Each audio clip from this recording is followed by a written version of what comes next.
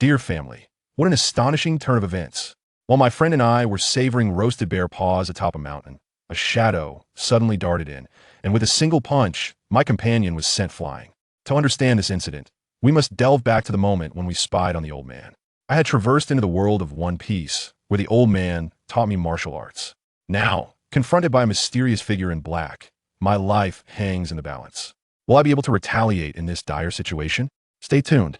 Let me tell you, had I not witnessed this with my own eyes, I would never have believed it. Just a moment prior, my friend and I were atop the mountain, indulging in roasted bear paws. And then, in an instant, a shadow zipped by, and with a resounding bang, my 2-meter-tall, 400-pound friend was sent hurtling away. He crashed into a stone mountain, and instantly his eyes rolled back me, dear family. Who can comprehend the magnitude of this dimensional blow? However, this tale begins a few hours earlier, when my friend and I, in a moment of mischief, decided to spy on the greasy old man in our village. My name is Tyson, and the bumbling, hefty lad beside me is my childhood friend, Mona. We were perched at the window, peering in on my dubious father, Charles, to see what antics he was up to. To my astonishment, the old man was seated opposite a captivating proprietress, lecherously tapping the table as he declared, "Bring me one, it must be different today." I thought to myself, what a lewd old man. The proprietress, equally sharp-witted, rolled her eyes and retorted, "You old rascal. In this shabby little bathhouse, how can you expect to find so many girls to swap out for you? Besides, just look at yourself, though. You still have time to indulge." Despite her words, her cheeks flushed, hinting at an unspoken subtext. The old man then quipped, "Enjoy the moment." The proprietress was left speechless, straightening her back and clapping her hands twice. "All right, to satisfy you, they'll fetch a hidden gem, guaranteed to be the last beauty of your life." At that instant, I wondered what stunning beauty was to appear. But when the door swung open, my eyes widened in shock. A dark, emaciated woman entered, resembling a ghost more than a living being. Had it not been broad daylight, I might have thought I was witnessing a haunting. The old man's smile instantly froze as he contemplated how to escape without shattering the young lad's dignity. Unable to contain myself, I burst into laughter and exclaimed, "Old man, you truly know how to enjoy life." Well, that stirred the hornet's nest. The old man's face darkened, and he bellowed, charging out after us. I grabbed Mona, that iron-head fool, and we took off. "Stop, you little rascals." His voice, filled with murderous intent, could be felt from 800 meters away. Upon reaching the seaside, I finally caught my breath. Indeed, I, Tyson, am a time traveler. In my previous life, I was a mere brick-moving wage slave. In the blink of an eye, I found myself as a 4-year-old child in this world of One Piece. Now, 6 years have passed, and I am 10 years old. The towering lad beside me, Mona, was taken in by the old man when he was just 3. The most absurd part is that I discovered this cursed place is indeed the world of One Piece set decades before Luffy set sail. By the time Luffy embarks on his adventure, he'll be a decrepit old man myself. Who can I turn to for justice in this matter? Around my neck hangs a golden Mickey Mouse key pendant, the sole remnant of the original owner's memories, purportedly bestowed by his father. Beyond that, there lies a haze of bloody recollections that brings me a headache upon contemplation. The one who rescued me is a one-armed gentleman named Charles, who claims to be a retired pirate. My companion, Mona, a simpleton, rubbed his belly and complained of hunger. Thus, it fell upon me to attend to his needs. We gathered our fishing nets and ventured into the mountains, where we ensnared a formidable black bear measuring over 4 meters in length. We rushed to our secret base, the pinnacle of the island, and with a flurry of activity, we prepared a feast of steamed seafood and roasted bear po in aromatic delight. As we dined, this simpleton kept piling food into my bowl, exclaiming, "Boss, eat more. You're looking thin." I playfully thumped him on the head, retorting, "Fool, am growing my intellect." Truth be told, these past few years, though uneventful, have been quite pleasant with such a steadfast companion by my side. After satisfying our appetites, we meandered back to the village. Drawing upon my architectural knowledge from a previous life, I modernized many houses in the village, earning me the moniker of Little Genius from the villagers. Upon returning home, I made a beeline for the training room, where the old man awaited us with a scowl. He held a bamboo sword across his lap, his demeanor decidedly unfriendly. He announced a change in the rules, declaring that he would personally participate as my sparring partner. Initially, I felt defiant, eager to showcase my new techniques. However, my friend Mona charged in first, his 200-pound frame resembling a small tank. The old man merely sidestepped, delivering a single punch that sent my friend flying, akin to a bowling ball striking pins knocked out cold. When my turn came, I gripped the bamboo sword tightly and lunged forward with all my might. To my astonishment, the old man vanished in an instant. Stunned, I wondered what sorcery this was. Suddenly, I felt a sharp impact on my head. The old man had concealed his prowess too well. His speed and footwork resembled the Soru technique from the Navy's 6 powers. Endowed with an innate observation Haki, though not weak, I had never faced an opponent with such velocity. I closed my eyes, concentrating fully on my perceptions. We exchanged dozens of blows, yet I ultimately found myself on one knee, drenched in sweat. Panting, the old man remarked, "Your observation Haki is indeed a prodigious talent. Unfortunately, I cannot teach you the 6 powers just yet. You are still young, and it may hinder your development." Intrigued, I cautiously inquired, "What exactly is your role? Are you with the Navy or CP?" He did not respond, instead questioning me about my dreams. I nonchalantly replied, "To become a pirate and explore the vast seas." The moment those words escaped my lips, he erupted, "What did you say? A pirate?" His expression resembled that of a beast ready to devour. A fist the size of a sandbag struck my face before I could react. I crossed my arms in a futile attempt to shield myself, yet I was nonetheless sent crashing into the wall of the training room, leaving a considerable dent with a metallic taste of blood in my mouth. "You little brat, you dare to dream of becoming a pirate? I shall obliterate this shameless notion from your mind today." And thus began a brutal onslaught on the following day. The old man indeed stepped out, leaving for several days, which filled me with an unsettling sense of foreboding. By the 5th day, while Mona and I were atop the mountain enjoying grilled meat, my innate observation Haki suddenly blared its alarm. I bellowed, "Who's there? Come out." And then, that fateful scene unfolded. A man clad in black with a hat emerged, swiftly delivering a single punch that incapacitated my friend. He referred to me as the fugitive of the Oles family, and even uttered a curse against my father, Chazies, Charles himself. At that moment, my mind was overwhelmed with a cacophony of thoughts. This adversary also wielded the 6 styles, moving with astonishing speed. I managed to evade his strikes a dozen times thanks to my observation Haki, yet my stamina was waning. As I felt myself nearing my limits, I decided to take a gamble and reach for the novice gift package bestowed upon me by the system of bottle of small pills.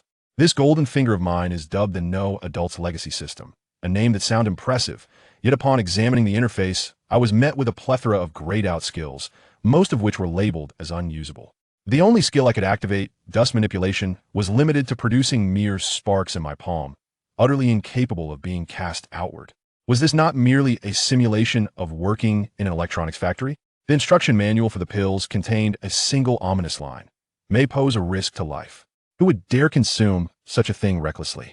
While I hesitated, bang, a powerful punch struck my abdomen, sending me flying and crashing against the rocky mountainside, blood gushing from my mouth uncontrollably. The life-saving pills flew from my grasp. The man in black leisurely approached, picked up the bottle, scrutinized it, then disdainfully tossed it aside, exclaiming, "Tisish, how dull. What use is a healing pill at this point?" I was on the brink of death. My body felt as though it had been dismantled, and I sensed I was about to meet my demise. There he was, posing as a formidable foe, wearing an expression that seemed to say, "You are already a corpse."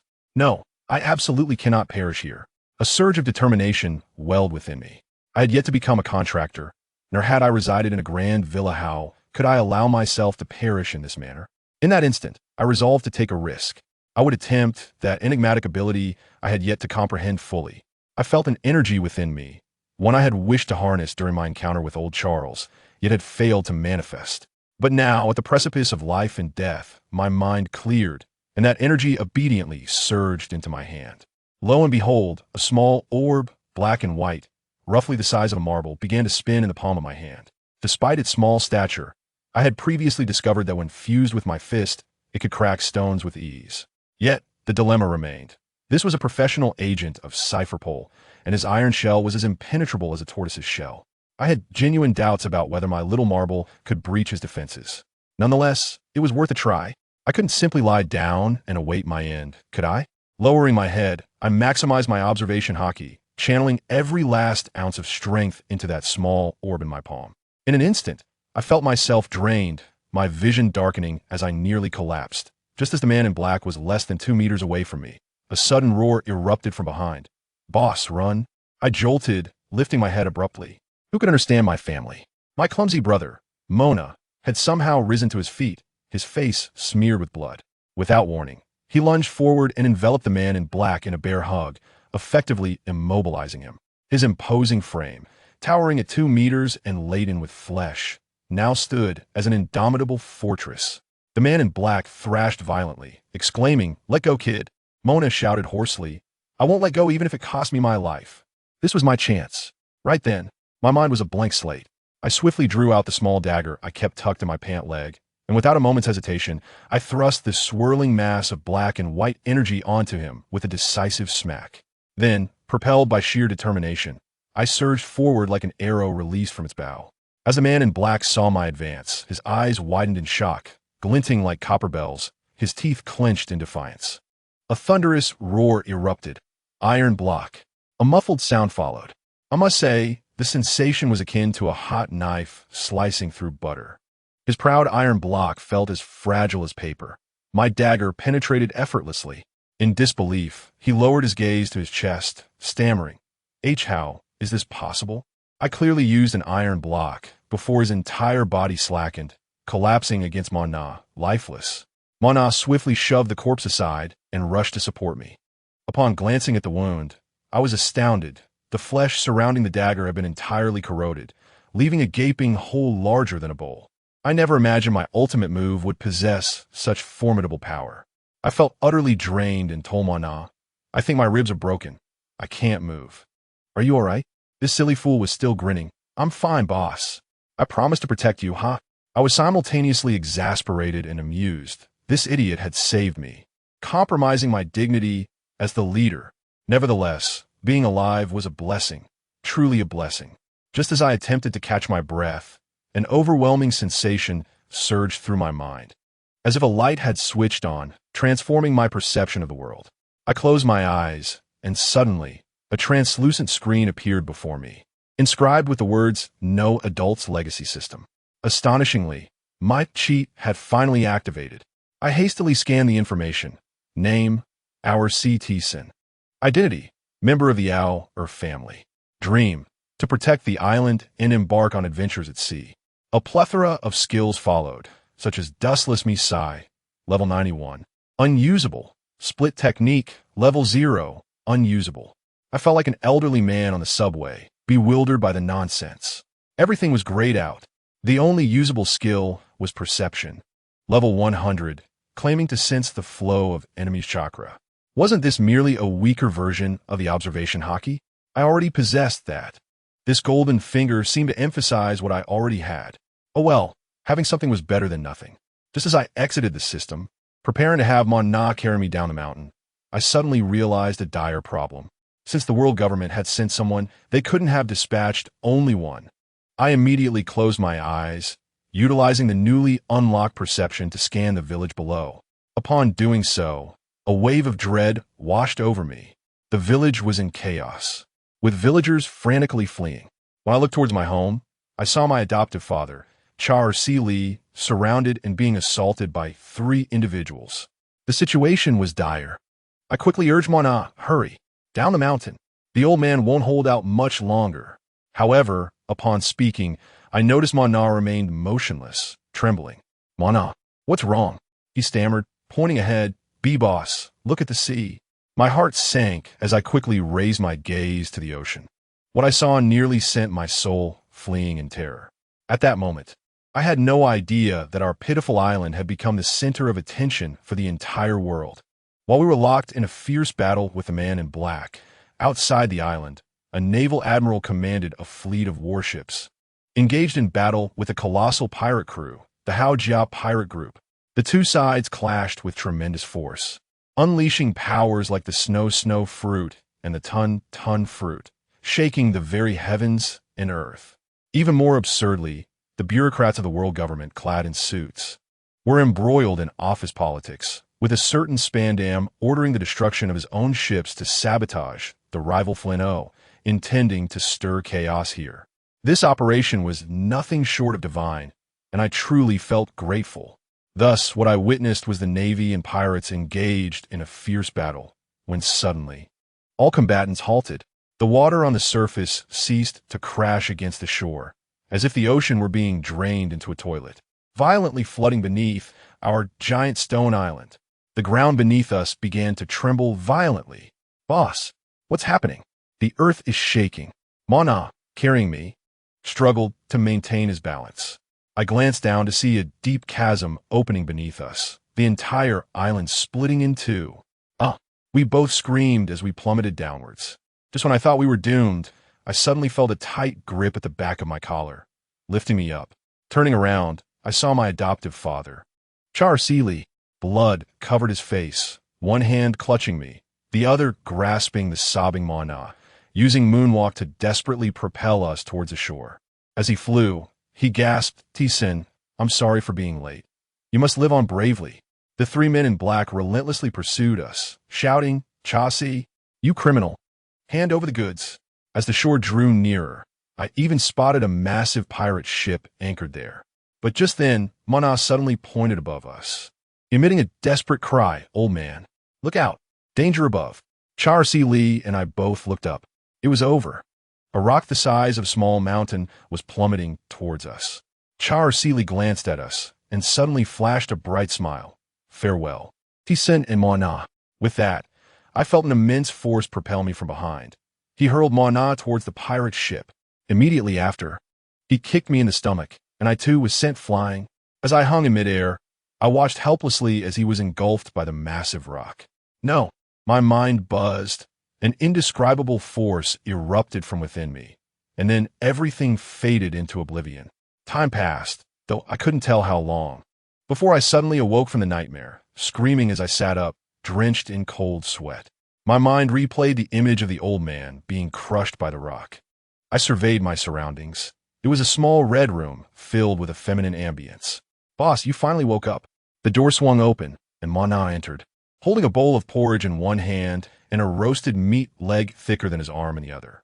"Where's this?" My throat felt parched. On the pirate ship, we were rescued by a sister named Gina. I took the porridge, but remained motionless for a while. Seeing my state, Mana plopped down on the floor, bursting into tears. "Boss, the old man is gone. The village is gone. The island is gone. What have we done wrong?"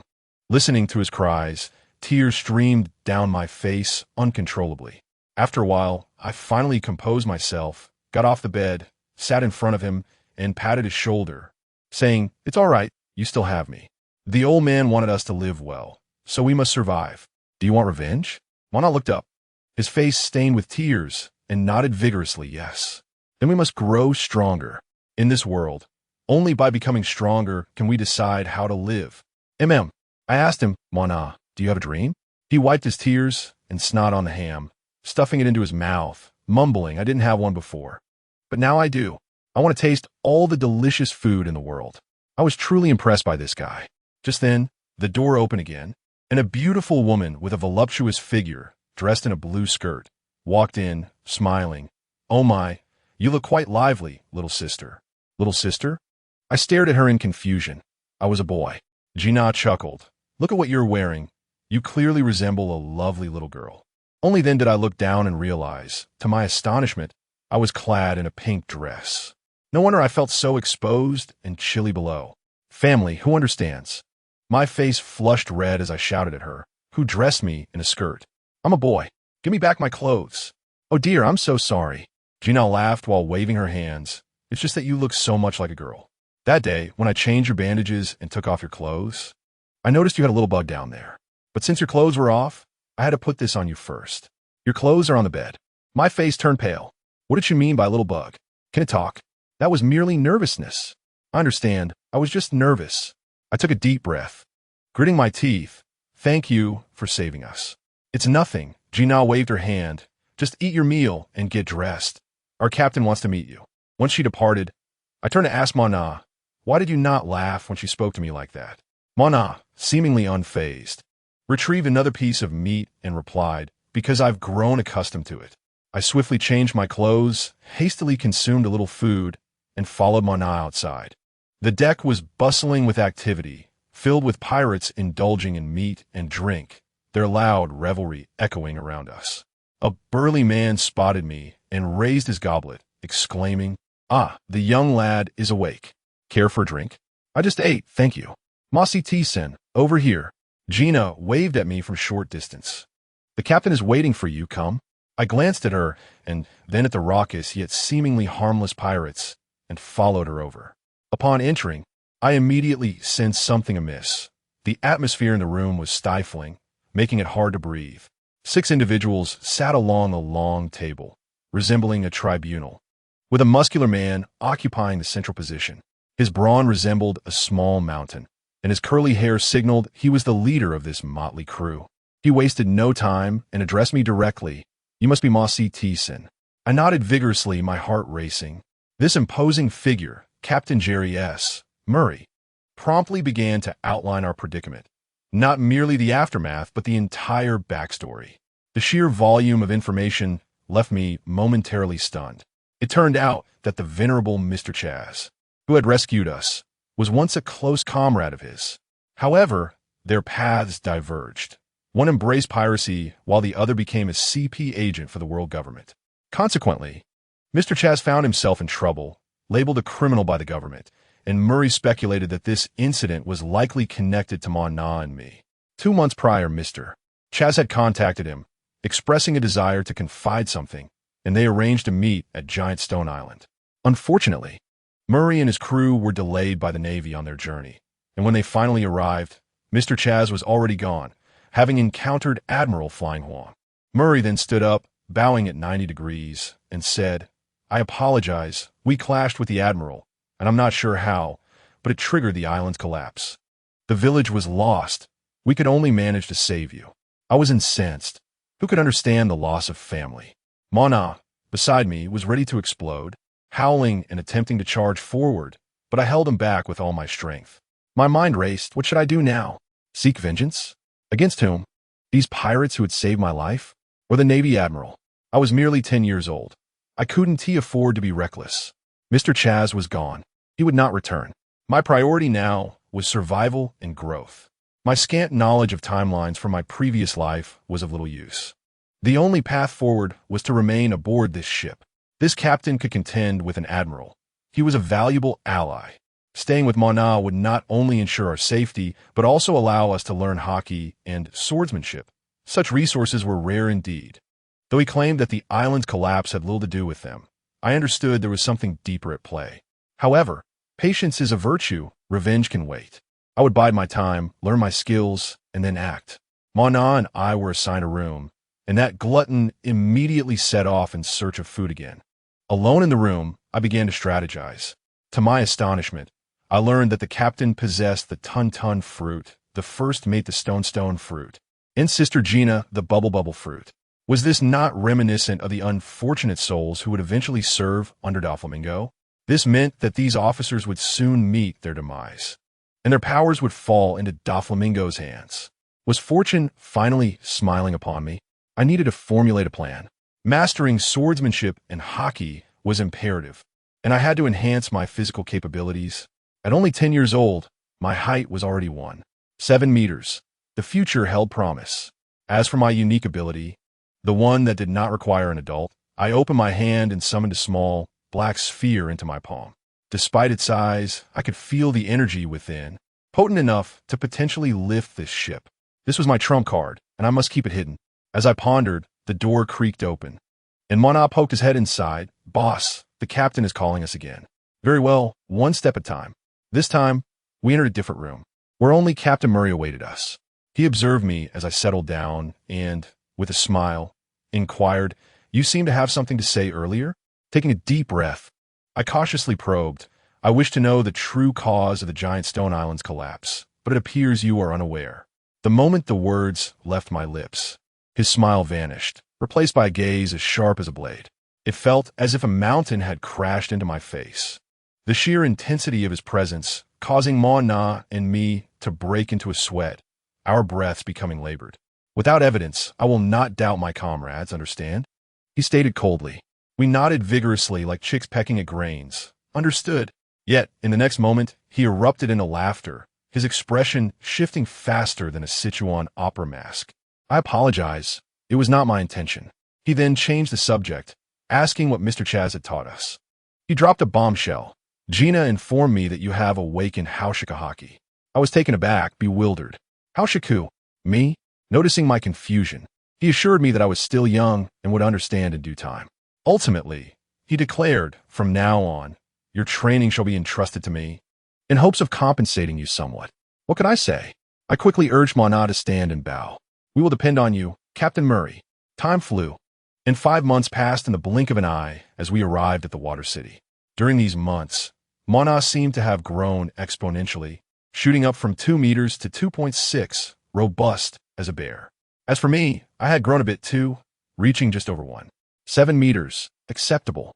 We had just settled at a tavern when Mana, ravenously devouring a large piece of roasted meat, was interrupted by Gina, who rushed in, panic evident on her face. "The Navy has arrived.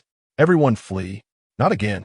And leading the charge was none other than Admiral Flying Huang and Rear Admiral Shan Tuan. We joined the throng, sprinting towards the seaside, but found ourselves cornered, trapped between the advancing admiral and the pursuing forces. Officer Yerna stepped forward to hold off the rear admiral, while Sister Gina led us in a desperate attempt to break through. However, we hadn't gotten far when a Navy major materialized before us, engaging Gina in combat. She urged us to escape, assuring us she could handle it. Though I wished to assist, I recognized that my presence would only be a burden. Just as Ma Na and I prepared to circumvent the confrontation, I sensed danger. Shoving Ma Na aside and executing a backflip. Bang! A bullet hole appeared where Ma Na had just been standing. A major and a lieutenant closed in on us. The major, brimming with arrogance, pointed to himself, declaring, "I am Faru, proficient in 3 of the 6 styles." I almost laughed. What folly was this? Announcing your skills before a fight? Was he attempting a novel form of self-detonation? He even had the audacity to call me a man-woman. I was incensed. That term was my Achilles heel. My rage surged. I drew my sword without hesitation, channeling the dark energy of the dust fruit into my blade. The fool regarded me with disdain, believing my attack could not penetrate his iron defense. With a swift thrust, my sword pierced through him effortlessly.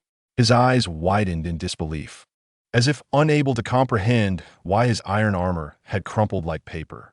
Once I dealt with him, I turned to find Ma Na had subdued the lieutenant, who was now slumped against the wall, panting. Though covered in blood, he had emerged victorious. We hastened back to find Gina, only to discover her locked in a fierce struggle with the major, both nearing their limits. But Gina appeared to be in worse condition. The major, named Daishur, was taken aback upon seeing us. He clearly hadn't anticipated the swift defeat of his subordinates. He retrieved a den mushy, spoke briefly, then hung up, fixing his murderous gaze on me. I clearly heard the voice on the other end. It was Rear Admiral Shan Tuan, instructing, "If you can't capture them, kill them." Indeed, it was this very Rear Admiral Shan Tuan. The accounts of Jushur Island are set to be settled today. As I gazed upon the formidable armed hue adorning my opponent's arm, I recognized the strength he possessed. However, I'm not the same person I was 5 months ago.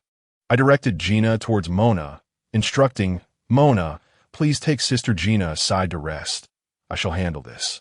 Sister Gina attempted to intervene, but Mona firmly grasped her arm and, with unwavering resolve, urged, "Come with me, Sister Gina, trust the captain." I could sense Gina's profound worry. After all, I am merely 10 years old and rather handsome. Yet, a mere glance from me conveyed unwavering confidence. "Rest assured, believe in me." With a lingering sense of doubt, Sister Gina finally followed Mona to safety. As for me, I swiftly turned around and unsheathed my sword with a flourish. The black and white energies swirled around the blade like a tempest. The young Rear Admiral, Daishur, stood dumbfounded, questioning aloud, "Are you a devil fruit user?" What a ridiculous inquiry. He continued to analyze, muttering that it was no wonder I had dispatched his 2 subordinates.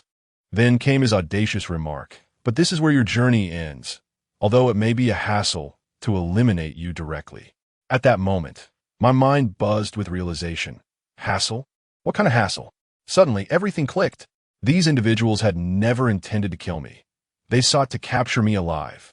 No wonder that previous colonel had attacked Mona with lethal intent, despite my seemingly more vulnerable appearance. He had avoided me, focusing solely on delivering blows. It became clear he feared harming me. Recalling his conversation with that general of the mountain regiment, I sensed a larger plot unfolding. However, inquiring now would be futile. I must first subdue him. The rear admiral, growing impatient with my inaction, darted forward with a swift movement. The technique known as Soru in the Navy's 6 styles. Those in the know understand. Yet, I was already operating my Kinbunchika Haki, my senses heightened, and I discerned his approach from the left. I retaliated with a sword strike, successfully parrying his attack. The clash produced a resounding noise. I assure you, the force was tremendous. My arm went numb, and my teeth nearly shattered from the impact. Yet I held my ground. The rear admiral was equally bewildered. How could a mere 10-year-old child withstand a punch infused with 6 or 7 parts of his strength? Little did he know that my small frame concealed extraordinary power. Just as he prepared to exert more force, his expression shifted. He realized his fist, enveloped in the aura of Haki, began to throb with pain. Lowering his gaze, he discovered a cut on his fist. Not merely a gash, but a small section had melted away. My goodness, I was astonished. My dust release energy could even dissolve Haki? This was truly remarkable. Initially, I approached this with a mere experimental mindset, unaware of its potency. A technique capable of disassembling all matter is no idle boast. However, I soon recognized that the energies swirling around my sword had diminished significantly. Understood, in exchange, my energy countered his Haki. Without hesitation, I intensified my output. The rear admiral, frightened, withdrew his hand and leaped back, glancing at the shallow sword mark on his fist, his back drenched in sweat. Had I delayed for even a fraction of a second longer, his fingers would have melted away like ice cream. The rear admiral now regarded me with newfound apprehension, beads of sweat cascading down his brow. He was undoubtedly calculating his next move. This young boy possesses Kinbunchika Haki. Ambush tactics are futile. His Haki cannot withstand the peculiar energy I wield. It will be disintegrated. He assumed I was some kind of superhuman with a dissolving devil fruit, and thus could not afford to prolong the encounter. Upon realizing this, his demeanor shifted, activating his Haki to its fullest extent, preparing to engage me in a fierce battle. He charged toward me with another Soru. Initially, I was prepared to unleash my full power, but then I reconsidered. Wait, this fellow had just fought Sister Gina. His stamina must be waning. I could outlast him. I would play his game. With my senses fully attuned, I noted what? Coming from the left again? Did he not learn his lesson? Just as I contemplated this, a tremendous force struck me, sending me hurtling through the air. How reckless of me! I landed and rolled several times before regaining my footing, instantly comprehending the ruse. He had feigned an attack with the same technique. But the strength was on an entirely different level, banking on my inability to react. Indeed, the rear admiral, witnessing the effectiveness of his ploy, launched another assault, this time from the right, with even greater ferocity. Did he intend to eliminate me before my stamina depleted? How naive! This time, I would not fall for his trickery. Gripping my sword with both hands, I channeled all my black and white energy into a formidable strike. Crescent Moon Slash. A crescent-shaped arc of sword light flashed as our forms crossed. I slowly sheathed my sword while the rear admiral, Daisher, gazed down at his chest, where a wound lay deep enough to reveal his innards, slowly being disassembled by my energy. He collapsed face first to the ground. Exhausted, I gasped for breath. This technique had been my trump card, honed over 5 months under Captain Moley's guidance. Sister Gina, her mouth agape in astonishment, rushed over to inquire how I had grown so formidable, even questioning if I had become a devil fruit user. What could I say? I couldn't reveal that I had traversed here from another world, bearing the legacy of a ninja. I could only fabricate a response, claiming to possess the abilities of the melt fruit. Clever little Mona also joined in to support my ruse. Just as we were about to return to the ship, an unsettling feeling washed over me, prompting me to glance back in a particular direction. Those who understand the sensation of being watched will relate. Yet, I said nothing and continued walking with Sister Gina. Clarity struck me. The figure hiding behind the rocks was none other than our ship's first mate, Stona, the user of the stone fruit. This scoundrel was undoubtedly a traitor. However, voicing my suspicions now would yield disbelief from the captain. I had to bide my time. Upon returning to the ship, Captain Moley had also arrived, accompanied by an irate Navy admiral. The captain appeared to have the upper hand, laughing heartily, exuding charm. A grand celebration unfolded aboard the ship, commemorating our successful escape from the Water 7. Everyone reveled in drink and merriment, while I leaned against the ship's edge, sipping milk. My thoughts consumed by the notion of a traitor among us. Such workplace turmoil, with a double agent lurking nearby, made restful sleep elusive. That night, I clandestinely sought out Sister Gina, confiding my suspicions. She revealed that both she and the captain had harbored doubts about Stona, but lacked tangible evidence. The captain, being a sentimental man, would not act against his own without ironclad proof. Oh, how this troubled me. Days passed, and Newsbird arrived, dropping a multitude of bounty notices. Sister Gina rushed over with two in hand, her expression fraught with concern. I took them and was taken aback. The photographs were quite flattering, displaying the following: the heroic pirate crew, the jade-faced man, Elstis Bounty, 40 million berries.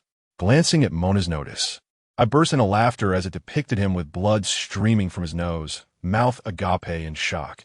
Little giant, facing Mona, Bounty, 15 million berries. Mona was instantly indignant, exclaiming, "What? Only 15 million? Who do they think they're looking down on?" Sister Gina swiftly delivered a playful punch to his head, admonishing, "You foolish boy, do you think it's too little?"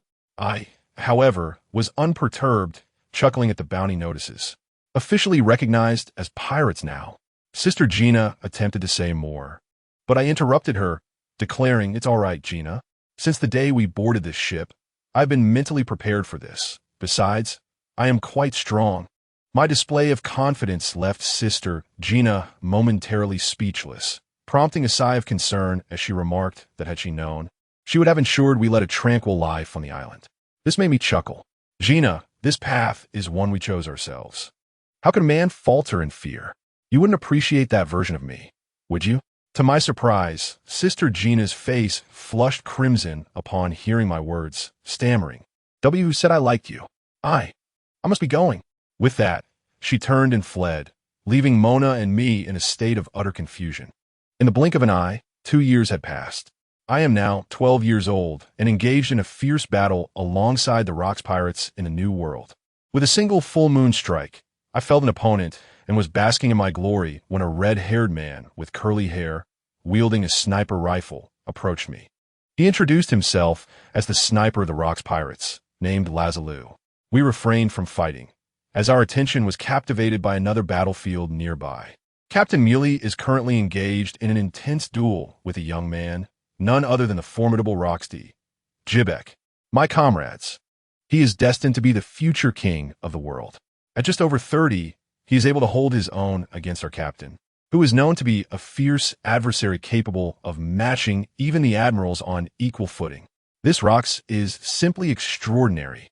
I, along with the red-haired lad named Laziri, stand by, exchanging banter while observing the battle. I deliberately provoke him, suggesting that our captain has been fighting for quite some time without using his abilities, implying that he must possess a worthless fruit. This infuriates the red-haired one, who retorts vehemently, insisting our captain does not have a trash fruit, as he is a natural type. Ha ha ha. He inadvertently let slip the truth. What a quintessential case of verbal prowess. I couldn't help but laugh. Oh, a natural type. Thank you, red-haired. He was so upset that his face turned shade of green. Ultimately, the duel between the captain and Rox ended in a stalemate, with both sides retreating. Gazing at Captain Muley's somewhat despondent silhouette, I suddenly felt an overwhelming sense of melancholy. I recalled the fate of Whitebeard, and I certainly do not wish to suffer a similar fate of age-related ailments, betrayed by my own comrades in the years to come. No, I must devise a plan. I must grow stronger, strong enough to seize control of my destiny. Time flew by rapidly, and several years later, we arrived at the little garden. Each day, Mona and I trained vigorously, pushing each other to our limits. Now, when we spar, the surrounding terrain transforms into a flat plain. Mona, having grown nearly 4 meters tall, resembles a small giant, and he has developed his Haki. As for me, I have made significant progress, but to defeat him, I still rely on my dust release technique. The black-and-white energy sphere in my hand has grown from the size of a thumb to that of a fist. However, there remains an issue. Overuse leads to exhaustion, akin to depleting chakra. On one occasion, I nearly perished due to overexertion. Since then, I have learned to hold back in battle, ensuring I do not deplete my energy reserves in one go. Fortunately, as my body continues to grow stronger, my energy limits have also increased. As we were engrossed in our training, I executed a full moon slash, and we both separated, glancing at each other with a sense of admiration. This lad has improved remarkably. I must employ my dust release to secure a victory against him. Mona, let us call it a day. We need to head out soon, as the captain seems to have something important to discuss. I sheathed my sword, recalling Gina's earlier reminder, and we ceased our training. Let us go find Sister Gina. We hurriedly made our way to Gina, only to discover that everyone had gathered, resembling a rallying conference. Captain Muley was in the midst of bidding farewell to two colossal figures. I must say, those giants are indeed massive. During these past few months, I have often perched upon their shoulders to enjoy the view, feeling akin to a figurine. Once the giants concluded their conversation, Captain Muley straightened up, exuding a commanding presence, and bellowed, "Brothers, do you all know what we are about to do today?" The crowd roared with enthusiasm, fists clenched tightly, shouting in unison, "Rescue Vice Captain." "Yes, damn the Navy for daring to harm our people." Captain Muley raised his hand, and the entire assembly fell silent. I must say, he has mastered this commanding aura. A month ago, we learned that the Navy escorting Vice Captain Stona would be passing through our waters in the coming days. So, everyone stay alert. Oh, don't worry, Captain. We will certainly rescue Brother Stona. Witnessing the fervor in the crowd, my heart raced with apprehension. Does anyone understand? I have sensed something amiss with Vice Captain Stona for the past 4 years. He exudes an aura of treachery. Yet, for 4 years, he has remained silent, behaving as meekly as a quail, leading even the captain, who once harbored doubts, to trust him completely. However, I remain convinced that the collapse of Giant Stone Island is undoubtedly linked to him. The Navy and the world government thrive on deception. I pondered that this situation is likely a trap. When the battle ensues, I must have a plan for escape, lest I fall victim without understanding how. Let us set sail. With the captain's command, the fleet moved steadily toward the ship. However, he did not proceed directly, but instead approached me. "Captain, is there something you need?" "Tyson." He gazed at me, his expression complex. "I know you have always suspected Stona. However, he has been with us for 6 years, and I do not wish to doubt any of my comrades." The old man sighed, his hair notably graying. "If he truly is an undercover agent, I will personally deal with him." I looked at him. This man, now 52 years old, while he possesses immense strength, his stamina has waned. Over these years, he has selflessly taught me swordsmanship and Haki, for which I owe him a great deal. What more can I say? I nodded solemnly. "Captain, rest assured, as long as I remain a member of the Haiua Pirates, I will follow your lead. Thank you for looking after me these years." "Ha, that is all I need to hear." The old captain patted my shoulder with a sense of relief, and then turned to rejoin the main group. We bid farewell to the two giants, the scene reminiscent of an animated film, with the giants laughing heartily and reminding me to bring them new weapons next time. Yet, our spirits were still high with excitement. Guess what? The Navy had already laid an intricate trap. At Marant Ford, the Navy headquarters, Admiral Flying Huang convened a high-level meeting. Admiral Flying Huang is already in position. The Haiua Pirates will undoubtedly come to rescue. This time, the world government has orchestrated a grand scheme, and none must escape. 1 admiral, 8 vice admirals. This is insufficient. Dispatch another vice admiral for support. I want to ensnare them all. Goodness, this display is reminiscent of a banquet invitation.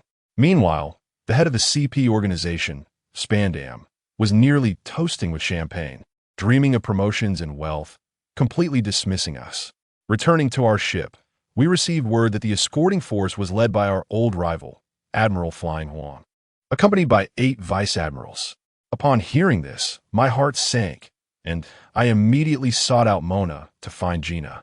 "Gina, what are your thoughts on this situation?" Gina, ever the fierce warrior, sharpened her blade and stated, "The captain saved my life. Even if I die this time, I will fight to the end. As for you two, if there's a chance, run. Don't follow us to your demise. I shook my head and produced 3 small wooden barrels, one for each of us. Let us assess the situation first. These could be lifesavers. Gina, intrigued, asked, "Were these treasures?" Don't ask. They are for survival. I was exasperated. Even in such dire circumstances, she remained as curious as ever. Soon the ship docked. Captain Muley emerged from the cabin, waving his hand. The Navy is on the island ahead. Prepare for battle. Oh. We charged off the ship with fervor. On the opposing island, the Navy was already lined up like a dark mass, with Admiral Flying Huang at the forefront, followed by 8 vice admirals. At the back there sat Stona, shackled and battered, with his head bowed, looking like a bloodied wretch. They have arrived. Admiral Flying Huang narrowed his eyes. All units, prepare. A Navy soldier shouted, listing our bounties. The Captain Muley has a bounty of 780 million. The ship's doctor, Tadon, 360 million. Combatant Erna, 230 million. And those 2 newcomers, the masked one, Tyson, 80 million. The small giant, Mona, 55 million. Hey, my bounty has gone up. As soon as he finished, a bearded vice admiral stepped forward, pointing at Mona and me. Those 2 brats are mine. I roll my eyes. Seriously? A vice admiral from the headquarters wants to take on us, 2 newcomers? How shameless can one be? Admiral Flying Huang barely raised an eyebrow. Vice Admiral Shanton. Then they are yours. And thus, the battle commenced. Captain Moley soared into the sky, engaging in fierce combat with General Fei Huang. Below, 2 factions clashed violently, swords flashing and battle cries echoing. Mona and I were on the lookout for an easy target when a certain General Shanton appeared before us, as if he had teleported. You 2 little brats, there's no escape today. His face was fierce, resembling that of a predator ready to pounce. My heart sank. This was no ordinary general. Sister Gina had mentioned that his dual-color domineering aura was exceptionally strong, proficient in all 6 forms, and even capable of life restoration. A true hexagonal warrior. Together, Mona and I were hardly a match for him. I quickly devised a strategy to buy time. General, it seems we have not met before. Why are you fixated on us? It is only natural for the Navy to capture pirates, he retorted, though his gaze remained fixed on me. Moreover, the world government's possessions are not easily obtained. Old Orsi must have passed something to you before his demise, right? A jolt of realization struck me, though I maintained my composure. He must be referring to the map my father had given me. I feigned ignorance, scratching my head. What are you talking about? Oh, that? I sold it ages ago. What did you say? Shanton was instantly agitated. Who did you sell it to? When? I forgot. You little brat. I will make you remember. He bellowed, launching a punch at me. I was prepared, dodging to the side, and shouted to Mona, "Mona, it's time to test our 4 years of training. You take the left, I'll take the right. Don't confront him head on." Understood, boss. Mona roared, his towering figure charging forward with fists the size of sandbags. I drew my sword, coating it with armed Haki, and we launched our assault for both sides. However, I was still too inexperienced. Shanton barely glanced at Mona, countering with a single punch that sent him flying, as if he were baseball. Then he effortlessly caught my sword with his dark arm. The clash resonated loudly, sparks flying. There wasn't even a mark on his arm. I cursed inwardly. Was that armed Haki forged for vibranium? Mona cringed in pain, clutching his arm. Just as I leaped away, Shanton grinned maliciously. Little brat, even if you have awakened armed Haki, what difference does it make? Your level is akin to mere tickling. I shall deal with that little giant first, then you. With that, he dashed towards Mona. I could not allow that to happen. I concentrated my chakra into my sword, and the air around the blade surged. Stop right there. I slashed, and Shanton turned to block, the force of my strike surprisingly pushing him back a step, causing a scrape on his arm. He glanced at the wound, his expression shifting to one of shock and anger. So it's the wrong fruit. No wonder it can breach my defense. But one team matter. With incredible speed, he executed a Soru, followed by Tekai, and launched a barrage of powerful attacks. I barely dodged his Gale kick, which shattered my sword energy, and he closed in, unleashing an iron block followed by another Tekai from above. I narrowly evaded, and just then, a recovering Mona delivered a punch to Shanton's face, sending him sprawling. Seizing the moment, I raised my sword with both hands. To my astonishment, Shanton opted to endure Mona's blow instead of eliminating me first. He swiftly turned, delivering a devastating punch, imbued with armed Haki, directly to my chest. I coughed up blood, propelled backward like a kite with its string cut, feeling as if my insides were shattered, my vision fading to black. Boss!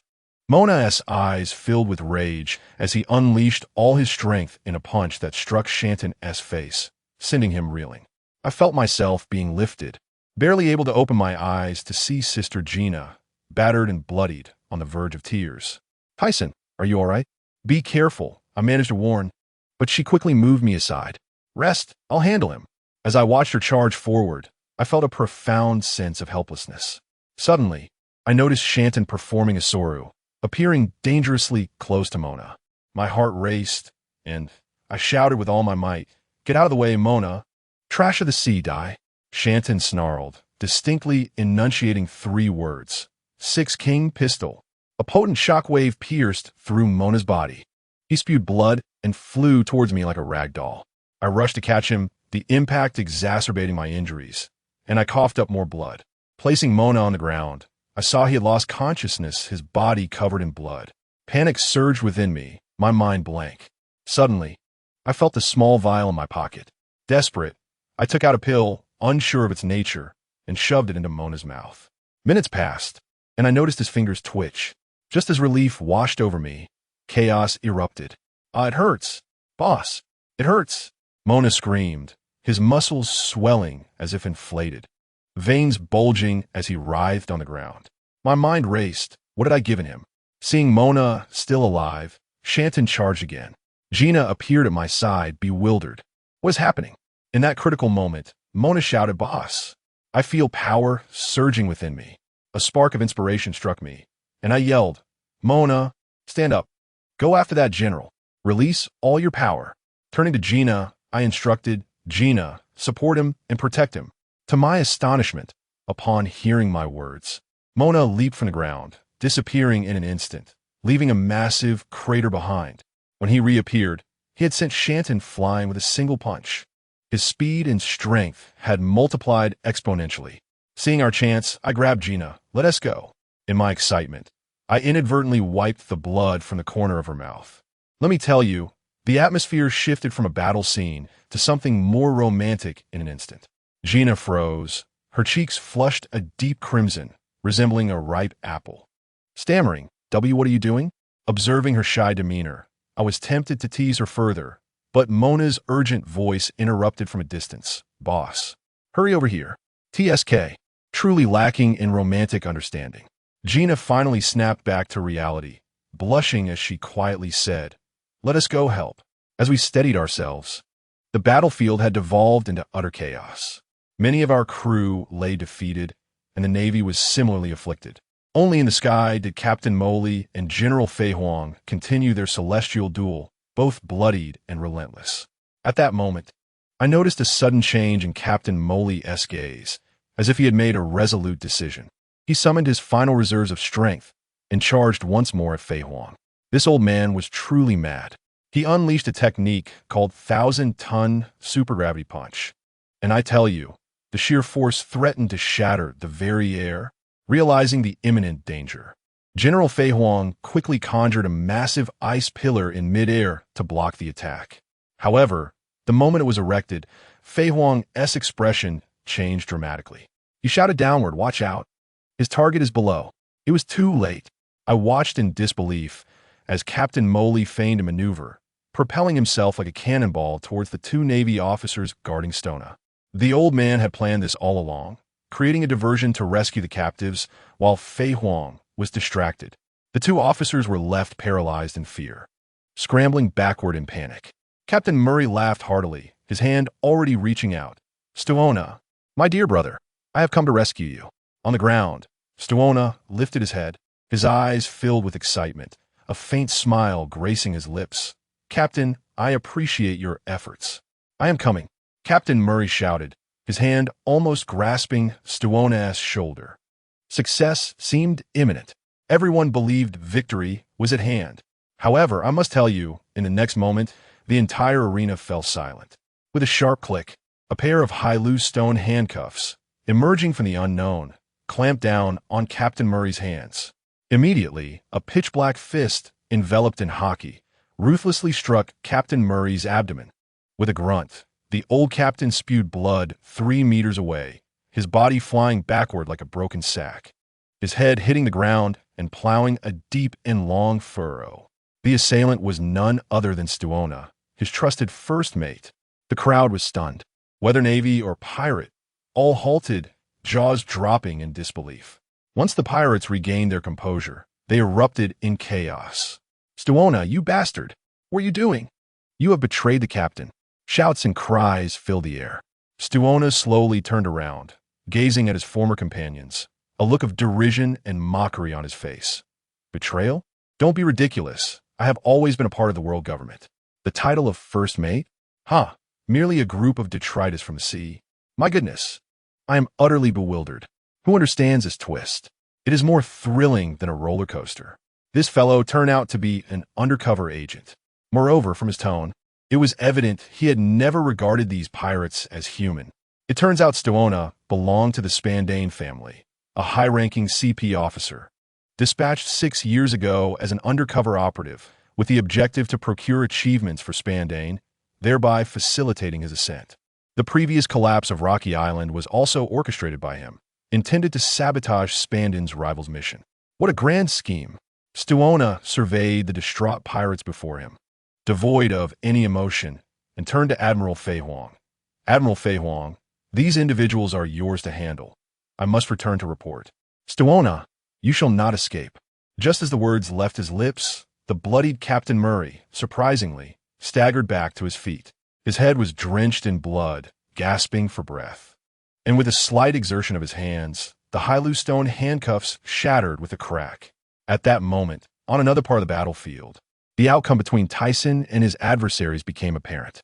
General Shanton lay injured, like a pile of mud on the ground, utterly motionless. Meanwhile, Tyson had also emerged battered yet victorious, kneeling on one knee, propping himself up with his sword. Mona was in a worse state, covered in congealed blood and filth, having lost consciousness. Gina had also fainted, likely with broken shoulder bones. Tyson, dragging his injured body, approached General Shanton, sword tip at his throat. "Tell me about the Oles family, and I shall spare you." General Shanton struggled to lift his head, blood still oozing from his mouth. "Do you think killing me will allow you to escape? Naive.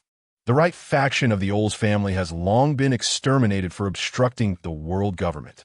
Who would have thought there would be a survivor like you? But it matters not. You shall die here as well." With that, he drew his last breath. Tyson's eyes turned cold as he swiftly ended General Shanton's life with a single stroke. Upon learning this cruel truth, he closed his eyes and fought against despair, then opened them to witness the betrayal unfolding in the distance. He understood that Captain Murray, even knowing it was a trap, had to attempt a rescue. Otherwise, his authority as captain would be shattered, and the crew's loyalty would dissipate. But Tyson was different. He only wished to survive. He hoisted the unconscious Mona and Gina, turning away from the main ship. He had done all he could. There was no need to sacrifice his life as well. On the other side, Captain Murray ultimately found himself outnumbered. He was old and wounded, brutally betrayed by his most trusted comrade. Confronted by Fei Huang and the concealed strength of Stuona, he was soon rendered incapable of standing. After exchanging a few harsh words, Stuona deemed him a nuisance and made his exit. Fei Huang surveyed the chaotic battlefield and ordered the Navy to cease hostilities. He sat beside Captain Murray, lighting a cigarette. "Murray, who would have thought that after over a decade of rivalry, we would end up like this? Do you have any final words?" Captain Murray's gaze was vacant. Betrayed by a brother with whom he had shared 6 years, his heart had withered. He slowly lifted his head, a glimmer of light returning to his eyes. "Could you spare my crew? Just capturing me would suffice." Fei Huang shook his head. "You know it is impossible." Captain Murray smiled bitterly, resting his head back on the ground, murmuring to himself, "I have truly failed as a captain. I should have listened to that little brat. Yet, I harbor no regrets, for this is who I am." Suddenly, he laughed, summoning his last ounce of strength to say, Fei Huang. I do not wish to be imprisoned and impelled down. Grant me a swift end. Meanwhile, Tyson, carrying the two unconscious individuals, did not return to the main ship, but instead sought a small boat to escape. As he watched the island recede into the distance, a multitude of emotions swirled within him. He felt somewhat guilty towards the old captain, yet believed he had acted correctly in prioritizing survival. Just as he began to feel a sense of relief, he sensed something was amiss. Upon looking up, he was taken aback to find naval ships encircling him from all directions. This situation was akin to stirring a hornet's nest. No, I cannot die here. Tyson's eyes reddened as he prepared to leap into the sea to seize a ship. Suddenly, he heard a deafening sound of cannon fire. Countless cannonballs rained down upon his small boat like a deluge. Fire! Fire! Leave none alive! A vice admiral barked orders from a warship. Boom! The small boat was instantly reduced to splinters. 3 days later, news worldwide reported the complete annihilation of the hero pirates, with not a single survivor. However, in a certain stretch of the Grand Line, a pale yet exquisitely handsome figure, clutching a piece of wood, slowly opened his eyes. Where's this? Tyson awoke to the boundless sea, feeling cold and famished. He recalled the destruction of the small boat and wondered where Mona and Gina had ended up. From his pocket, he retrieved a small wooden barrel, an emergency supply he had prepared, containing water and dried meat. Gulping down greedily, he nibbled on the dried meat and gradually regained some strength. He thought, as long as he could drift to an island or encounter a passing ship. Suddenly, he noticed something was off. Why was the sea so devoid of wind? Not a single ripple disturbed its surface. It was as calm as a mirror. Oh no, the doldrums! Tyson felt as if he could die from despair. Having narrowly escaped death, he had drifted into this cursed place. Without wind, he could only wait for death. And to make matters worse, it seemed the very thing he feared was approaching. With a sudden whoosh, the water beside him began to bubble, and an enormous shadow emerged from beneath the surface. Tyson looked up in horror. It was a colossal frog-like sea king, its single eye larger than his entire body. The eye turned, locking onto him, and a massive webbed hand slowly rose, poised to strike. Tyson felt despair wash over him. Just as he had escaped one peril, he was about to fall into another. In that critical moment, a strange surge of psychic energy uncontrollably emanated from him. The Sea King paused momentarily, but the next second, it seemed even angrier, its hand descending with greater speed. Damn it! Tyson shut his eyes. Snake fist. Bang! A resounding crash echoed. The death he had anticipated did not come. When he opened his eyes, he beheld a slender and stunning woman, her right arm adorned with azure scales, delivering a single punch that sent the monstrous beast back into the depths. My goodness, this woman is incredible. She swiftly approached Tyson, lifting him and transporting him onto a grand ship. Have you encountered a disaster? How could you be in the doldrums? Upon glancing around the ship, Tyson was astonished to find it filled entirely with women, each dressed in progressively less attire. His mind raced at lightning speed as he quickly transformed into a dramatic character. With one hand covering his eyes, he adopted the most pitiful tone, saying, "My name is Orsidy-Sin, and my family is engaged in commerce. We encountered a storm, and my family is in distress." The enchanting snake queen nodded and replied, "We are the vessel of the Amazon Baiha 9 snakes. I am the snake, Queen Sharuilla. Will you accompany us? Or would you prefer to disembark?" In his heart, Tyson cursed. Am I supposed to jump overboard to feed the fish, dear lady? However, he was aware that the 9 snakes did not keep men aboard, so he continued to feign misery. The snake queen seemed somewhat impatient, stating, "We the 9 snakes do not retain outsiders, especially men. However, there is some leniency for women, so please respond." Upon hearing this, Tyson immediately raised his head, a torrent of disbelief flooding his mind. She thinks I am a woman? This is an utter humiliation. Yet his survival instinct was strong, and he promptly bowed, saying, "I wish to remain aboard." "Thank you." "Fine, a woman is a woman. Preserving life is paramount. Take her to change clothes and fetch some food," commanded the Snake Queen. A female giant, roughly the height of Mona, escorted him into the cabin and returned with food and clothing. Tyson opened it, and he was instantly petrified. It was a piece of women's lingerie, a bikini style. His entire being felt as though it were cracking, and he could only force himself to say, "I apologize, sister. But do you have something less revealing?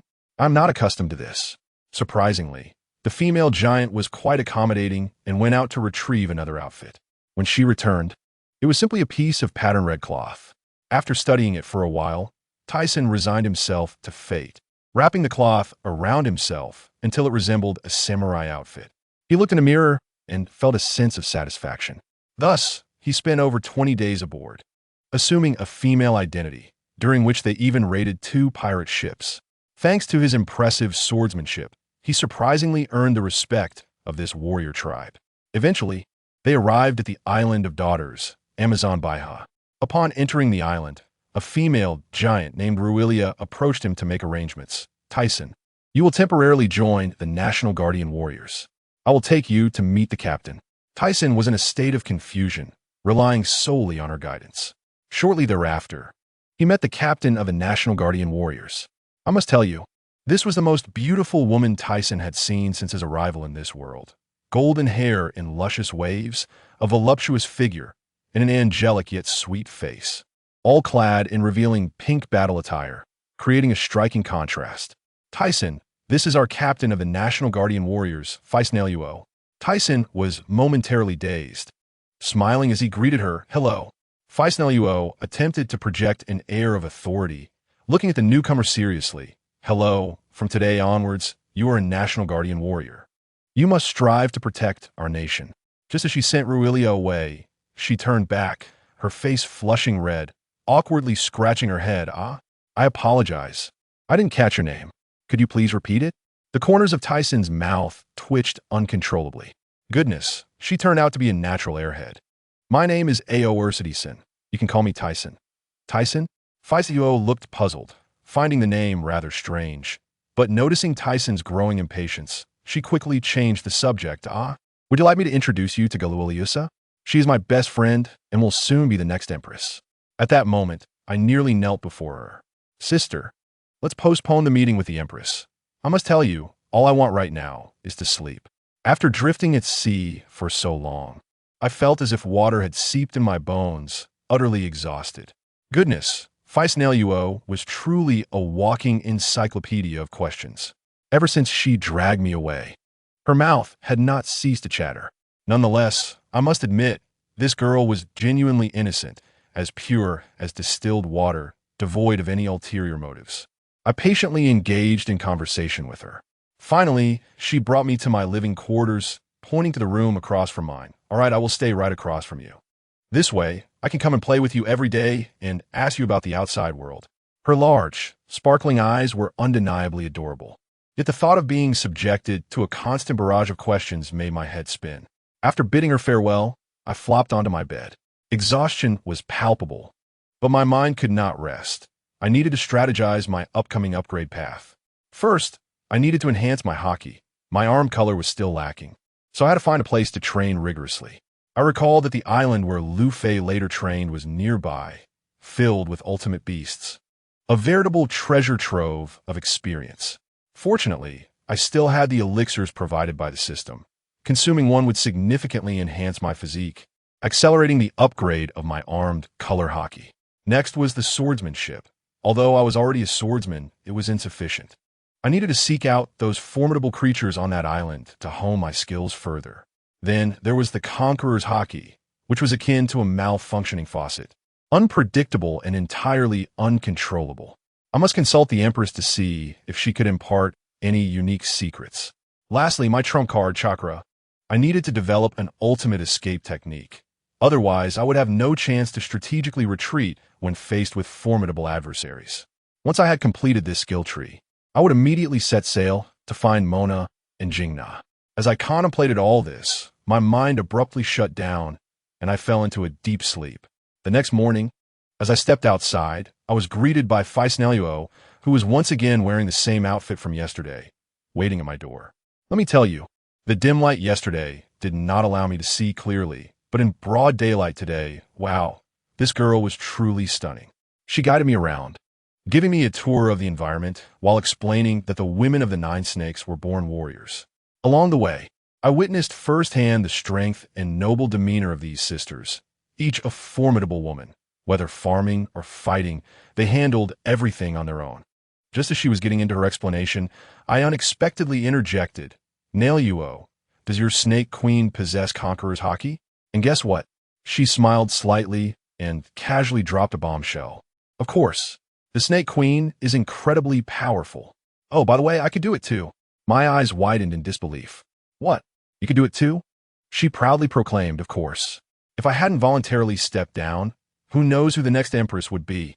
Being an empress is too troublesome. I wish to explore the seas. As she spoke of venturing out to sea, her eyes sparkled with excitement, and her cheeks flushed. What luck I had! A sparring partner had just fallen into my lap. I quickly asked, "Can you teach me how to control the Conqueror's Haki?" "Huh? You have it too?" Her mouth gaped open, as if it could fit an egg.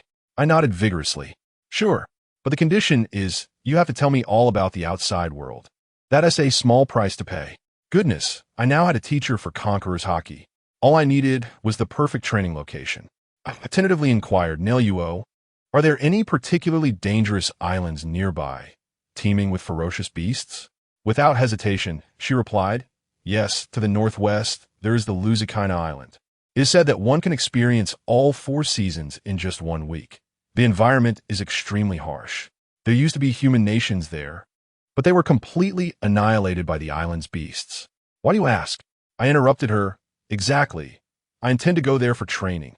This matter was beyond Nail-Yuo's authority and ultimately needed to be reported to the Empress. To my surprise, the Empress was surprisingly agreeable. Sitting on her throne with her long legs swaying, she listened to my proposal and approved it without hesitation. "Your potential is impressive. I grant you permission. Let Nail-Yuo escort you and protect you." With that, I gathered a few belongings and set off with Nail-Yuo. The Empress not only allowed Nail-Yuo to accompany me, but also permitted her to stay on the island for a while, under the pretense of supervising my training. But in reality, it was to teach me Conqueror's Haki. A few hours later, as we reached the shore, Nail-Yuo dashed into the forest like a wild horse, fully unleashing her spirit. As I gazed upon the island before me, I ventured not far when I beheld the iconic tree, resembling a colossal white radish. Nail-Yuo informed me that this was the sole safe zone on the island, where ferocious beasts dared not approach. She swiftly set up the tent, indicating that she would commence my training the following day, allowing me to familiarize myself with the surroundings today. As I reclined within my tent, a sudden realization jolted me upright. I had forgotten a crucial matter. With Nail-Yuo here, how was I to consume the pill provided by the system? The commotion from ingesting it could potentially reveal my true identity as a male, leading to far graver consequences than mere social embarrassment. It could be fatal.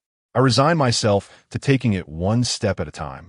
In the months that followed, I engaged in fierce battles with the island's beasts daily, my strength surging impressively. Eventually, Nail-Yuo had to return home due to pressing matters. An opportunity arose.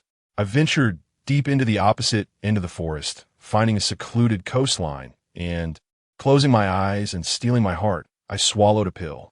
The sensation was akin to my very blood boiling. A wild surge of power coursed through me, compelling me to find something to unleash that energy upon. Consequently, the forest beasts faced dire misfortune. I became a whirlwind of fury, defeating numerous colossal creatures, the uproar likely audible across the entire island. Once I had expended my internal power, I lay contentedly on the ground amidst the scattered remnants of beasts and fallen trees. Just then, Nail-Yuo's voice echoed from a distance. She had returned to deliver supplies, having rushed over upon hearing the ruckus. When she found me, I was covered in blood and dirt, having already lost consciousness. Alarmed, she hastily dragged me back to the tent. She intended to tend to my wounds, but, after searching fruitlessly for the source, decided to clean me up first. Then the most awkward and potentially perilous moment transpired. While she was wiping my upper body, she seemed to notice something odd. Why was it so solid, unlike hers? Her gaze drifted downward, and I could only surmise that her mind momentarily short-circuited. Driven by curiosity, she even poked a few times. Suddenly, as if recalling something, she froze, her face flushing from cheeks to neck. It dawned on her, T-Sun was indeed a man. This revelation struck her like a bolt from the blue. Stunned, her first instinct was to inform the Empress. Yet, upon reflection, she considered our time together, realizing she had not encountered anything malevolent from me. Wasn't it said that men were toxic and should not be touched? Yet, she had been in close proximity to me without issue. As she grappled with this internal conflict, I slowly regained consciousness. Upon opening my eyes, I felt a chill enveloping me, and upon lifting my head, I saw Nai Luo aiming her bow at my forehead. Panic surged within me as I comprehended the situation. I could only manage a wry smile. So you discovered me, huh? I apologize for deceiving you. No sooner had I spoken than an arrow zipped past my head. She truly intended to shoot me. Startled, I rolled aside. All men must perish, she declared with a serious expression, knocking another arrow. Desperate, I pleaded, why? Have I harmed you? Have I harmed anyone in this country? Her momentary hesitation was quickly met with stubbornness. But others say men carry viruses, and their nature is inherently wicked. I was at a loss for words. What outdated rumors were these? Just as I prepared to reason with her, another arrow was loosed. This woman was genuinely ruthless. A master of the three-colored Haki, I could not afford to underestimate her, and I had to fight back with all my might. We were soon engaged in close combat, a life-threatening struggle for me, feeling utterly uncomfortable. Before long, I found myself at a disadvantage. Left with no choice, I used my chakra to injure her, seizing the moment to employ a technique she had taught me, coiling around her like a serpent. Let me go, you ungrateful scoundrel, she protested, struggling fiercely in my grasp. Silence, I retorted, leaning in to whisper fiercely in her ear. I had no choice. You know about the snake lady saving me on the ship, right? I had no options. I just want to grow stronger quickly and find my companions. At my words, she fell silent. I sighed and released her, only to realize I was still unclothed, hurriedly wrapping myself in clothing, my face burning with embarrassment. The atmosphere shifted dramatically. Just moments ago, she sought to kill me, and now she was shyly mumbling that she wouldn't inform the snake lady about this. Huh? I was momentarily taken aback. I looked at her, concerned. Are you all right? Did I hurt you? She stammered in response.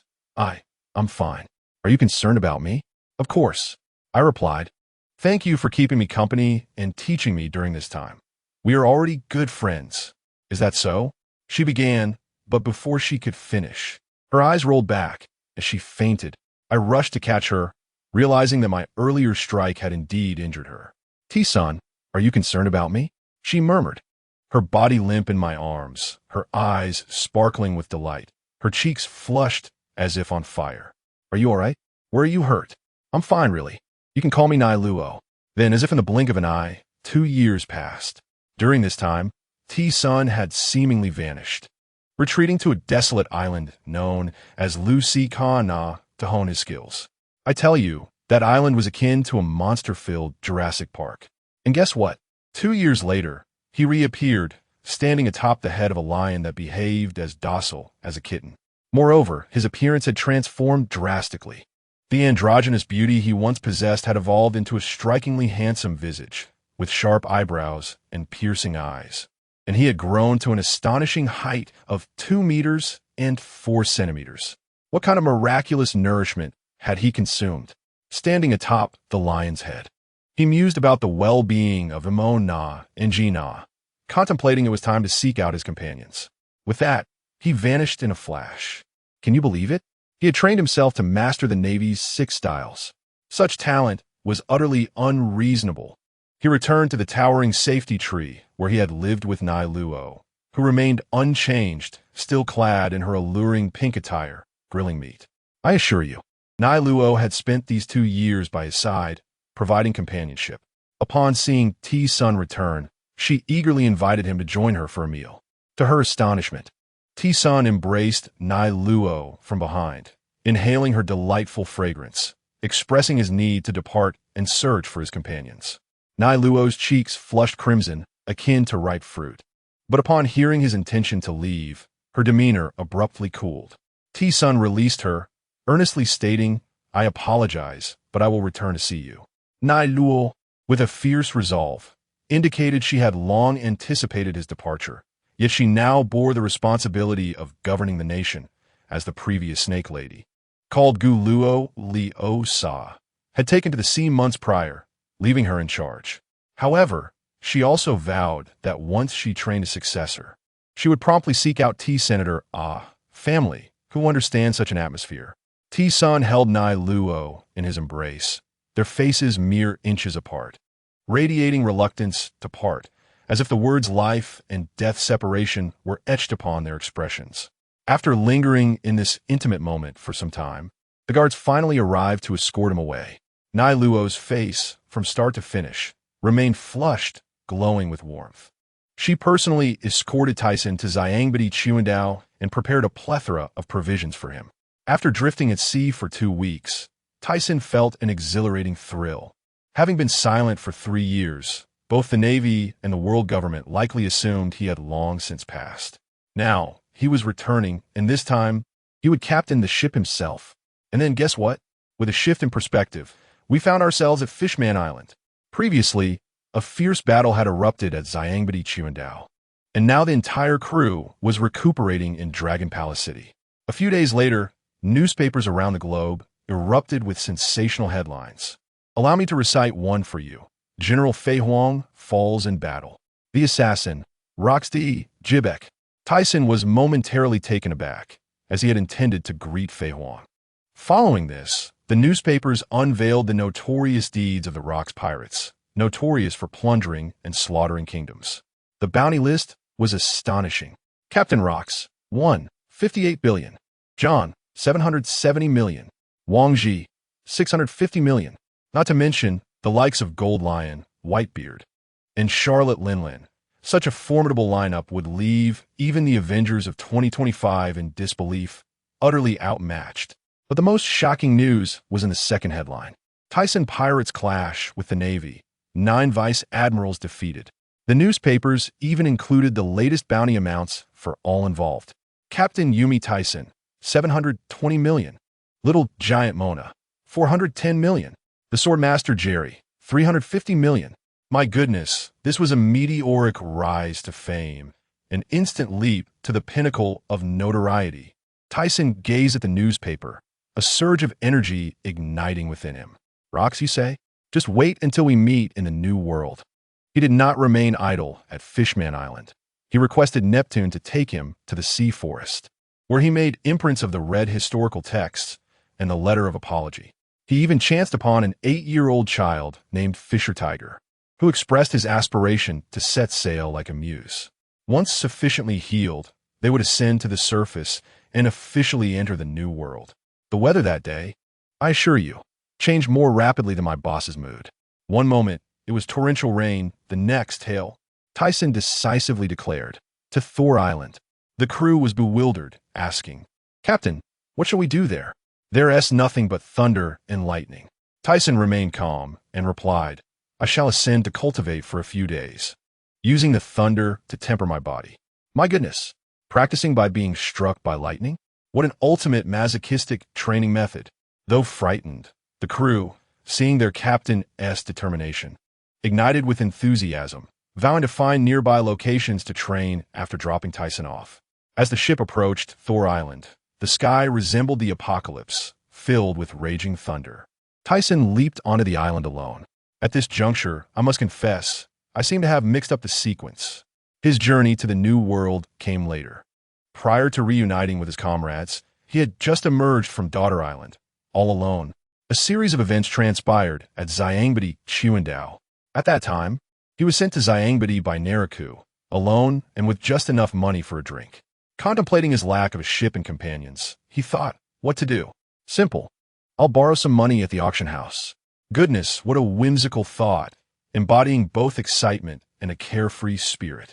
He sauntered into the auction house, where a haze of smoke enveloped the air, filled with the bidding of slaves. Initially annoyed by the scene, he had no intention of intervening, until the auctioneer presented a member of the original Phantom Pirate crew, a swordsman with a bounty of 70 million. The man was shackled on stage, his eyes vacant, resembling a mere shell of a human. Upon witnessing this, Tyson immediately empathized, recalling his own heroic crew. now reduced to just himself. In a moment of impulsiveness, he thought the money was obtained through robbery, so I wouldn't feel remorse, and shouted his bid. When someone offered 2 million, he boldly countered 5 million. The nobleman who made the initial bid erupted in outrage. Which scoundrel dares to compete with me? However, upon turning around, he was met with Tyson, clad in black, wielding a long knife, casting a cold glance his way. Those eyes, I tell you, sharp as blades. The nobleman immediately cowered, returning to his seat. After the auction concluded, Tyson slipped backstage. The staff approached, rubbing their hands, demanding payment. Sir, a total of 5 million berries. Tyson barely lifted his eyelids. No money, you may leave. The staff turned pale, and auctioneer Henry approached with an unfriendly demeanor. Sir, are you here to cause trouble? Tyson, uninterested in dialogue, unleashed his conqueror's Haki, purposefully avoiding the auctioneer, causing everyone backstage to fall unconscious, frothing at the mouth. He swiftly drew his knife, pressing it against Henry's throat. Do you wish to live or die? Henry, trembling, nearly wetting his pants, begged for mercy. I'll give you 2 minutes to release all the slaves and prepare 2 billion berries. As Henry attempted to leverage the backstage boss to intimidate Tyson, Tyson coldly interjected. 10 seconds have already passed. Henry, in a panic, rushed to comply. Seizing this moment, Tyson approached the swordsman named Jerry and said, Your comrades have perished. And you become this way? My former crew has dwindled to just me, yet my voyage has only just begun. Will you not carry on your comrades' dreams? Comrades? A flicker of light returned to the swordsman's eyes. Indeed, Tyson continued, I am Ors Tyson, and I am forming my own pirate crew. Would you be interested in joining? Jerry, gazing up at the young man who had saved him, towering over him, and glancing at the motionless staff on the ground, knelt on one knee. I am Jerry. It is an honor to join, Captain. What a dramatic acquisition of the first crew member. Meanwhile, the auctioneer Henry was hiding in a room, calling his boss for help, only to be told to go die. Just as he hung up and prepared to flee, Jerry appeared behind him out of nowhere, swiftly dispatching him with a single strike, reclaiming his knife and a chest of treasure. Jerry emerged, handing the treasure chest to Tyson, who then assigned him a task. Go recruit a few capable sailors, preferably with navigational skills. I will convert this treasure into currency. Jerry accepted the mission and set off. Tyson, bearing a chest of treasure, exchanged it for 150 million berries, still complaining about the paltry sum. He then spent 50 million to purchase an 80-meter-long, 2-masted sailing ship. Shortly thereafter, Jerry returned with 6 or 7 individuals, all recently freed slaves, who decided to join the ship to express their gratitude, including a seahorse fishman with some navigational knowledge. Tyson provided them with additional funds to procure ample provisions and water for the ship. While waiting, Jerry asked Tyson, Captain, what is your reason for setting sail? Tyson responded nonchalantly, I wish to establish a paradise in the New World, a realm where all rules and order are dictated by me. Jerry's eyes sparkled. That dream is incredibly ambitious, but I believe you will undoubtedly succeed, Captain. Tyson smiled and inquired, and what about you? What is your dream? Me? To challenge all the swordsmen in the world. Jerry declared confidently. Oh, I'm also a swordsman. Shall we have a duel sometime? That sounds perfect. As the two conversed, Tyson suddenly remembered to pull out the map that the old man had given him, asking Jerry if he recognized it. Jerry examined it and declared that the location was near Alabasta, adjacent to Giant Stone Island, which had collapsed 7 years prior. Upon hearing this, Tyson's demeanor shifted coldly. Giant Stone Island is my homeland, destroyed by the world government. A terrifying aura flickered momentarily, causing Jerry to break into a cold sweat. Just as they were preparing to depart, the Navy surrounded the auction house, but aside from the unconscious individuals strewn about, there were no clues, leaving it to be reported as a cold case. Meanwhile, all supplies were ready, and Tyson stood at the bow of the ship, brimming with vigor, and waved his hand. Set sail. The ship officially embarked, and Jerry approached Tyson, posing a crucial question. Captain, since we are a pirate crew, what shall we name our pirate crew? I shall name our crew the Tyson Heisei. However, we shall refrain from hoisting the pirate flag for the time being, as I have yet to locate 2 of my companions. Displaying the flag would undoubtedly attract unwanted attention. We must maintain a low profile. Do you understand? Time is of the essence, and we must hasten to find them. I instructed Jirue to keep an eye on the ship and retreated to the cabin. After 3 years of grueling training on New Erdao, I have honed my Haki to its fullest potential, mastering Busashoku, Kinbunchaku, and Haoshaku. Particularly, my Kinbunchaku has evolved to the extent that I can sense the emotions of others, which is quite extraordinary. Thus, our ship drifted on the sea for nearly half a month, and I single-handedly consumed more than half of the 2 months' worth of provisions. My appetite is insatiable. Finally, we arrived at the city of Chishui, but I did not linger. I merely had my subordinates replenish our supplies before setting sail, without a moment's delay. Jirue observed my urgency and leaned against the deck, asking, "Captain, are you in such a hurry to meet your end?" I sighed and took a swig from the bottle he tossed my way, replying, "My 2 partners were gravely injured when we parted ways, and it has been 3 years. How can I not be anxious?" Upon hearing this, Jirue immediately understood and patted his chest, assuring me, "Rest assured, those who could be your companions are not to be trifled with. They are resilient." I relished his words. Indeed, worrying is futile, especially concerning Jingna. Despite being a devil fruit user, her vitality has remained intact, which reassures me. The pressing matter at hand is to acquire the items left behind by that old man, for they surely hold vital clues. As we continued our journey and passed by Alabasta, I instructed my crew to maintain our course directly to our destination. No sooner had I spoken than the ship jolted violently. The temporary crew members screamed in fright, and Jirue swiftly drew his sword to shield me, anxiously inquiring, "Captain, there is something beneath the water." I waved my hand nonchalantly. "I am aware. Do not panic. It is not a sea king, merely a group of adorable creatures." My Kinbunchaku had already detected dozens of turtle-like beings leaping toward our vessel. Goodness, are those not the Kung Fu manatees? Those who understand this know that they are prone to fighting upon encountering humans. If they lose, they readily submit as disciples. Truly a conspicuous feature of the one-piece world. Seeing me smile, Jirue looked utterly bewildered. "Captain, do you recognize these creatures?" "Indeed," I chuckled. "Kung Fu manatees, a wonder species." The leader of the manatees began making a cacophony, and Jirue and the others were left in confusion. "Captain, what is it saying?" I instinctively translated. "It says to pass. One must defeat it. If you dare not, then scram." After uttering this, I paused, astonished at my newfound understanding. Did my Kinbunchaku secretly enroll in a class for enhancement? Has it upgraded to a version with mind-reading capabilities? Jirue, filled with excitement, unsheathed his sword, eager to engage. "Interesting. Let me have a go." "Wait," I quickly interjected. "You are a swordsman. That would be unfair. Allow me to try out this new ability." Jirue rolled his eyes, critiquing, "Captain, are you merely itching for a fight?" I disregarded his comment and beckoned the manatee with a finger. "Come at me." What transpired next? Without a doubt, within moments, that manatee lay submissively at my feet. My heart swelled with joy. I truly can read minds. My Kinbunchaku has indeed evolved. The manatee rose and bowed respectfully. Instantly, I received its thoughts. "Master, please take me as your disciple." Amused, I replied, "Very well, if you wish to be my disciple." It responded with an enthusiastic call, indicating, "I want to join you on your adventures." "This is perilous. Have you considered it?" "Ready," it exclaimed. "Then henceforth, you shall be a member of the Tyson Heizei Tuan." I felt delighted.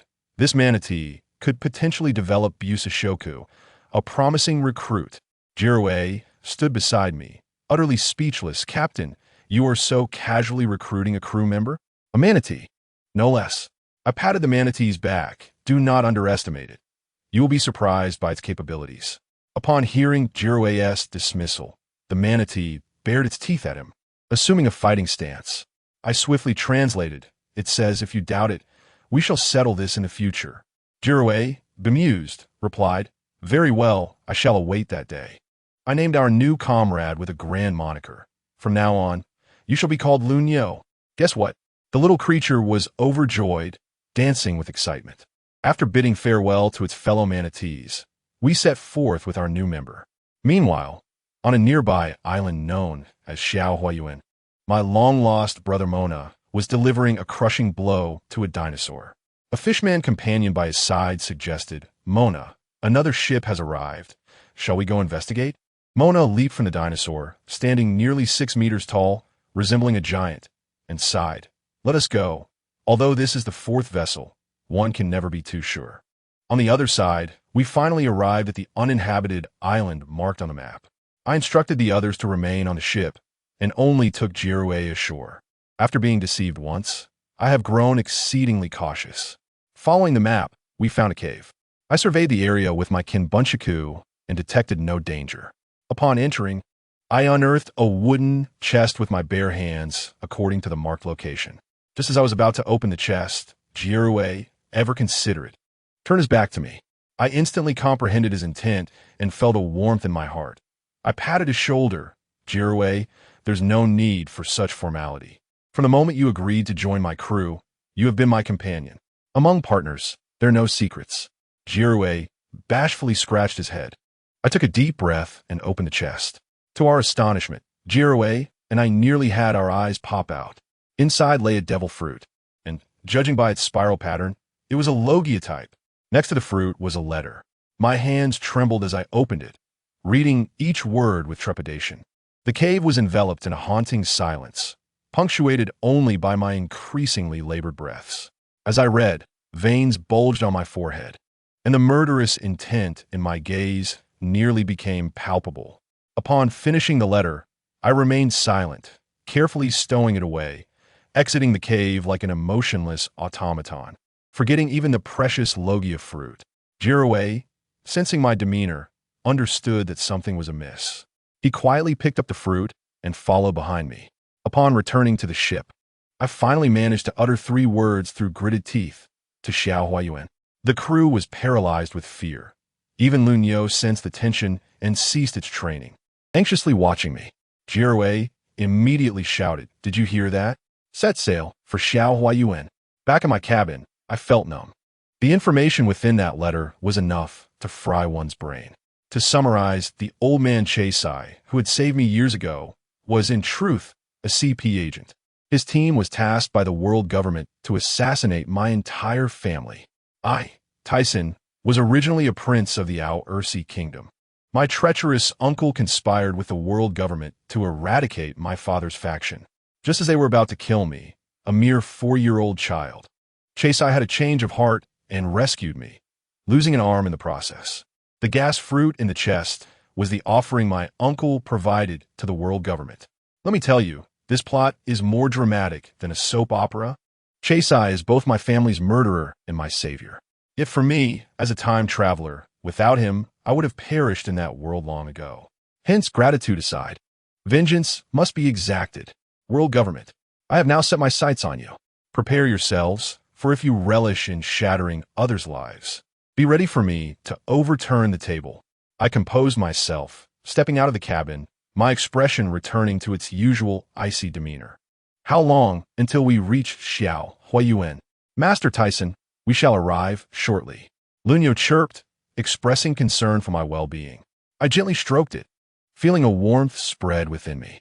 Approaching Jerry, I handed him the letter and said, "I apologize, but after visiting the small garden, I may need to make a trip to the Kingdom of Ols, which could be quite troublesome." A few minutes later, Jerry finished reading the letter, his gaze hauntingly profound. I quietly remarked, "That 4-year-old child is me." Jerry let out a cold laugh. "Indeed, the world government has done another commendable deed. Captain, what troubles could we possibly have between comrades?" I smiled, realizing my own sentimental tendencies. Just then, the sudden sound of cannon fire erupted ahead. Jerry reacted more swiftly than I did. His hand instinctively reached for the hilt of his sword, and with a swift motion of his arm, a wave of earthy sword energy surged forth, slicing the incoming cannonball cleanly into mid-air. Upon closer inspection, I discerned that the vessel before us was neither a Navy ship nor a pirate ship. Jerry gritted his teeth, exclaiming, "It's a slave ship." I understood. This man had been rescued by me from an auction house in the past, and now it struck a nerve with him. "Do you need help?" "No need, Captain. Just watch me." Jerry leaped onto the enemy ship. The scar-faced leader of the opposing crew, upon realizing Jerry was a swordsman, chuckled gleefully. Huh, we VE struck gold. Capture him. I leaned against the ship's edge, arms crossed, watching the spectacle unfold. I had never witnessed the full extent of Jerry's seriousness before. The earthy glint of his blade flashed wildly among the crowd, as if he had entered a state of unparalleled combat, and in an instant, the deck was littered with fallen foes. The scar-faced man remained composed, revealing himself to be a devil fruit user, transforming into a massive bear. Goodness, was that not the same fruit as our former crew member, the explosive bear? It seemed my previous companions were indeed in grave peril. However, this was no time for sorrow. Observing the scene, the transformed bear was still no match for Jerry. After all, Jerry was a swordsman capable of wielding two types of Haki. With a thunderous shout, Jerry declared, one sword style, heavy flow slash. As their forms intertwined, the bear fell in disbelief. I gave Jerry a thumbs up. Impressive. This guy is solid. Having dealt with the rabble, we continued our advance towards the small garden. The ship drew ever closer, and I could sense the presence of the island with my observation Haki. Suddenly, a tremor coursed through me, as a familiar and powerful aura surged forth. There was no mistaking it. I exclaimed in excitement. Found it. On the shore, Mona sensed it too, gazing at the increasingly clear figure at the bow of the ship. Initially hesitant to recognize, he ultimately could not forget that aura, even after 3 years of growth and change. It's the captain. Muse, come out. The captain has arrived. Ahahaha. I have finally waited for this moment. Mona shouted joyfully to the heavens. As the ship docked, without further ado, we rushed forward to embrace each other in a heartfelt hug. 3 years of longing, worry, and grievances all encapsulated in that embrace. That evening, we held a grand feast with the two giants of the island, Dongli and Brogi. After several rounds of drinks, I recounted the contents of the letter to Mona. Upon hearing it, his eyes reddened, and he asked in a low voice, Captain, do you harbor hatred for the old man? I shook my head, my gaze icy. I do not hate him. When one dies, the light extinguishes. All I desire now is for those deserving of death to meet their end. I will listen to the captain. Whatever you command, I shall do. The next day, we prepared to set off in search of our final comrade, Gina. However, before departing, I looked at Mona, who stood nearly 6 meters tall, his muscles rippling with power, igniting my own fighting spirit in an instant. Mona, it has been ages since we last sparred. Come, let me see how much you have progressed in these 3 years. Upon hearing this, Mona donned a mischievous grin, rubbing his hands together. Captain, you will certainly be astonished. Aha! As I spoke, his playful laughter had barely faded when the scene erupted into chaos. Our crew surged forward, even the giants, Dongli and Brogi, craning their necks as if watching a World Cup final. Jerry wore an expression that suggested our captain could not possibly lose, which was simply hilarious. Without further ado, Mona and I clashed, exchanging blows with fierce punches and kicks. My observation Haki was no idle boast. I could predict his intentions the moment he raised his hand, infuriating him to no end. As we fought, Mona suddenly leapt back, shouting, Captain, receive my ultimate move. And then, can you guess what happened? His muscles seemed to swell, and he delivered a punch while proclaiming, 10-ton gravity punch. At that moment, I thought to myself, that name sounds rather formidable. With no time to ponder, I retaliated with a punch imbued with Haki. The resulting impact reverberated through the ground, creating fissures all around us. I felt a surge of alarm. This power was not right. Mona grinned, claiming good fortune for having consumed our former captain Merle's devil fruit. My friends, can you comprehend this? In one moment, we were sparring as brothers, and in the next, it transformed into a contest for inheritance. Fine then, since my brother is utilizing his advantages, I shall do the same and reveal my true capabilities. In a swift motion, I drew my sword. I initiated with a Haki-infused air slash, only to realize that this lad's armament Haki was rapidly approaching my level. Goodness, it seemed Captain Merle truly taught him well. So it was time to get serious. I unleashed my chakra, executing the sword technique White Dragon, sending forth a spiraling energy dragon. Mona, undeterred, amped his punch to 50 tons. The two energy beasts collided, creating a spectacle akin to Godzilla battling EVA, leveling the surrounding forest. Mona was sent flying, but guess what? That rascal staggered back to his feet, challenging me to go again. I thought, all right, you are truly resilient. I turned to the two giant brothers, saying, uncles for the next move. I may struggle to control it. If anything goes awry, I'll be counting on you. Then I began to gather my energy, while Mona summoned every ounce of strength for his 100-ton gravity punch. Just look at his arms, veins bulging like a mythical beast, as if they could explode at any moment. Meanwhile, I gripped my sword tightly, inhaling deeply, and unleashed my ultimate technique, World Severance. A colossal black and white energy sword, over 50 meters long, materialized above my head. I tell you, that was no mere slash. It was a dimensional strike. At that moment, I sensed something was amiss. It seemed I had overdone it, and this move surpassed my expectations by far. Sure enough, as the sword cleaved through the air, Mona's 100-ton punch crumbled like paper. Instantly obliterated. More alarmingly, his body began to melt away like ice cream. I was stunned, my scalp tingling, and I shouted to the giant brothers, act quickly. The two giants responded with remarkable speed, combining their strength for a powerful technique, Baku Koku, which finally shattered my sword wave with a thunderous crash.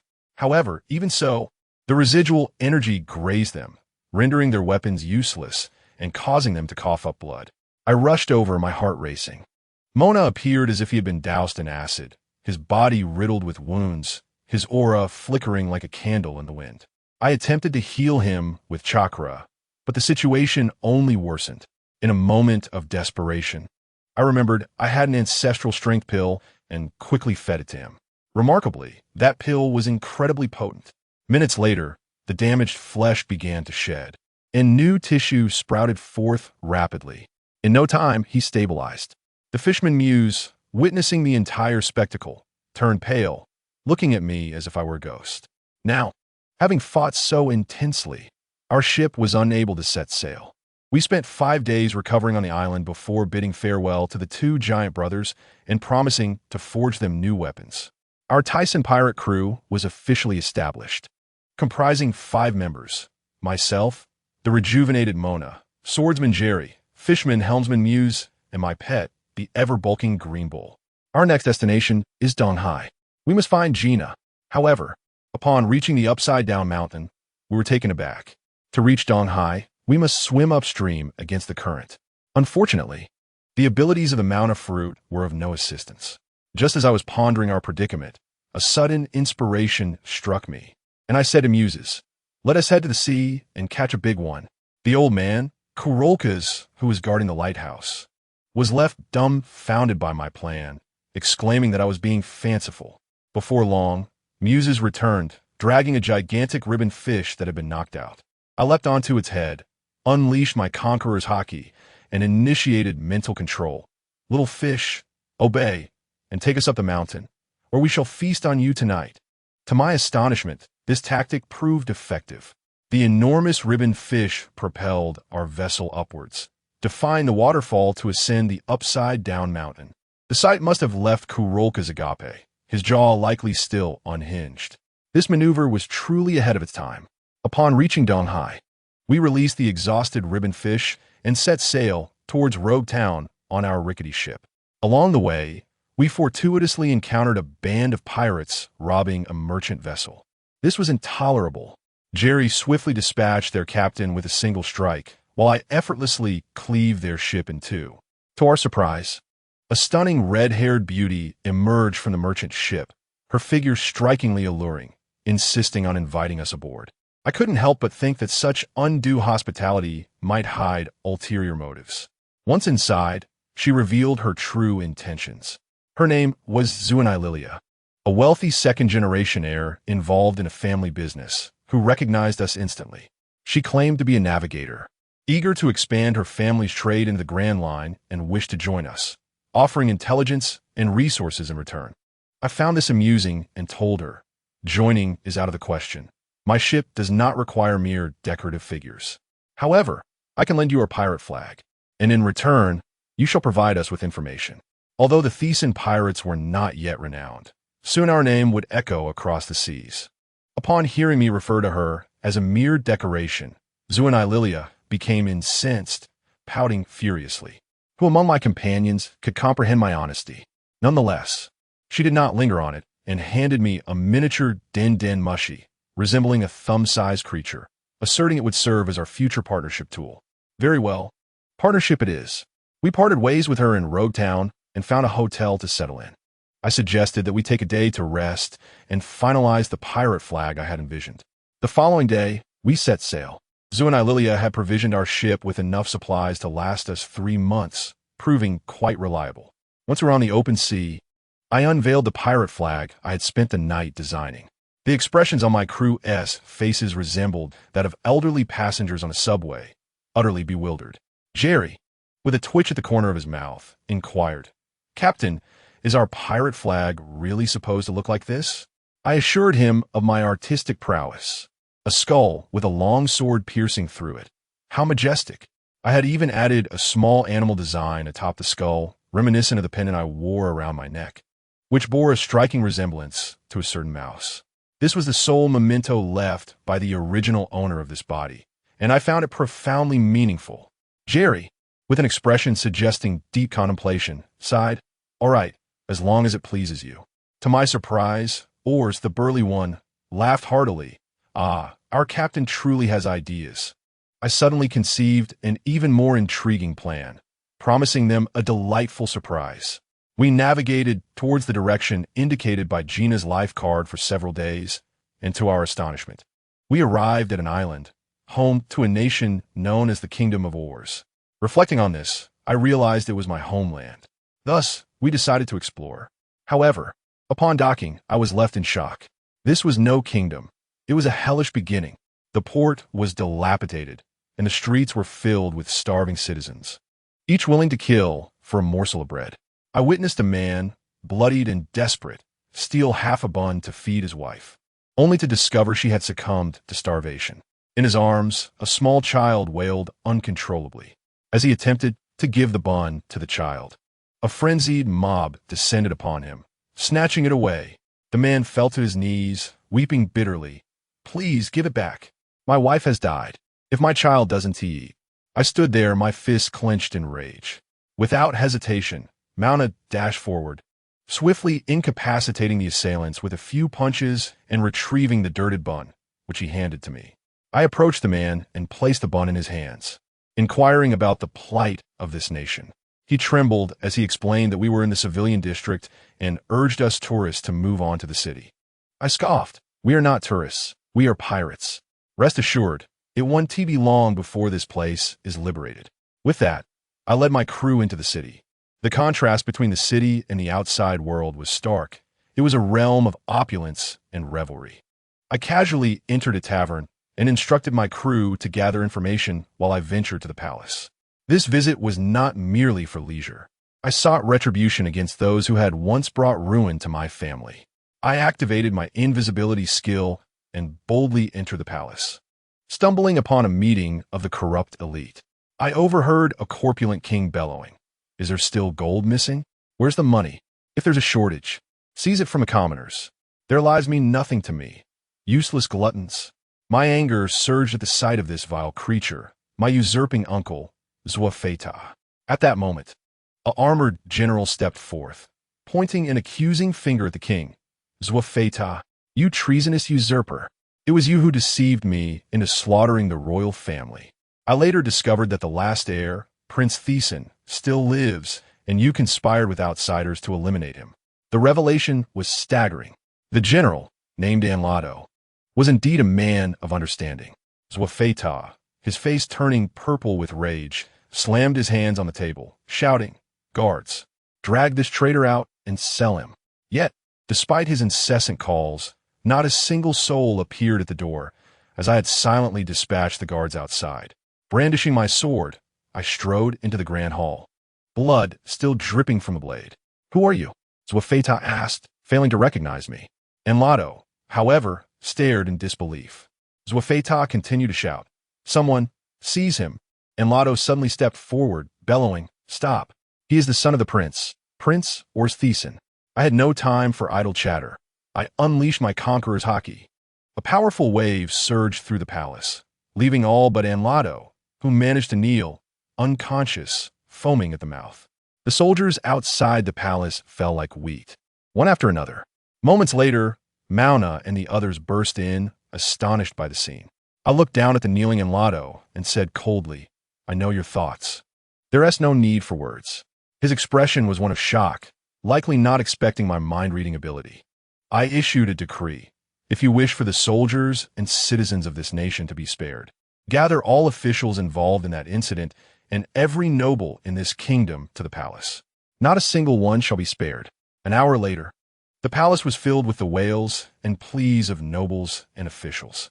I entered alone and closed the doors behind me. Now it was my turn. The hall echoed with cries of terror and pleas for mercy, sending pale faces outside. Anlato stood at the door, listening to the chaos within, tears streaming down his face as he spoke to the soldiers beside him. This nation needs no such vermin. Meanwhile, the naval headquarters was thrown into turmoil. Marshal Swosi pounded the table, roaring, "Aelstisen, he is still alive. He has slaughtered all the nobles of the Aalsi kingdom. Where is General Enwafizi? Isn't he in the East Sea? Have him apprehend him immediately." Barely had the words left his mouth when someone rushed in to report. "Report, Marshal. General Enwafizi has fallen in battle. The warship has sunk to the depths of the sea." Marshal Swosi was instantly petrified, leaving a deep handprint on the table. Indeed, just as I was cleansing the palace with bloodshed, Gina's life card suddenly ignited. My heart sank, and I hurriedly rushed over with my men. It turned out that Gina was being pursued by Navy Vice Admiral Enwafizi, the very scoundrel who had bombarded me 3 years ago. When I arrived, Gina was already gravely wounded, and the Vice Admiral was about to deliver the final blow. I descended from the sky and kicked him away. I turned around and embraced the astonished yet joyful Gina, whispering in her ear, "It's me. I've come to take you away." The scene was extraordinary. I effortlessly scooped her up in a princess carry and brought her back to the ship, saying, "Rest easy, my dear. I will handle the rest." Then, I turned back to confront Vice Admiral Enwafizi. He was indeed formidable, his Haki defense quite robust. But I was no longer the inexperienced lad I had been 3 years ago. For Gina's sake, I held nothing back and decisively sent both him and his ship to the ocean's depths. After settling matters back home and pilfering an ancient-type devil fruit and some treasures from the royal treasury, I bid farewell to the past. I have no intention of becoming a king. My journey leads to the stars and the seas. Now, we are holding a feast on the ship to celebrate Gina's return. I slammed the ancient-type dragon fruit, shark-tooth dragon form, onto the table. Who is interested? Gina and the others were astonished. This was a rare treasure. Jerry waved his hand. "I'm a pure swordsman, not interested." Muse shook her head. "I am a fishman. Eating it would hinder my swimming. I would rather be killed." "Very well, since none of you want it. I shall leave these 2 hot potatoes with Gina as our war reserves." Gina was overjoyed, clutching the 2 boxes, joking that when we were too poor to survive, we can trade them for berries. I tell you, Tyson's face turned green in an instant, flustered beyond measure, exclaiming, "My dear sister, this is no joking matter. From now on, we'll have as much money as we need. Once this is sold, where will we go to weep?" It turned out Gina was merely teasing him, laughing heartily at his anxious demeanor. At that moment, I tell you, a dramatic scene unfolded. Tyson's telephone bug suddenly rang. Upon answering, a particularly sultry voice came through. The phone bug, even mimicking a pair of alluring lips. "Oh, you truly are remarkable. You defeated a vice admiral of the Navy?" Tyson furrowed his brow, sensing the gravity of the situation. "You called just for this?" "I am here to remind you." The woman said, "You should have defeated him. But why did you have to go for the kill? Now, the Navy headquarters will never rest until you are destroyed." After hearing this, Tyson said nothing, simply hanging up with a decisive click, exuding indifference. Goodness, the caller on the other end, Shuanai, was furious, staring at the disconnected phone bug in disbelief. This bastard. I was only trying to show concern for him, and he hung up on me? Just wait. She turned to the butler, shouting, "Give me the training methods for the Navy's 6 forms. Now, immediately." Meanwhile, we were unperturbed, having hung up the phone and continuing our journey. Our next destination, East Sea, Bear Paw Island. I had heard that the inhabitants of this island are natural gourmets, culinary philosophers, just what we needed for a cook. However, as soon as our ship docked, I was left dumbfounded. A group of people suddenly burst forth from the forest, their appearance reminiscent of spirited young men at a corporate gathering. Broad-shouldered, their faces painted like peaking opera masks, wielding crude wooden sticks with blades tied to the ends. I could hardly contain myself and nudged Tyson. "Captain, are we serious? Are we really looking for comrades among this group of savages?" Gina also looked disdainful. "Tyson, perhaps we should reconsider. They don't look particularly intelligent." Tyson's expression twitched, likely regretting his decision. The leader, 3-meter tall, bear-like figure, stepped forward, pointing a large spoon at us. "Listen up, pirates. I am the chieftain of the Bear Paw tribe.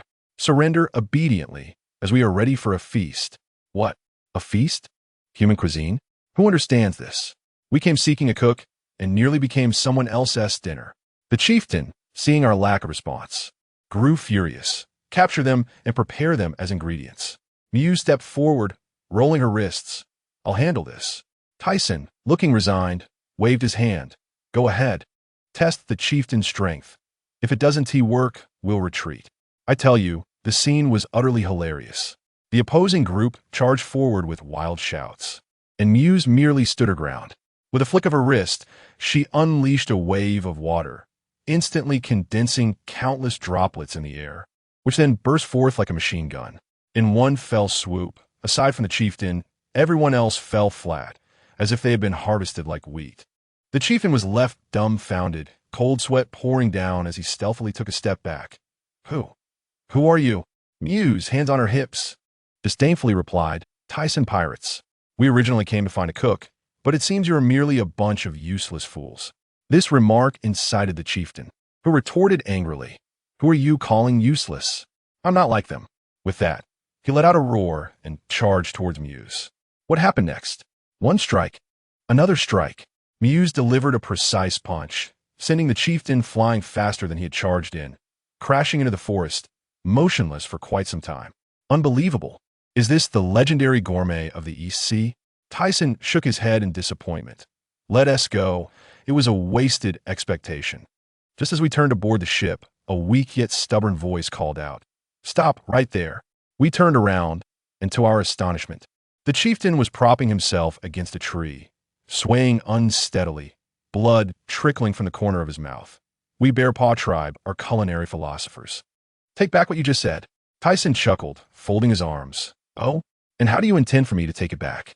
The chieftain, panting heavily, shouted, "As a chef, of course, I shall speak through my cooking.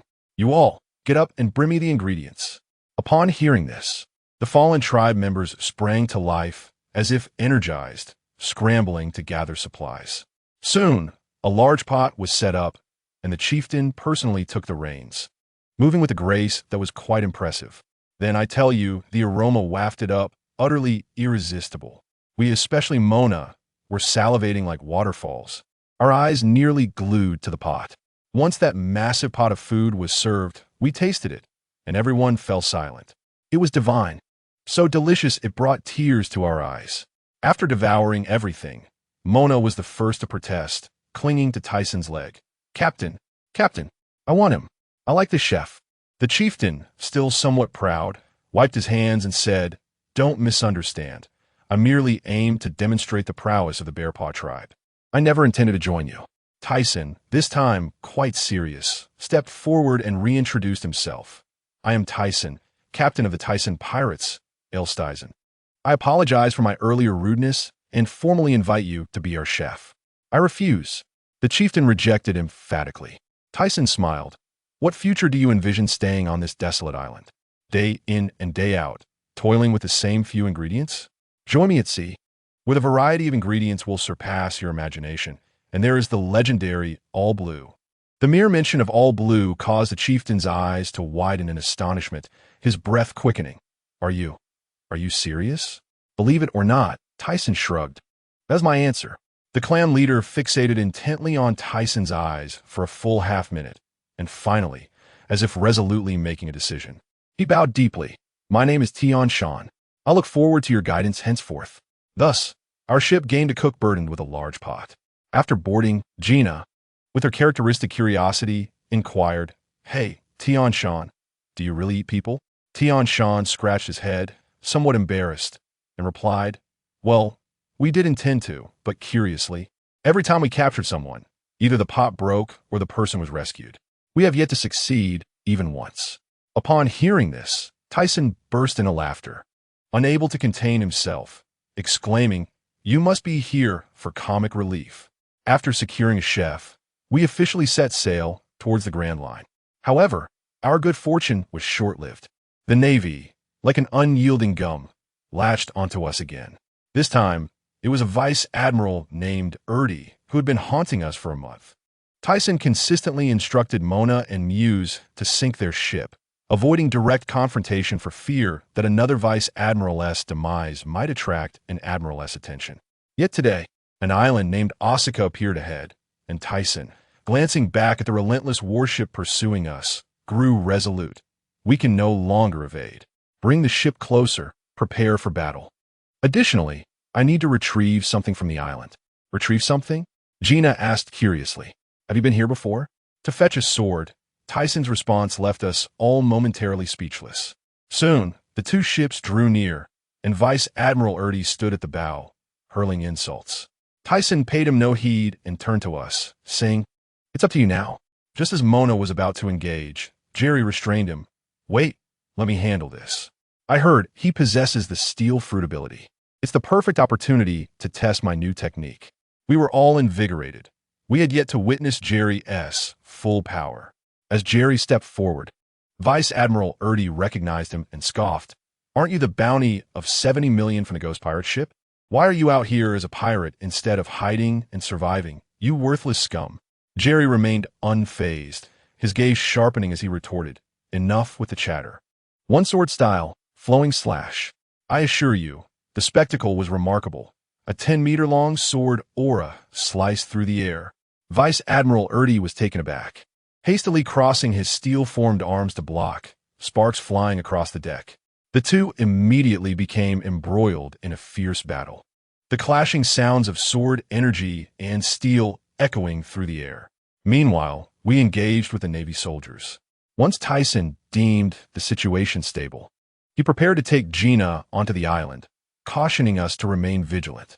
On the island, Tyson and Gina made their way directly to an ancient castle. At the top, they discovered a stone coffin. Tyson's expression turned gravely serious. This is it. Gina, you must leave. This sword is perilous. Gina, flustered, retorted if it's dangerous. Why do you insist on taking it? Tyson suddenly gazed at her with deep emotion. Tyson, aspire to stand at the pinnacle of the world. How could I fear such trivial danger? You and T wish to be with a coward, would you? Only family would understand this blunt declaration. Gina's face flushed crimson, and she stomped away. Tyson wiped the cold sweat from his brow, remarking how effective this tactic was. Once Gina departed, Tyson took a deep breath and pushed open the coffin lid. Inside lay an ancient straight sword. The moment the lid opened, the sword hummed and shifted from black to a ghostly emerald green. An overwhelming greed surged into Tyson's mind, tempting him to grasp the hilt. With a fierce determination, Tyson bit down hard, unleashing his observation Haki to barely resist the allure. Immediately, an evil voice reverberated in his mind, and he felt himself plunged into a blood-red space. Surrounded by slaughter and resentment, a black mist coalesced above, forming two emerald eyes. Do you desire power? I can grant it to you, but you must break my seal. Tyson scoffed. You think to tempt me with such paltry power? Then, with a mighty surge, he unleashed his conqueror's Haki. The entire blood-red space was suffused with his overwhelming aura. The vengeful spirit let out a wail, seemingly restrained by his conqueror's Haki. In desperation, it transformed into a cloud of black smoke, recklessly attempting to invade Tyson's mind to seize control. In an instant, Tyson felt his consciousness being devoured, and his body uncontrollably reached for the seven-star sword. Just as his hand was about to touch the sword, it abruptly halted, His eyes flickered between blood red and normal. In his own mental realm, the final battle erupted. Using his formidable mental strength, Tyson conjured a blood-red hand within his mind, slamming down to crush the invading spirit.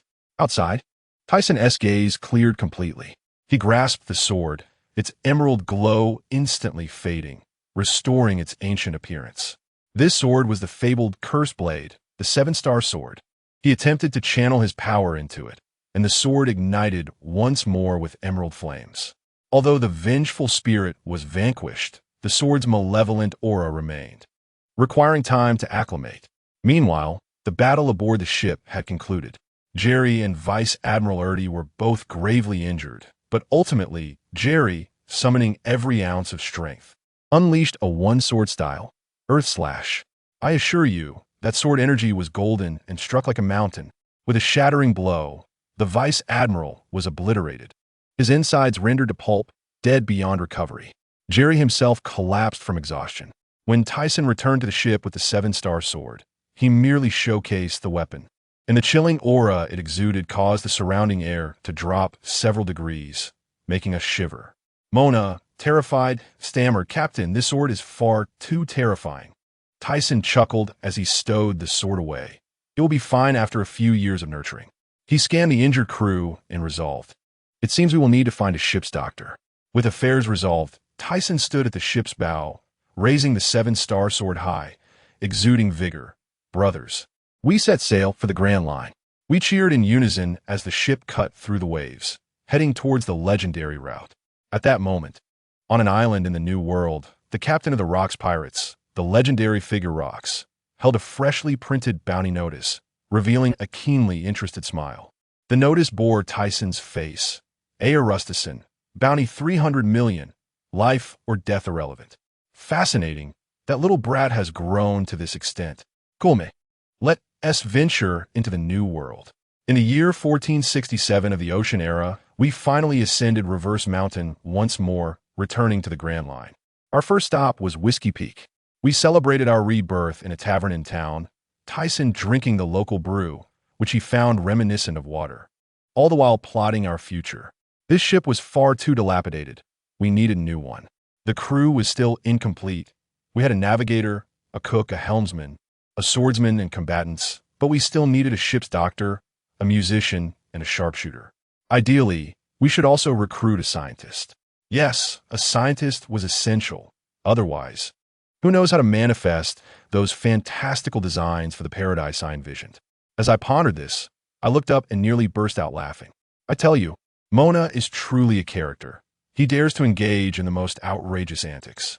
He actually went into town and tattooed a Mickey Mouse on his face, proudly holding a scorching hot branding iron. He asked us, "What do you think, brothers? Is it enough? Want one? It's on me." Goodness. We all want to laugh, but dared not, our faces turning purple. Only family would understand. I could comprehend tattooing the pirate crew's emblem on one's face. But a Mickey Mouse? Yet seeing his earnest expression, I decided not to comment. He was expressing his loyalty in his unique way. After sufficient merriment, I called everyone over, my expression shifting to one of seriousness. "Everyone, our next objective is Sky Island. However, the Navy must be pursuing us, so before we set off, we need to undergo a grueling training regimen to forcibly enhance our abilities." With that, I produced a few pills. My companion, Mona, and I had previously consumed these, and they are capable of forcibly altering one's physical constitution. The process can be somewhat agonizing, but the results are explosive. As I finished speaking, I noticed Mona shudder beside me, his expression akin to that of someone suffering from post-traumatic stress disorder, once bitten by a snake. He feared even a grass rope for a decade.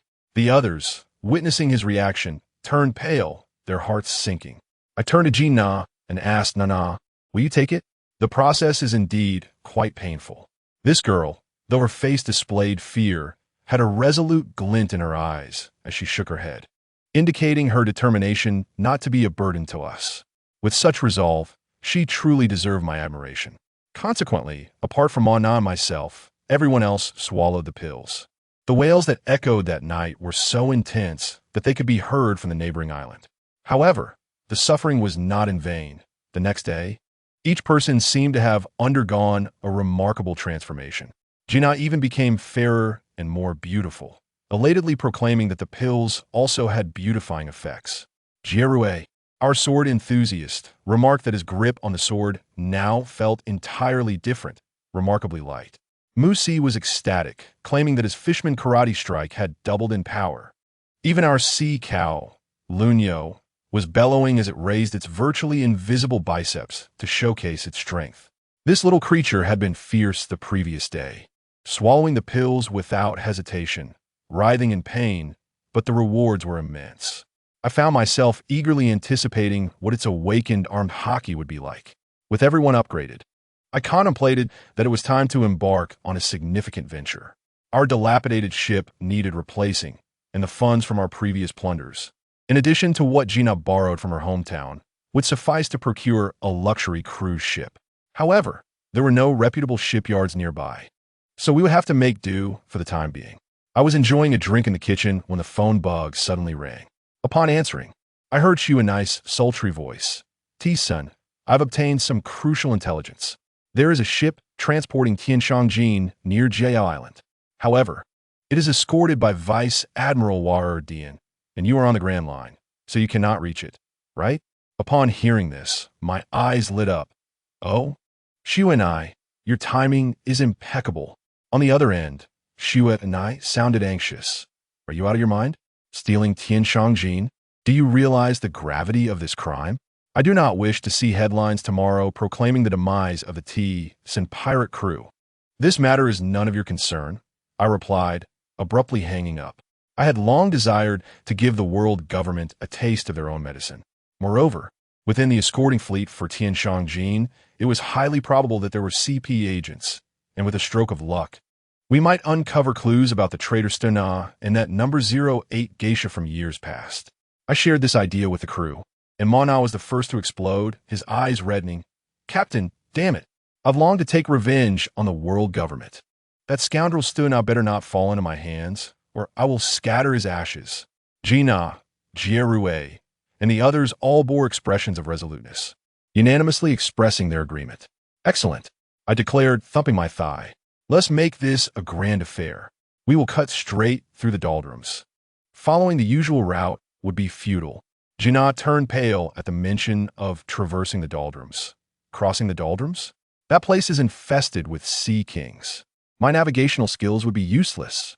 Fear not, Mana exclaimed excitedly. The captain has spoken, so let us proceed. I want to witness just how colossal the sea kings truly are. But how shall we get across? We cannot abandon the ship and swim, can we? I replied with a mysterious smile. We shall resort to our old methods. The crew paused momentarily before revealing expressions of dawning realization mixed with trepidation.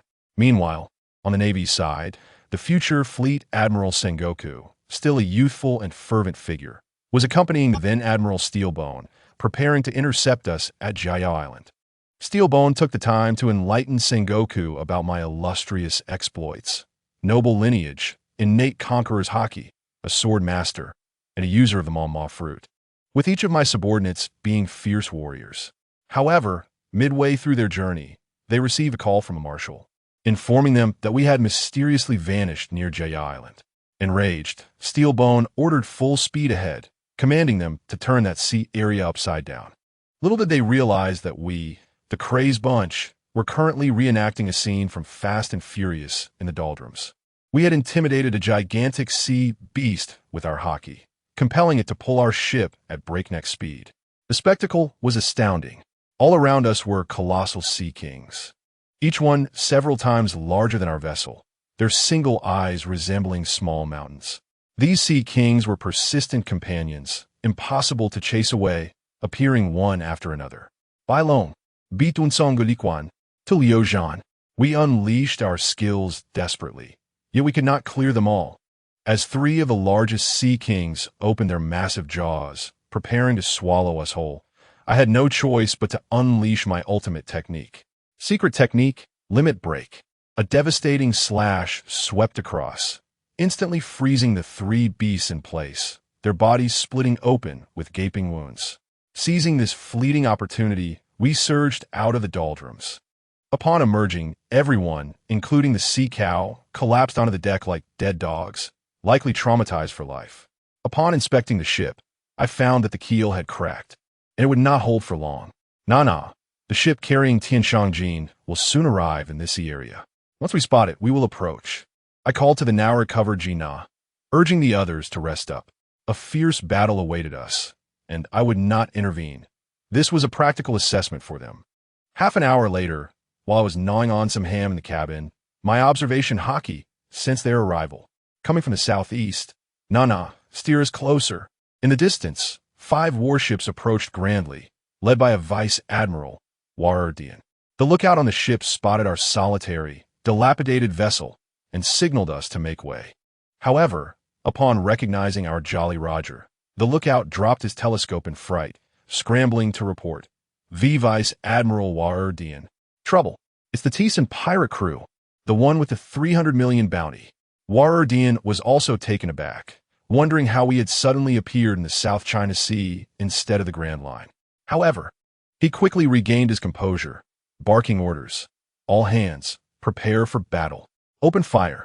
I will report to the marshal immediately. Ensure you guard the tribute. If it is lost, you will all face a military tribunal. At that moment, a CP agent in a black suit approached, delivering sarcastic remarks. While Wardian cursed internally, yet maintained a courteous demeanor. As the ships drew closer, Mana, unable to contain himself, charged out with a battle cry. A Navy Vice Admiral, is it? Your opponent is me. Wardian, relieved that it was not me, decided to stall until reinforcements arrived from Admiral Steelbone.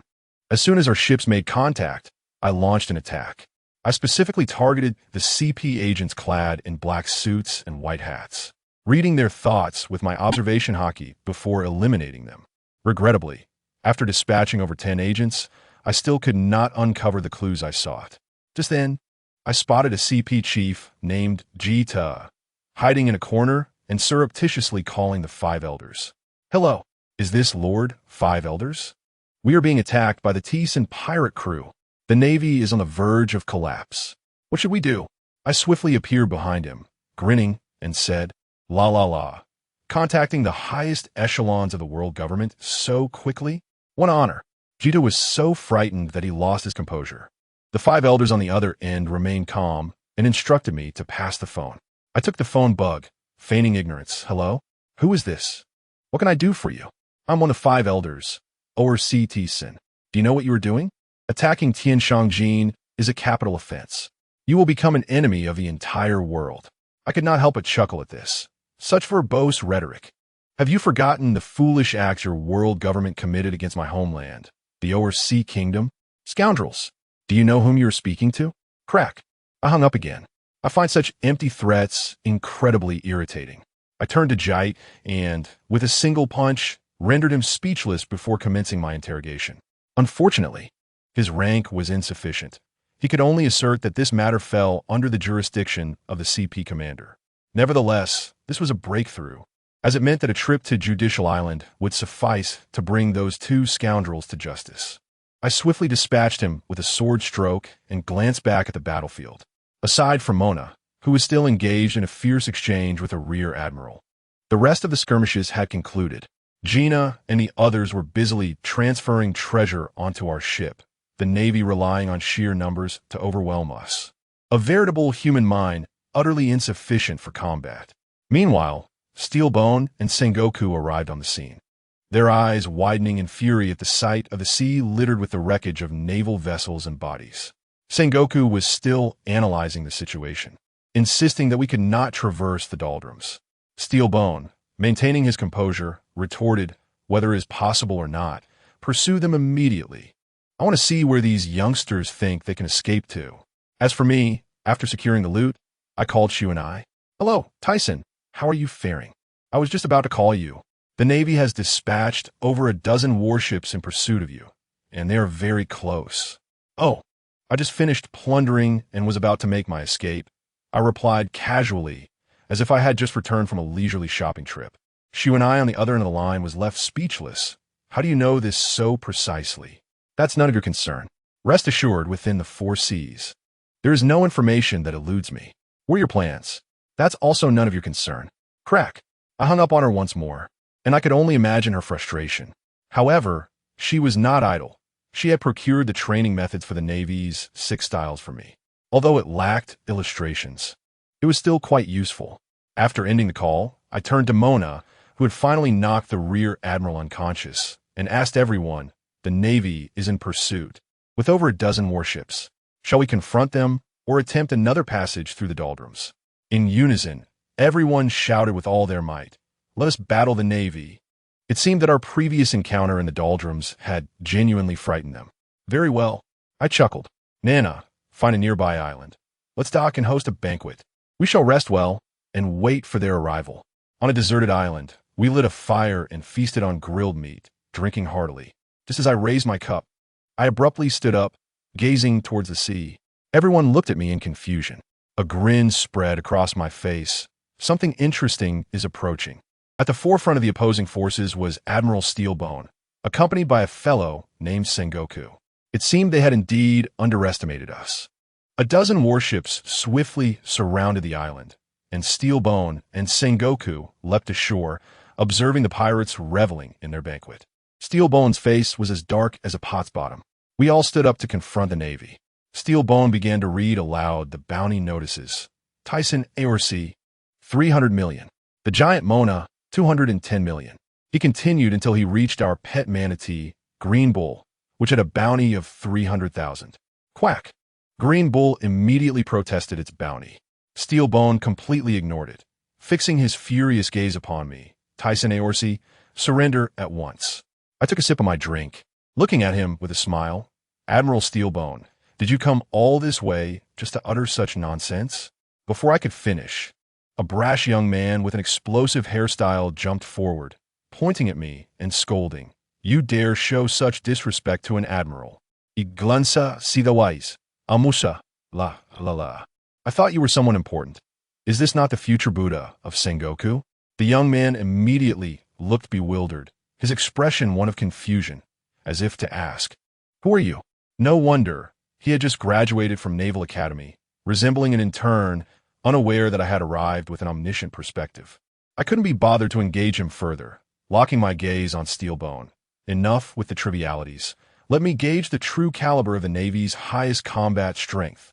I was exhilarated at the prospect of facing an admiral in genuine combat. My adrenaline surged. In an instant, a crimson aura erupted from me. Conqueror's Haki, you see? It cleared the area instantly. On the warships and the island, Navy personnel collapsed one after another like wheat being harvested, their eyes rolling back as they fell unconscious. My crew stared in disbelief, their mouths agape. Even Sengoku, standing so close, was drenched in cold sweat, his complexion turning pale. Steelbone's expression darkened. You scoundrel! What have you done to my subordinates? I shrugged innocently. La. My apologies, I got a bit carried away and lost control. I had intended for my crew to spar with them. But now, it seems it's just you few officers left. How convenient. Steelbone's fists cracked ominously. You are beyond redemption. Today, I shall have you imprisoned and impelled down. No sooner had he spoken than Steelbone vanished from my sight. His speed was utterly absurd, yet I remained unfazed. My observation Haki felt as if I had activated radar. No matter how swift his chakra was, it could not escape my detection. However, I chose not to evade. I wanted to test just how hard an admiral's punch truly was. I sensed his attack coming from the left and, without a moment's hesitation, coated my fist with Haki and struck at the air. Bang! Goodness! It felt as though I had been struck by a speeding dump truck. An overwhelming force surged from his fist, jolting my arm and nearly fracturing it on the spot. Such incredible strength. I gritted my teeth, channeling all my power to withstand it. Our fists collided, and the air crackled with black and red lightning, sending shockwaves that blew everyone around us away. After a few moments of stalemate, I found myself unable to hold out. The presence opposite me felt like an insurmountable mountain. An endless torrent of strength bore down upon me. Taking advantage of the force, I abruptly retreated to create distance. No, I would undoubtedly be at a disadvantage in a pure strength contest. I pushed off the ground and charged forward again, my right fist pulsating with a dark sheen of Haki and a swirling mix of black and white chakra. Observing the change in my fist, Steel Bone's eyes narrowed, and he too unleashed a punch. At the moment our fists were about to collide, an extraordinary phenomenon occurred. I felt as if I had struck an invisible wall of air before my fist even made contact with him. With a loud bang, I was sent flying backward, carving a trench in the ground several meters long. Although I was unharmed, the feeling was utterly vexing. In that instant, I realized that at the pinnacle of Haki training, one could indeed unleash an air cannon, rendering it the natural enemy of ability users. My chakra could melt his Haki, but only if I could first make contact. It appeared that brute force was out of the question. With a swift motion, I drew the 7-star sword from my waist. If I could not match him in strength, then let us see who wields the sword better. In an instant, the tide of battle shifted. It was no longer a contest of brute strength, but an exquisite dance of speed and technique. Our figures moved so swiftly that only afterimages remained. Sword energy and the gusts of our punches scattered everywhere, causing those around us to flee in fear of being caught in the crossfire. Meanwhile, my crew member Mona was locked in a heated battle with the young Sengoku. The latter, still able to afford a glance at my battle, muttered, "This guy is only 18, and yet he can hold his own against Admiral Steelbone. It's terrifying, he must be captured." Mona, forcing Sengoku back with a punch, taunted, "Hey, you dare look around while fighting me? Who do you think you are?" Sengoku blushed at the insult, reverting to his tired rhetoric of justice and evil. Mona, fed up, decided to end the banter and shifted her stance, preparing for a swift conclusion. Sengoku, realizing the situation had turned dire, ceased holding back. In the next moment, I was left dumbfounded, thinking what just happened. Did the other side just summon a deity? In the midst of the Warring States period, that young lad transformed into a magnificent golden Buddha towering over 10 meters high. The radiance of the Buddha illuminated the surroundings, creating an aura of sanctity. This was the first time Mona had witnessed such a spectacle. He was instantly sent flying by a powerful blow. However, as he rose to his feet and gazed upon the colossal Buddha, his excitement only grew. This was intriguing. With a weighty punch of 50 tons and the Buddha's palm strike colliding, the earth trembled beneath them. Meanwhile, Steelbone and I had been battling for an indeterminate duration. Both of us were gasping for breath. I had sustained severe internal injuries, my organs nearly displaced from his tremendous punches. This old fellow's fists were indeed as unyielding as his name suggested. Yet, he was not without his own struggles. My observation Haki allowed me to read his intentions, enabling me to predict his attacks in advance.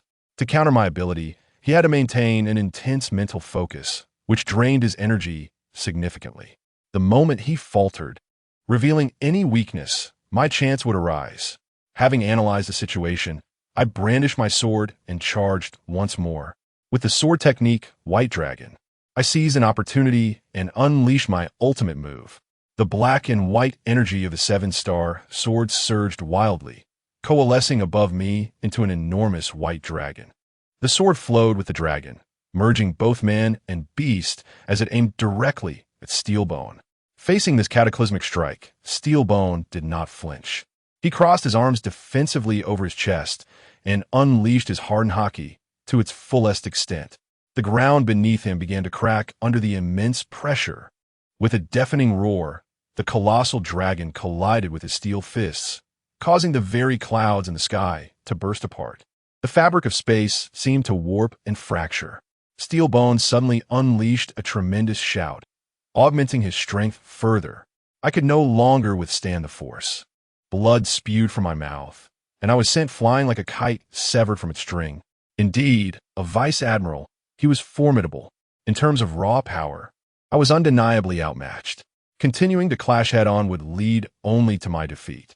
I swiftly altered my strategy, abandoning the pursuit of a decisive strike. Instead, opting to utilize my observational advantage and the agility of my swordsmanship to engage him in a war of attrition. If I could not defeat him, surely I could outlast him. At merely 18 years of age, the future was mine.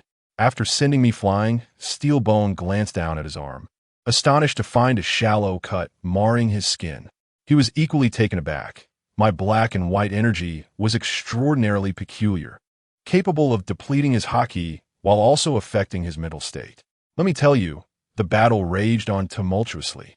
We fought for an entire day and night, pausing only to catch our breath, then resuming the next morning after rinsing our mouths. Emona and Sengoku were no different. They battled until both collapsed from exhaustion, awakening to engage once more, committed to a fight to the bitter end. By the third day, I was on the brink of collapse, leaning on my sword for support. My body was battered, blood trickling from my mouth, my lungs ablaze with pain. Though Steel Bone appeared slightly better off, he bore several sword wounds, with some of his flesh scorched by my demonic flames, presenting a rather grim sight. I could no longer afford to delay.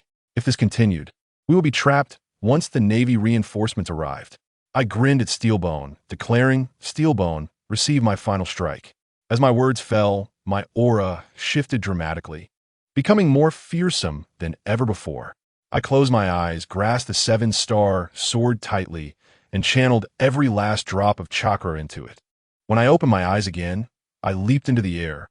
The 7-star sword swelled in size, transforming into a colossal energy sword over 100 meters long. The black and white destructive energy pulsated along the blade, darkening the skies amid thunder and lightning. All eyes below froze in awe, captivated by this apocalyptic vision.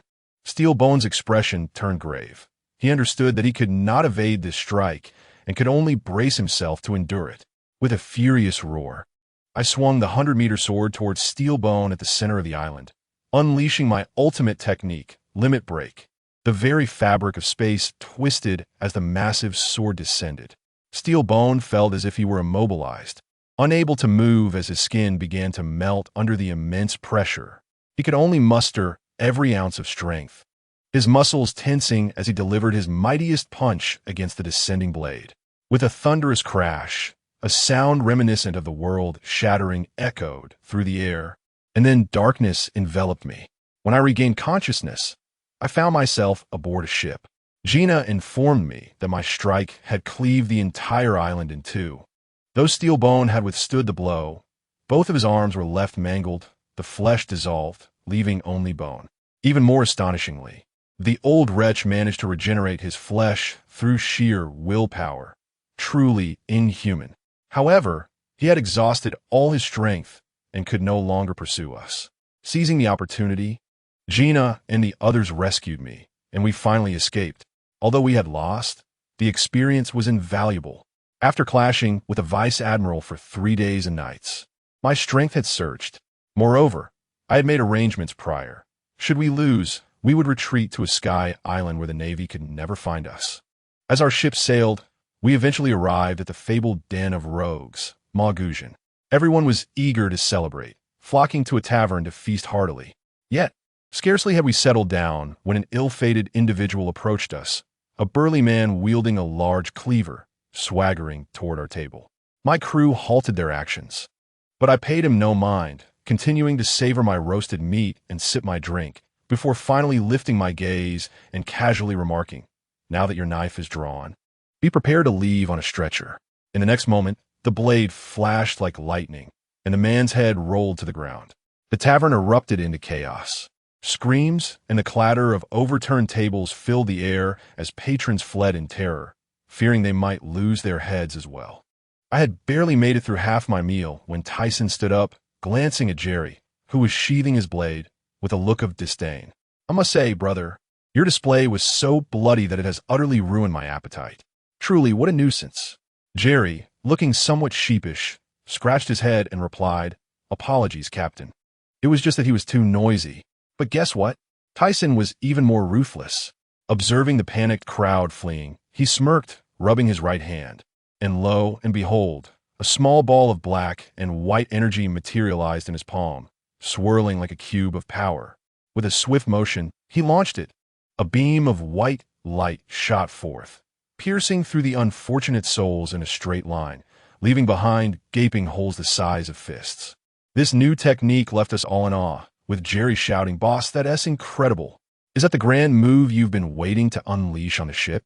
Only our cook, Tian Shan, felt somewhat dejected, lamenting his lack of prowess, feeling like nothing more than a mere cook, still yet to awaken his Haki, and internalizing his frustration.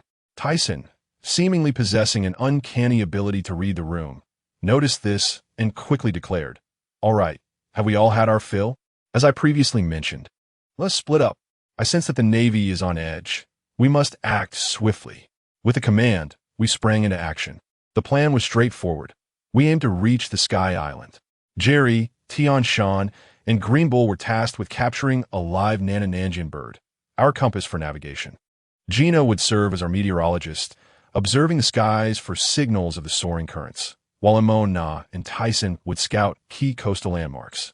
Clear roles were established, emphasizing specialization.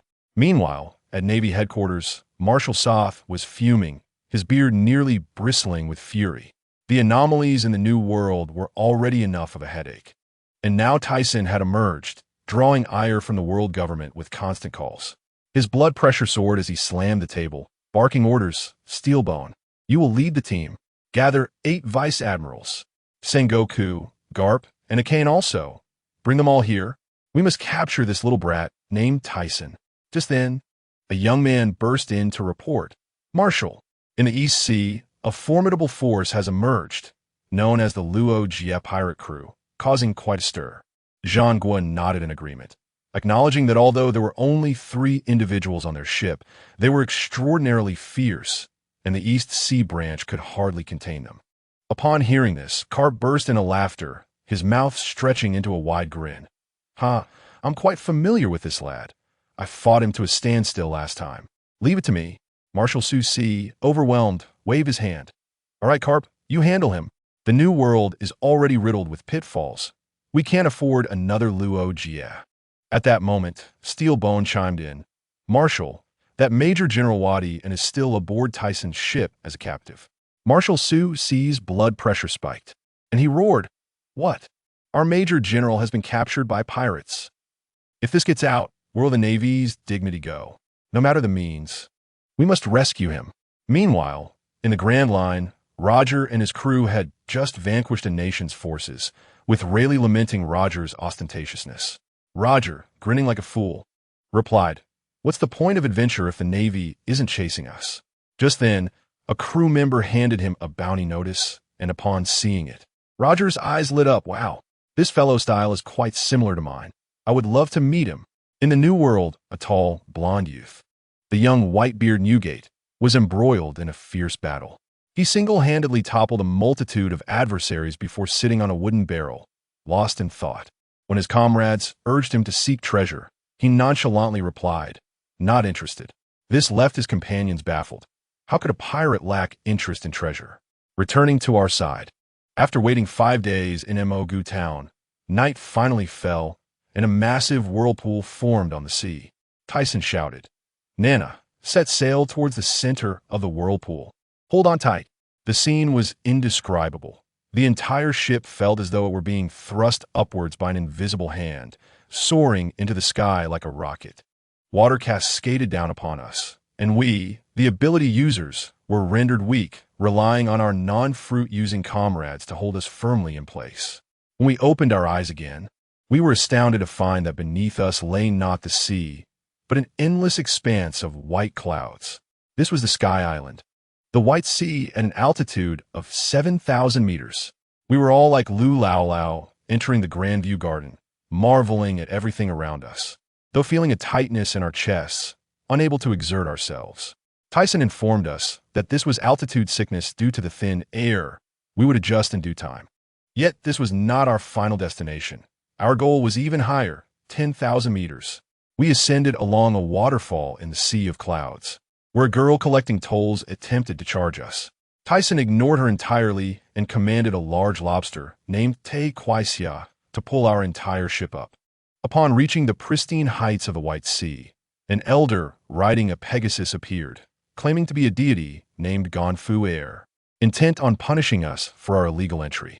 Our combat powerhouse, Mona, engaged in a friendly exchange and swiftly subdued the so-called god. Tyson stepped on Gonfu Air and declared that we merely sought to borrow some gold and stay for a while. He should not be ungrateful, or we would erase his divine kingdom from the map. Ganfu Air, being cunning, pretended to lead us, intending to trap us within his army's encirclement. Tyson, having seen through the ruse, unleashed a sudden wave of invisible energy as the soldiers charged at us. One by one, they fell like wheat under the scythe. Ganfu Air, frightened, plummeted from the sky, only to awaken bound beneath his own throne, where Tyson sat, casually watching him. Now subdued, Tyson wasted no time and instructed him to guide us to another group, the native Sandia people.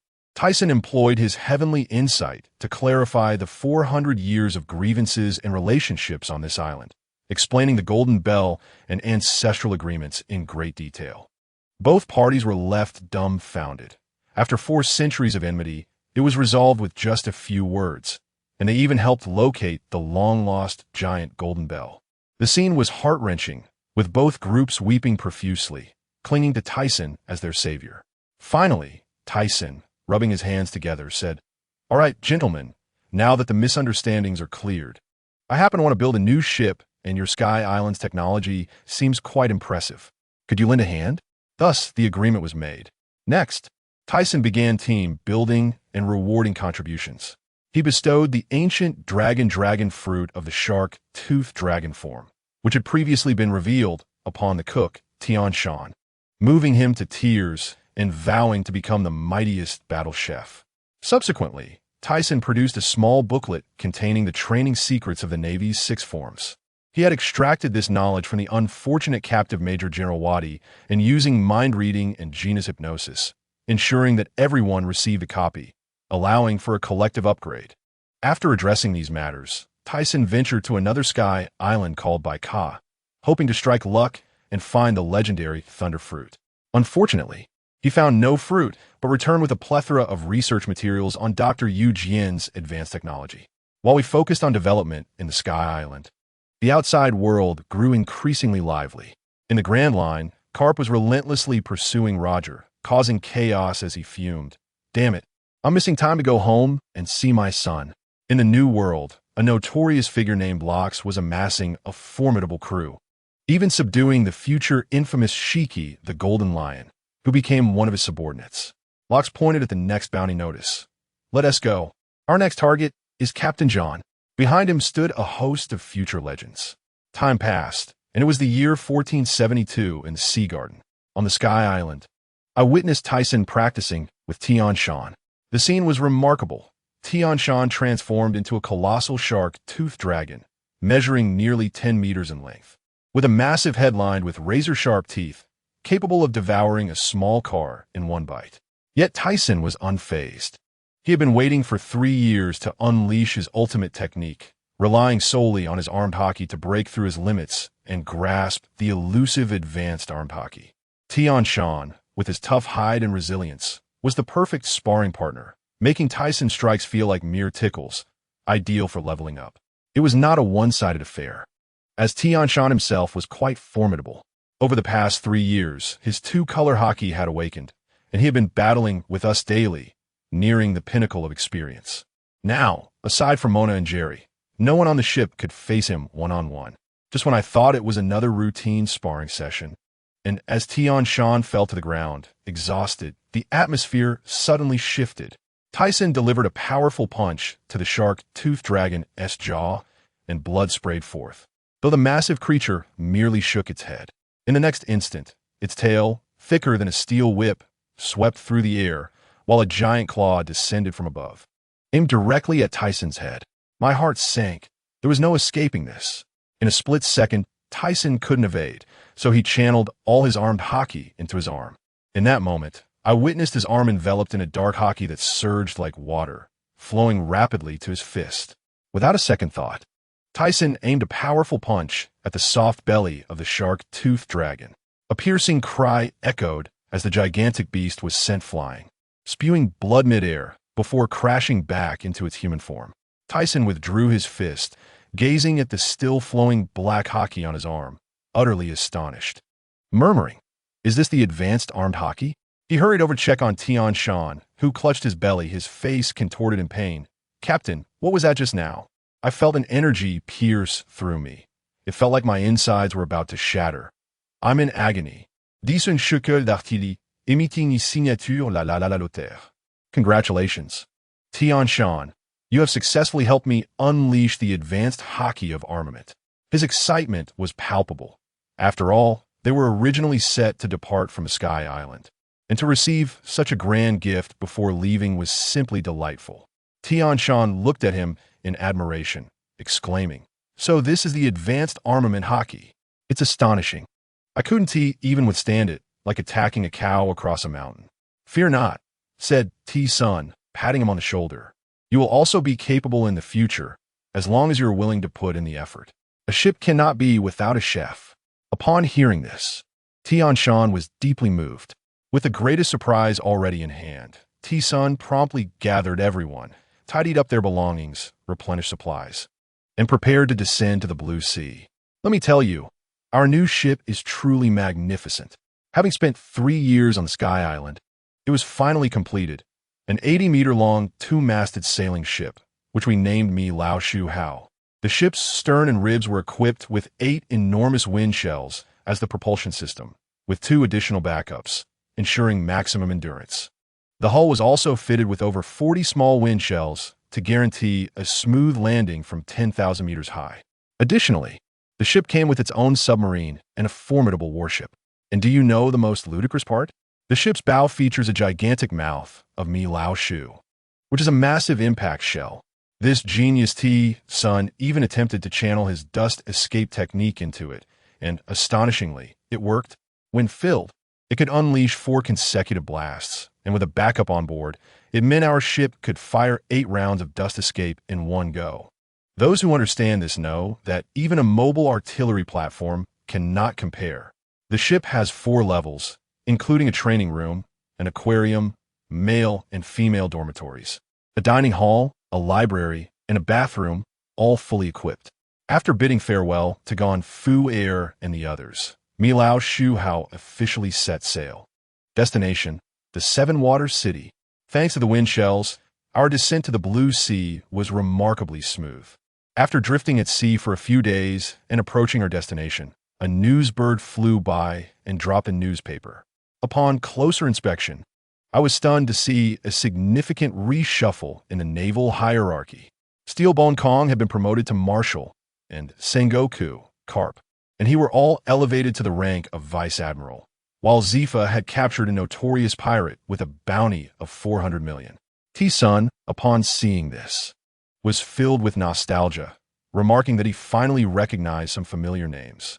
He had initially contemplated visiting Jiao Shi Island to see Xuan Nai, but ultimately decided that pressing matters took precedence. They needed to hurry into the new world, lest they attract unwanted attention from the Navy. This trip to the 7-Water City had 2 objectives. The first was to acquire a sheath for his 6-foot-long Qixing sword, as carrying it unsheathed was indeed a detriment to the city's decorum. The second was to convert the gold he had brought down from the Sky Island into cash. Once the ship reached the 7-Water City, T-Sun allowed everyone to explore at their leisure. Gina and Mo-Na were tasked with exchanging the gold, while he sought out a blacksmith shop. After inquiring around, he found a seemingly dilapidated old establishment. The young man inside, upon seeing a potential customer, greeted him enthusiastically. "What can I help you forge, sir?" T-Sun revealed the Qixing sword, saying, "I need a sheath for this sword." The young man's expression instantly froze.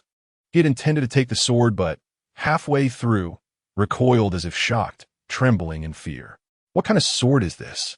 Its malevolent aura is terrifying. Can it be forged?" "Distyson reminded Gulm. Please wait a moment. This sword is too sinister. I must consult my grandfather." With that, the young man dashed into the back as if he had seen a ghost. Shortly after, an elderly man, somewhat greasy and smoking a pipe, staggered out. "I hear you need a sword sheath. Let me see the sword."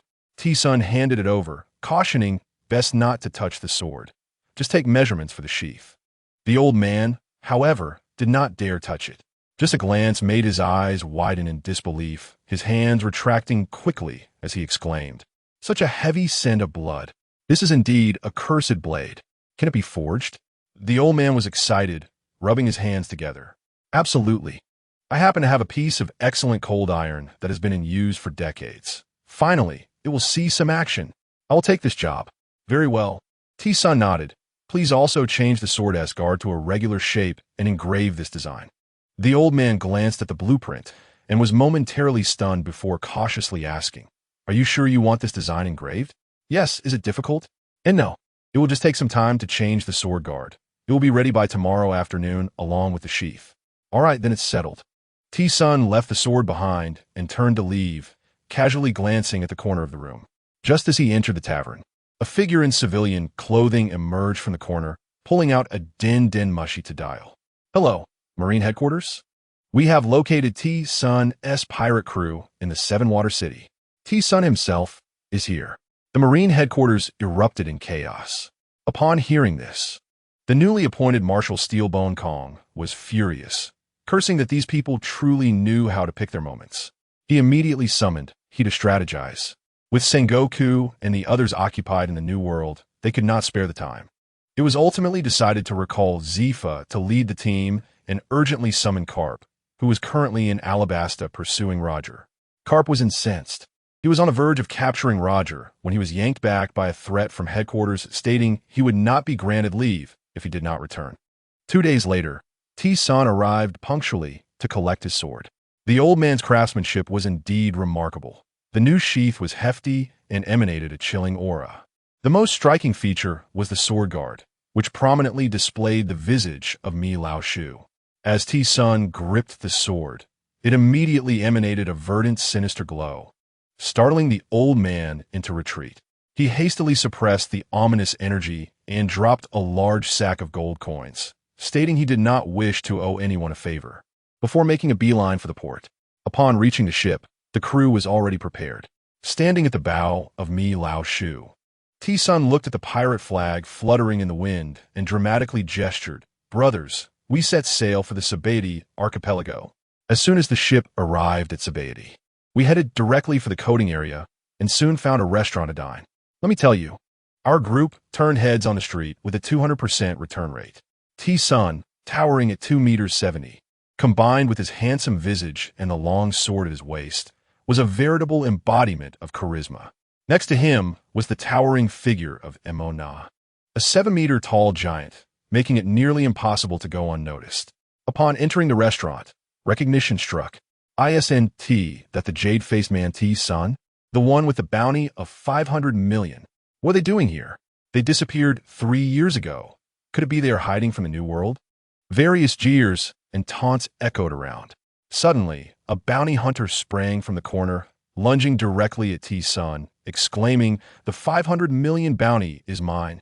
T-Sun pronet. But before he could respond, Emona sprang into action.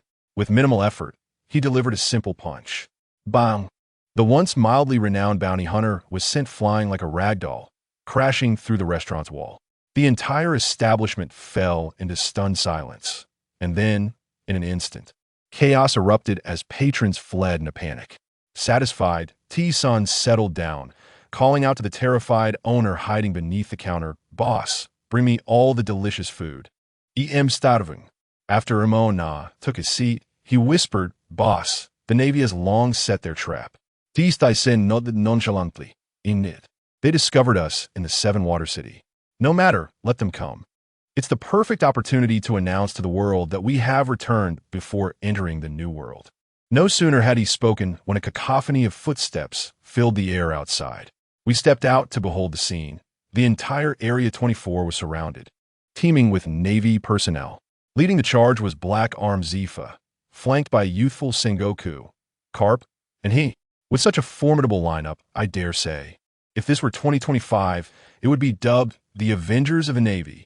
Zifa stepped forward, exuding an overwhelming aura. Yumi and Ren, Aeolucitism, surrender at once. There is no escape for you.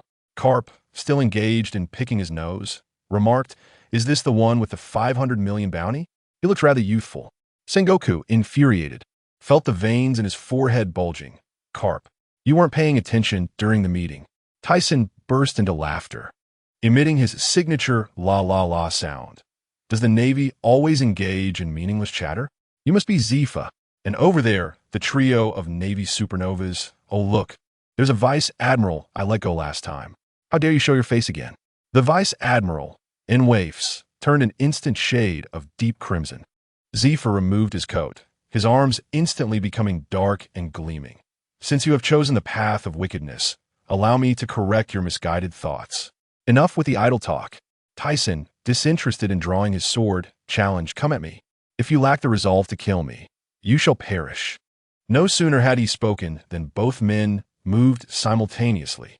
Tyson's fists were enveloped in flowing Haki as he charged at Zephyr, who met him with a punch of his own. In a bizarre turn of events, their fists never actually collided.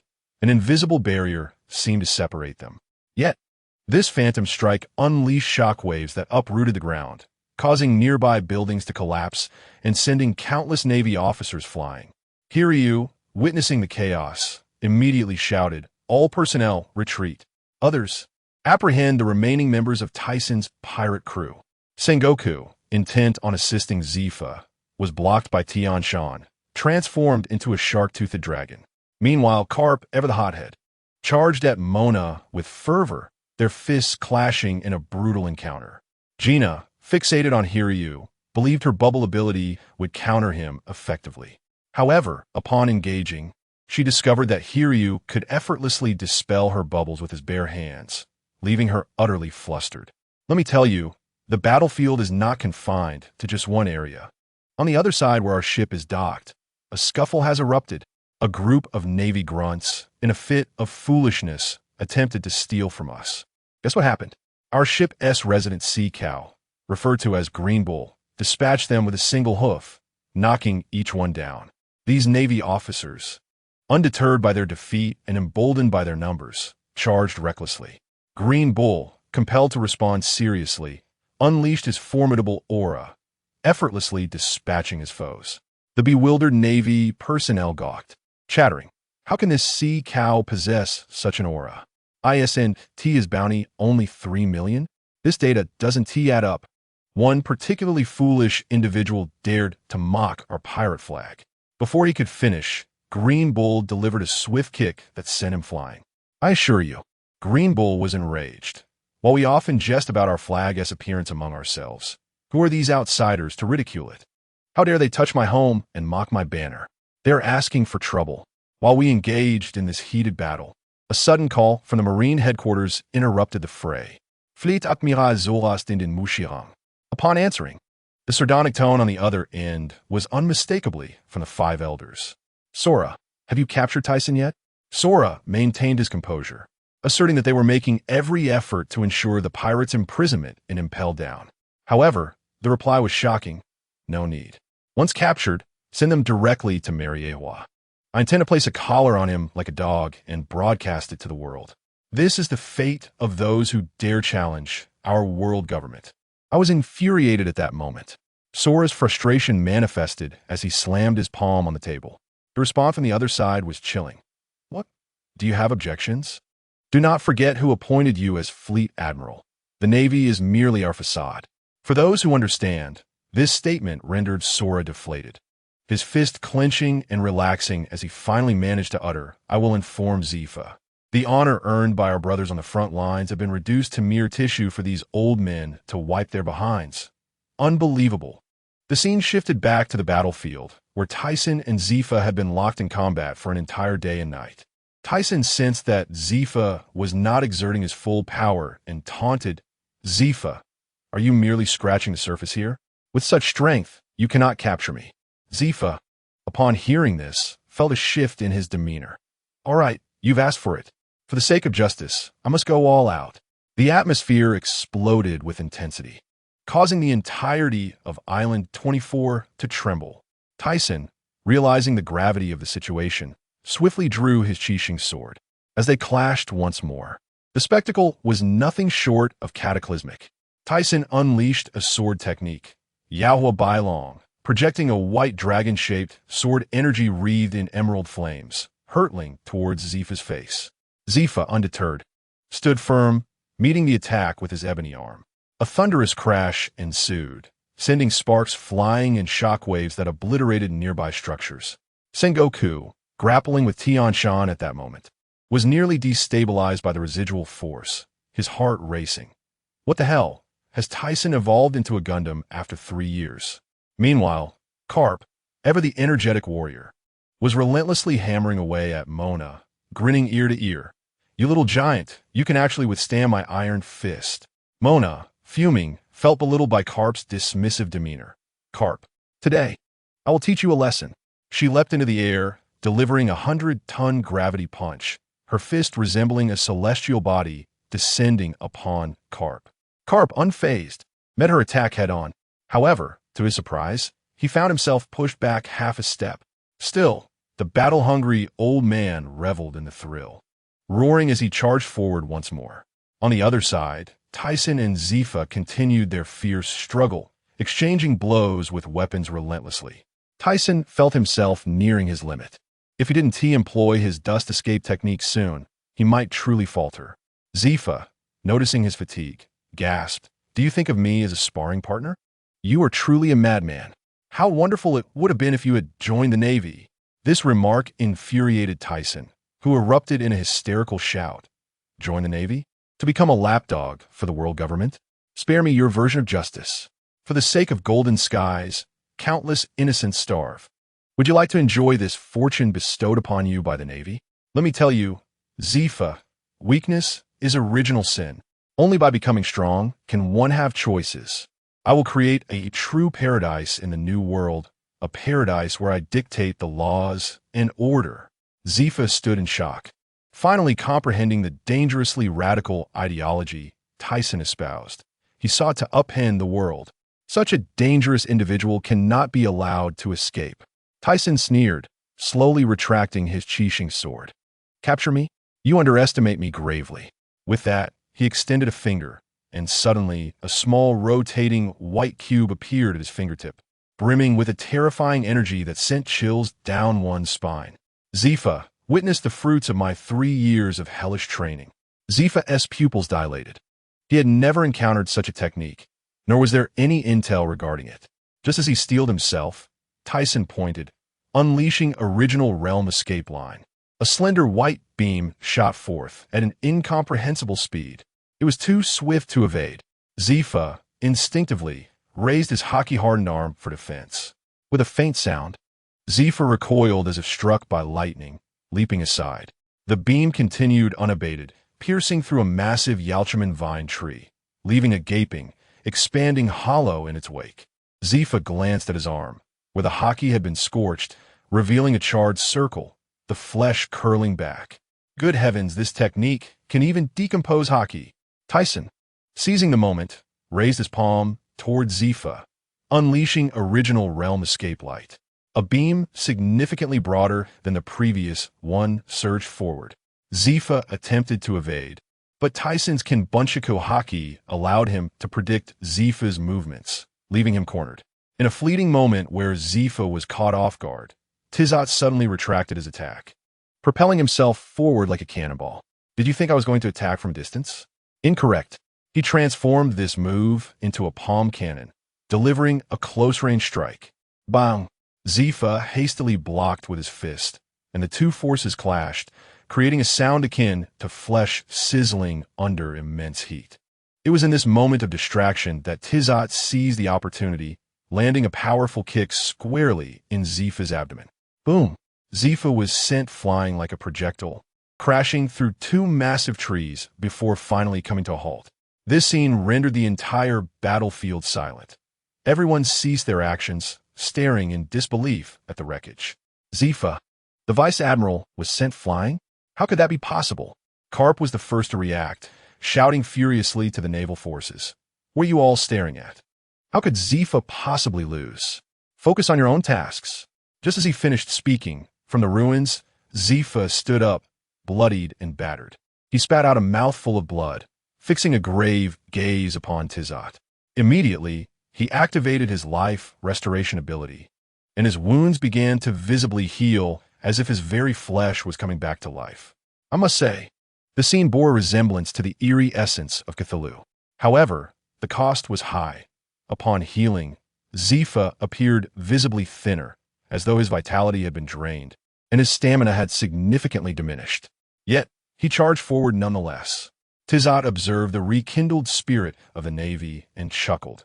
Since you all have such faith in him, today, I shall utterly shatter your confidence. He leaped into the air, slowly ascending, and with his hands clasped together, a massive white energy cube, 50 meters in diameter, formed in his grasp, radiating an aura of destruction. Zifa, do not perish just yet. A cataclysmic beam of light shot down towards Zifa on the ground. Zifa summoned all of his Haki to its utmost limit, straining against the beam. Yet, it was evident to all that his Haki was being eroded at a terrifying rate, and it seemed he would soon be unable to withstand it. In this critical moment, a shadow darted forward with lightning speed. It was Karp. He swiftly rescued Zifa from beneath the beam, but not without sustaining injuries from the shockwave, deep gashes appearing on his body.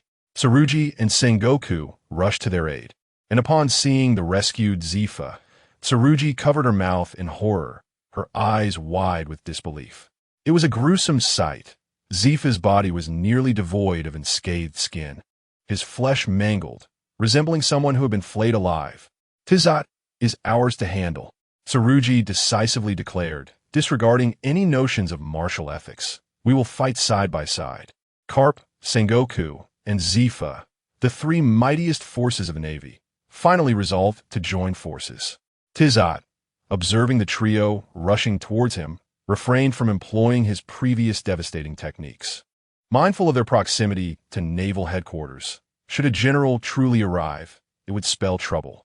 As he engaged in combat with the three, he even found time to taunt Zifa. Hey, Zifa, let me ask you something. Can your life restoration bring back broken bones? Zifa, in a furious state, paid him no heed. Yet, Tizat, using his observation Haki, discerned the turmoil within him and mused aloud.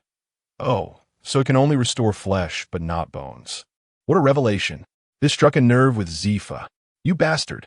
Today, even at the cost of my life, I will capture you. While the battle raged in Sabeti Archipelago.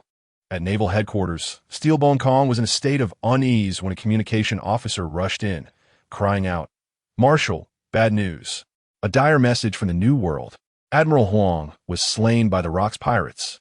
The Navy he led has been completely annihilated. Steelbone Kong stood up abruptly, bewildered, his eyes nearly bulging out of their sockets. Time flew by, and it was now the third day. The battle between Karp and Mona was nearing its conclusion. Karp was an indefatigable monster, growing more vigorous with each clash, while Mona was nearly spent, clearly at a severe disadvantage. Meanwhile, Sengoku had already concluded his battle. Tianshan, still too young, lacked both the mastery of his devil fruit and Haki, relying solely on the resilience of his ancient lineage to endure. By the morning of the third day, he finally succumbed. However, Gina and Tsurugi were locked in a celestial duel, exchanging blows evenly, neither able to gain the upper hand. Yet Tsurugi was growing anxious. Surveying the battlefield, she realized that aside from Zifa's dire situation, all other areas were in disarray. I tell you, the clash between Zifa and Tizat had transcended mere fighting. It was a battle for survival. Both were running on fumes. Tizat clutched his abdomen, several ribs broken, wincing in pain. But Zifa was in an even graver state, kneeling on one knee, his body a patchwork of wounds, some areas revealing bone, his gaze becoming unfocused. Just when it seemed all was lost, who should arrive but a group of individuals clad in suits and white hats, unmistakably CP agents from the world government. Their leader strutted forward, chin held high, immediately launching into a mocking tirade. Oh, so this is the candidate for Admiral? The Navy's Supreme Force? Unable to handle a mere pirate, you have utterly disgraced our world government. The Marshal sent us to take charge. I suppose it falls to us to clean up your mess. Family, you have no idea how much I wanted to rush forward and punch him. Who does he think he is? Zifa was on the verge of collapse, and these fools were pouring salt into his wounds. Gathering his last vestiges of strength, he lifted his head and asked, Take charge of what? The agent became emboldened. What? Didn't the Marshal inform you? It seems he anticipated your failure to capture Tizat. And in the end, it is we who will have to clean up after you, Navy. Tizat, overhearing from the sidelines, couldn't help but chuckle. Hey, Zifa, It seems the world government is here to claim credit for your Navy's achievements. The CP agents were taken aback. How did he know? But they maintained their bravado. You must be the criminal Tizat? Since the Navy cannot capture you, we will take charge. Realization dawned on Zifa, and he trembled with rage. Yet he mustered the strength to stand, not deigning to glance at the foolish agents, fixing his gaze firmly on Tizat. I will capture him. You may leave. Leave? If you truly had the capability, why has it taken so long? How utterly embarrassing. I tell you, Tizat was genuinely annoyed. He snapped. You lot are truly bothersome. No sooner had he spoken than a flash of white light streaked across the room. The loudest CP agent suddenly had a transparent hole in his chest, collapsing to the ground without uttering another word. The remaining agents were paralyzed with fear, stammering. Why you dare attack us? You are defying the world government. Tizat, with a tone of challenge, responded, what will you do about it? With another series of white flashes, the remaining CP agents were swiftly dispatched. He dusted off his hands and turned to Zifa. Let us continue. The final battle awaits. Do not perish just yet, for I do not dislike you. Zifa, witnessing this scene, revealed a row of white teeth in a smile. It was clear he too was fed up with the useless lot. Just as they were about to engage once more, Tizat's navigator, Muse, hurried over. Captain, the ship has been coated and is ready to set sail. Tizat, hearing this, grinned and spread his hands towards Zifa. It seems our time for today has come to a close. We shall meet again in a new world, Zifa. You scoundrel. Attempting to flee? Our battle is not over yet.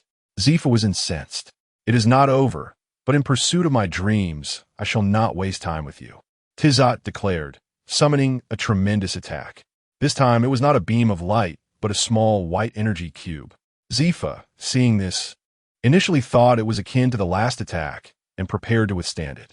However, Tizat hurled the small cube with astonishing speed. As Zifa was about to unleash a powerful punch, the cube suddenly expanded, enveloping him entirely. In that moment, I witnessed the ground, the air, and all within the cube dissipating into nothingness. Zifa felt as if he had been thrown into an atomic disintegration furnace, his entire body racked with excruciating pain, his arm Haki on the verge of collapsing. Take action.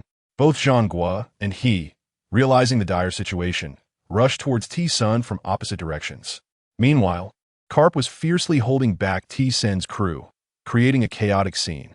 Upon noticing the two formidable figures approaching, particularly the threatening nature of his washing fruit ability, T-Sen reluctantly retracted his assault on Thema. With a swift motion of his index finger, he unleashed a beam of light that pierced through the shoulder of Vice Admiral He. Zhangguo's eyes turned red with fury as he unleashed a powerful palm strike that collided with T-Sen's presence.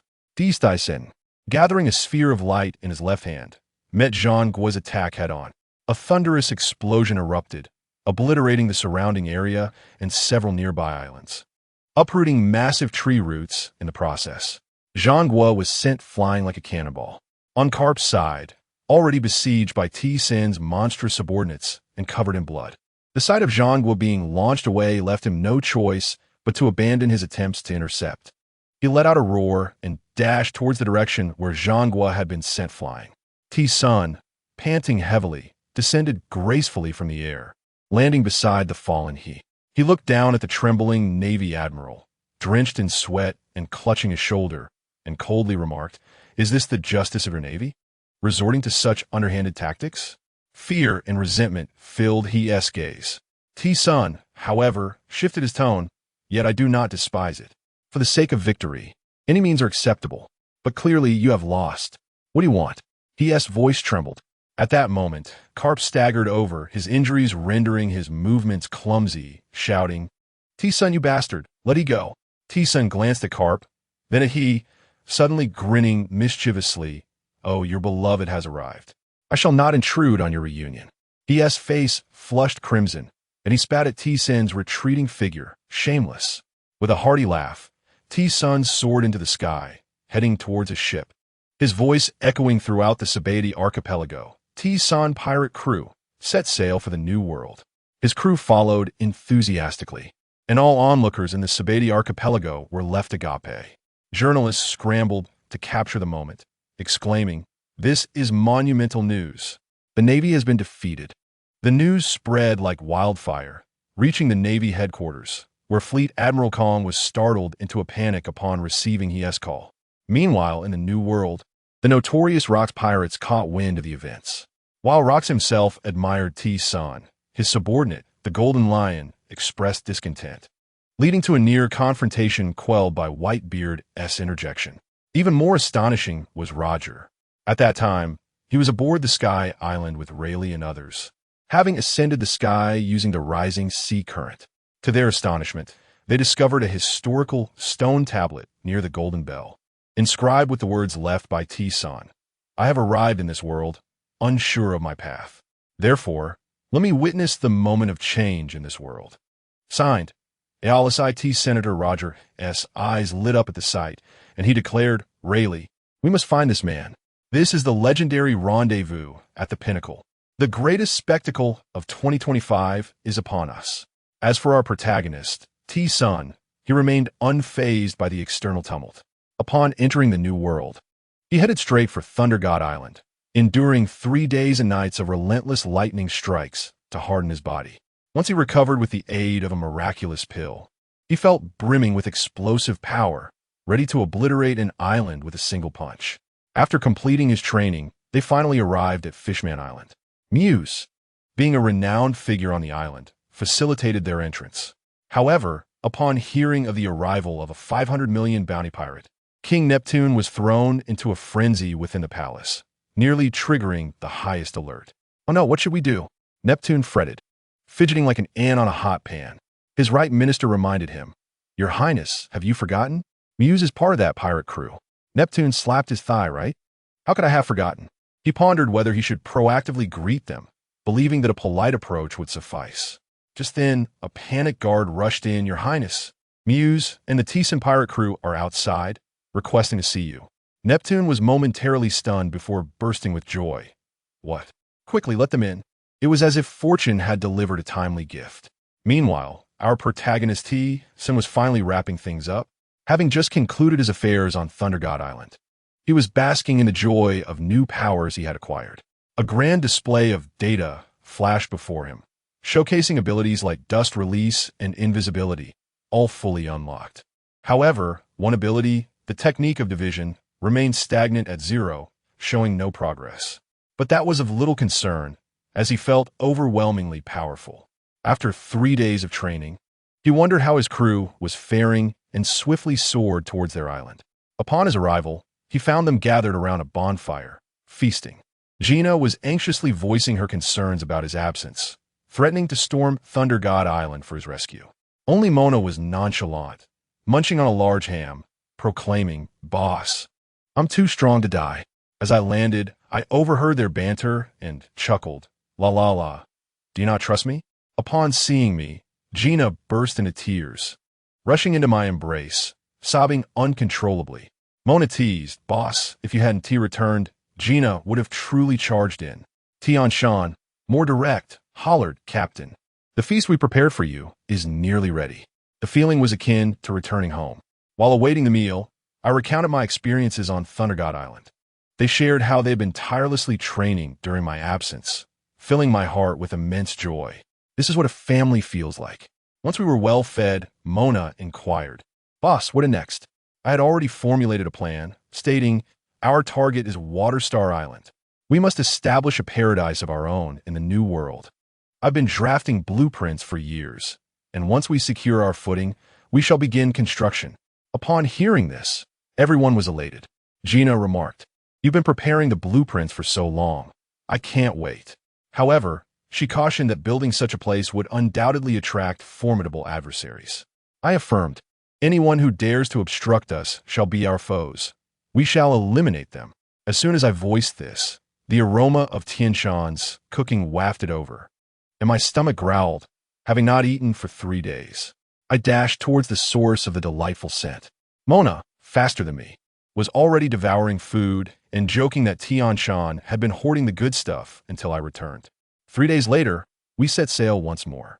However, as we navigated, We came upon an island engulfed in flames, resembling a massive torch, with anguished cries echoing from afar. Gina, experienced as she was, quickly identified it as a small nation. Mona asked if we should investigate, and my temper flared, "Steer us closer." Upon arrival, how could one resist the urge to explore? As I stepped onto the island, the scene was nothing short of harrowing. Corpses littered the ground, the palace reduced to mere skeletons, and the air was thick with the acrid scent of charred remains. I soon spotted a band of pirates encircling a few bloody generals and their guards. The leader, named Haki, exhibited an arrogance that was almost palpable, laughing maniacally as he proclaimed that the weak deserved death.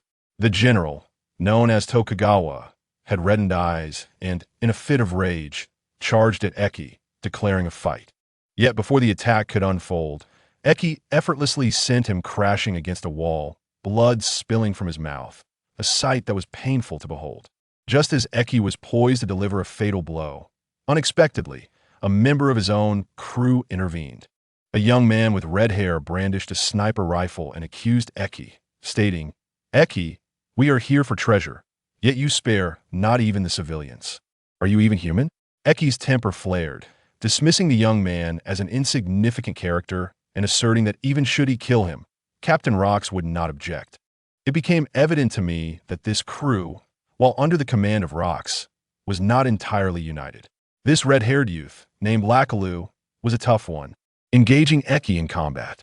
However, as a sniper, he was no match in close quarters and was soon left on the ground, incapacitated with several broken ribs. Haki approached Lakalu, nursing a gunshot wound on his shoulder, transforming his arm into a handgun aimed at the youth's head, disdain dripping from his words. "You foolish one. Being weak comes with the acceptance of your fate." Just then, a subordinate of Haki came rushing in a panic, exclaiming, "Captain Haki, trouble is upon us. The Tyson pirate crew is approaching." From my distant vantage point, I anticipated an entertaining turn of events. To my surprise, rather than retreating, Haki's excitement surged at the prospect of a fresh kill, believing it to be an opportunity for personal gain. He shot the messenger in a fit of rage, branding him useless, and boasted that his bounty of over 700 million was earned through the slaughter of innocents. Turning to the nearly lifeless Lakalu, he declared, "I've changed my mind. I shan't kill you just yet. I want you to witness how I eliminate someone your captain holds in high regard before I ascend to a position of power." Upon hearing my arrival, Lakalu's previously dull eyes sparkled with a glimmer of hope, likely thinking, "This fool is merely delivering himself to me."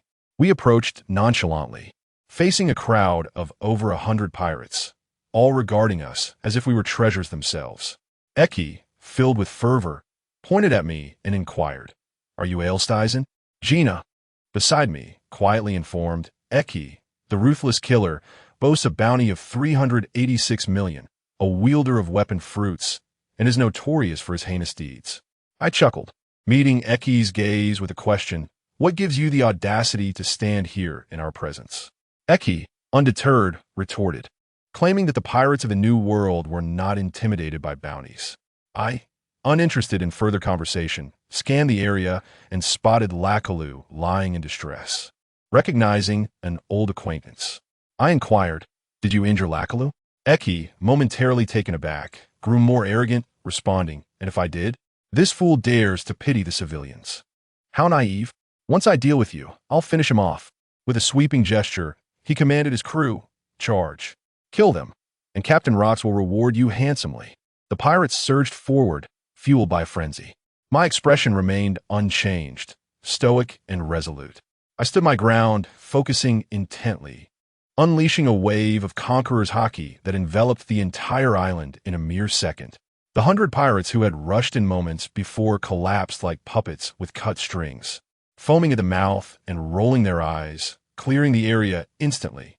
The surrounding structures cracked under the pressure, and the sky took on a crimson hue. Only a few of Haki's men remained standing, trembling in fear, while Haki himself was paralyzed, muttering, "This level of conqueror's Haki." Yet he was no coward, suppressing his terror and bellowing in defiance. "Even if you possess the qualities of a king, you cannot intimidate me. The New World is filled with those who wield conqueror's Haki." My first swordsman, Jerry, could no longer contain himself and stepped forward, declaring, "Captain, this man possesses the weapon fruit. Allow me to handle this." Jerry, who typically reserved his strength to protect us, seemed eager to exhibit his prowess. I nodded in agreement, while I ambled toward Lakaloo, casually instructing my companion Nana. "Nana, could you extinguish the flames?" Gina affirmed with an okay gesture, her body enveloped in bubbles as she rushed to douse the fire. Eki, noticing my indifference, grew agitated, instantly transforming his arm into a cannon and firing at me. I did not flinch, continuing my advance. With a swift clang, a flash of light appeared as Jerry had drawn his sword, effortlessly cleaving the cannonball in two. Blocking Eki's attack, he nonchalantly stated, "Your opponent is me. No need to be so worked up." Furious, Eki yelled, transforming his arm into a massive blade. "You, with a bounty of 290 million, dare to obstruct me? I'll eliminate you first and then go after your captain." By this point, I had reached Lakaloo, unable to suppress a laugh at his disheveled state. La la la la. Who would have thought that the once red-haired youth would now be in such dire straits? His face flushed crimson, and he retorted defiantly, "What business is it of yours?" I understood his predicament perfectly. He was stifled by his disdain for the Rock's pirates, yet felt unable to leave for various reasons. My crew was in need of a sharpshooter, but the timing was not urgent. As we conversed, Lakaloo voiced his concern about the battle. "Is that guy going to be all right? Though Eki is despicable, he is formidable." With confidence, I reassured him, "Rest easy. My comrades will not falter against such a foe." Then, the most outrageous turn of events unfolded. Realizing the battle would not conclude promptly, I instructed Tian Shan and the others to set up a feast right there. We grilled meat, poured drinks, and gathered around the bonfire, cheering for Jerry. Lakaloo and his subordinates were left in disbelief, their minds likely racing to comprehend such an unconventional approach to battle. Once our meal was sufficiently devoured, the outcome of Jerry and Eki's clash became apparent. A defiant roar erupted from Eki as Jerry inflicted a deep, bone-visible wound upon him, causing Eki to fall lifelessly. Jerry, panting, returned with his sword, addressing us. "While I fought valiantly over there, you all indulged in feasting. Are we not comrades?" Laughter erupted among us.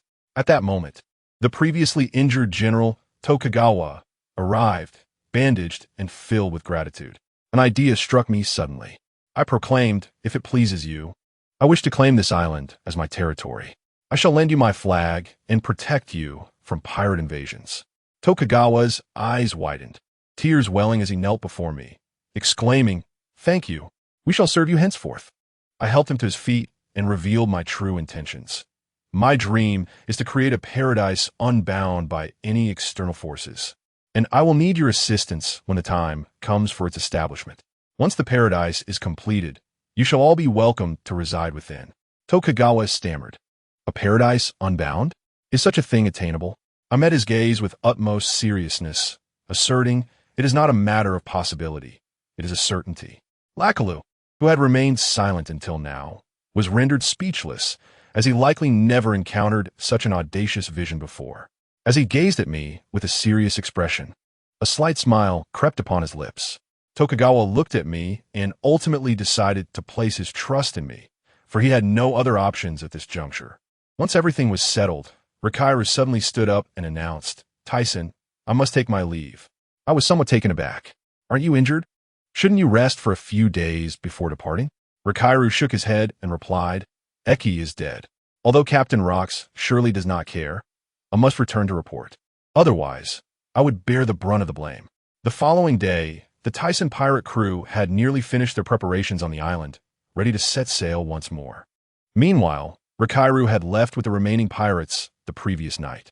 Before embarking, the island civilians, in gratitude, came to bid them farewell, while Tokugawa accompanied his remaining 5 subordinates to see them off.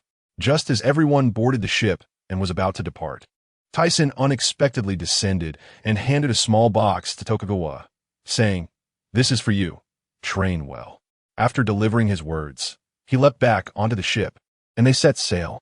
Tokugawa stood there, momentarily stunned, and only after the Tyson pirate ship vanished from sight did he open the small box. To his astonishment, he found a devil fruit inside. Indeed, Tyson had given him the animal-type devil fruit in the form of a scorpion, seized from the South Sea. Since he intended to groom Tokugawa as his own, he certainly would not be stingy. 3 days later, aboard the Tyson pirate ship, Tyson was in his quarters sketching the architectural plans for the amusement park, a project he had been working on for several years. However, much remained to be done, and several issues persisted. The first was the materials required for construction. They needed to be robust enough to withstand significant attacks without destruction, preferably metal, and in substantial quantities. He had already contemplated this. The second issue was the selection of site. The land required for the amusement park was vast. Since arriving in the New World, he had been observing the islands he had visited, none of which met his standards. Some were too small, while others were too exposed. Thus, he now needed to find a location that aligned with his vision. The entire construction would demand a considerable sum of money. Although there was ample gold on the Sky Island, he could not take it all. He needed to leave some behind, for otherwise, would it still be the Sky Island? Suddenly, a thought struck him. There was a place abundant with treasure, the 8 Treasures Water Army. He recalled the leader of the 8 Treasures, who had been diligently training to retrieve the treasures buried beneath. With this thought, a radiant aura emanated from his palm. Surely, he could easily break through the ice layer. Now that he knew the location, there was no need to rush. He had plenty of time ahead of him. As Tyson pondered these matters, he suddenly sensed something amiss and dashed out of his room, drawing the Qixing sword as a wave of sword energy surged skyward. "What is it, Captain?" one crew member inquired. "There are some fools approaching." "Ha ha ha. Olstison, prepare to meet your demise." The members of the Tyson pirate crew looked skyward to see a figure floating, wielding 2 swords. Upon hearing that voice, Tyson immediately recognized who it was. Having been too engrossed in his thoughts about the amusement park to notice the approach of this individual. "Who are you?" Tyson called out to the figure known as the Golden Lion, feigning ignorance. "You do not know who I am?" The Golden Lion's forehead bulged with veins as he lowered his head, his voice deepening. "Your ability to infuriate has grown." "Indeed," Tyson said, digging at his ear with a dismissive expression. "Why must I know you?" Nonetheless, he sensed numerous pirate ships nearing, though he did not detect any formidable opponents among them. While 2 of them exuded a notable aura, it was not enough to compel him to flee. "How amusing!"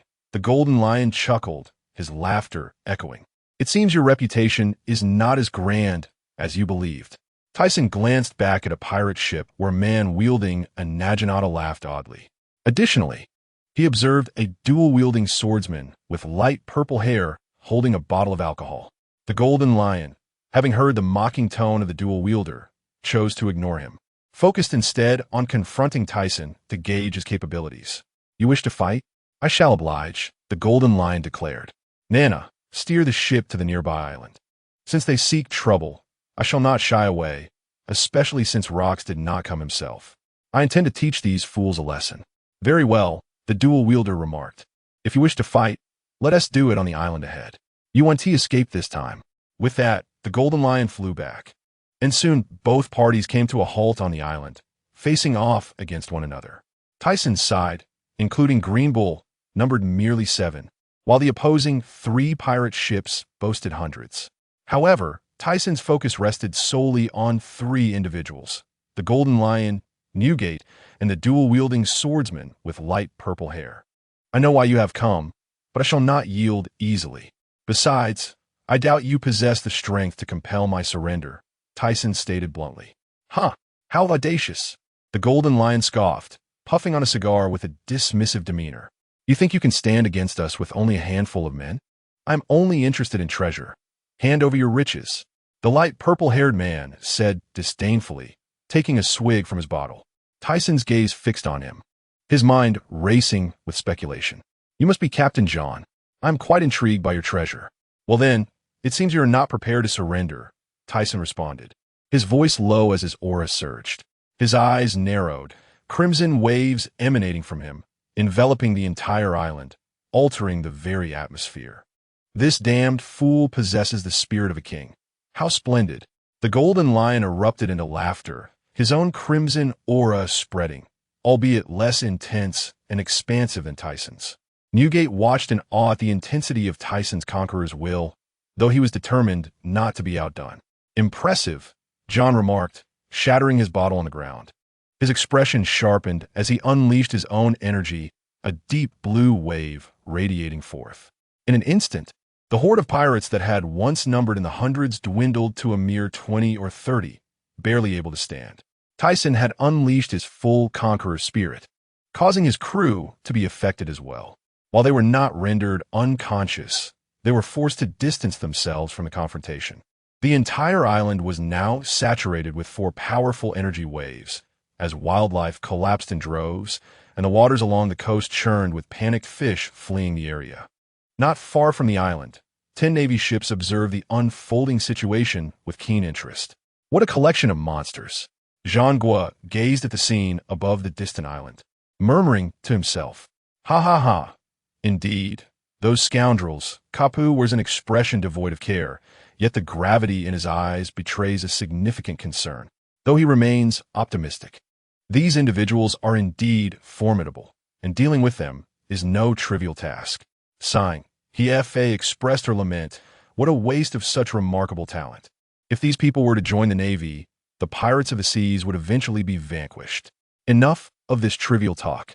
A pirate is a pirate. Their crimes cannot simply be erased. Keep a close watch. Once they have weakened each other sufficiently, we shall apprehend them. The latter half of their lives will be spent in the depths of Impel Down. Ha ha ha, Zifa. Do not be so serious. They cannot escape. Zifa was at a loss for how to deal with Kapu's reckless demeanor. Once the energies of the 4 on the island were retracted, only a handful remained. Tyson observed the 3 individuals before him. Having tested them earlier, he recognized their potential, yet defeating him was utterly impossible. Now that their numbers had dwindled, Huang Mao had previously claimed that just a few of them were insufficient. He was now faced with the irony of his own words. These individuals are hardly a threat. La. Let's face them all at once. Scoundrels, you are not permitted to act. Allow me to handle this. Jean Shitsi declared, drawing his twin swords with astonishing speed and launching himself at Tyson. Without hesitation, Tyson grasped the Qixing sword, meeting the oncoming attack, resulting in a resounding clash that stirred the surrounding air. Shurji had completely forgotten the mission entrusted to him by Rox and charged forward alone. As John stated this, he recognized that Jean Shitsi would never ally with them against a common foe. For the strong, pride is paramount, or perhaps arrogance. Perfect. Let me witness the strength of this adversary.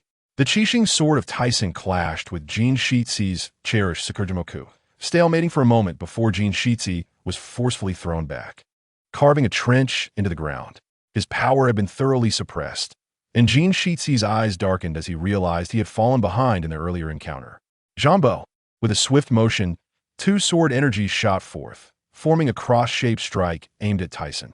Upon seeing this, Tyson smiled, his blood surging with excitement. With a forceful swing, he countered with his own sword energy, clashing with the cross-shaped assault and nullifying Jean Shitsi's attack. Huang Mao, do not perish. Sword technique, White Dragon. A colossal white dragon materialized in the sky, its roar resonating throughout the air, creating a buzzing sound in the ears of all present. Tyson, gripping his sword with both hands, delivered a powerful strike, sending the dragon towards Jean Shitsi. Jean Shitsi quickly responded, leaping into the sky with great force. Lion's thousand cuts. The 2 sword energies collided, sending shockwaves that uprooted trees and stones, forcing the onlookers to retreat to avoid the ensuing chaos. Suddenly, Jean Shitsi soared into the air, his gaze cold and filled with malice. Lao King, prepare to die. Lion's might. Tyson's heart stirred as he lifted his gaze, witnessing the ground of the entire island being upheaved, transforming into multiple lion-shaped earth formations that charged towards him with a mighty roar that echoed across the land and sky. Is this guy attempting to destroy the island? Newgate observed the upheaval, the lion-shaped formations covering the island, forcing them to retreat to their ship for safety.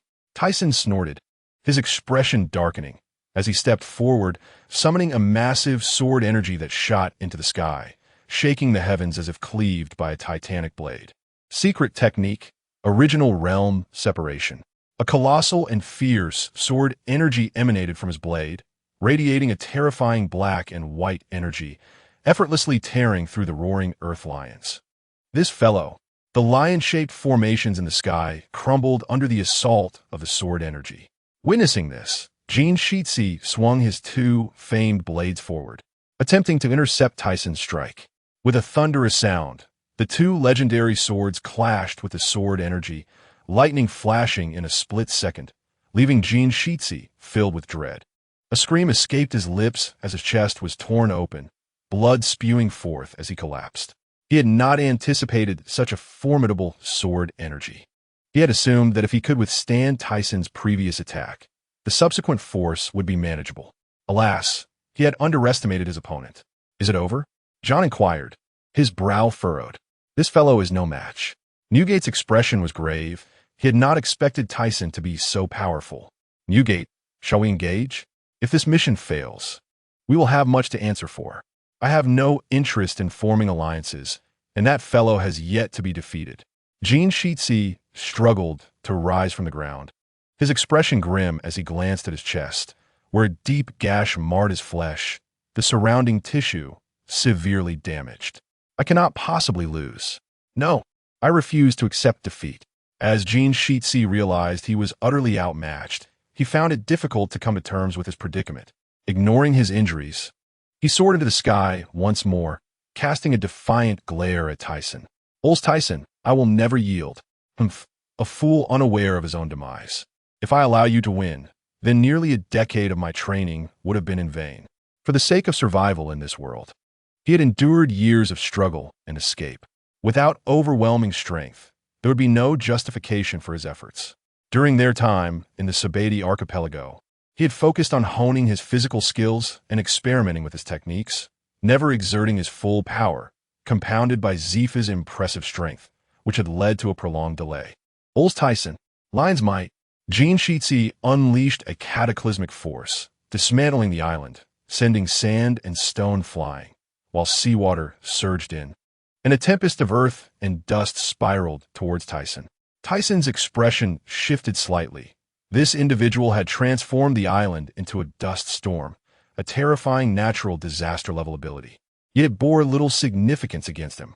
Utilizing the gravity-defying abilities of Wu Darren, he lightened his form and soared into the air, joining his hands to unleash his ultimate technique, original realm separation.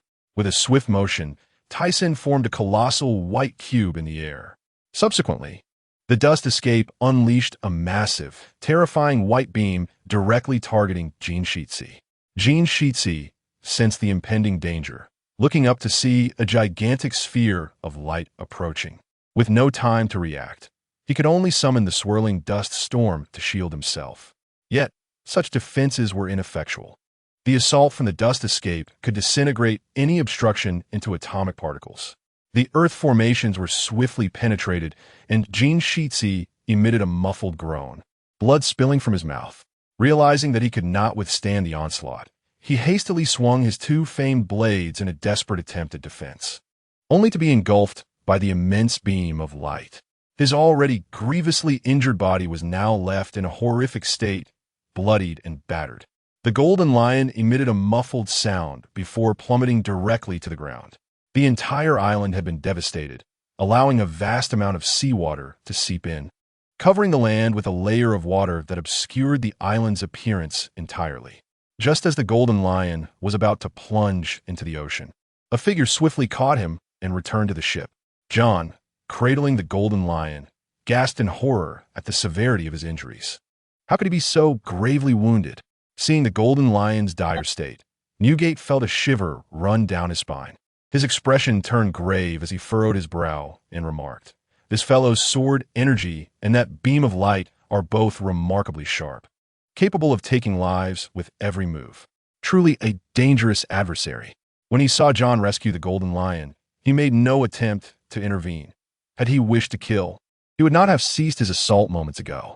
In the golden lion's current condition, it would not take long for him to be utterly annihilated. "The golden lion has been defeated. What about you? Do you wish to continue?" The voice of Tyson, brimming with vitality, echoed as he landed on the pirate ship where Newgate and John stood. John responded to Tyson, "Let this one go. The Navy is lurking nearby, and daylight is waning." Defeating the Golden Lion had consumed nearly half a day, and darkness had already enveloped the sky. Tyson had sensed the Navy waiting not far off, yet he felt no apprehension. Should another battle ensue, even after defeating these two, he was confident that escaping would be entirely feasible. "Next time, I shall not let you off so easily," Tyson declared, his spirits lifted upon witnessing the Golden Lion's plight. He had no desire to confront this individual again, as he had come here with a purpose, not to forge friendships. "Old Tyson, I advise you to surrender. Although you are formidable, you could never match rocks," John asserted with certainty. If you refuse to accept that, come and fight me. You speak only empty words. I find you even less impressive than Shiki," retorted Old Tyson. "Believe what you will. We shall meet again," Newgate remarked, casting a deep glance at Tyson before departing with his crew.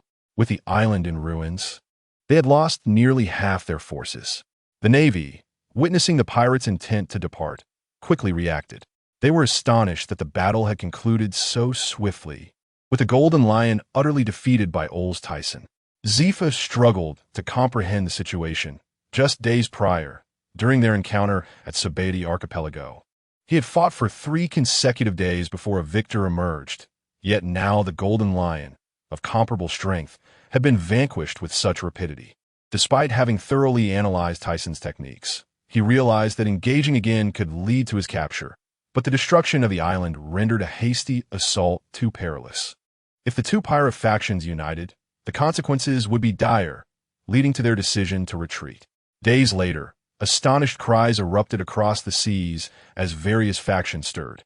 The Tyson pirate crew clashed with 3 officers from the Rocks pirates, culminating in Old Tyson's triumph over the notorious Golden Lion Shiki, leading to the eventual retreat of the Rocks pirates.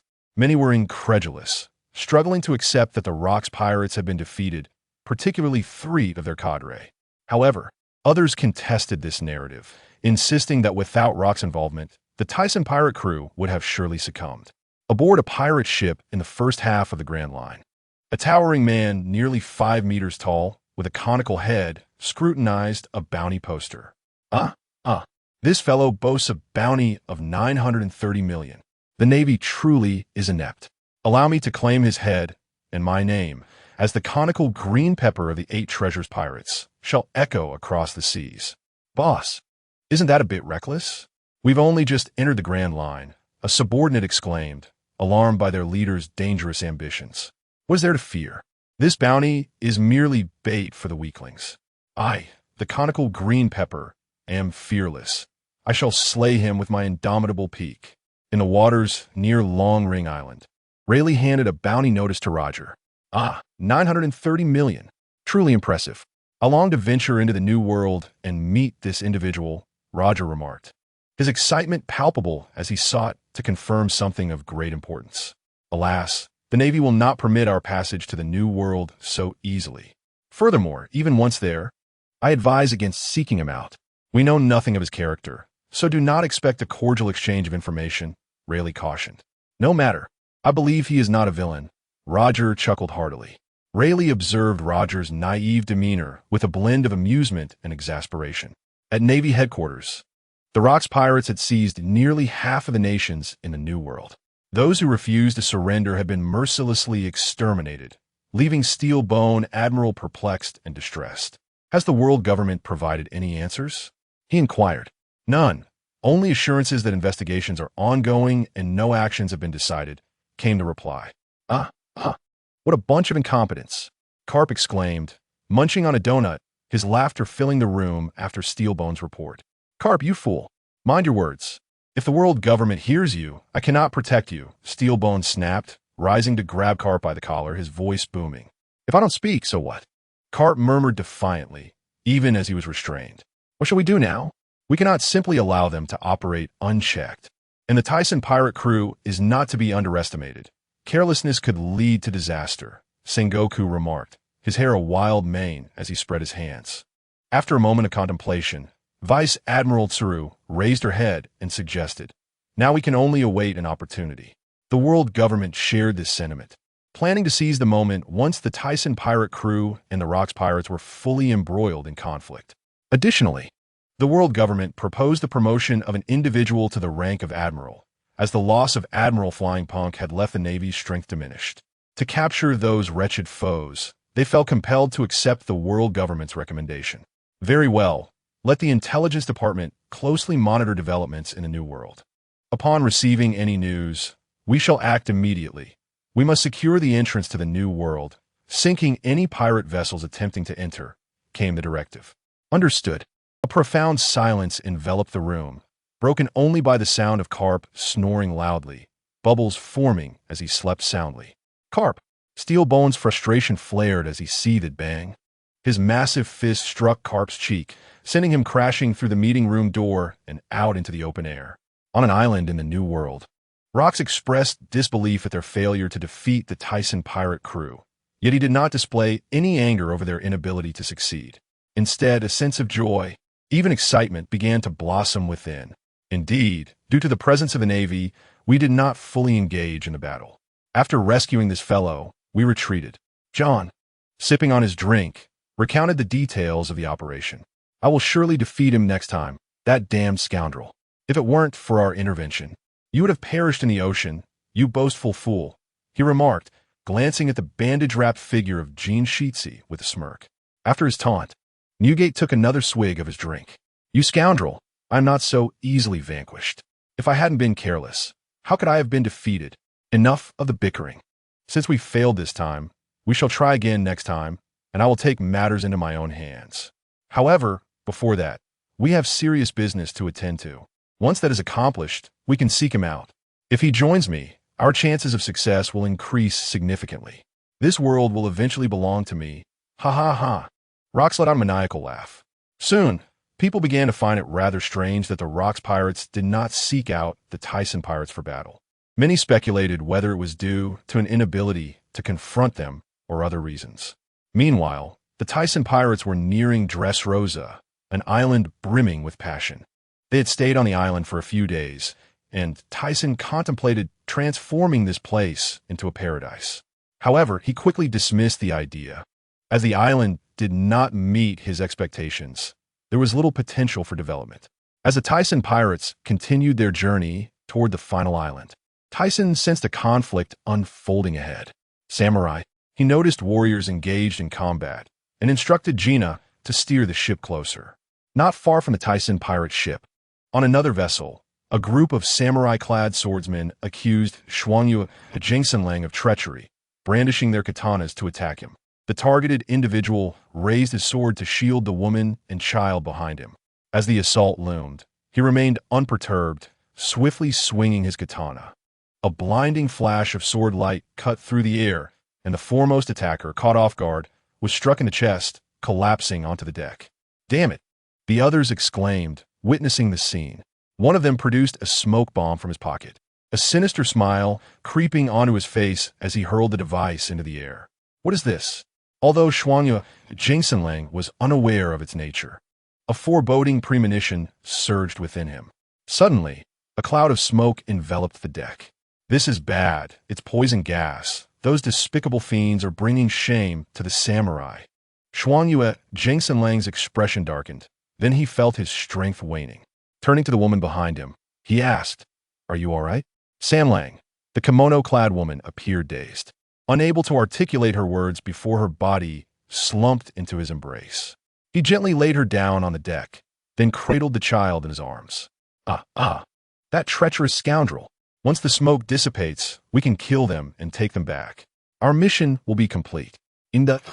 With one hand holding the child, Shuangyu Jingsenlang's grip on his sword began to loosen, his vision blurred. The surrounding smoke began to be dispersed by the sea breeze. And just as he intended to seize the opportunity to eliminate his adversaries while still somewhat lucid, he suddenly noticed several individuals had been pierced through by an unknown force. Lifeless on the deck, alarmed, he quickly raised his head to see a figure descending from the sky. Tyson landed gracefully on the deck, observing the weakened warrior. He understood that the smoke would only incapacitate him temporarily, not render him unconscious. "Are you all right? Who are you?" Shuangyue Jingsenlang, now on high alert, positioned his sword defensively.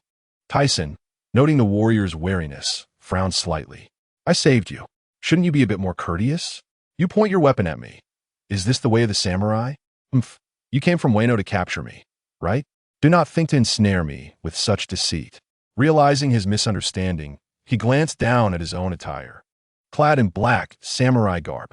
I'm not from Wano. I am Tyson, captain of the Tyson Pirates, and I have no connection with your country. A pirate? Upon hearing Tyson's claim, Shuangyue Jingsenlang, though still cautious, felt a sense of relief. I apologize for my earlier behavior. Thank you for saving my life. As Shuangyue Jingsenlang began to regain his strength, he straightened and sheathed his weapon, bowing respectfully to Tyson. No need for formalities. Would you care to join me on my ship? Shuangyue Jingsenlang looked up in surprise, seemingly taken aback by Tyson's friendly demeanor. Then I shall impose. Inside the pirate ship's dining area, Shuangyue Jingsenlang and his wife enjoyed a meal prepared by Tian Shan, finding amusement in his voracious appetite. I beg your pardon. I have been relentlessly pursued since escaping Wano and had no time to eat. Meanwhile, the infant in the kimono-clad woman's arms cooed softly. Tyson observed the child with curiosity, suspecting something, and nodded slightly. What was the child's name? Shuangyue Jingshiru. Just as he suspected, this man was indeed Shuangyue Jingsenlang, who had fled Wano 50 years prior. Where do you intend to go? We are headed to the East Sea, hoping to reside there long-term. Shuangyue Jingsenlang responded while scrutinizing Tyson. Suddenly, his eyes widened in shock, and he exclaimed, Is that? Tyson-kun, may I see your sword? Tyson, recognizing the excitement in Shuangyue Jingsenlang's expression, handed over the Qixing's sword from his waist. Upon receiving it, Shuangyue Jingsenlang's excitement was palpable as he slowly drew the sword. However, halfway through, he broke into a sweat, his eyes filled with trepidation, and his hands trembled slightly. Moments later, unable to bear the sword's weight, he had to return it to its sheath. Indeed, this is the Qixing sword from the kingdom of Asuka, the legendary cursed demon sword, among the supreme great swords alongside the original Onigiri. I never imagined I would be fortunate enough to witness it. Even more astonishing is that someone can wield this sword. It was said to have been sealed away many years ago. Tyson-kun, you are truly remarkable. After expressing his astonishment, Shuangyue Jingsenlang returned the Qixing sword to Tyson. Tyson, taking the sword back, examined it closely, realizing it was indeed a supreme great sword, of which only 12 existed in the world. However, the sword had been sealed for far too long and had lost its original resilience. Just as Tyson felt a sense of pride, he suddenly heard Shuangyue Jingsenlang's words, What should be done? He did not wish to lose such a formidable weapon. Ha ha! No matter how fine a weapon is, if left unused, it will inevitably rust. However, this sword has not lost its function. It still belongs to the ranks of supreme great swords. As long as you, Tyson-kun, wield it regularly and care for it with flowing cherry blossoms, it will eventually regain its former resilience. Upon hearing the final words, he felt a subtle sigh of relief within his heart, genuinely fearing that there would be no means of salvation. Now it was all well. Soon after finishing his meal aboard the ship, Shuangyue Jingsenlang bid them farewell, stating that they could seek his assistance whenever needed, leaving behind the emblem of the Shuangyue family. Although it might not be of immediate use, they could keep it for the time being. Tyson, we need not search so extensively. I believe having one island would suffice. After parting ways with Shuangyue Jingsenlang, he gazed intently at the map in his hands. This was a chart he had previously drawn, marking all the islands they had traversed along their journey. Gina observed this scene and suddenly spoke up. Oh, which place? Turning to Gina, he wore a serious expression. He had been diligently attempting to identify an island for quite some time, but had consistently remained unsatisfied with his findings. It is the Herb Island. Do you not remember that we visited it before? Herb Island? Yes, the boy named Jingye from the island. Have you forgotten him? At this mention, he instantly stood up. Memories flooded back to him. During their time with the Haiyue pirates, they had sailed through the New World for an extended period. However, due to the passage of time, many details had faded from his memory. They had encountered pirates attempting to pillage the village on Herb Island, ultimately vanquishing them and saving the villagers. He vividly recalled a 3-year-old boy named Jingye who idolized him, expressing a desire to become a pirate like him when he grew up. "That is it, Nana. We shall set sail for Herb Island." All right. The island was named Herb Island due to its abundance of medicinal herbs, dense forests, and numerous poisonous creatures and wild beasts. Many residents inhabited the island, and he remembered the villagers' gratitude for their assistance. However, what he truly intended to discuss was the adjacent island connected to Herb Island.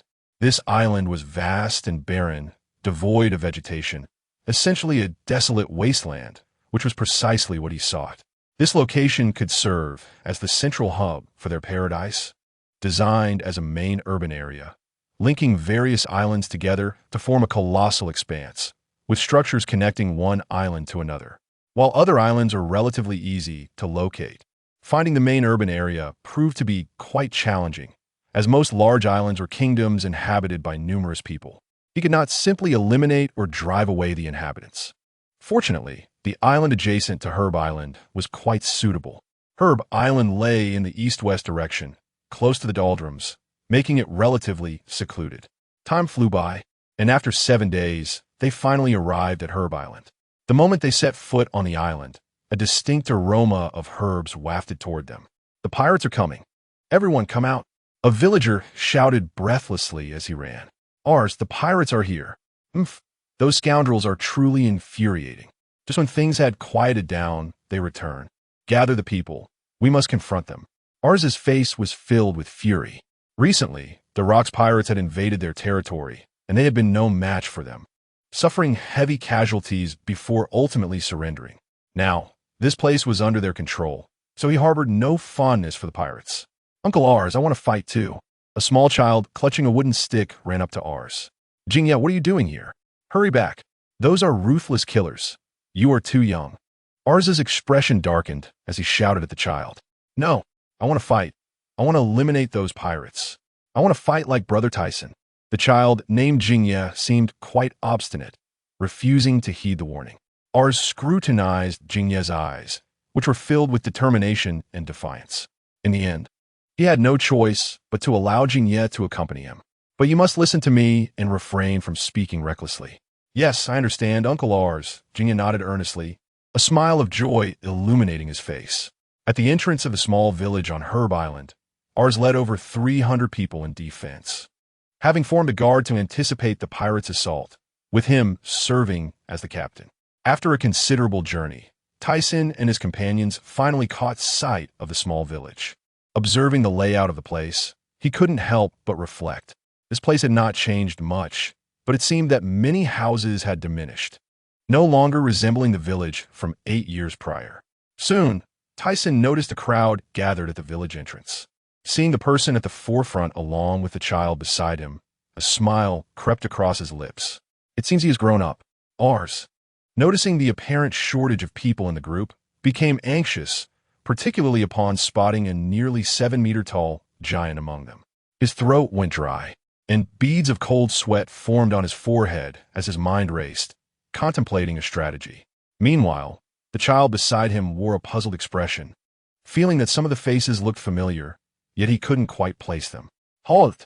You pirates!" Ars called out. "This island belongs to the Rock's pirates. Are you aware of them?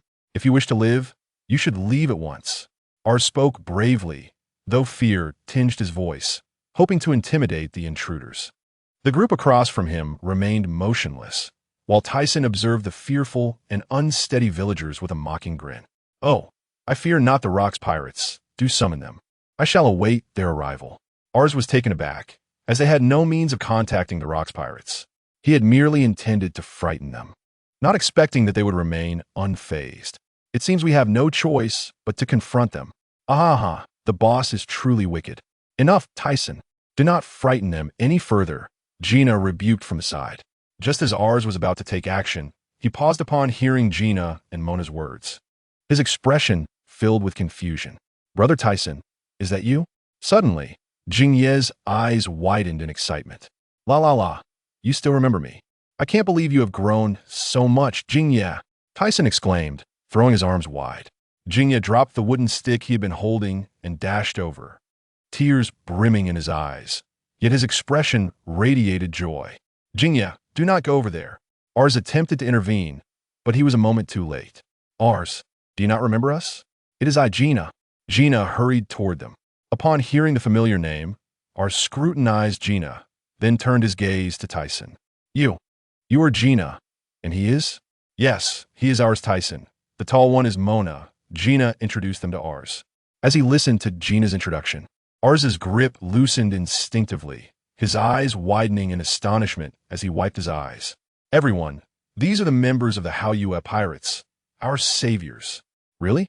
Did the Navy not say that the Haoyue pirates have been annihilated? What is happening? Do not concern yourself with the details. Look at the three of them. Despite the passage of years, it is indeed them. Haha, they're not dead. How wonderful. They appear to hold great respect for Captain Tianshan, observing the villagers who were simultaneously laughing and crying. Naturally, the crew would be regarded as the villagers' saviors, which was hardly surprising.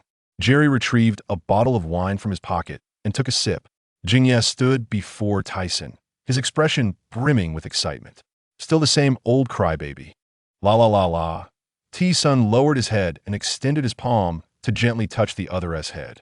Given his towering height of nearly 3 meters, looking down felt akin to gazing upon a diminutive member of the little people.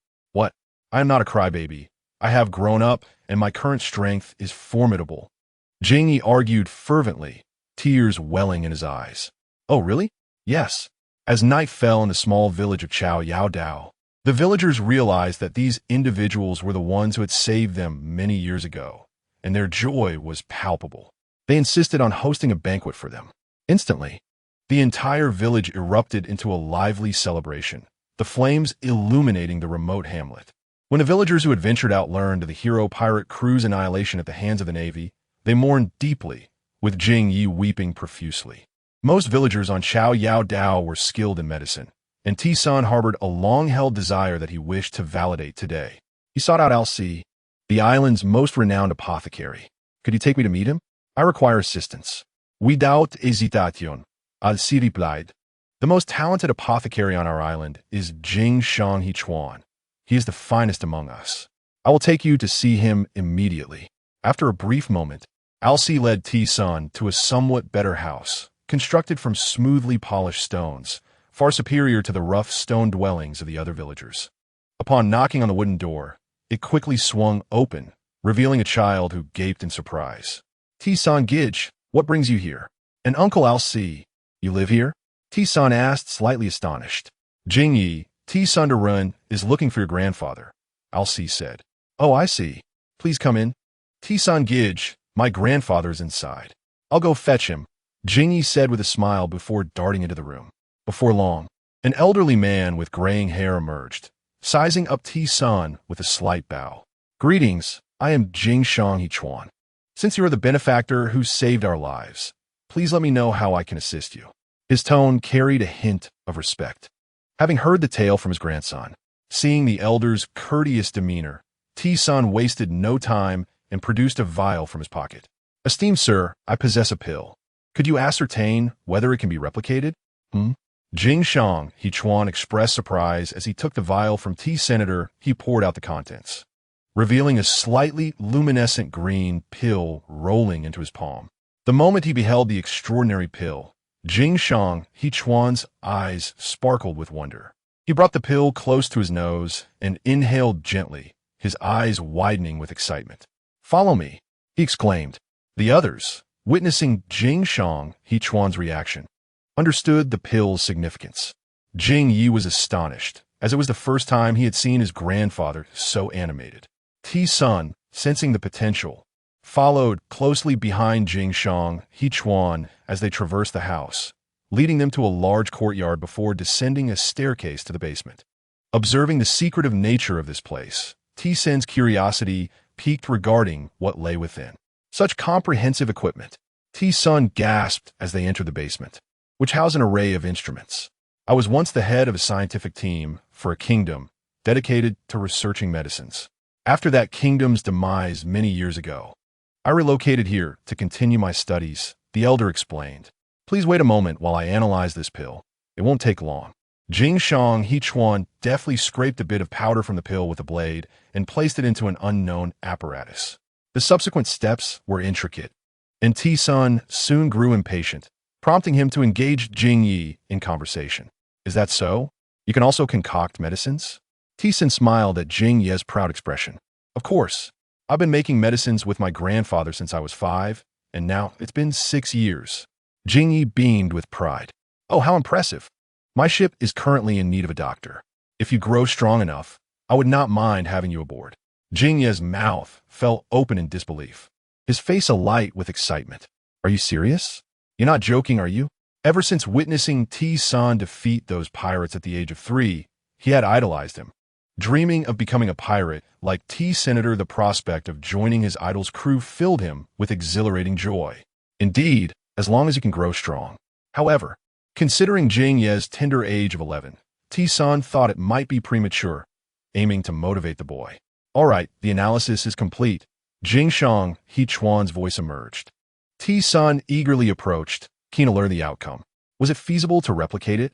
Instead of answering, Jing Shang Hechuan placed the pill back into the vial and handed it to T-Senator. This pill is composed of dozens of medicinal ingredients, many of which can be found on Chao Yao Dao. However, one ingredient is absent. Not only is it missing, but I have never heard of it before. Hearing this, T-San felt his initial excitement doused with cold water, realizing that success had eluded him. Nevertheless, the elder added, I can find a substitute for that ingredient.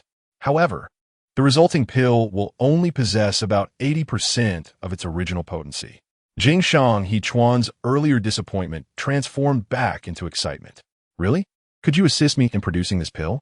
I require a substantial quantity, and once created, it can benefit the villagers, enabling them to grow stronger. However, we must keep this matter confidential for now. T-San envisioned mass-producing the pills, dreaming of a day when each villager in his paradise would possess formidable strength, deterring any would-be troublemakers.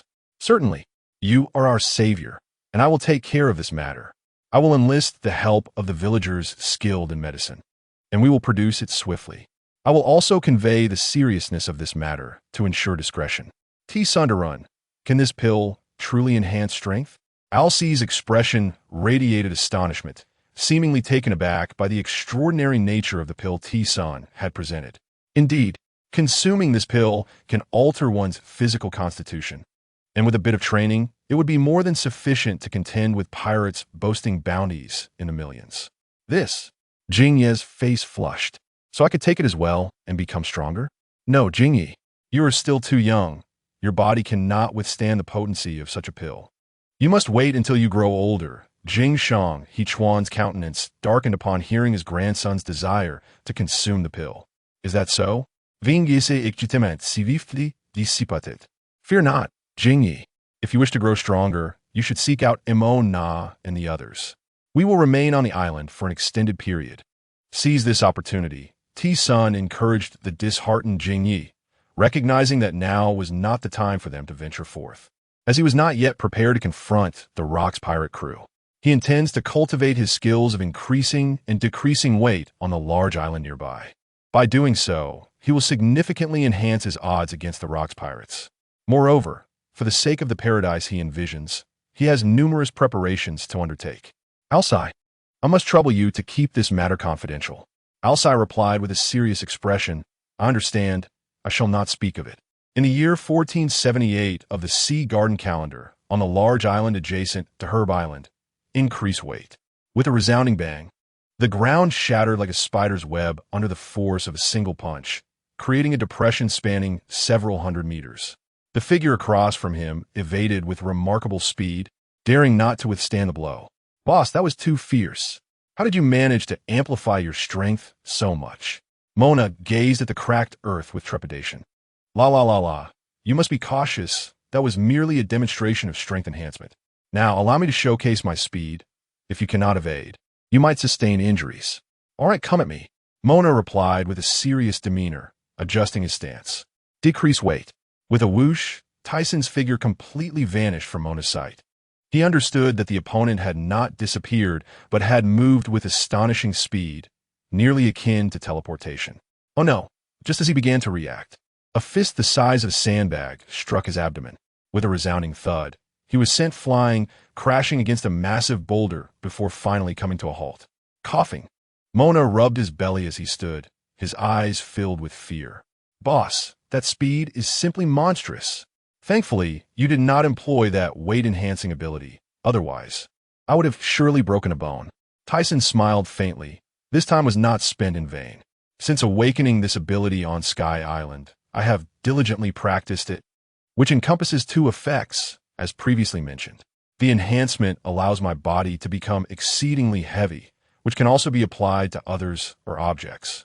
When I tested it on you, your speed became somewhat sluggish. After all, you are a ton-pressure fruit user capable of easily altering your weight. For others, the effect may be even more pronounced.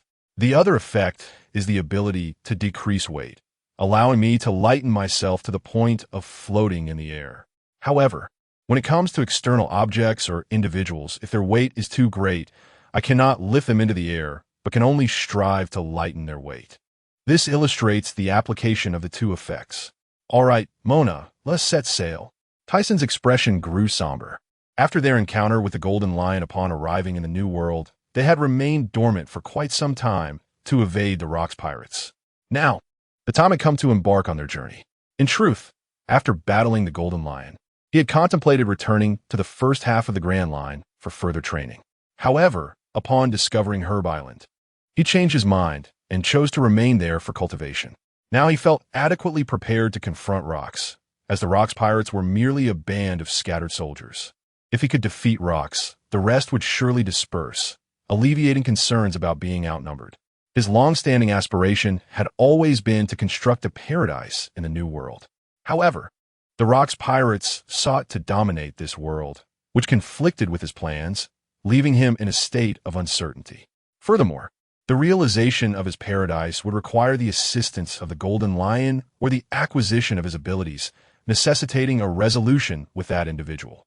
If he could not vanquish Rocks, he would have no choice but to join forces, thus clandestinely implementing his plan. However, to not engage in battle would be exceedingly frustrating. In the waters near Fruit Island in the New World, Riley, where on earth could he be? "We have been in the New World for over a year without hearing any news of him." Roger expressed his frustration. Ever since he had encountered that stone tablet on Sky Island, he believed it to be a cultural relic. Later, he saw two more tablets on Fishman Island, one red and the other resembling the one on Sky Island. Since then, he had become eager to uncover their inscriptions. He sensed a mysterious aura emanating from the tablet, which heightened his curiosity about its content. After arriving in the New World, he clashed with the Rocks pirates. Perhaps he is hiding somewhere, but we have yet to reach the final island, so why the hurry? Riley, as the vice-captain of the Roger Pirates, had been attentive to Alcai since Roger began to take an interest in him during their time in the first half of the Grand Line. However, he lost track of Alcai a few years ago. Although he had his suspicions, the duration had been too long. At that moment, Jabba interjected, "Roger, he is undoubtedly avoiding the Rocks pirates. He will emerge sooner or later, so do not worry." "Indeed, Captain," the other crew members chimed in. "Haha, it seems I have been overly fixated on this matter. Let us proceed to the final island. Since he has vanished suddenly, he shall surely reappear. All we need to do is continue our adventures upon the seas, and we shall meet again." On the Tyson pirate ship, after departing from Herb Island, they headed toward Waterstar Island. Having established a pirate crew, how could they not sail around the world? He wished to see the final island. In his memories, Roger had learned that Waterstar Island was not the final island after all. What transpired during that journey remained unclear. After 3 days of sailing, they arrived at the location of Hive Island. From a distance, Tyson sensed that formidable beings were engaged in battle upon the island. Even before approaching, he could see the fish in the sea in disarray. "Boss, it seems there are monsters fighting on the island. They would only know for certain once they reached the shore." Tyson felt a familiar presence among the auras emanating from the island. He believed he had encountered one of them before. "I'll go take a look first." Tyson leaped into the air, intending to scout the island ahead while allowing the others to ascend at a leisurely pace. "Here he goes again, leaving us behind," Gina grumbled, hands on her hips, visibly annoyed. "Ahaha, the boss must have sensed something intriguing. I wonder if there are any swordsmen on the island." It's been a while since I've fought, and I'm feeling a bit restless, Jerry said, gripping his sword tightly, eager for a confrontation. Their time on Herb Island had been rather dull, filled with either sparring with their comrades or solitary training. On Hive Island, Newgate wielded a massive scythe, swirling with energy as it clashed against his opponent's blade. In that instant, the surrounding space seemed to warp, creating a gust of air that sent both groups of combatants flying. It seems you have no intention of surrendering. Gol di Roger. Newgate's face tightened under the immense pressure of his opponent's strength. I shall not easily concede, Roger replied, his sharp gaze emanating a terrifying aura as he smirked. After a brief stalemate in midair, they both retreated before resuming their fierce battle. Newgate raised one hand, clenching it tightly, summoning a swirling sphere of white energy around his fist. Since you refuse to yield, I shall bring this to an end. With that, he launched a powerful punch towards Roger. Seeing this, Roger remained unfazed, his Haki enveloping his blade as he met the oncoming sphere of white energy. At the moment of impact, both men gritted their teeth, exerting their utmost strength to defeat one another. However, as their attacks dissipated, neither could gain the upper hand, forcing them to pause and retreat to their respective sides. It appears that today, as confrontation will not materialize. Sensing the atmosphere, Newgate slightly raised his head to gaze at the sky beyond the island. Suddenly, a man clad in black samurai attire floated in the air. Who?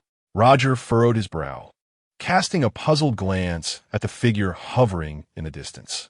The others simultaneously lifted their gazes towards the sky, and after squinting for a moment, Rayleigh's eyes widened as he recognized the newcomer. Ulstithson? Rayleigh tightened his grip on the sword, a bead of sweat forming on his forehead. This individual, with a bounty of 930 million, surpassed even that of the captain. The crew of the Roger pirates and Newgate gasped in unison. Stay alert. This man is dangerous. It was unexpected to see this figure again after such a long time. Captain Rox had been searching for him for quite a while. Yet here he was brazenly appearing. A hint of a smile graced Newgate's lips as he planted his naginata into the ground. Ulstithson observed the two men below who had ceased hostilities, momentarily taken aback at encountering the future pirate king and the world's strongest man. Alas, had he known, he would have kept his distance. Such a rare combat scene. Slowly descending from the sky, he beheld the young man flashing a dazzling smile and the slightly amused Newgate. Ulstithson, I have long wished to meet you. Roger's youthful visage revealed a broad grin, as if he had much to express. Ulstithson's lips curled upward slightly, but he feigned confusion. Who are you? Roger's mouth, which had widened in laughter, slowly closed, a look of embarrassment crossing his face. You of all people should recognize me. I am a bounty of 850 million. I hold some renown in this world. Kuhahaha. Newgate could no longer contain his laughter. What? When did this happen? I was unaware of any significant events during the time they remained ashore that would elevate a person with a previous bounty of merely 200 million to over 800 million now. It seems you were hiding away in some obscure place. No wonder we couldn't find you. I have some questions for you, Roger stated earnestly. Ulstithson, puzzled by the inquiries directed at him, could not immediately fathom what they might entail. Sure, but let us first engage in battle. I knew it would come to this. Rayleigh sighed, a look of resignation on his face. It is precisely as it should be. When pirates meet, they must clash. Let us begin. Hey, you two, have you forgotten about me? Newgate's forehead twitched with anger. These two had been engrossed in their conversation, entirely disregarding him. La, are you joining in? If you are shameless enough, you may join forces against me. Ulstithson deliberately provoked Newgate, who had no confidence in confronting the two. At this time, it was uncertain whether either of them had mastered the Conqueror's Haki. If they had, confronting one would be challenging, let alone two. I disdain such tactics. But you should be cautious. Rox has been watching you both for quite some time. No worries, if he comes, we shall fight. If we cannot win, then... Ulstithson pretended to contemplate. Roger and Newgate's expressions lit up with anticipation, their eyes brimming with curiosity as they regarded Ulstithson, eager to see what would happen if he were to falter. This was a dilemma they themselves faced, especially Newgate, who had joined precisely because he could not defeat Rox. And he too wished to know how Ulstithson would choose. The others also wore expressions of intrigue. Then I shall join the opposing side. Bang! Everyone's feet slipped. Disbelief etched on their faces. This was the response. You have quite a thick skin. Newgate's face twitched. Ha ha, enough with the small talk. Joe LD. Roger, let us engage with full force. Allow me to experience what the D clan has to offer. Ozditsenes aura surgi dramatically. His piercing gaze intensified the pressure around him, causing those nearby to retreat, creating a vast space for the two at the center. Newgate stepped back, pondering Olstitzen's earlier words. Roger squinted astonished, revealing a slightly excited smile as his pristine white teeth shone. You indeed possess some knowledge. Very well, I shall extract the truth from you. He unsheathed the sword at his waist. Defeat me first, or you shall lose your life. Clang! Olstitzen drew his 7-star sword, standing nearly 3 meters tall, wielding a 6-foot blade. From a side view, one would perceive an exquisite symmetry. As their auras reached their zenith, both moved with incredible speed.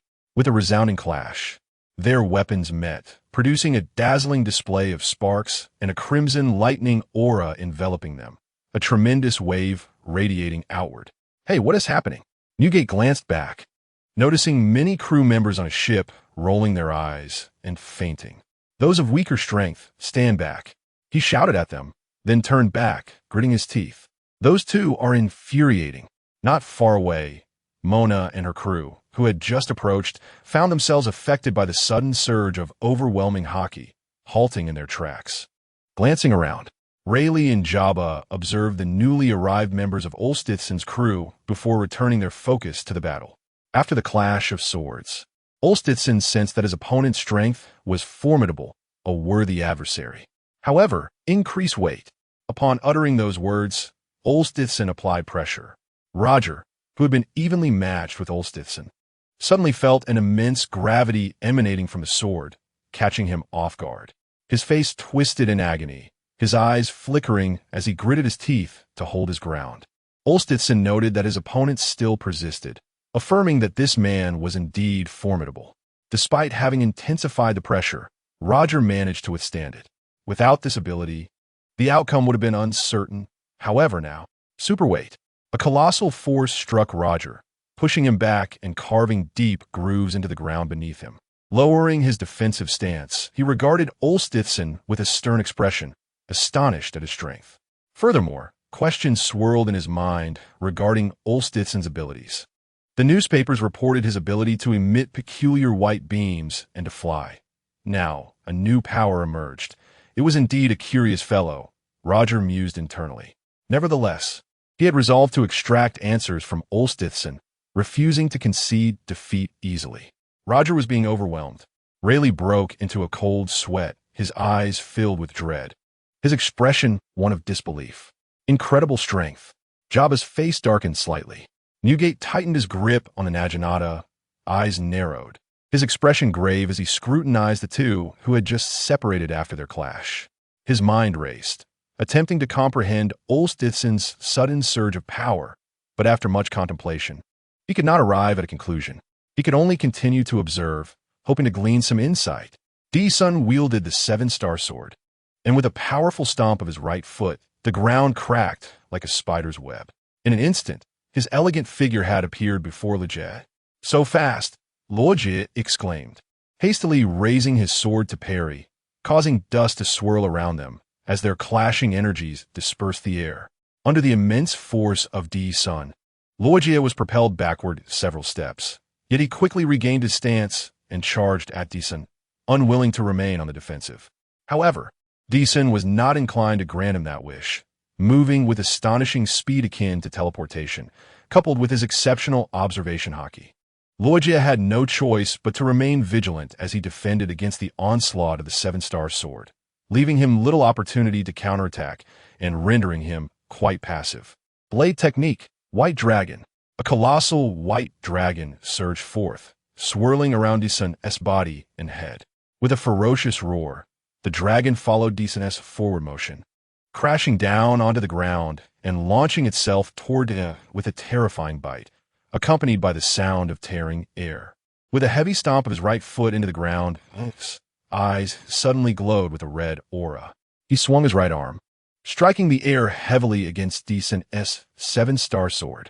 Red-black lightning surged through the surrounding air, causing trees and rocks within a radius of several hundred meters to splinter and fly. Moments later, the turbulent air finally began to settle across the island. As Decent observed to withstand his assault, he executed a swift horizontal sweep with his right foot, the air whistling as he did so. Reacting quickly, Luojie raised his left hand to block. In the blink of an eye, they collided once more. Decent's sharp gaze darkened, and he declared, super heavy. With a thunderous crash, Luojie was sent flying once more by his sudden increase in weight, flipping through the air before quickly adjusting his body towards his son, wielding his black blade with determination. Impressive, this fellow actually withstood the captain's attack. Mona frowned, his astonishment causing the Mickey Mouse tattoo on his face to seem animated. Jerry gripped his sword tightly, feeling the overwhelming pressure. As a swordsman, he was witnessing a grand spectacle today, recognizing both men as formidable sword masters. Clearly, he still had a long way to go to match the captain's prowess. After 5 hours of intense combat, Decent, panting heavily and hunched over, found fighting such a powerful opponent exceedingly strenuous.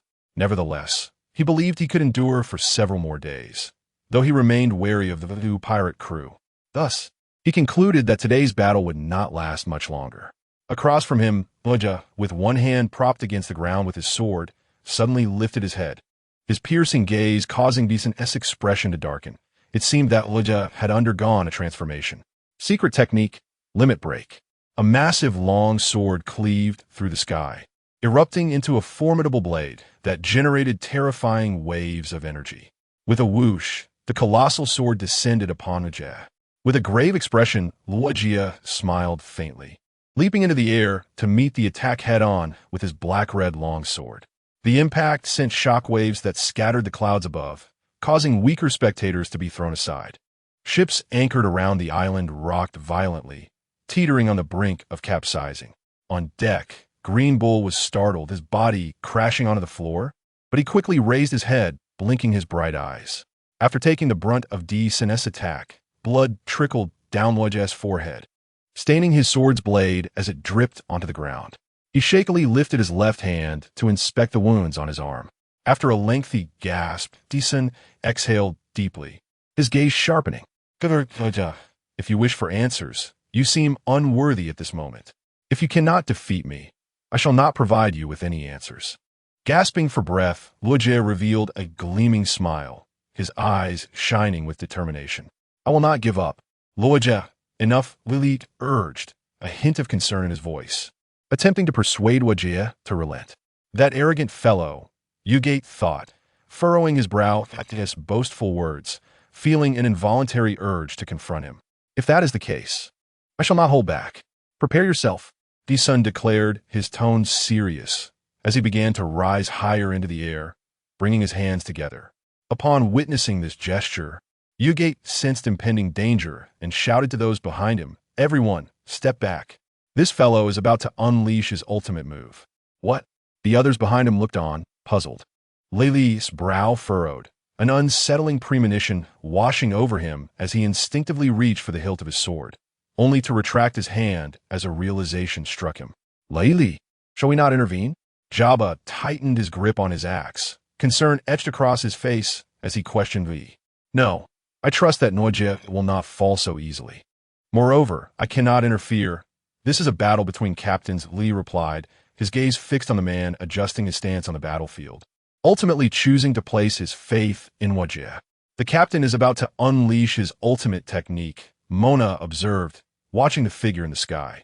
Before long, D-Sun released a massive energy sphere, measuring over 100 meters, which shot forth instantly.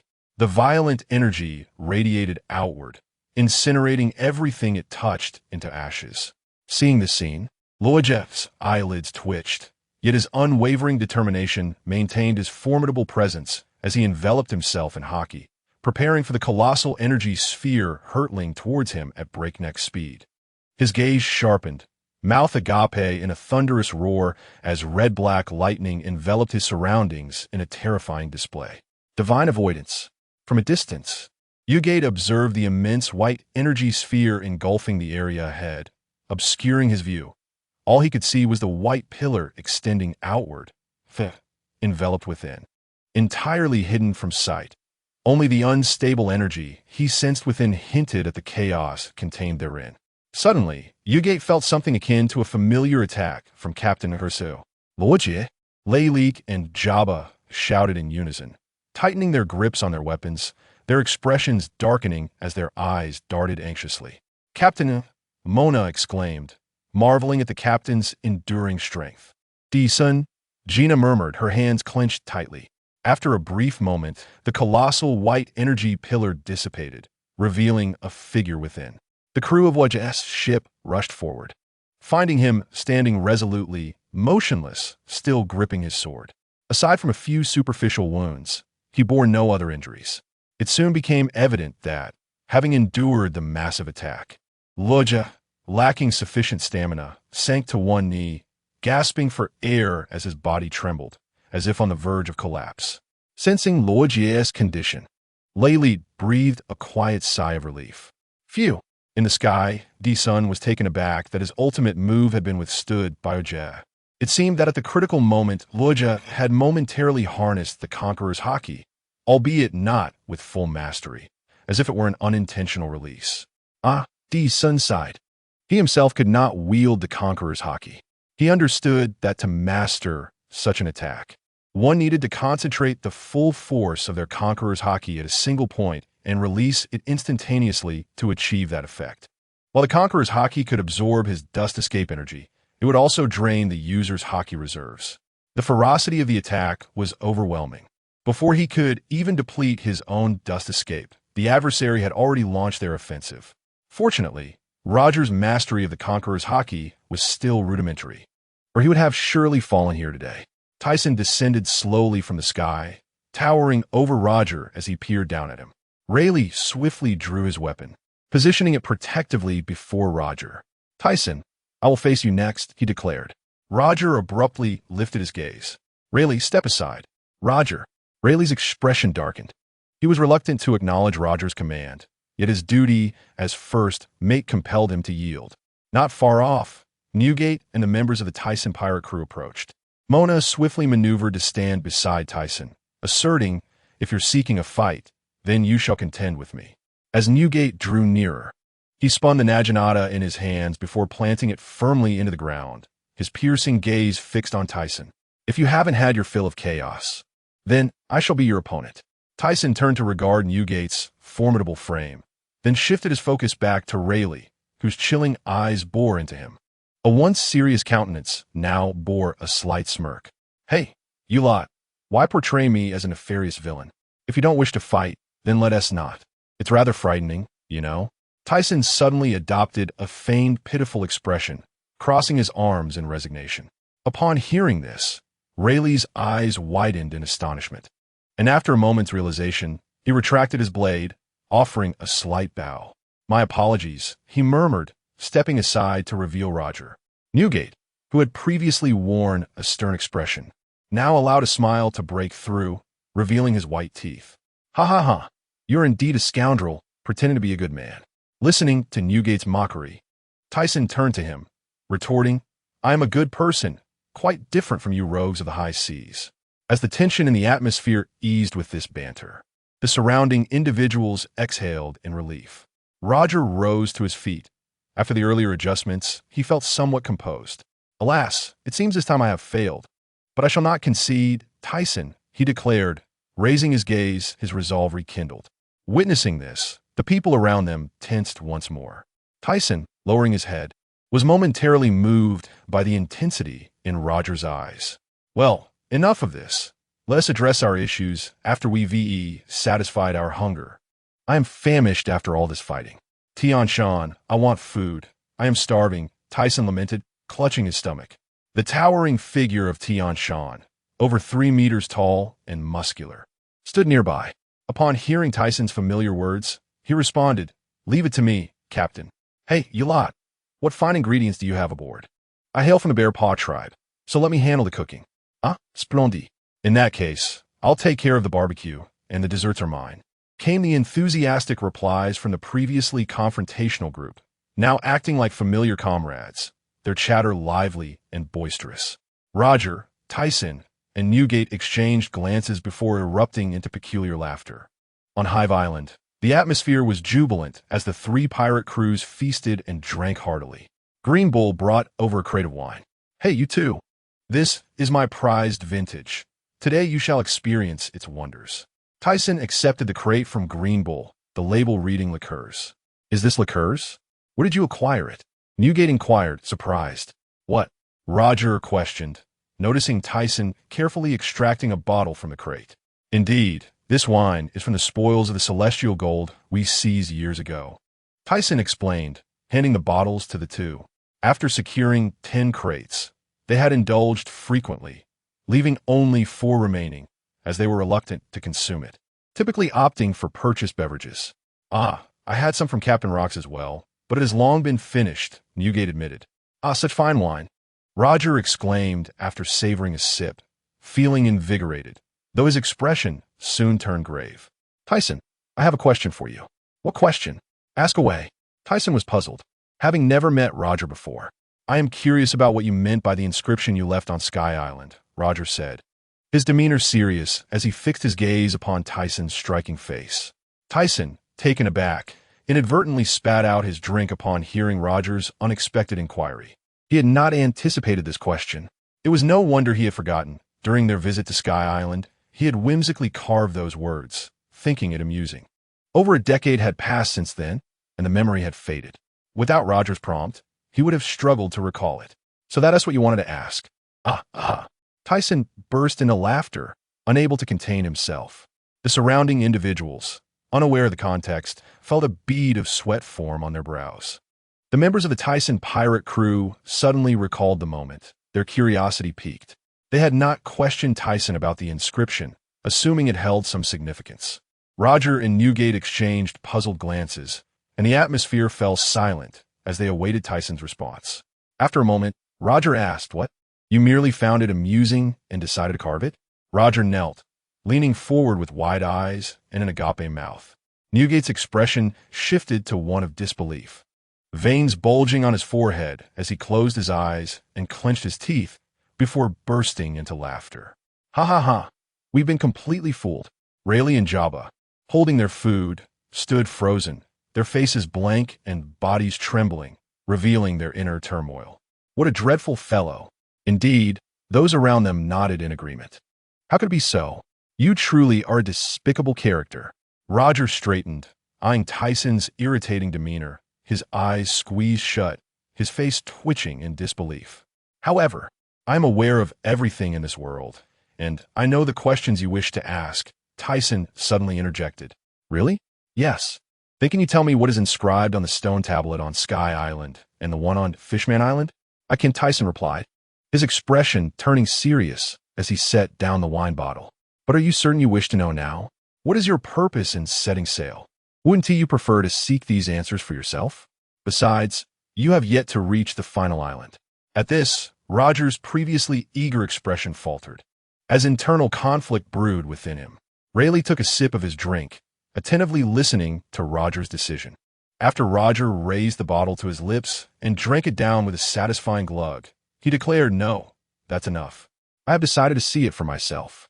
His eyes narrowed slightly, revealing an eager expression.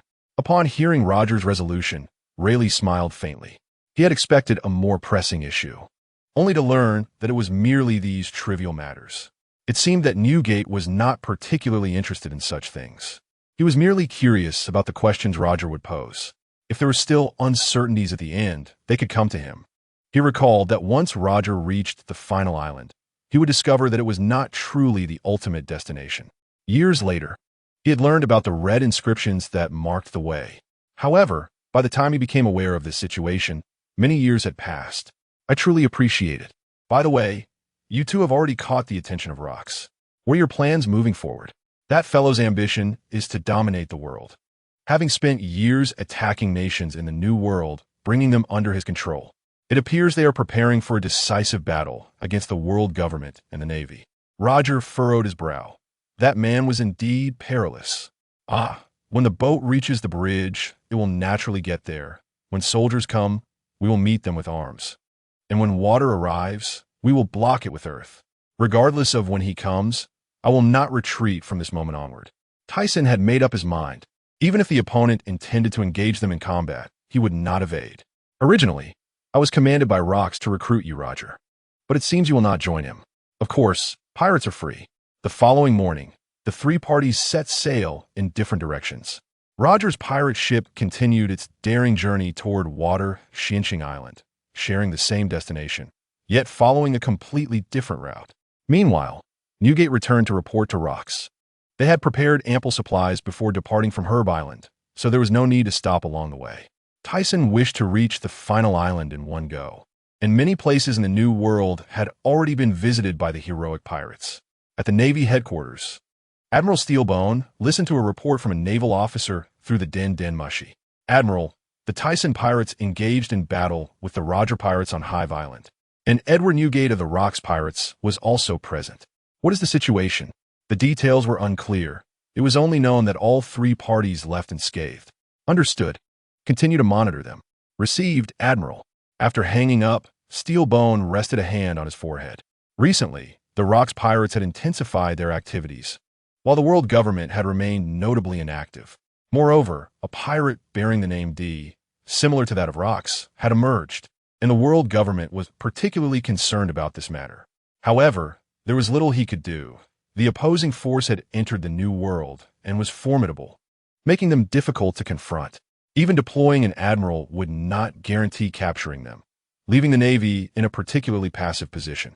Many naval strongholds in the New World had been eradicated by the Rox pirates, and their motives remained unclear. Thus, the Navy's current goal was to control the pirates within the 4 seas before the first half of the Grand Line.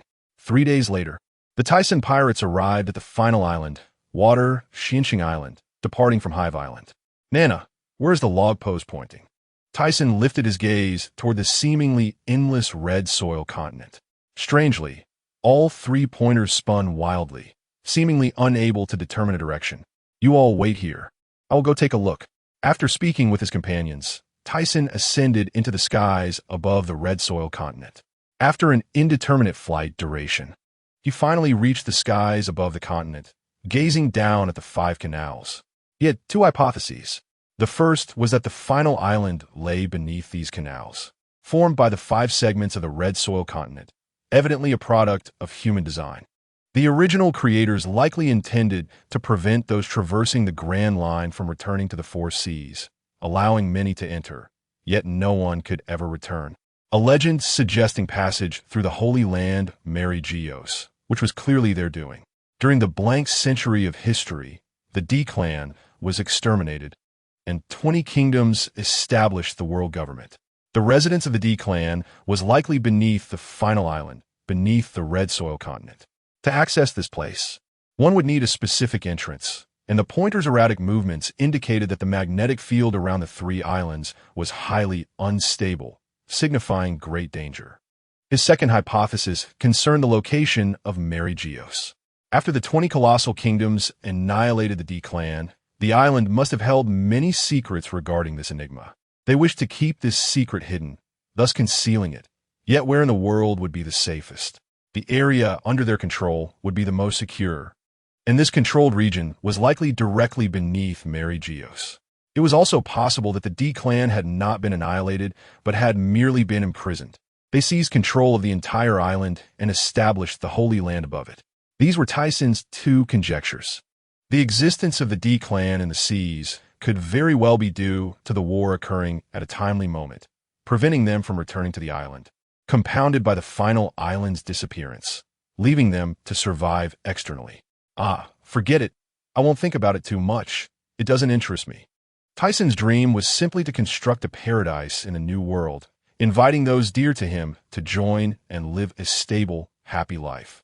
He cared little for the truths of history. Moreover, he was not the child of the world, so why bother worrying? The truth would eventually surface. Tyson descended toward his pirate ship. Once back on board, he addressed his crew. Everyone, I have matters to attend to in the first half. You will sail the ship back to Herb Island. If you wish to venture out on your own afterward, you may do so freely. However, be cautious. If you happen to get caught, it could be quite troublesome. If anything arises, contact me. Understood, Captain. Take care. Captain, we will await your return. He nodded and set off across the red soil continent toward the first half. His destination this time was Drum Island, where a crucial item awaited him, essential for constructing his paradise. While on Herb Island, Tyson had shared his thoughts with him. Upon reaching the final island, he would prepare the necessary components for the paradise. Their task was to establish their own pirate fleet and gather companions. Regardless of whether they would soon clash with the Rock's pirates or, after the era of Rocks concluded, he would need formidable strength to protect their territory. The Tyson pirates were undeniably powerful, but their numbers were few. In a vast paradise, they could not rely solely on their small group for management and protection. Thus, they needed many allies. However, they could not simply recruit anyone. Trust could only be established through shared battles among those aboard the same ship. Given a few years to develop, a fleet would naturally form.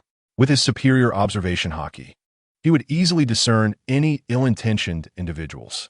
In that case, any attempts by the world government or navy to infiltrate his paradise would be nothing but a futile dream.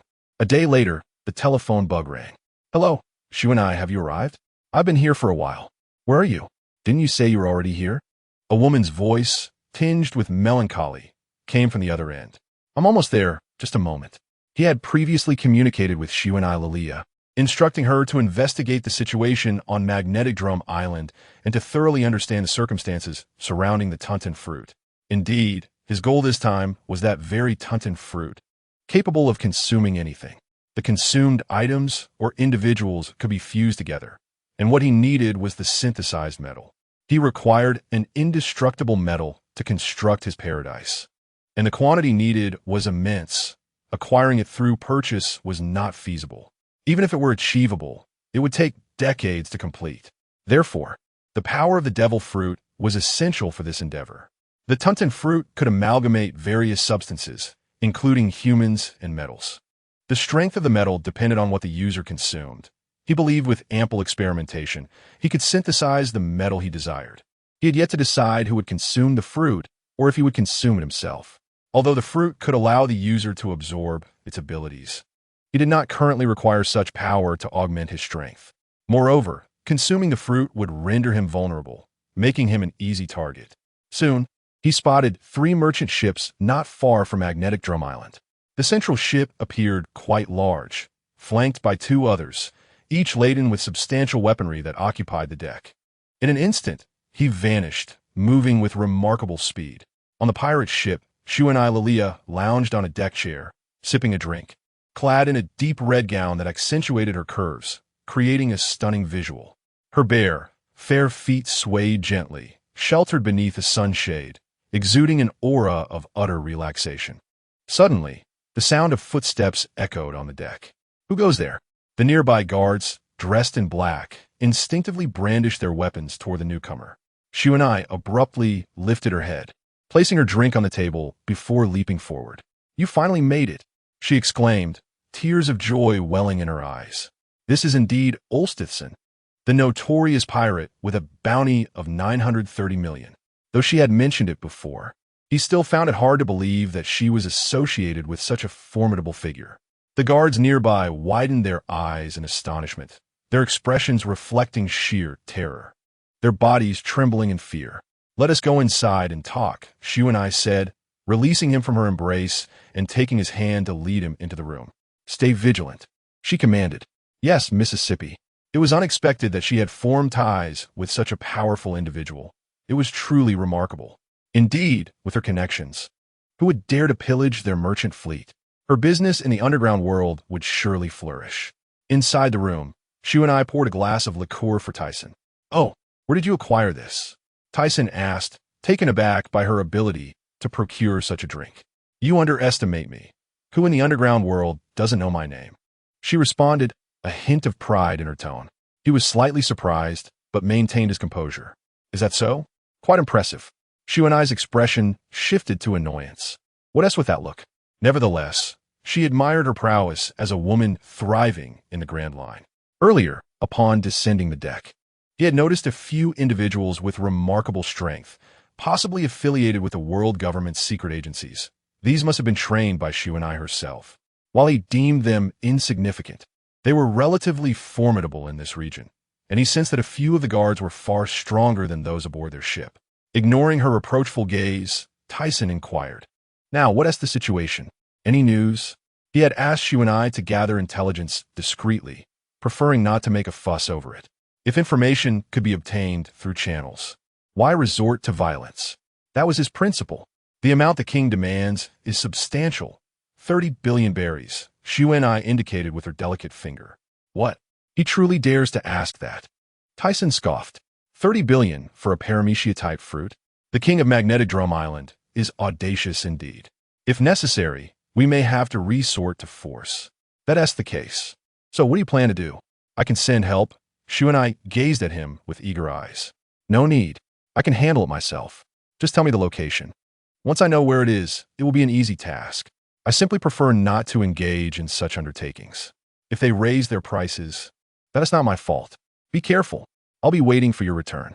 Xuanai clasped her hands to her cheeks, her ears flushed, her figure almost bursting from her attire, her eyes sparkling at Tyson. Seeing this, he felt a chill run down his spine, overwhelmed by her allure. Hastily, he darted away, soaring toward the skies above Magnetic Drum Island. Moments later, he surveyed the highest point on Magnetic Drum Peak, then activated his invisibility ability based on the location Xuanai had provided, remaining undetected by the soldiers until he reached his destination. However, he was astonished at the sheer number of soldiers. He had initially expected few, as he recalled Magnetic Drum Island being a small nation. But, recalling the future Walbo, everything became clear. Observing a peculiar chest on a strange stand, he noticed it was locked. Placing his hand on the lock and applying slight pressure, he effortlessly unlocked it. Inside lay a fruit adorned with bizarre patterns. On the coast, the 3 merchant ships awaited. Xuanai stood on the deck, gazing toward Magnetic Drum Peak, soon spotting a figure descending from the sky. So swift, were you not detected? She hurriedly asked upon Tyson's landing on the deck. No, but even if I were, it wouldn't matter. They cannot stop me. Tyson handed her the fruit, instructing her to store it safely, as he still had matters to attend to that made carrying it inconvenient. Still, it's best to remain undetected. Don't you have things to do? If the Navy discovers us, they won't let such an opportunity slip. True, if the Navy were to find out, it would complicate matters. Do you not intend to return with me to the Chambord Archipelago? Xuanai gazed at Tyson with longing. No, I must leave immediately. I will take the large weapons you prepared with me. After this task, I may have to return to the New World. The world government might go to great lengths to target me. Before you leave, I have a request. After bidding farewell to Xuanai, Tyson swiftly floated toward the small garden, carrying 2 large weapons. In the small garden, also known as the Ancient Island, 2 giants were engaged in combat. Their weapons, once mere swords and axes, had transformed into dinosaur vertebrae, and beneath their feet lay a pile of shattered bones, almost forming a small hill. The blue demon, Dongli, wielded a massive vertebra, striking fiercely at his opponent, while the red demon, Brogi, retaliated with equal fervor, the bones slicing through the air, the sound of their clash resonating across the island. The 2 individuals gritted their teeth, gazing intently at one another, exerting their utmost strength in a stalemate. Moments later, a sharp crack resounded as their colliding bones fractured, leaving them unable to react in time, their shoulders colliding forcefully. The ground trembled under the immense recoil, and soon they found themselves sitting face to face on the ground, with a cacophony of sounds reverberating around them. It seemed they would have to search for the large dinosaur bones once more. This was quite a headache for GA, as there were no such colossal dinosaurs left on this island. What should they do? Qinggue Dongli initially burst into laughter, but soon donned a troubled expression. Reflecting on the past, despite the destruction of their weapons after nearly a century of battle, they had managed to preserve the honor of Elbaf. Kababababuluo G appeared to reminisce about the days gone by. Indeed, and those 2 little rascals have now become world-renowned figures. It is uncertain when they shall meet again. After Dongli spoke, an unexpected silence enveloped them. Noticing Buluo G's lack of response, He looked up to see his companion staring wide-eyed, a mixture of surprise and confusion etched on his face. "What is it?" "Buduoki," Dong Li inquired, furrowing his brow with curiosity. "Dong Li, look at the distant sky. It seems something is approaching." Buluoji pointed towards the direction behind Dong Li. Meanwhile, T-Sun was soaring from Magnetic Drum Island, effortlessly carrying 2 large weapons. Thanks to his abilities, the weapons felt almost weightless, allowing him to reach the edge of Ancient Island with ease. Before even stepping onto the island, he spotted 2 towering figures rising to meet him, recognizing that they had indeed noticed his presence. "La la la la, after so many years, how have you both fared? Is that little T-Sun?" There was no mistaking that handsome visage. "I have come to fulfill our previous agreement. Here is your weapon." T-Sun tossed the weapon towards Dong Li and Buluoji. They caught it with outstretched hands. "Ga, it is truly remarkable that you remembered. Kabababa, this weapon feels quite comfortable to wield." "Indeed," Dong Li agreed. "I apologize for the delay. I took longer than expected." T-Sun glanced at the small mountain of broken bones accumulated on the ground, feeling somewhat embarrassed for having destroyed their previous weapons and for taking so many years to deliver replacements. "It is of no consequence. You have ultimately arrived. We have been looking forward to this for quite some time." Moments later, T-Sun and Buluoji enjoyed some juice, freshly made from the island's resources, tasting just as invigorating as it had a decade ago. "Uncles, do you still remember my dream?" T-Sun's question was laden with intention. He hoped to invite them to reside in his future paradise. However, he would not force them if they were unwilling. "Of course. You wish to create a paradise free from constraints, did you not? How is that endeavor progressing?" "Not yet accomplished. I meant to say that once my paradise is completed, I would like to invite you both to reside there. What are your thoughts on this?" Dong Li and Buluoji exchanged glances, then erupted into peculiar laughter. "Little T-Sun, we have been battling on this island for nearly a century. We are well acquainted with this environment, and the fight remains unresolved. How can we possibly depart? Dong Li speaks the truth, but one day, we may indeed settle this rivalry.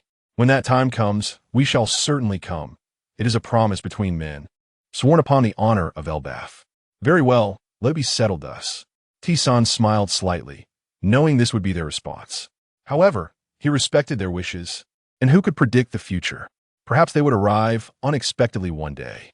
His current objective was to prepare everything for his paradise. When the time was right, it would be the day of commencement. This was the primary purpose of his visit. Half a day later, just as T-Sun was about to cross the comm belt, he unexpectedly encountered someone. Oh, an intriguing individual aboard a pirate ship, a man draped in a voluminous blood-red cloak, his gaze calm, and a devilish smile adorning his face. Tighten his grip on the bat-handled umbrella. A one-man pirate crew? How peculiar. Just then, T-Sun descended slowly onto the deck of the pirate ship, confronting the strange man whose hair was braided into 2 plaits cascading over his shoulders. "Being alone is quite fine," the man remarked, his eyes sparkling with intrigue. "Strange. I cannot discern your intentions. It appears you are equally gifted. What brings such a notable figure to my ship?" The enigmatic man raised a crimson brow, his demeanor shifting ever so slightly. Noticing the man's overly calm demeanor, T-Sun, initially intending merely to greet him, suddenly altered his approach. "Would you be interested in becoming my companion, Barelyric Ladefield?" Barelyric's eyes widened in surprise, evidently unprepared for such a proposition. "I do not require companions, even alone. I fear not the pirate lords of the New World. In that case, I am eager to witness your prowess." Barelyric, seeing T-Sun's unwillingness to back down, adopted a serious expression and raised his bat-handled umbrella, performing a flourish with it. "Prepare yourself." With a sharp sound, the figure cloaked in red vanished. "How swift?" T-Sun frowned slightly. By all accounts, this individual should not possess overwhelming strength at this moment. However, witnessing the speed of Barelyric's strike, he had to abandon his initial underestimation and engage seriously. As he felt the changes in Barelyric's aura, an eerie atmosphere enveloped the deck. Suddenly, sensing something amiss, T-Sun raised his hand to his sword at his waist, drawing it swiftly. The 7-star sword emerged, its blade intercepting Barrelyric's attacking umbrella blade. Seeing the devilish smile on Barrelyric's face, T-Sun returned the grin. Barrelyric seemed to realize his attack would yield no success. His eyes narrowed, and he unleashed a flurry of strikes towards T-Senator. Each attack was deftly parried as he attempted to penetrate T-Sen's mind. It was as though a veil obscured his insight, rendering him unable to discern anything. T-Sun, while unable to read Barrelyric's thoughts, perceived his intentions. Their confrontation was merely a clash of swordsmanship and physical prowess. In this regard, he had no intention of losing. During several exchanges of swordplay, T-Sun noted Barrelyric's attempts to make contact with him. It appeared this individual was unwilling to relinquish his quest to uncover T-Sen's past. Although allowing him to touch would not pose a threat, T-Sun resolved to bring the battle to a close. While Barrelyric's swordsmanship was swift and his physical technique commendable, he still fell short compared to T-Senator White Dragon's sword technique. The White Dragon surged forth, the long sword imbued with advanced Haki, thrusting towards Barrelyric. Through their earlier exchanges, T-Sun had discerned that Barrelyric also possessed advanced Haki, and to a high degree. Thus, in terms of both Haki and observation Haki, Barrelyric could not gain the upper hand. Yet, T-Sun had not forgotten his own abilities. No matter how swift Barrelyric's movements, he would always be outpaced, and his strength could not match T-Sen's. After a prolonged duel showcasing swordsmanship, Tyson unexpectedly switched to a fist strike. With a single blow of the domineering fist, Baloric was sent hurtling backward. He swiftly adjusted his posture midair and landed gracefully on the ground. Gasping slightly, Tyson gazed at Baloric, who was wiping the blood from the corner of his mouth. That punch had indeed inflicted harm, and it was internal damage at that. Such prowess of the Grand Pirates in the New World is truly formidable. However, if you wish to defeat me, it will not be an easy feat. Baloric maintained his devilish grin. The minor injury he sustained was trivial to him. After calming his emotions, Tyson realized that overcoming this adversary would not be a simple task. Against a powerhouse like Baloric, a decisive outcome would require at least 2 or 3 days. It is worth noting that this individual could contend with Steelbone Kong for 10 days and nights and ultimately emerge victorious. Are you certain you do not wish to join my pirate crew and become my comrade? Not everyone harbors an ugly heart. You ought to open your mind a bit. You should understand that I possess the ability to see through the hearts of others. Upon hearing Tyson's words, Baloric's ever-present wicked smile faded, replaced by a profound expression. The words struck him like a thorn deep within his soul. From a young age, he had been endowed with a powerful observation Haki, making him acutely aware of the ugly hearts of those around him. This led to his aversion to the concept of companionship and fostered his reclusive nature. Tyson's words stirred something within him. For as Tyson stated, he was not the only one endowed with the ability to perceive the hearts of others. Why then did others still cling to the notion of needing companions? Seizing the moment of Baloric's vulnerability, Tyson continued. Seeing the umbrella-like weapon you wield reminds me of someone. Baloric looked up at Tyson, his eyes betraying curiosity. The Rumbar Pirates, Brook. What?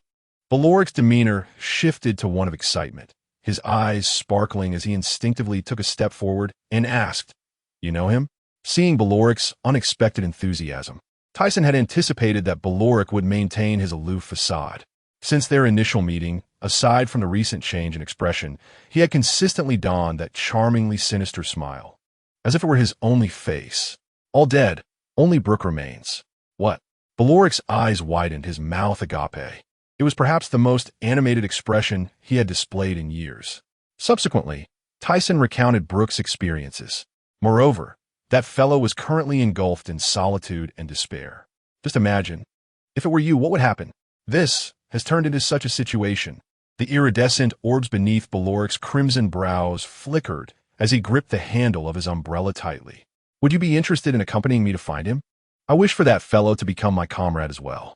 Tyson fixed his gaze on Baloric, eager to see how he would respond.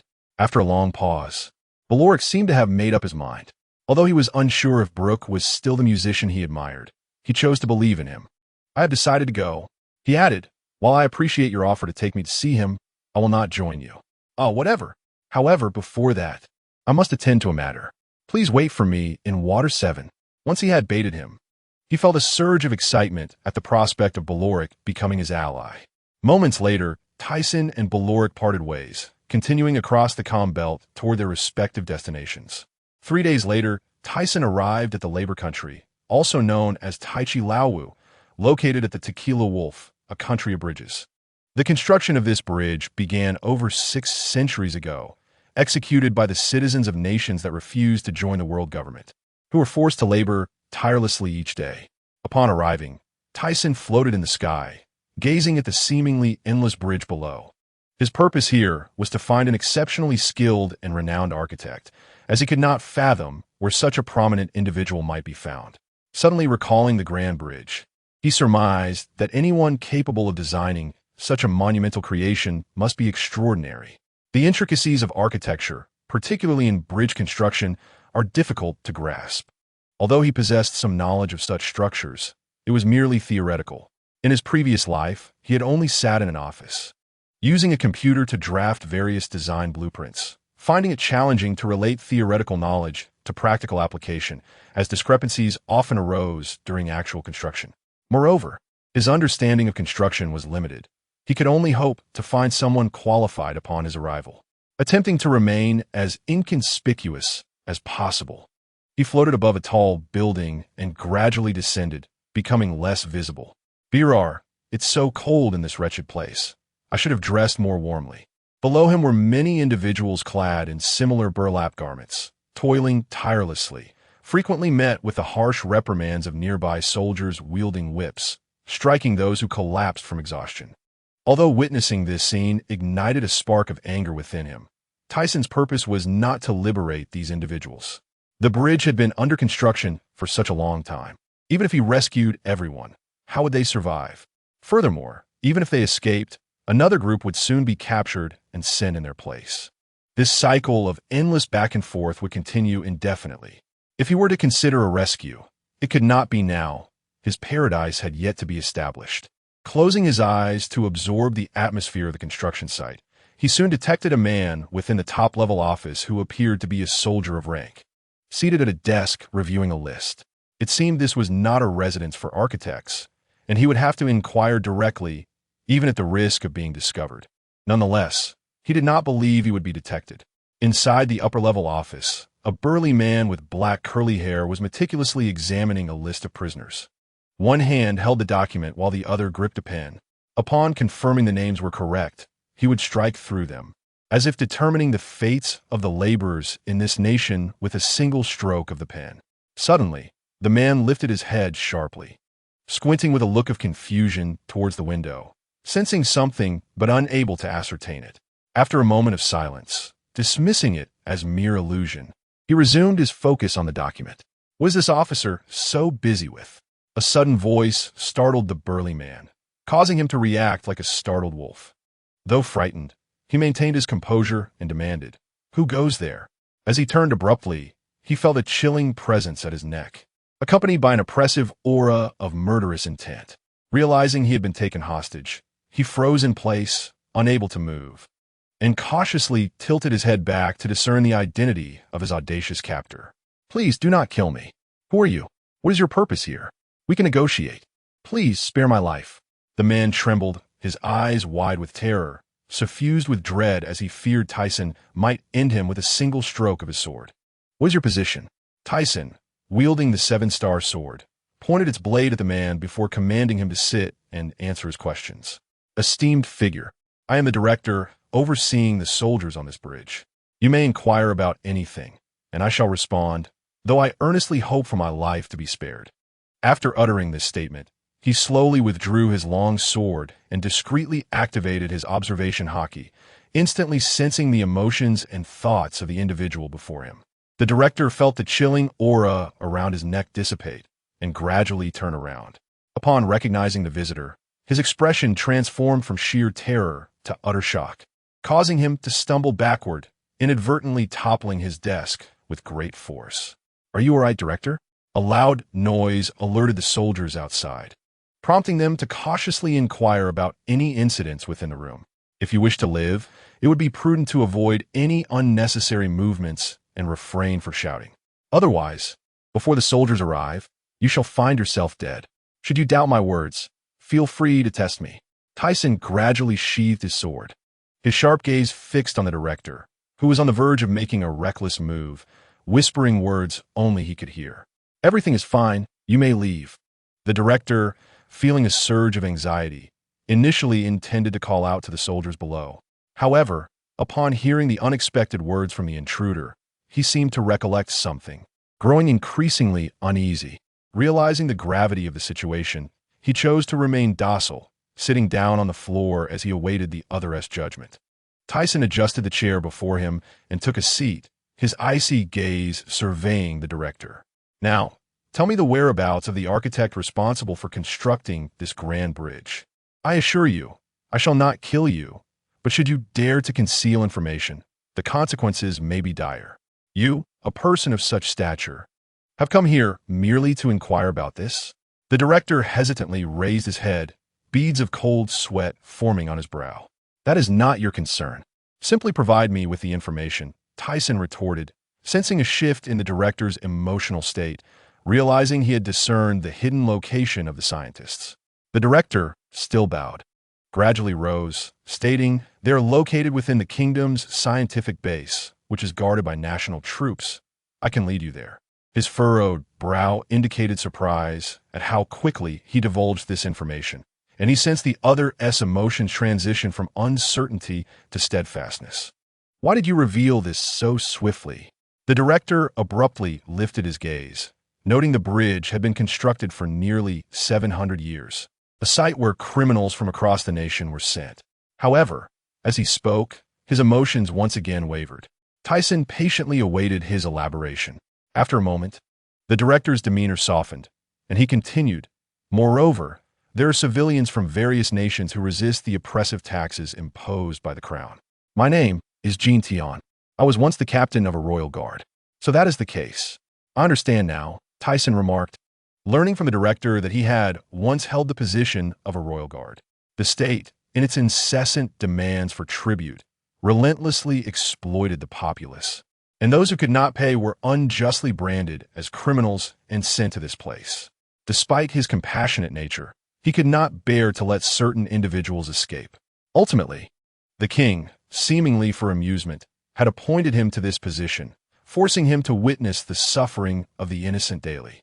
Furthermore, due to this matter, his family had been imprisoned, with the king threatening that any delays in construction would result in their fate being sealed within these walls, leaving him with no choice. "Very well, lead me there," Tyson decided, eager to meet the architects, leaving other matters for later deliberation. "Yes, please wait a moment." Jean Tian retrieved a set of guard attire from the room. "My lord, please don this outfit, as entry to the base requires it. There is but one entrance, heavily guarded by soldiers." Observing the unappealing attire in Jean Tian's hands, Tyson felt reluctant.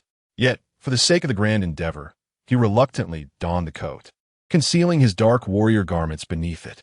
"My lord, please follow me." Soon, they traversed numerous areas, witnessing laborers enduring hardship, diligently engaged in their tasks. The sounds of labor echoing around them. Tyson was suddenly reminded of his past experiences at construction sites, despite the differing contexts. These individuals were compelled to work here. Similarly, those at previous construction sites had also been driven by the necessity to survive. The only distinction lay in the nature of their coercion and the treatment they received. After hours of walking, they finally arrived at the kingdom's scientific base. Following a security check at the sole entrance, Jean Tian fabricated a story about a construction issue requiring consultation with the architects, and the guards, without hesitation, permitted their passage. However, they noted Jean Tian was not alone as usual, but accompanied by a subordinate, which piqued their curiosity. Yet, considering the absence of any prior incidents, their concern dissipated. Inside the base were numerous research facilities, and after passing through several rooms, they arrived at a spacious hall filled with blueprints. "Director Jean Tian, has there been an incident on site?" A middle-aged man with short black hair, approximately 40 years old, inquired upon seeing Jean Tian enter, assuming he had come with a problem to discuss. Tyson surveyed the blueprint-laden office, noting the metallic walls adorned with bridge designs. Piles of blueprints cluttered the floor, and it was surprising that such a large office was occupied by only 2 individuals. Besides the middle-aged man, there was another man with short golden hair of a similar age. Mr. Longzhong, I have come because someone wishes to meet you. This is Lord Aal Citizen. Jin Tian gestured toward the middle-aged man. Aal Citizen? Who is that? Longzhongji frowned, perplexed, as he regarded Tyson with suspicion, astonished that anyone would seek him out, especially as he had not previously heard of this individual. Tyson then introduced himself. What? Longzhongji exclaimed, his face reflecting shock and disbelief. You claim to be a pirate? How is that possible? How could the soldiers outside allow you entry? Surely, Director Jin Tianyu, the other man, upon hearing Tyson's proclamation of being a pirate, also appeared taken aback, springing from his chair, his eyes wide with fear as he stared at him. Who I am is of little consequence. What matters is that I require your assistance in constructing the Sky Paradise, Tyson stated plainly, revealing the purpose of his visit. Sky Paradise? What is that? Both men in the room, as well as Jin Tian, regarded him with curious expressions. First, take a look at this blueprint, he said, retrieving the design he had meticulously crafted over the past decade, gradually unfolding the creased sections. This was merely a rough outline. The complete blueprint comprised hundreds of sheets, representing the culmination of his years of effort. Longzhongji and his companions, driven by curiosity, unfurled the blueprints upon the ground. The drawings depicted 7 islands interconnected, with the central island being the largest, surrounded by 6 smaller islands. Most notably, these 7 islands were suspended in the air, supported by 7 massive pillars. The islands were linked by 12 suspension bridges, also known as island bridges, allowing vessels to navigate between them. Beneath each island, there was an entrance for navigation, designed in the manner of the 7-water city, permitting ships to ascend via water transport. Lacking additional blueprints, they could only imagine the architectural wonders that adorned the islands. After examining the drawings, Longzhong's eyes widened in disbelief, and he suddenly burst into laughter. Ha ha! This is utterly impossible. What kind of dream are you having? He mocked, directing his derision at D-Sun. I have no time to indulge an ignorant pirate in architectural knowledge, especially since my family is under the control of the kingdom's soldiers. There's no way I can accompany you. As he spoke of architectural expertise, he paused, seemingly recalling a troubling memory. You claim it's impossible? That merely reflects your limited perspective. I initially thought you were a remarkable architect, but it appears you're nothing more than a facade, D-Sun retorted, folding the blueprints and rising, his gaze laden with sarcasm. If you were truly an architect, you would embrace various challenges. Merely dismissing the plans as unattainable disqualifies you from becoming a world-renowned architect. Just a pirate, and yet you dare to speak such words, he scoffed. Longzhongji's companions displayed expressions of resignation. You need only tell me if you are willing. I shall resolve your concerns. You? How will you manage that alone? Don't jest. Longzhongji replied, his eyes and demeanor brimming with skepticism. Longzhong Shansung, this esteemed individual has a bounty of 930 million. The issues you mentioned are non-existent, Jithan interjected. What? You cannot be serious. Both men exhibited astonishment, their eyes wide. Yes, and what would be the purpose of you participating in the construction of such a marvel? The laborers who build that bridge toil daily at perilous tasks. My paradise will welcome anyone who seeks freedom. In other words, the Sky Paradise you help me construct will symbolize a land of liberty, destined to become renowned worldwide, while your names and families will be celebrated, D-Sun proclaimed, gesturing passionately while sensing the shift in Shinkai of the 2 men. Listening to D-Sun's astonishing declarations, Longzhongji and his companion found themselves captivated, their hearts aligning with his vision, as if their thoughts and wills were transformed. If that is the case, we shall trust you regarding this land of freedom. I am also intrigued by the architectural blueprints you presented. Perhaps a miracle may occur, he declared, his earlier reservations seemingly cast aside. I am in. Yin Dongse. What do you say? I plan to enlist the help of Qi Gun and Chan Jin, Longzhongji said, turning to his companion. Jin Tan elaborated on the 2 individuals, revealing that they were both scientists specializing in architecture, essential for constructing such large-scale edifices. The golden-haired youth, Nongsa, initially appeared astonished, but soon closed his eyes and smiled. Moments later, he opened his eyes wide, exclaiming, "I cannot resist. Since it is this way, I shall join you in this madness. Without me, a sculptor, how could you possibly construct a building destined for global fame?" Laughter erupted among them as they exchanged glances filled with camaraderie. Subsequently, Di-sun contacted Shinai, requesting her assistance in rescuing their families. Whether through monetary means or by dispatching personnel, he believed in his capability, especially given the East Sea's relative weakness among the Four Seas. Having thrived in the Four Seas, Shin had established her business along the Grand Line, making the rescue of a few individuals a trivial matter, an endeavor built on years of trust. In anticipation of Shin's success, Di-sun decided to remain there for the time being. Days later, at Sungdi, Mali Chaoya, a man who had vanished for years had recently clashed with the Leviathan in the New World and was now undertaking such actions in the East Sea. What could his intentions be? Leaning languidly against the sofa, the bald elder wielding the demon sword pondered the situation. What should we do? Who should we send? Since he is abducting people, he must still be in the East Sea. We cannot ascertain whether he possesses the ability to enable others or objects to fly. Though uncertain, we must prepare. Even if we cannot capture him, we need to understand his objectives. Dressed in a black suit, a man with a golden beard furrowed his brow.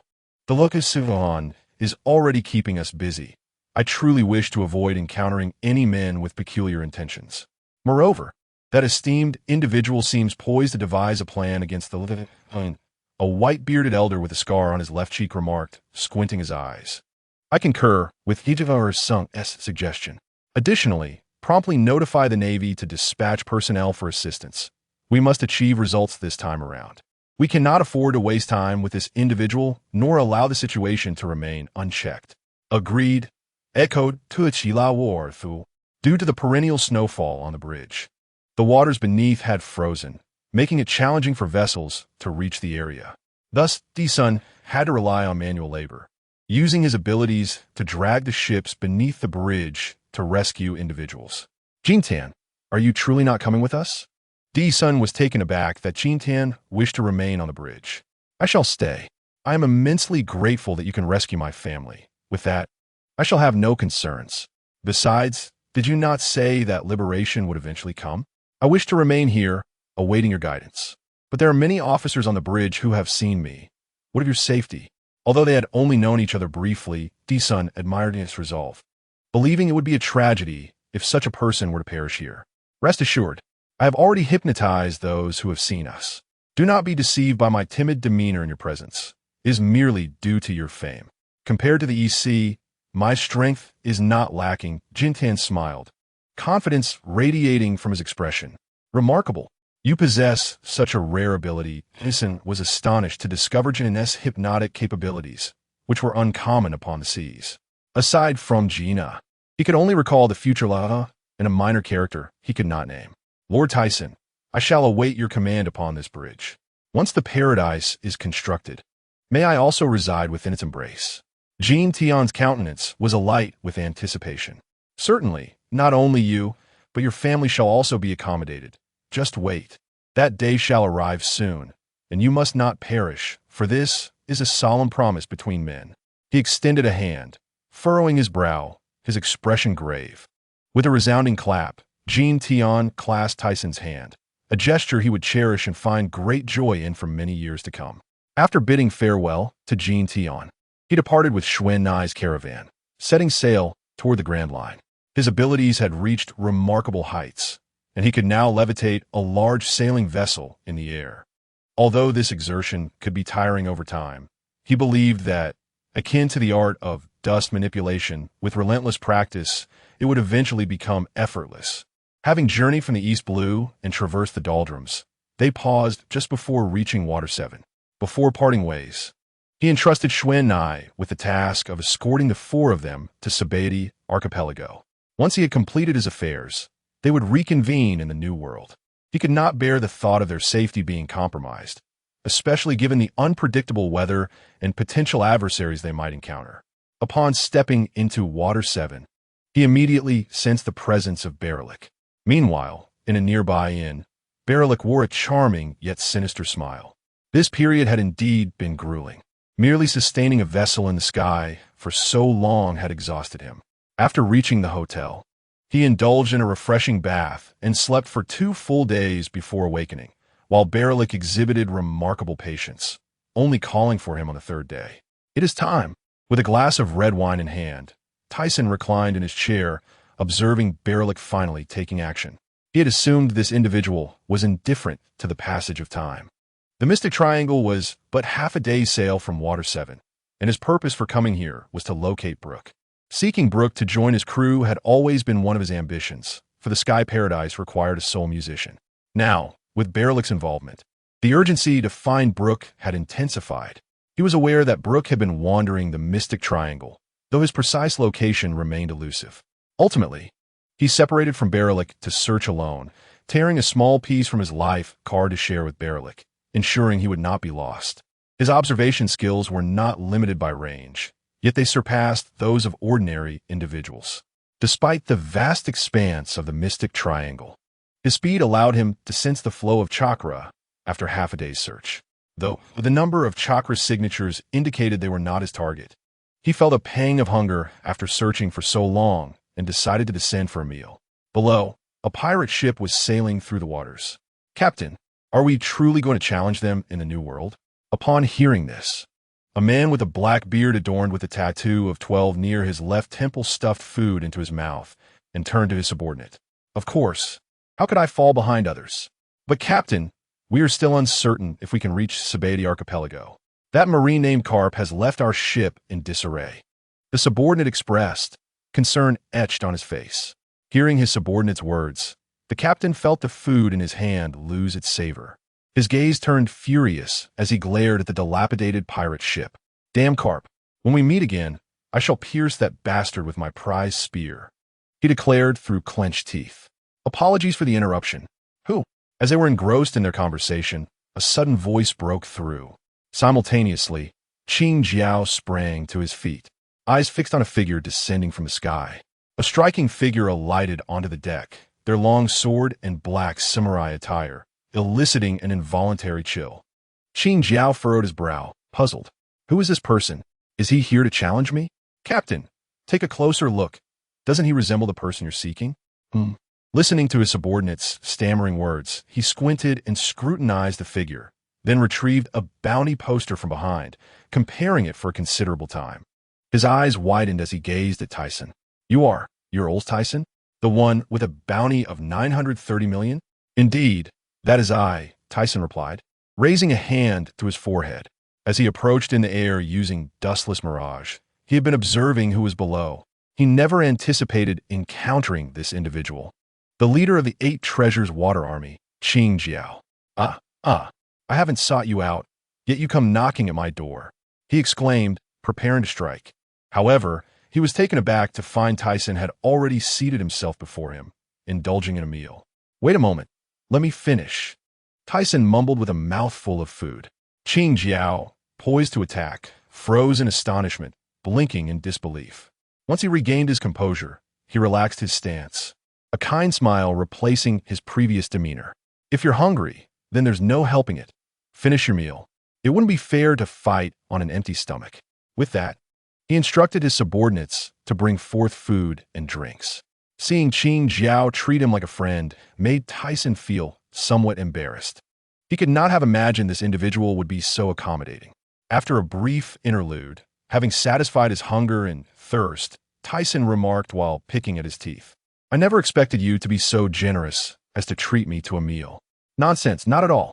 Qing Jiao waved his hand, a bashful expression adorning his face.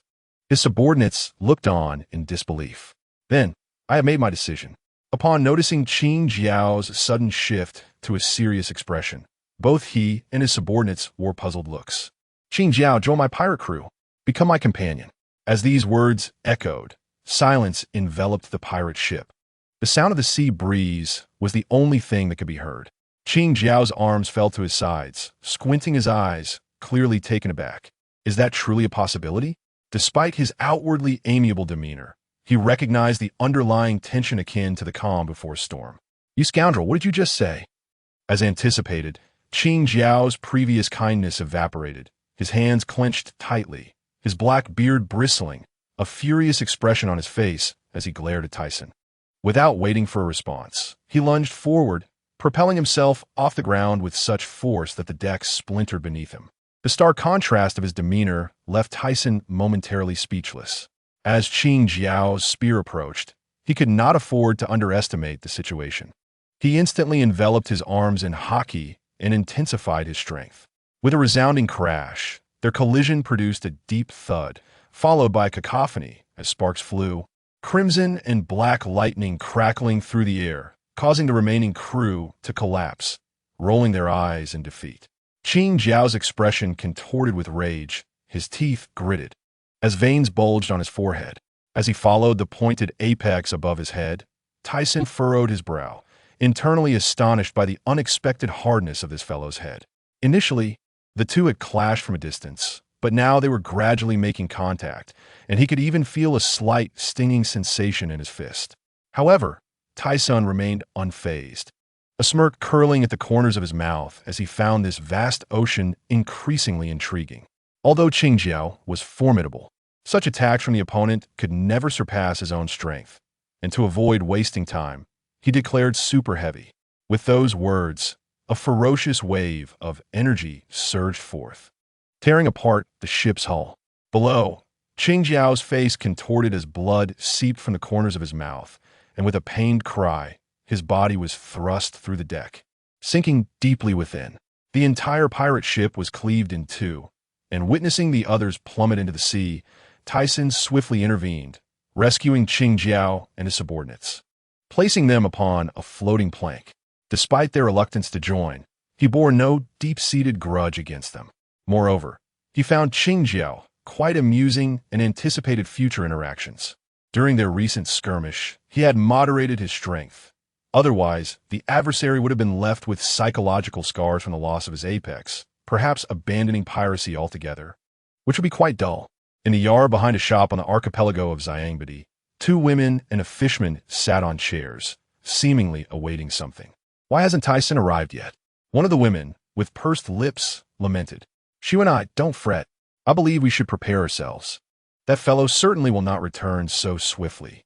Yet we cannot simply wait for him to head directly to the New World. I think Gina is right. Captain Tyson must have matters to attend to, and for now, we can only continue to wait." Gina wore a look of resignation. She had originally come to fetch Tyson upon receiving word of him. Little did she know he had yet to return, but acknowledging he might be preoccupied, she resolved to wait. Baloric had been utilizing his powerful observation Haki to search the seas for an entire day. Besides encountering a group of pirates, he had seen no dilapidated pirate ships nor any living skeletons. Coupled with the prolonged absence of Tyson, he began to doubt whether Tyson was deliberately toying with him. Just as he was about to reach the light of a new sea, he decided to turn back, speculating that perhaps he had miscalculated his direction and that Tyson had already found Brooke. With that thought, Baloric made an abrupt turn. Meanwhile, not far from his new course, Tyson, in a state of ennui, was sensing and searching the skies. Perhaps, as Baloric suspected, he had indeed found a trace of him. As if sensing something, Tyson descended, gliding toward the ocean below, having detected a flow of chakra, and it belonged to a person. Upon landing, he hovered above a tattered pirate ship, observing a dilapidated flag resembling cow horns. Looking down, he saw a skeleton rolling about on the deck, occasionally murmuring to itself. As his form descended, a sound echoed as Brooke, who had been rolling on the deck, came to a halt, straightening himself with a gaping mouth, exclaiming in surprise, "A human. No, it's a ghost." As the shock spread, Brooke soon realized he had not been mistaken. No, it is a human." Tyson observed Brooke's reaction, the solitude, loneliness, and fear evident in his mind. Feelings perhaps only Brooke could truly comprehend. Even Tyson himself could not fully grasp. "Greetings, I'm AOC Tyson, captain of the Tyson pirate crew." Right? I apologize for my rudeness. I am Brooke, a mere skeleton. I never expected to encounter a human today. It's been nearly 8 years since I last saw one, Brooke exclaimed, his skeletal jaw brimming with excitement. As Brooke continued to chatter excitedly, Tyson could sense the underlying anxiety within him, a deep-seated loneliness and fear. To foster familiarity, he took the initiative to share his background and experiences. Thus, the two transitioned from standing on the deck to leaning against the ship's wall, Tyson inwardly wishing for a bottle of wine at that moment. Suddenly, 2 bottles of liquor flew forth. Upon sensing the identity of the sender, Tyson instinctively caught them, noticing the labels reading dark rum. Immediately, to Brooke's astonishment, Tyson gulped down several swigs in rapid succession, exclaiming, rum is simply delightful. He found this rum even more enjoyable than the looted liqueurs. Is this your friend, Mr. Tyson? Brooke inquired, holding a bottle of rum, casting a puzzled glance at the sudden silhouette that had appeared. You mean him? He is my comrade. Who is your comrade, you rascal? The originally mischievous Baloric, upon encountering Tyson, could hardly maintain his former demeanor, erupting with curses. In truth, he had been present for a while, listening to their conversation, captivated by their stories.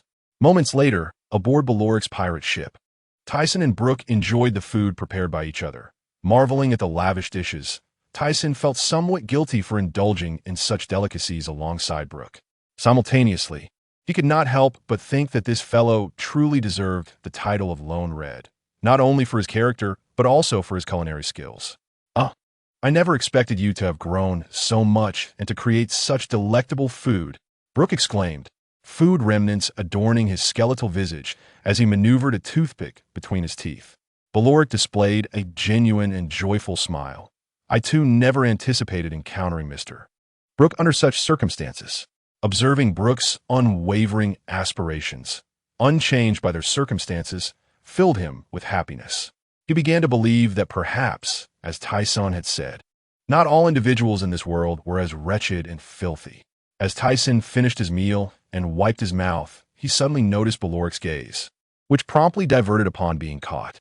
A smirk played at the corners of Tieson's mouth as he turned to Brooke, his expression becoming serious. Brooke, I would like to invite you to join my pirate crew, to become my comrade. Really? I accept. Baloric's eyes widened in disbelief, his face twitching as astonishment and incredulity filled his expression. By the way, Brooke was about to speak when Tyson interrupted him, aware of the recruitment process and, following their conversation, informed Brooke that Lab was still awaiting them. Brooke's eyes welled with tears, and he ceremoniously pledged his allegiance to the Tyson pirate crew, while Baloric wore a smile of approval. And you, I officially extend an invitation to you today, Baloric Clydefield. Having resolved Brooke's matter, Tyson would not forget this esteemed individual. As Brooke, who had transitioned from tears of joy to a state of exhilaration, turned his head upon hearing Tyson's words, he gazed at Berlik. It would indeed be splendid if Laidfire could join them, allowing them to frolic together once more as they did in the past. Berlik's expression returned to normal. After a moment of contemplation, he raised his face, adorned with a charming smile, and declared, I choose to join. A wave of delight washed over Tyson's typically stoic visage, as he felt an unexpected lightness in his heart. Although he had acted indifferent since their meeting, a small weight had always pressed upon him. Now, that burden seemed to lift. However, Brooke had a request that he hoped the captain would grant. Noticing Berlik's serious demeanor as he made his appeal, Tyson felt a twinge of curiosity and gestured for him to continue. From the information I gleaned from the newspapers, I understand that the Tyson pirate crew has reached its conclusion. Yet, my journey is just beginning. I wish to embark on my own adventure for a time, and once I have completed it, I shall seek you out. Tyson chuckled at this declaration, for it rang true. He could not possibly force this fellow to return with him to the Island of Herbs at this juncture. Mr. Tyson, may I follow in Laidfire's footsteps? I promised Labu that I would travel the world, fulfilling the aspirations of the Lombard pirate crew.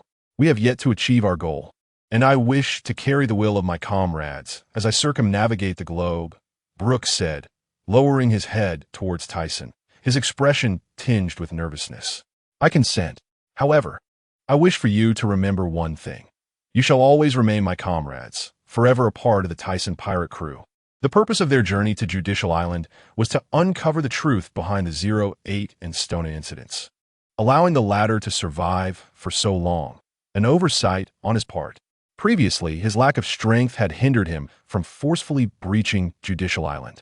He was not the protagonist capable of escaping such a place.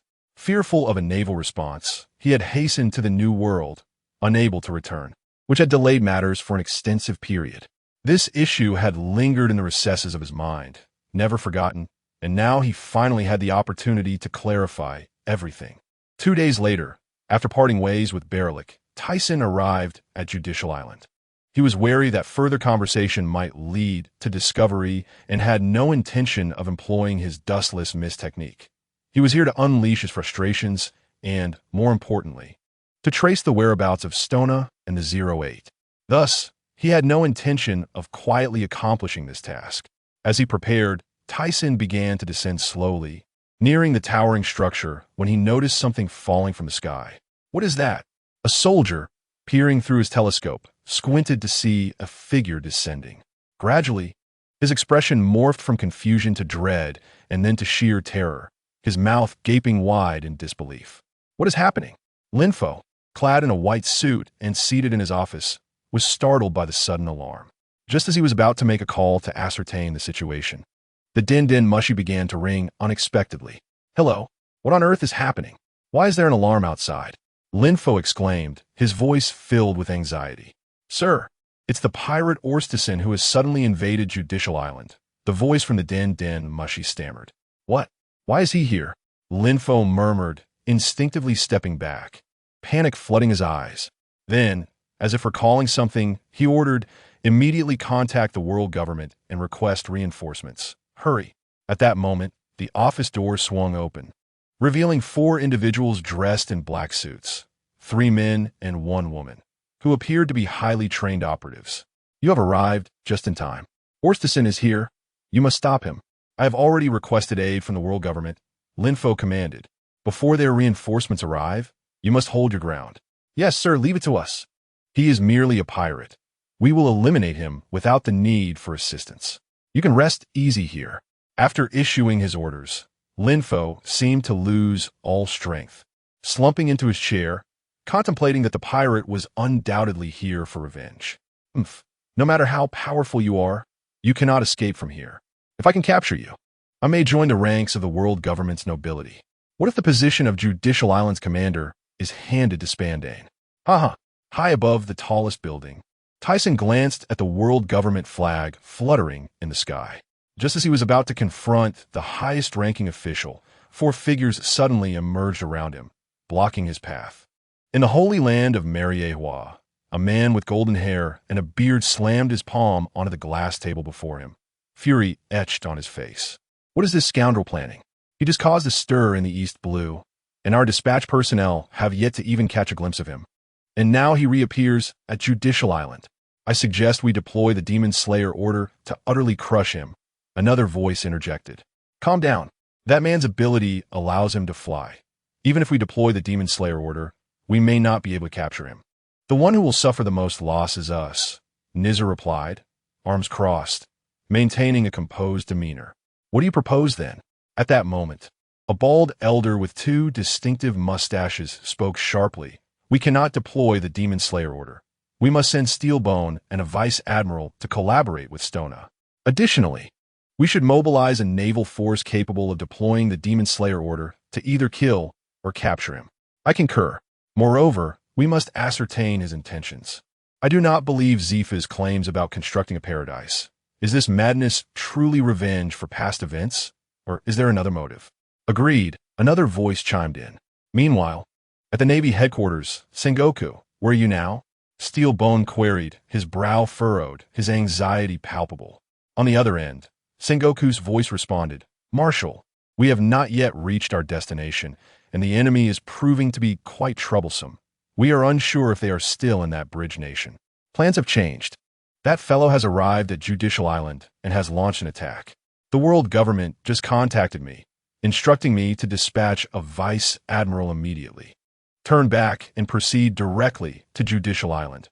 We must capture Orstison. The world government has already dispatched CP agents. Understood, Marshal. After hanging up, Sengoku's eyes blazed with fury. Was this man a ghost? Did he intend to plunge the world into chaos? This time, I will not let him escape, his gaze resolute.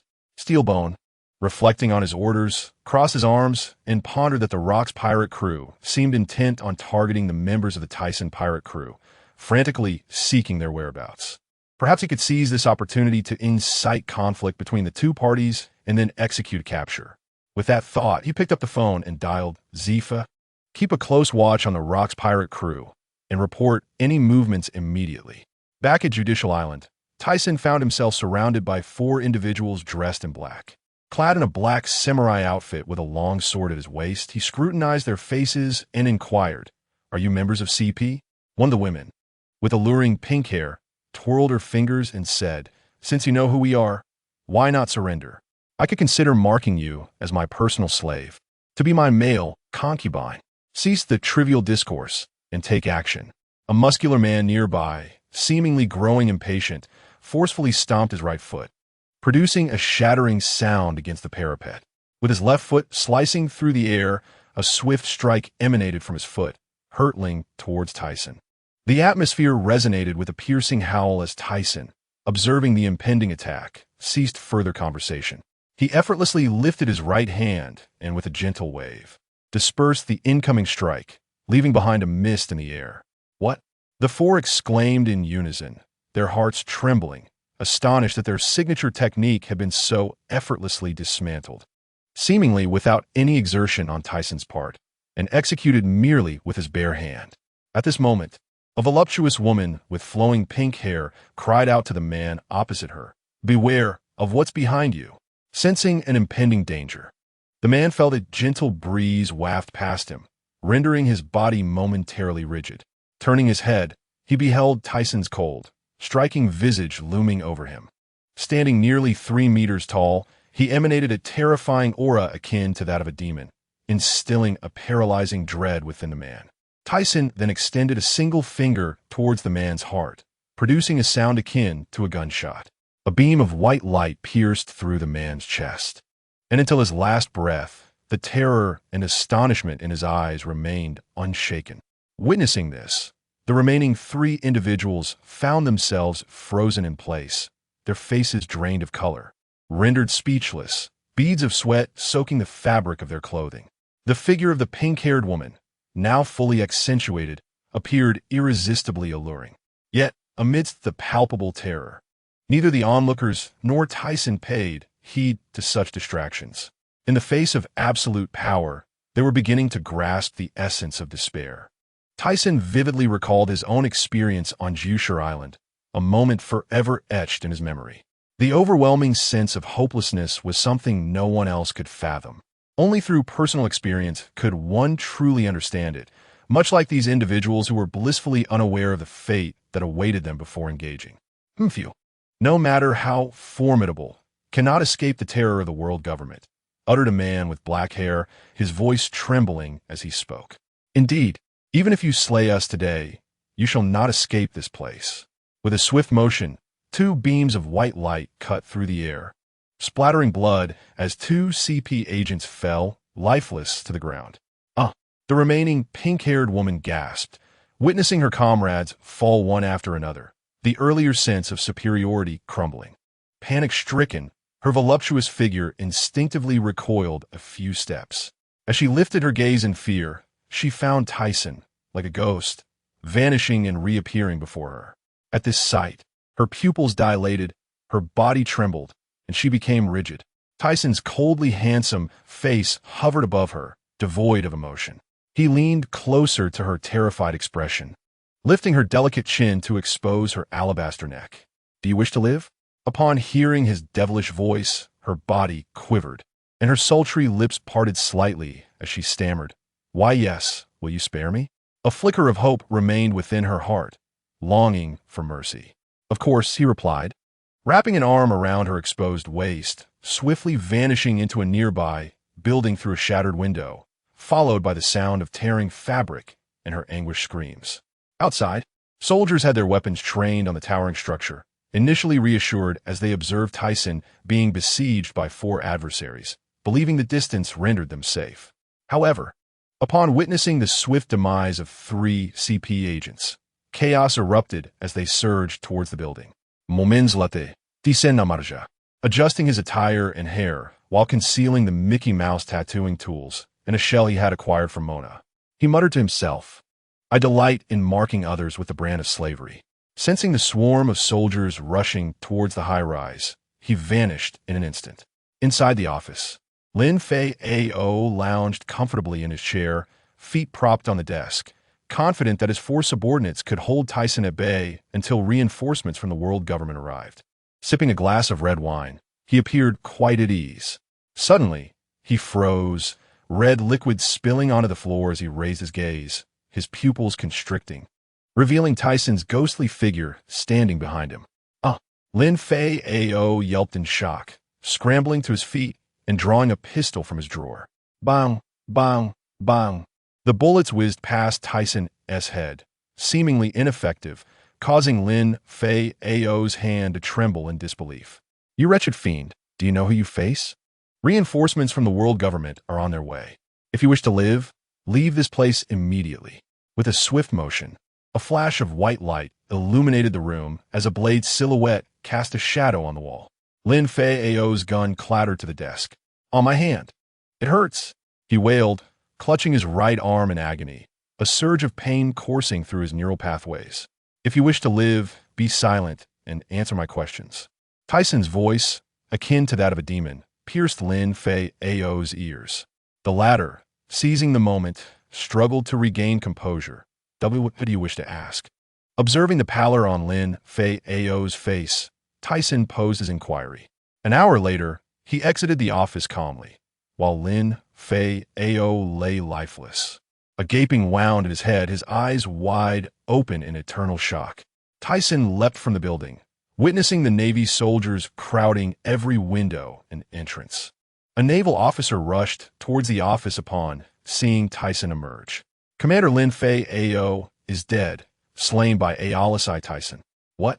It's over. The world government will surely go mad. You wretched pirate, open fire. Fire." Tyson paid no heed to the unfolding chaos, slowly ascending into the sky. "They seek to escape. Fire at will." As he floated above, Tyson murmured to himself, "There is no longer any need for Jushur Island." He brought his hands together, then spread them apart, conjuring a colossal white energy sphere, approximately 50 meters in diameter. Upon witnessing this spectacle, the soldiers' eyes widened in horror, instinctively retreating, their hands trembling around their weapons. "What is this? He intends to destroy Jushur Island. Stop him, you fool. Run for your lives." Panic swept through the ranks as they abandoned their guns, scrambling to escape the looming wave of white light in the sky, paralyzed by fear and bereft of courage to stand their ground. At that moment, Shitona, who had just arrived at the island's perimeter, gazed up at the scene in disbelief, gritting his teeth in frustration, lamenting that he had arrived too late. He then propelled himself into the air, producing a resounding thud as he ascended. "All citizen, you wretched little imp, cease this at once." Stona bellowed, aware that if the adversary laid waste to this place, he would surely face dire consequences, with even the Spanda family being implicated. Observing that his opponent paid him no heed, only fueled Stona's ire. Yet a chasm separated them, an insurmountable divide. Upon witnessing a figure swiftly flee the towering edifice, Tyson deemed it sufficient. Consequently, a white beam of energy sliced through the air with remarkable swiftness, carving a circular pattern around the judicial island, culminating in a resounding explosion that reverberated across the entire domain. Everything ensconced within the radiant beam, be it structures or individuals, dissipated at an astonishing pace, leaving behind a barren wasteland. Not only that, but even the surrounding areas bore the brunt of the impact, reminiscent of a colossal nuclear detonation, an alarming sight indeed. Stona's eyes widened in disbelief, his expression shifting from shock to fury, as he vowed, "All citizen, do not think you can escape unscathed. I will ensure your demise here, just as I did with the legendary pirate crew." Though he spoke with bravado, the scene he had just witnessed gnawed at his resolve, his emotions fluctuating between dread and anger. In the waters not far from Judicial Island, a fleet of warships approached, helmed by Sengoku and Admiral Crane. Initially, they believed the island would withstand destruction with ease, but just as they expressed this sentiment, a thunderous explosion echoed in the distance. An ominous premonition gripped both men, and Sengoku urged, "Accelerate, all hands swiftly." His heart raced with anxiety, his gaze sharp as steel. Crane furrowed her brow, observing the ascending white beam. Recognizing it as all citizens' attack, realizing that Judicial Island was likely to face devastation. Crucially, they were yet to arrive. Should the adversary take flight, they would be powerless to prevent his escape, left with no means to detain such an individual. They could only hope that the CP operative could delay his departure, perhaps salvaging the situation. Having unleashed his attack, Tyson turned his gaze towards Stona, who was approaching with Moonwalk. From a moment Stona set foot on the island, Tyson felt a surge of exhilaration at his arrival. As he contemplated seeking out the man, Stona unexpectedly presented himself, and with the revelations gleaned from Linfo, Tyson now harbored a profound animosity towards this man. Not only had the adversary ravaged his homeland, but after narrowly escaping, he had been rescued by the legendary pirate crew, only to have his life disrupted once again, thrust back into a state of flight. Had it not been for the intervention of the Emperor of the Daughter Nation, he might have perished long ago. Time and again, he had been driven to the brink, and now the opportunity to reclaim everything had finally come. He would ensure that this despicable man would regret all he had done. "All citizen, you scoundrel, do you comprehend the gravity of your actions?" Stona approached Tyson, his teeth clenched and eyes ablaze with fury. Witnessing Stona's wrathful demeanor sent a chill down Tyson's spine. This man had inflicted so much upon him, yet now he stood with such a righteous facade. "My first mate, you haven't forgotten the deeds you've committed against me, have you?" Tyson endeavored to maintain his composure, his expression devoid of emotion as he regarded Stona. "What deeds? You are merely a criminal. Nothing you do can stir a shred of remorse within me," Stona retorted, dismissing Tyson with a scoff, his aged hair a testament to his over 50 years of life, yet still exuding an air of disdain. And what prompted the destruction of Giant Stone Island? There were numerous villagers residing there. Is this the modus operandi of your world government? Tyson spoke with deliberate intent, for he aimed to ascertain a singular truth. For the sake of that esteemed individual's future, the loss of a few inconsequential lives mattered little. Upon hearing Tyson's last remark, he solidified his understanding of the puppet master behind the scenes. Although he had previously scrutinized Linfo, the latter's uncertainty during interrogation had left doubts. Yet, upon perceiving Tyson's emotional shift, clarity dawned upon him. The entire scheme began to crystallize, revealing the identity of the troublesome geisha from Room 08. Armed with knowledge from Linfo, he was now poised to eliminate this menace. Thus, he ceased his rambling. "You bastard, prepare to meet your end." Tyson vanished in a flash. Stona, initially unconcerned, was suddenly caught off guard, unable to fathom Tyson's astounding speed. His thoughts lingered on the past, recalling Tyson as a mere pawn from the legendary pirate crew. It was only in that moment that he realized his folly. Tyson was no longer the insignificant child he once was, but a formidable power in the new world. As sweat beaded on his brow, he scrutinized the shadows behind him, only to behold a fist the size of a sandbag barreling toward him. In a desperate attempt to defend himself, he raised his hand, but was met with a force akin to a mountain crashing down, rendering his efforts futile as he was propelled backward, carving a trench in the ground beneath him. Regaining his footing, Stona swiftly assessed the blood on his arm. Both had refrained from employing Haki, relying solely on raw strength. Yet, it was evident that he was no match for Tyson's power. Lowering his arm, he looked up at Tyson. "I underestimated you. It seems you have made significant progress over the years. Of course, you think I would stoop to your level, you old dog? You are hardly worthy of my full attention." Tyson scoffed, his disdain evident. "You? Humph. I have no interest in engaging in a war of words with you. You will not escape today." Stona's anger quelled, a contemplative expression overtaking him as he recalled something. Listening to Tyson's words, he sensed an underlying trap waiting to ensnare him, perhaps a scheme set to unfold. Moreover, he could perceive the haze of uncertainty within Stona's thoughts. Yet, Tyson remained unconcerned, in the face of absolute power. All else was inconsequential. Even if a Marine admiral were to arrive, he held no fear. At most, he would eliminate Stona and make his escape. With that, he dismissed further thoughts, fixing his gaze on Stona. Almost immediately, the oppressive aura surrounding him intensified, transitioning from playful to deadly serious. The earlier exchange had resembled a child-esque game, but now he intended to demonstrate the vast chasm that lay between them. His fists, enveloped in a crimson-black Haki. He diminished his form and vanished from sight. When he reappeared, he stood before Stona, who, alerted by his observation Haki, quickly reinforced his right arm with a glossy black shield. The two fists clashed, and with a deep growl, Tyson unleashed a weighty blow, causing Stona to feel an excruciating surge of pain, tenfold that of their previous encounter. Under the formidable hardness and immense force of Tyson's fist, Stona's hand recoiled, causing the muscle from his fingers to his arms to seize up in painful spasms. As agony coursed through him, he intended to lift his left leg to sweep toward Tyson, only to see a fair, ghostly fist slicing through the air, striking him squarely in the face. With a resounding bang, his body was propelled like a cannonball, crashing to the ground and carving a deep trench. As he attempted to rise, he felt the familiar ghostly shadow reappear before him. "Petrify!" Stona shouted, and in an instant, his entire form transformed into a stone-like statue. Yet this too proved futile, as the overwhelming force shattered his rocky exterior. From the debris, a figure shot forth, tumbling through the air before crashing to the ground. Stona felt a surge of excruciating pain enveloping his body, gasping for breath as he wiped the blood from the corner of his mouth. Gradually, he rose to his feet, his gaze directed at Tyson, filled with a calm determination. "It appears I have truly aged," Stona murmured, as if speaking to himself. But with a flicker of defiance in his eyes, he reassured himself. "Aging?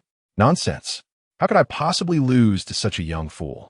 Today, I shall reveal my true power," he bellowed, a tearing sound emanating from his throat. Just as he prepared to strike again, Tyson observed Stona place one hand flat against the ground.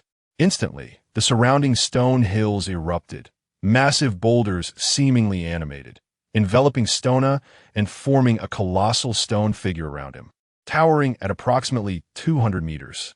Witnessing this spectacle, Tyson grasped Stona's intentions. He was indeed a user of the sure no me fruit, a fact he had known since his time with the hero pirates. Stona had likely awakened his powers long ago. Des villes fruits occasionnels awaken, allowing their influence to extend beyond the user. When Stona touched the ground, the barren earth had instantly transformed into stone, melding into the gigantic stone figure. Furthermore, the entire massive structure was enveloped in a deep black hue of Haki, indicating that Stona's power had surpassed Tyson's expectations. However, Tyson was aware of the weakness of this ability. Stona must be hiding somewhere within the stone figure, undetectable by mere observation. Thus, Tyson resolved to dismantle the stone figure while searching for Stona's location. Yet, Stona likely did not anticipate that Tyson could sense his position through chakra.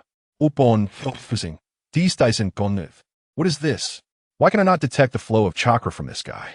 His brow furrowed deeply, and after a moment of contemplation, he realized, of course, he must have transformed entirely into stone, or rather, merged with it. The entire colossal stone figure is infused with chakra, allowing it to move. This realization posed a significant challenge, as it suggested a prolonged battle. The Navy could arrive at any moment, and time was of the essence. "Ah, Tyson, do you see this? This is my power. Do you feel despair?" Stona's voice echoed through the sky, jarring Tyson's senses and sending chills down his spine. The surviving Navy soldiers, witnessing the ongoing battle from the outskirts, felt the sky darken, obscuring the blue above. What is this? My heavens! Is this the apocalypse? They speculated about the world government's involvement, eagerly anticipating how Tyson would counter this. "Finally, we can capture this guy. Wasn't he quite arrogant before? Look at what he's done now." Amidst the jeering of the clustered Navy soldiers, Tyson calmly raised his head, his gaze fixed ahead.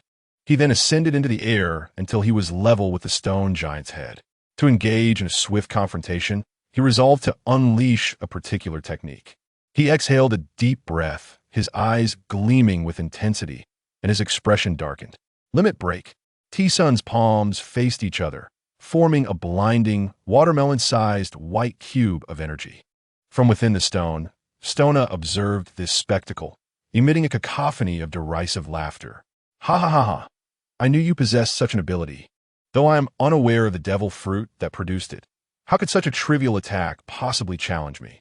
Tyson ignored Stona's thoughts, focusing intently on controlling the immense energy within him. Although the white cube had not expanded in size, it radiated an even more dazzling brilliance. Suddenly, Tyson gently propelled the white cube forward. Whoosh! In comparison to the colossal stone figure, this attack appeared minuscule, seemingly insignificant as it glided toward the stone giant. Stona, witnessing the small orb of white light approaching, let out a derisive snicker, disregarding the beam as harmless. He swung his massive fist at T-Sun in retaliation. The air erupted with a thunderous crack, the force of his punch dispersing the clouds above. T-Sun remained motionless, observing with quiet composure. Stona's gaze locked onto T-Sun's face, noting the utter lack of panic or defense. Most strikingly, T-Sun's calm demeanor was unmistakable. A sudden wave of ominous foreboding surged through Stona's mind. However, it was too late to retreat. He had to strike. He believed no attack could harm him while he resided within the colossal stone figure. Whoosh! A blinding white light erupted, enveloping the sky and ground in a luminous halo.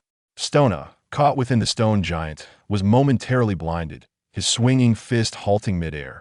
But it's still daytime. What is happening? He screamed, his vision consumed by a blinding radiance. Outside, the soldiers squinted against the glaring light, and as they adjusted to their surroundings, some began to discern the giant figure encapsulated by the enormous cube. What is this? Is it T-Sun's attack? Ha! How could such an attack possibly be effective? They mocked. Does he think light can defeat the giant stone figure? Stona sensed something was amiss. What are you trying to do, T-Sun? What is your intention? He shouted from within the stone, his voice echoing through the air, filled with anguish.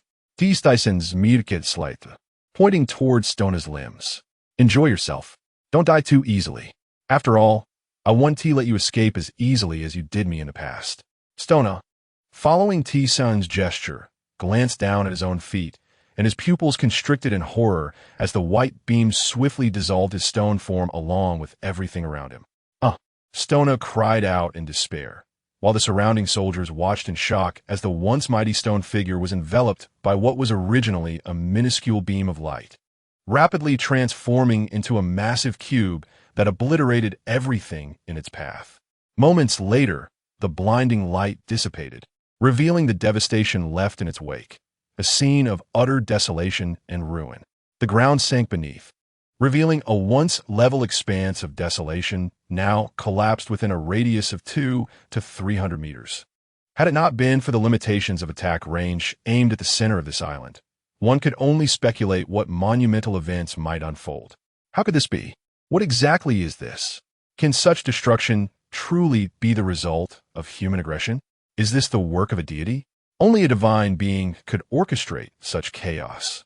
Confronting such a monstrous entity seems utterly chaotic. What manner of creature has the judicial island offended? The soldiers, with their hands clasped over their heads, were engulfed in cries of despair and accusations. Yet, most bore blank expressions, their eyes filled with terror, their bodies rigid and motionless. Tyson descended, landing beside Saiduna, who no longer exhibited the previous arrogance and mockery. Covered in blood and gore, his form was unrecognizable, limbs reduced to an atomic state, suggesting grievous injuries. Even if he were to survive, it was likely he would endure lifelong disability. Few would possess the courage to continue living under such circumstances. Sensing the frailness of Saiduna's breath, as if it could cease at any moment, Tyson crouched beside him, observing the absence of consciousness. In a murmur, he uttered, "Our grievances may now be settled." Rising to his feet, Tyson felt a stirring within his heart. Gazing at the devastation surrounding him, he questioned the righteousness of it all. As he wrestled with the tumult of recent events, A surge of clarity pierced through his mind, affirming that everything was indeed correct. His previously unfocused gaze sharpened with determination. He had committed no error. The fault lay solely with this world. Thus he resolved to create a haven of absolute safety and freedom. He envisioned transmitting this freedom across the globe, aspiring to become the most liberated soul within this realm. With this conviction, a smile graced his lips, and a sense of relief washed over him. The mental blockages dissipated, leaving only a clear and fluid control over every part of his being, moving with remarkable ease. He lifted his gaze towards the sky, contemplating a return. He wondered about the fate of the new world, hoping that Miyoshi and Jina had reached the Xiangbo Di archipelago. Just as he prepared to soar into the air, a flash of crimson flickered in his eyes, followed by a prickling sensation along his spine, prompting him to turn. Buddha palm impact. A colossal Buddha statue, towering over 10 meters, appeared before Tyson, surrounded by resonant chants, exuding an aura of solemnity. A golden hand reached toward him with astonishing speed. This was perilous. He had been so engrossed in thought that he failed to notice an impending threat. Instinctively, Tyson adjusted his stance and retaliated with a punch, dominant fist. Given the rapidity of the attack, he could not execute any further maneuvers and was forced to defend passively. The black-red Haki enveloped his fist as it collided with the golden palm. The ensuing black-red lightning danced around them, and Tyson recognized that Sengoku's strength had significantly increased. Should he refrain from employing his true abilities, he might find himself in dire straits. Following Sengoku were Vice Admiral He and nearly 10 other Vice Admirals. As Tyson prepared to intensify his assault, he suddenly sensed Vice Admiral He approaching from another direction at remarkable speed. He had no choice but to evade. He swiftly lightened his body, dodging He's attack like a wisp of willow fluff, and vanished like a specter, reappearing several paces away. I knew it wouldn't be so simple. He furrowed his brow, seemingly lamenting the failure of their combined assault with Sengoku. Once the Golden Buddha reverted to Sengoku's human form, it became evident that if success had been so easily attained, the Navy would have apprehended him long ago. They could not afford to be careless. Thank you for the compliment, Admiral Sengoku. And Vice Admiral He. Shall we engage in a date as romantic as the calm before storm? Tyson teased, observing their demeanor as if they regarded him as a formidable adversary. Sengoku and He, stirred by the sight of Saiduna's fate, recalled the tragic fates of Gongu and Zifa from years past. Their hearts ignited with fury. Sengoku bellowed to the distant soldiers, "Come, carry him away for treatment. Although he may not survive, we cannot abandon him here. The world government would inevitably demand answers. If you accompany me back to the Navy and surrender, I might consider it," he remarked with a charming smile. But those familiar with her would recognize this as the prelude to an impending storm. "My apologies, but I'm pressed for time and must return swiftly. However, I can spare a moment to play with you before I leave," Tyson replied with a broad smile, pausing before adding, "But be careful, for that person may yet resurface. Especially Vice Admiral He. Rest assured, I would never direct such tactics at a lady. Alcides, have you finished your rambling? Look at what you have wrought. Judicial Island has never witnessed such chaos since its inception. You are indeed a rare exception. However, today, you shall not escape. I will capture you even at the cost of my life." Sengoku exclaimed, his ire palpable, spittle flying as he spoke. Idle threats are easy to make. I have heard such proclamations countless times and pay them no heed. Tyson retorted dismissively. "Alcides, what is your true objective? Must you turn the seas upside down before you are satisfied?" he inquired, stepping forward, her expression stern. Before their arrival, Admiral Gongu had specifically instructed her to uncover Tyson's intentions. Although Zifa had previously inquired, they remained skeptical, perceiving it as a ruse to obscure his actual motives. Did I not already state my intentions? If you do not believe me, simply wait. Soon enough, the truth will reveal itself. He had laid bare his truth. If they chose not to trust him, he could do nothing about it. Then let us engage. He distracts Sengoku. With a look of determination, she immediately employed her devil fruit ability, transforming into a massive golden Buddha, surrounded by an aura of sanctity. Buddha impact.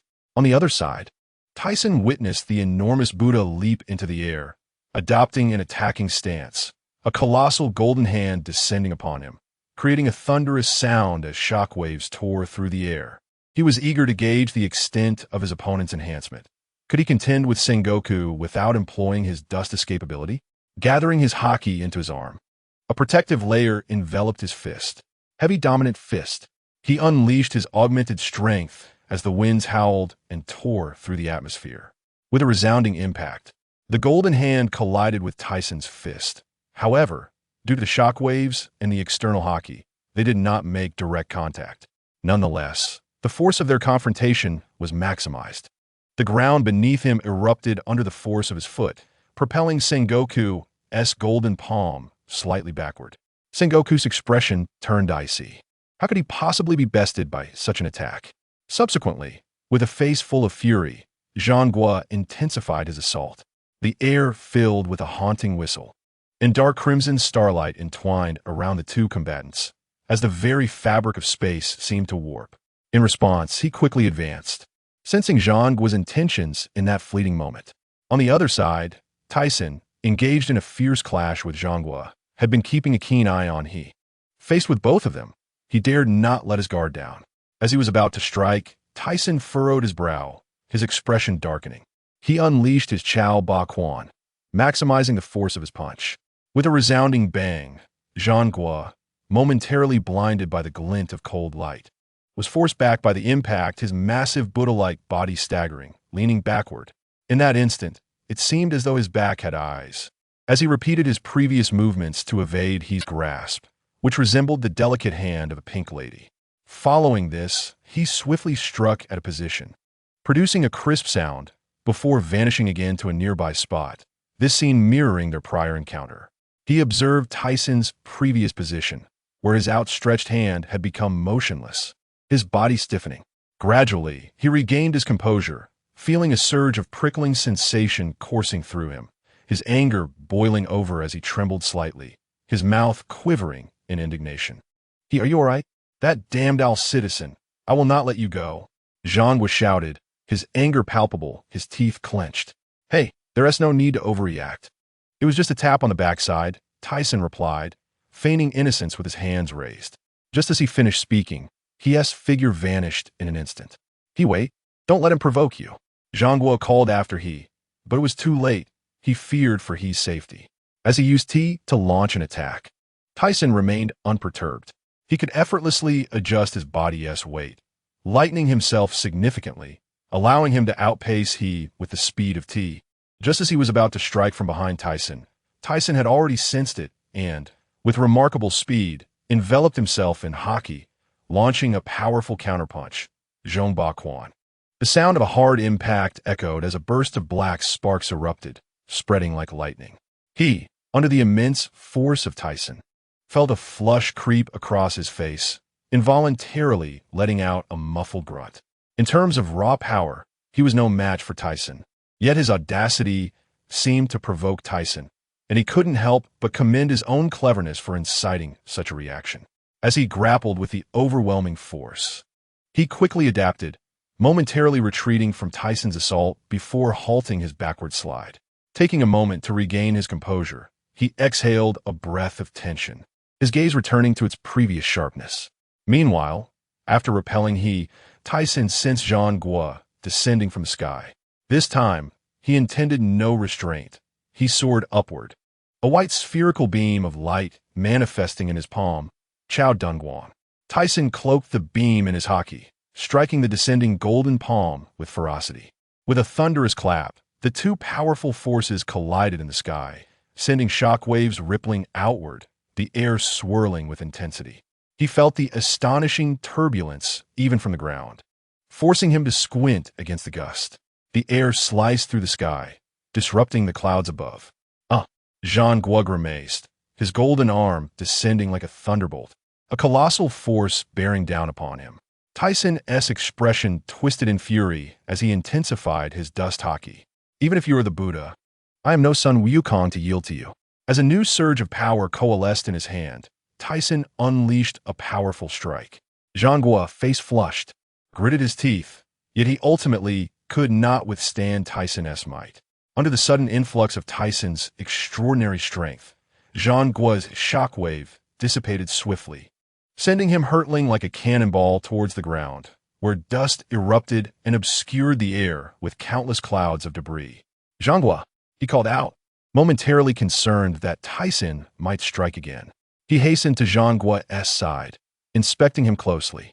Aside from an injury on his palm, Zhang bore no other marks, and he felt a slight relief wash over him.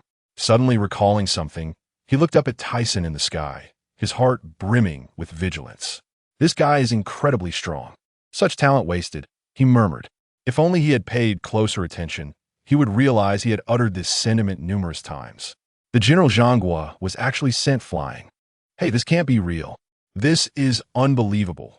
6 years ago, General Zfa was defeated by him. What should we do? If even the general is no match, what use are we? The soldiers and commanders accompanying Zhang murmured anxiously, their composure shattered as uncertainty loomed. Enough chatter. General Zhang has not yet been defeated. Maintain your vigilance. One of the mid-ranking officers barked at the crowd before turning back to observe Zhang slowly rising, his brow furrowing in concern. Listen, when they clash again, we all rush in together. I refuse to believe he is truly invincible. It must be so, or else if the Navy loses, we will truly lose face. In the sky, Tyson panted heavily, having fought 2 intense battles, his chakra depleted by nearly half. Had he not employed his conqueror's Haki, it would have been far more challenging to repel Zhang. After spending so long on the Herb Island, he had learned to wield the conqueror's Haki, albeit with little proficiency, often failing to activate it. That was why he had refrained from using it earlier. Yet in this critical moment, he had no choice but to unleash it. His previous battle with Sijuona had drained significant energy, and now, having repelled Zhang, he was ready to withdraw. In his mind, he knew he could never afford to lose his combat capability. Observing Zhang rising again, he concluded that defeating him would require either a grand technique or several days of relentless combat. Otherwise, victory would not come easily. Hey, Zhang, farewell. Until next time. Tyson waved downwards before adjusting his form and soaring towards the Shambadi archipelago. Hey, you bastard. Stop right there. Our battle is not over. And you intend to flee? Zhang roared, his fury palpable as he attempted to provoke Tyson back with his words. La la la. There will be plenty of opportunities in the future. No need to rush. He observed Tyson's retreating figure and cheerful banter, gritting his teeth in vexation. The surrounding soldiers and officers fell silent, their spirits dampened and their heads hung low. Upon reaching the Shambadi archipelago, Tyson passed Judicial Island in just over an hour. Although his speed could not rival that of the light-speed Yellow Monkey or the Thunderous Sentinel, he felt a sense of accomplishment. However, it would not be significantly weaker. By altering his body weight, he could float in the air, and with the addition of the latter, his speed would truly accelerate. Upon arriving at the Xiangbidi Islands, he headed directly to the shop operated by Xu and I. Although it was quite discreet, many still caught sight of him. Nevertheless, it mattered little, for he was on the verge of departure. He had previously informed Muses to come over with the intent of having him sail to fetch him. After 2 intense battles, his stamina was nearly depleted. He could not afford to drag the ship across the Red Earth continent. Not only would it consume excessive energy, but it would also be deemed beneath his dignity. In the future, unless under special circumstances, he would refrain from such actions. This time, not only Muses, but even Gina had been summoned by him. The others were busy gathering their own companions in the new world, and he was uncertain how their situations had unfolded. Xu and I entrust this matter to you. Muses and Gina awaited the departure of Tyson and Xu and I on the ship, and he once again broached that subject with Xu and I. Rest assured, leave it to me. Xu and I displayed a reluctant expression. Previously, he had asked Xu and I to assist in collecting slaves in this area. Constructing such a monumental project would require a considerable number of hands, and with the civilians from the territories in the New World, it should suffice.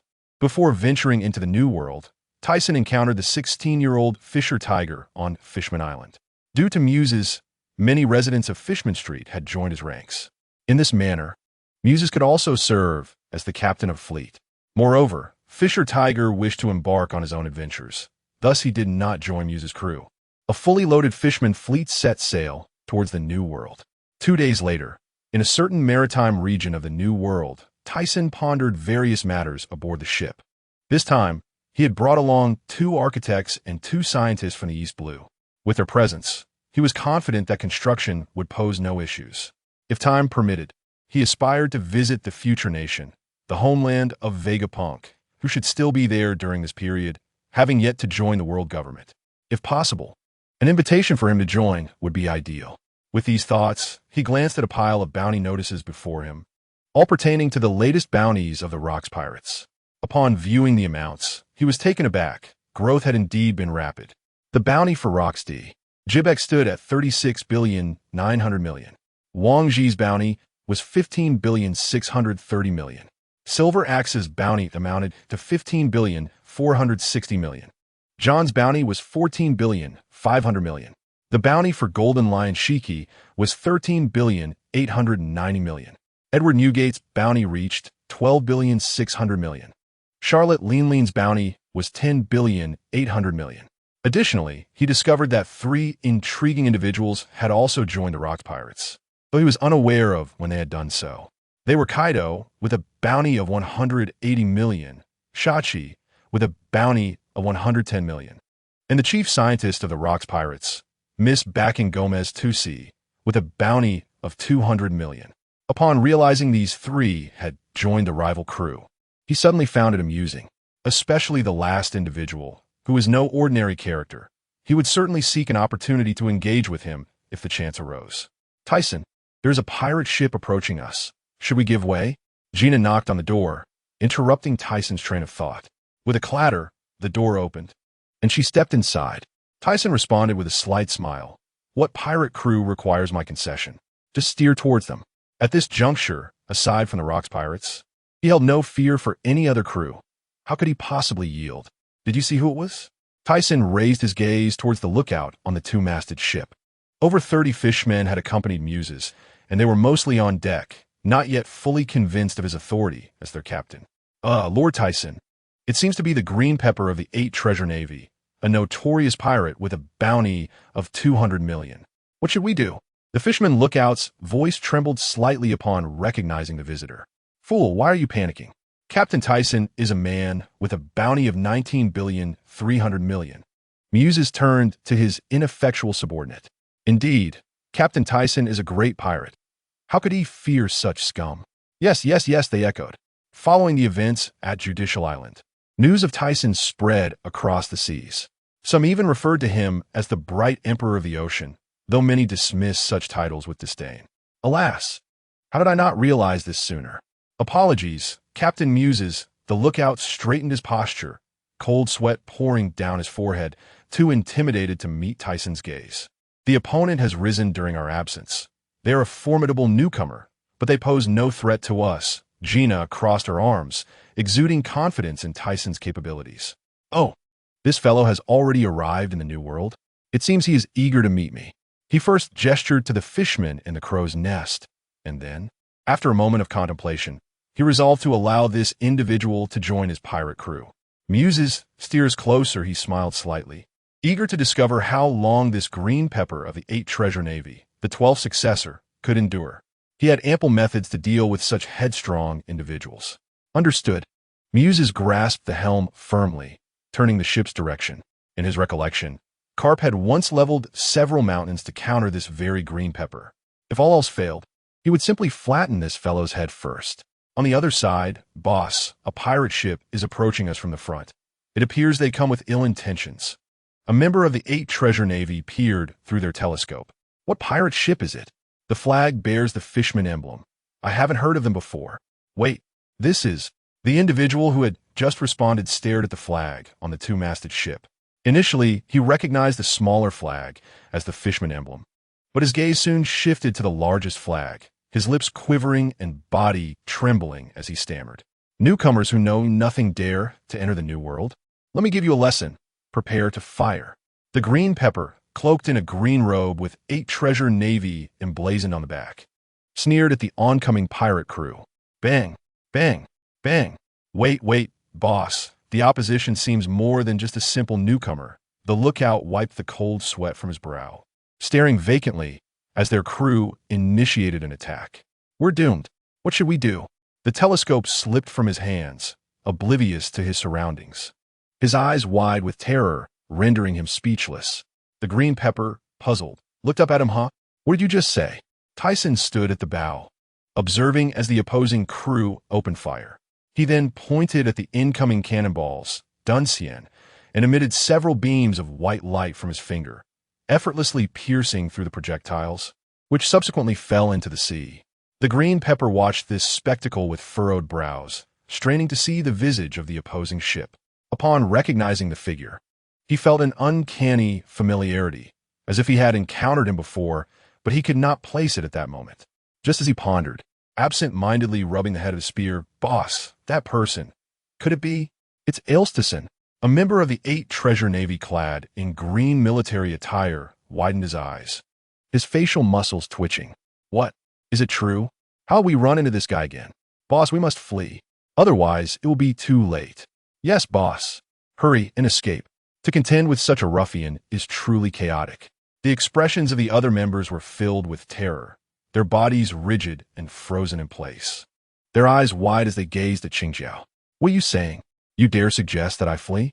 Humph, last time I was careless. But I shall not be defeated again." With that, he stubbornly commanded the pirate ship to approach. The lookout atop the mast widened his eyes, observing the figure of Qingjiao below, pondering internally that the captain must be repeating his old mistakes. What should we do now? A hand rose again to wipe the cold sweat from his forehead. "Ah, Qingjiao, we meet again."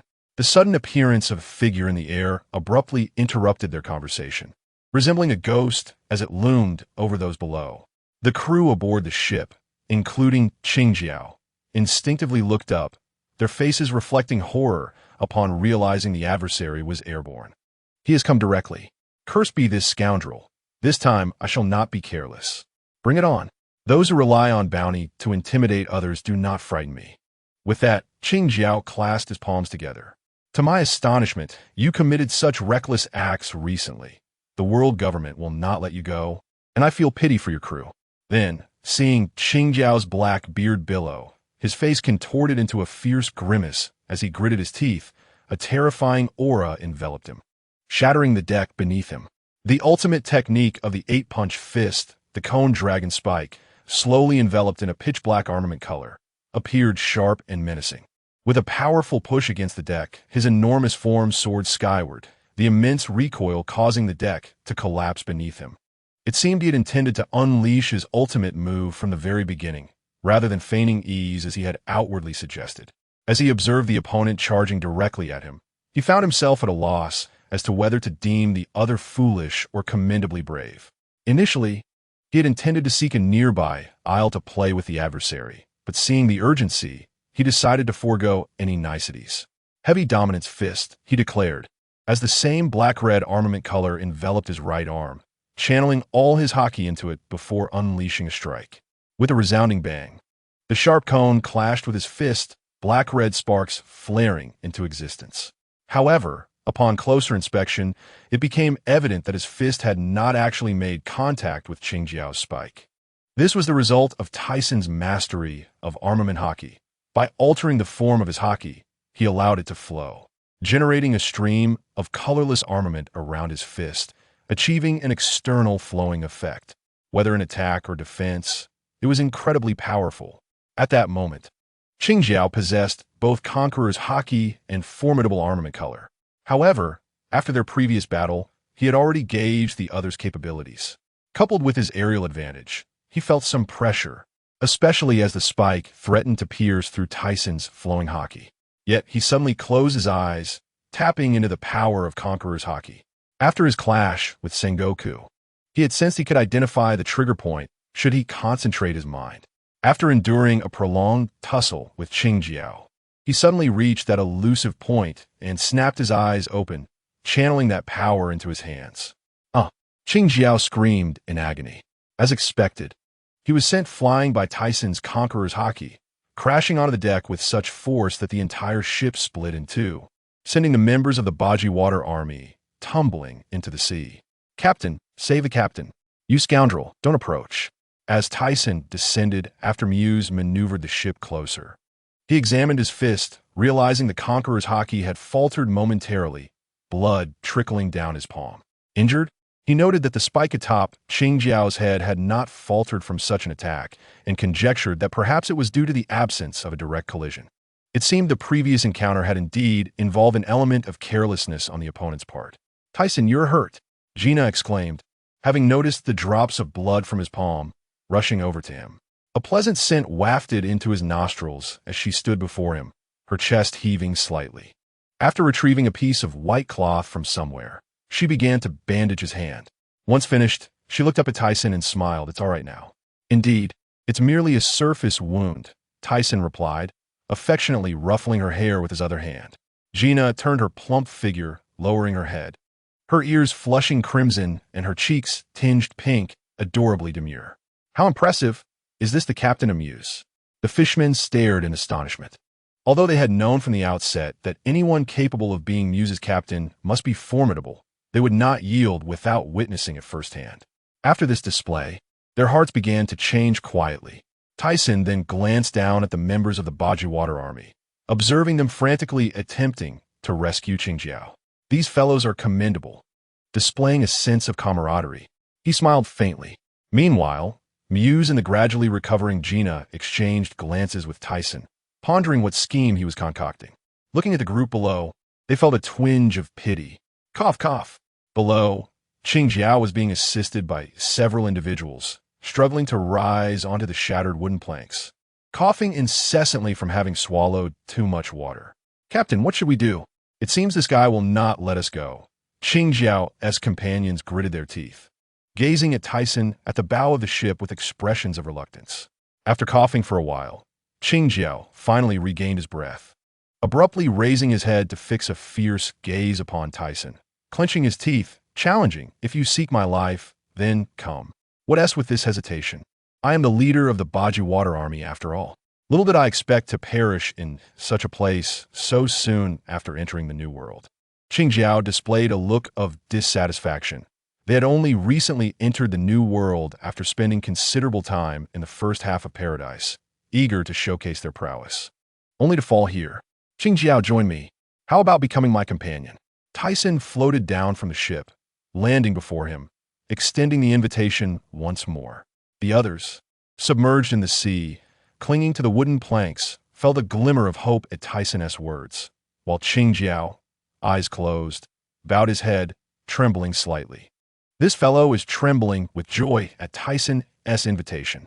Gina crossed her arms below her chest, seemingly unable to contain her excitement, smiling as she observed Qingjiao clinging to the wooden planks in the water. "You bastard, just kill me." Qingjiao's forehead throbbed with veins, his previously bowed head lifting abruptly, his face contorted in fury as he glared at Tyson. Tyson, on the other hand, wore an expression of confusion. After exchanging a glance with Gina and Muse aboard the ship, they seemed to grasp something. Thus, he instructed a group of fishmen to retrieve these individuals from the water, and they anchored near a small island. An hour later, they arrived at a diminutive isle. Though it was called a small island, it was indeed very tiny, densely forested. They roasted the wild beast meat procured from the island's interior along the shore, eating while listening to Qingjiao's tale. "So you joined the Rocks Pirates?" Tyson bit into the beast meat, observing Qingjiao seated on the ground, drinking. "Indeed, I'm the leader of the Bajiwater army. I cannot perish so easily. However, now that you have captured me, joining is out of the question," he retorted, glaring at Tyson with wide, cowbell-like eyes. "Are you concerned about the Rocks Pirates? You need not concern yourself with that matter. Since you have joined me, you are now my comrade, and how could I possibly stand idly by? No, I have indeed joined the Luokisi Heitejuan, though I initially intended to return to the Shihai and set sail only after Lokisi's demise. Little did I expect to encounter you, which disrupted my plans." Qingjiao displayed an innocent expression, then absent-mindedly touched the tip of his cone-shaped head. Tyson halted his consumption of meat, turning his gaze sharply towards him, his eyes fixed in disbelief. "You truly are a remarkable individual. However, It is worth noting that the Luo Kisi Heitedjuan would indeed disband a few years hence. Given this fellow's 30-year grudge against Karp over the incident involving his cone-shaped head, it is entirely plausible that he could act in such a manner. After finishing the last morsel of roasted meat, he leisurely wiped his hands, stating, "In that case, I must eliminate you." He fixed a piercing gaze upon Qingjiao, placing his hand on the hilt of his Qixing sword, slowly drawing it out. This unexpected turn of events left the onlookers momentarily stunned. The other members of the Babao Water Army initially believed they could avoid disaster by enjoying drinks and food with their adversaries, only to find that the situation had escalated more swiftly than they could comprehend. "Please spare our captain." A man, appearing to be Qingjiao's right hand, threw down his weapon and positioned himself between Tyson and Qingjiao. "And me as well." "Me too," the others eagerly echoed in succession. Qingjiao observed his subordinates, each willing to sacrifice their lives to save him, and tears welled up in his eyes. After all, at only around 30 years of age, it was natural for him to be unable to contain his emotions upon witnessing such loyalty. "Get away from me. I am Qingjiao of the Cone. Do I need you little brats to save me?" Qingjiao's initial dazed expression shifted to one of anger as he scolded them vehemently. Tyson furrowed his brow, then relaxed. Given their current stance, it was troublesome that they still refused to join him. Therefore, he offered an ultimatum. "You have a choice. Either you perish or they do." He remained undeterred, eager to try once more. This Qingjiao possessed immense potential, and he deeply desired for him to join, potentially becoming his right-hand man in the future. Though his current companions possessed decent strength, none had the qualifications for top-tier prowess. Mona and Jerry could only reach the level of an admiral at most, while the others would barely qualify as candidates for admiral or be at the level of a captain. Consequently, apart from Baloric, none could surpass the admiral level, which would hinder the future plans. Without the Conqueror's Haki, it was arduous to stand among the elite. However, Qingjiao was different. His robust physique and Conqueror's Haki made him stand out, though he focused excessively on training his head. If he were to join Tyson, he would undoubtedly become an exceptional powerhouse. He vaguely recalled that years later, Qingjiao would engage in battle with Karp. Although he lost, their conversation indicated that Karp had previously been unable to contend with Qingjiao. In order to subdue him, Karp had to flatten 8 mountains. One could only imagine how formidable Qingjiao must have been, and he had previously injured Tyson, a feat he had not achieved even while battling Sengoku. In their earlier confrontation, although Qingjiao was defeated, it was due to the circumstances not favoring him. With a height exceeding 5 meters, his physique appeared incredibly strong. Had it been on solid ground, Tyson might not have triumphed so easily. "You scoundrel, how dare you mock me?" Qingjiao's eyes widened in fury as he glared at Tyson, unable to bear such an insult, and unleashed a massive punch toward him. The force of his fist tore through the air, producing a deafening roar. Tyson, unfazed, raised his Qixing sword to block the blow. "Since you refuse to yield, let us wager. If you lose, you shall become my companion. What do you say?" He smiled slightly while holding his sword against Qingjiao's fist. Qingjiao's ferocious expression momentarily faltered before he gritted his teeth and retorted, "Ha, if you can manage that." Suddenly, he enveloped his cone-shaped head in armament Haki and charged at Tyson. Tyson, with sword in hand, met the blow, and with a sudden surge of strength, he deflected Qingjiao's fist, swiftly evading as if carried by the wind, reappearing several paces away. "I have no time to waste on you from now on. I shall be serious." Tyson's gaze sharpened as he sheathed his Qixing sword, eager to test Qingjiao's cone once more. His previous attempt to envelop it in Conqueror's Haki had not gone smoothly, so he seized this opportunity to try again. "What did you say? You claim you weren't serious? Do you look down on me?" Tyson responded with a slight smile. "If I looked down on you, I would not have invited you to become my comrade. Those I invite are all exceptional individuals." "What did you say? You scoundrel! Are you implying that I am exceptional? How dare you underestimate me?" Qingjiao's eyes blazed with fury. "I am merely a victim of Luo Kisi's incessant insults, and now I seek to vent my pent-up frustration. This feeling of indignation and rage is something you could never comprehend." Tyson appeared momentarily bewildered, his expression twitching slightly. Was this fellow's mind somewhat unhinged? If he brought him back, would he go mad every day? If you persist, Olsteson, I shall bear a grudge against you for generations. Before he could ponder further, Qingjiao's beard bristled as his aura surged. Dust swirled around him, and a gust of wind enveloped his body as he propelled himself toward Tyson, the ground cracking beneath him from the force.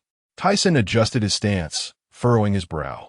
This impact seemed significantly greater than before, yet he remained unperturbed, closing his eyes to once again channel his conqueror's Haki, allowing it to flow toward his fist.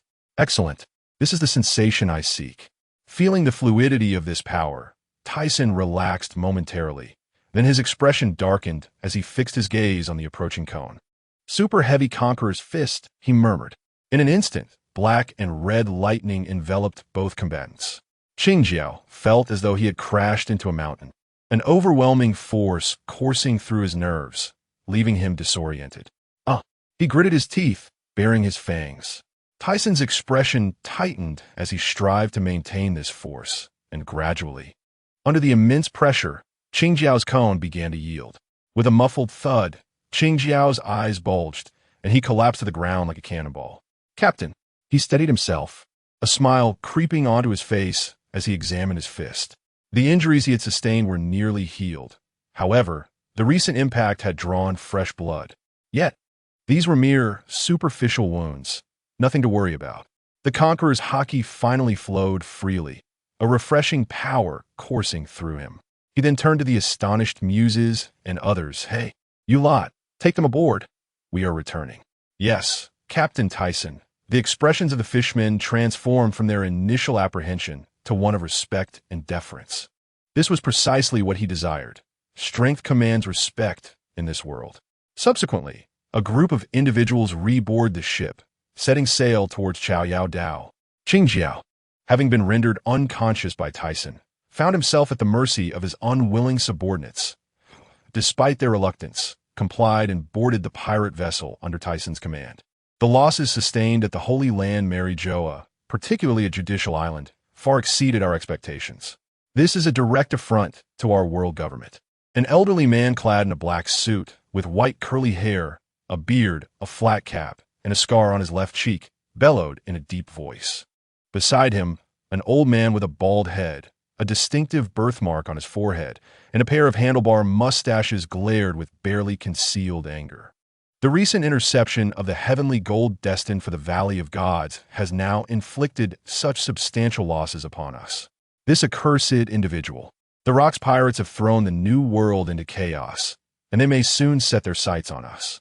We must strategize in advance. If they unite, it will pose a significant challenge. I propose we activate our pawns. Regardless of the outcome, it aligns with our objectives, at least diminishing the likelihood of them forming an alliance or joining forces, remarked a man with a scar across his chest and golden hair, furrowing his brow. If it comes to that, I shall take action myself. A man in a white robe, wearing spectacles and wooden clogs, glanced sideways at the others. No, you cannot act until the very last moment. I concur with the suggestion to activate our pawns. I agree. I second that. On an unnamed island in a certain region of the New World, the landscape was dominated by dense coconut trees, with sunlight filtering through and casting a shimmering silver glow, creating a dazzling sight. If a barbecue pit were set up here, it might well be a perfect tourist destination. However, at this moment, the atmosphere was rather chilling. Captain Rox had just received news that one of Tyson's cadre had been located. At that instant, the cadre members, seated in various positions, turned in unison. Rox lifted his head, a grin that sent shivers down the spine appearing on his face. Let's proceed. Since they refuse to join, they are merely obstructing my path to becoming the king of the world. One ruler is sufficient for the new world. Ha ha! Well said, the Golden Lion exclaimed, his eyes sparkling with merriment as he promptly followed behind Rox. Mama, I wonder if there will be any delicious desserts there. Kaido, let us go. Charlotte Linlin, wielding a long sword resting on her shoulder, her long pink curls cascading down, donned a black-brimmed hat, with a shy gaze directed at Kaido. Her heart-shaped lips curved into a smile, exuding unparalleled beauty. Following closely behind her was a tall man with long, dragon-like horns, disheveled black hair, and a lithe figure, clad in leather pants and carrying a spiked club over his shoulder, mimicking the woman in front. "Let us depart, Newgate." "What are you doing?" John, with his light purple hair, turned to address Newgate, who remained stationary.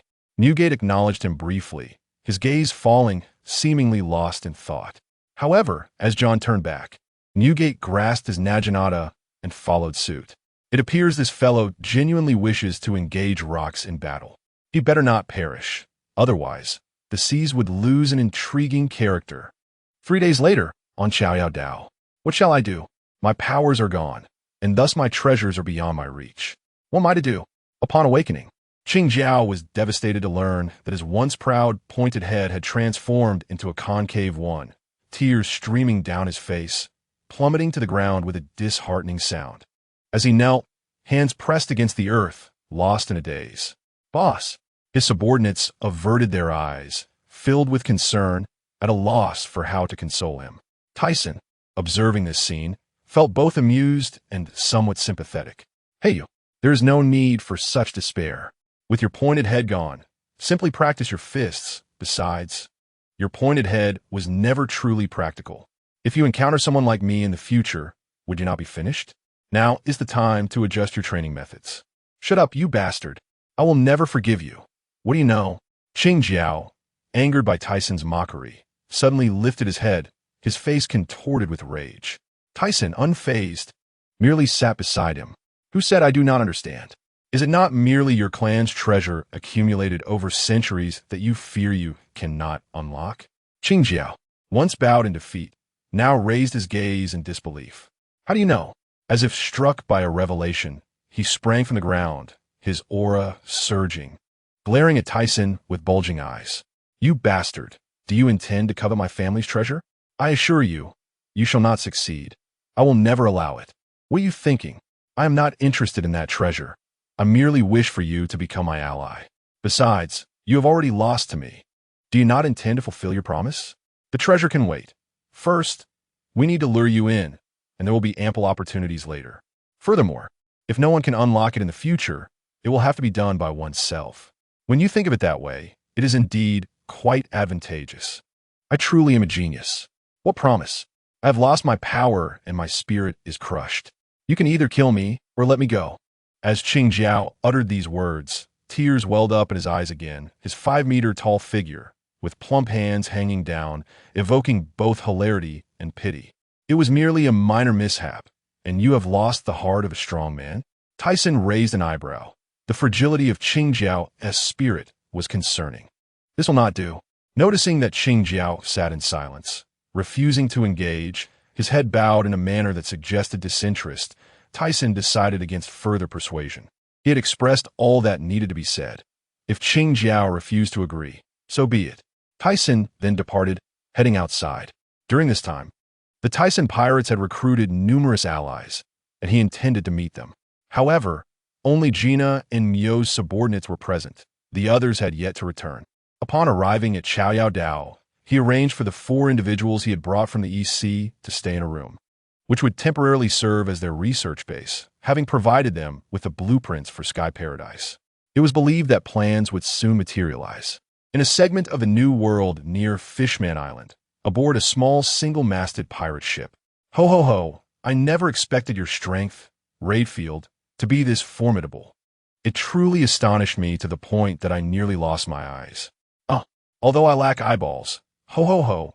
Brooke chuckled strangely as he glanced at Berlik, who appeared somewhat disheveled, yet maintained a charmingly sinister smile. Hearing Brooke's praise, Berlik remained silent, though his expression betrayed a flicker of genuine happiness.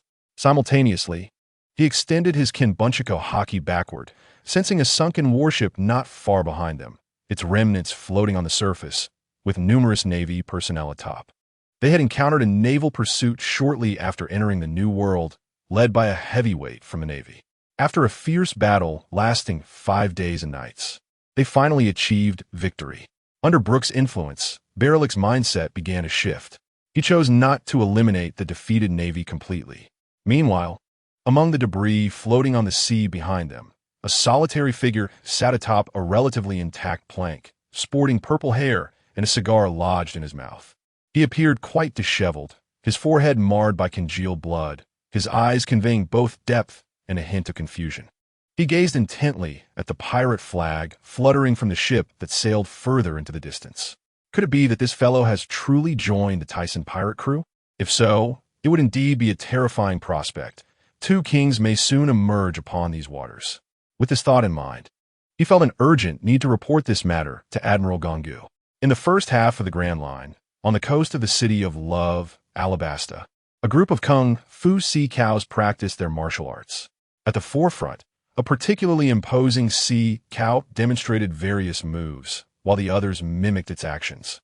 Nearby, a pirate ship lay anchored at the shore, its single mast proudly displaying a flag adorned with a peculiar emblem, resembling neither a rat nor anything else, beneath which a skull was crossed by a straight sword.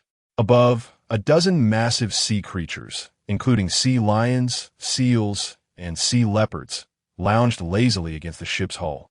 Watching the bustling Kung Fu sea cows below, some even exaggeratedly stretching their claws and yawns.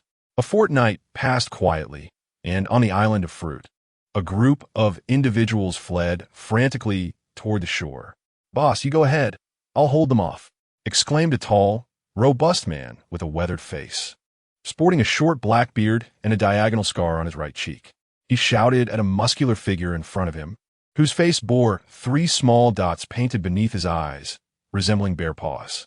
"Yes, boss, you go first. We'll stop them." The dozens of individuals behind that figure suddenly halted, their eyes revealing a resolute determination. The figure ahead abruptly knelt on one knee, clutching his injured abdomen and gasping for breath. "Gobi-san, what nonsense are you spouting? You too, the Tyson pirate crew will not abandon its comrades. Everyone run." "Boss, perhaps we should contact Captain Tyson," a man in a gray shirt with short black hair interjected, seemingly implying something with his words. "No, we agreed to venture out on our own. If we run into danger, we will find a captain. How can I, Tian Shan, return to face my comrades?" Tian Shan's emotions flared as he raised his voice. Upon hearing Tian Shan's words, the man appeared anxious, though his brow furrowed slightly. Just as this man intended to speak further, Gobi-san suddenly turned and reprimanded, "Bonnie, this is the boss's wish. We cannot defy his intentions. When we boarded the ship, we vowed that if anyone feared for their life, they could leave alone." Gobi-san seemed to have little patience for the man named Bonnie. But just as Bonnie attempted to protest, Tian Shan and Gobi-san abruptly looked up at the sky. "Ha ha, run if you can. You, the indestructible dinosaur. I've struck you several times, yet you refuse to fall. I shall see how long you can endure." In the sky, the golden lion, with his flowing golden hair, laughed maniacally. Tian Shan knelt, trembling as he raised his head, eyes filled with defiance. After parting from the other crew members, he had ventured out alone and soon encountered the balloon pirate crew, whose captain was Gobi-san. As a chef, Gobi-san had earned Tian Shan's admiration after suffering defeat in a cooking contest against him, naturally aligning himself with Tyson's crew, along with his subordinates. Later, he encountered Bonnie, a former gang leader from a small town who had bullied the townsfolk. After teaching him a lesson, Bonnie unexpectedly requested to join the pirate crew, and seeing Bonnie's skills, Tian Shan agreed. Thus, he gained 2 companions, along with a group of their followers. However, their journey had been rather smooth until a few days ago when they sought to gather fruits on Fruit Island, only to be ambushed by the Golden Lion. And to make matters worse, all the officers of the Rock's pirate crew had assembled. Realizing escape was futile, Tian Shan fought against the Golden Lion, but the others merely watched from sidelines. Despite his efforts, he was no match for the Golden Lion and was severely injured after a prolonged struggle. Fortunately, Gobi-san had bought them some time, allowing for their escape. Yet, Tian Shan understood it was a deliberate ploy. He could not forsake the chance to survive, especially knowing the enemy sought Captain Tyson. Thus, he could not be captured, but now it appeared that escape was nearly impossible, confronted by foes both above and below, while he remained a mere landlubber, burdened with his companions. "Boss, I will hold him off. You go first," Gobi-san declared, his body steaming with determination. He had never regretted joining the Tyson pirate crew and had found like-minded companions, bringing him joy during this time. Initially uninterested in violence, he had set sail solely to seek out various ingredients, but had become a target of the Navy due to unforeseen circumstances. This time, however, he resolved to fight earnestly. Steam jet, Gobi-san surged into the sky, carving a vibrant arc through the air. Gobi-san, Tian-shan murmured, his gaze beginning to lose focus as he felt the weight of his injuries. His insides were grievously harmed. If only he had the medicine, he thought. Although the pills had been produced long ago, Captain Tyson forbade them from taking any, permitting their use only on Herb Island. In the years since their disappearance, they had relied on those pills to recover after injuries. Yet, due to their remarkable potency, Tyson had prohibited them from being taken, stating that it was not yet the right time. Steam compression fist. With a roar, steam erupted from Gobi-san, his fist glowing a fierce red due to the extreme heat, encased in a dark armament color, indicating the formidable nature of his strike. However, the golden lion in the sky, witnessing Gobi-san charging towards him, let out a derisive laugh before unleashing two sword-like waves with his hands. Whoosh whoosh. Gobi-san, seeing the intersecting sword energy, could only raise his fist to counter. A thunderous crack resonated through the air as he felt the overwhelming force. Gritting his teeth, he exerted all his strength, and the sword energy dissipated. Though blood began to trickle down his dropped arm, though it was merely a superficial wound, he had already sustained injuries prior, and having exhausted his strength to create an escape opportunity for his comrades, he was considerably drained. Boss, we should really contact Captain Tyson. Look at Gobi-san. If we delay any longer, he might perish here, Bonnie urged, panic evident in his expression. Tian-shan, however, ignored him, contemplating the sheer strength of even a single officer from the Rock's pirate crew. If they all sought out the captain, it would spell danger. The enemy's reluctance to kill him likely meant they aimed to lure out the captain. He could not fall into that trap. Run. They are after me. With resolute determination in his eyes, Tian-shan shakily retrieved a transponder snail from his pocket and, without a glance, hurled it into the thick foliage of the fruit trees. Boss, what are you saying? We shall not flee. At worst, we will perish together, with dozens of individuals encircling Tian-shan. Many of them carry pots of varying sizes on their backs, all of whom are subordinates of Yuan Jebi-sang. After witnessing Tian-shan's culinary prowess, they were filled with admiration. Subsequently, upon recognizing Tian-shan as their leader, they naturally chose to follow him. As Bonnie observed this development, her expression darkened instantaneously. Just as she contemplated taking action, she noticed the cadres of the Rock's pirates approaching from a distance, and they were not alone. Turning her gaze, she saw that the coastline appeared besieged, with dozens of pirate ships enveloping the entire fruit island like dumplings.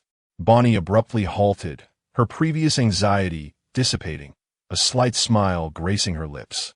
Tian-shan, moved by the words of his companions, felt tears welling in his eyes as he chuckled at their foolishness. Turning his attention to the fleet of the Rock's pirates, he found his earlier apprehension replaced with a newfound calmness. No matter how many of you come, I am unafraid. Your plan shall not succeed. Ha ha ha. At that moment, a figure suddenly plummeted from the sky, crashing violently to the ground, shattering several fruit trees and raising a cloud of dust before coming to a halt. Struggling to rise, Tian-shan recognized the fallen figure as Jebi-sang, cursing the brute known as Gold Lion for his excessive force. With the aid of others, he cautiously approached the unconscious Jebi-sang, noting the rolling of his eyes as he lay in a stupor. After assessing his breath, Tian-shan felt relieved, although it was unstable. It had not reached life-threatening levels. Upon inspecting the wound, he discovered a shallow cut that spared the internal organs, slightly easing his mind. Ah, a mere wretch like you thinks to obstruct me? Truly a fool, Gold Lion sneered, addressing a nearby dinosaur. Hurry, contact that wretched Tyson. The Gold Lion gradually descended from the sky, standing before them, first laughing heartily, then growing furious at the mention of Tyson. Tian-shan pushed aside those in front of him, his expression one of disdain. You are but a defeated subordinate of the captain, yet you dare to be so arrogant. What did you say? Gold Lion's eyes narrowed, his countenance darkening. Is it not true? 6 years ago, you lost to Captain Tyson. Your current demeanor is nothing but a display of impotent rage. Gold Lion's forehead bulged with veins, his teeth clenched, his eyes ablaze with fury. You damned wretch! If you seek death, I shall oblige. He prepared to swing his twin blades at Tian Shan. At that moment, the cadres of the Rocks pirates approached. Miogite furrowed his brow at Gold Lion and then turned to Rocks, saying, "Our objective is to lure out Aorsi Tyson and persuade him to join us. Will this not backfire?" Rocks, with his wild black curls, understood the implication of Miogite's words. "Stand down, Gold Lion." "What?" "Captain Rocks, I want to slay this arrogant fool. Do not impede me." Gold Lion seemed to be consumed by rage, disregarding Rock's command. "Did you not hear me say to stand down? If you disrupt my plans, do you comprehend the consequences?" Rock's imposing aura slightly manifested, his piercing gaze fixed on Gold Lion. Feeling this pressure, Gold Lion stiffened, his furious visage softening as he sheathed his blades. "Understood." He then turned to Rocks, asking, "What do you propose?" Listening to Gold Lion, Rocks did not respond directly but instead looked toward Tian Shan. Upon seeing the approaching cadre, Tian Shan sensed an overwhelming presence emanating from the foremost figure, akin to a demonic entity, causing his soul to tremble and his hair to stand on end. The mere hint of their aura sent chills down his spine, as if his spirit had been frozen in fear. He could not ascertain whether Captain Tyson could contend with such a dangerous foe. However, knowing the peril they faced, he resolved that he could not allow them to succeed. Rocks gazed at Tian Shan for a moment before speaking in a low tone. "Chef Tian Shan, a cadre of the Tyson pirate crew, possessing the ancient dragon fruit, shark-toothed dragon form, with a bounty of 680 million. Although you do not pique my interest, you are undoubtedly formidable. Yet, lacking the aura of a true king, you shall never reach the pinnacle of the world. Nevertheless, you are sufficient. That man will surely come for you. With his addition, my plan will be halfway to success. Now contact him swiftly. I have no time to waste. If you wish to avoid death."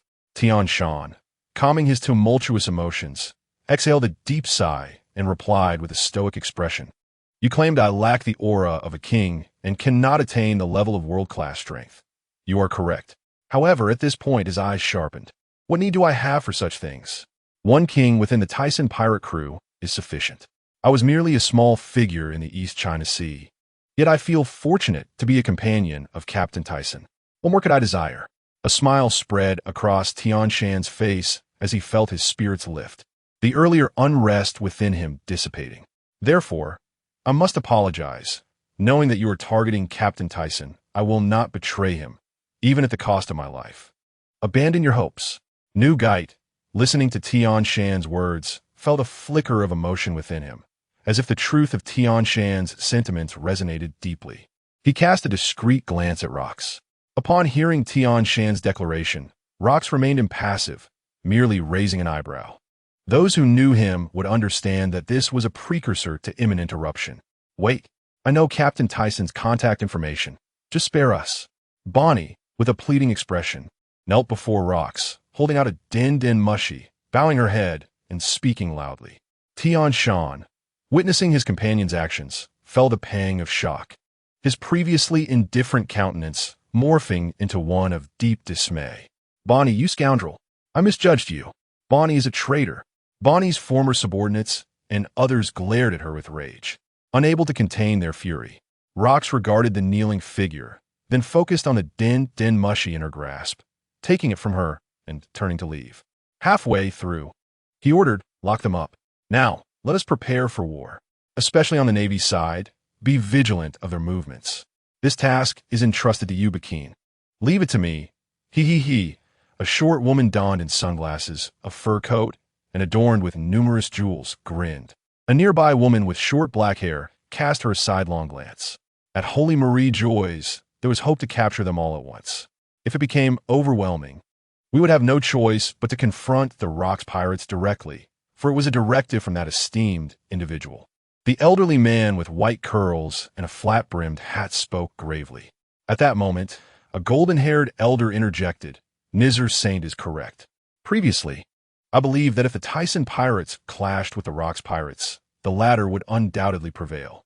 However, from the latest news received, this may not be the case. It is infuriating that recently, an abundance of uncertainties has emerged. That esteemed figure must have mentioned that the appearance of the lanterns is still some time away. What is going on, particularly concerning Luo Kisidi, Jaibike, and Aal Citizen? The elder with 2 strokes of a mustache expressed his fury through the Navy and their own channels. They have learned that the Tyson pirate crew has recruited 2 formidable individuals. Regardless of the factors at play, they undoubtedly stand opposed to us. To prevent them from disrupting the balance of this world, and for the stability of the seas, we must eliminate them. If that is the case, then let us notify the Navy. We can commence our actions. I second that. After the elder with long white hair and a lengthy beard spoke, the others nodded in agreement. On Herb Island, Tyson sat in his room, deep in meditation. He was cross-legged on his bed, hands resting naturally on his knees. His sword-like brows furrowed, eyes closed, breathing rhythmically. While he appeared calm on the surface, a tempest raged within his mind. Ever since returning to Herb Island, he sensed a transformation in his essence. At times, he experienced sudden soul tremors.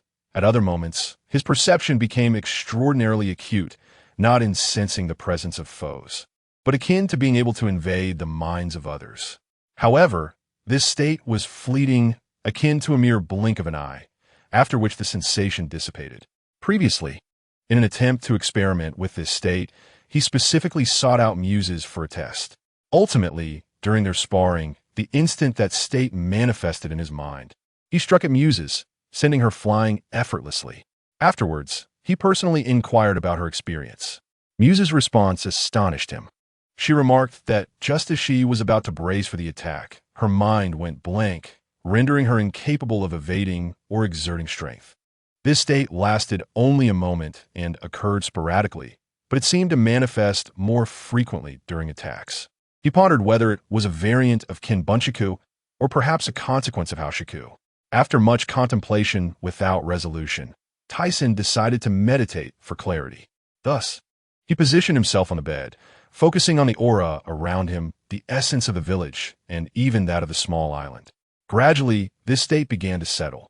With a deep exhale, Tyson opened his eyes, releasing a breath filled with tension, feeling significantly better as the tremors of his soul faded, though his perception had sharpened considerably. Forget it, he thought. He believed that with the passage of time, all unknowns would reveal their truths, and the changes in perception were undoubtedly a sign of subtle transformations at play. He resolved to check on Xingjiao. He wondered how that fellow was faring. If things did not go well, he would have to let him go, for remaining here was not a viable solution. He feared that certain secrets might be uncovered. Necessita-t-il dire conséquence? Just as he was about to seek out Xingjiao, Tyson's din-din mushy began to ring. Why was Tian Shan calling? Had something occurred? Tian Shan? Upon connection, a deep voice resonated from the other end, imbued with a tone of confidence. Simultaneously, the din-din mushy's expression shifted. It is I, but who are you? Why is Tian Shan's din-din mushy with you? The other party initially refrained from revealing their identity, opting instead for a provocative tone, which piqued Tyson's curiosity. Was this a kidnapping for ransom? A threat of execution if the ransom was not paid? I am Luokisi D. Jaibike, and as for the reason, I believe you can surmise it. The voice continued, maintaining its somber timbre. Upon hearing this, Tyson's spirits surged, sitting up straight as his gaze darkened, veins bulging from his forehead to his neck. Hey, you haven't harmed my companion, have you? Who knows? Anyone who hinders my ambition to become the king of the world shall meet a merciless end. I now present you with 2 choices.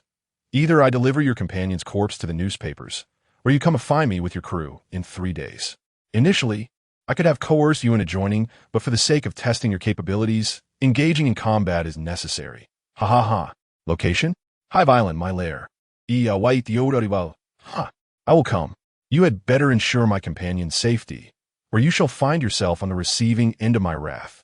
With that, Tyson ended the call, a fire of uncontainable fury flickering in his eyes, his cold, handsome face seemingly frozen in ice. As he exhaled sharply, the veins on his forehead pulsated. His piercing black eyes widened in anger, his brows furrowed, and in an instant, a wave of crimson energy radiated outward. Cracks appeared in the walls of his dwelling, and a more potent aura enveloped the entire island, causing numerous villagers to collapse, rolling their eyes back in unconsciousness. Hey, what's happening? What's going on? In the room, Gina and Muses quickly reacted. They were well acquainted with this aura. This aura belongs to Tyson. Is Captain Tyson? The two dashed out of the house, while those who remained conscious either knelt, drenched in cold sweat, or stood frozen in place, unable to move. Sister, what is happening? At that moment, a woman with waist-length golden hair, drenched in sweat, emerged, anxiously inquiring of Gina. She was a recent addition to Tyson's crew, having formed a close bond with Gina.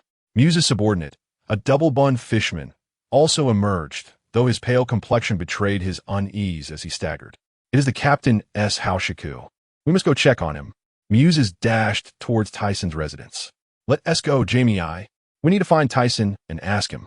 With that, Gina led the woman named Jamie I to follow Muses.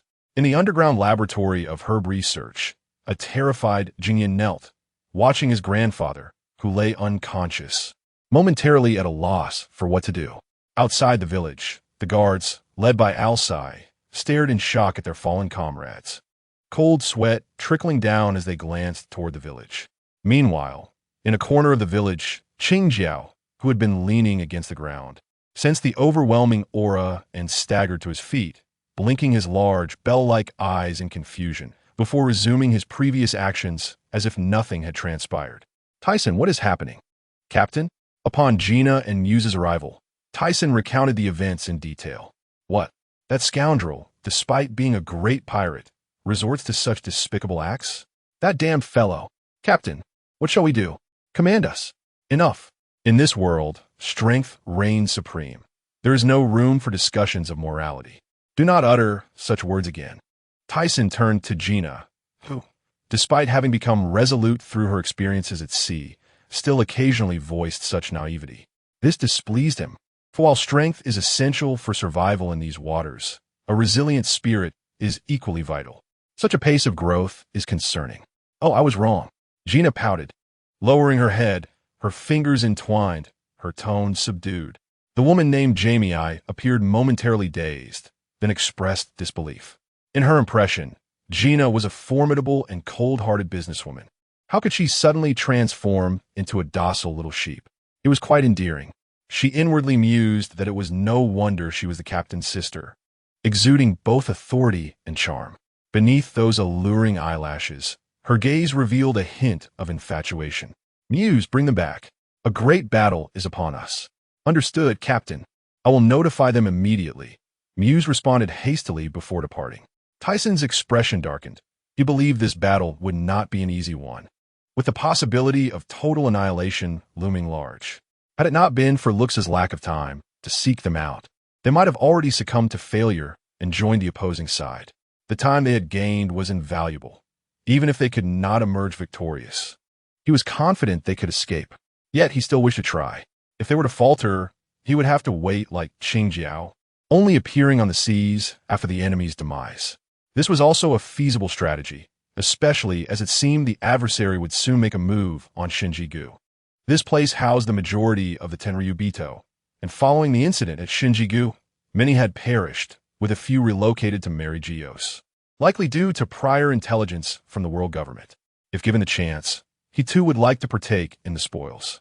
In a secluded house on Herb Island, Tyson arrived, having intended to come here earlier, only to be interrupted by Lux. Inside the dimly lit room, Qingjiao, despite having been quiet lately, could not accept the loss of his pointed crown. Sensing someone's presence, he adjusted his posture, lowered his head, and sat on the ground, adopting a despondent demeanor. Tyson entered, observing his state with a slight frown before relaxing. You can leave now. We are about to engage in battle with the Lux pirates. It is far too dangerous for you to remain on this island. Given Qingjiao's current condition, he did not wish to press further. Just as he was about to turn away, a voice suddenly called out from behind. So that aura I felt earlier was from you? That guy took my companion. Tyson replied without looking back. Wait, take me with you. I also wish to settle things with them. Hearing Qingjiao's sudden exclamation, Tyson halted and turned around, finding Qingjiao standing resolutely, a smile gracing his lips. At the Marine headquarters in Marineford, Marshal Zifa had just intercepted news from the New World. The Tyson pirates were to clash with the Lux pirates. Instantly, chaos erupted throughout Marineford. In the marshal's office, a soldier entered the conference room bearing a report, where numerous naval officers, all at least of the rank of captain, were gathered. Steelbone, engrossed in a document, lifted his head after the communications officer finished speaking. Indeed, the world government has already notified us, providing operational plans and suggestions. I would like to hear your thoughts. Crane, please go ahead. Crane straightened herself, now nearing 30, exuding a more mature and graceful presence. She took a moment to gather her thoughts before speaking slowly. I believe that regardless of the world government's plans, we must formulate our own strategies. It is undeniable that both pirate crews will eventually clash. However, it is impossible for us to apprehend both sides entirely. Therefore, I suggest we focus our efforts on one faction for a comprehensive assault. Based on our capabilities, the Tyson pirates are undoubtedly easier to handle. After finishing her statement, Crane glanced at Steelbone before taking her seat. Steelbone nodded and then turned to another officer. Sengoku, what is your perspective? Sengoku, maintaining a stoic expression, replied in a low voice, while I believe the Tyson pirates pose a significant threat, the Lux pirates are even more heinous. To date, countless individuals have fallen victim to their aggression. Thus, my recommendation is to prioritize the capture of the Lux pirates. Crane regarded Steelbone with an impassive expression. Moreover, Ulstison's strength is formidable as well. Based on Zifa's report, I am confident that Lux will not prevail easily. When they reach their decisive confrontation, that will be our opportunity. At this, Sengoku suddenly raised his head, his eyes ablaze with determination. After Sengoku finished, Steelbone stood, retrieving documents from the table. I acknowledge your opinions. Henceforth, I shall announce the combat strategy. This operation will focus entirely on the Lux pirates. Once the outcome of their confrontation is determined, we will immediately proceed to apprehend Luxti Jibek. Additionally, we cannot overlook the Tyson pirates. After engaging such a formidable foe, they will undoubtedly be exhausted, akin to lambs awaiting slaughter. We will deploy 10 vice admirals to pursue them. With that, Steelbone closed the file. Understood. In a certain sea area of the first half of the Grand Line, a man, tears of laughter streaming down his face, waved goodbye while commanding his fleet to return. Ha ha, Roger, I shall let you off this time. I have matters to attend to. Farewell. What a scoundrel. He has finally departed, Roger mused, gazing at his freshly constructed pirate ship, now marred with cracks, causing him great sorrow, yet he felt helpless. Roger, trouble is brewing. I just received a call.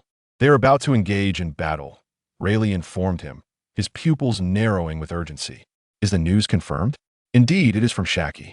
I wondered why that scoundrel Carp suddenly retreated. Now I understand. Roger's expression turned contemplative. Shall we go see? There's no guarantee we would arrive in time. Ha ha, there is a fight. How can we not attend? Living means fighting. If they perish, it would be rather dull. As he spoke, Roger's eyes deepened with intensity. Even if we miss their battle, I still have questions to ask. A smile crept onto his lips. Wait, they are at war with the Lux pirates. Is that not overly optimistic? Rayleigh remarked seriously. Ha, I believe he will not fall so easily. Upon mentioning that man, Roger's gaze transformed from contemplative to resolute, embodying an air of unquestionable confidence. In the underground world, whispers circulated. Have you heard? What? News from a new world. The Tyson pirates have declared war on the Lux pirates. What? How is that possible? Ha ha. To which side will the tides of this world lean? Is this a contest between two kings of the sea? Let begin. I wish to know who the true sovereign of these waters is. In a villa behind a weapons shop on Sabedi Archipelago, Xuan was engrossed in a wanted poster depicting Tyson. However, the uncertainty reflected in her alluring eyes revealed her underlying concern. After receiving the news, she had called Tyson to verify its authenticity. To her astonishment, the news was indeed true. While she had faith in Tyson's strength, she was acutely aware of the formidable might of the Lux pirates, who appeared to harbor ambitions of dominion over the seas. Yet, she felt powerless to assist, left only to pray in silence. Though her initial engagement with this man had been for the sake of her family's business, over time, she realized their relationship had transcended mere collaboration, entwining deeply with emotions that she found hard to sever. "Please, let there be no harm come to him." Xuanai's eyes were filled with concern as she tightly clutched the bounty notice. "At last, I have arrived at the outskirts of the village of Dao. It seems I am the last to arrive." A man, towering at around 2 meters, with bronze skin and distinctly defined features, gazed deeply towards the village, his eyes sparkling with intensity beneath a deep blue cloak. "Oh, Lord Jerry, you have returned," exclaimed Ayers, who was responsible for guarding the village's perimeter, ensuring no outsiders entered. He had rushed over upon seeing a group of pirates approaching, fearing an invasion by another crew. "I thought it was other pirates encroaching. Is the captain inside?" Jerry inquired after recognizing a familiar face. "Lord Tyson is with Mr. Chuan," Ayers replied. "Very well, let us proceed," Jerry said with a slight smile. Recalling who they were speaking of, he beckoned a subordinate to follow him inside. Mr. Chuan was the village's apothecary and the grandfather of Jingya. Years ago, Tyson had entrusted him with the research and development of medicinal pills, and following Tyson's invitation, he had since joined their ranks. Inside the herbal research basement, Jerry asked Mr. Chuan, "How many pills have been produced? We must prepare for the impending battle, though I prefer to keep this card close to my chest and only take a limited quantity." "Lord Tyson, including the previous batch, we have over 400 pills.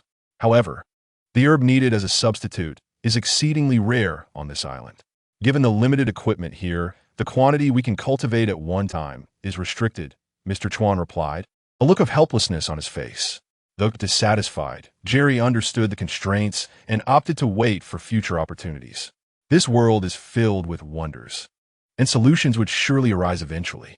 He decided to take 50 pills, knowing that even if he took them all, not all would be needed. The initial users might gain therapeutic benefits, but for others, it could lead to chaos before the battle even commenced. "Tyson, everyone else has arrived, but where is Lunyu?" Gina suddenly entered, her expression filled with concern. "Is he all right?" Lunyu had returned to the front half of the island not long ago, and Tyson worried he might attract the attention of bounty hunters or slave ships. "He is fine. I called him earlier, although I could not understand his words." His tone suggested he was on his way. Tyson reassured her. "Then let us set sail.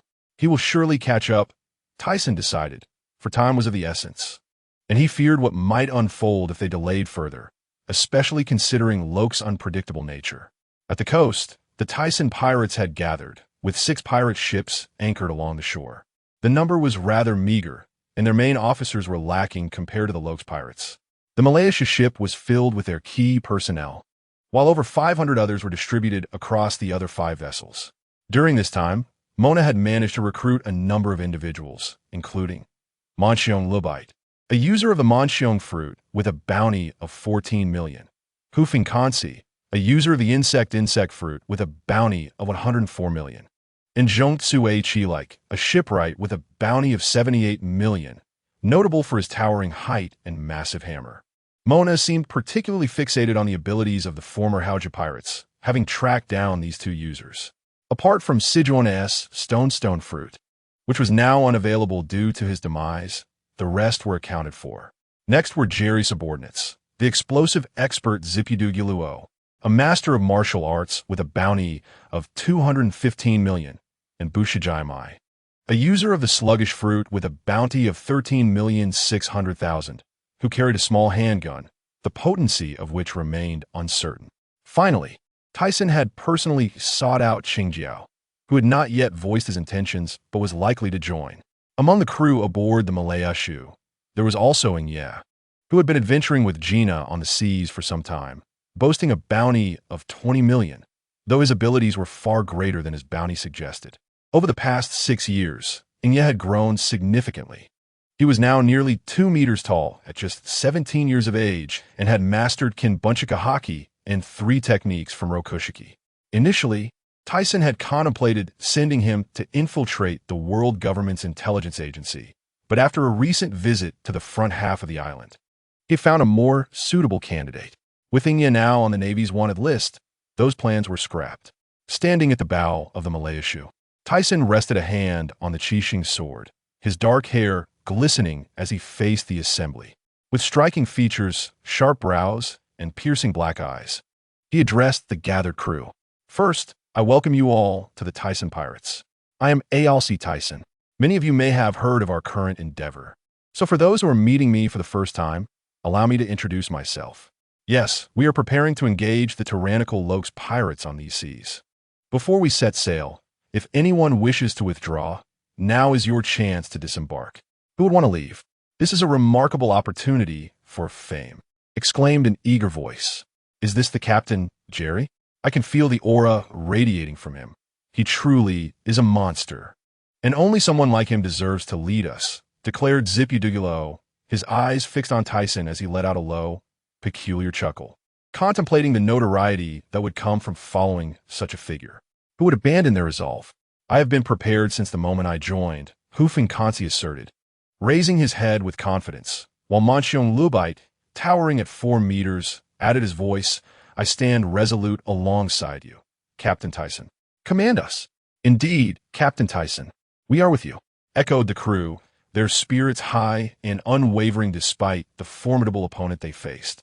Looking at the enthusiastic crowd, Tyson acknowledged their motivations. Whether for fame or loyalty, as they stood united on the battlefield, he accepted them wholeheartedly. While a few may harbor ulterior motives, they posed no threat to the larger scheme. Since you are willing to face life and death alongside me, you are now my comrades. Any who dare harm my companions shall face my wrath, for I, ALC Tyson, will not let them go unpunished. Conversely, should anyone betray me, they will find no refuge from my pursuit, Tyson declared in a low, resonant voice, his sharp gaze piercing through the crowd, eliciting beads of sweat from many. A guttural sound emanated from his throat, and a look of sheer terror flashed in his eyes. Captain Tyson exuded an aura of majesty. It was unclear who had shouted from below, but soon the crowd erupted in a chorus of exclamations. Had I arrived too late? Suddenly, a low voice was heard, and the figure of Barrow-like, adorned in a crimson cloak and wielding a bat-handle umbrella, emerged. The unexpected arrival astonished those nearby, as they had scarcely noticed him. Qingjiao Mona, Jerry, and others widened their eyes in disbelief, realizing a stranger had approached them so closely. This was the Red Count Barrow-like Clydefield, with a staggering bounty of 960 million. Why was such a notorious figure here? Among the crowd below, a pirate gasped in horror, exclaiming loudly that he had heard this man recently defeated Admiral Zifa. Could he be here to challenge Captain Tyson? Others instinctively recoiled. How unfortunate that this should happen at such a moment. Mona, Jerry, and their companions regarded Barrow-like as a formidable adversary, many of them drawing their weapons in his direction. Gina, standing beside Tyson, looked puzzled, observing that Tyson displayed no unusual reaction. At that moment, Tyson finally moved, turning to Barrow-like with a smile, stating, "You are not late at all. In fact, your timing is impeccable. I was beginning to think you wouldn't arrive." Just as Tyson finished speaking, a peculiar laughter erupted from behind. "Oh ho ho ho, Clydefield, your speed is remarkable. I could hardly keep up." Upon hearing this, Tyson and the others focused their attention on him. My apologies, Mr. Tyson. We haven't arrived too late, have we?" "Not at all. Your timing is perfect." After responding to Brooke, Tyson introduced Barrow-like and Brooke to the others. Upon hearing that they were about to engage the Rocks pirates, those who had previously shown fear gasped in astonishment. Qingjiao's expression revealed surprise, as he understood that the newcomer was no ordinary individual. Hachiji Island was the stronghold of the Rocks pirates, and previously, Tyson and his crew had clashed here with the Roger pirates. On that occasion, for reasons unknown, Rocks was absent from the island. Otherwise, Tyson's crew might have been compelled to join them.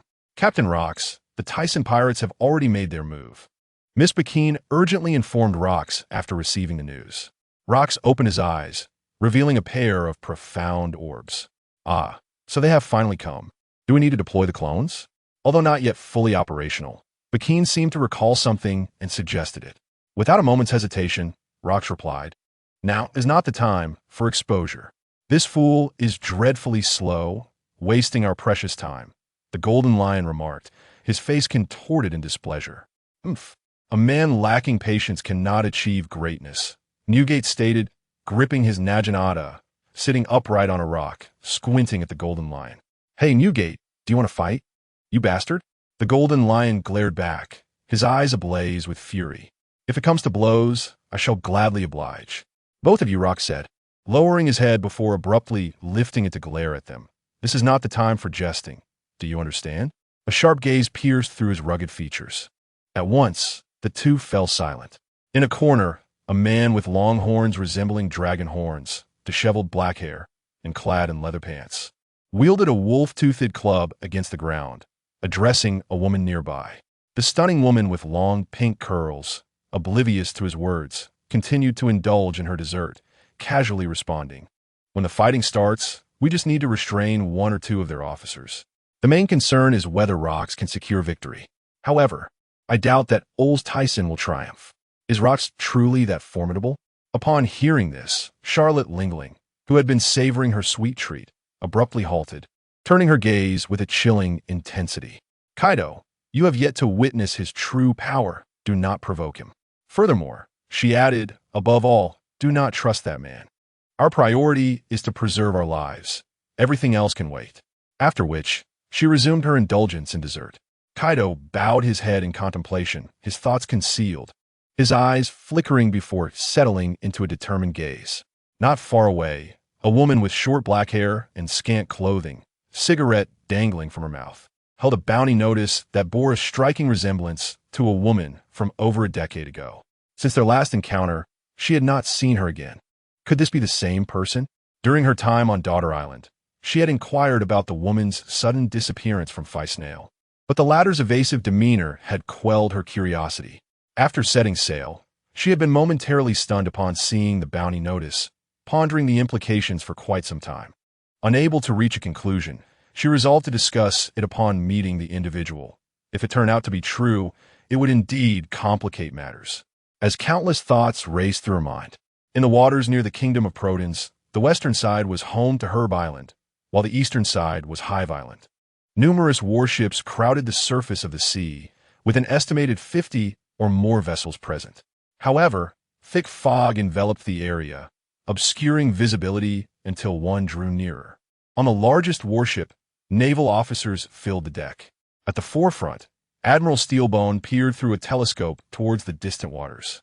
"Admiral, may we advance towards the front?" Steelbone furrowed his brow while gazing through the telescope, responding, "Not yet. We must wait a little longer." He then lowered the telescope and handed it to a nearby sailor. Steelbone cast a glance to the side, a look of puzzlement crossing his face. "Sengoku, where is Garp? The main officers are aboard one of the warships. Yet Garp is nowhere to be found." This absence raised his suspicions. Could he be pursuing the Roger pirates again? Admiral, Garp is sleeping in the cabin. He was initially in pursuit of the Roger pirates, but received a sudden order to return. He likely fell asleep from exhaustion, and since we still have some time, I didn't wake him, General Sengoku replied, his eyes darting nervously, seemingly embarrassed. Steelbone, upon hearing that Garp was asleep, was initially inclined to express his frustration. But upon hearing the latter part of the statement, he sighed, "Ah, truly, you have my gratitude. Let him rest a while longer. You are tasked with waking him later. This plan must not fail." "Yes, Admiral," Sengoku replied solemnly. Just then, a commotion arose from the rear of the warship, interrupting their conversation. "What is happening?" Steelbone frowned and turned to inquire. "Admiral, a pirate has intruded into our territory. Admiral Nada is currently engaged in combat with them." Sengoku and the others exchanged concerned glances. In the waters behind, aboard a pirate ship, a hulking man clad in a rocket launcher and an iron helmet glared at Admiral Nada. "Damn the Navy! Do you not even recognize who I am, daring to pursue me? Indeed, do you not realize who our captain is?" His crew echoed in support. "Humph. I have no interest in knowing who you are, you wretched pirates. Moreover, you are merely a turtle in a jar. Listen well. Our captain has placed a bounty of 66 million on the formidable battleship Ironhead. With your mere rank of Rear Admiral, you are unworthy to oppose our captain. Oh, then you should take a good look around. Upon hearing this pirate's words, the rear admiral scoffed, then turned to signal his subordinates. Listening to the strange remarks, the crew of the battleship followed the admiral's gaze, and upon doing so, their pupils constricted violently, stammering, "See, Captain, this is bad. It seems we have walked into a trap." Upon hearing the stuttering voice of his subordinate, the captain was initially perplexed, but then a glimmer of realization sparked in his eyes. Turning to look, he discovered dozens of flashlight beams piercing through the thick fog towards their pirate ship. Stunned, he gaped, and the rocket launcher on his shoulder fell to the ground. The Tissen pirate crew had already reached the coast of the island. From a distance, they spotted the members of the Rock's pirates on the island, who, upon seeing them, hastily retreated, presumably to alert Rocks. The crowd then advanced towards the island, with Tissen activating his observation Haki, extending his senses inward. As he walked, his expression gradually grew somber, a sentiment echoed by the other cadres and squad leaders with a keen sense. Suddenly, Tissen halted, prompting the others to remain still. "Hey, son, it's not too late.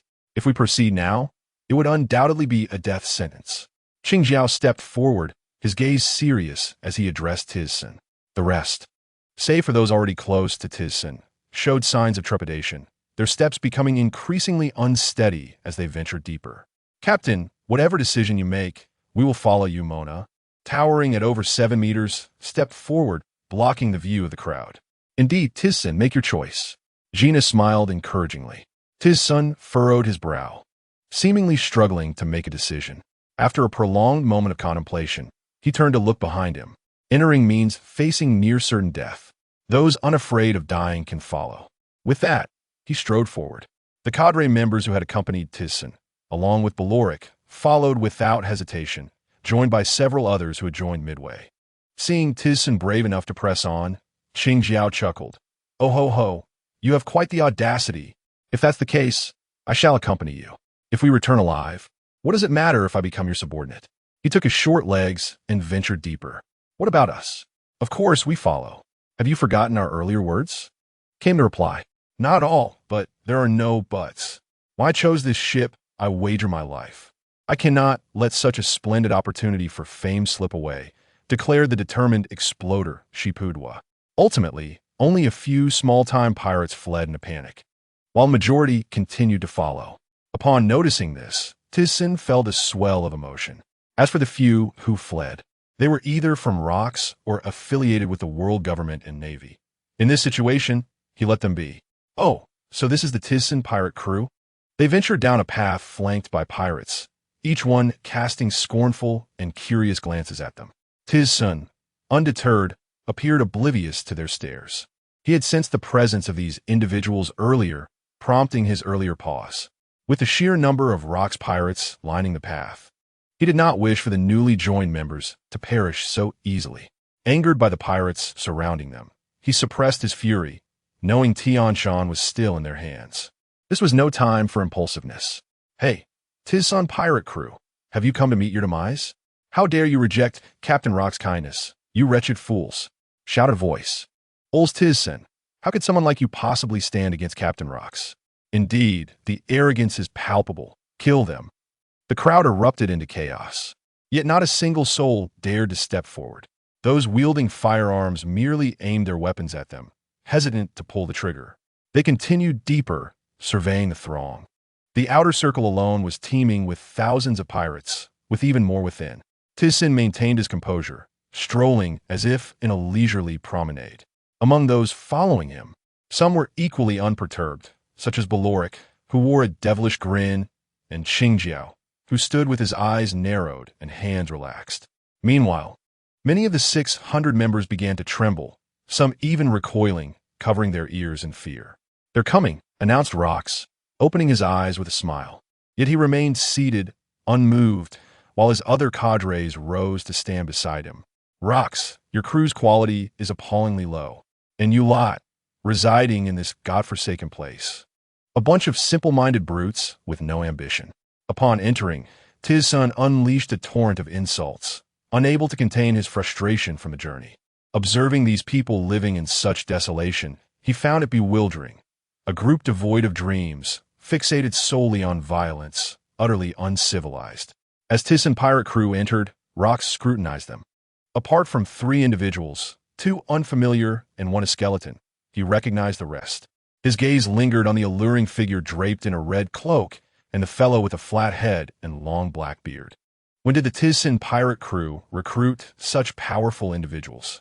Hey, what did you just say? At this moment, you dare to speak so brazenly? Truly a fool. The golden lion roared, his face contorted with rage. The others wore grim expressions, with Newgate glancing at Beloric before realizing he too was being insulted, causing his face to twitch in irritation. What an arrogant fellow. However, 2 individuals across from him seemed formidable. It appeared this fool had indeed prepared himself. A smirk crept onto Newgate's lips. Shachi, initially captivated by Tyson, was abruptly roused from her thoughts. A surge of anger welled within her, threatening to erupt from her eyes. Vulgar, uncouth, she spat, her expression twisted in fury. I was once a queen, and regardless of whether she is or not, I will teach her a lesson. Clenching her fists tightly, she seethed. He, such a narrow-minded individual. Do I look like a village woman? Miss Bakeen retorted, arms crossed, shaking her head while eyeing her leopard print coat, adorned with diamond-studded jewelry. Rox, with his wild black hair, shifted his gaze from Beloric back to Tyson, seemingly unfazed by the earlier insults. With a rugged smile, he stood. Enough of your trivial banter. Tell me your decision. Do we wage war, or do you join us? Upon the moment when Luo Kisi rose to his feet, the officers of the Luo Kisi pirate crew unsheathed their weapons. Most notably among them were Enax, clad in shimmering silver armor and wielding a massive silver axe, and Wang Ji, adorned in golden armor, brandishing a straight long sword, his black mustache flowing. Following them was Edward Newgate, gripping a naginata, his white beard slightly elongated. Charlotte Lingling, with her voluptuous figure and striking beauty, held a Napoleon sword fashioned from home ice. Behind her, Kaido stood, armed with a spiked club. Jean Shitsi Shurji, with his golden hair cascading down his back, and Captain John, sporting purple hair, donned pirate attire, and 2 western blades at his waist. Additionally, there were the peculiar laughter of Heighten Muchan and Miss Bakeen, among others in the background. Before delving into further discourse, one might wonder about my companion's reaction upon witnessing the fierce aura emanating from these individuals. He remained unfazed, uttering in a low voice that if they truly harmed Tian Shan, it would indeed lead to an irreconcilable conflict between them. The remainder of the Tyson pirate crew clustered closely beside Tyson, collectively exuding their own formidable presence, their sharp gazes fixed upon the members of the Luo Kisi pirate crew. Oh, I almost forgot. Bring them forth, Luo Kisi declared, tapping his forehead, and then commanded his subordinates. Moments later, around 40 individuals were presented, each bearing various injuries, with 2 severely wounded, though they appear to have received some rudimentary treatment prior. From afar, Tian Shan was seen being assisted toward Tyson, his eyes brimming with tears as he approached, exclaiming, "Captain, I have brought you disgrace," before bowing his head, seemingly ashamed to face Tyson. "What are you saying?" "As long as you are safe, that is enough," Tyson responded, lifting him up with both hands, while those behind hurried to support them. Subsequently, others placed the injured members aside, with I and several skilled healers stepping forward to tend to their wounds. Now that they have been rescued, the undercover agent from the world government among them has also been dealt with. Reveal the truth to me. My patience is not boundless. Luo Kisi's smile faded, his countenance darkening. "Humph, if you wish for me to join, you must demonstrate your capability," Tyson retorted, his face as cold as frost, now free to act without restraint. Having regained his comrades. "Humph, Orstison, do you truly believe that merely adding a couple of capable individuals will allow you to challenge me? I am Luo Kisi." Filled with resentment and defiance for having lost to Tyson previously, Jean Shitsi drew his dual blades, advancing to attack Tyson. Luo Kisi remained silent, seemingly acquiescing. "Humph. A mere underling like you is not worthy of the captain's direct intervention. I shall suffice to deal with you." Jerry, draped in a deep blue cape, exuded a glimmer of determination as he unsheathed his sword and confronted Jean Shitsi. Observing this scene, Tyson maintained an impassive exterior silently approving. However, he harbored concern for Jerry. Yet at this juncture, he could only place his trust in him. Great swordsman Jerry, with a bounty of 690 million, though commendable, you could never match the might of Jean Sheetsy. Stand aside. I seek your captain. Jean Sheetsy seethed upon realizing that his opponent was not Orstison. Though Jerry was indeed a great swordsman, Jean Sheetsy was not merely a swordsman, but also a capable user of powers. He was incensed that Tyson would so underestimate him as to send a subordinate to battle, igniting his fury. Humph, although your bounty exceeds mine, it does not equate to your strength, Jerry declared, launching an attack with his sword against Jean Sheetsy. As Jean Sheetsy observed that his opponent had no intention of swapping out, he resolved to engage in this battle. If you seek death, I shall oblige. He dodged Jerry's strike and leaped to a distance. Jerry, seeing his attack miss, followed suit with a series of agile jumps.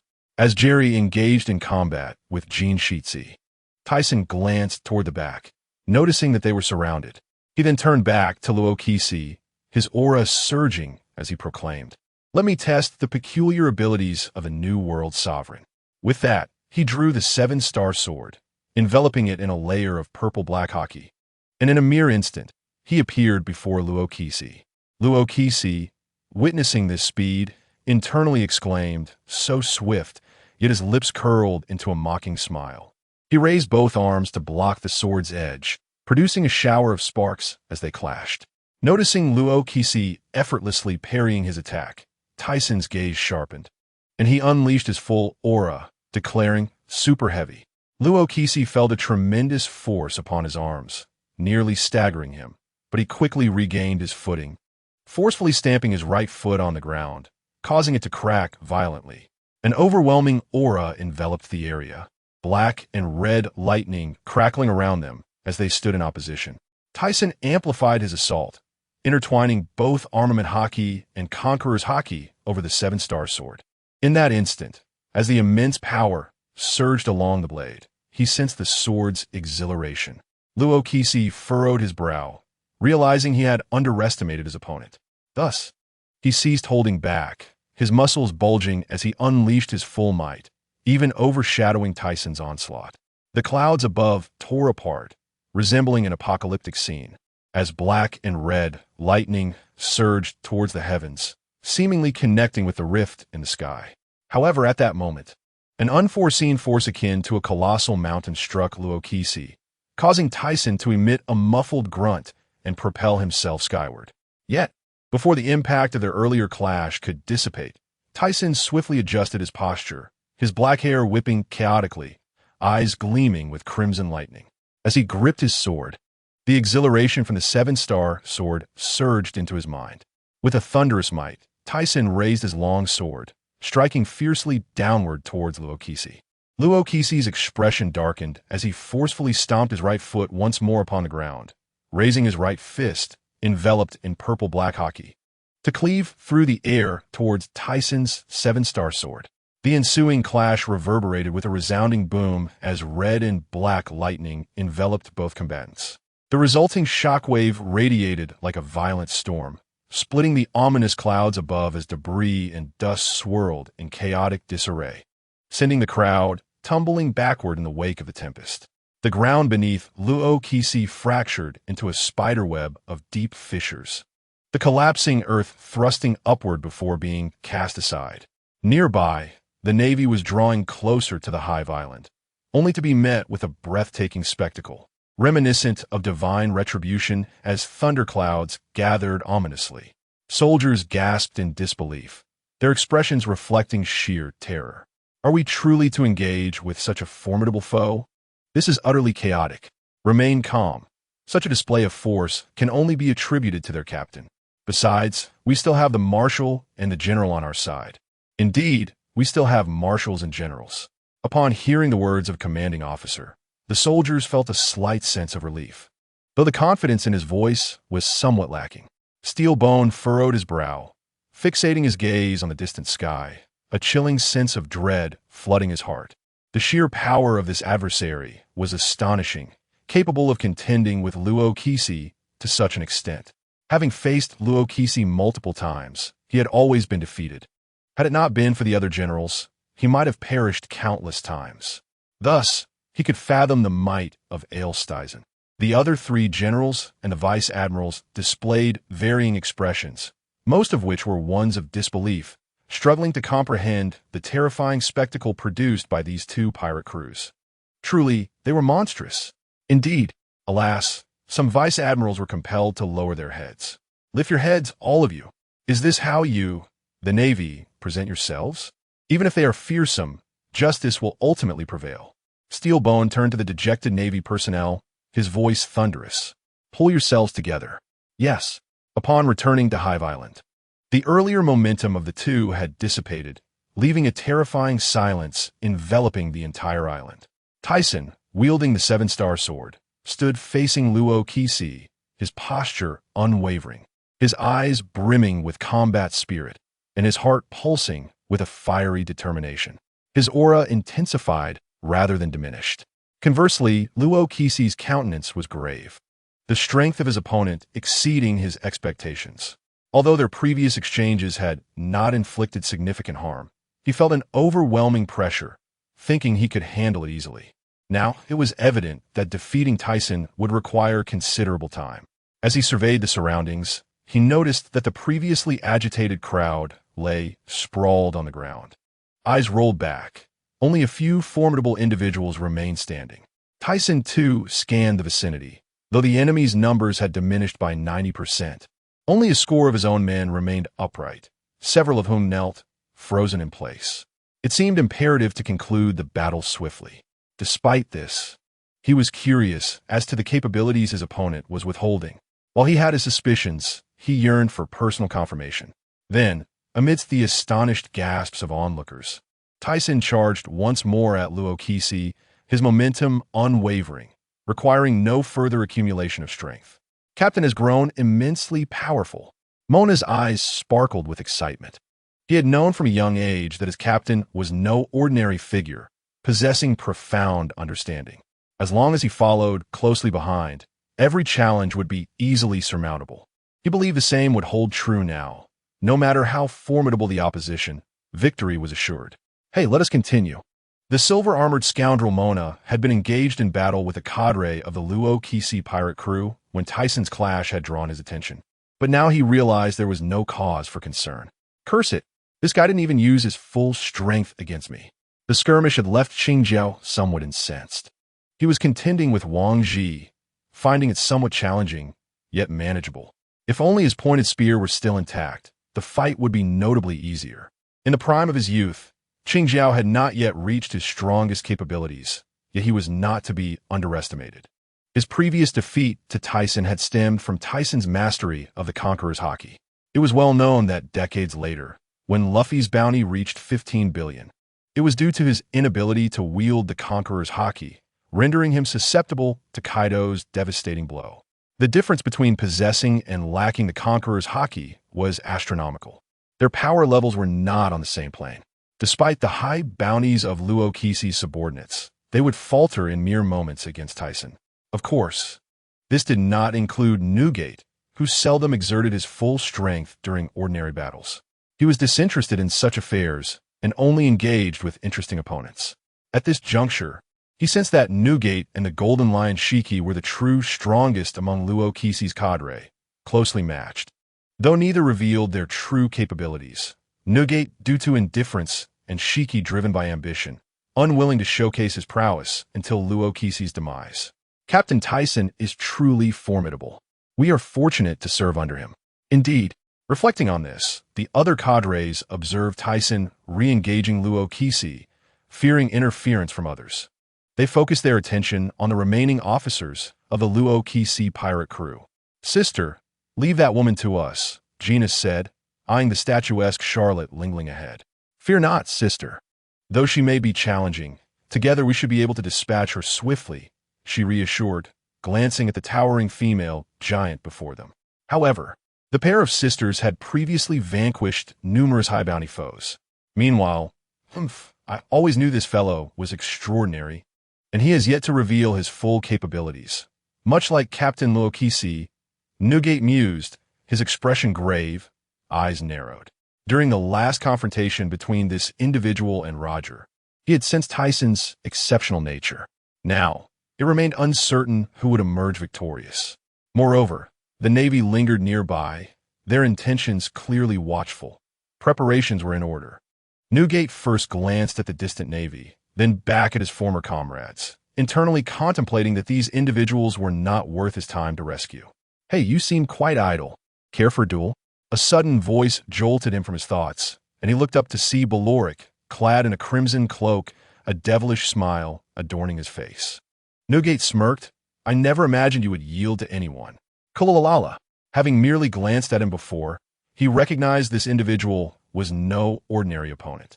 Now in close proximity, he could feel the formidable presence emanating from Beloric, confirming his lack of confidence in securing a victory.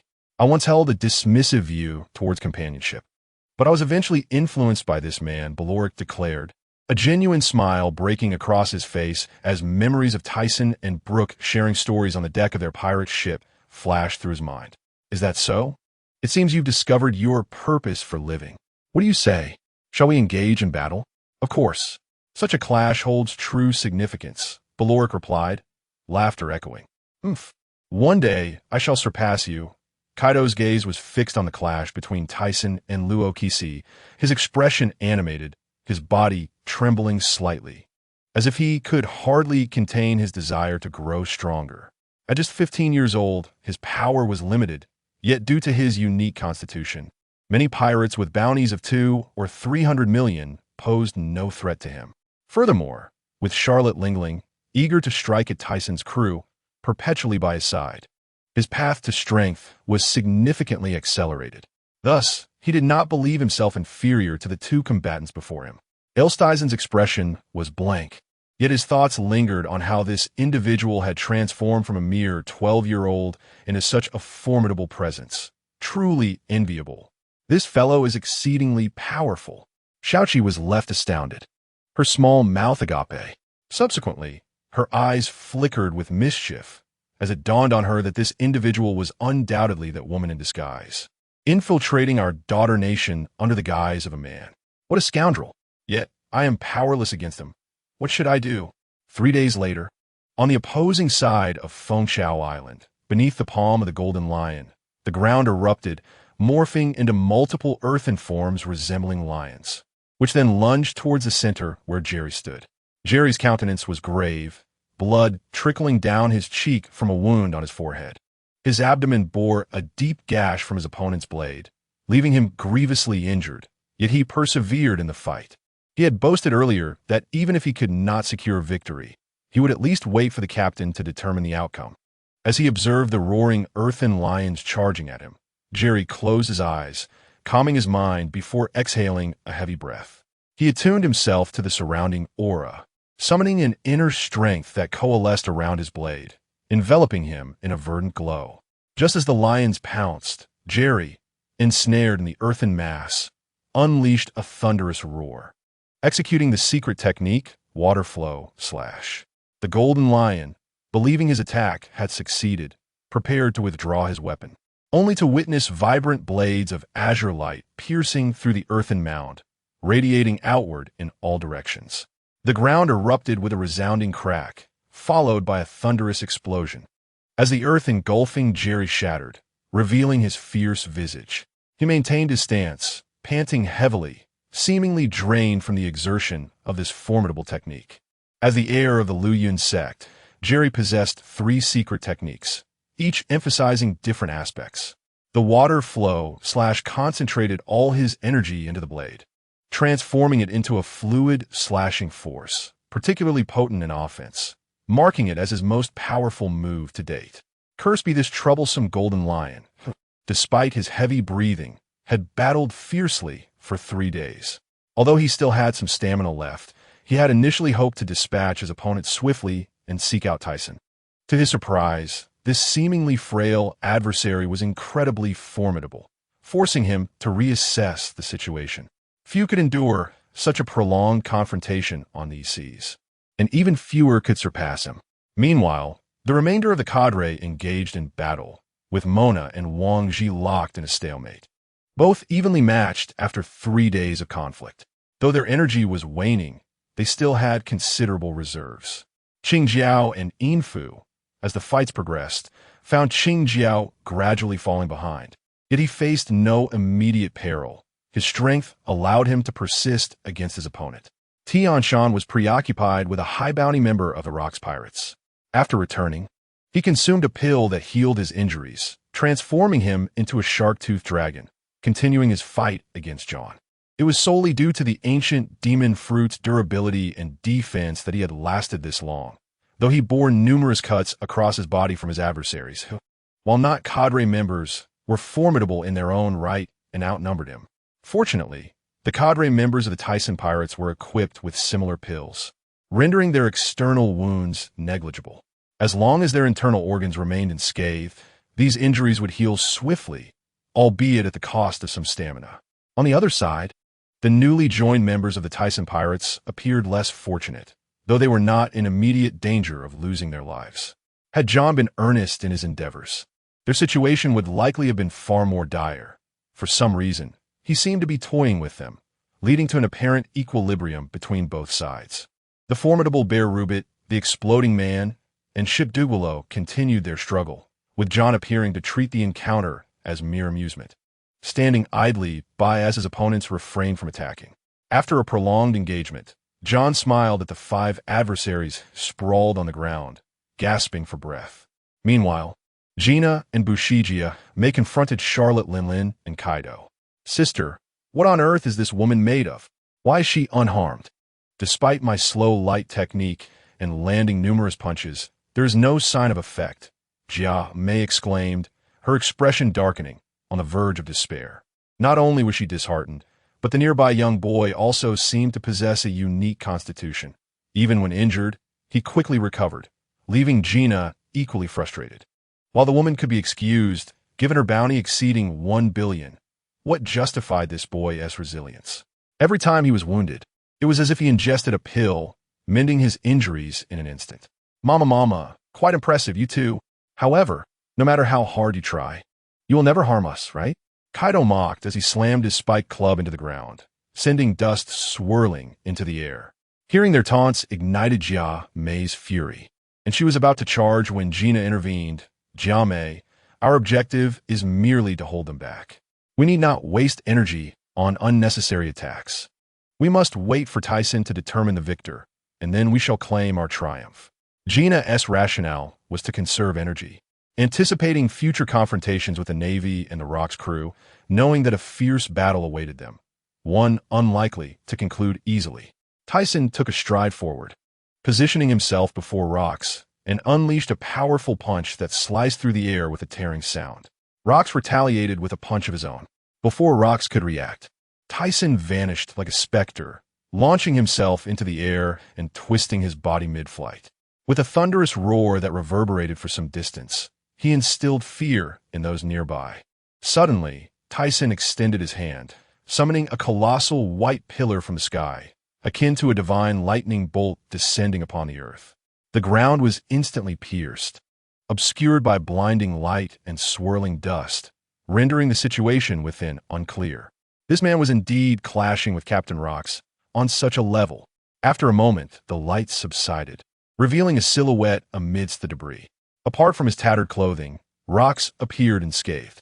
Yet Tyson seemed to have anticipated this, drawing his long sword once more, invoking the sword technique. White Dragon, which surged forth to engulf Rocks below. Without hesitation, Tyson moved, gripping the 7-star sword tightly, descending with ferocity towards his target. Just as he was about to strike Rocks, his sword hand pivoted, delivering a powerful blow to Rock's arm with an audible crack. Yet Rocks seemed unfazed, attempting to seize Tyson with his other hand, only for Tyson to narrowly evade, akin to drifting petals in the wind. In a swift motion, Tyson conjured a stream of white energy, a cold smile gracing his lips. His eyes sharpened as he activated the ability to sever another's thoughts, causing Rock's pupils to constrict. What is this? Before Rocks could react, Tyson's attack landed directly on his thigh, eliciting a muffled grunt from him. Tyson then vanished once more. Rocks gazed at the crimson blood trickling down his leg, staining his trousers. I never imagined you possessed such skills. I truly underestimated you. Tyson's expression turned contemplative. Could it be that his opponent recognized this ability? He had awakened it by chance, previously honing it with Muse on Herb Island. This technique could sever an opponent's thoughts, disrupting their Kinbunchika Haki, creating a fleeting opening for attack. Cursed scoundrel! As Luo Kusi's forehead throbbed with visible veins, he suddenly revealed an expression of rage and raised his palms skyward. Almost instantaneously, an endless darkness enveloped the heavens and the earth, causing the inhabitants of the island to feel as though the sky had transformed into night. What is this? Is it the end of the world? What is happening? Who can tell me? Is this the wrath of the heavens? Many, witnessing this phenomenon, felt their minds shatter in an instant. Bewildered, they observed this scene unfold above them. Their bodies trembled involuntarily, with some even collapsing to the ground in tears. Has he finally unleashed it? This is Captain Luo Kusi's ability, the Devouring Darkness. Who could have anticipated that the opponent would compel Captain Luo Kusi to resort to his power? This individual has indeed met a fitting end. The other crew members halted to watch this spectacle. The members of the T-Sun pirate crew also paused, gazing at the impending events. Though they were unaware of the reasons behind it, they had no choice but to place their faith in T Senior. Even the distant Jean Shurzi turned his gaze toward the scene. Below, Jerry knelt on one knee, his fierce countenance betraying his unwillingness as he realized he had been defeated by such a person. As time passed, he found himself bereft of any means of resistance. Yet, it seemed that his opponent had expended little effort. He clutched something close to his chest and murmured, "Is this all I can rely on? How infuriating! I am truly unwilling to resort to this.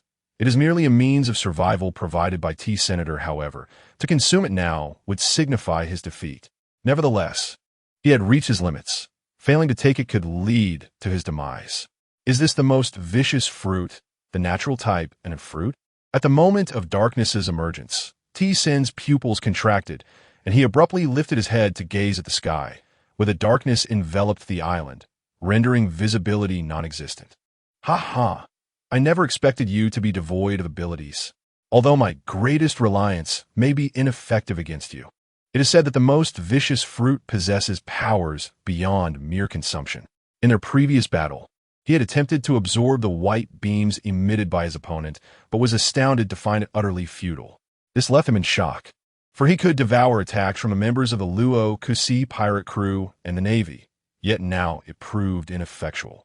Moreover, the gravitational force exerted by abilities was also rendered useless.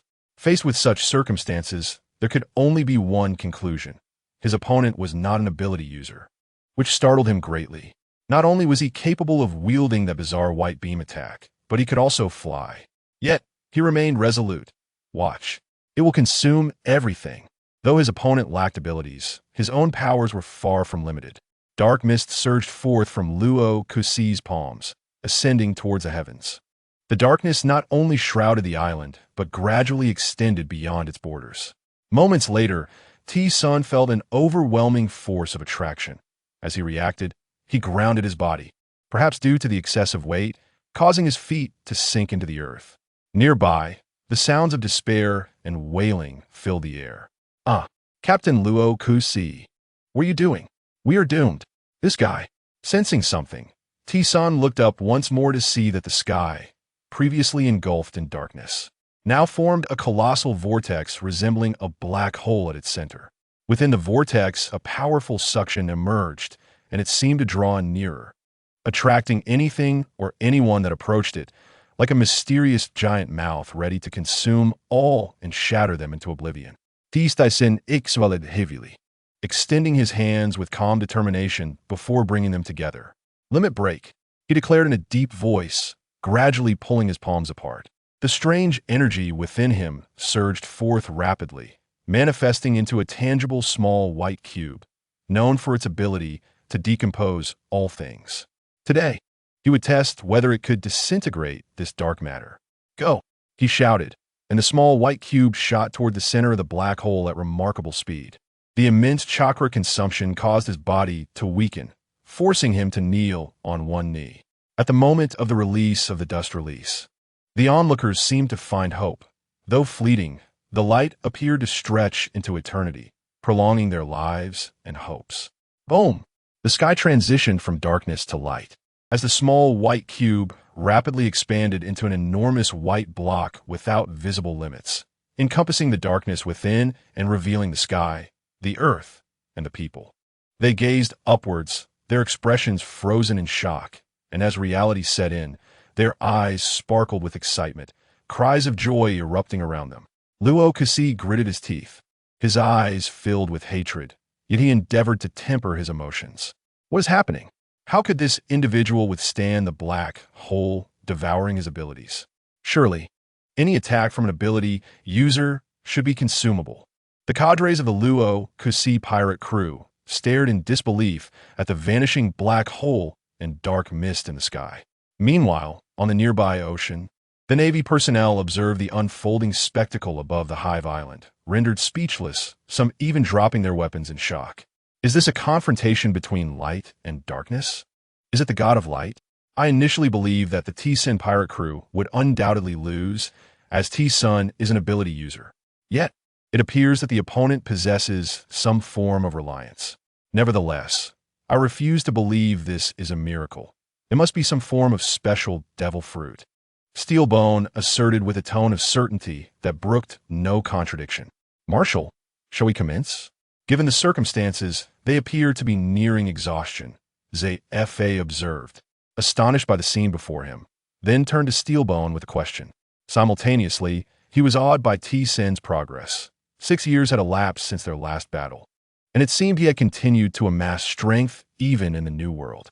Such an adversary is undoubtedly fearsome. He recalled T-Sun's word from 6 years ago on the Sabeti archipelago. If, decades from now, you still hold such beliefs, I shall surrender myself. Those words suddenly resurfaced in his mind. Yet soon after, CipherPol scoffed internally, finding it laughable that he would take a pirate's words to heart. Meanwhile, the battle-hardened members remained fixated on the earlier events at Judicial Island, remembering how the opponent had unleashed this very technique to eliminate Stona, a CP member. However, the scale of the power he had just unleashed was undoubtedly far greater, a level beyond comparison. Returning to Hive Island, join me, T-Sun. If you are willing to join me, I shall offer you the position of vice captain. Soon, I will dominate the world, and I will share with you all that I intend to accomplish. I am sure you will find it intriguing. Luo Kasi gazed toward the distance, arms outstretched in invitation, his eyes brimming with sincerity. At this moment, he appeared tattered and torn, his clothing in disarray, blood trickling from his cheek where T-Sun's sword had previously grazed him. Moreover, judging by the rhythm of his breathing, he seemed to have expended significant stamina. After battling with T-Sun for an extended duration, he has come to recognize that his opponent possesses strength on par with his own, whether it be in terms of power, speed, defense, or intimidation. T-Sun finds no deficiency in his adversary. Even when employing his abilities, neither could decisively claim victory over the other. Additionally, the nature of his opponent's powers is rather peculiar, leaving him uncertain of his chances for triumph. T-Sun, with one hand pressed against his ribcage, bends slightly, spitting out a mouthful of blood, appearing somewhat discomfort. His tattered black warrior garb reveals fair skin beneath, and combined with his somber yet handsome visage, he might even be mistaken for a woman. However, compared to his appearance over a decade ago, he has transitioned more towards a masculine presence. In the preceding skirmish, he was careless and received a blow from looks, resulting in 2 fractured ribs. Yet, these wounds are minor, and he must not forget the pills he possesses, which can expedite his recovery, although they are less effective against internal injuries. After 3 continuous days of combat, despite only recently unleashing a formidable technique, each of their attacks is equivalent to another's ultimate move. The area of H. Feng Chaodo they occupy has been nearly obliterated. At this moment, as Lux extends yet another invitation to him, T-Sun contemplates the possibility of acquiescing. For his dream is to construct a sky paradise, which does not conflict with Lux's ambitions, provided that Lux refrains from disrupting his plans. Moreover, 2 additional reasons weigh on his mind. Should the battle persist, He may remain unharmed, yet his companions could falter, and the Navy lurks, waiting for them to weaken each other. Furthermore, he is curious about Look's true intentions, wondering what could possibly motivate such exertion. However, to join you? Such a jest. The desires I seek diverge greatly from yours, so dismiss that notion.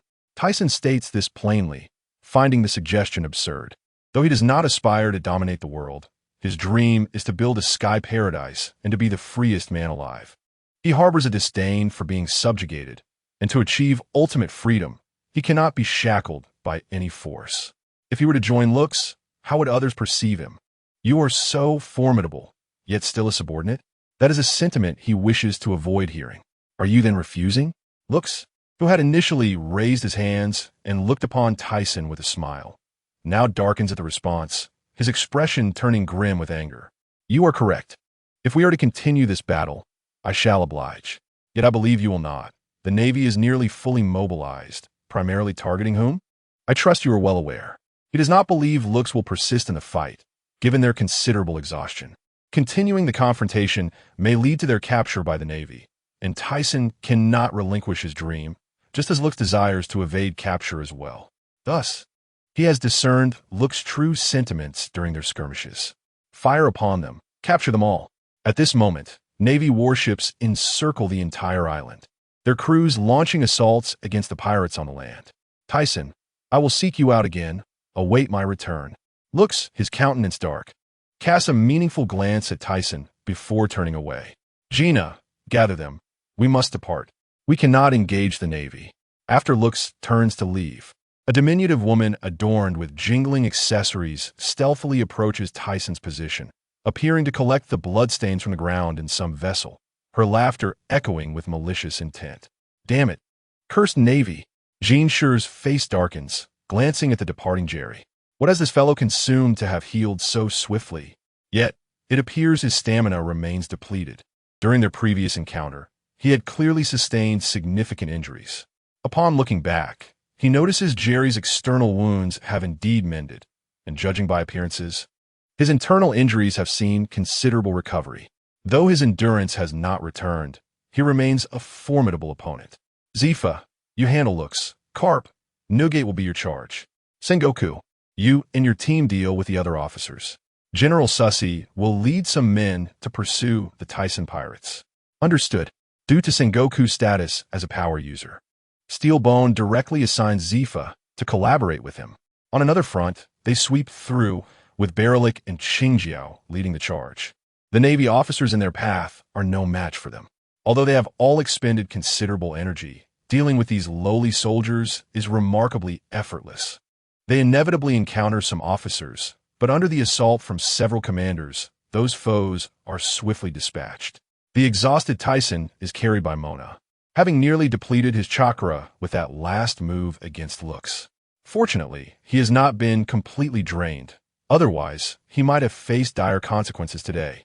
Nevertheless, he feels his body weakening, a sense of lethargy overtaking him, primarily due to the sheer volume of energy expended in one go, leaving him somewhat disoriented. Indeed, he realizes that his physical prowess still pales in comparison to that of the monster Looks. As he lies on Mona's back, he gradually raises his head. This moment mirrors one from over a decade prior.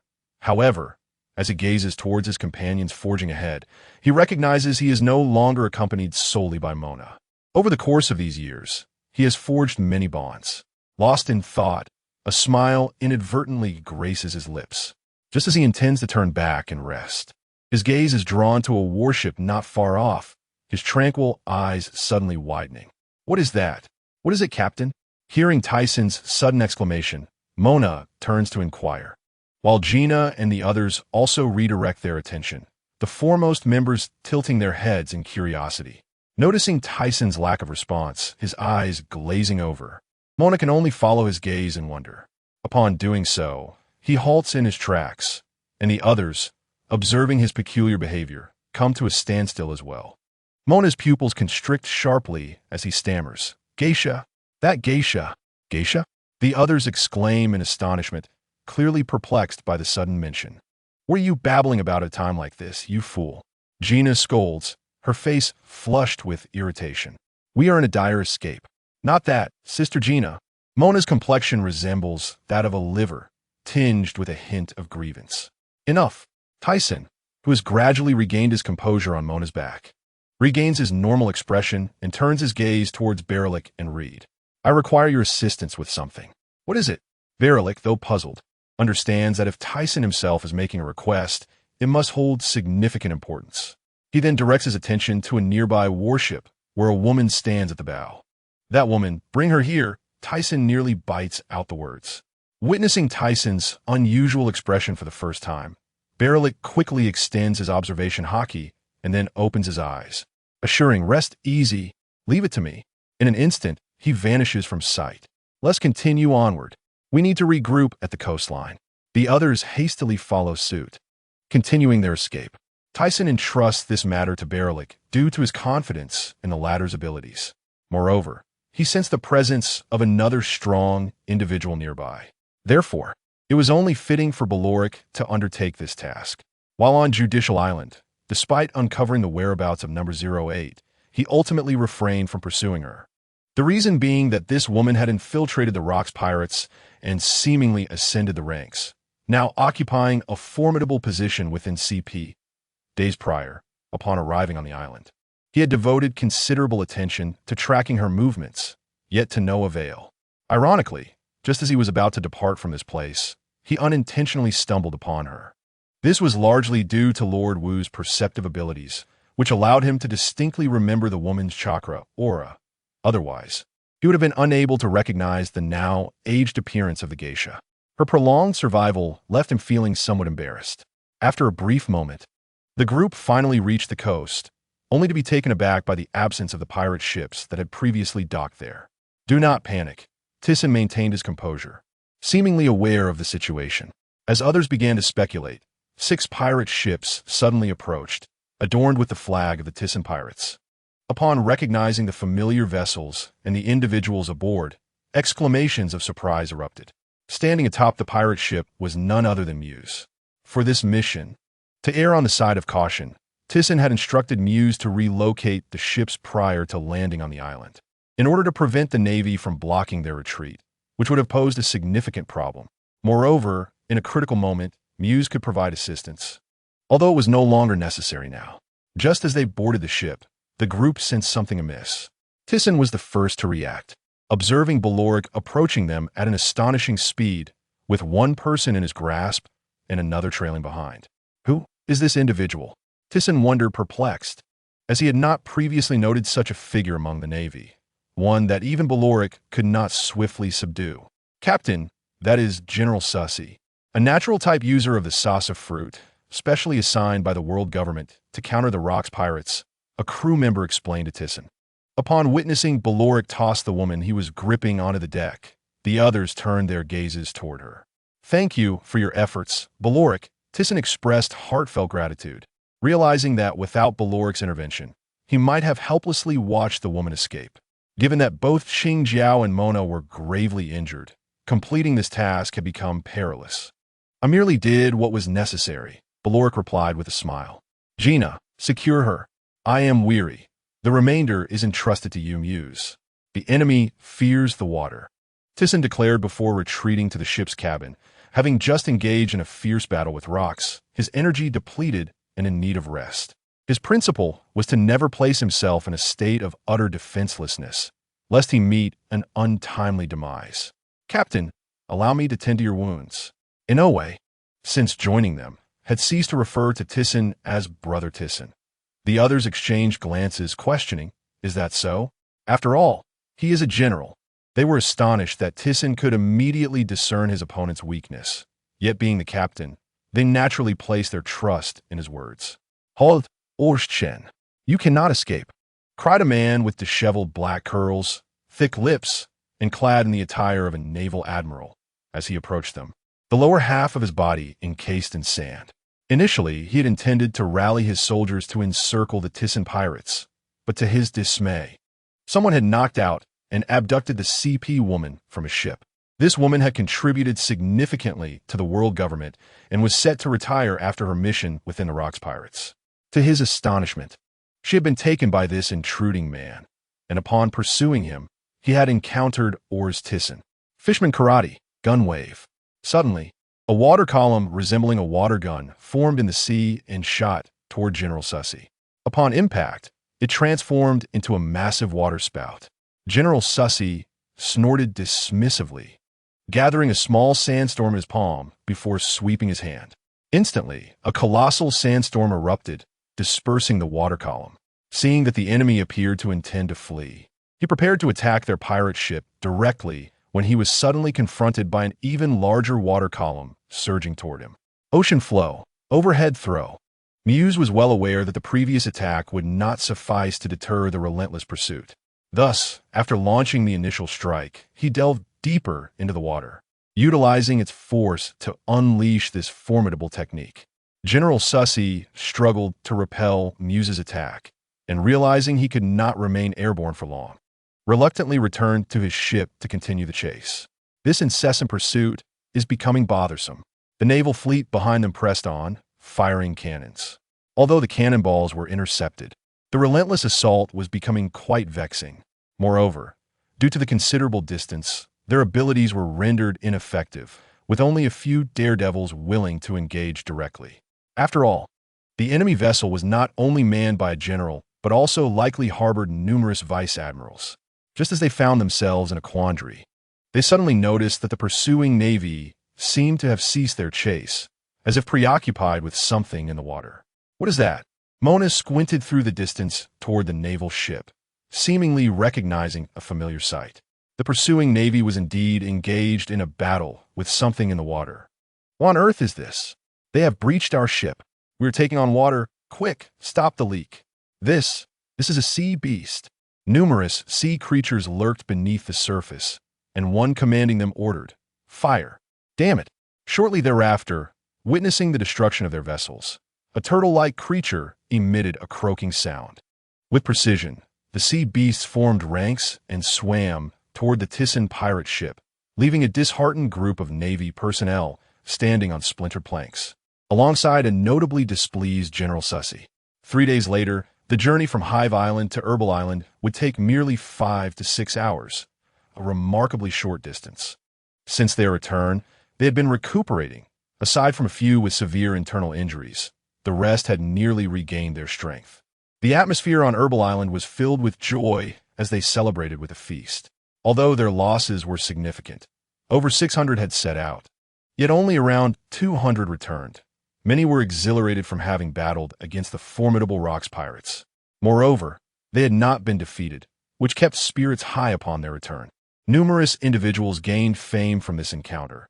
Having already held some renown at sea, their notoriety now amplified. Most importantly, they emerged from this battle with a deeper understanding of their own strengths, confident that they would strive even harder in the future to make amends. Additionally, their bounties had increased substantially. Tyson's bounty soared by an astonishing 10 billion, marking the second time such a dramatic rise occurred. His current bounty stood at 2,930,000,000. Other members saw their bounties rise by several million to several billion, with Qingjiao experiencing the most significant increase, reaching a staggering 950 million, despite having previously been valued at around 200 million. Aside from his formidable strength, a significant factor contributing to the rise of the Tyson pirate crew's reputation is its notoriety. Moreover, the most dazzling figure among them is undoubtedly Barorik. Once his prowess was unveiled, it sent shockwaves across the seas.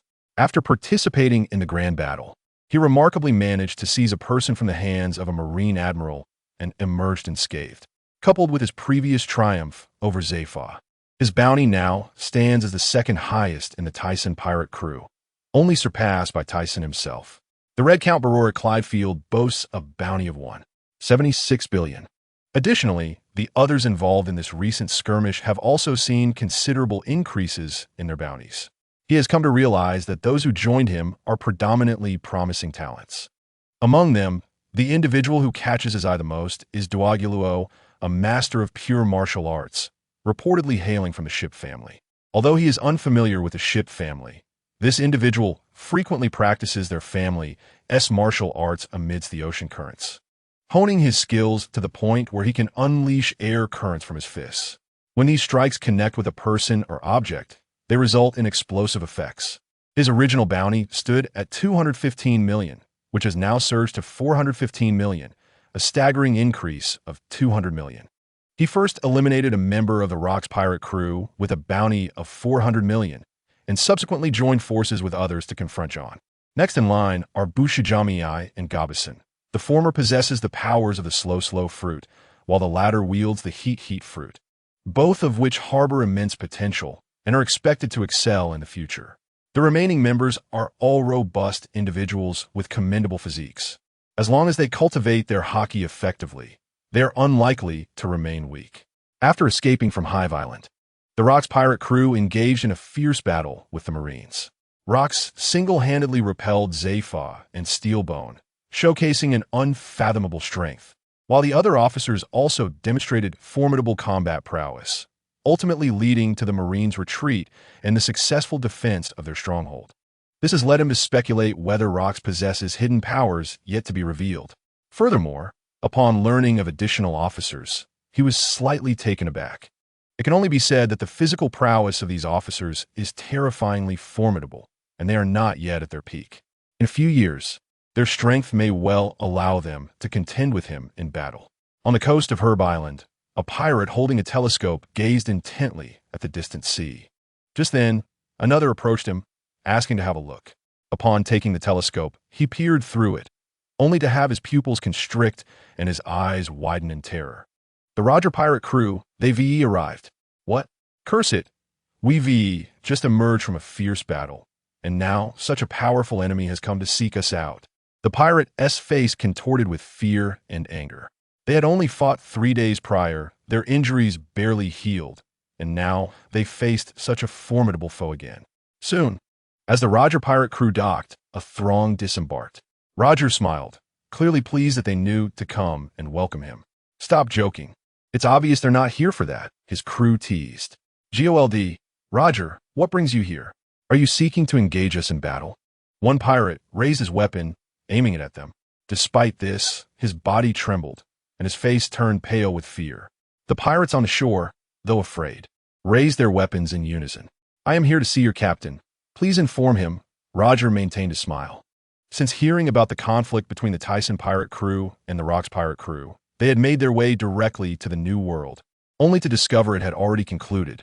The outcome astonished him, as well as Rayleigh and others, who could hardly believe that Aostison was so powerful.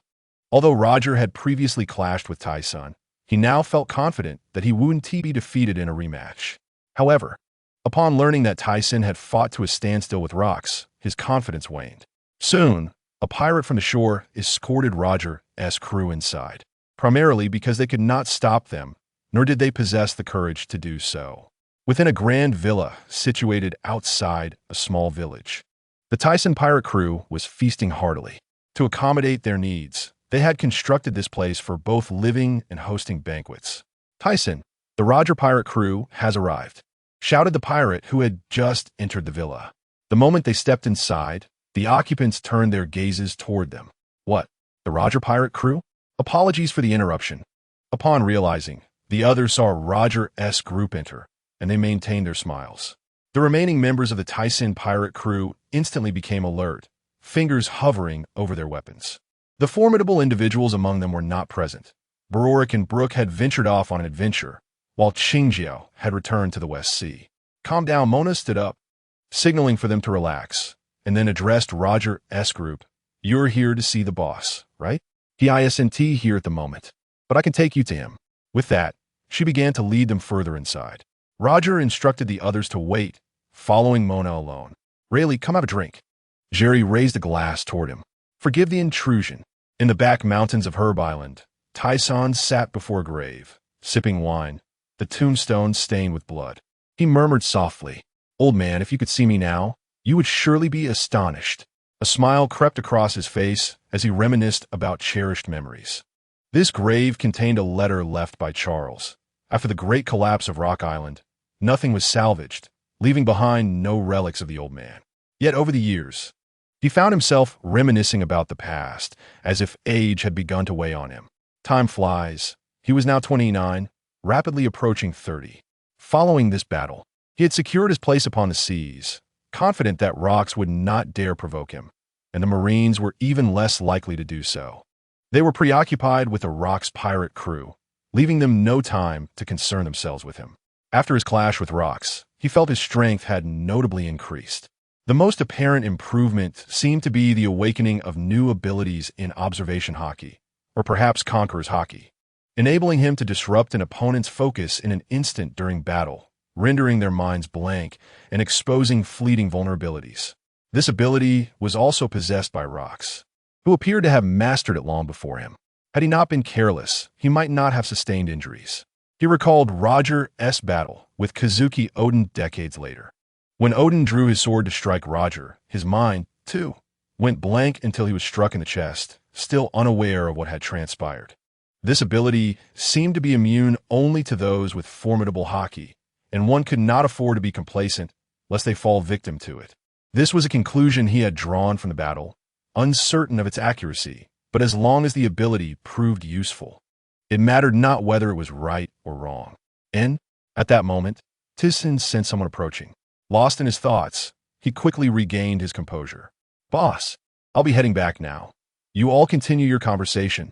Mona, having successfully brought someone over, turned to leave, leaving Roger gazing at Tizin with a look of confusion. His eyes then drifted to the inscription on the tombstone. "What is this?" Roger inquired of Tizin. Tizin took a generous swig of his drink, his gaze fixed on the tombstone as he explained, "This is the person who raised me and my savior." "Is that so? I truly apologize." Roger's previously smiling face suddenly turned serious.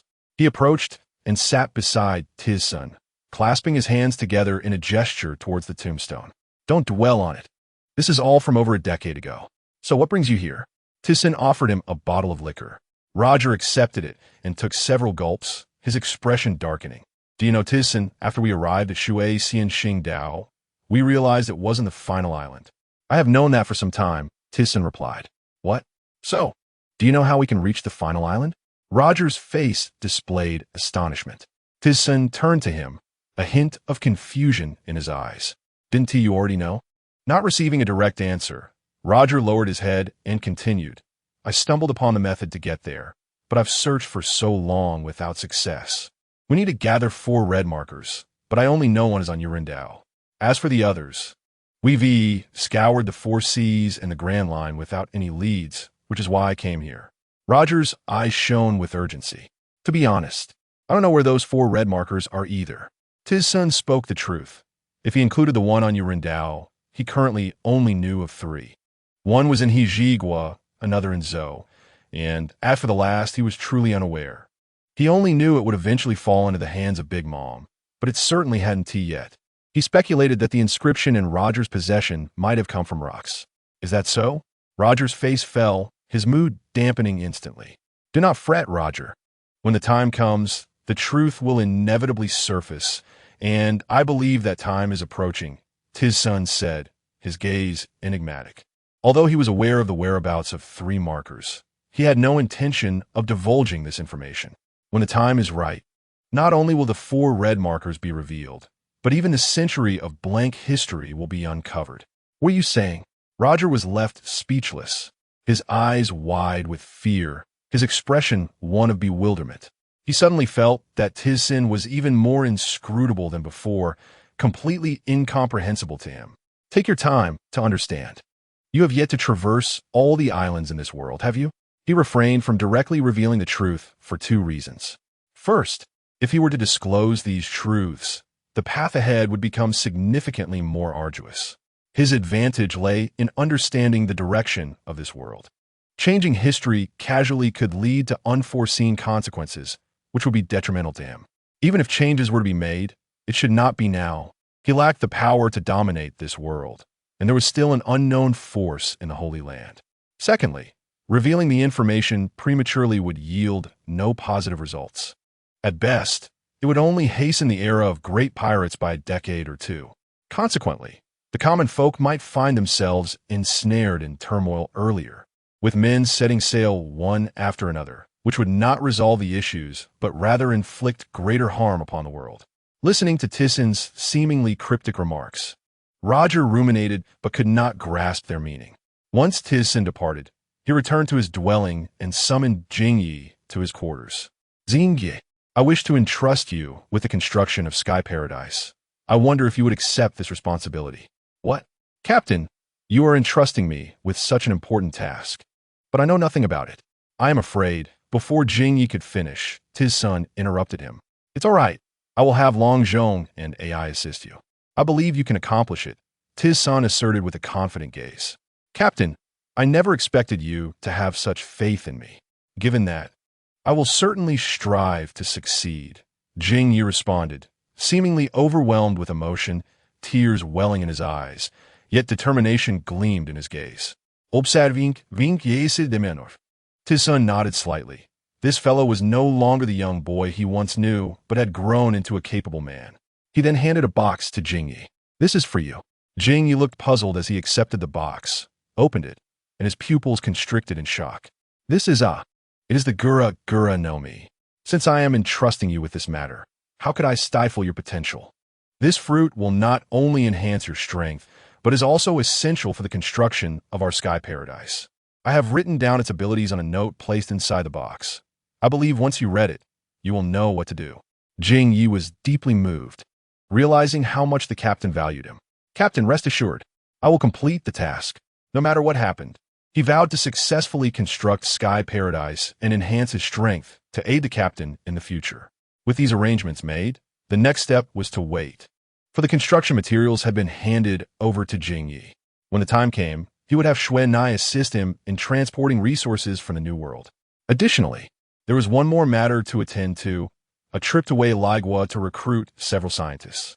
Although he had already welcomed 2 architectural scientists, both weapons and daily necessities required the expertise of scientists to create.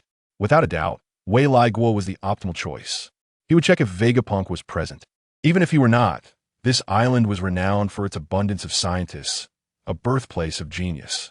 However, before addressing that, he needed to practice the skill Haki disruption.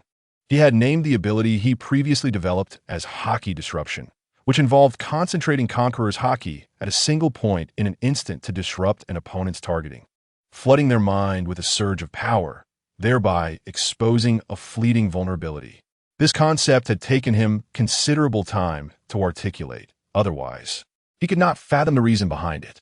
To master this, he needed to frequently employ this ability to hone his skills. By seizing the opportunity, he could achieve decisive victory. He was uncertain if Roger would use this technique in the future, but he believed the man must have employed similar tactics or perhaps an unknown ability of observation Haki. Ultimately, he was convinced that regular use of this ability would yield results, and now he needed to challenge the cadres of the pirate crew. However, he would not show favoritism. Everyone would receive their share, as this was also a means to strengthen their capabilities. In the year 1480 of the Sea Garden calendar, 2 years swiftly passed.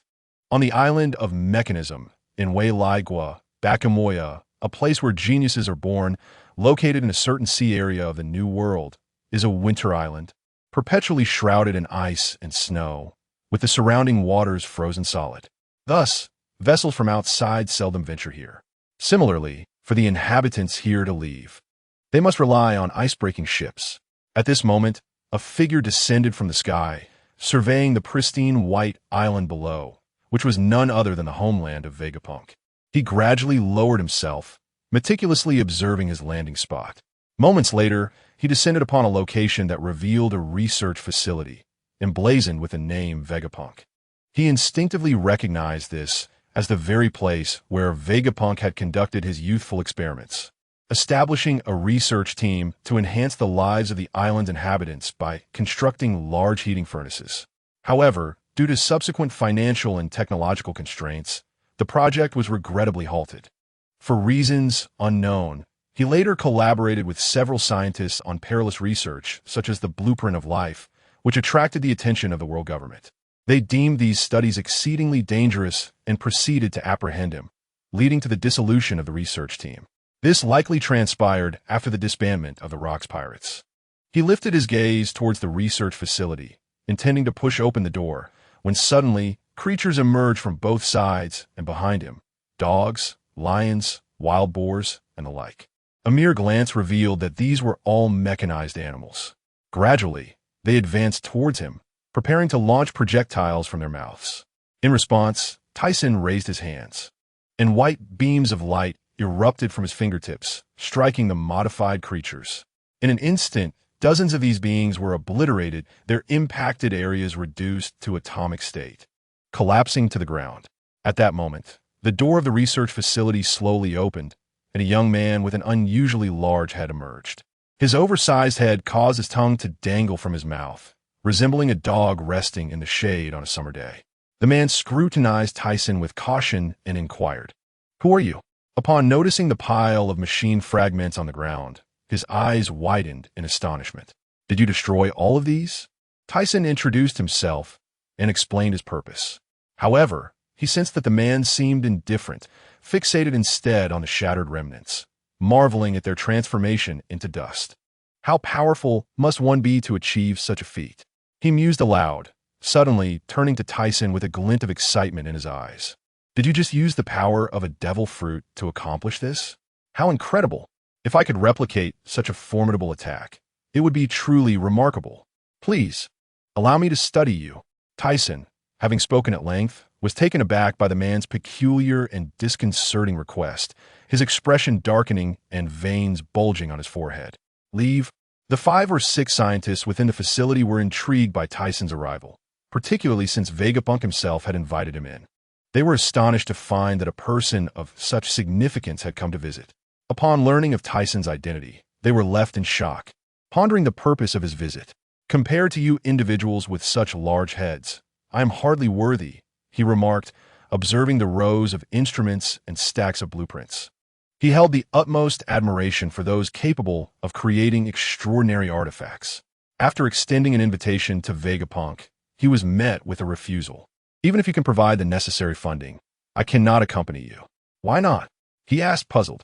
The man needed research, and Tyson had ample means to secure substantial funds, more than sufficient for their endeavors.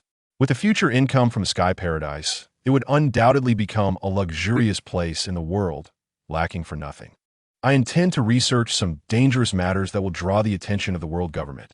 I need to join them." He paused for a moment before continuing. "Many of the materials I require are only available through the world government. I need to research numerous subjects that are strictly prohibited outside their jurisdiction, for they house the largest repository of knowledge in the world. Thus, I must apologize." "I see." Tyson initially considered persuading him, but upon witnessing the fervor in his expression as he spoke, it became clear that he bore no remorse. This individual was evidently a research fanatic. Alas, it seems this visit was in vain. I must find another way to invite some scientists. However, as he pondered where else to find scientists, Vegapunk continued, "While I cannot leave with you, you may inquire about the opinions of these individuals.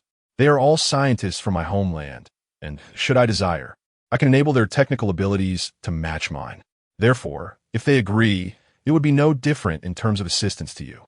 Vegapunk turned to the others as he spoke. Upon hearing this, Tyson was intrigued, and since such a statement had been made, he decided to give it a try. After negotiations, the 5 scientists expressed their willingness to accompany Tyson, motivated by the prospect of funding for their research and the promise of unrestricted freedom. Their eyes gleamed with excitement at the mention of financial support for their continued studies. Frankly, Tyson feared that these individuals might inadvertently cause destruction in the Sky Paradise during their research endeavors. Additionally, he came to a significant realization. He had greatly underestimated Vegapunk's capabilities. As a user of the Brain fruit, Vegapunk could utilize his research for information transmission, meaning that even if he did not join Tyson, success could still be achieved through these 5 scientists, as long as Tyson conveyed the subjects he wished to research via information transmission. The scientists would return with the necessary data. Moreover, they could fabricate the required equipment as long as funds were available. Furthermore, you should not overlook the wealth of information Vegapunk possessed. "But why should I assist you? We have only just met." Vegapunk suddenly posed this question. This was indeed a valid point. He had no grounds for offering assistance. After a moment of contemplation, Tyson replied, "Many civilians cannot afford the sky-high prices and are either captured as slaves or plundered by pirates. Though I'm not a virtuous person, I aspire to create the freest place in the world, allowing people everywhere to see hope. This requires formidable strength. He articulated his dream, uncertain of its feasibility. Yet it was a vision he had long cherished. As history unfolds, the world will undergo tremendous changes. Before that, I must make certain preparations. He threw out another grand ambition. After contemplating Tyson's words, Vegapunk gazed at him with a blank expression, remaining silent for a while before finally speaking. Understood. Since it is also for the people of the world, I shall assist you. He then produced a chip-like device from his pocket. This is an information transmitter I have created. Simply insert it into the robots I construct, and communication will be established. They all possess the capability to create it. Gazing at the small chip in Vegapunk's hand, Tyson felt somewhat overwhelmed. Is this truly something a person can accomplish? With this, he believed that the ideas he had long buried within himself could finally come to fruition. Tyson accepted the transmitter, having previously wondered how the five could attain the same level of expertise as him. Now, it was clear. Thank you. Oh, right at this moment, Vegapunk suddenly rubbed his palms together, his face a mask of flattery, winking and grinning as he spoke. You just claimed you're not an ability user. Might I study you? If I could create a batch of clones like you, this world would usher in peace. This has long been a thought deeply buried within my heart. Get lost? Tyson ignored him, knowing full well he could never reveal his secrets. Only a fool would do such a thing. Although he was certain this fellow could not uncover anything of significance, he would not carelessly expose his trump card, even if there was a mere 1 in 1,000 chance. As for Vegapunk's talk of clones, that had indeed been his prior contemplation. Yet the time was not ripe.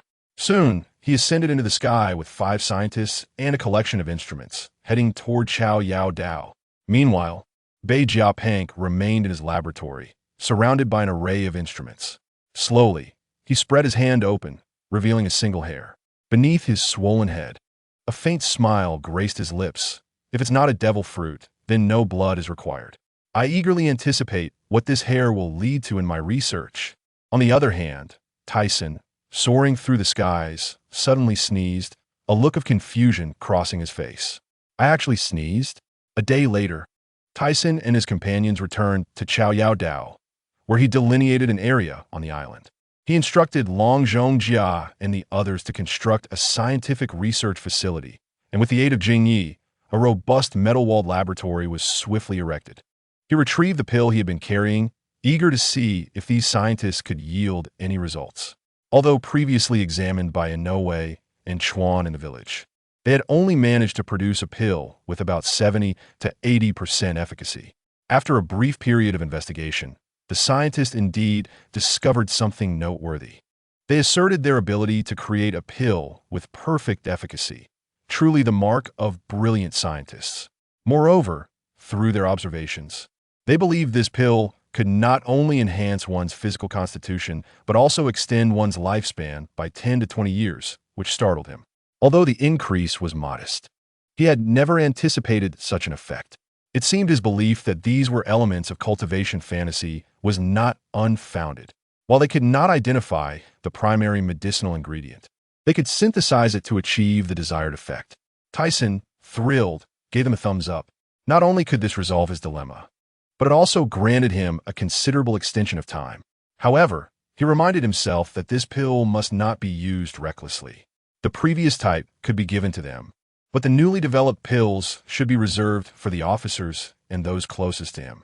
If everyone were to consume them, or if the information were to leak, chaos would surely ensue. 2 months passed quietly in a certain sea area of the New World. Damn you, Carp. A scantily clad woman with short black hair was anxiously instructing the crew of the snake's ship to hasten their pace. As she defended against cannonballs raining down from the sky, her mouth spewed curses. She had been pursued for 3 days now, utterly exhausted. Initially intending to return to the earlier sea region, she unexpectedly encountered a naval branch that sank their warships. Before she could catch her breath, Carp had appeared in pursuit. It seemed he was not taking her seriously, treating her as mere sport, relentlessly bombarding her as if chasing ducks. Watching him revel in the fun only fueled her anger. She longed to charge forward and deliver a sound beating, yet she knew she could not contend with him. She was well aware of Karp's strength. As they approached the calm belt, Xiaoqi felt her mood slightly lighten. Once they reached the calm belt, even if Karp possessed the strength of a general, he would not continue the chase. Ha ha ha! Don't think you can escape pirates, Karp declared, hurling cannonballs toward the pirate ship. Although they were consistently thwarted, occasionally one or two struck the ship, causing significant damage. Watching the pirate vessel sway perilously, he erupted in laughter. Just as Karp was enjoying himself, suddenly his gaze sharpened, and he looked up at the sky. Upon seeing the figure above, his pupils constricted in surprise. He had not expected to encounter this individual here. The figure in the sky slowly extended 5 fingers toward him, or more accurately, toward the warship. Whoosh! 5 beams of white light shot forth, resembling a dazzling curtain of light, akin to countless stars cascading from the heavens. Tyson, you bastard, what brings you here? Karp's expression darkened, revealing his teeth in a snarl as he leaped into the air, his fists enveloped in dark, hardened Haki, striking at the descending beams. However, due to their scattered nature, 2 of the beams pierced past him. Boom! The sound of an explosion echoed, and the entire warship sank. Since Tyson targeted the lower edge of the ship, the Navy personnel on board remained unharmed. Help! The Navy soldiers, knocked into the sea, struggled to swim to the wrecked deck. Meanwhile, Xiaoqi, on the verge of entering the calm belt, heard the sudden explosions behind her and turned to look. What is this? Her eyes widened as she beheld the figure in the sky, her heart already knowing who it was, though she could not fathom why he was there. Tyson, you bastard! What is your purpose in coming here?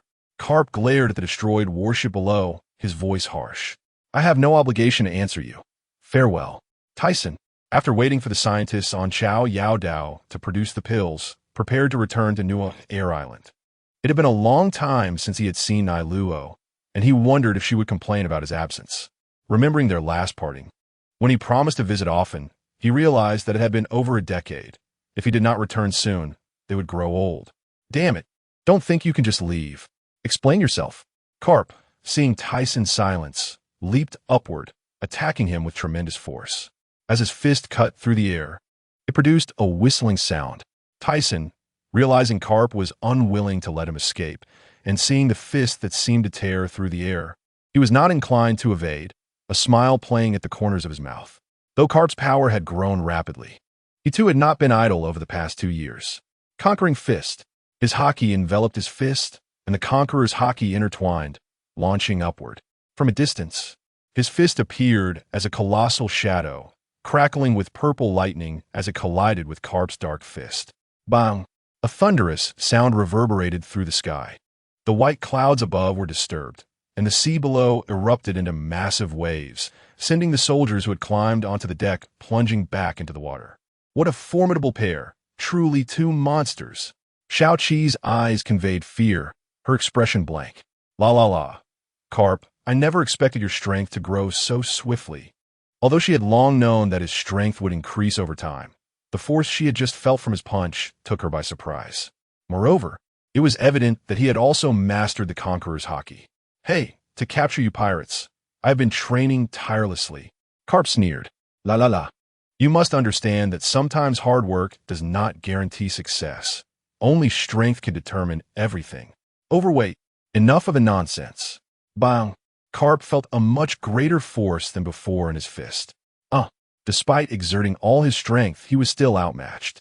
Lacking a solid foothold, he could only be propelled downward by the force of the punch, ultimately plunging into the sea. La la la la la. Do you think you can catch me? Not yet.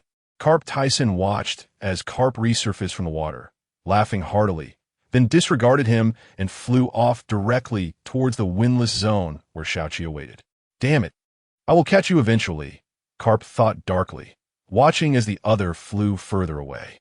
At that moment, he pondered whether the opponent was plotting something again. It seemed he was seeking Xiaoqi.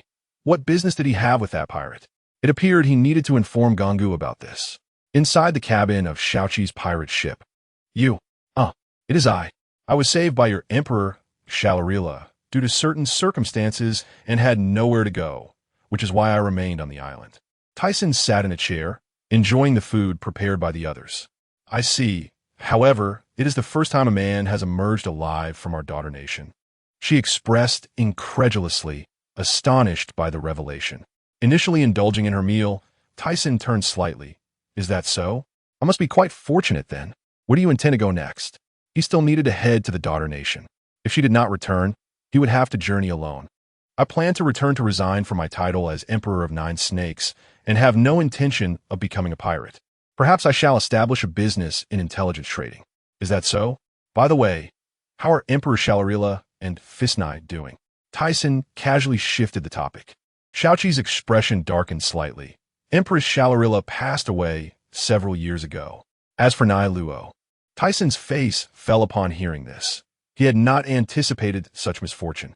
It seemed he had arrived too late, unable to even bid farewell to his savior. And because of him, Nai Luo had suffered so. How foolish of her to endure such pain. At the Marine headquarters of Marineford. Is that so? I understand. Gongu had just received a call from Karp, who informed him of Tyson's situation. Someone, keep a close watch on AOC Tyson's movements. Report to headquarters at the first sign of news. Yes, at present. There was no other course of action. This fellow was like a ghost, elusive and inscrutable in his intentions, and they lacked the time to deal with Tyson. Daughter Island, also known as Amazon Lily, was very close to where they had come from, situated within the windless zone. Thus, they would soon arrive there. And Tyson was eager to meet Nai Luo. Tyson-kun, is it really you? Am I dreaming? Nai Luo lay in bed, her pale face revealing a faint smile, wrinkles forming at the corners of her eyes. Due to her frail condition, even propping herself up was a challenge. Remembering her beauty from over a decade ago, he felt a pang of guilt in his heart. Fool, I have come to see you. Seeing her in such a state filled him with remorse. He had long known that the women of Daughter Island, having never interacted with men, would fall ill from prolonged yearning for someone they loved. He had never imagined this would befall her. Moreover, the previous emperor, Gulali Osa, likely abandoned the country for this very reason and never returned after setting sail. It is wonderful to see you. That alone brings me satisfaction, Nai Luo said, reaching out her frail hand to touch his face, which Tyson quickly grasped. Rest assured, in due time, you will recover. I'm looking forward to bringing you to Sky Paradise. Without you, I will be quite unhappy. Perhaps due to exhaustion. Her smile faded before she fell asleep in his embrace. It seemed he needed to take good care of her health, and as the years passed, he increasingly felt the weight of time. Nai Luo was already 34, 3 years his senior, and as time marched on, they would both grow older. Like Captain Murray, who had succumbed to betrayal and frailty due to age, he must not allow the same fate to befall himself or those around him. However, in this world, it seemed there were only 3 means to extend one's lifespan. The first was pure gold, which unfortunately halted human growth. If one reached around 40, perhaps their strength would stabilize by then.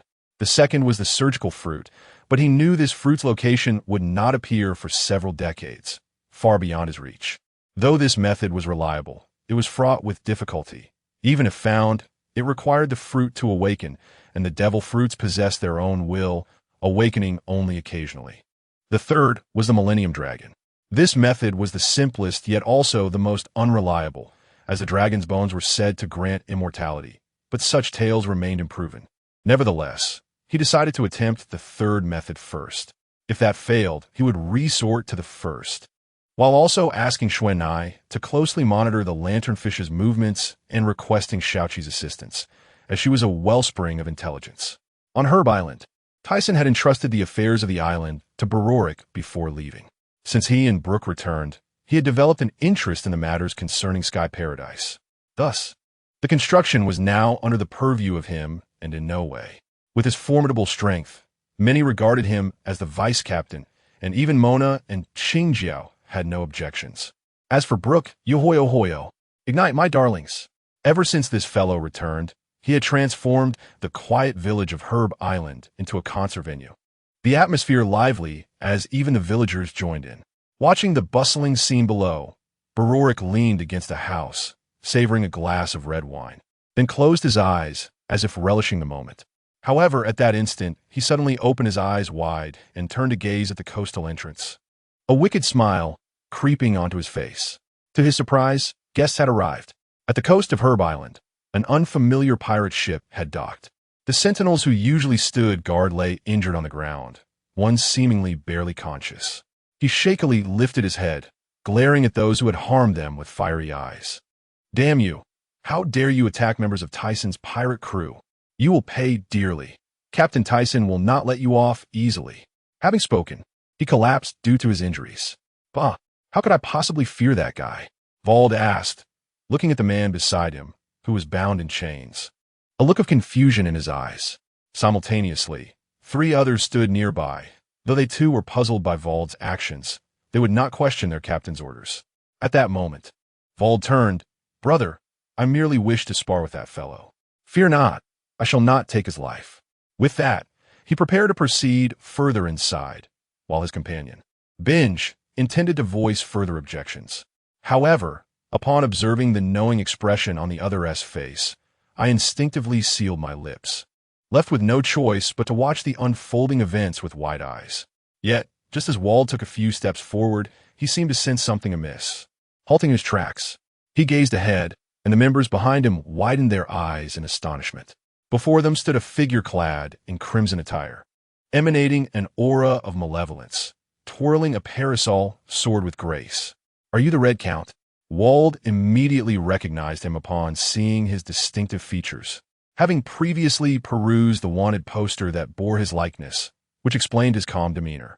However, upon sensing the aura of the man before him, he realized that this individual was indeed formidable. "Bondi Wall, what brings you here? If you seek to challenge Captain Tyson, I can take your place right now. This quaint little village is quite merry at the moment, so it would be wise for you not to intrude." "Bah, troublesome fellow, but it matters not. I shall defeat you first before proceeding." Wald sneered coldly, then set down the parasol, sword resting upon his shoulder, fixing a sharp gaze upon Barrelyric. Seeing the pirates refuse to withdraw and choosing to engage in combat, Barrelyric's expression turned somewhat exhilarated. He had been utterly consumed with the construction of Tianlong Paradise alongside Inni, leaving him frazzled. Despite this, he relished such a life, and the presence of the walled pirates served as a welcome distraction, something he sought after eagerly. Soon enough, the two engaged in battle. During the clash, Barrelyric distinctly felt Wald's prowess. His mastery of Haki was impressive. At this time, Wald's reputation upon the seas was not widely known. Nevertheless, his strength was undeniable. His obscurity stemmed from the initial focus on adventure, coupled with the guidance provided by the parasol sword at his side. Thus, even if Wald was not yet renowned, his power was substantial. It is worth noting that later in Wald's journey, formidable figures such as Karp and Sengoku would come to capture him, indicating the level of his strength. However, during this period, Wald had yet to acquire the Momo fruit, significantly diminishing his capabilities. Furthermore, he lacked superiority in Haki, rendering him no match for Barrelyric. But, after hours of combat, amidst the shouts of Binjek and the others, Wald fell to the ground, blood spilling from his lips. He lifted his gaze, bloodshot eyes fixed on Barrelyric, brimming with resentment and fury. "If you cannot even best me, how could you possibly contend with Captain Tyson?" With that, Barrelyric wiped the bloodied parasol sword clean and turned to walk away, confident that Wald would recognize his own limitations and cease his futile struggle. Upon hearing Barrelyric's words and reflecting on his recent actions, Wald's fingers clawed at the earth, overwhelmed by shame. Simultaneously, he simmered in anger at his own weakness. But Binjek, holding his weapon with a firm grip, stepped forward, concern evident in his eyes. The others approached, offering words of comfort. Damn it! Ignoring their reassurances, Wald remained lost in thought, replaying his actions and Barrelyric's words in his mind. Phew! Ultimately, it seemed that his frustration led to a sudden eruption of blood, causing him to faint once more. But quickly, carry Wald. We must leave. In the small village, Mona, Jerry, and others glanced over nonchalantly upon Barrelyric's return, acutely aware that disturbances awaited them outside. However, due to Barrelyric's exuberance, they paid little heed. Thus, they spent their time on the island, either training or playing, unconcerned with the external happenings. Meanwhile, They pondered the source of Tyson's peculiar steward. 1 month later, on Ruskana Island, Tyson-kun, I'm here. Come on. Suddenly, Nariku swung her fist, generating a current of air that surged towards him. Tyson raised his hand to block, then, like a wraith, spun around, flicking her forehead with his thumb and forefinger. Talp? A crisp sound resonated. That hurts, Nariku exclaimed, clutching the spot where he had flicked her. You need to train harder, Nariku. You can't continue like this. Since arriving here, he had utilized the past month to assist her in recuperating, and her condition had markedly improved. Additionally, after administering a healing pill, he felt a twinge of sympathy witnessing her pained expression upon consuming it. Yet the results were undeniably maximized. She appeared even younger than before. He reflected on the fact that such pills could indeed extend life. Not only did they possess the ability to cleanse one's body, but they also maintained a youthful state. Considering this, he realized he had not aged significantly over the past decade, only maturing further. This discovery had brought him immense joy. Thus, he decided to continue observing his physical condition. Should any decline occur, he would seek methods to prolong his life. But I am not inheriting a kingdom, nor am I setting sail. Why must I be so powerful? Nariku pouted, her cheeks tinged with red as she lowered her head, fingers entwined.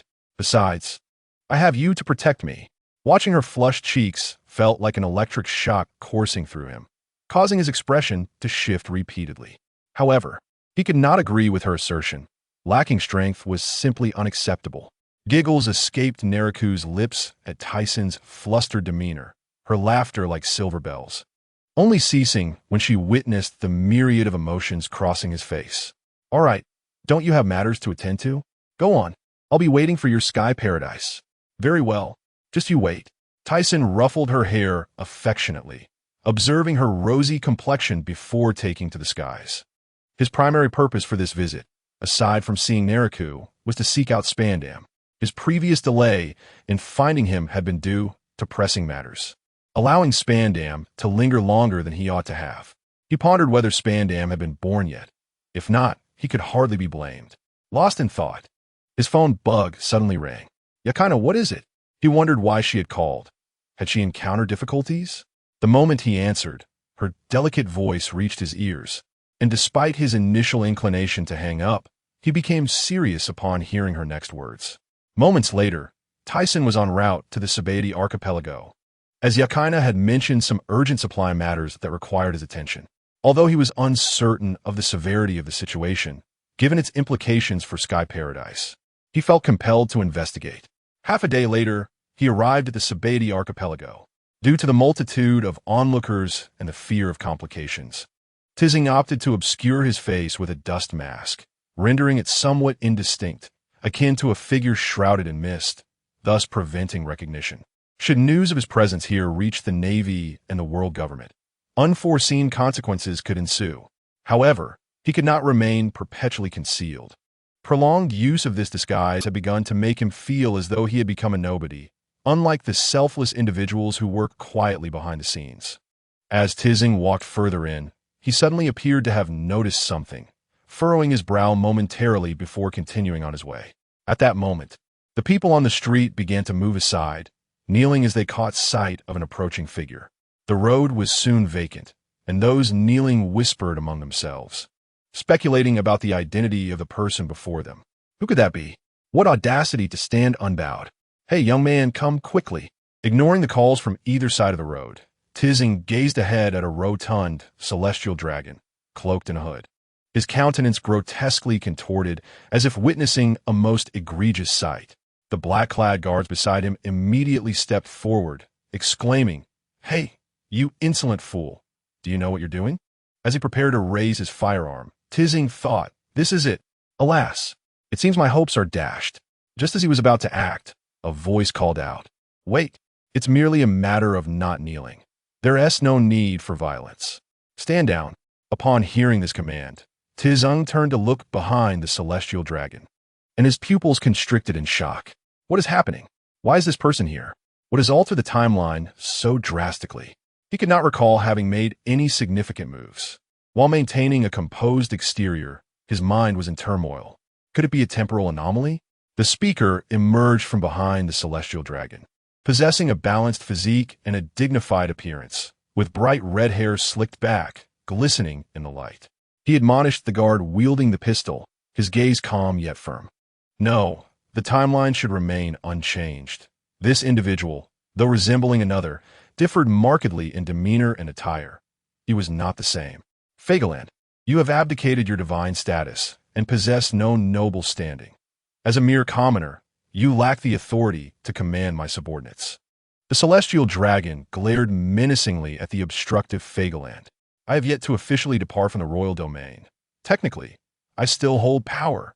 The red-haired gentleman, named Fagaland, turned with a gentle expression, his voice resonating with clarity and warmth.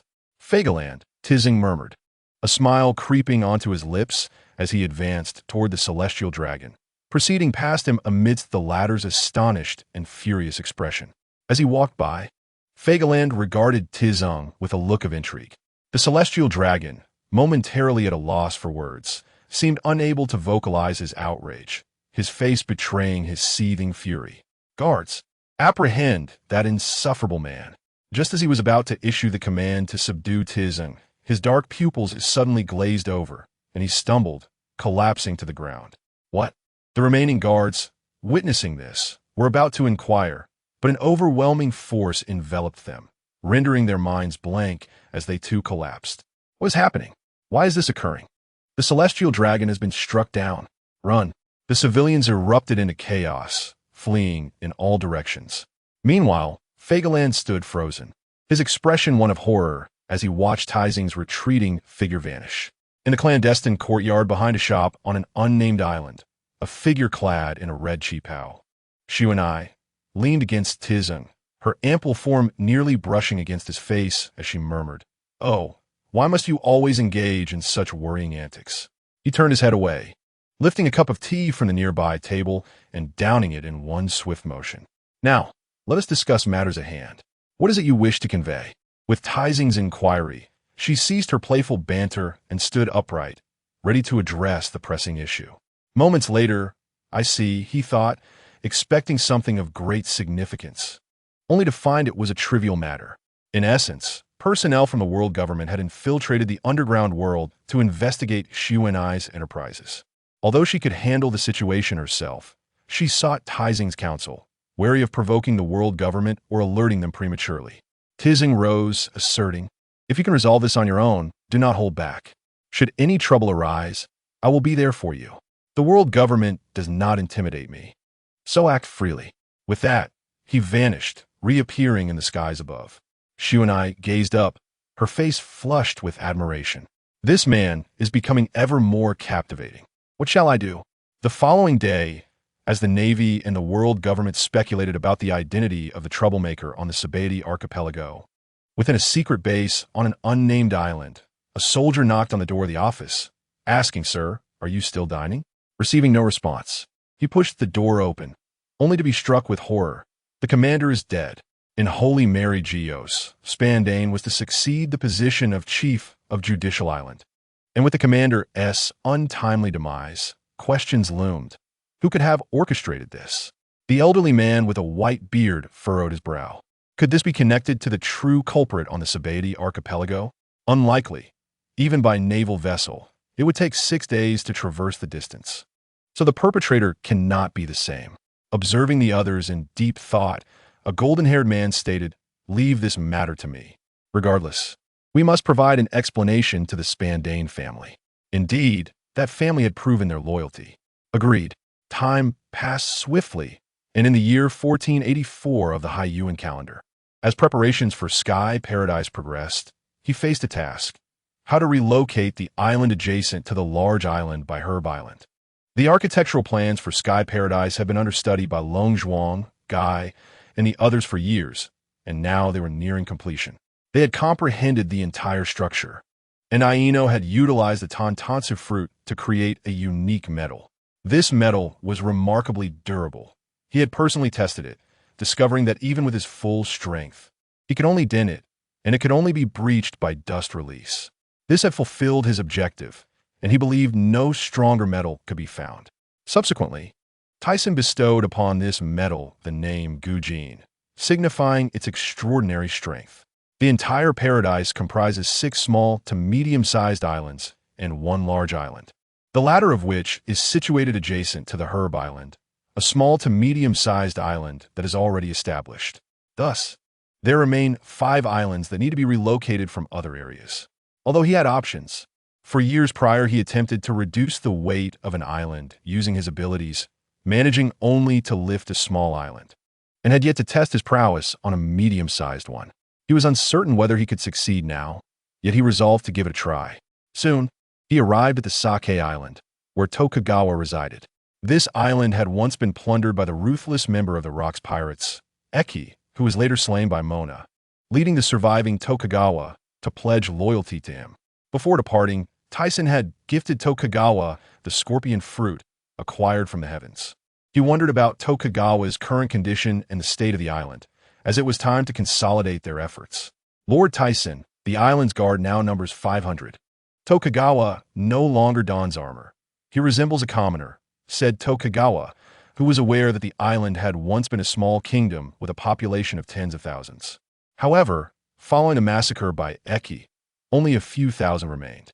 The event had awakened a realization among the survivors that to safeguard their lives, they must grow stronger, prompting many to join the guard. Excellent. I have come to fulfill my promise. Prepare them well and maintain order. Do not panic at what is to unfold, Tyson instructed, his expression serious as he was uncertain of the outcome. Nevertheless, if he could lift the island, there would be no issues. Understanding the gravity of the situation from Tyson's demeanor, Tokugawa affirmed, "Yes, Lord Tyson, I will ensure everything is managed. You can trust me." With that, he gradually submerged into the water until reaching the island's base. With a flash of silver, his sword technique executed a horizontal slice beneath the island, causing tremors above. As the sea churned violently, "What is happening? An earthquake?" Tokugawa furrowed his brow, uncertain of Tyson's intentions, yet confident that he would not harm them. Otherwise, he would not have saved them previously. A whirlpool began to form, drawing seawater beneath the island, while waves surged higher in the distance. "Super light rock," Tyson declared, placing one palm against Sake Island's underside, maximizing its buoyancy. With all his strength, he lifted, and the island slowly emerged from the water, rising into the sky amidst the tumultuous sea. As Tyson surfaced, he exhibited visible strain, veins bulging on his arms. At last, the island broke the surface, and seawater rushed back in. Although it was laborious, he had successfully lifted the island. Now he merely needed to maintain its buoyancy until reaching the destination for it to be deemed a success. He could have opted to push the island through the water, but the water's resistance would undoubtedly slow the process. Above the island, the crowd stood aghast, expressions frozen in terror. Tokugawa collapsed to the ground, trembling, murmuring, "Is this a miracle? Can a person achieve such feats?" As he passed over other islands, people looked up in horror. "What is this? Is the island flying? Look, is that a person?" It truly is a person.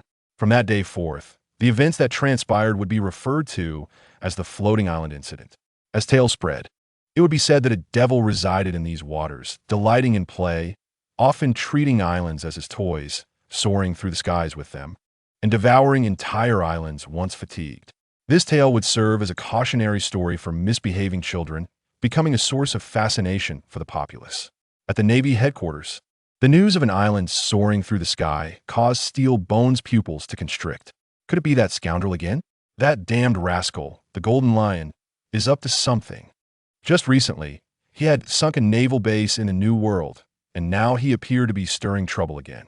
As Steel Bones contemplated alerting Zephyr in the New World, another officer interjected, "Sir, it seems it is not the Golden Lion. Who else possesses such power?" Steel Bones grimaced, realizing that only the Golden Lion could achieve such a feat. They had encountered him numerous times. "Is it perhaps the Radiant Emperor, Oles Tyson? What? When did he acquire such abilities?" Steel Bones' expression darkened, as he had no desire to ponder these questions any longer. They had previously scrambled to discern Tyson's new abilities, only for him to reveal yet another shortly thereafter. Could he consume multiple devil fruits? That is absurd. Meanwhile, on the large island adjacent to Herb Island, members of Tyson's pirate crew gathered, staring skyward in disbelief.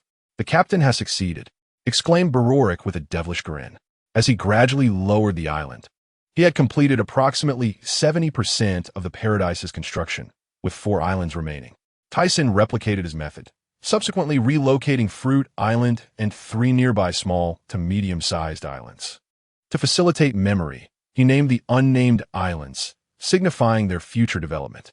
First was Herb Island, designated for pharmaceutical research. Fruit Island would serve as a base for those with abilities, potentially yielding the occasional devil fruit. Of course, that was merely his whimsical speculation. Tech Island would become a hub for technological research. Beast Island, teeming with ferocious creatures, would be a training ground for Tyson's crew. New Fishman Island would serve as the new domain for fishmen, drawing inspiration from Water 7 to elevate seawater into the sky, creating pathways between islands. Finally, Commercial Island would accommodate those wishing to reside within, where they would undergo registration and inspection before entry. Long-term residents would be required to obtain residency permits, which would necessitate assessments for acquisition. As Commercial Island reached capacity, housing could be constructed on the other islands. This outlined Tyson's vision for the construction of the Paradise.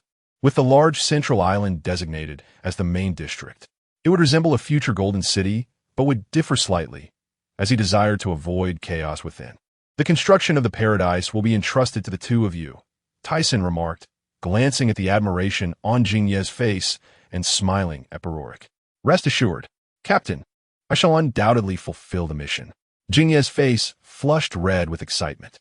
"This has become my current source of joy," Barorik remarked with a smile. Fearing that the 2 of them might struggle, Tyson called upon Tokugawa and Aruz for assistance, thereby ensuring success. Meanwhile, the 4 architects and scientists nearby appeared utterly dazed, having previously doubted the feasibility of their task, particularly the challenges surrounding the relocation and levitation of the islands.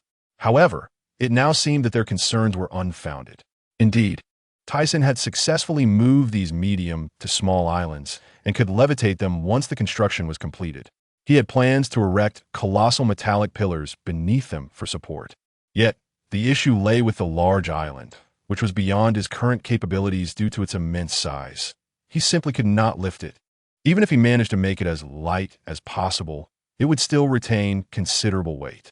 To accomplish this feat, he would need to rely on the Golden Lion. However, this individual bore a grudge against him, having held on to resentment since their last encounter. Thus, this matter required careful consideration, and with ample time remaining before their construction was completed, there was no need for haste. Lost in thought, Gina approached him suddenly, handing him a newspaper. Tyson accepted it with a puzzled expression. "Oh, how intriguing," he exclaimed. "What is it?" The others inquired curiously. Tyson passed the newspaper to them, astonished to learn that the Ward Pirates had joined the Rocks Pirates. It seemed Baloric's previous actions had altered the course of history. Now the Rocks Pirates have gained another formidable ally, Jingye frowned. "When I encountered that man, he did not strike me as one who would easily yield. It appears that even before overwhelming power, he could not escape his fate. I should not have let him go so easily. Now he has turned against us." Baloric's eyes flashed with indignation as he crumpled the newspaper in his hand. "Do not be disheartened. This is merely a trivial matter.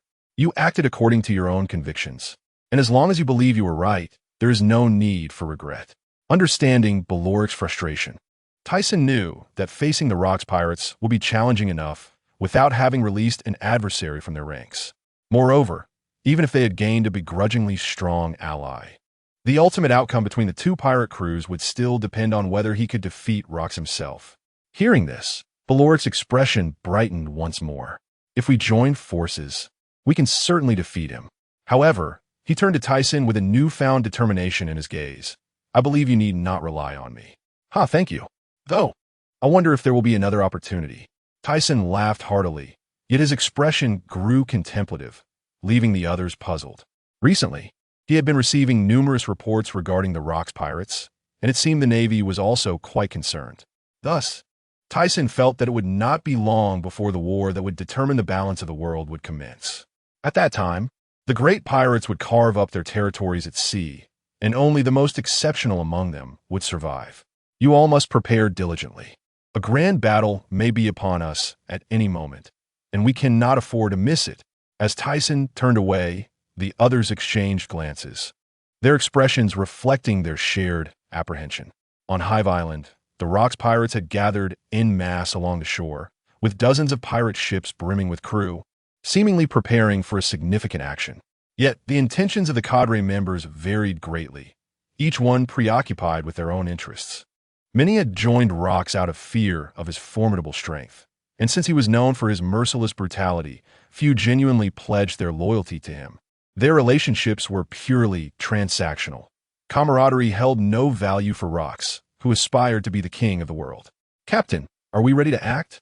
The Golden Lion, his golden hair cascading behind him, inquired with a smile, his body radiating excitement. The expressions of those behind him varied widely. The rugged, crimson-skinned Rocks slowly rose, his sharp gaze piercing through the air. "Let us not rush into action. Before we proceed, I wish to meet with that man. Although the likelihood of his agreement is slim, I still wish to try. If he refuses," Rox's eyes darkened with malice, "then we shall ensure his complete destruction after this matter is settled. By eliminating the celestial dragons in God Valley, we can plunge the entire world into chaos, pulling them down from their pedestals and claiming victory in the ensuing war. I possess ample confidence when it comes to warfare, and when the time comes, I shall rightfully take my place as the king of the world." As the Rocks pirates began to mobilize, the seas descended into a state of tumult and unrest. Numerous nations trembled in fear, wondering if their subservience would not suffice and if they would face annihilation instead. At Marine headquarters in Marineford, "Marshal, the Rocks pirates are on the move, targeting the Tyson pirates," a subordinate reported. "Has it begun again?" Steelbone rose, unease flickering in his eyes. Although it appeared that the two pirate crews would clash as they had in the past, he sensed that this time would not be so straightforward. A lingering sense of foreboding clouded his mind. Prepare the entire fleet for departure. Ensure that the Navy in the New World keeps a close watch on their movements. "Yes, Marshal." Despite his reservations, the opportunity to seize this moment was too precious to relinquish based on mere intuition. In the underworld, ha. More action from the monsters of the New World. What explosive news. Last time, the King of the Seas did not appear. I wonder how this will unfold. I am eager to find out. Hey, set up the news platform for me. I want to stay updated on the latest happenings in the New World. Ugh, this troublesome man. When will he allow me to worry less? On the coast of Herbal Island, a lookout appeared to have made a discovery. Initially seated and observing, he suddenly stood upright, peering intently through his spyglass. Due to the thick fog, he struggled to make out the scene before him. "What is that?" he exclaimed, noticing an overwhelming number of pirate ships approaching the horizon. "Hey, what's wrong with you?" a nearby pirate asked, noticing the tremor in the lookout's legs. "Pirates. Countless pirate ships." "What?" The pirate's eyes widened in terror as he hastily passed his spyglass to the lookout. "Moments latte." The Rocks pirate fleet docked at a large island adjacent to Herbal Island, but curiously, only Rocks and a few cadre members disembarked, while the rest remained aboard their ships. On the other side, Tyson, having received word of the developments, had his crew fully prepared for battle. He had lured them away to prevent the battlefield from being set upon Herbal Island. However, upon observing that only the cadre members had come ashore, his curiosity was piqued. As Rocks and his cadre advanced, the two parties faced each other, the air thick with tension and the scent of gunpowder. Dressed in black samurai attire, Tyson met Rox's gaze, who bared his teeth in a broad grin. "Ha. The little brat from back then has grown into quite the man." An ominous aura enveloped the scene, and after a brief silence, Rox declared, "So, you relics of the past should retire. The throne of the seas rightfully belongs to me." "Ha. You truly dare to speak so boldly." Observing the suddenly interjecting Jean Sheetsy, Tyson maintained an impassive expression, casting a sidelong glance at him, suggesting that a defeated foe should refrain from speaking, especially while I am engaged in conversation with your leader. "You." Jean Sheetsy, with a furious countenance and flaring nostrils, was about to voice his thoughts when he was abruptly interrupted by Luo Kisi. "Enough with the trivialities. I have matters of significance to discuss with you. As Luokisi sought to articulate his intentions for this visit, he suddenly noticed Tyson raising his hand, gripping his sword. Luokisi, I am fully aware of what you wish to convey. Although I harbor my own disdain for the world government, my methods diverge from yours. Thus you may take your leave with your companions. Together, we could seize this world as our own. Luokisi's aura surged, and in an instant, the atmosphere around the two crackled with energy, causing those nearby to retreat in trepidation. I possess my own methods. You insufferable wretch. The clash of fists and swords resonated, transforming the surroundings. As invisible currents swirled, the earth trembled, and clouds roiled. Onlookers gazed skyward, where dark crimson lightning bridged the heavens and the two combatants. Is it truly futile? Witnessing Tyson's resolute demeanor, Luokisi's gaze turned fierce. Damn you, prepare for your demise. With that, he turned and departed. The preceding turbulence had been swift, dissipating just as rapidly as if it had merely been a fleeting illusion.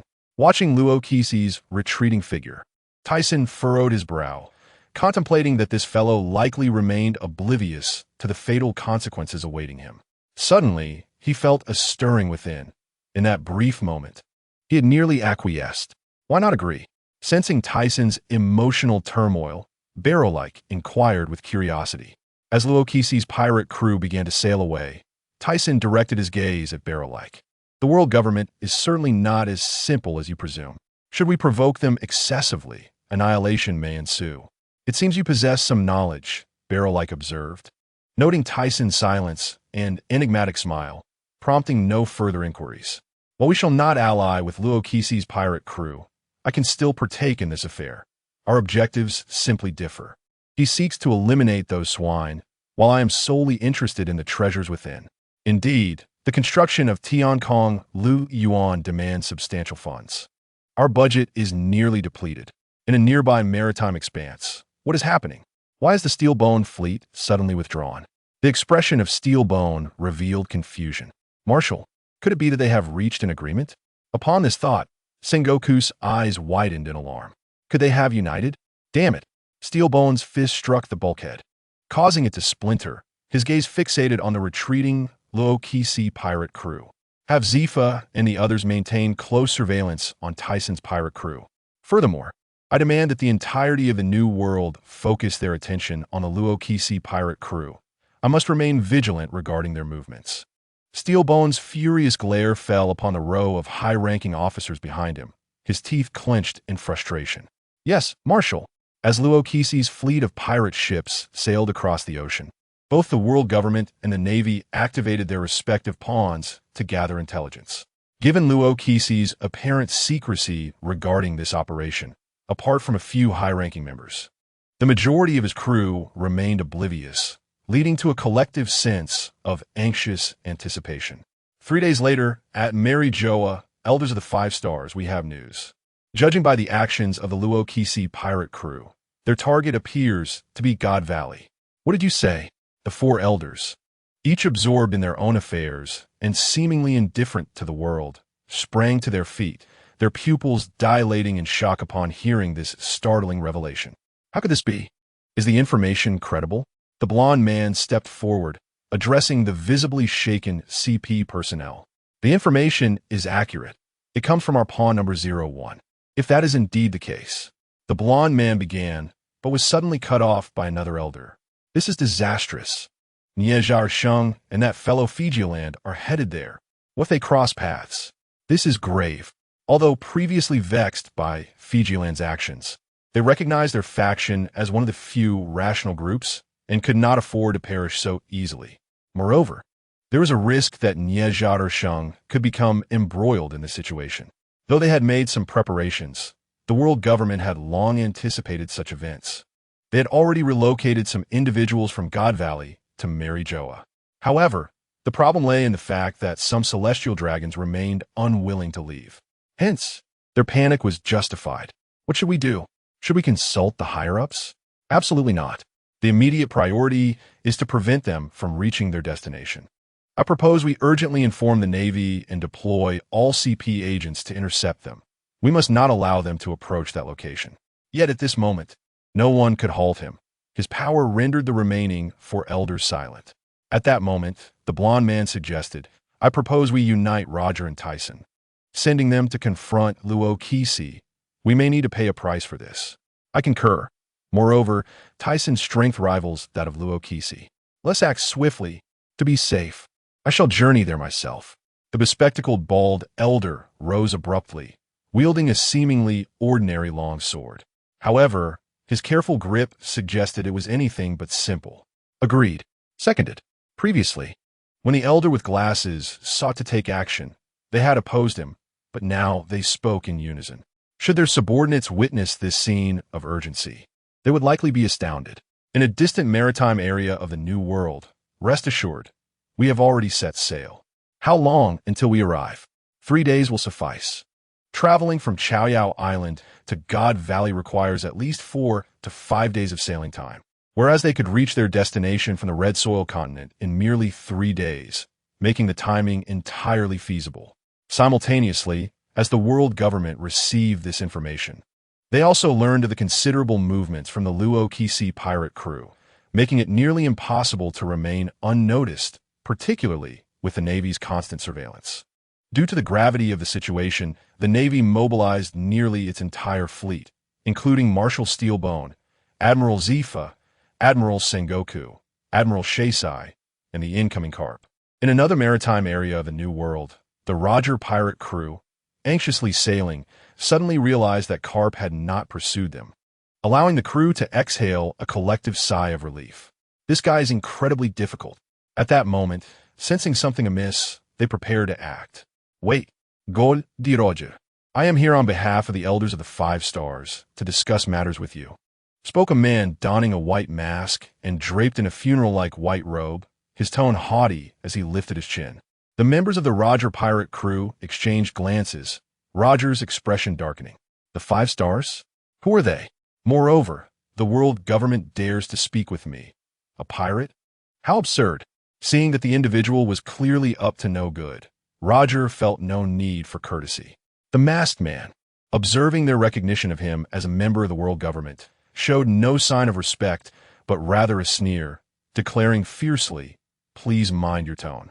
The 5 stars represent the highest authority of the world government and are the decision-makers of the world.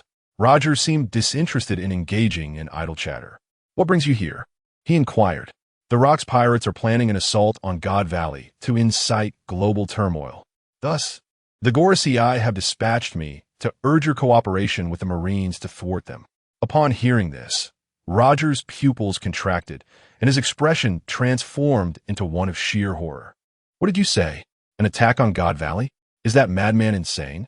The other members of the pirate crew also wore blank expressions, struggling to comprehend the gravity of the situation. Should war erupt, countless lives would be imperiled. The Rocks pirates are no ordinary band of marauders. They have pillaged nations in the New World, seizing treasures and acquiring arms to fortify themselves. They are far from the stereotypical image of pirates, and their hidden strength is even more enigmatic. Hold on, let's not get ahead of ourselves. You must understand we are pirates. How can we possibly assist you? Rayleigh stepped forward, his countenance dark with foreboding. The masked figure appeared to have anticipated this, continuing, the Gorosei have indicated that, in exchange, you may present certain demands, provided they are not excessive. Ultimately, Roger, wishing to avert chaos from engulfing the world, consented to the request. Meanwhile, aboard the Mickey Mouse ship, Tyson had already received the news. He was intent on seizing this thrilling battle, as it also marked the final showdown for Rocks. As an adversary, he held a modicum of respect for them. Thus, he felt compelled to pay his respects. Additionally, the treasures rumored to be hidden in God Valley had long tantalized him. This time, apart from Inoue, Tokugawa, and Aruse, he had brought along all his other subordinates, as the unforeseen could arise at any moment. Although he currently feared no one, caution is the mother of safety. Lying at the bow of the ship, Tyson suddenly opened his eyes. Tyson, a ship is approaching. It bears the insignia of the world government. Should we engage? No. Let's see what they are up to. He was unconvinced that they would dare to attack him. Firstly, it was a precarious time, and secondly, even if they sought to apprehend him, they would not come with merely one ship. As the vessel drew nearer, it came to a halt. "Ars Tyson, I am from the CI of the world government." Before he could finish, Tyson interjected impatiently. "Just get to the point. I have no time for your meaningless prattle. You." Although the masked man was obscured, one could easily imagine the scowl on his face. Just as he was about to express his indignation, he was interrupted by a companion. "We must prioritize our mission. Time is of the essence. Due to the Rocks Pirates' assault on God Valley, the CI have ordered me to request your assistance alongside the Marines to confront them." "Oh, I see. But what does that have to do with me?" Tyson straightened up, resting his chin on his hand as he regarded the speaker. "Ours Tyson, do not be so arrogant. You must understand who you are dealing with." The masked figure finally could not contain himself, exclaiming loudly. A white beam of light flashed. "Oh!" The masked individual stumbled, looking down to see his body pierced, collapsing straight to the ground. He actually made a move. "You bastard, Ars Tyson. Do you intend to oppose the world government?" Another masked figure observed in horror at the sudden violence, instinctively retreating, having not perceived any signs of impending action. "Enough with the idle chatter. If you wish to live, listen closely," Tyson declared, his gaze sharp.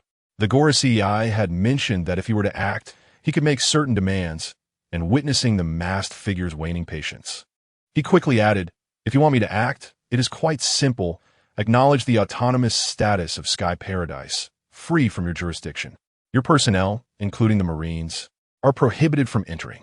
Tyson promptly articulated his demands. Although he did not harbor high hopes, he felt it was worth a try. Moreover, he believed that in time, he would ultimately succeed. However, to his astonishment, the other party agreed, relayed through the CI. "We accept your terms, but you must immediately halt Rock's reckless actions." The voice on the phone conveyed with conviction. "Very well, I shall take care of it. I trust you will not renege, or I will ensure you understand the consequences." The call ended. Meanwhile, an elderly swordsman with a bald head, en route to God Valley, wore a grim expression. "You must first ensure you have the chance to enjoy your spoils." La, scoffed, thinking the individual foolish enough to believe he would fall for such empty rhetoric. Nevertheless, this trip would not be futile, nor did he intend to confront Rocks. Rumor had it that God Valley was not only rich in treasures, but also contained rare items such as devil fruits. For the construction of Tianlong Paradise, he would regard it as an investment. "Brothers, once we reach God Valley, seize everything. Anyone who returns empty-handed will have to endure my personal training." "What? Captain, are you serious?" The boss's plans." There's no way I would covet the treasures hidden beneath the ice continent. Brothers, this time it's God Valley. Next time, it's the ice continent." "What? You scoundrel, Tyson." The island of God Valley was enveloped by mountains, shrouded in thick mist with the coastal winds howling. At that moment, a warship slowly approached the shore, flying the flag of the world government. Once docked, an elderly man donned in a flat hat and a black suit with white curls descended. Following him was a middle-aged man with slicked-back red hair, accompanied by a young, beautiful woman cradling an infant. Just as they prepared to disembark, a cannon fire echoed from an unknown source, startling them. The foremost figure, Nizar, furrowed his brow. "What's going on?" 5 or 6 men in black suits swiftly sensed the looming danger and rushed to protect the celestial dragons. Nizar Saint. It appears to be a black-clad individual from the Rocks Pirates, one of them reported, visibly trembling at the mere mention of Rocks. "What? This is impossible." The previously composed Nizar's eyes now reflected terror. For he had journeyed from the Holy Land with the intent of reinstating the Figallan family into the ranks of the Celestial Dragons. For years prior, Figallan had expressed discontent with the Celestial Dragons' actions, feeling ashamed to associate with them, and sought to withdraw his family from their ranks. However, due to the resentment of those who had suffered persecution from the Celestial Dragons, his family had been targeted, nearly leading to his wife's demise. Moreover, with the birth of Figallan's son 6 months ago, he was determined not to subject his child to persecution, hence the desire to return to the Celestial Dragons. Figallan was one of the few talents among the Celestial Dragons, prompting the higher-ups to acquiesce to his return. The pivotal reason being that he had not previously submitted his power chip, thus they had no grounds to refuse. Many sought to persecute his family, leading to the decision by the world government to provide them with special protection. Furthermore, Nizar, one of the Gorosei, had accompanied them. However, upon hearing of the impending attack by the Luo-Kisi pirate crew, a wave of unease washed over them. Could it be that Luo-Kisi had also caught wind of this news? The sudden explosion startled a woman holding a child, prompting her to cry out and hurriedly flee towards the cabin amidst the child's wails. Fijiland Shum, please retreat to the cabin. We shall handle this.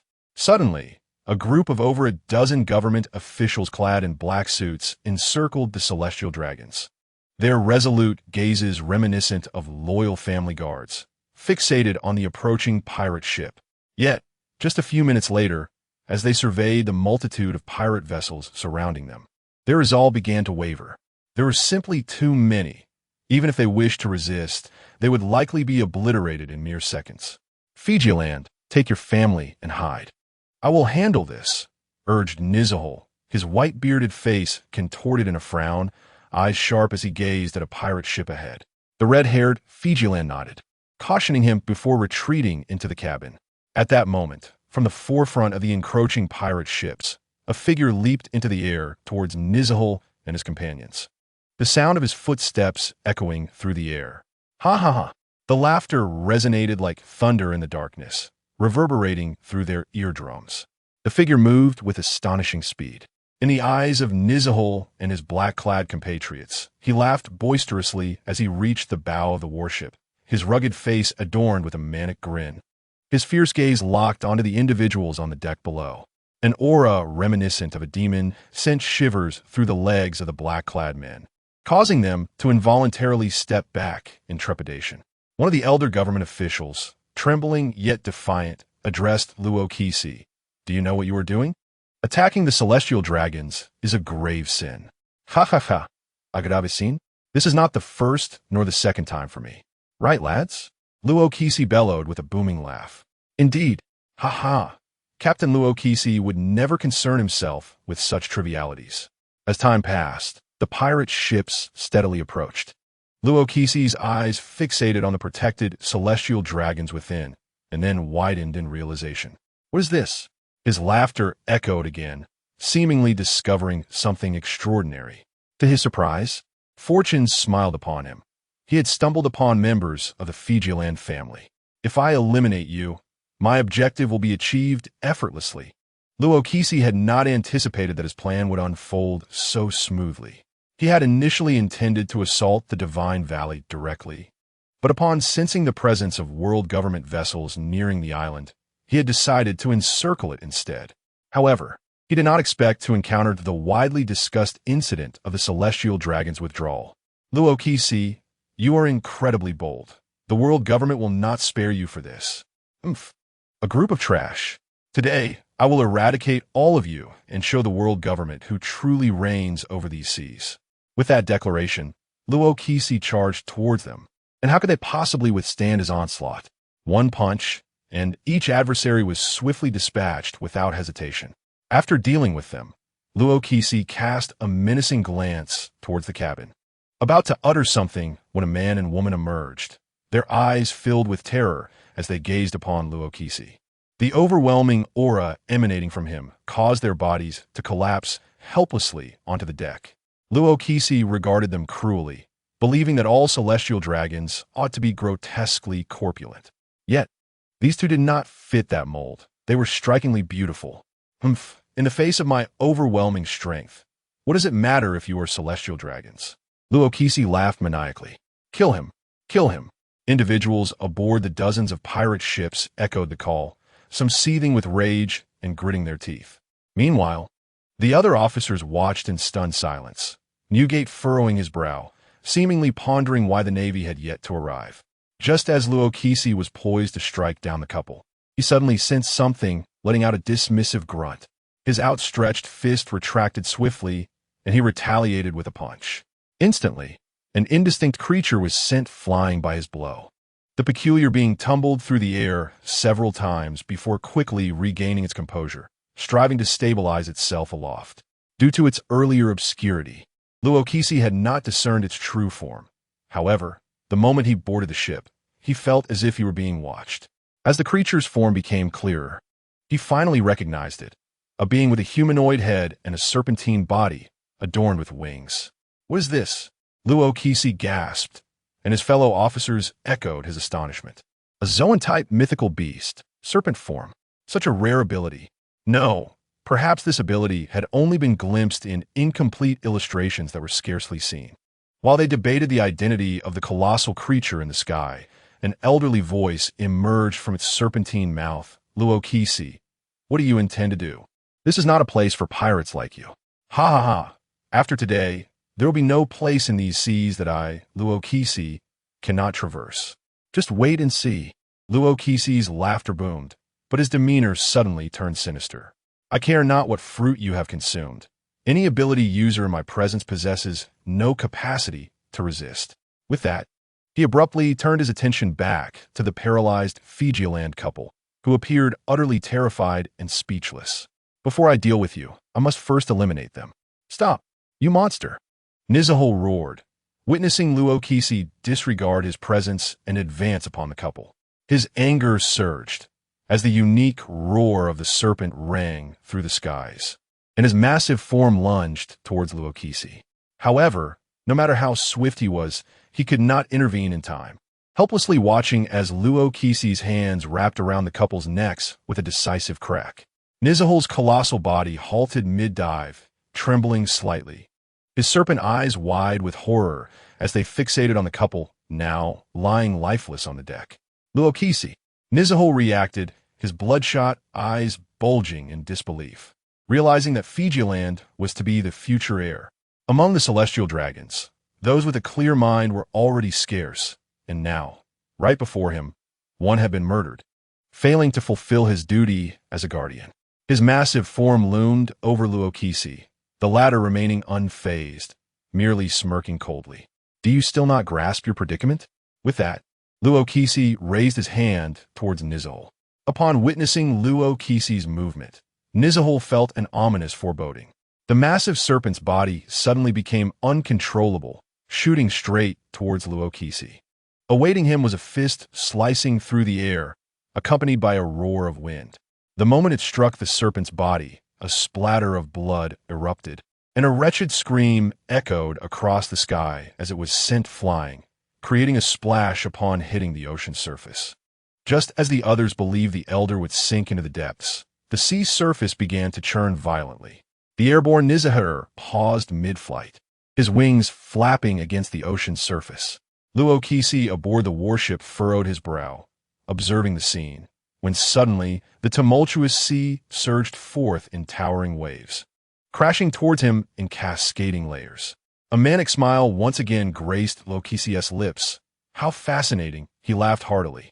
The ancient creature, the serpent, possessed the ability to manipulate water, but he had not anticipated its capacity to control the very sea itself, an intriguing development for Jinshizi. Nizuho, having unleashed his powerful attack, initially intended to watch Luokisi succumb to the ocean's embrace, believing that as a wielder of abilities, once submerged, he would be unable to escape. Yet, in a moment of complacency, he observed the towering waves rapidly converging, only to disperse even quicker. The turbulent waters were effortlessly shattered by Luokisi's punch, many droplets evaporating in the process. This immense display of power incited exclamations of awe from the surrounding pirates, their eyes filled with reverence, as if their captain could resolve any issue with a mere punch. On the other side, Nizuho sensed impending doom. Glancing around, he realized he was alone. Fijiland was already dead, and he concluded it was time to retreat, as he stood no chance against the madman. However, just as he attempted to ascend, he found himself unable to control his own body. "Damn it, you wretched serpent, quite resilient, aren't you?" Uncontrolled, Nizuho discovered he had been brought before Luokisi, who delivered cold words that sent shivers down his spine. Bang, bang, bang. 3 consecutive punches struck Nizuho's serpent form, sending him plummeting to the shoreline of Shenzigu, his eyes rolling back in unconsciousness. Yet Luokisi seemed intent on not letting the world government official escape, following closely behind. Just as he prepared to deliver a fatal blow to the elder among the 5 elders, a voice cried out, "Stop, Luo Kisi, you bastard!" At that moment, Steelbone and General Shah launched themselves towards Luo Kisi with moonwalk techniques. However, halfway through their aerial assault, they were intercepted by Yinfu and Wangji, leaving only General Shah to confront the threat. The swirling sands danced beneath Shah Si's feet as he charged towards Luo Kisi, who was poised to strike down Nizahur. Long ago, he had been placed within the navy, where he initially faced disdain. Yet, as time passed, he found himself increasingly integrated into his naval duties, especially with the 5 elders serving as his clandestine superiors. For the sake of the navy and those esteemed individuals, he had to impede Luo Kisi's rampage. What no one anticipated was that in the blink of an eye, Shah would be sent flying like a cannonball after being struck in the abdomen. Kill them all. Attack Shenzigu and eliminate any future navy. Luo Kisi's face twisted in a savage grimace as he commanded the multitude of pirate ships. If this continued, it would only lead to further complications. His objectives were clear. Having achieved half of his goal by eliminating the Feijia couple, he ordered Bajin, utilize those assets and slay the encroaching navy. Turning his gaze toward Shenzigu, he thought that once he attacked and eradicated those who claimed divinity, securing victory in the war would crown him as the ruler of the world. Jinshizi, laughing maniacally, soared towards the residence of the celestial dragons. Kill! As he lifted Nizahur from the ground, prepared to deliver the final blow, General Shah once again approached to obstruct him. Bangua? Observing the dire situation, Steelbone shouted. Concurrently, Bangua dashed through the ranks of pirates, a look of urgency etched on his face as he used moonwalk to hasten towards the island. Yet, Jinshizi, upon seeing Bangua's anxious demeanor, erupted with laughter, raising his dual blades to strike. Damn you! Witnessing Jinshizi's sudden display of violence, Bangua's expression soured, his teeth grinding as he was forced to halt and defend. Meanwhile, Vice Admiral He, witnessing Bangua's obstruction, intended to assist General Shah, only to be met by John, who unsheathed his dual blades to block her advance. Thus, for the moment, there was no possibility of breaching through. She battled fiercely against John, yet his relaxed demeanor and focus on the island indicated he was not taking the encounter seriously. All Navy, annihilate the pirates. In a state of urgency, Zifa intended to exploit the distraction to aid General Shah, but was intercepted by Nugoite. To proceed, you must first overcome me. Though he was reluctant to aid Luo Kisi, as a member of his crew, he could not remain idle during such a critical juncture. As long as he could hold one adversary at bay, the ensuing chaos was of no concern to him. After spending so much time at sea, he recognized the avarice, betrayal, and slaughter among pirates, none of which he desired. All he sought was family. Yet, before this crew reached its conclusion, he would not betray them. The pirate world also adhered to a code of honor. Meanwhile, the scene upon the island of Shenzigu was nothing short of horrific. General Shah lay on the ground, blood gushing from his mouth, multiple injuries evident on his body, bones shattered, and he struggled to breathe. How could he possibly compete against Luo Kisi? In less than half an hour from attempting to thwart Luo Kisi to his current state, he had been utterly decimated. He had sustained severe injuries from the first punch alone.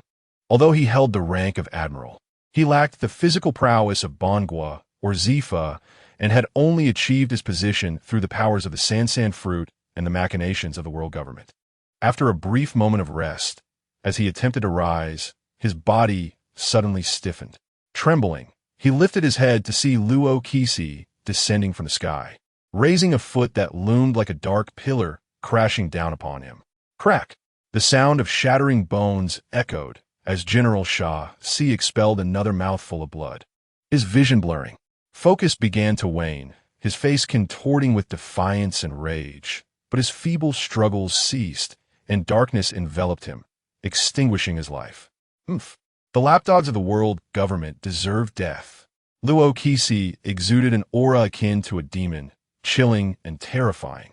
After confirming Nizahur's demise, he turned his gaze towards the unconscious figure lying on the ground. This time, he did not make any grand gestures. He merely drew a pistol from his person and, raising his hand, aimed the weapon at Nizhal. With a pair of frigid eyes, he malevolently declared, "You shall perish as well." A thunderous voice commanded from behind, "Stop!" Yet, it seemed as though Lux had not heard, as a series of gunshots rang out, ceasing only when the onlooker's pupils constricted in shock. However, the gunfire directed ahead did not end. Instead, it was followed by the sound of blades clashing against hard surfaces. Lux's gaze remained fixed on the figure, blocking his assault. Utterly astonished, "You too have become a lapdog of the world government?" "Lux, stand down," came the voice from behind, belonging to Karp, whose expression darkened as he sensed the lifeless bodies aboard the naval vessels near the coast. Turning to speak, he suddenly noticed the individual beneath Lux's feet. Realizing that this person too had lost their life, fury contorted his face as he growled, "Lux, you vile wretch, how could you commit such inhuman acts? Today, I shall ensure you are brought to ruin." Witnessing General Shaysai's demise on the spot, the previously subdued tension erupted. Although Shaysai was an appointed agent of the world government, the bonds forged through prolonged battles inevitably fostered feelings of camaraderie, and Karp held a certain fondness for the man. "And you, Roger, do you intend to obstruct me as well?" Upon hearing Karp's fierce words, Lux did not turn but continued to gaze at Roger, who stood poised with his sword. Roger lowered his blade and adjusted his straw hat, declaring, "Lux, cease this conflict. I have come to put an end to it." As their respective intentions crystallized, the air thickened with an oppressive silence, a chilling aura enveloping the surroundings. "Humph, do you truly believe you can deter me? Allow me to showcase my power. Those who stand in my way shall perish." Before his voice faded, Lux vanished from sight. Karp tore off his naval coat and cast it aside, bracing himself for the encounter. Lux's aura surged, his hands enveloped in a dark purple hue. Suddenly, with a swift sound, he too vanished, reappearing to collide his fist with Lux's. The impact resonated with a thunderous bang, accompanied by crackling purple-red lightning that transformed the once white clouds above into a dark shroud. The vessels along the coast creaked under the pressure of the residual waves emanating from the island, tilting precariously. Yet, this evenly matched exchange lasted only seconds before Karp was forced back, his feet carving a trench into the ground. "Karp, I shall assist you," he called, aware that Karp could not face Lux alone, drawing his blade in preparation. "No, Roger, you remain on the sidelines. I can handle this scoundrel alone. Do not take offense. All the glory will be yours. As a pirate, I shall never rise in rank within the Navy." "You insolent fool. Is that truly what you meant?" Karp had already engaged in combat, and although Joel D. Roger stood nearby to assist, he was deeply concerned that Karp would falter against Lux. Amidst the melee between the Navy and pirates, most had already set foot on the island of God Valley. The pirates fiercely attacked the residents of the Celestial Dragons, while the Navy valiantly defended, the ground soon littered with bodies. Steelbone's gaze scanned the battlefield until it was drawn to a peculiar sight. A group of strangely shaped individuals appeared in the distance. Their prowess was evidently on par with the vice-admirals. "What in the world is this?" Steelbone's face paled, witnessing the naval ships being sunk one by one as these formidable beings emerged. Not only were they powerful, but their bodies were surprisingly resilient. Bullets struck them as if rebounding off steel. Nearby, Sengoku also took note of this development, casting an irate glare at the Golden Lion, Shiki. "What on earth are those individuals?" "Ha ha ha, Sengoku, these are the trump cards of the Lux Pirates. Impressive, aren't they? I was shocked when I first learned of their existence." After saying this, the Golden Lion turned to the distance where Miss Bakken stood. Initially dismissive of her research outcomes, he now realized he had underestimated her after clashing with those beings. Moreover, she had claimed that these were merely inferior specimens. It was unfathomable to consider the strength of the perfected versions. Bakken gazed at the naval ships being sunk, her lips curling into a satisfied smile. In truth, these were merely rudimentary creations. Many of her experimental concepts had yet to be realized due to the complexities involving bloodline factors. Meanwhile, at the Celestial Dragon's residence, numerous world government officials were urging the Celestial Dragons to board the vessels at the shore. However, most of the Celestial Dragons responded with vitriol, even aiming their weapons at the officials. Born into unrestrained privilege, how could they scurry away in disgrace? In their eyes, these individuals were mere slaves, tools for their amusement. As time progressed, a faction of pirates, including Charlotte Lingling and Kaido, infiltrated the area. John, who had been tasked with stopping Vice Admiral Tsuru, had somehow also arrived. "You filthy mortals shall perish," shouted a celestial dragon, donned in a bubble helmet, aiming his pistol at the encroaching pirates. "Kill those celestial dragons inside and seize their riches." John, witnessing the haughty demeanor of the Sky People, felt exhilarated. He sensed a trove of treasures awaiting him within the edifice, a sly grin creeping across his face. In fact, when the Lux pirates set out in this direction, Lux's riches had been hidden away, waiting for the opportunity to escape with the spoils. Remaining any longer would likely incite not only the Navy's wrath, but also the ire of the Lux pirates' commanders. Had he not seen Lux recklessly assault the celestial dragons, he would not have possessed such audacity. Although the Lux pirates had their trump cards, he remained skeptical that such forces could topple those who had ruled the world for centuries. "John, cease your actions." Just then, a voice interrupted John's fervor. He halted, turning to see Rayleigh, a look of confusion crossing his face. "Are you also here to seize the treasure?" Rayleigh, gripping his sword, his glasses glinting with a sharp light, replied, "We are here to prevent this war. On the other side, the Navy and pirates have united against me. Gol di Roger. Do you truly wish to make an enemy of me?" After a brief skirmish, Lux suddenly threw his head back in laughter, but then his demeanor shifted, his gaze narrowing as he glared at Roger. "I am here to stop you. Surrender now." Roger reiterated his earlier sentiment. Carp alone was indeed no match for Lux, but with Roger's assistance, Lux realized they were evenly matched, and the pressure upon him intensified. What on earth are these fellows doing? Luo Kasi maintained an outwardly calm demeanor, his keen gaze fixed intently on the two individuals beside him, while internally he pondered the whereabouts of his subordinates. Furthermore, since Gu Erdi, Luo Jia had allied with the Navy, what of that individual? As this thought crossed his mind, a wave of unease swept over him. Reluctantly, he acknowledged that partnering with this person was necessary, for a solitary confrontation with Carp proved to be a daunting challenge. Carp emitted heavy breaths, indicating that he was struggling alone. I can truly empathize.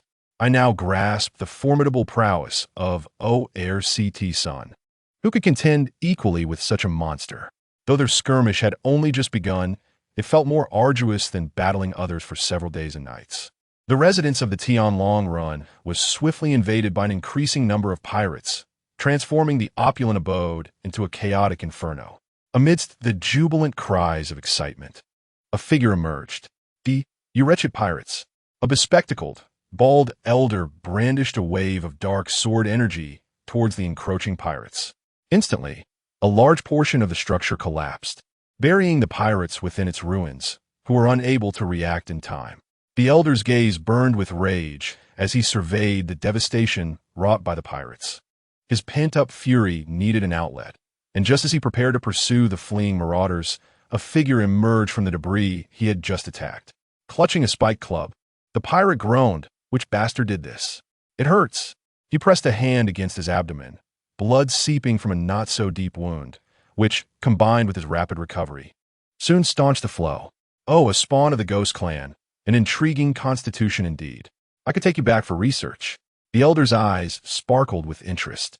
Just as he was about to inflict severe injury upon this promising specimen, a blade suddenly intercepted his attack. Charlotte Lingling, wielding her sword with both hands, lowered her head and said, "Kaido, let us depart. The prize is already secured." "Understood." With a scornful expression, the elder's fury intensified, and his aura escalated to a terrifying level, resembling a vengeful Azura.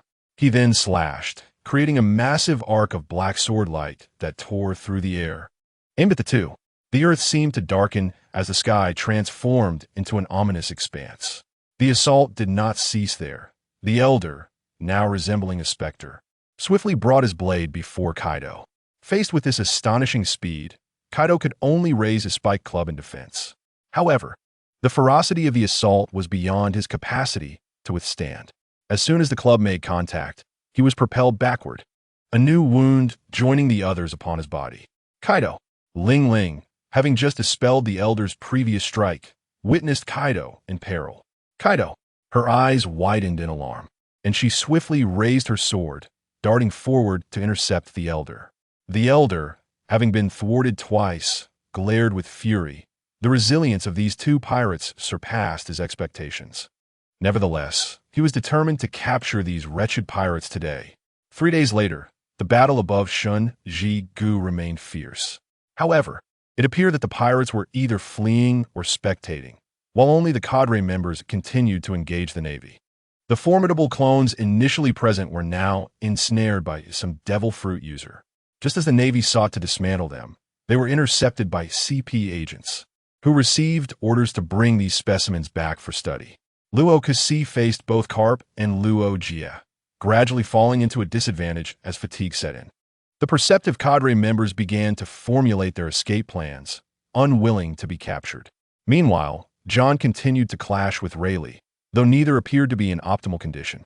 John's injuries were notably more severe, blood streaming from his cheek and numerous cuts adorning his body. Thoughts of retreat began to surface. Even if he could not seize the treasures buried beneath the rubble, preserving his life held greater value. Moreover, he had already acquired a substantial haul from Luo Kusi. Weigua, a massive pink sword beam shattered the black sword energy, revealing the angered and disheveled figures of Kaido and the panting Ling Ling. Though Kaido was now 21, he still found himself no match for Ling Ling, relegated to a supportive role. Had it not been for his robust constitution, he might have perished countless times. In contrast, Ling Ling bore only minor injuries. Yet, after 3 days of battling the elder, they had made little headway. Despite his age, the elder's stamina was astonishing. Additionally, the strange great sword he wielded emanated a chilling aura with every clash, sending shivers down their spines. Kaido, Ling Ling, with her tall and robust form, leaped to Kaido's side. I understand, Kaido replied, his expression resolute. The two stood side by side, raising their weapons and preparing their stances. The elder's brow furrowed, his demeanor shifting to one of cautious seriousness. However, such an attack did not intimidate him. As he observed their rising momentum, the atmosphere thickened, and a powerful aura enveloped them. Bahai! A fierce expression crossed his face, and a unified roar erupted from his lips, resonating powerfully in the sky. The two launched a torrent of attacks simultaneously, merging into a singular, multicolored beam akin to a colossal laser wave, producing a deafening roar. The elder regarded this spectacle with a cold smirk, tauntingly assessing the incoming assault. Nonetheless, he did not dare to slacken his movements. His expression suddenly turned menacing as the blade in his hand transformed, a dense black mist coalescing around him. Guichi, Azura Demon Slash. A spectral figure resembling an Azura emerged above him, encircled by the elder, wielding a black great sword, fierce and terrifying. With a sweeping motion of the elder's blade, the shadow mimicked his actions, striking with the great sword. The clash erupted, and the heavens dimmed as the two attacks collided, resulting in an explosive shockwave. The skies seemed to tear apart, and the ground trembled, causing structures in the vicinity to collapse, while nearby hills were reduced to dust. After a prolonged silence, the scene settled, leaving only the bespectacled elder standing alone, while the two adversaries had long since seized the opportunity to flee. The elder's expression darkened as he gritted his teeth, muttering, "That damned T-son daring to toy with me. He hasn't come to assist, even after such a long time. It appears he is not a fool. Although the previous attack did not injure him, it still took a toll on my strength. Oh, well, have I ever toyed with you? Am I not here now? What?" The elder's pupils contracted, and he abruptly lifted his head. There in the sky stood a figure with a cold, handsome face and a long sword at his waist. T-Senator instantly, he masked his alarm, though internally he began to panic. The primary concern was how the individual had approached undetected, indicating that his Haki and vigilance were utterly ineffective against this opponent. Even without sensing his opponent's presence, one can only imagine the sheer strength of this individual. It appears that being able to match Lukasu in combat is not mere rumor, he thought to himself. You have already breached our agreement. It seems you never intended to collaborate with us, he sneered. Tison felt astonished that Lord Wu's ability, Wuchenmi Sai, could synergize with Kin Bunchiko Haki, allowing both to mask their presence from one another. Evidently, every skill possessed by Lord Wu is far from useless. It is merely that he himself has been remiss in not recognizing it for so long. He then gazed towards the residence of the Tianlongrun, noticing that while part of it had collapsed, many houses likely remained unsearched. Gradually, Tison descended, turning to his companion, lead them to search, take anything of value. Understood. The elder, witnessing Tison's utter disregard for his presence, was filled with rage. Tison, how dare you? He raised his blade, pointing it at them. With a scoff, Tison vanished in a flash. The elder's expression shifted to one of caution as he sensed the surrounding energies. Suddenly, a chilling aura enveloped him, rendering his thoughts blank. When reality struck, he felt a jolt of fear. He turned to find Tison positioned behind him, a sword poised at his throat. Panic gripped him, and beads of sweat formed on his forehead as he froze in place. Do not act recklessly. The elder's face betrayed his shock. Feeling the hairs on his body stand on end as a shiver coursed through him. This blade is indeed remarkable, Tison remarked, one hand gripping the sword against the elder's neck while the other seized the weapon the elder held. The remaining members surged into the residence. The elder attempted to resist, but upon feeling a sharp pain at his throat, he could only glare at Tison with a darkened expression. This must be the original geisha. Observing the simplistic scabbard, an unsettling chill surged within him, causing his breath to quicken. Just based on you, Tison declared, driving the sword into the ground as a surge of ba-cheat flowed into it, the blade voraciously absorbing the energy. Let us see how much you can consume, and whether you can keep pace with the energy expended by my attack. Noticing Tison's unusual behavior, the elder's lips curled into a smirk, thinking, Geisha has been my constant companion for years, meticulously cared for. How could it be so easily controlled by another? Yet, as he completed his thought, he was struck with horror, his pupils dilating. How can this be? The elder observed as Tison infused the sword with energy for a duration, and the blade responded with excitement. Having spent years with this sword, he was well aware of its every reaction, recognizing this as a sign of elation. Tison lifted the sword, admiring the intricate patterns upon it. While it may not serve as his weapon, this rare artifact undoubtedly held significant collectible value, though one detail puzzled him. Logically, after wielding it for so long, it should have transformed into a black blade, akin to his Qi Xing Jin, which had long since become a black sword. Even without infusing it with energy, he could injure those with natural abilities. Consider this blade a form of compensation for the world government's deceit towards me, Tison stated, his gaze piercing into the elders. Do not provoke me lightly.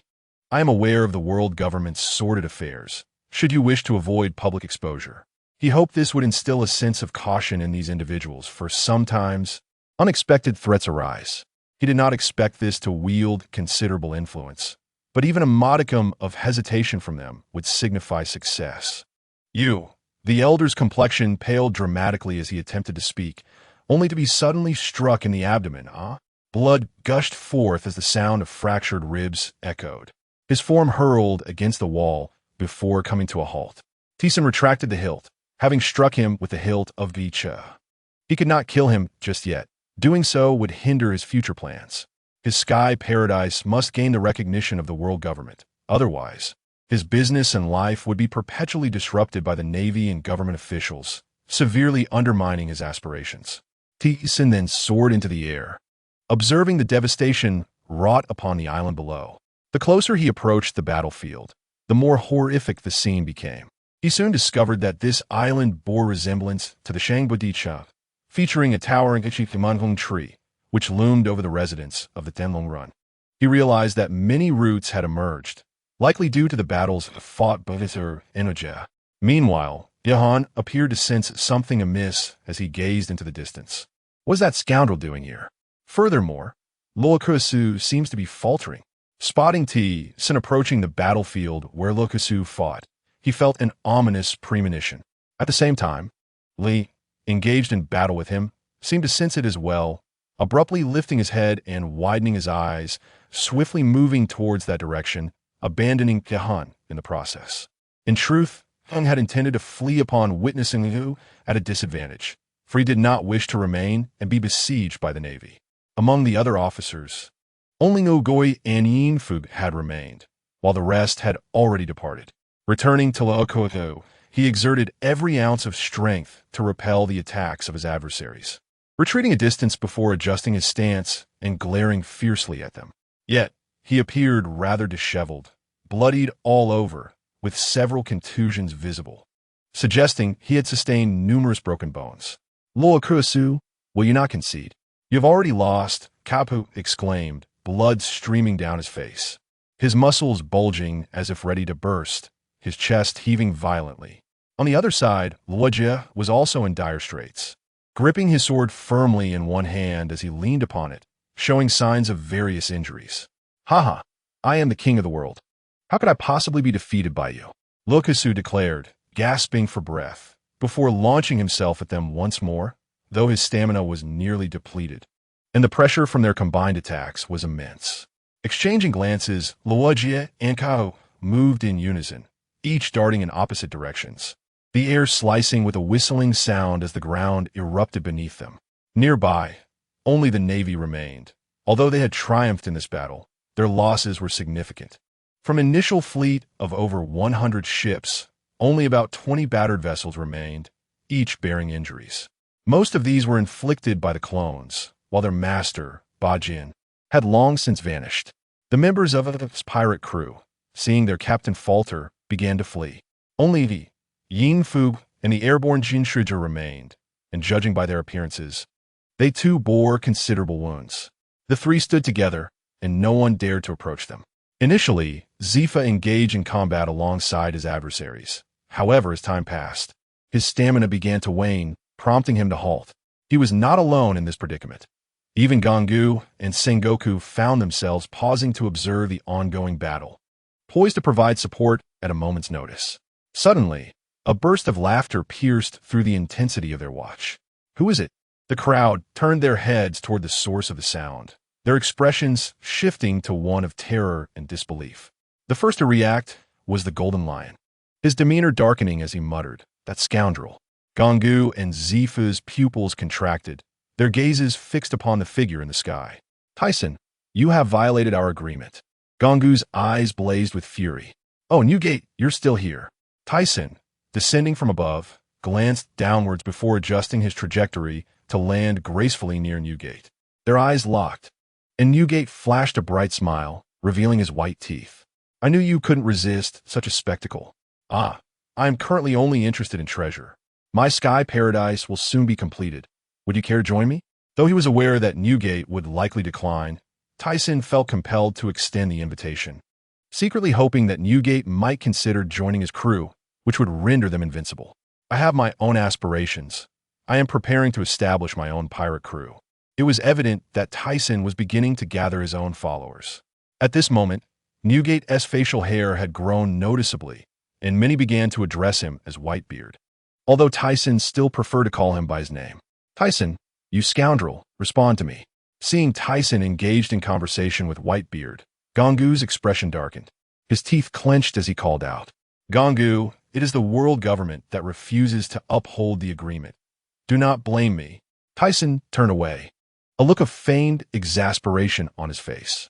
Gangu, his eyes narrowing with fury, was about to retort when he suddenly froze, as if he had seen a ghost, his eyes wide with shock. "Where did you acquire that sword?" Tyson paused, glancing at the long sword at his left hip. "Ah, this? I took it from an old bald man. Do you know what that scoundrel did to me? He dared to mess with me, so I thought his sword looked nice, and I took it." His tone conveyed both indignation and anger, yet the nonchalance with which he spoke elicited eye rolls from Whitebeard and the others. Gangu and Sengoku glared at him. "Do you even know who he is? What have you done to him?" "I don't care who he is, if he offends me. This is his fate. Rest assured, he is not dead. I still have a preference for respecting the elderly and cherishing the young. Sengoku, let us apprehend this fellow. We cannot allow him to continue like this." Gangu's aura surged as he addressed Sengoku. Sengoku, upon hearing this, wore a bitter expression. He had just finished a grueling battle and had little strength left, yet he could not disobey the marshal's orders. The two swiftly charged at Tyson. Unfazed, Tyson was ready for them. After all, he had a bit of time before his companions arrived, so he decided to entertain these individuals for a while. Moreover, he sensed that rocks would require some additional time. Aside from collecting treasures, he had another significant task at hand, one that pertained to an experimental endeavor. Though he felt a twinge of guilt toward rocks, he recognized the necessity of this undertaking for future military might. Meanwhile, the members of Roger's pirate crew observed their captain in battle, and Rayleigh, initially worried that Tyson's arrival might lead to unforeseen complications, had rushed over. However, upon seeing Tyson directly engaging with the Navy, he felt a wave of relief. As he turned to survey his surroundings, he noticed the world government ships moored at the shore, a thought striking him. During their recent visit, they had expressed a desire for treasures, indicating that a change of ships was needed, thanks to that scoundrel Garp. However, after witnessing the collapsed buildings in the Celestial Dragon's residence, he realized he had arrived too late. Now, observing the world government ship, although heavily guarded by numerous Navy officers, they were all distracted by the ongoing commotion. Perhaps within, treasures awaited. With his skills, slipping inside would not pose a challenge. Minutes later, under the watchful eye of the surrounding Navy, Rayleigh successfully boarded the warship. Upon entering, he immediately sensed the presence of others aboard. Maintaining a facade of calm, he continued his search, scanning his surroundings. He sought out the treasure storage area and indeed discovered several chests. Noticing their ornate silver and gold embellishments, he deduced that they must contain valuable items. Just as he prepared to move the chests, a figure suddenly emerged with incredible speed. Who is it? He had been prepared for such an encounter. Yet the familiarity of the presence startled him. Rayleigh, you fool, don't you know the order of things? A man nearly 7 feet tall stepped into view. Little giant Mona, Rayleigh exclaimed, astonished by this unexpected presence. To clarify, Mona had been following Tyson's orders to investigate the Celestial Dragon's residence. However, upon spotting the docked ship, heavily guarded by the Navy, he had the same intent as Rayleigh, to sneak aboard and uncover secrets. Having just boarded, he sensed the arrival of someone and sought to hide, hoping to discover something hidden. I arrived first. Those treasures are not yours, Mona declared, reaching out to seize the chests. However, Rayleigh intercepted him with a raised hand, smiling as he retorted, "Let us see who is more skilled." With a thunderous punch, the outside Navy officers were startled by the explosion, raising their weapons to aim inside. Who is it?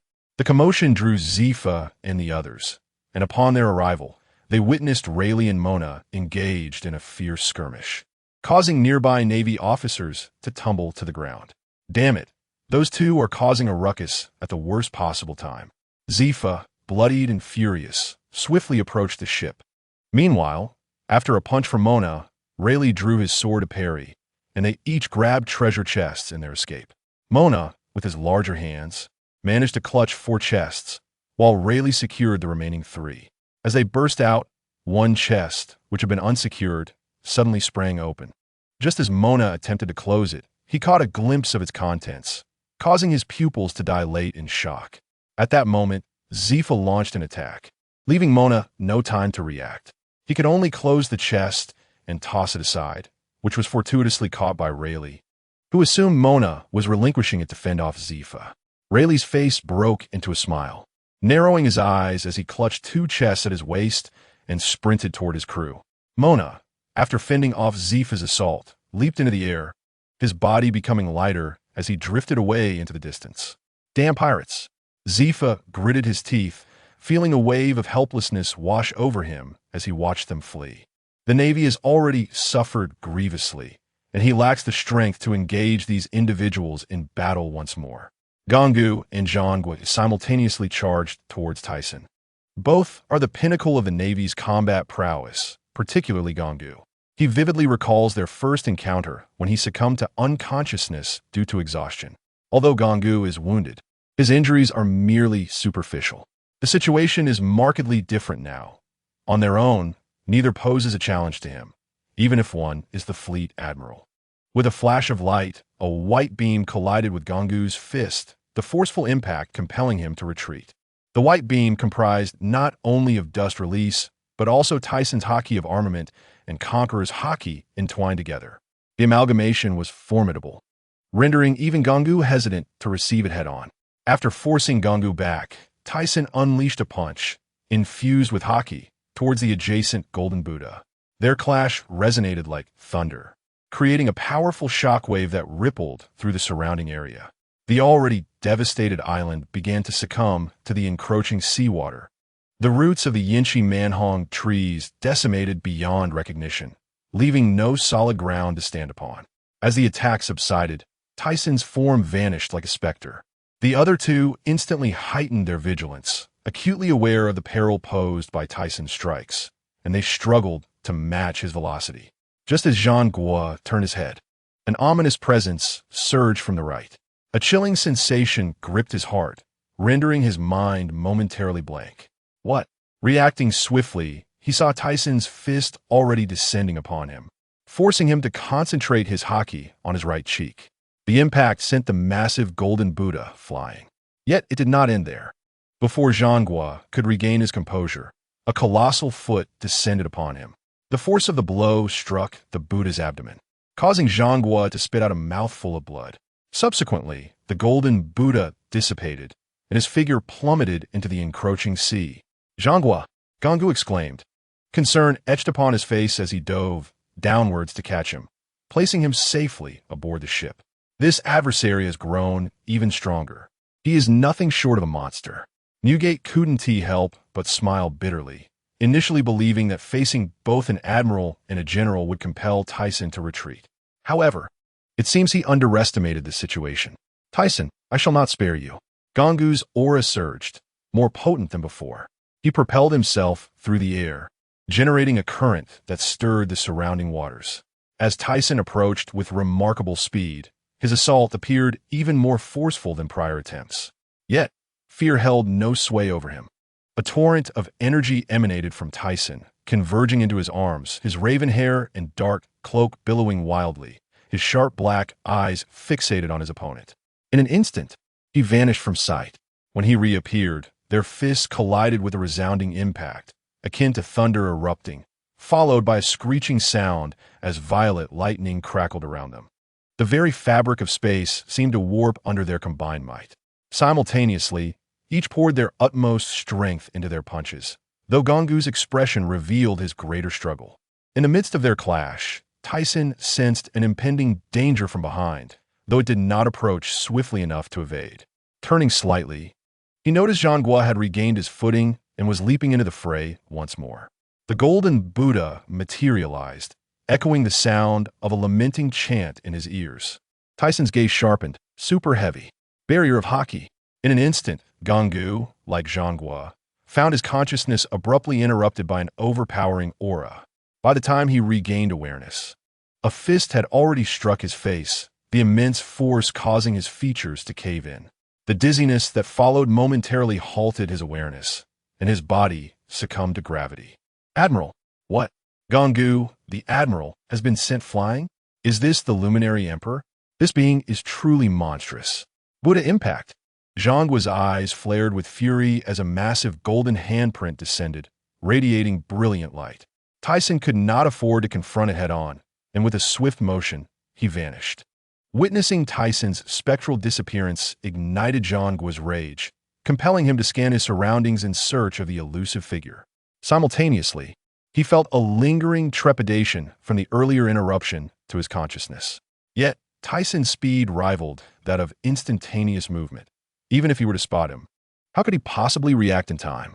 Before the Buddha's palm could retract, a searing pain coursed through his back, penetrating his entire being. Blood erupted from his mouth, following in Gangu's footsteps. What shall we do with such an adversary? The Navy personnel exhibited expressions of terror and despair. This being transcends humanity. He is a true monster. Others nodded gravely in agreement. Zhanghua, Crane, who had just assisted Gangu, barely had the chance to set him down before witnessing Zhanghua's descent. Tyson gasped heavily in midair. Although his previous attacks appeared effortless, he had exerted all his strength. Throughout the skirmish, his Haki had waned significantly, Each strike was a full commitment, nearly all high-tier techniques. Aside from dust release, he had employed every method available, including the barrier of Haki. Despite the adversaries maintaining a state of vigilance, it was impossible for them to sustain that indefinitely. The moment they faltered, their consciousness would momentarily fade, rendering them oblivious to their surroundings. Such fleeting vulnerabilities are pivotal in determining victory. Additionally, Tyson felt dizzy from overusing the barrier of Haki, a technique inherently tied to his spirit and prowess. The excessive exertion of this power had led to his current state. Tyson shook his head slightly, feeling apprehensive. This technique must be employed sparingly in the future, lest he risk becoming incapacitated. He pondered the status of the battle unfolding below. After several minutes, Gonggu and Zhangguo gradually regained their composure. For beings of their caliber, without life-threatening injuries, their combat efficiency remains intact. Although they had been knocked down, the outcome of the conflict remained uncertain for a considerable time. However, such exertions would likely deplete Tyson's stamina. He would never engage in such a fruitless endeavor, always retaining a sufficient level of combat capability.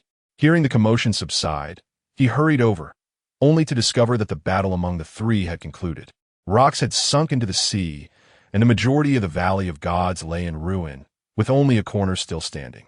Everyone had returned to the pirate ship. Thanks to Roger's peculiar techniques and Karp's unwavering resolve, Rocks had ultimately been defeated. Thus, the illustrious legend of his time came to an end. A deep sense of melancholy enveloped him. He silently vowed never to meet the same fate as Rocks, nor that of the future Newgate. Subsequently, under Roger's guidance, the Navy temporarily abandoned their pursuit. They ceased chasing Whitebeard and his crew, as their losses had been substantial, necessitating time for recovery. The Roger pirates sailed forth with the looted treasures in tow. Meanwhile, Tyson boarded the Malayashu amidst the furious glares of Gonggu and Zhangguo. As the Valley of God sank into the sea and the crowd hurriedly retreated, a radiant white light illuminated the schools of fish swimming nearby. Upon the sudden emergence of a colossal creature, these fish swiftly darted away. "Ha ha, how exhilarating! This is my first time aboard a submarine," exclaimed Brooke. "Bang! You are too noisy, Brooke. Be quiet," Gina's flustered voice echoed. "Ha! How fierce, Miss Gina." Brooke, observing her raised fist, obediently fell silent. "Ryder, what do you see?" Gina inquired, lowering her hand and turning to face Beloric, who was intently scanning the surroundings. "Not yet. Just wait a moment." Beloric, with his observation Haki fully activated, sensed the atmosphere around them. Ever since Rocks was sunk, they had been prepared to dive deep, but after searching for some time without any findings, he began to wonder if the opponent was truly dead, as he felt no trace of life. "What is that?" Brooke exclaimed, gazing through the submarine's window. "Brooke!" Gina initially assumed he was being foolish. "It's true, Miss Gina. There is indeed a figure, and it is descending into the depths." "What?" Both Beloric and Gina cried out, turning to look. Indeed, a silhouette was slowly sinking, but Beloric could sense that the figure was already lifeless. However, recalling what Tyson had said, he decided to adjust their course in that direction. Nearby, within the waters close to Wano Kuni, 2 pirate ships were present. "Kaido, will you not join me?" Upon hearing Lingling's words, Kaido lifted his head and replied, "No, I intend to form my own pirate crew." Lingling, with a knowing smile, was not surprised. After years of acquaintance with Kaido, she was well aware of his vast ambitions. "Very well, but after what just happened, you owe me a monumental favor." With that, Kaido expressionlessly hefted his kanabo and turned aboard another ship. Lingling squinted her eyes, watching Kaido's retreating figure for a long while before turning back. They had secured numerous valuable items from the Valley of God, and she had given him a fruit earlier, only to discover it was a mythical Zoan type, which astonished her. Most importantly, she had obtained a red stone from Rocks, a task she had assigned to Longbread before their expedition to the valley. Initially intending to seize Rock's treasures, she had not anticipated John would get to it first. Nevertheless, she was quite satisfied to have brought back that stone, rumored to be related to becoming the Pirate King, which she planned to keep safe. Now that Rocks was dead, she felt liberated, heralding the dawn of their era. In a particular sea region, A pirate ship was heading towards the future nation. Inside the cabin, Bakine was laughing excitedly, her eyes fixed on a collection of instruments and several blood samples contained within.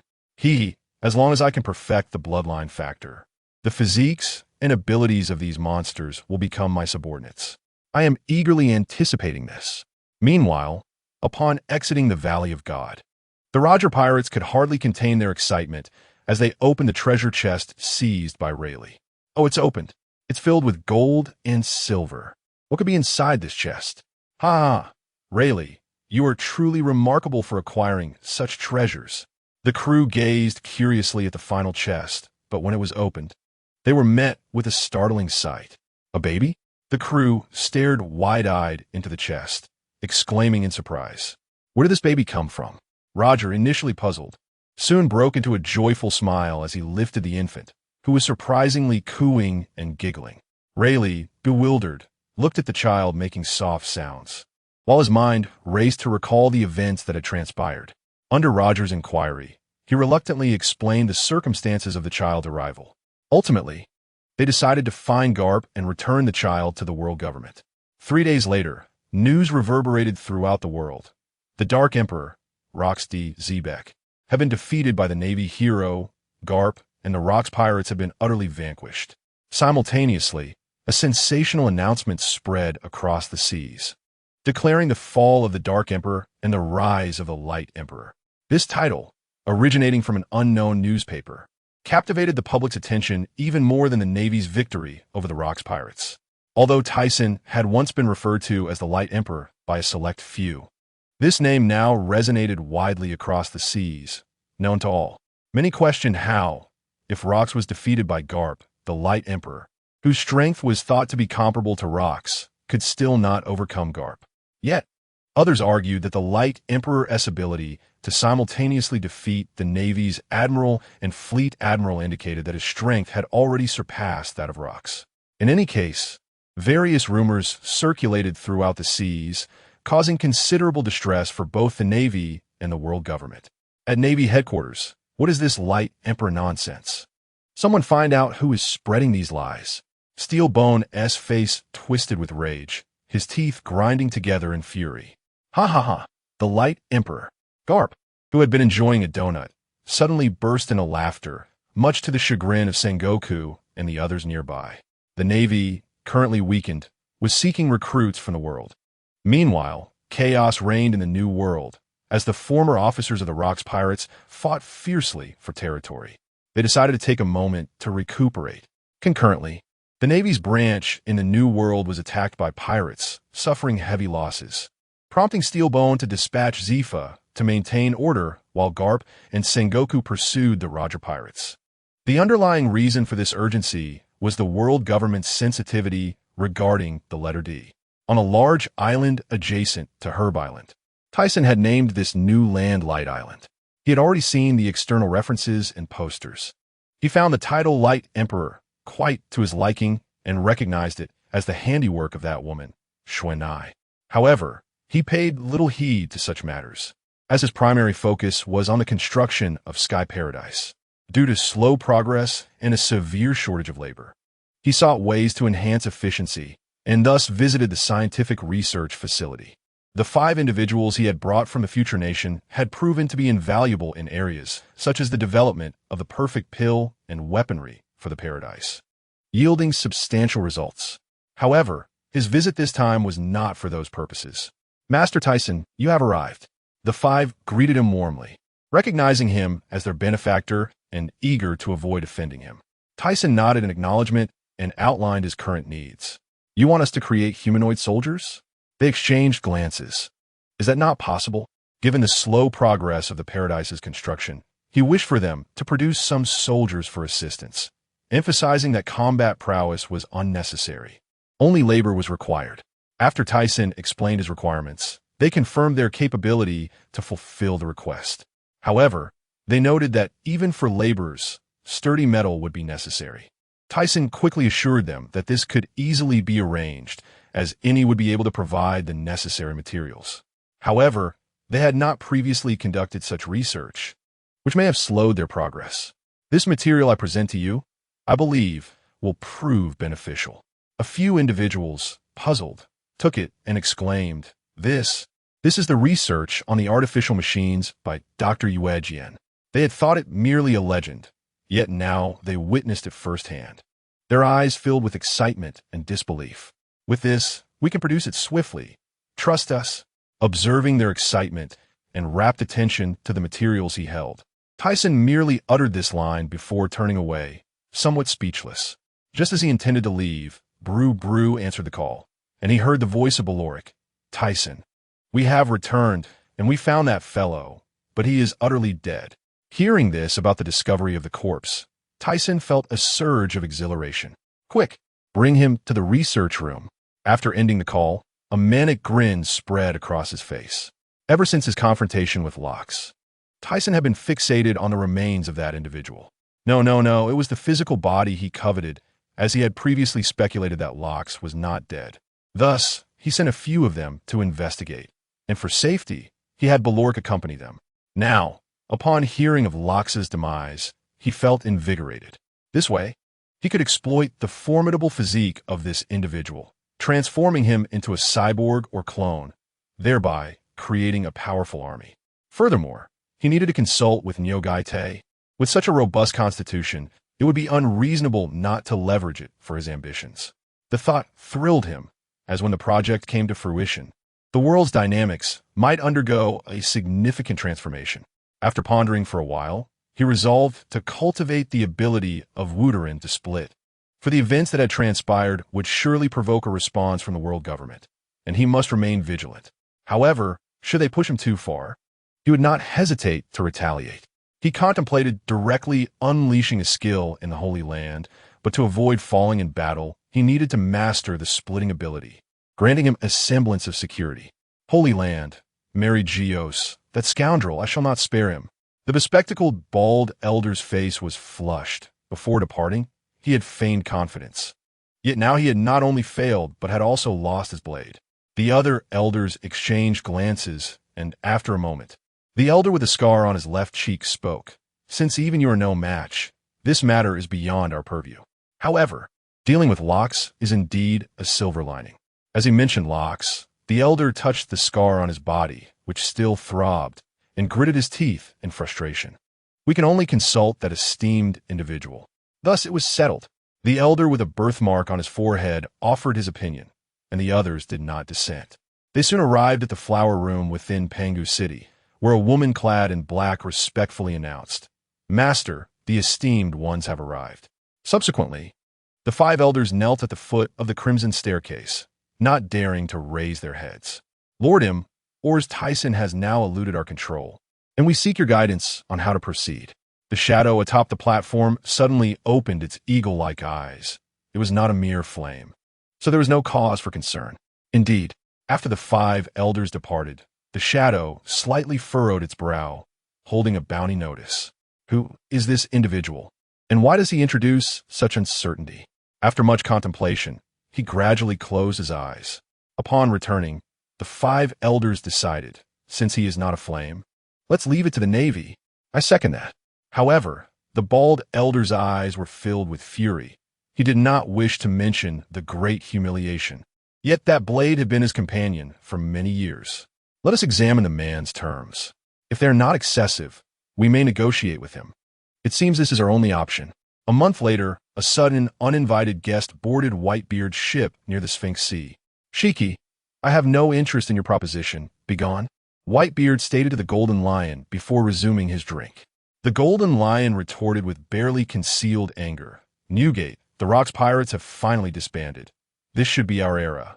Will you allow that man to stand above us?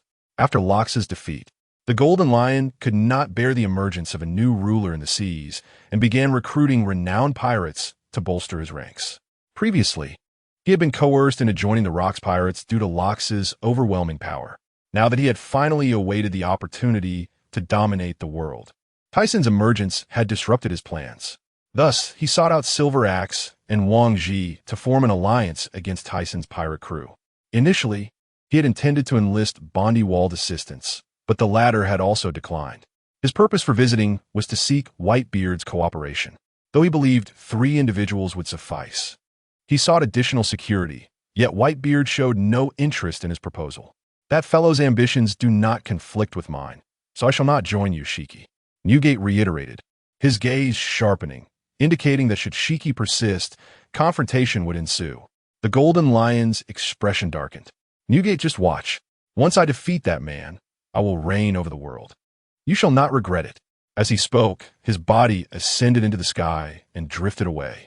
Newgate frowned at the departing figure. Old man, will this be all right?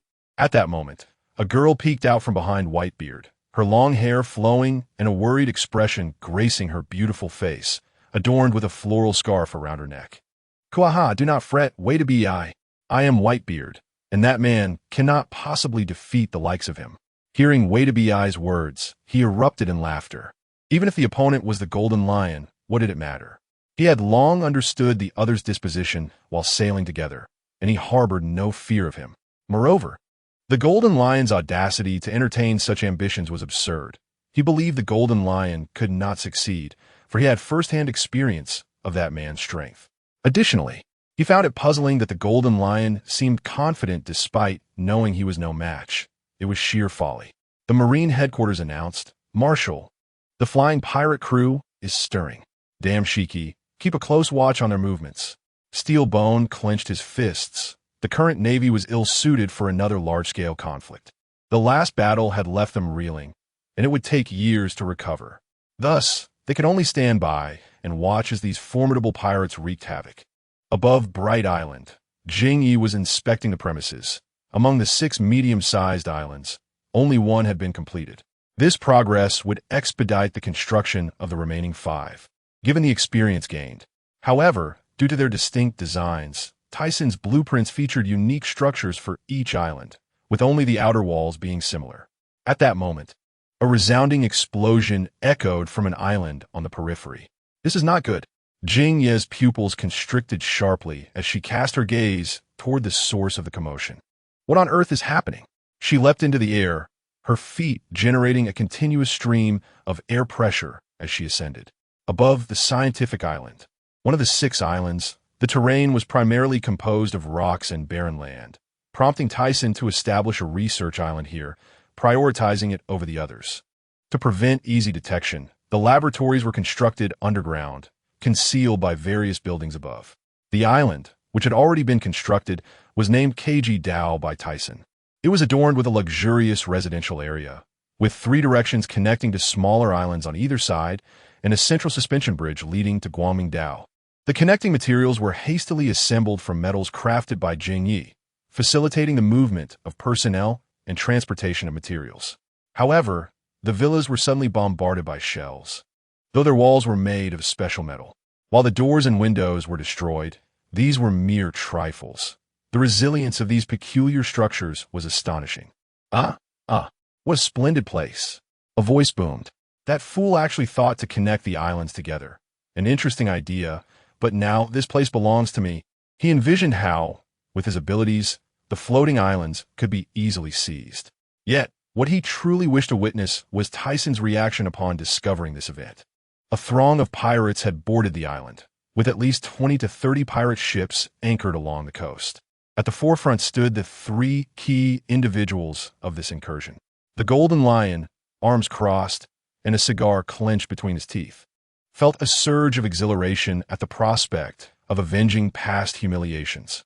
That guy surely won't let us off this time, remarked a man clad in golden armor, a long black beard adorning his face as he tightened his grip on the sword at his waist. Isn't that to be expected? But we are not to be trifled with, replied another individual dressed in silver armor and wielding a massive silver axe. Enough of your gloomy talk. The 3 of us are more than capable of dealing with him. I am not the same as I was over a decade ago. Just wait, Ayer Sudison. The Golden Lion's eyes glinted with malice as he glared at the approaching figures. The power he had amassed over the years bolstered his confidence in this plan. Meanwhile, Gabison and Tokugawa, tasked with guarding this location, swiftly advanced toward the attackers. Gabison's assignment to protect this area was not without reason. His Riri-Eye fruit provided an excellent power source. The island required the construction of offensive weaponry, Thus, these factors were taken into consideration. Simultaneously, far away on Chaoyao, Mona and her companions received the same news. Let us head over first. The boss is still training. Let us not disturb him. Tyson had previously instructed them not to interrupt unless it was of utmost importance. He had devoted considerable time to mastering the ability split, yet progress had been elusive. However, in light of impending dangers, he had no choice but to prepare. Now, to counter the assault led by the Golden Lion and his companions. The Tyson pirate crew had gathered on KG Dao, with all members present except Tyson. Their numbers swelled as they faced off against the Golden Lion's crew, with Qingjiao, Mona, and Jerry standing at the forefront, the three strongest among them. Following them were Tian Shan, Muses, Gina, Rikairu, and Jingyi. Next were Duoga Luo, Tokugawa, and Gabason. Lastly were the formidable Rubit, Kansi, and Chilich. Even Green Bull had brought along a host of sea beasts, having recently battled the monstrous denizens of the giant beast island while simultaneously guarding the Mickey Mouse ship. However, the formidable creatures atop the island were numerous, many possessing overwhelming presence, rendering swift conquest improbable. Yet, this very challenge ignited Green Bull's competitive spirit. Berlik was absent, engaged in the scientific laboratory, collaborating with scientists to study the remains of rocks. Although he had gleaned information regarding external events, he trusted that those outside could handle the situation, hence his absence. Outside the laboratory, the Golden Lioness crew was not alone. They were accompanied by numerous high-bounty individuals, including some with bounties exceeding 500 million. In preparation for this plan, the Golden Lion, after the dissolution of the Rock's pirate crew, had stationed his ship at the entrance of a new world, luring those with dreams of adventure into confusion. Those familiar with the Golden Lion often remarked, "This guy has never done a single decent thing." Although the Tyson pirate crew had recently welcomed several new members, they totaled just over 2,000. Tyson had strict standards for new recruits, causing some to depart, resulting in a significant disparity in numbers between the two factions. Golden Lion, how dare you attack us? You have quite the audacity, Qingjiao exclaimed, wearing a disarming smile that made it seem as though the enemy had come as a guest. Qingjiao, a person of royal potential reduced to a mere lapdog. I have no desire to engage in idle chatter with someone like you. And where is Aerosudison? Is he too frightened to show himself? The Golden Lion laughed heartily. Having chosen to join, I have no regrets. How could someone like you ever comprehend my feelings? Golden Lion, we have more than enough to deal with you. There is no need for the boss. Prepare yourself. The arrogant foe, filled with rage, commanded his crew to eliminate them all, as the towering figure of nearly 7 meters. Mona's voice boomed like thunder. In an instant, he vanished, reappearing before the silver axe. With his mastery of Haki at its peak and the Tanya fruit enabling him to alter his body weight, he trained rigorously to increase his mass. When returning to his normal form, he felt remarkably light, as the Tanya fruit granted him both speed and strength, allowing him to face Silver Axe without concern. Golden Lion, our last battle remains unfinished. Let us continue. Jerry drew his long sword. Still harboring resentment from their previous defeat, he had long sought to redeem his honor. After their last encounter, Jerry had diligently practiced his swordsmanship, even seeking Tyson's assistance along the way, achieving commendable results. Screwdragon Fist. Finally, Qingjiao faced off against Wang Ji, both towering figures nearly identical in stature. Since losing the spike atop his head, Qingjiao had shifted his offensive tactics to rely on his hands and feet.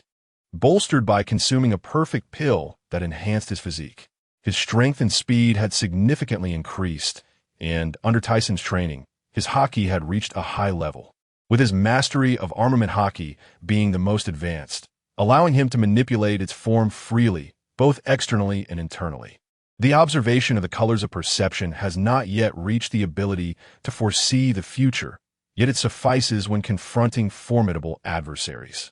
Ultimately, he still lacks mastery over the Conqueror's Haki, but his current strength dwarfs that of 6 years prior. As the remaining members recognized that some among them could contend with the strongest trio of foes, they promptly launched their assaults against the opposing pirates. The battlefield swiftly descended into chaos. Although the enemy appeared to outnumber them significantly and possessed considerable strength, the members of the Tyson pirate crew had previously consumed enhancement pills. While these pills were not of the perfect variety, they had bolstered their physiques over prolonged training, allowing some to even awaken their armament Haki. Moreover, with the assistance of Gina and others, they managed to hold their ground. It is worth noting that Gina's bubble fruit had awakened. Upon contact with the ground, she could create a vast bubble domain, rendering many adversaries incapacitated before they could even engage.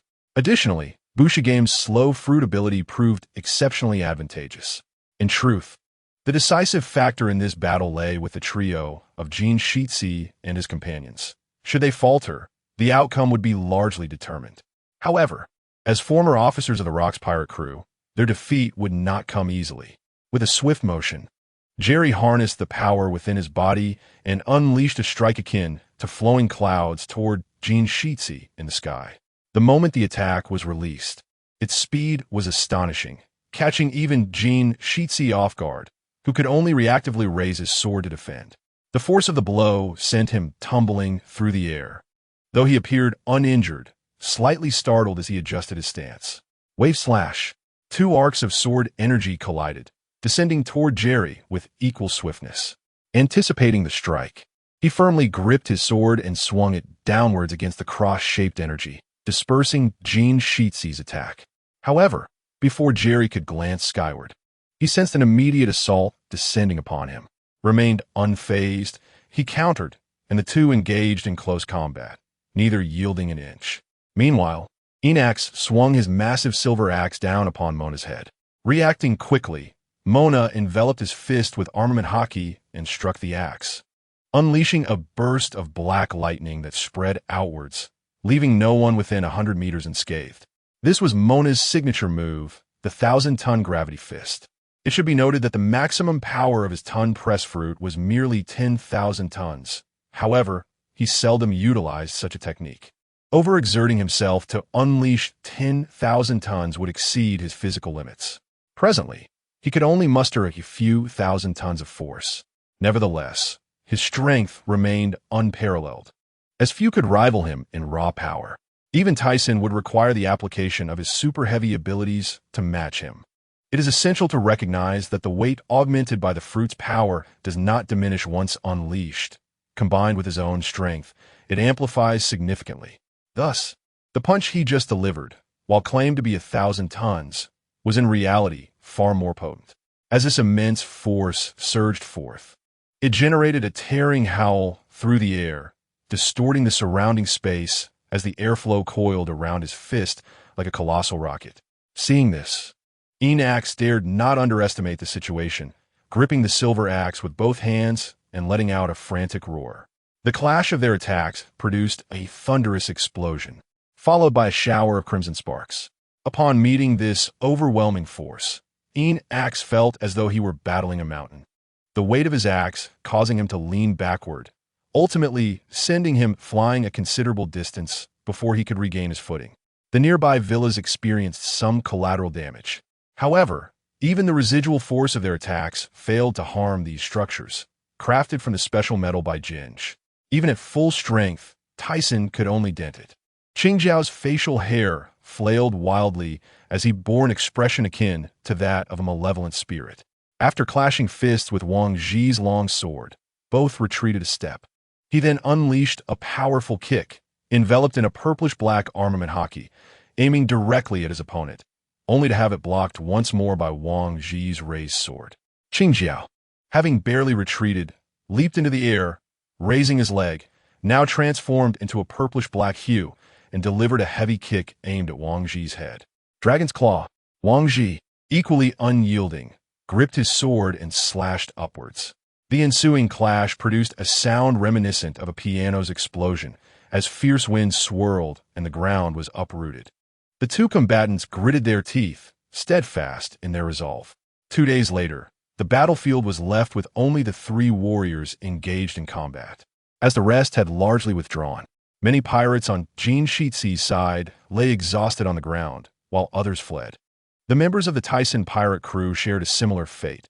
After such an extended battle against numerous foes, merely surviving without defeat was a commendable feat. The area where the three fought had become unrecognizable. The ground was pockmarked, with deep fissures and several villas damaged. Fortunately, the underground laboratory remained largely unaffected due to its positioning. Throughout these 2 days, Jerry had held his own against his adversary. However, as time progressed, he found himself steadily at a disadvantage. Despite his fierce determination to attack, he ultimately suffered injuries. This was to be expected, even if Jerry had honed his armament Haki to a high level and mastered swordsmanship. A wielder of Conqueror's Haki who had grasped the art of entanglement would prove a formidable challenge. Jin Shitsi, a master swordsman endowed with a powerful fruit ability, naturally posed a significant threat to Jerry, who found himself at a disadvantage during Shitsi's moment of exhilaration. Suddenly, Wang Ji, engaged with Qingjiao, sensed a shift in momentum. He halted his movements and turned to his subordinates, finding them all helplessly sprawled on the ground. He then faced Qingjiao, stating, "This time, I will let you go. But next time, it shall not be so easily resolved. Hey, what are you doing? Why have you ceased fighting?" Jin Shitsi, with a grim expression, fixed his furious gaze upon Wang Ji, who ignored him and turned to rally his subordinates toward the ship's docking area. Despite Qingjiao's furious countenance, witnessing the devastation of their territory compelled him to restrain himself. If the battle continued, this small island would undoubtedly be ravaged, and given the importance of the laboratory to Tyson, he could not afford to jeopardize such critical matters for a moment of recklessness. Enax, engaged with Mona, also ceased his assault. "We shall meet again." Both reflected on the absurdity of their situation. The enemy's captain had yet to appear, and they found themselves obstructed here. Should that individual arrive unexpectedly, they would surely be overwhelmed. Just wait. The two cursed inwardly, with Mona gritting his teeth, his temples throbbing with visible rage. Yet, considering the island's significance, he could only relent and allow their foes to depart. Damn those two. Remember this. Jin Shitsi's face contorted with fury, resembling an enraged lion, as the veins on his forehead bulged with each labored breath.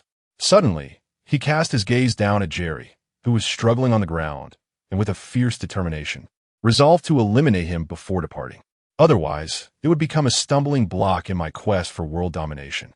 The might of the lion's dominion is overwhelming. Perish, you nuisance. This assault is unlike any that has preceded it. The golden lion's visage is twisted in rage, channeling all his strength into his dual blades. As he swings the weapons, the earth beneath begins to shift, reminiscent of a quagmire.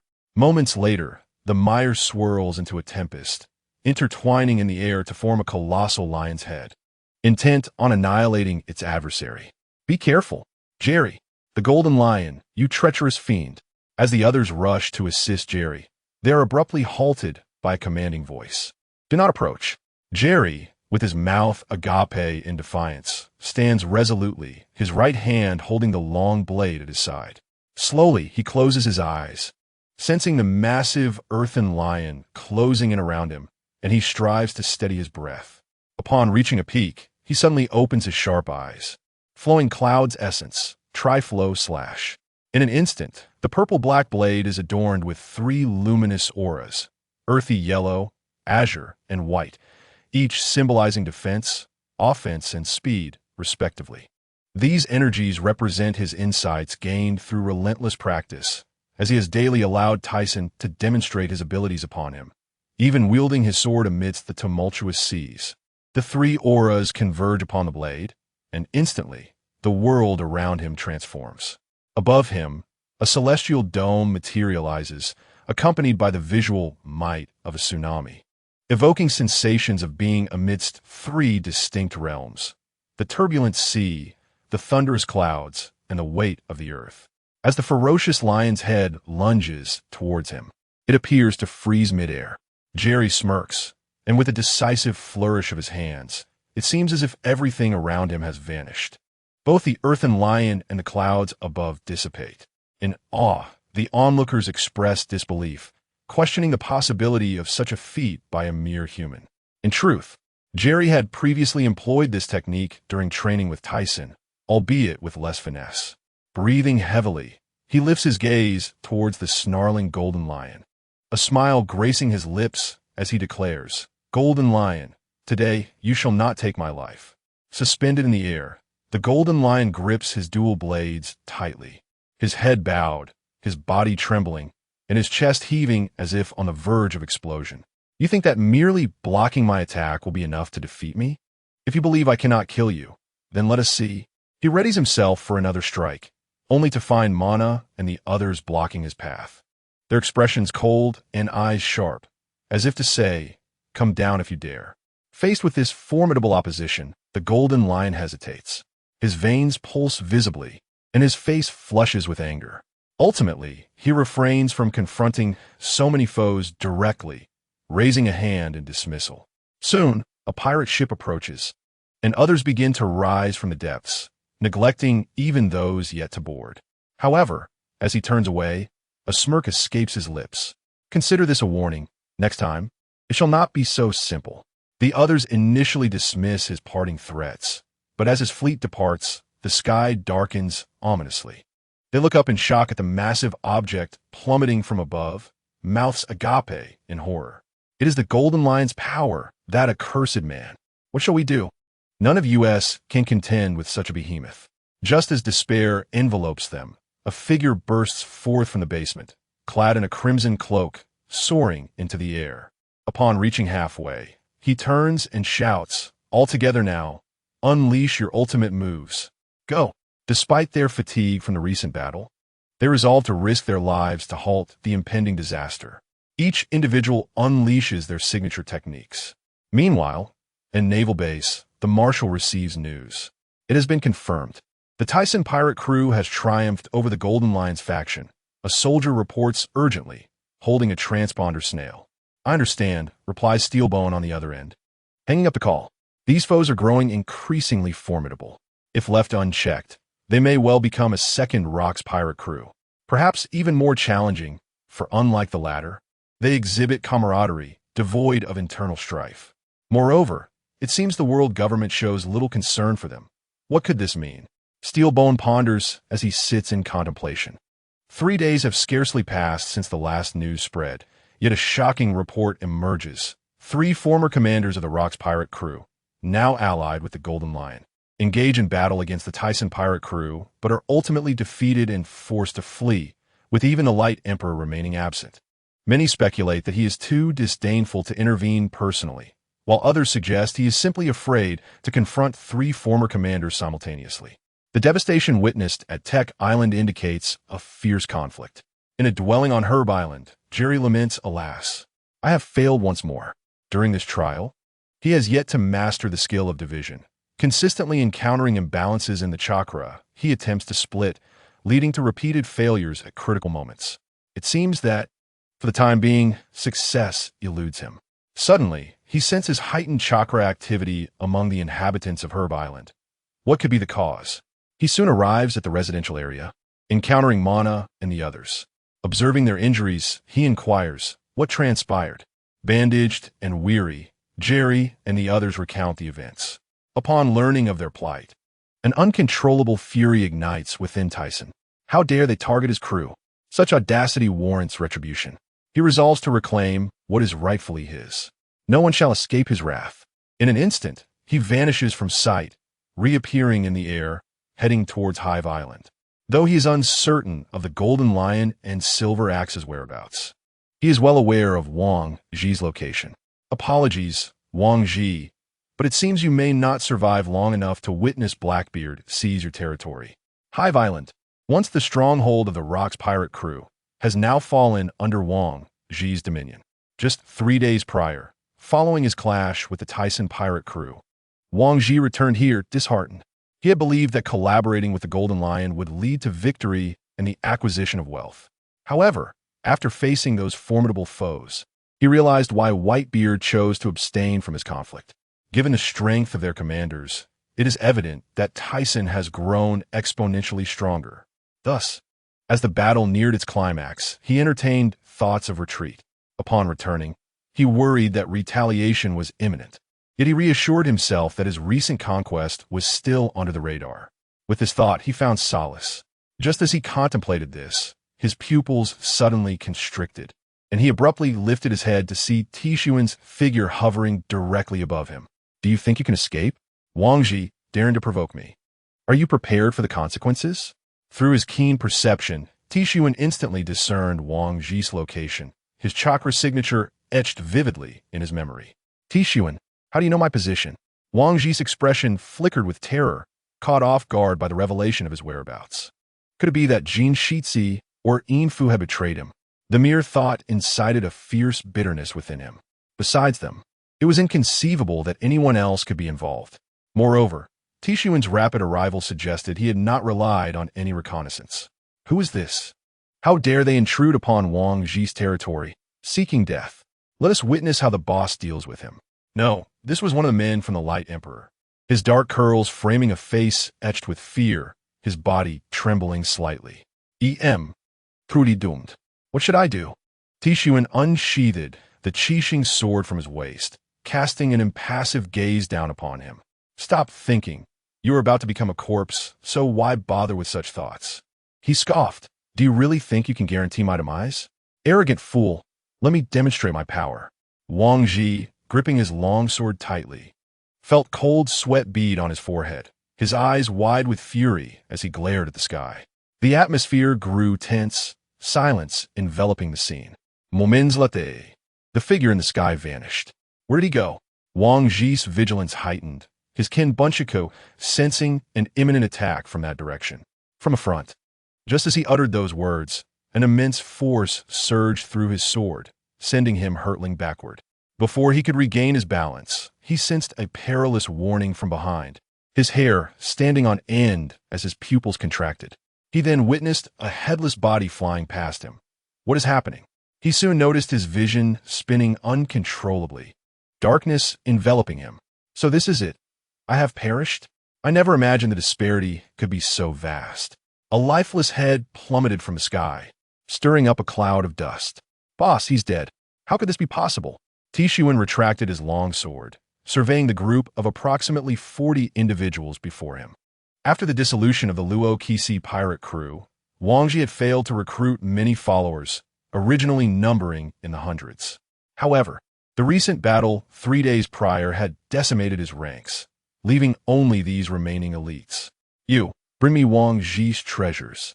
Should you dare to hide anything, you know the consequences.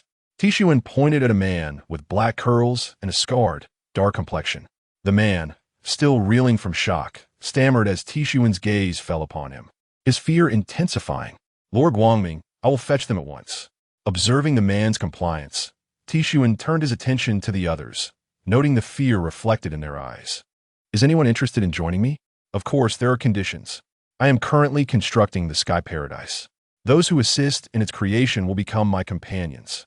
They may also officially join the Tishuan pirate crew. The group exchanged glances before several individuals stepped forward, declaring, "We are willing. For we seek a stable home rather than drifting upon the seas. We are willing as well." Upon hearing these affirmations, the remaining members seemed to recall something, moved by the sentiment, and soon they all agreed.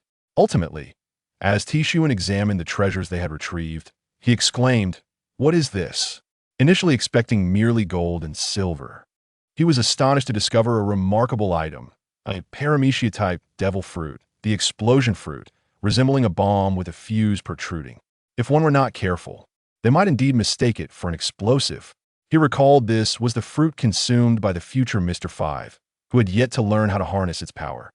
However, among his companions, there was one particularly suited for this fruit, Duagiluo, nicknamed the Explosive Man, as he could unleash explosive gusts from his fists. If this fruit were to be consumed by him, it would truly live up to its name. Moreover, since joining, he had shown no ulterior motives, though he was known for his ambition. Without ambition, could one truly call themselves a pirate? Aside from this fruit, there were numerous treasures and fine wines. After loading everything onto the pirate ship, Tishuan set sail towards Guangming Island. Half a day later, as they passed Saifeng Island, Tishuan abruptly disembarked, instructing them to proceed to Guangming Island without him. The reason for his departure was that he sensed a particularly familiar presence, and he had deduced the identity of the individual prompting him to investigate further. A whale-like pirate ship was anchored in the waters near CipherPol Island, seemingly hosting a banquet, though the number of attendees was rather sparse, only 4 or 5 individuals. The cheerful laughter resonated, resembling that of a family. Father, that is my wine," exclaimed a robust man whose right arm bore the insignia of the Whitebeard pirates and 3 small circles. He stood abruptly, gritting his teeth. "Kalalala, Foza, young men should drink less. Father, you are so cunning." The others chimed in agreement. Just as Whitebeard was about to speak, his demeanor shifted to seriousness. Towering at nearly 7 meters, he turned his gaze skyward. The others, startled by this sudden change, looked up at Whitebeard, questioning, "What is happening?" "A dangerous individual approaches. All of you retreat."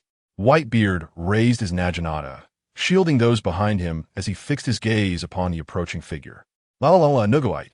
Is this how you welcome an old friend? I even brought fine wine." Tishuan, witnessing the caution directed at him, felt somewhat exasperated. Such a gentle soul as himself, treated in this manner, seemed utterly unjust. "That is the Light Emperor, a perilous being like you. How could I allow you to approach my family?" Although Whitebeard did not lower his guard, he sheathed his blade upon recognizing Tishuan's gesture of bringing fine wine. "Considering you brought good wine, I shall let it slide this time." This was, after all, a common occurrence. When pirates crossed paths, conflict was expected. Moreover, Tishuan had approached without any prior greeting, which was indeed discourteous. "Apologies, I merely passed through and wish to share the fine wine I brought." Tishuan swiftly changed the topic, eyeing the 4 individuals behind Whitebeard. Though still young, he recognized them all. "Sons, come forth to welcome our guest." Whitebeard smiled, accepting the wine from Tishuan's hands, taking a hearty swig. "What a fine wine. Yet, it feels somewhat familiar, akin to what I drank on the previous ship," he remarked, pouring more into his mouth. "Having just returned from Wangji, these are the items I brought back." As soon as T-Sin finished speaking, Baihuzi suddenly spewed out the wine he had just poured into his mouth, exclaiming in astonishment. After wiping his mouth, he gazed wide-eyed at T-Sun and said, "So, you mean he died?" This scoundrel actually dared to conspire with Jin Shitsi and Infu to attack my stronghold. How could I possibly let him off the hook? T-Sin Unutsev continued to sip his drink and then reach for the food brought by Baihuzi's sons to indulge himself. "Sai, I knew it would come to this. I just didn't expect you to be so decisive." When Jin Shitsi approached him, he had his suspicions, but he never anticipated that one of them would perish so swiftly. Gradually, T-Sin spent the night drinking with Baihuzi, engaging in numerous conversations. However, he sensed a significant shift in Baihuzi's mindset, transitioning from indifference to a protective stance. This was only natural, as his long-held aspirations were finally within reach. Nevertheless, T-Sun did not envy him. His own dreams were soon to be realized. When the time came, his sky paradise would become the most liberated place in the world. Those who yearned for freedom would flock to his sky paradise, and at that moment, he would embody the very essence of freedom. The notion of the Pirate King being the epitome of freedom was utterly impossible. He would not allow such a thing to transpire. Initially, he contemplated having Neo Gate provide some blood, but upon realizing that studying the body of rocks would require considerable time, he set that thought aside for the moment. Shortly thereafter, he returned to Guangming Island. During this time, he received a call from home, indicating that the world government wished to discuss something with him. He thought to himself, what more could they want? It was undoubtedly just a request for his sword. While he had no intention of relinquishing it, he decided to hear what those fellows had to say. "Present your terms." The expression on the phone worm's face was pitiful. "Very well. I require your acknowledgement of the Sky Paradise's status in the world, and furthermore, neither you nor the Navy shall infringe upon this place in the future." This had been his intention from the outset. Although he did not believe they would agree to such terms for the sake of a sword, it was worth a try. Impossible. Don't even think about it. That means there is nothing to discuss. T-Sin's tone suggested he was about to hang up when the voice of the bald elder returned. "I can offer a devil fruit or something valuable in exchange." "All right, I want a mythical zone type. I have no interest in anything else." The elder had a natural type as well. He had kept it since acquiring it, reasoning that it would be a waste to offer it to an ordinary person. If others were to hear about it, they would surely drool with envy. By the way, I could consider giving it to Berlik to try, he thought. Not possible.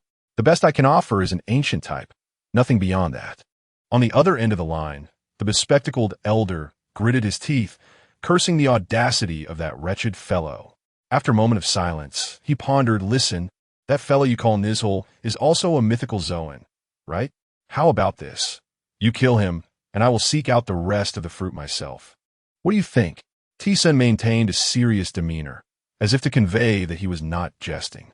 Upon hearing T-Sun's words, the bespectacled elder was momentarily taken aback. He then turned to a bearded elder with a scar on his left cheek, who seemed to sense something and shot him a glare. The bespectacled elder wore a frustrated expression. Even if he wished to do so, he lacked a weapon.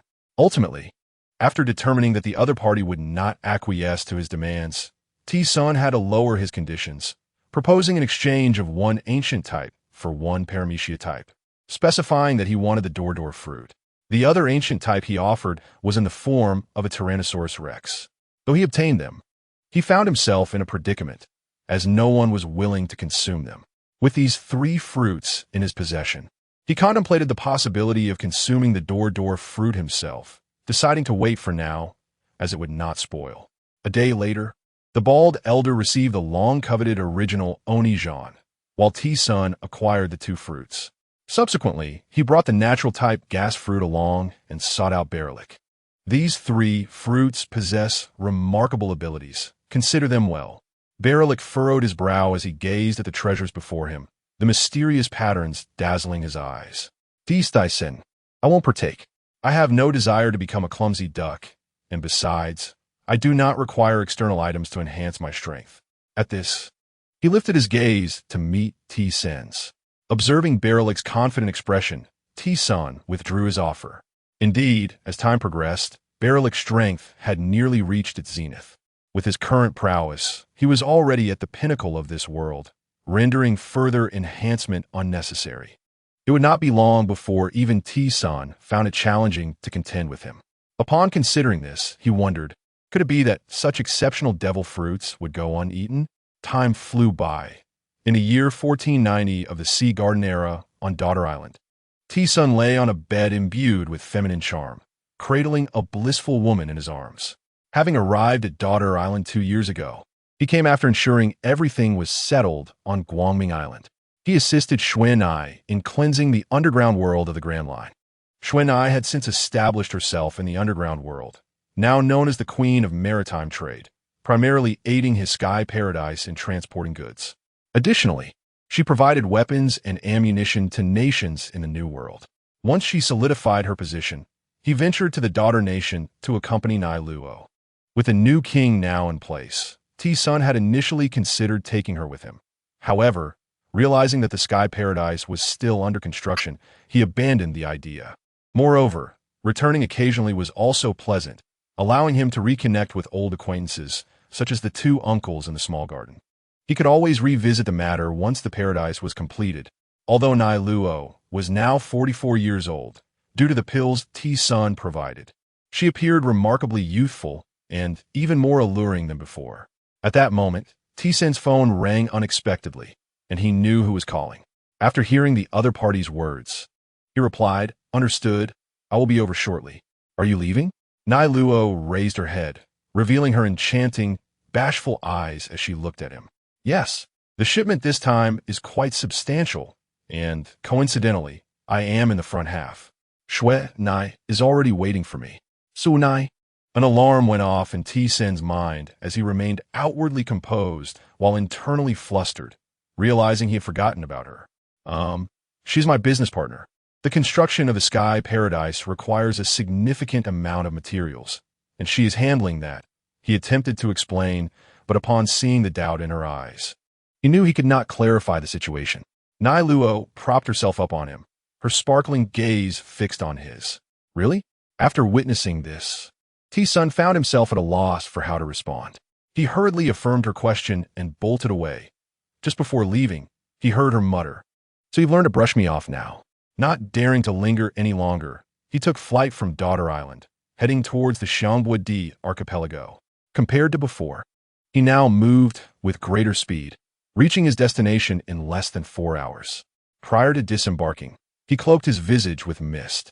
While he feared no one, he also wished to avoid trouble. Completing his tasks safely was the best course of action. In a villa behind a weapons shop on the island, Shuanai seemed to sense something and quickly raised her head. That scoundrel had finally arrived. Soon, Tyson encountered Shuanai, and the surrounding individuals clad in black suits were no longer surprised by the sudden appearance of someone. Ever since the other party treated this place as their home, coming and going as they pleased, they no longer dared to obstruct them. Moreover, their boss appeared to be eagerly anticipating the other's arrival. Why did you come now? Do you have any idea how long I've waited for you? Shuanai complained upon seeing Tyson. All right, I have matters to attend to. This is not mere play. Tyson replied as he took a seat and sipped tea from a nearby cup. At that moment, Shuanai, dressed provocatively, suddenly leaned against him, her voluptuous form pressing close, her delicate nose sniffing at his neck like a playful little dog, causing an itch he could hardly bear. Tyson, unable to tolerate it any longer, hastily pushed her away with one hand. What are you doing? Aren't you one of the kings of the underground world? Must you be so childish? He continued to sip his tea. Shuanai turned away, her cheeks slightly flushed as she shot him a sidelong glance. Humph, and you say you have things to do? You reek of a woman's fragrance. It's evident you just crawled out of bed. Cough, cough, cough. Tea spewed from Tyson's nose, and he quickly wiped it away. How could she still detect his scent after he had been airborne for hours? It was utterly exasperating. All right, how is the material preparation going? This is the largest shipment we've had. Typically, the goods transported amounted to no more than several billion. But this time involved special materials, including rare thousand-year-old timber and other highly valuable items, totaling over 15 billion berries. If anything were to go awry, he would certainly be in a predicament, necessitating another trip to the empty island. Noticing Tyson's serious expression, Shuanai ceased her playful banter and adopted a grave demeanor. The materials are in order, but it seems we are being watched. There was an undercurrent of anger in her voice as she spoke. What is going on? Tyson inquired. Shuanai proceeded to explain that their relationship had been discovered, prompting the world government to target her. Moreover, even the recently ascendant leader of Joy Street was inexplicably hindering their transport. Presently, she remained unaware of who this leader was or whether the world government had devised any dangerous plans concerning her shipment. Had Tyson not come personally, she would never have dared to expose the transport so carelessly. In that case, I shall pay a visit to the leader of Joy Street. Anyone daring to oppose me must be prepared for the consequences. Do you know their location? He resolved to meet this individual, intrigued by the audacity of one who would stand against him despite knowing Shuanai was his. As he contemplated Joy Street, a realization struck him. Has it already been created? A jolt of alarm coursed through him. During the conflict between the Rocks pirates and the Navy, he had sought to seize that woman, but by the time he arrived, she had vanished without a trace. It appeared she had allied with Vegapunk and successfully produced something. The research data concerning Rock's body required that individual's transmission. I know the general location of the other party, but it will be difficult to find Shuanai. He conveyed the approximate location to him. I have my methods. Just wait. With that, he vanished from sight, determined to investigate this first creation. For she was far more than a mere clone. Her success lay in her consciousness and emotions, rendering her a living, breathing human being. Shuanai had informed him of a certain place in Chuntian Nuwangjicheng, a location with which he was not particularly familiar. Even after spending considerable time in this world, he had only heard whispers of it. Yet, according to Shuanai, Joy Street was shrouded in mystery, rarely revealing its inhabitants. She had drawn attention to herself through this substantial shipment, and that individual's stronghold lay in the New World. Soon, he arrived over Chuntian Nuwangjicheng.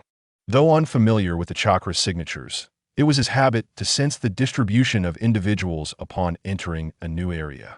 Through his perception, the chakra distribution of each person in this small town became vividly clear to him. While sensing, Tyson unexpectedly detected the aura of an acquaintance. After a prolonged moment of contemplation, he finally recalled their identity, and this was becoming quite interesting. Moreover, there was another person by her side, and based on her identity, it was evident that this was the person he sought. Within the bustling street of Chuntian a locale frequented by many men for leisure and entertainment, was the red light district.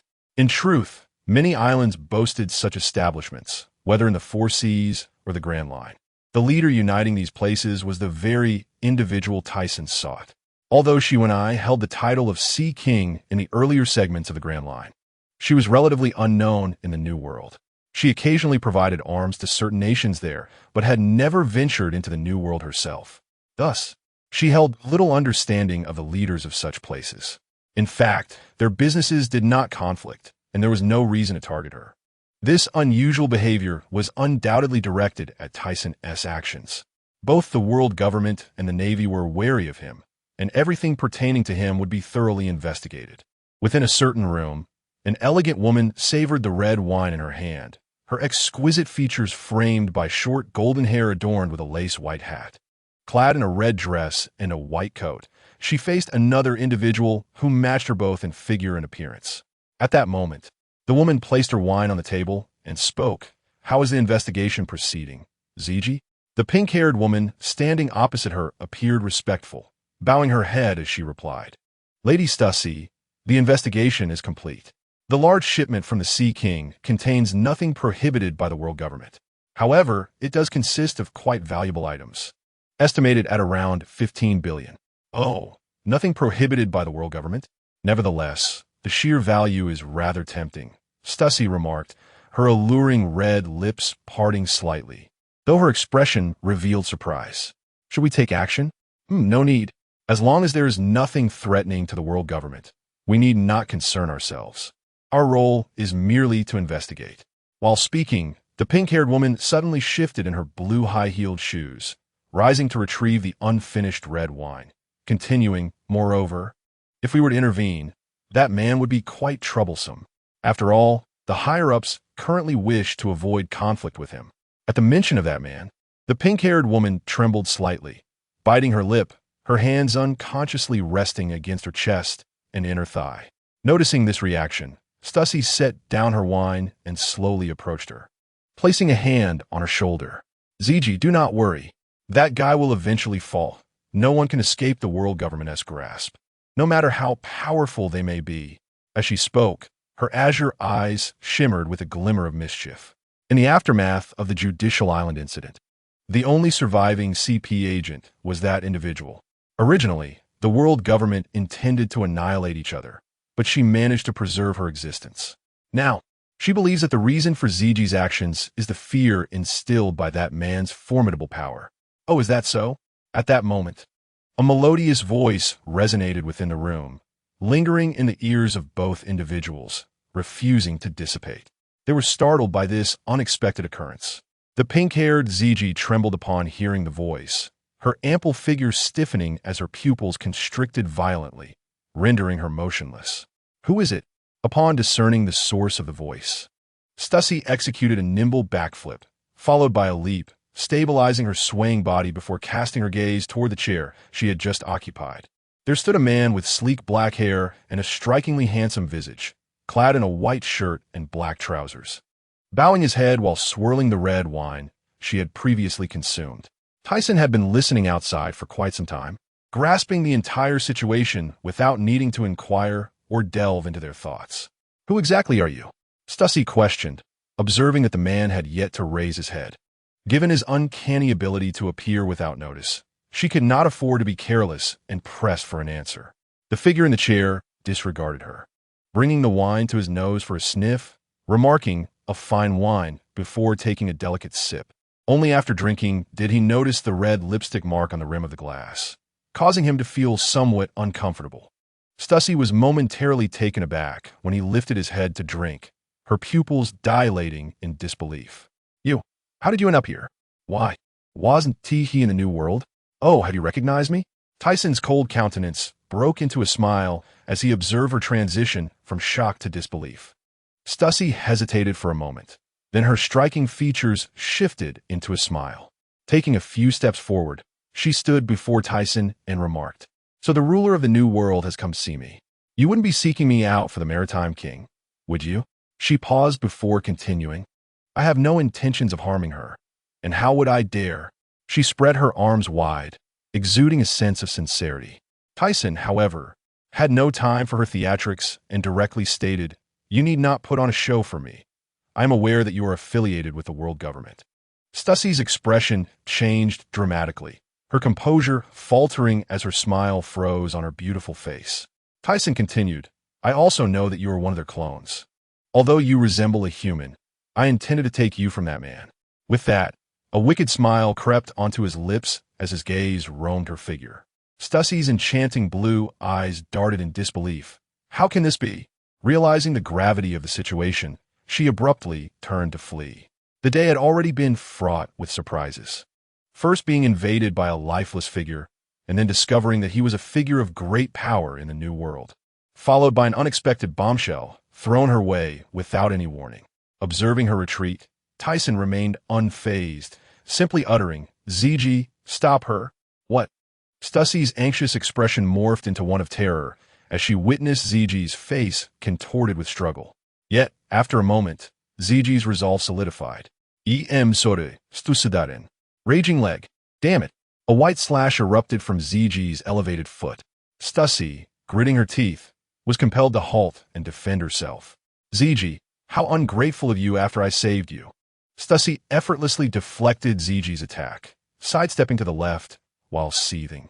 "I apologize, Stussie Darren. I am also powerless in this situation," ZG murmured, a somber expression on her face. "Oomph. If that is the case, I shall eliminate you first." She cast a glance at Tyson, who was propped up casually in his chair, and then directed her assault towards ZG. "This wretch is no match for me. If I can eliminate her, I might find a chance to escape." Tyson watched the clash between the two, clearly noting that ZG was no match for Stussie, or perhaps it was a vast disparity. Even he was somewhat taken aback. This was without ZG utilizing her abilities. He was aware that she possessed the Bat fruit powers, which could induce slumber. Although ZG had mastered the 6 forms and consumed the pill he had previously given her, there was no way she could contend with Stussie. As time passed and ZG seemed on the brink of defeat, the situation underwent a slight transformation. The attacks originally aimed at ZG abruptly shifted direction towards him. Ladder. In an unexpected turn of events, Stussie executed the ladder maneuver, appearing directly above Tyson, a cold smirk gracing her exquisite features. "No matter how formidable you are, you will either be gravely injured or perish from this." 6 king pikes. She positioned her hands in an unusual stance, directing them towards his head. Just as Stussie believed he would surely be struck, she found herself bewildered as his figure vanished from her sight. What? Following that, a shadow flickered, and she felt a constriction around her neck, a suffocating sensation overwhelming her. Tyson, standing at 3 meters tall, clasped Stussie's delicate neck with one hand. She struggled in agony, her slender fingers clawing at his wrist, her blue high heels searching for purchase to kick forward, but distance thwarted her efforts. ZG, witnessing how swiftly Tyson had captured her superior, suddenly collapsed to the ground, her eyes wide with terror, even more pronounced than before. It was known that Stussie was a high-ranking CP officer, far more potent than her. Moreover, she had consumed the pill Tyson provided earlier, significantly enhancing her physical condition. Having mastered the 6 forms, it was astonishing that she had managed to withstand so many attacks previously.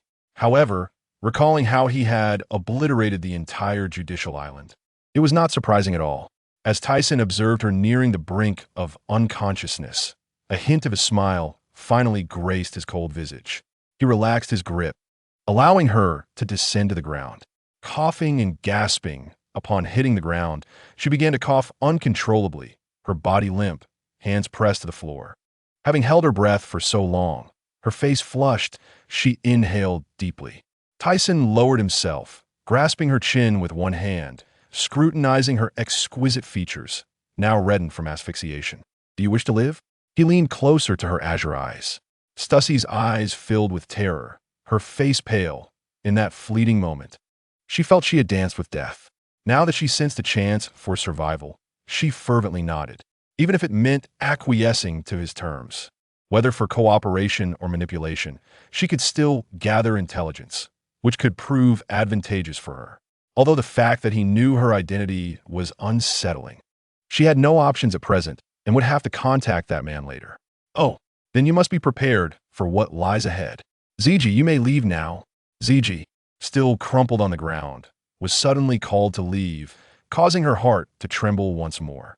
It was as if she recalled something, her cheeks flushed, the crimson hue extending to her ears.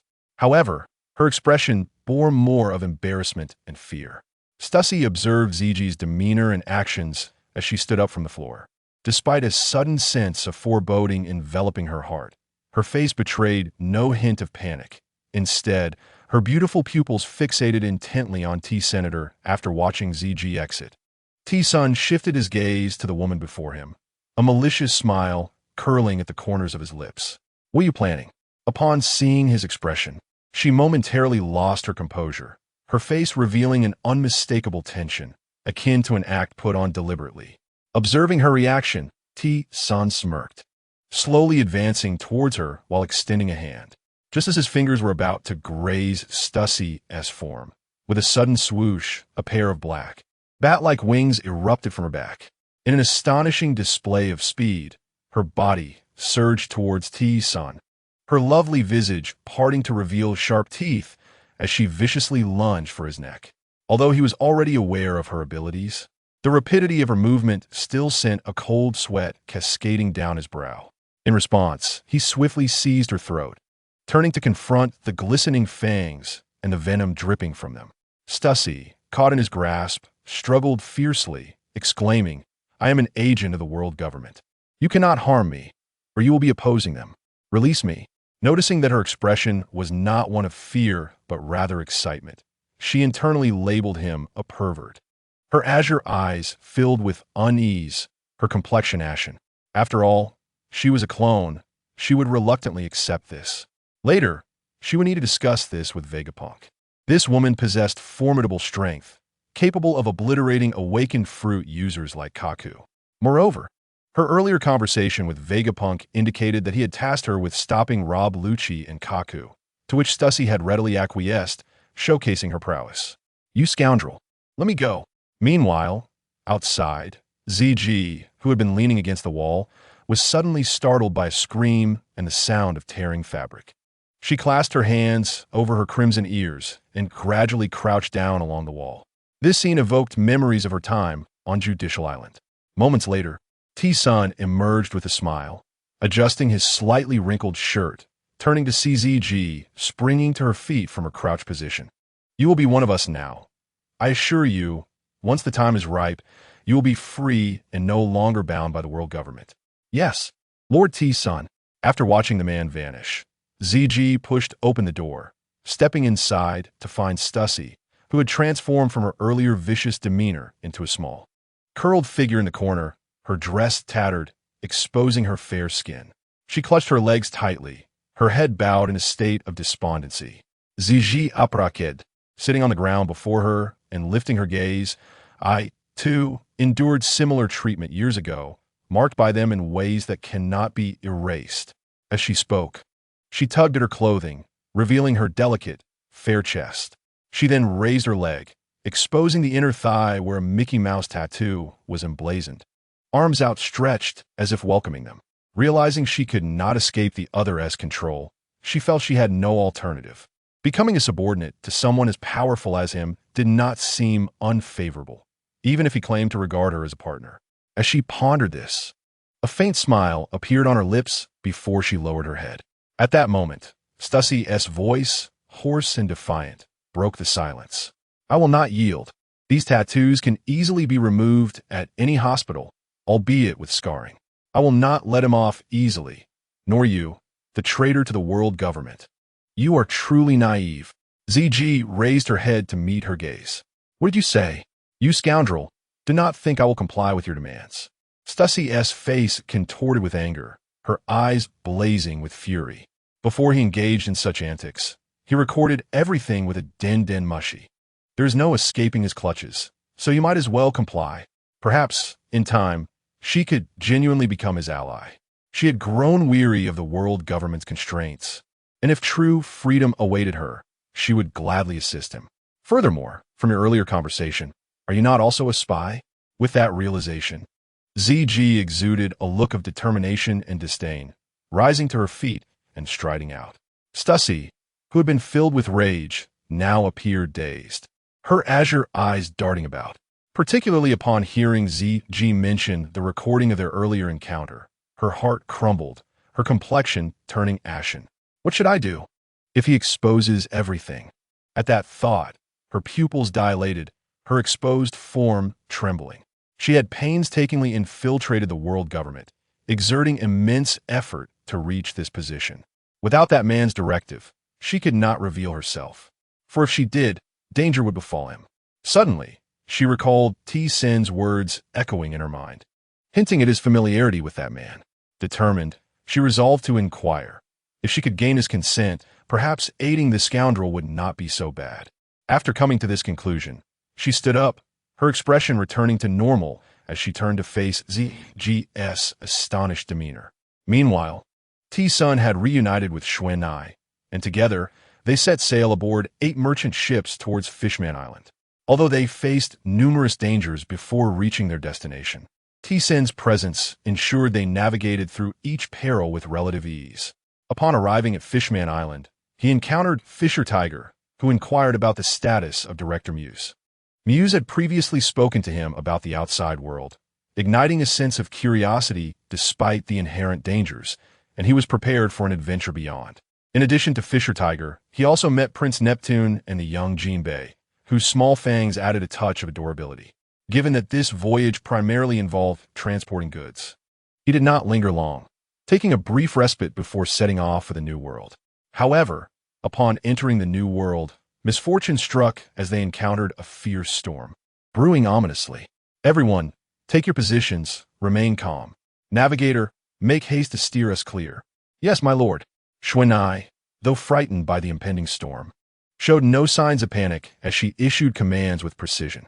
Previously a navigator herself, she was unfamiliar with the New World's environment, having only assisted Gina and others in transporting goods. This time, she was venturing into the New World alongside T-San for development, hence her current state. T-Sen, feeling the ship sway violently, emerged from the cabin, only to be met with the sight of a tornado approaching them, startling him profoundly. The forces of nature were indeed the most formidable. Xuan-Ai, we must depart swiftly, he urged. I understand, preparing to engage the outer wheel, but may take time. I cannot be certain. Observing the tempest drawing nearer, Xuan-Ai's expression began to betray her anxiety. Hurry, I will buy you some time. With that, he leapt into action. No, do not act recklessly. This is the power of nature, beyond human control. T-Sen observed that T-San disregarded her words and soared into the sky. Her enchanting visage transformed dramatically, and she exclaimed in disbelief. At that moment, T-San, suspended in midair, felt his body spiraling out of control, instantly realizing that it was due to his excessive lightness, rendering him vulnerable to the howling winds. He hastily descended towards the bow of the ship, the ominous roar of the approaching tempest echoing in his ears. Suddenly, he looked up. A sharp flash of lightning pierced his dark eyes. As ominous clouds rolled across the sky, it was over. They were doomed. The New World was not a place for them. I do not wish to perish. What shall I do? Many aboard the merchant vessel were frozen in place, transfixed by the encroaching darkness, their expressions vacant as they dropped their weapons unnoticed. Xuan-Ai clenched her fists tightly, her body slumping against the deck as she gazed at T-Sen's silhouette ahead, her eyes filled with concern and reluctance. However, upon realizing that T-San was not giving up, memories of their past together flooded her mind. Although their relationship had always been one of collaboration, prolonged contact had led her to view herself as a member of T-Sen's pirate crew, akin to family. With this thought, her gaze suddenly steeled, and she rose to her feet, proclaiming loudly, "Everyone, rally your spirits. Let us not forget that the sovereign of the New World, Lord T-Sun, is still with us." How could such a tempest hope to challenge him? Yes, indeed. The presence of the illustrious Lord T-Sun inspired renewed vigor among the crew. I refuse to succumb. I trust in Lord T-Sun. I truly believe in him. With this, the crew regained their composure, attending to their tasks with the conviction that Lord T-Sun The reigning sovereign of the New World would surely navigate them through the peril. T-Sun turned to glance at Xuan-Nai, who offered him a reassuring smile, and he returned the gesture with a thumbs up. He then focused forward. Despite his years of sailing, he had never encountered a storm of this magnitude. While he could not confront it directly, he could buy some time. Limit break. Upon invoking this technique, a small white square of light formed in his palm. Chakra surging into it, intensifying the brilliance. Go! The white square surged into the roiling darkness ahead, emitting a dazzling flash, followed by a gigantic white cube enveloping the area.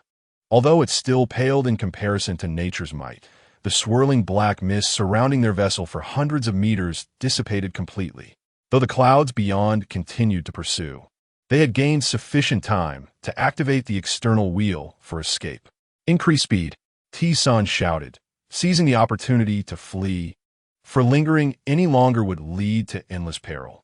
Is this truly the power of Lord T-Sun? It is nothing short of miraculous. Even nature's force is no match. Enough chatter, let's depart. Xuan-Nai, though internally astonished, displayed remarkable composure as she commanded the leaders aboard the merchant ships. Understood. After a considerable time, the sounds of rain, thunder, and wind gradually ceased, and the merchant vessel resumed its normal sailing pace. Many, once tense, now relaxed their weary bodies on the deck. They had finally evaded disaster. How fortunate! I owe you my gratitude. Xuan-Nai approached him, her lovely face radiant with a smile, her eyes brimming with appreciation as she offered him a cup of wine. He accepted it with a smile, his handsome features softening. There was no need for such formality among comrades, especially since she had assisted him in transporting supplies. Having collaborated over the years, she had been responsible for the resources of Sky Paradise, and there had been little issue. He held great trust in her. However, to evade the tempest, they had indeed strayed far off course. Xuan-Nai observed the permanent recording pointer from the island of herbal medicine in her hand, then produced another with 3 pointers. He had long sensed the problem. They had been sailing directly towards Herbal Medicine Island, but now they would need to take a detour. Yet, these were minor issues. As long as the recording pointer remained, nothing was insurmountable. Ultimately, they adjusted their course, navigating back to Guangming Island, and after nearly a day at sea, T-Sun leaned at the ship's bow, watching the crimson sun descend in the west, its radiance blinding. He turned his head aside, and in that moment, he seemed to perceive something. Perhaps it was the sun's brightness that caught his attention. Xuan-Nai, do you recognize that island? He pointed towards an island in the distance, where plumes of smoke rose ominously into the air. Ah, please wait a moment. Although I have traded with many in the New World, I have never been there myself. Let me consult the map. Xuan-Nai took a telescope from someone nearby, peered through it for a brief moment, and, after studying the map for a while, she approached T-Sun and said, I am unfamiliar with the island ahead, but the one adjacent is known as the Land of Endless War. The people of this nation previously traded with us. Land of Endless War? The Land of Endless War is a nation located on the Grand Line, known for its scarcity of resources, relying on pillaging neighboring countries for survival, and is perpetually embroiled in conflict. As she spoke, a look of pity crossed Xuan-Nai's features, and she continued, this nation often abducts children, forcing them into suicide squads. Upon hearing this, T-Sun recalled that the cursed offspring, Barrett, was indeed born in the Land of Endless War. At this moment, he surmised that Barrett should be at least 12 or 13 years old. He then instructed Xuan-Nai and the others to proceed, while he himself set a course directly for the Land of Endless War. After all, Xuan-Nai possessed the recording pointer, allowing them to reach it directly without concern for safety. In the event of trouble, he could always contact them. He held Xuan-Nai's life card, enabling him to keep pace with them. Initially, he intended to explore the nearby island, yet for Barrett's sake, he opted to venture directly to the Land of Endless War. Although Barrett might have lost faith in the strength of camaraderie by this time, there remained a chance for redemption. Such formidable combat prowess was essential for his Sky Paradise, and perhaps he could even become an ally, which would be even better. If Barrett refused to cooperate and chose to confront him, then let him fight. Perhaps that would stir some empathy. If so, he could gain Barrett's sincere allegiance. What a brilliant strategy one possesses. Upon landing on the island, he quickly spotted a castle and a stationed military unit. For efficiency, he opted not to visit the nobility of this nation, but headed straight for the military, where he hoped to locate Barrett more swiftly. Concealing his presence, T-San soared through the sky, observing the densely packed soldiers below, before gently descending onto a clearing near a massive tent. Clad in a white shirt and a black coat, he revealed a strikingly handsome face. Outside the encampment, he could hear the anguished screams of women and the raucous laughter of men from within, as if some cruel and entertaining game were underway. Who goes there? Enemy attack. Instantly, the soldiers outside reacted, rising to their feet and leveling their weapons at him. Simultaneously, the commotion outside roused those within. What is happening? In an effort to avoid unnecessary chaos, Tyson's gaze sharpened, and a blood-red aura deliberately dispersed, steering clear of the tent before him. The soldiers fell one by one, akin to wheat being harvested. At that moment, someone inside the tent cursed as they pushed aside the fabric, only to find their gaze met by a pale hand, followed by a sensation of breathlessness. Answer my question, and you shall be spared. Otherwise, I shall have no choice but to send you to your demise. Tyson's towering figure loomed before them, gripping their throat, his eyes piercing. Great sir, I implore you, do not take my life, the individual pleaded, their expression contorted in pain, eyes wide with terror as they glanced at the fallen soldiers surrounding them. Where is Barrett? Barrett? Are you referring to Douglas Gray's subordinate? Before the individual could finish their sentence, a sickening crack echoed from their neck. Tyson did not require further information within mere moments. He had sifted through the depths of this person's mind. After discarding the lifeless body to the ground, he parted the tent's entrance and stepped inside, only to be greeted by a scene of utter disarray. In one corner, 4 or 5 women huddled closely together, their eyes brimming with fear and tears, evoking a pang of compassion in him. The soldiers outside lay motionless. Their fate now depended solely on their own capabilities to escape. With that thought, Tyson exited the tent, realizing he could do no more at this juncture. He had other matters to attend to and could not squander time here. The individual whose neck he had just snapped was merely a captain and bore a grudge against Douglas Gray. Douglas Gray was a commanding officer in this nation, known for adopting children and forming a unit called Bullet. Barrett, his subordinate, had recently gained notoriety, emerging as a battlefield hero at the tender age of 13. This posed a dilemma. If Barrett were in a state of desolation, Tyson could offer him solace, but it seemed he was currently basking in glory. The sight of the island, shrouded in curling black smoke, was the result of the young soldiers known as Bullet. Uncertainty loomed regarding whether the conflict on that island had reached its conclusion, and with that thought, he swiftly vanished from sight.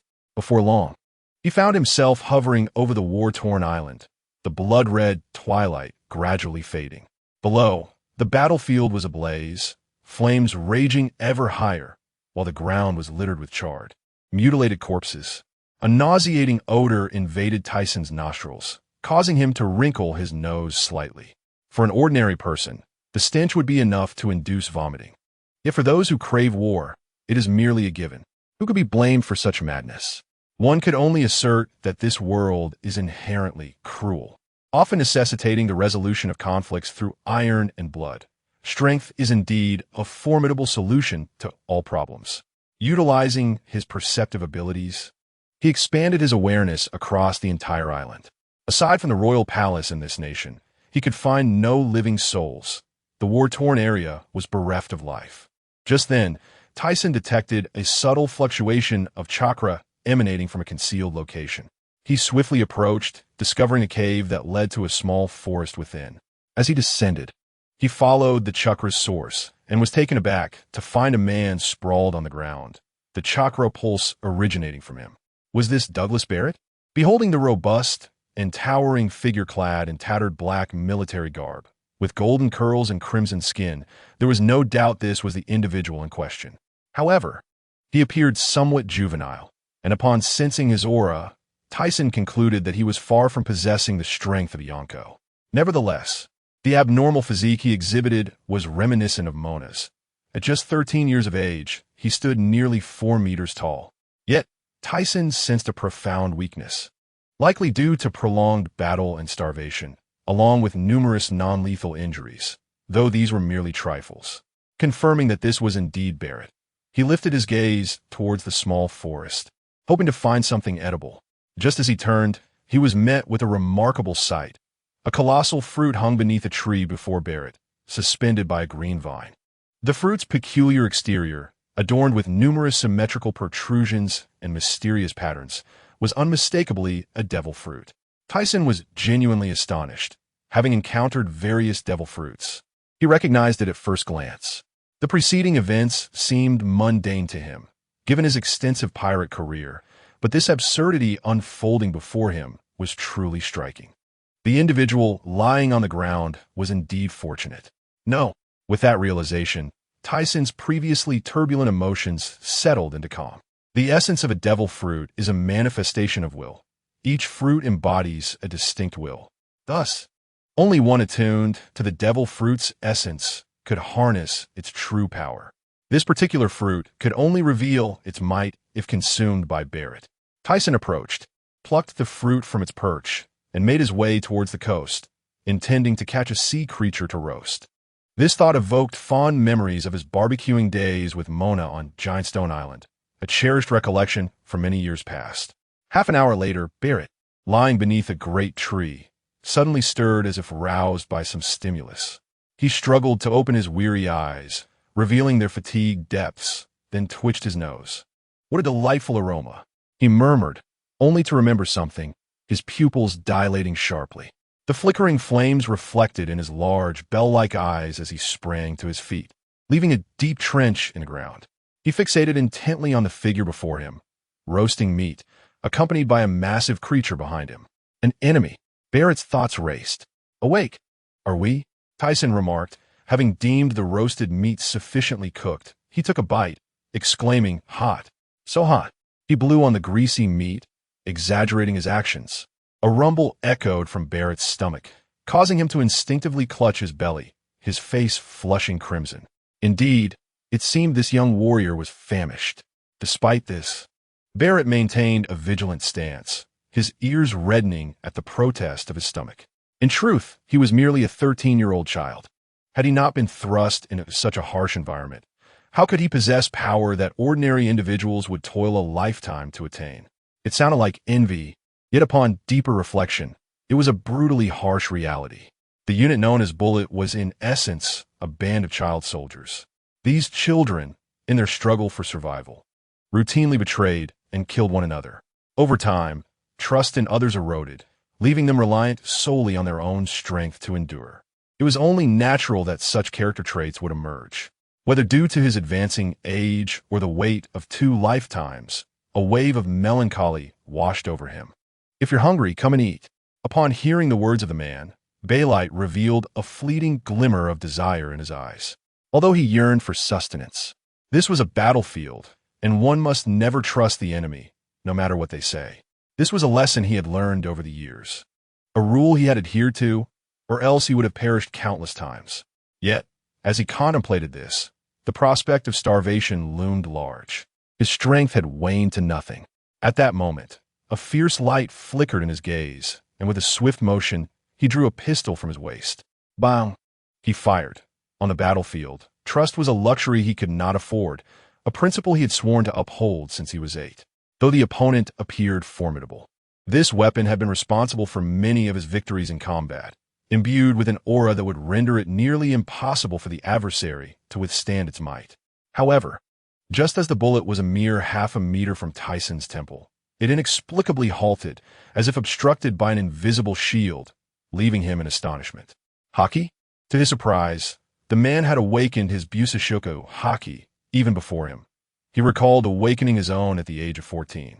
The potency of this man's Haki surpassed his own at that time, and he wondered how strong Baylight's physical constitution must be to achieve such a feat. This thought led him to believe that the cloning experiment had gained yet another contributor. How could this man be so powerful? He could hardly fathom the existence of someone stronger than himself. No, this individual could not possibly be from this nation. Such prowess was inconceivable among its inhabitants. Don't act recklessly, boy, or or you may find yourself in peril." Tyson turned, his chiseled features betraying a cold intensity, his brows furrowing as his gaze fixed upon Baylight. In that instant, as Baylight beheld the man's countenance, he felt an inexplicable paralysis seize his body, as if he were ensnared by some icy specter. His eyes wide with terror and beads of cold sweat dotting his cheeks. It was the man's aura. "Come and eat something. If I had intended to kill you, I would have acted while you were unconscious, instead of waiting until now." After hearing the terrifying man's words, Baylight found them to possess a certain logic.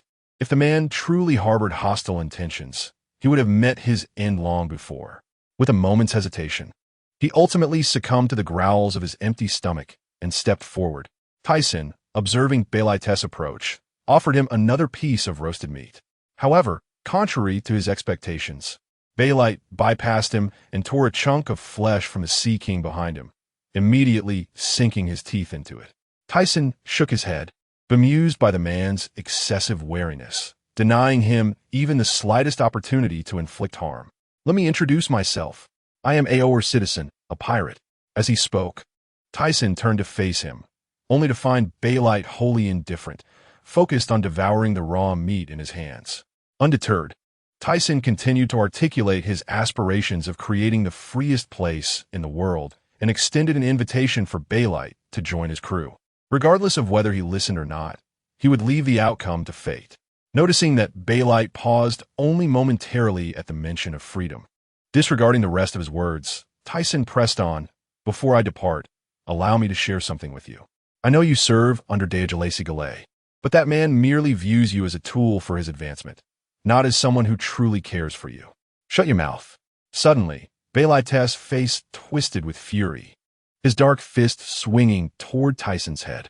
The smile that had once adorned Tyson's face began to solidify into a serious expression beneath his composed facade. He gradually raised his hand and extended his index finger to block the colossal punch aimed at him. "What?" Baylight's countenance shifted dramatically, his dark eyes narrowing as disbelief washed over him as he regarded Tyson. How could this man be so powerful? No, he would not accept it. In that instant, a shadow darted past him, and he felt a punch connect with his abdomen. A wave of excruciating pain surged through his entire being, penetrating his very nerves, propelling his body like a cannonball until it crashed against the rocky cave wall. Though it appeared brutal, Tyson had intentionally moderated his strength. However, he had forgotten how Baylight might react when provoked. While he had not exerted himself with full force, Baylight still coughed up blood. Just as he attempted to rise, a shadow reappeared before him like a phantom. Trembling, he lifted his gaze to find Tyson's cold, sharp features and icy stare looming over him. "You may choose not to believe my words, but you must heed them. Whether you choose to believe later is entirely up to you." Faced with the unyielding demeanor of Tyson, Baylight found himself compelled to comply, recognizing that he was powerless against this man. With the silence settling in, Tyson resumed his earlier discourse. "In any case, I wish to have you as my companion. I will never be anyone's companion. I trust no one. And the commander promised me freedom after our victory in this war. I'm so close to achieving that goal. How could I possibly relinquish it?" Baylight lowered his head, his voice tinged with melancholy. Aware of Baylight's resolve, Tyson decided to take a more patient approach, believing that with time, he might attain the desired outcome. In truth, Tyson understood that Baylight did not genuinely believe that Galay would grant him freedom. He was merely seeking a reason to continue living amidst the chaos of war. Having been raised in such a tumultuous environment, he could find no other purpose for existence. If it were not for Galay's betrayal, Baylight might have remained loyal indefinitely. "In light of this, I shall not press you. Here are 3 items for you." Tyson produced 3 objects and placed them before Baylight. "This devil fruit will grant you power. The pills will heal your wounds. And as for the paper, you surely understand its significance." Tyson returned the fruit to him to prepare for the future. Having resolved to make Baylight his companion, it was prudent to enhance his strength as soon as possible. As for the life card, should Baylight be betrayed by Deojalesi Galay, he would inevitably lose his sense of purpose and wander the seas in search of conflict. If he were to encounter Loagia during that time, it would be a futile endeavor. Providing him the life card was merely a means to give him a new objective. Why are you giving me these things? Baylight abruptly raised his head. Disbelief etched across his features, his gaze fixed intently on Tyson. I have already decided to have you as my companion. What further reason is needed to assist a comrade? Companion? Baylight. Those who dwell in the sky paradise shall be free in the future. I believe you will join us. And do you not desire to grow stronger? My companions are all formidable. As he spoke, Tyson began to levitate into the sky, disappearing in the blink of an eye. Barrett's gaze was fixated on the 3 items laid before him, his mind echoing with the word partner, a term that felt like an indulgence to him. Once, he too had harbored such thoughts. Yet, just when he was on the verge of seizing a coveted medal, betrayal from a comrade had befallen him. Ultimately, not only was the medal lost, but he also suffered severe injuries, teetering on the brink of death. Could he still trust in the meaning of that word? Feeling the pain coursing through his body, he extended his hand to grasp the pill, hesitating momentarily before ultimately consuming it. Meanwhile, Tyson, rushing towards Xuan Nai and the others, suddenly received a call from her. Xuan Nai's anxious voice crackled through the line. Tyson, we are under attack from the Ward Pirates. The Ward Pirates? Indeed. The notorious world destroyer, Bondi Wald, with a bounty of 960 million. It dawned on Tyson that this was the same individual who, after being defeated by Baloric, had inexplicably joined the Rocks Pirates. Furthermore, after acquiring the Momo fruit, Wald's power had surged immensely, having clashed with the likes of Whitebeard and Roger. While he could not defeat them, he was certainly no weakling.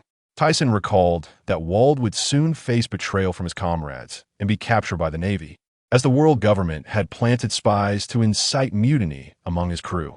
They had been reluctant to execute him outright, fearing that the power of the Momo fruit would fall into the hands of malevolent individuals.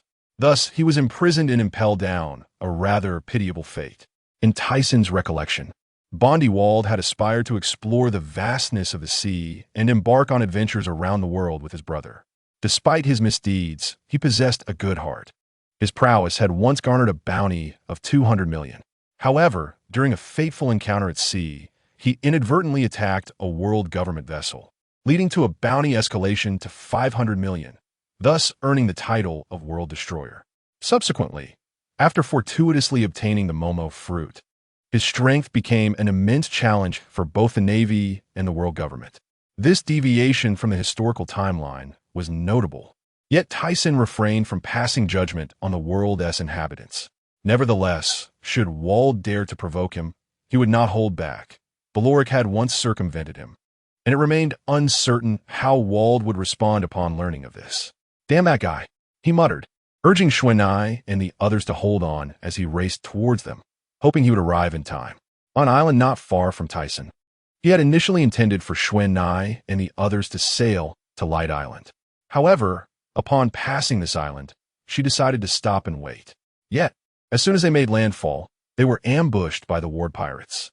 With only basic 6 powers and a bit of Haki, how could Xuan and her companions hope to match them? They could only temporarily fend them off due to their numerical advantage. Bondivite, we are for the Tyson Pirates. Are you truly willing to oppose us? Xuan confronted Wald, flanked by dozens of black-clad bodyguards. As they faced off against the Ward Pirates, she aimed to buy time until Tyson arrived. And what of it? Bondivite, he retorted, extending his hand to reveal several small projectiles nestled between his fingers, which he promptly hurled at them. It seemed the fruit had restored his former confidence. Momo 50-fold cannon. Suddenly, the projectiles expanded 50 times in size, causing Xuan and her subordinates to gasp in terror as their pupils dilated. With a thunderous boom, the enormous cannonballs, measuring 4 to 5 meters in diameter, created a massive crater upon impact, injuring all but Xuan and a few others who managed to evade. In a corner of the island, a figure was dialing a phone, and soon a voice responded, "Sir, the Ward Pirates have attacked the Tyson pirate supply ship, and a battle has commenced. Understand. Keep a close watch on their movements and report any updates immediately." Yes. Meanwhile, Xuan and her companions, without time to contemplate, witnessed the onslaught of Wald and his crew, whose enhanced speed from the fruit rendered Haki unnecessary against them. Moments later, the remaining fighters were swiftly dispatched. And although Xuan Nai wielded dual-colored Haki, her skill was insufficient, and she fell to the ground, bloodied. Struggling to prop herself up, she glared defiantly at Wald. Now in his 40s, nearing 50, Wald was at the pinnacle of his strength. He bore a chain around his body and a horned hat missing one horn, a remnant of a prior incident involving his brother's abduction. To prevent further kidnappings, he had broken off the left horn and carried his brother upon his shoulders. But we should not provoke him. He is a subordinate of the Light Emperor. Have you forgotten what happened last time? Benjik, perched on his shoulder, expressed his concern. Fear not, brother. That fellow is no match for me. Should he dare to come, I will surely defeat him. Despite having been bested by Tyson's subordinate before, Wald now believed that with the fruit, he would not lose to anyone again. Vice Captain, do you not know the captain's strength? Indeed, he is surely no match for us. The remaining crew members seemed to have unwavering confidence in Wald's abilities, dismissing the memory of his earlier defeat. In the realm of pirates, encounters often lead to bloodshed, with the vanquished facing dire consequences. This was the unyielding law of the sea. How could Wald not understand this? Yet, he remained unwilling to accept it. Is that so? Wald's words were interrupted by an unexpected voice. What? Both Wald and Benjik jumped in surprise at the sudden sound. Realizing its source, Wald swiftly turned to deliver a punch, only to find his opponent's speed outstripping his own, forcing him to cross his arms defensively. Bang! Captain, Tyson's extraordinary strength propelled Wald backward, flipping in midair before landing deftly on his feet, gazing at his adversary. Tyson's piercing gaze and stern visage conveyed an ominous presence as he approached, extending a hand to assist Xuan Nai before offering her a pill. Go tend to the others. I will handle this. Upon seeing him arrive, Xuan Nai felt her tension dissipate, and she turned to assist the injured on the ground, clutching the pills Tyson had just given her. You must be yours, Tyson. It appears your reputation precedes you. Wald sneered at the approaching Tyson, while Benjik's expression was one of sheer terror. Why did you attack my comrades? Are you prepared to face the consequences? A glimmer of coldness flashed in his eyes, and in an instant, an overwhelming aura surged forth from him, exuding a potent killing intent and a despair as deep as the abyss. The crimson hue of his body enveloped the area, causing the very heavens and earth to change color as the island trembled and the ground fissured. Ever since he began honing his ability to block the body, he felt his Bawangser had significantly intensified. What? Only a few executives of the Ward Pirates retained their consciousness, yet all were paralyzed by this overwhelming presence, their bodies unable to move, knees buckling to the ground, sweat beading on their foreheads, as if witnessing the descent of a sovereign. This guy, Wald's expression darkened, droplets of sweat forming on his brow as he raised a hand to shield himself from the aura emanating from Tyson. His earlier smirk morphed into a scowl, and his feet, trapped in the ground, struggled to slide backward uncontrollably. At that moment, he seemed to sense something. Brother, he exclaimed, noticing the person on his shoulder rolling their eyes, on the verge of collapsing. However, Wald managed to catch him, and upon seeing his brother faint, he set him aside, anger flashing across his face as he glared at Tyson, his hands clenched tight, enveloped in a dark Wujong Se. With the activation of the Momo fruit at 50 times speed, Wald's velocity surged. A shadow darted forward, appearing before Tyson, a fist slicing through the air with a howling wind aimed at his face. Humph, Ba Chen. Tyson had no desire to squander time with his opponent. His fist, entwined with Wujong Se and Luang Se, vanished just as Wald's fist was about to make contact with his face, reappearing like a phantom at Wald's side. Bang! Wald was instantaneously sent flying. Though this opponent was swift, Tyson did not even need to activate his Lunsur to foresee the future. He effortlessly detected the flow of Wald's chakra with his perception. He lightened his body to evade the incoming attack, and before Wald could react, he struck back with a heavy fist. Wald's pupils constricted violently. How is this possible? He could not even dare to withstand an attack imbued with two forms of top-tier Bachi, despite the formidable level of his Wujong Sura. How could he possibly endure such an assault? With the Momo fruit activated at 100 times speed, Vald evaded with even greater swiftness, while Tyson's attack met with empty air, prompting a newfound respect from him. He realized that he could have directly utilized Ba Chi Judan in that situation, but deemed it unnecessary. However, it was evident that his opponent was no ordinary foe. After facing Barorik, this individual had rapidly elevated his prowess. He had heard in the news that this person had engaged in combat with Whitebeard and Roger multiple times, and being in his prime, such strength was only to be expected. It suddenly became intriguing. He no longer felt rushed, as it had been a long time since he had enjoyed a genuine battle. He decided to play along with his adversary. 3 hours later, Vald lay on the ground, rolling his eyes. "Captain." His remaining comrades attempted to rush to his aid, but were swiftly knocked unconscious by him, each with a single punch. "Bind them. We set sail." "Yes," came the respectful reply from Tyson's crew. Though victorious, he had expended considerable energy and sustained some injuries, yet these were merely superficial wounds that would heal swiftly. This adversary had managed to endure for such an extended period against him. Apart from possessing a high level of Ba Chi and commendable stamina, the primary factor was undoubtedly the power of the devil fruit. Regardless of what abilities his opponent possessed, he was resolute that defeat was not an option. Now, a pressing matter arose: how to deal with these individuals, especially with several undercover agents from the world government among them. Kill them. Though somewhat regrettable, not only was Vald's Momo fruit at stake, but also Guy Lama's cube fruit, which was quite remarkable. Furthermore, Vald valued the abilities of one of his crew members, a designer who, decades later, would create the Gulosea D ship, transforming an entire island into a submarine, a skill set he desired. In addition, that Sebastian was also a commendable crew member. Being a hybrid of a giant and a fishman, he possessed great physical prowess, not only strength but also mastery of Wujong Sura, making him a valuable ally. However, both individuals were fiercely loyal to Vald, indicating that he would need to invest considerable effort to sway them. A day later, the world government and navy swiftly received news of the Ward pirates' defeat, leaving them astounded. This crew had initially eliminated a notorious pirate like Wang Ji and now single-handedly vanquished the Ward pirates. It was well known that the navy had struggled to apprehend them, causing them significant headaches. To capture him, the world government had deployed numerous spies aboard their ship, only to find their efforts in vain. Moreover, even the spies had been captured, and they were now hesitant to act rashly. What on earth is this wretched individual scheming? Steelbone's expression darkened. They pondered deeply. Since Tyson had not executed the members of the Ward pirates, what precisely did he intend with Vald? Would he end up, like Qingjiao, joining Tyson's crew, which would undoubtedly pose a greater danger? Meanwhile, on Bright Island, due to the construction of the Sky Paradise, it was necessary to commence building from the 6 surrounding medium-sized islands.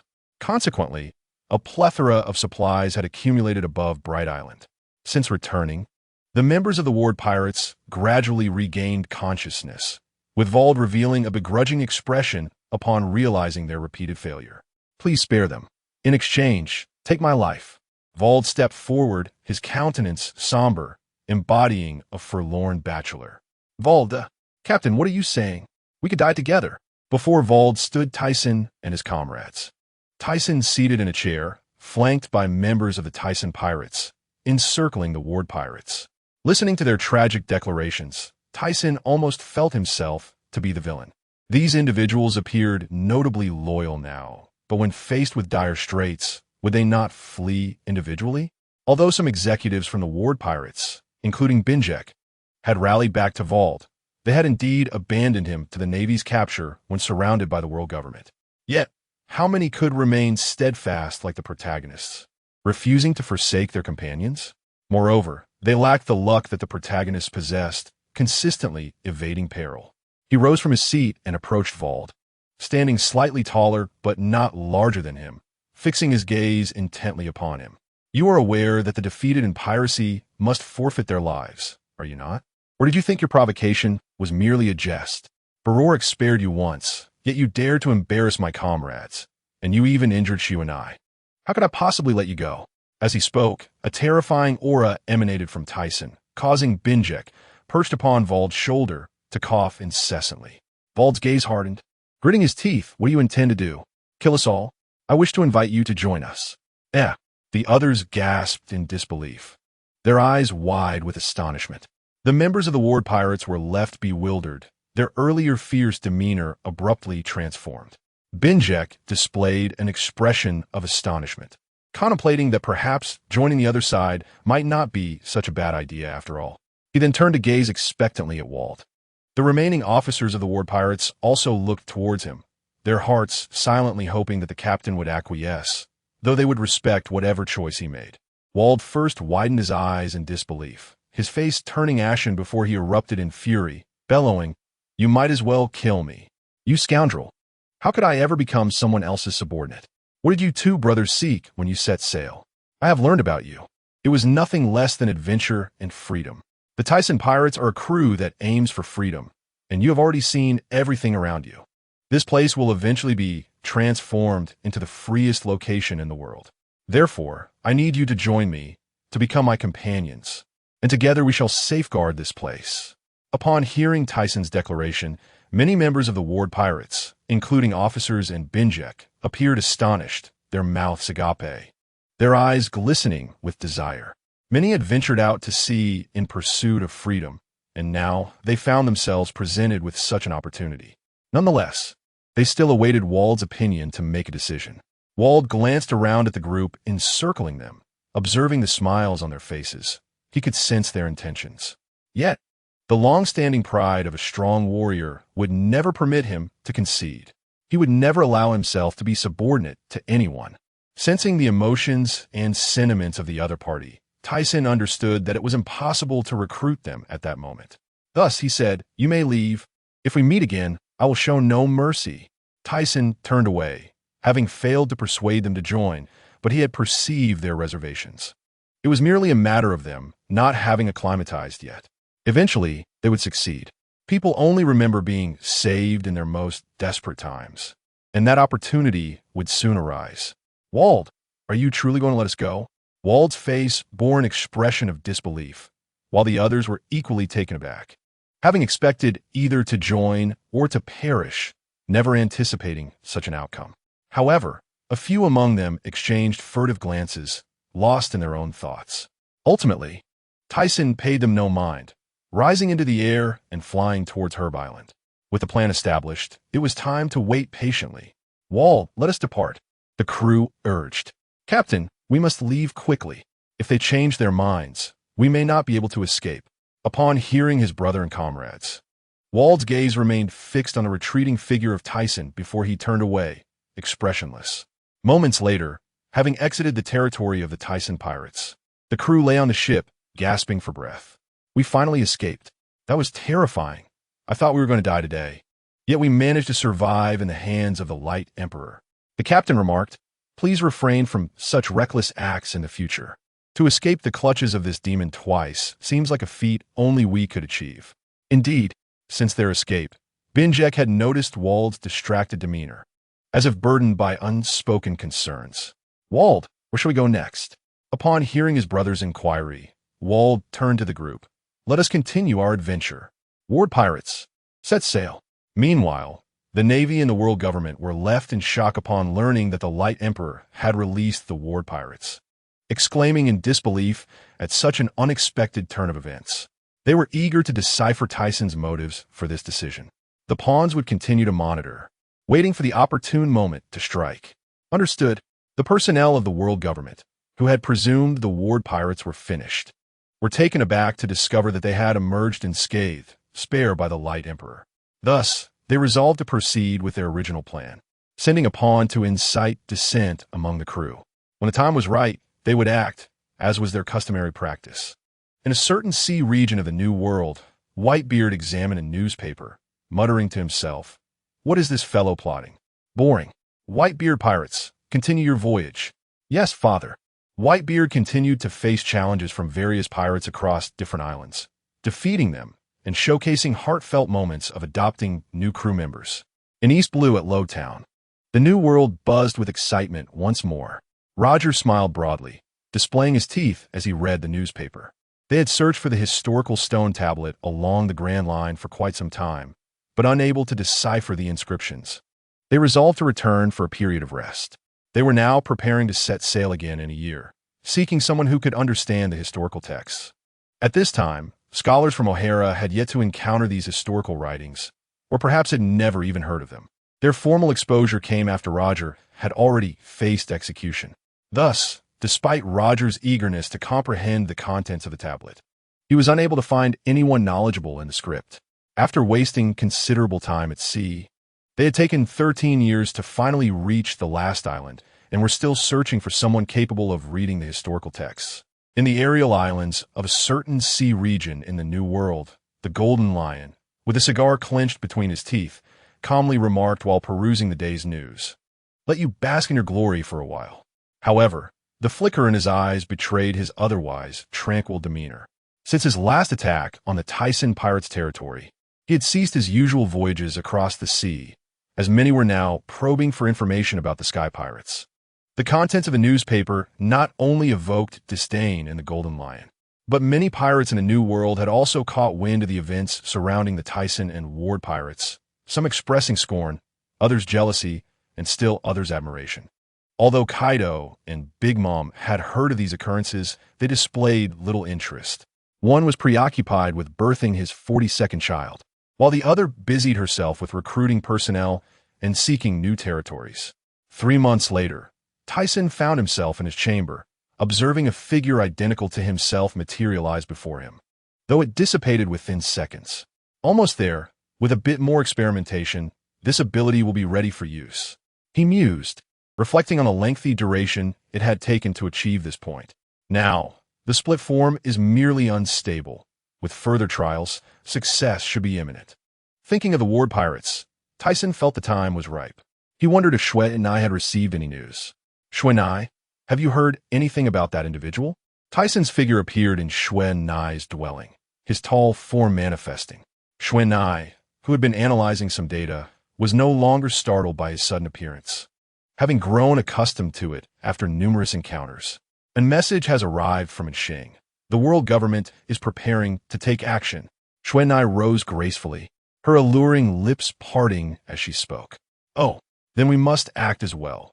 Our objective this time is to rescue, not to engage in prolonged combat. With that, Shue Nai transmitted the message via a Den Mushi, instructing everyone to assemble aboard the Mickey Mouse ship. Ryder, the home front is in your capable hands. By the coast, Baloric smiled. Rest assured, I will handle everything. Take care. Subsequently, he watched as the Milishu sailed away, before turning and heading towards the laboratory. In a certain maritime region of the New World, over 20 warships surrounded a solitary pirate vessel. Moreover, among these warships, several pirate ships were interspersed. On board the Woad pirate ship, Wald shouted loudly at the nearby warships, "Cap, Zhanghua, I truly misjudged you. That fellow is insufferable." Cap, clenching his fists, felt a surge of indignation. His statement was not without merit, as Zhanghua remarked, frowning, that in order to capture Wald, the Navy had colluded with pirates to ensnare them here. Even though the world government was pulling strings behind the scenes, their expressions were far from pleasant. Despite the numerous naval vessels, significant losses had still occurred. Just as Cap was about to confront Wald for a one-on-one duel, personnel from CipherPol suddenly intervened. There was no need, as the situation was on the verge of transformation. Moments later, within the Woad pirate ship, Wald suddenly noticed that the cannon fire had ceased. What was happening? Why had the cannon fire stopped? The sound of rapid, crisp clapping echoed. Wald's body stiffened, and, sensing something amiss, he turned to look towards the source of the noise. His pupils constricted violently, disbelief etched on his face. Wald! Benjik and the other officers were taken aback by this unexpected turn of events. Wald, wounded, glared furiously at his former comrades who had turned their guns on him, feeling a pang of betrayal. Unable to contain himself any longer, he let out a furious roar and leapt forward. Subsequently, the Navy unleashed a barrage upon their ship, and only after a considerable amount of time did the cannon fire subside. On the deck of the pirate ship, Wald sat on the ground, despondently gazing at his former comrade, whom he had just defeated, his eyes vacant. Due to his previous injuries, he was panting heavily, Truly formidable. Captain. Just then, a strange voice drew Wald's dazed gaze. It was Benjik from CipherPol, his expression filled with terror as he beheld several figures in black appearing behind Wald. What is that? Despite his gunshot wounds, Wald turned to face the figures in black. At this moment, the CP had yet to be divided into numbered groups, and their existence remained shrouded in mystery, even to some of the most notorious pirates. Benjik was aware of this due to his role in gathering intelligence for the Woad pirate crew. Though we have been allies for a time, it was all part of the mission. It ends here. One of the figures in black suddenly extended a finger towards Wald's chest, and a bloody hole appeared immediately. Wald collapsed to the ground, hearing Benjik instructing the others to flee, bewildered. What was happening? How dare they betray me? Are you all right? Suddenly, a voice roused him. As he struggled to open his eyes, he saw a cold, handsome face drawing near, followed by the sensation of something being fed into his mouth. Gradually, his fading consciousness began to clear, and he finally recognized the person before him. You. Why? His eyes widened in disbelief as he gazed at the newcomer. La. If you don't hurry, you might get captured. I've already saved your comrades, said Tyson, gesturing for him to look away. Wald turned to survey his surroundings. The original figures in black aboard the ship had been pierced through, instantly killed. He then shifted his gaze to the not-so-distant Milisho, the flagship of the Tyson pirate crew, which had successfully navigated through the Navy's encirclement and was now docked alongside. Not only were there officers from the Tyson pirate crew, but also their allies. Memories flooded his mind, and with fiery eyes, he fixated on Benjik above, his face turning a shade of pale. Now is not the time to dwell on such matters. Get on the ship first, Tyson urged, taking flight, facing the furious Cap and Zhangwa. Wald raised his chin, his heart heavy as he looked up at the figures in the sky. Ultimately, he did not board the ship, but instead rose to his feet. Determination etched in his gaze. Tyson, you scoundrel, what benefits do you gain from this? Zhangwa, with his voluminous black hair, gritted his teeth. La, I'm here to rescue my comrades. Comrades? Wald's expression froze on the lower deck. Comrades? Zhangwa and Cap exchanged glances, realization dawning upon them. They immediately leaped into action, launching assaults against him. Just as Tyson prepared to evade their strikes, Wald, moving in astonishing speed, appeared before him, blocking Cap's iron fist with a punch. Seeing this, Tyson halted, parrying Zhangwa's attack as well, but turned to Wald and said, Didn't I tell you to board the ship? Your injuries haven't healed. Silence. This is my way. Wald, bloodied and battered, struggled to withstand Cap's blows, exclaiming those words before gasping heavily. TSK, what a stubborn fellow, don't die on me. Understanding his intention, Tyson chose not to intervene further. Recognizing that Wald was simply embarrassed and felt a sense of shame, which was also a reason he admired him.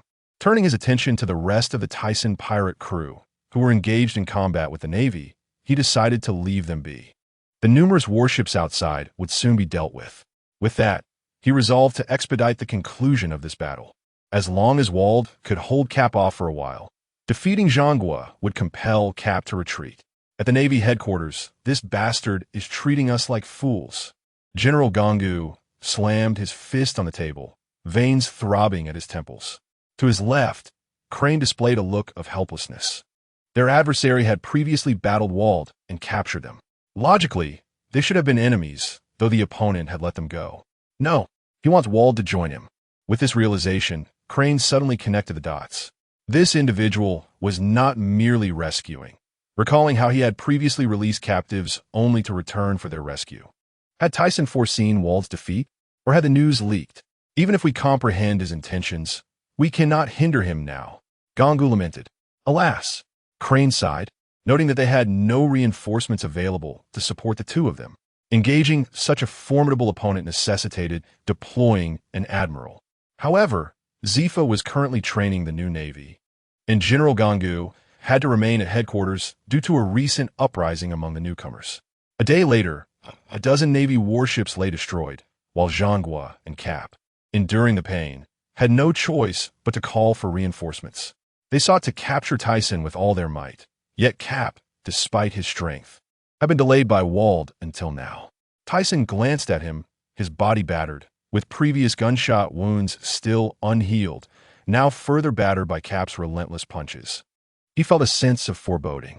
This fellow was simply reckless. If this continued, he would surely suffer lasting repercussions. The battle needed to conclude swiftly. Turning his gaze to the panting Zhang Guo nearby, Tyson clasped his hands together. The technique, known as Xianjia Boli, suddenly enveloped Zhang Guo in a white square. As a flash of white illuminated the surroundings.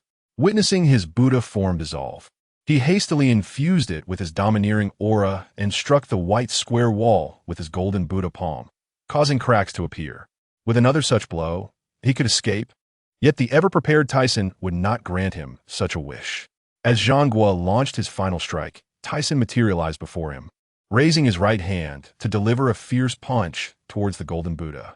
Zhang Guo's pupils constricted, and he quickly crossed his arms to block the attack. The powerful strike, infused with all his might, caused Zhang Guo's Buddha form to dissipate, revealing his true visage. After spitting out a few mouthfuls of blood, he adjusted his stance and retreated several steps, stopping a distance away to wipe the blood from the corner of his mouth, while keeping a vigilant gaze on Tyson. Meanwhile, Vald was once again sent flying by a punch from Kapu. As he neared the water's surface, he desperately adjusted his posture, stepping on the air to stabilize himself. However, the blood trickling from his mouth indicated that his situation was dire. "Surrender, Valda. You cannot defeat me," Kapu said, his expression stoic as blood dripped from his forehead. Gazing down at the panting Vald, "Watch out, Kapu," a voice like thunder echoed. "What?" Just as Kapu turned, he felt the hairs on the back of his neck stand on end. Without a moment's hesitation, he retaliated with a punch. The hasty strike could not withstand Tyson's ferocious blow. In the instant of collision, Kapu was sent flying, tumbling through the air before finally coming to a stop. "Damn it!" Zhang Guo, seething with rage, gritted his teeth. The moment he had lowered his head, Tyson had vanished from sight. Aware of his opponent's peculiar abilities, Zhang Guo became alert. Yet there was no immediate attack. It was only after Kapu sent Vald flying that he realized Tyson's assault was never directed at him. "Kapu, are you all right?" Zhang Guo hurried to catch up. "This guy's abilities are truly troublesome." Kapu rubbed his arm, feeling the strain from enduring such immense force. Meanwhile, Tyson, having moved beside Vald, offered him a pill, saying, "This is for you. Though taking it twice a day will diminish its efficacy, it is certainly better than having none." Vald, panting heavily, regarded the pill with a complex expression. If he survived this, he would join them. He extended his bloodied hand to take the pill and swallowed it, feeling a surge of warmth course through his body. Although it was not as potent as the initial dose, he felt significantly better. "Don't speak so pessimistically. Rest assured, as long as I am here, no one can kill us." Seeing that Vald had not refused but instead seemed inclined to join, Tyson's spirits lifted. He then turned to Zhang Guo and Kapu. "Are you sure you still want to fight? Just take a good look at your subordinates." Zhang Guo and Kapu glared fiercely, fists clenched, fully aware of the situation he referred to. Their singular focus had been on capturing the main perpetrator, believing that such an endeavor was worth any sacrifice, never anticipating Vald's resilience. Moreover, their earlier observations of the interaction between Tyson and Vald suggested that the Tyson pirate crew had likely developed some extraordinary medicinal concoction. Although they had noted this before, they initially dismissed its significance. Their own navy possessed similar special medicines, yet Vald's condition indicated they had underestimated the potency of such remedies. Considering this, the two exchanged glances, and Zhang Guo declared, "Tyson, we shall let you go this time, but do not take pride in it. The Navy will eventually apprehend you." After this cryptic statement, they turned to depart. Previously, Admiral Gongu had informed them that if the situation became unfavorable, they should retreat to minimize losses. However, their desire to capture Tyson had driven them to continue fighting, resulting not only in Vald's escape, but also substantial losses for the Navy. The following day, a battle erupted between the Tyson pirate crew and the Navy, leading to the destruction of several Navy warships. The Navy Admiral Zhang Guo was defeated, and Kapu had no choice but to retreat. In no time, this news spread across the seas, amplifying the title of the Radiant Emperor, and the debate about who was stronger between Tyson and Kapu came to an abrupt end. Newcomers setting sail were invigorated by the prospect of defeating the Radiant Emperor, making it their goal. On Radiant Island, Tyson raised a glass. Addressing his crew, lounging on blankets below, "Brothers, let us toast to our new comrades. Cheers! Vald, welcome to our ranks. From this day forth, you are one of us." Mona lifted her glass in a gesture towards Vald, who sat beside her. Barorik also raised his glass with a smile, seemingly unperturbed by previous events. Vald's gaze shifted towards them, hesitating momentarily before lifting his glass to drink. However, he positioned himself far from the former members of the Ward Pirate crew, while the others dared not even meet his eyes. Bingjek, yearning for the camaraderie of the past, realized that their relationship could never return to what it once was after this incident. After downing a drink, Tyson's eyes flitted between Vald and Bingjek, considering that perhaps this was for the best. Someone like Bingjek was simply not suited for them. He was fearful and had fled with the other officers at a critical moment. Such actions would not sit well with any captain, least of all Vald. As for the other officers, their inaction when the CP agents boarded had been incomprehensible. In such situations, officers should have stood in front of their captain, ready to defend him, yet they had merely watched as the CP agents harmed their captain. Tyson found this deeply troubling. He had once regretted the loss of the one with the cube fruit, but now he saw that while they could utilize him, trust was another matter altogether. After the banquet concluded, Bingjek and the others approached Vald. "Vald, are your injuries all right?" Bingjek said, leaning on an enforced stand, concern etched on his face. The other three officers stood behind him, heads bowed. Vald turned expressionlessly, devoid of any emotion, and stated, "The Ward Pirate crew has disbanded.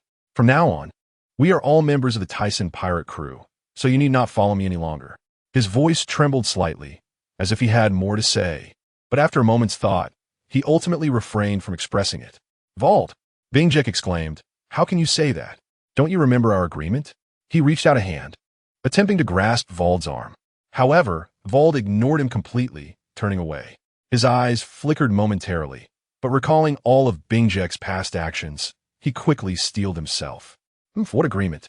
What meaning do such words hold now? In the skies, above a certain sea in the New World, a man with golden hair mocked. "That scoundrel Vald has actually joined the Tyson pirate crew. I once thought he was a man of principle, but it seems he is nothing more than a coward." 2 months later, a tragic incident befell the Navy. Admiral Zay F.A.'s family was brutally slain by pirates. The higher echelons of the Navy promptly concealed this matter, leaving only a handful of individuals aware of the grim reality.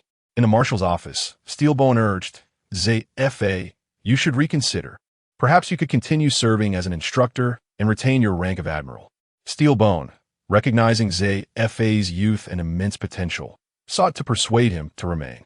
Zay F.A. ultimately acquiesced, choosing to stay at least to contribute something to the Navy, especially since the current batch of cadets had yet to graduate, 2 of whom displayed exceptional promise.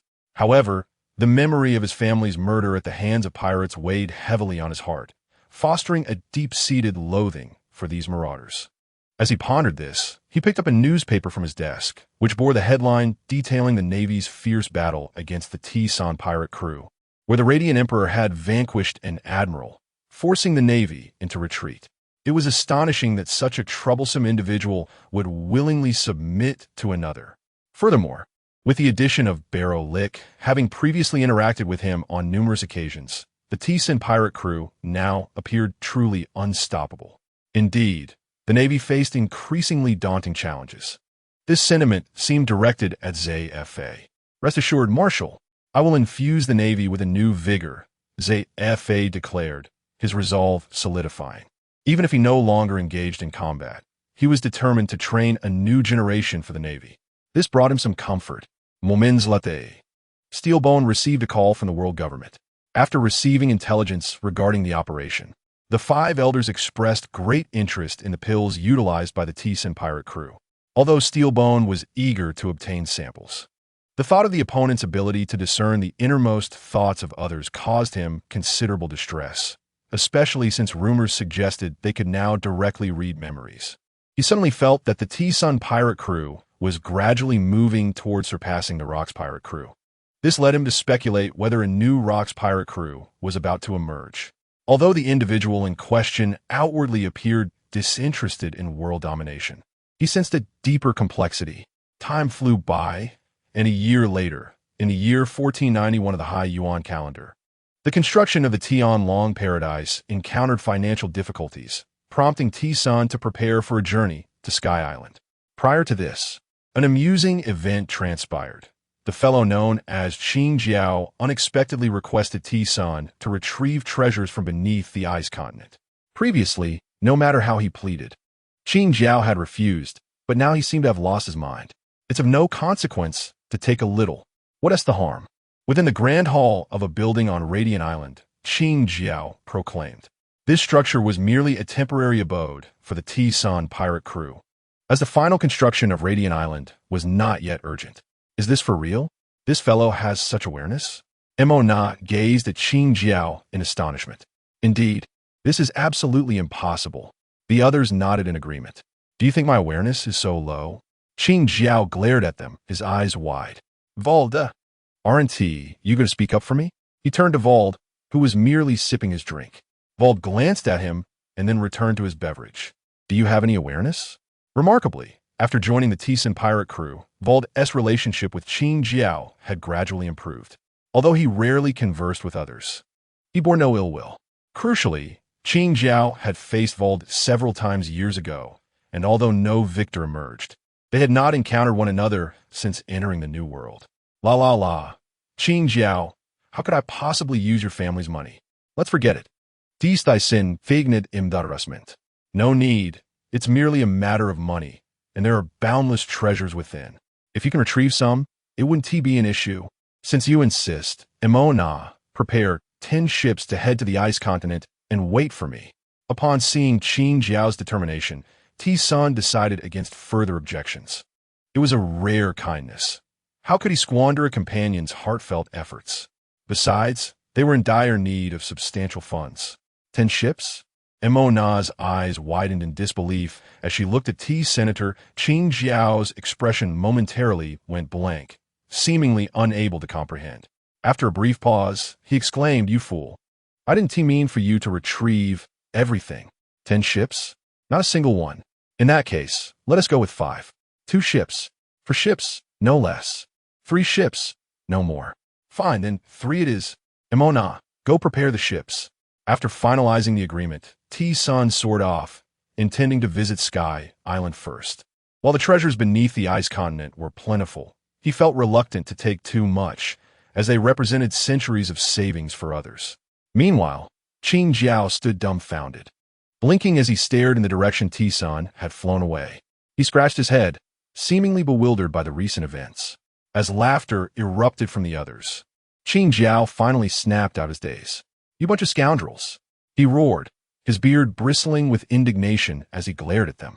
Vald looked on in astonishment. Years passed, and T-Sun returned to Sky Island. Although he had previously lacked funds, he had relied on others to procure them. This time, in addition to retrieving gold, he sought to check on Bai Ka. By this point, Enel must have aged several years. Observing his surroundings might lead him to the Thunder Fruit, after all. However, before anything, he needed to arrange for the gold. Soon, he located Ganfu Air, explained the situation, and took him to collect the gold. Since the construction of Sky Paradise, they had visited 3 times, consistently retrieving around 200 billion in gold each visit. The abundance of gold on Sky Island was staggering. Even removing a single pillar could yield hundreds of billions. Furthermore, the inhabitants of Sky Island had no need for such wealth, relieving T-Sun of any guilt. Ultimately, he bound 5 golden pillars together with iron chains and carried them off, finding the weight negligible due to his abilities as he effortlessly soared towards Bai Ka. Is this something a person can accomplish? Ganfu Air and the others stood in awe, watching T-Sun effortlessly transport the massive golden pillars. While an ordinary person would require a dozen individuals to move just one, T-Sun appeared to do so with ease, leaving them incredulous. In the southern region's small Sky Island, Enel's homeland, T-Sun soon arrived at his destination. Utilizing his perception, he enveloped the entire island. discerning the presence of adults and children through the flow of chakra, allowing him to locate Enel with ease. Moments later, despite the island's sparse population, numerous children were present. Enel's distinctive characteristics, particularly his lack of wings, made him easily identifiable. Ultimately, T-Sun found him without difficulty. He appeared to be around 5 or 6 years old, seated in a secluded corner. Dressed in a white coat, tapered pants, and sandals, his long earlobes and fish-like eyes gave him a somewhat humorous appearance, though his demeanor seemed rather subdued as he lowered his head. T-Sun chose not to disturb him, but instead prepared to observe for a while, seeking to understand the trajectory of his life and the places he had frequented.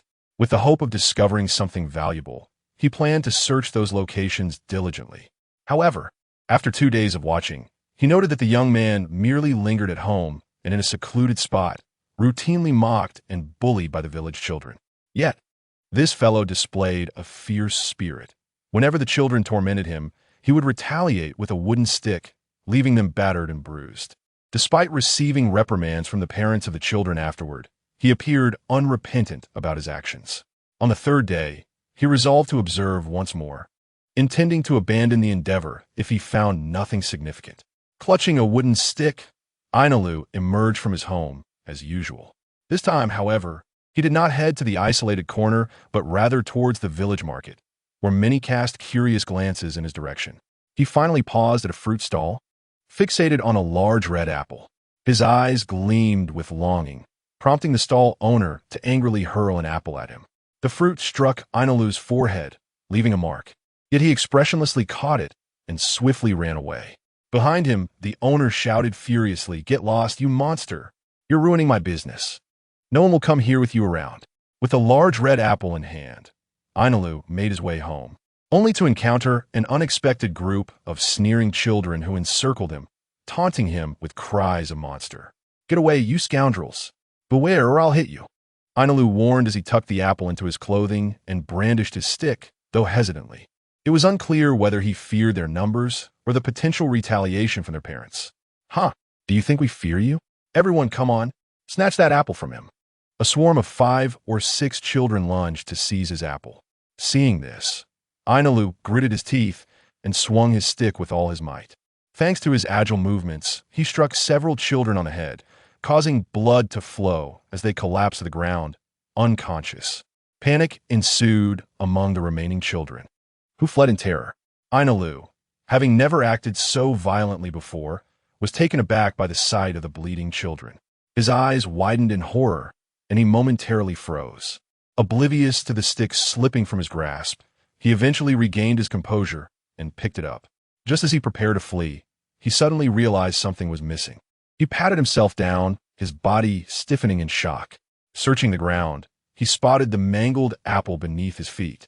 Tears welled in his eyes as he clutched the ruined fruit and fled in distress. He ran to his usual secluded spot, where he sat down, placing the stick on the ground, and cradled the damaged apple in his hands, devouring it with great bites while occasionally wiping his eyes. There, a sudden voice startled him, causing Ainalu to jerk his head up. Oh no! A sense of dread washed over him. Before him stood the same children from earlier, now accompanied by some adults. Among them was a burly man who glared at Ainalu, hurling insults. "You little bastard, your mother is a sinner. It seems you are just as unruly." Daring to strike so fiercely, beat him to death. The others clamored. Ainalu, still just a child of 5 or 6, grasped the stick at his feet, attempting to defend himself. Yet, how could he possibly contend with these adults? He was quickly overpowered and knocked to the ground. "All right, stop. If you continue, you might kill him." The burly man's expression shifted as he saw the blood pooling around Ainalu. He quickly ordered the others to cease. If they killed him, they would become criminals. "We'll let you go this time. If you dare to act like this again, we will end you. Monster, why doesn't someone just get rid of you already? Let us go." Though they uttered such words, they halted, fearing the consequences of their violence, and departed while hurling insults. Lying on the ground, Ainalu was battered and bruised, with blood trickling from his mouth and a gash on his forehead. His cheeks swelled, and his gaze became vacant. A chill breeze swept through, and at a distance he saw the figure of T-Sun, who had witnessed everything. The reason he did not intervene was simple. Everyone must grow up eventually. Although it seemed cruel, many had endured similar trials in this world. Reflecting on Black-and-WhiteEnergy's living conditions, at least he was not in danger of losing his life. Furthermore, given InnateObservation's temperament, he showed no inclination toward violence against the island's inhabitants, at least not yet. However, it seemed likely that his circumstances would soon distort his character. After a moment, InnateObservation gritted his teeth, forcing himself to rise despite the pain, his eyes filled with a vengeful glint. "One day, I will kill all of you."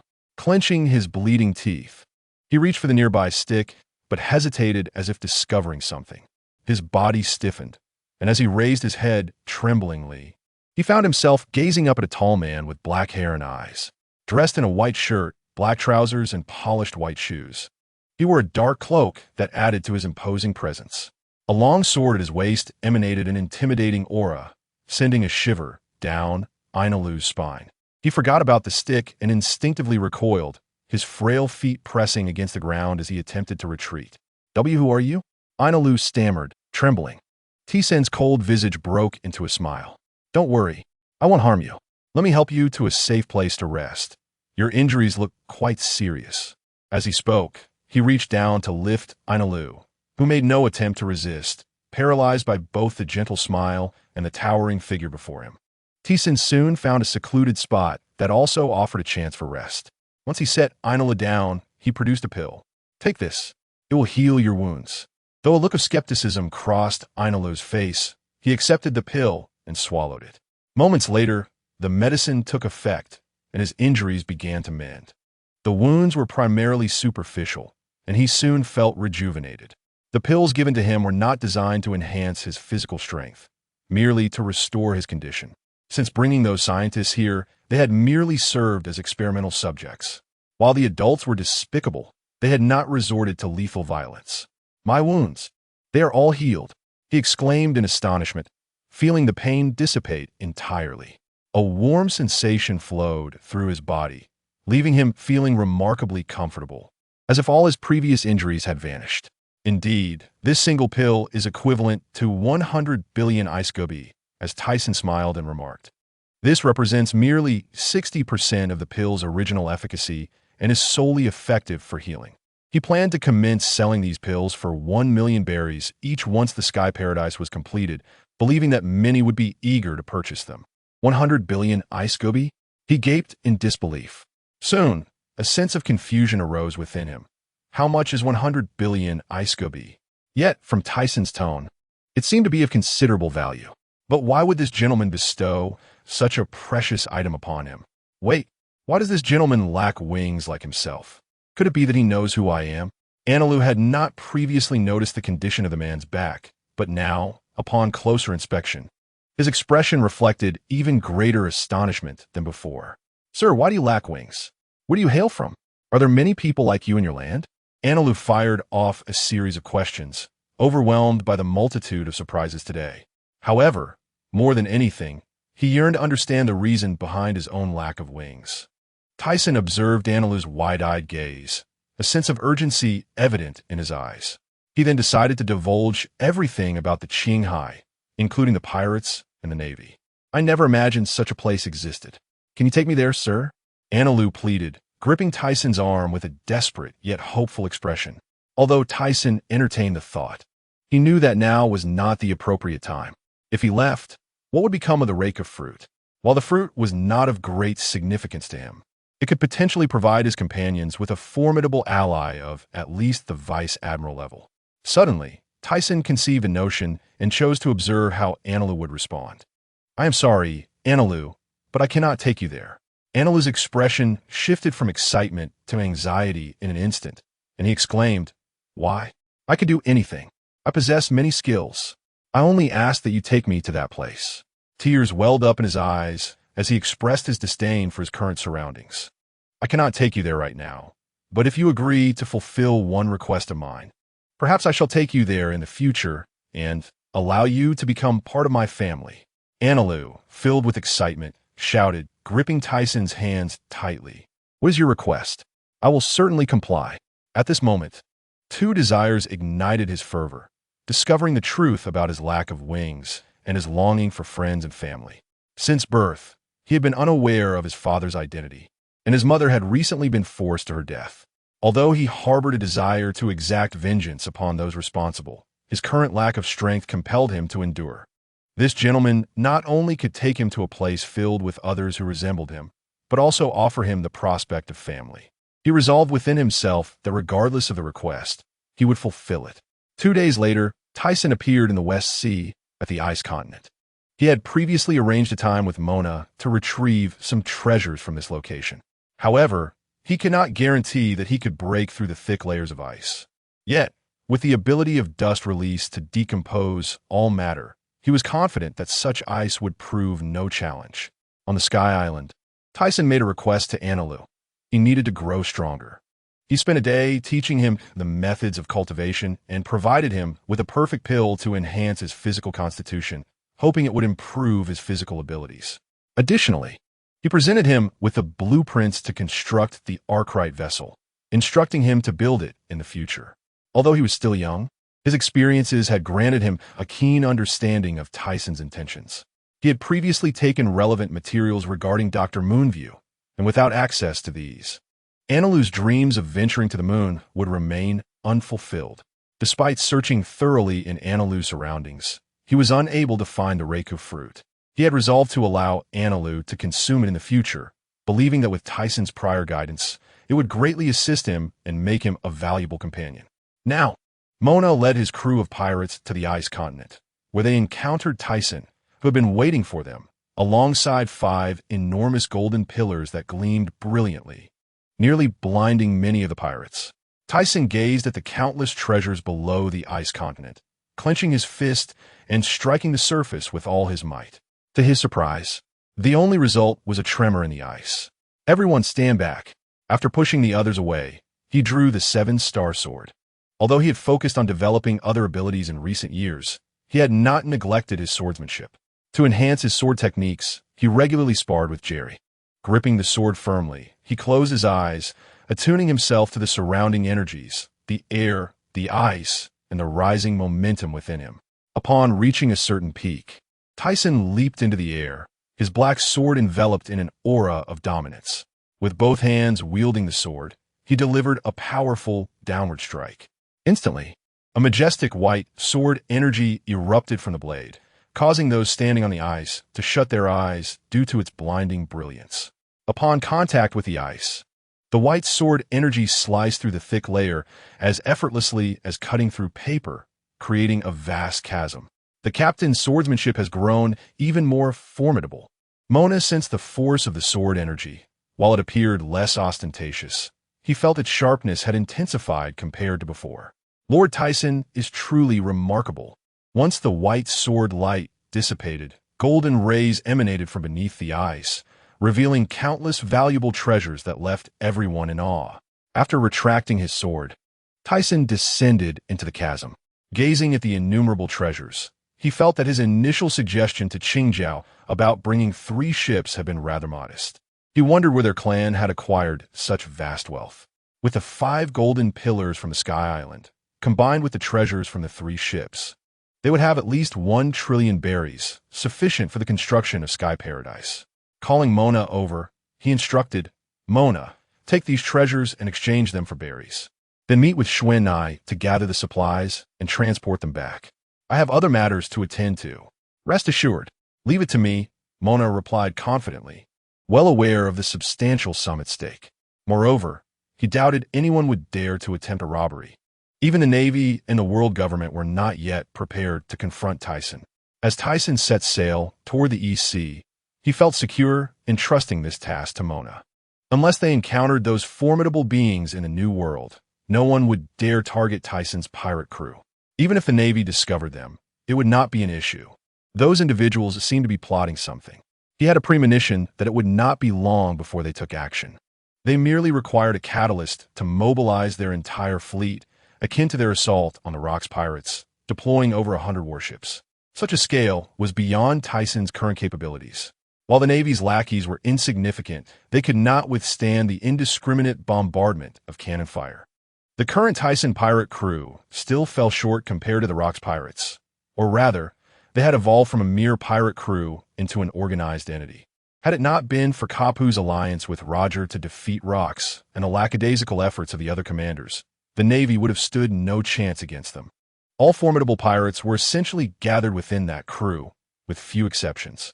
Thus, in light of the current circumstances, the Navy might first deal with the remaining pirates, excluding the Tyson pirates and the original commanders of the Rocks pirates, before turning their attention to them. This implies that there remains a window for their development.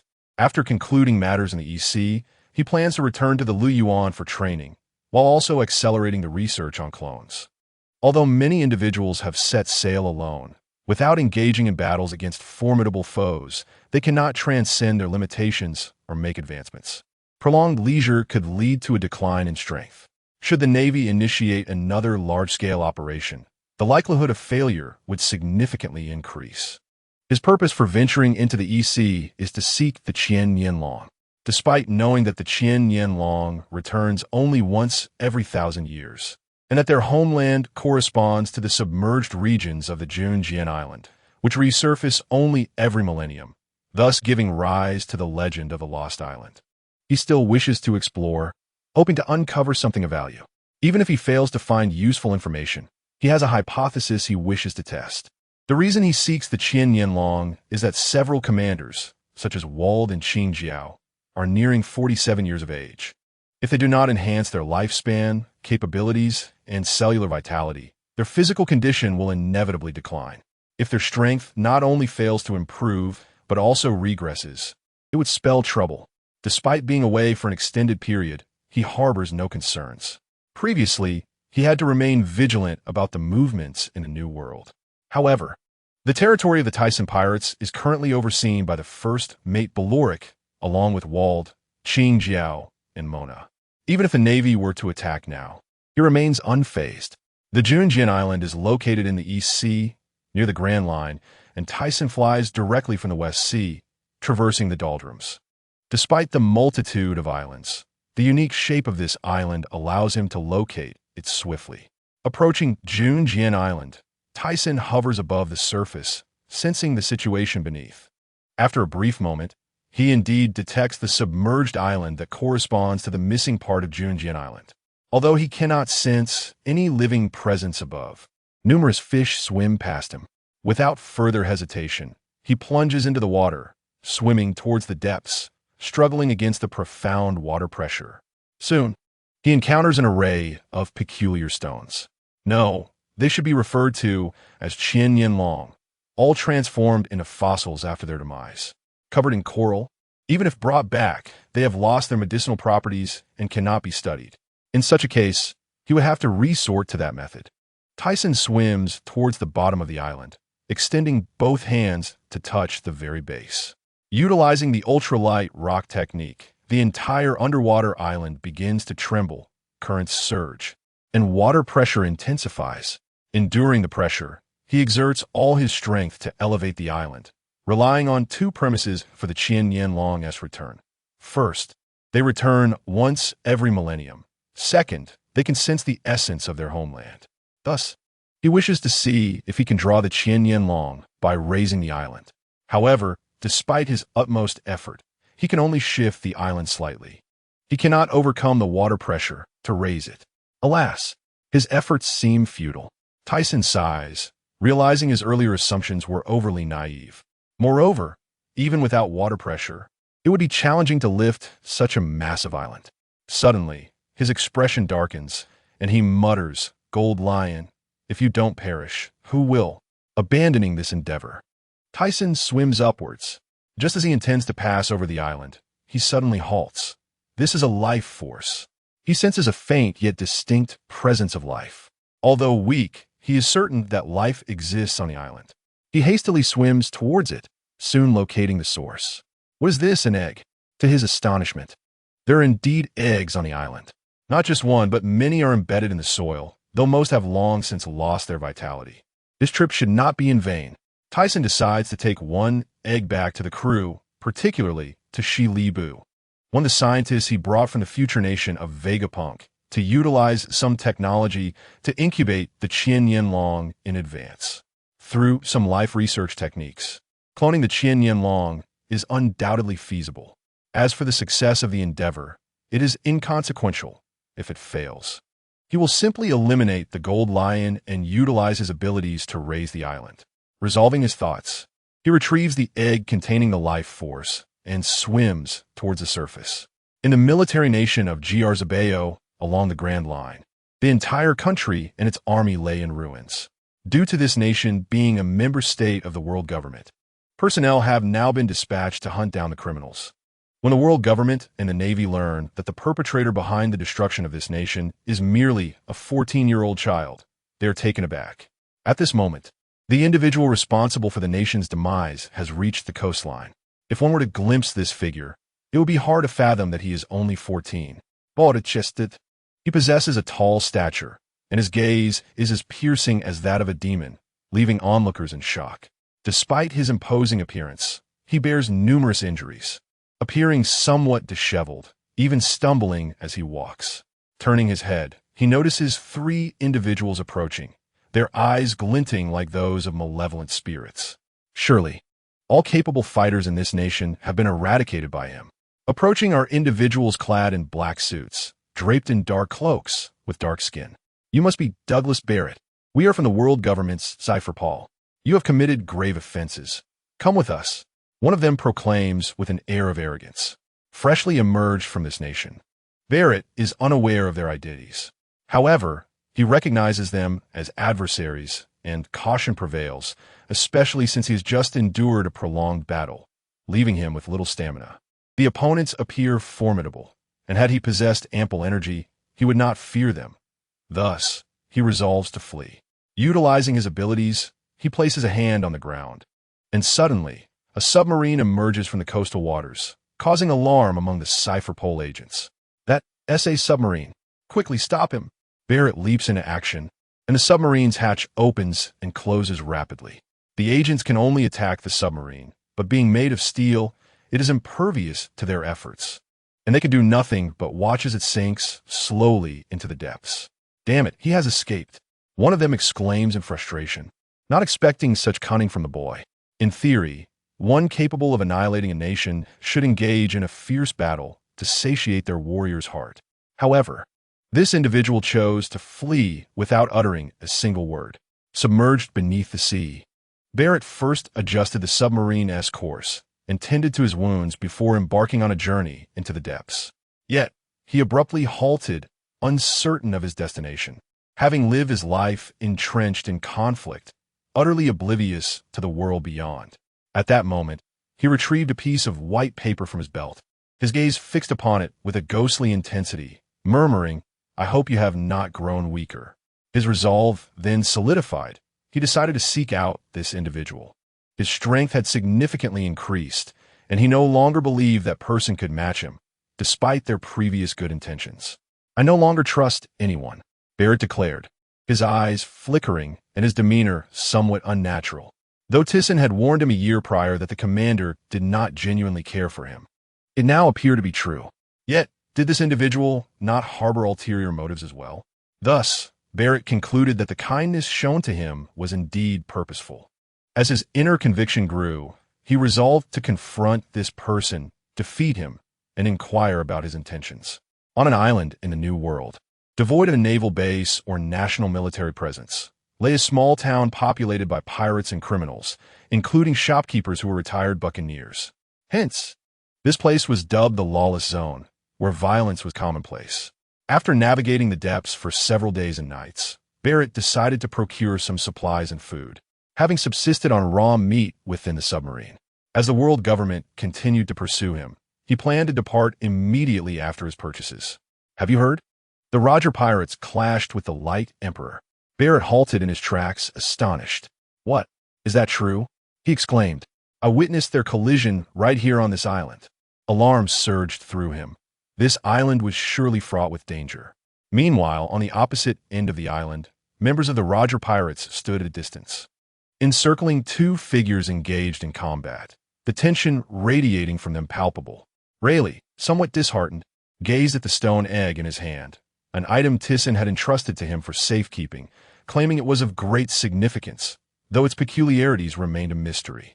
Tyson, having departed from the East Blue, swiftly made his way back towards Guangming Island, utilizing his aerial abilities to reach the New World. Feeling a pang of hunger, he stopped at the island, only to encounter the Roger pirates. When pirates cross paths, a skirmish is inevitable, and Tyson had not unleashed his full potential in quite some time. He was eager to ascertain how much Roger's strength had grown.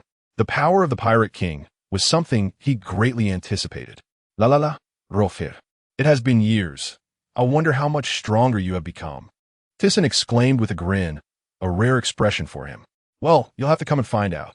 But don't let your guard down, Roger replied, flashing a bright smile, as if reminiscing about past encounters, his mood somewhat conflicted. Over the years, his strength had indeed increased considerably, and he was curious whether he could triumph over Tyson. Their confrontation reached a climax before their figures vanished, only to reappear with swords clashing in midair.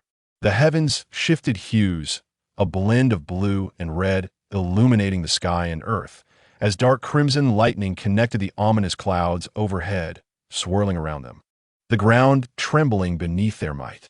Fortunately, their battle unfolded far from the town, sparing it from devastation. Nevertheless, a tremendous gust swept through, forcing onlookers to shield their eyes. Barrett, nearing the battlefield, widened his eyes at the spectacle, his pupils constricting in awe, murmuring, "Incredible! Are all beings of the sea this formidable?" Upon glimpsing Tyson's form, he recognized him as the individual he sought, astonished by his overwhelming power. Their previous encounter had felt akin to a child's play. Realizing this, Barrett's heart surged with excitement.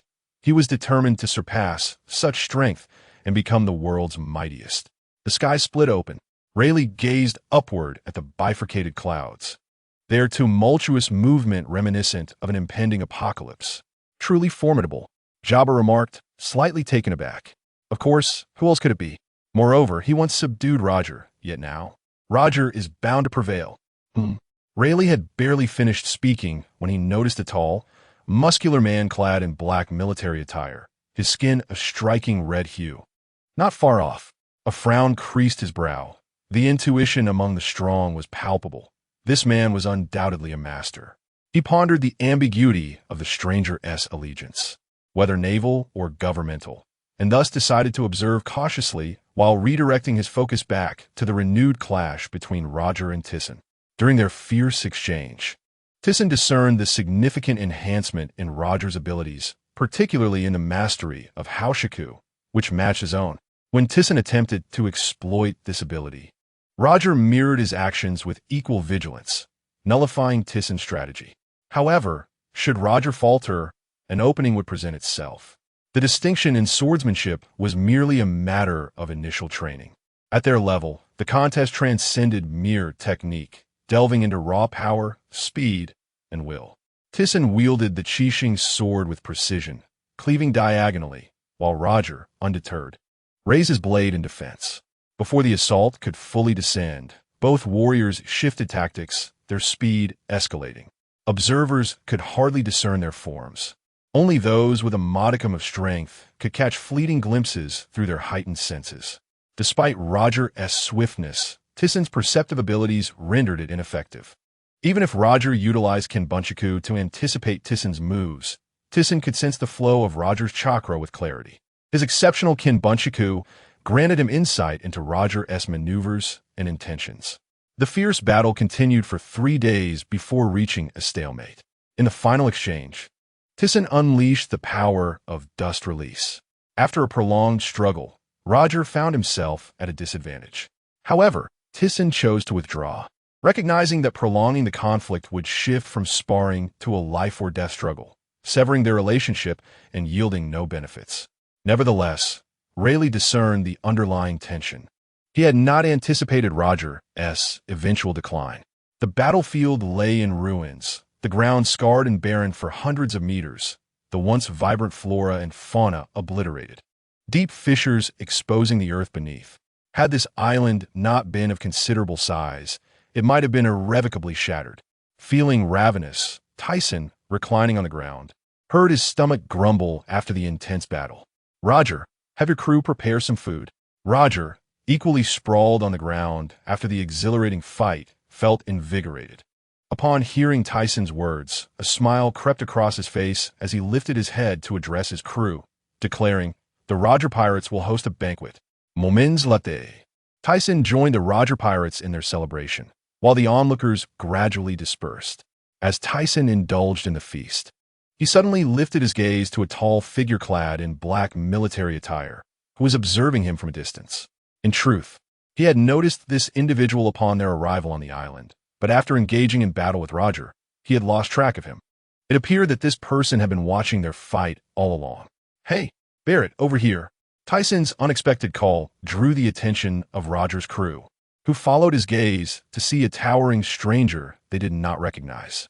"Is that fellow known to you, Mr. Tyson?" Rayleigh inquired, glancing around and, upon confirming the man's identity, relaxed somewhat. Barrett, on the other hand, stared at Tyson with an impassive expression. After a moment's hesitation, he strode forward. Tyson sensed Barrett's aura and felt a surge of excitement. Indeed, he was a formidable opponent, only 14 years old, yet incredibly powerful, surpassing Mona in her youth. Though not as tall, Barrett's physique was perfectly suited for combat. Noticing Tyson's fluctuating expression, Roger turned his gaze toward him, feeling unfamiliar with this new presence. "Tyson, who is this individual? Is he your friend?" Tyson stood up and approached Barrett, grabbing his arm. Barrett, taken aback, quickly shook off Tyson's grip. "What are you doing? You fool. I came here to challenge you to a duel. Let us get started once you've recovered."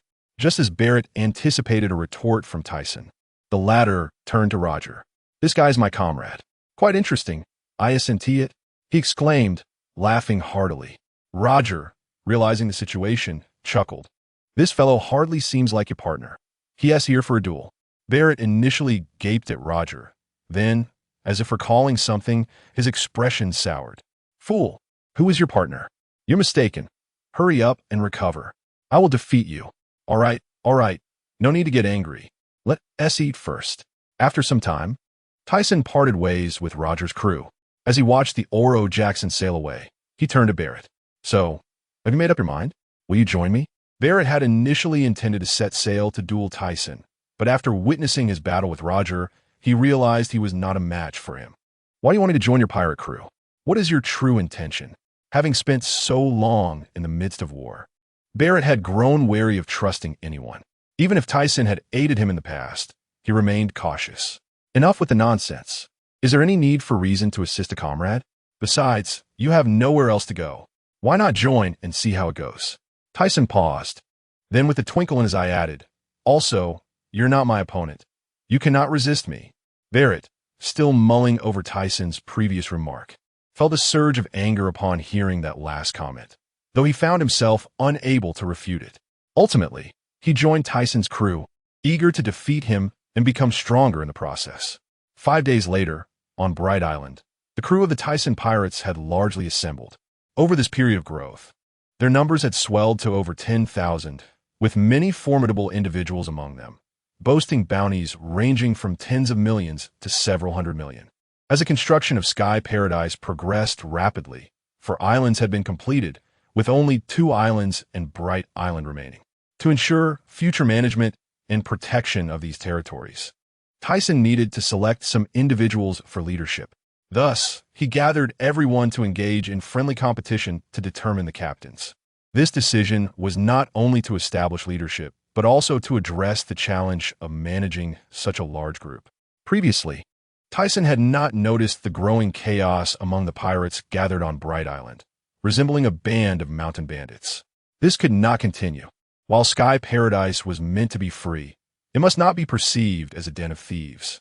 After bringing Barrett back, Tyson devised this plan, which was merely a temporary measure, as changes would inevitably come once Sky Paradise was completed. "Boss, everyone is here." Mona, standing at the forefront, looked up. Though Tyson had previously mentioned this matter, Mona was uncertain of the specifics. Many pirates were curious, wondering if a great battle was imminent. Observing the ranks of pirates below, Tyson nodded and stood up from his chair. "I have gathered you all today to select captains for better management. As for how we will choose, It will be through friendly sparring. The strongest among you will take on the role of captain. Does anyone have any objections? Understanding the situation, the crowd responded, no objections. Yes, we have no objections, but I will be the captain. Ha, just you? What? Do you want to fight? The towering figure of Goro the bear glared angrily at the explosive man, shipped to Goro. Silence. Tyson frowned. With so many people, conflicts were bound to arise. Thus, he sought to appoint captains early on. A terrifying aura permeated the air, silencing the tumult below as everyone dared not utter another word. Tyson then called upon Gina to oversee the bouts, her bubble fruit having awakened, allowing her to intervene if necessary. Hearing Tyson announce the sparring, Barrett's eyes ignited with fervor, excitement coursing through him. Since arriving here, he had struggled to adapt to the tranquility of his surroundings, where no one sought to harm him. Occasionally, some officers engaged him in conversation, welcoming him, but he found the environment unfamiliar. Yet, he appreciated this atmosphere, where no one plotted against him and issues could be addressed openly, an observation he had made over the past few days. Who wishes to participate in the selection of captains? Gina held a sheet of paper listing the members of the Tyson Pirates. I will. Mona stepped forward, being one of the oldest members, having followed Tyson from Giant Rock Island. He could not let this opportunity slip by. Look, it's Lord Mona. Lord Mona is a Tanya fruit user and Captain Tyson's brother. Hearing the remarks from those behind him, Barrett glanced up at the slightly taller Mona, feeling an urge to approach those close to Tyson. Just as he prepared to do so, another man of similar height stepped forward. With a fierce shout, Yahoo, scoundrel Mona, I have come to confront you. The inebriated Vald raised his head. Upon recognizing the speaker as the leader of the Qingjiao gang, Mona bellowed defiantly, Drillhead Monster. Today, I shall demonstrate that even without the Conqueror's Haki, I can certainly defeat you. Soon enough, the battleground was established, with a crowd of onlookers seated on either side, observing the two combatants not far away. Tiz-sun, seated comfortably, watched intently. He was well aware of the capabilities of both fighters. Their strengths were quite comparable. Although Mona lacked the Conqueror's Haki, his mastery of armament Haki was exceptionally high.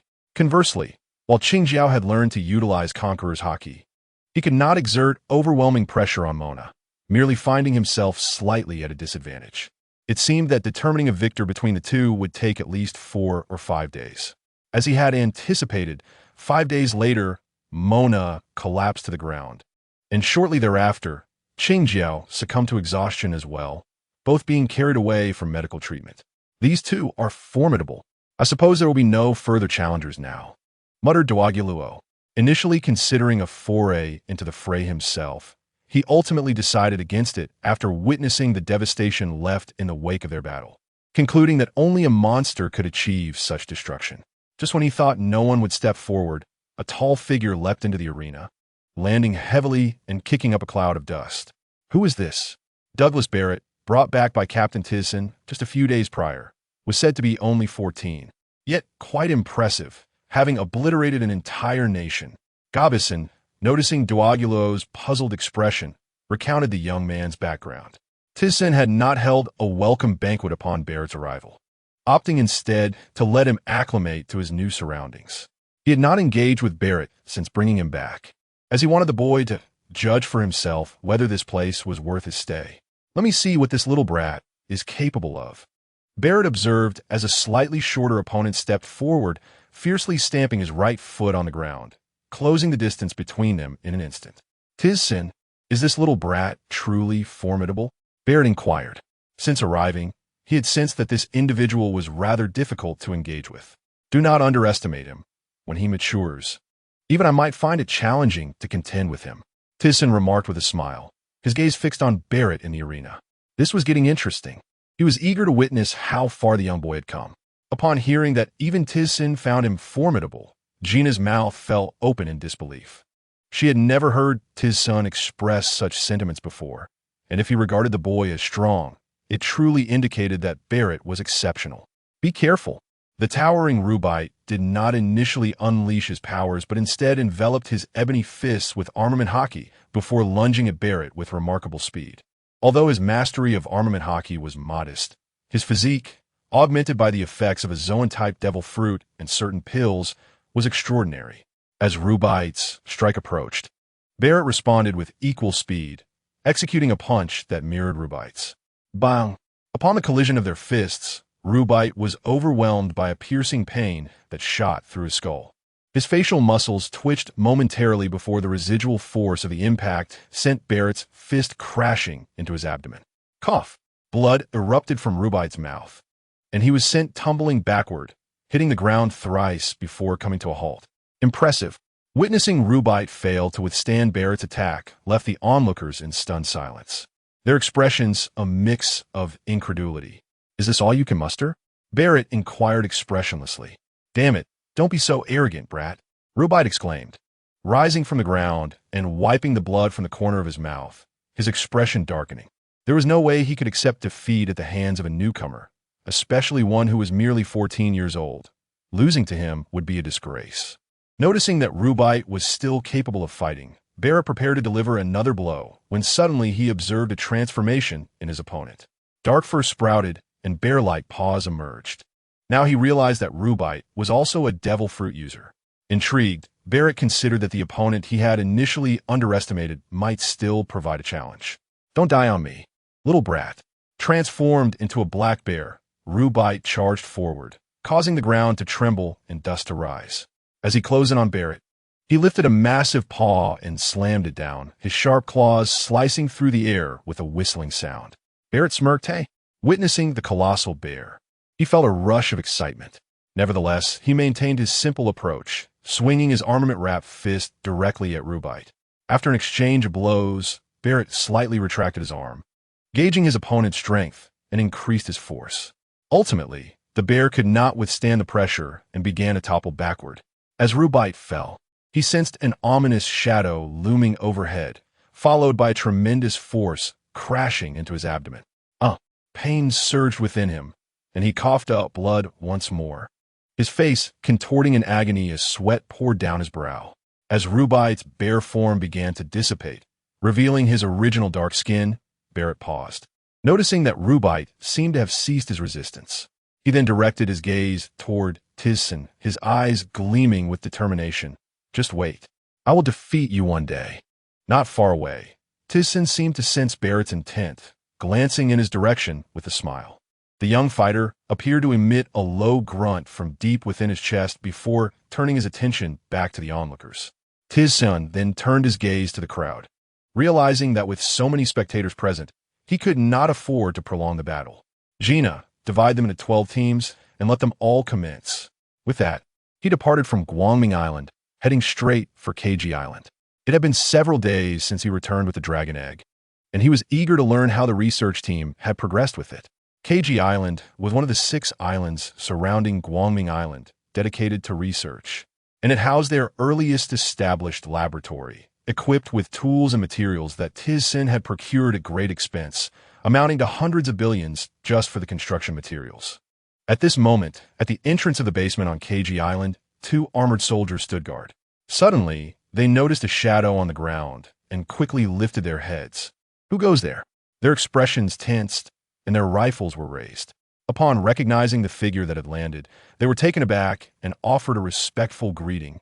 Lord Tizson, we apologize for not realizing it was you. Where's Dechuan? Tizson gestured dismissively.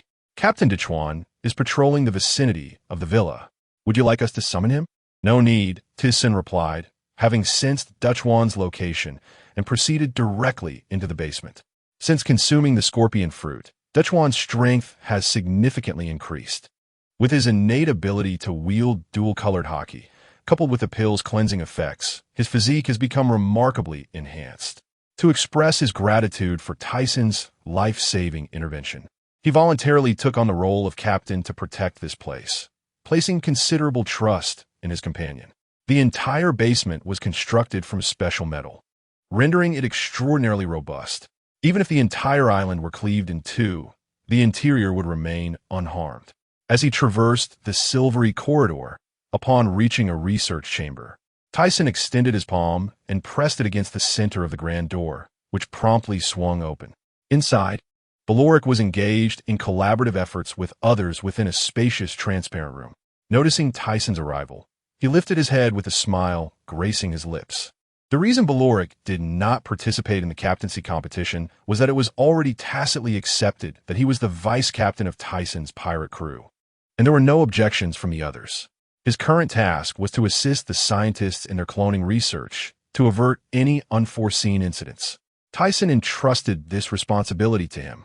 The individuals inside had already detected Tyson's presence through surveillance and had prepared the necessary materials.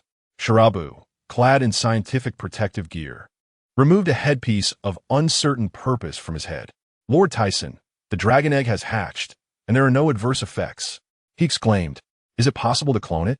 I require all attributes embodied in this dragon." Tyson stepped forward, inquiring earnestly. "It is feasible, though it will require time. We have already transmitted information to Mr. Vegapunk via chip, and all research data has been compiled. It will take approximately a year. This is splendid news. I appreciate your efforts. Please feel free to voice any requests." Tyson trembled slightly, overwhelmed by the sudden joy, as newfound hope for his longevity drug emerged. "Lord Tyson, we do have a request, but it originates from Mr. Vegapunk."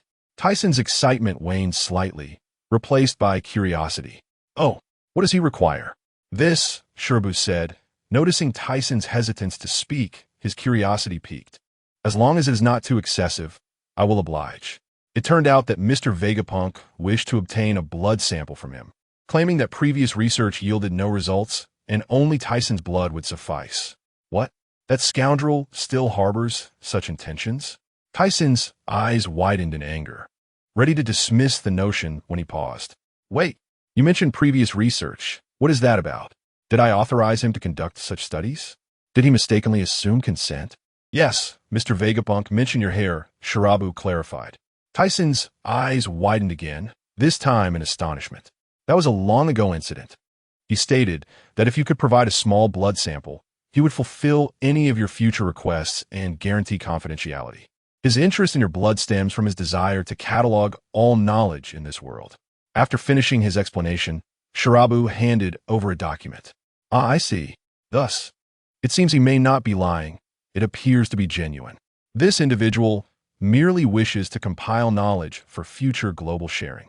Moreover, even if I provide it, he cannot derive anything of significance, as only I possess the knowledge of chakra absorption and application. No one else in this world can replicate it. Perhaps my concerns are unfounded. Furthermore, many experiments will require his assistance in the future, so leveraging this opportunity to gain a favor is quite advantageous." "Very well. I shall comply, but will I need to deliver the blood directly to him? I currently lack knowledge of his whereabouts. I should have insisted on a life card from him back then. However, he did provide me with a chip for transmitting information, which is why I did not consider this. No need. Simply provide us with the blood, and we will relay the information to him once tested."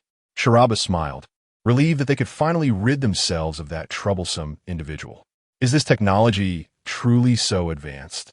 Tyson mused inwardly, bemused by the peculiarities of this world, which juxtaposed the primitive age of dinosaurs with technology centuries ahead. After inquiring about Baloric's cloning progress, he chose to say no more. Subsequently, Tyson left a drop of blood and exited the research chamber. Upon leaving the technological island, he did not return, but instead headed directly towards the herbal island. Meanwhile, on Bright Island, the captain selection battle continued, with Barrett having defeated Rubit, Duguluo, and Carnes in succession. Not only was his physique formidable, but he also wielded the three-color Haki. Especially during the last match, Carnes assumed that after Barrett's 2 previous bouts, he would be fatigued. However, as soon as the fight commenced, Carnes unleashed his Conqueror's Haki, instantly having Barrett's combat effectiveness. Interesting, I come walled and find that Barrett can even use Conqueror's Haki. Weit muset intriget.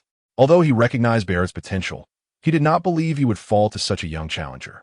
The great pirate personally invited by Captain Tyson, the world destroyer with a bounty of 1.36 billion Bondi Wald.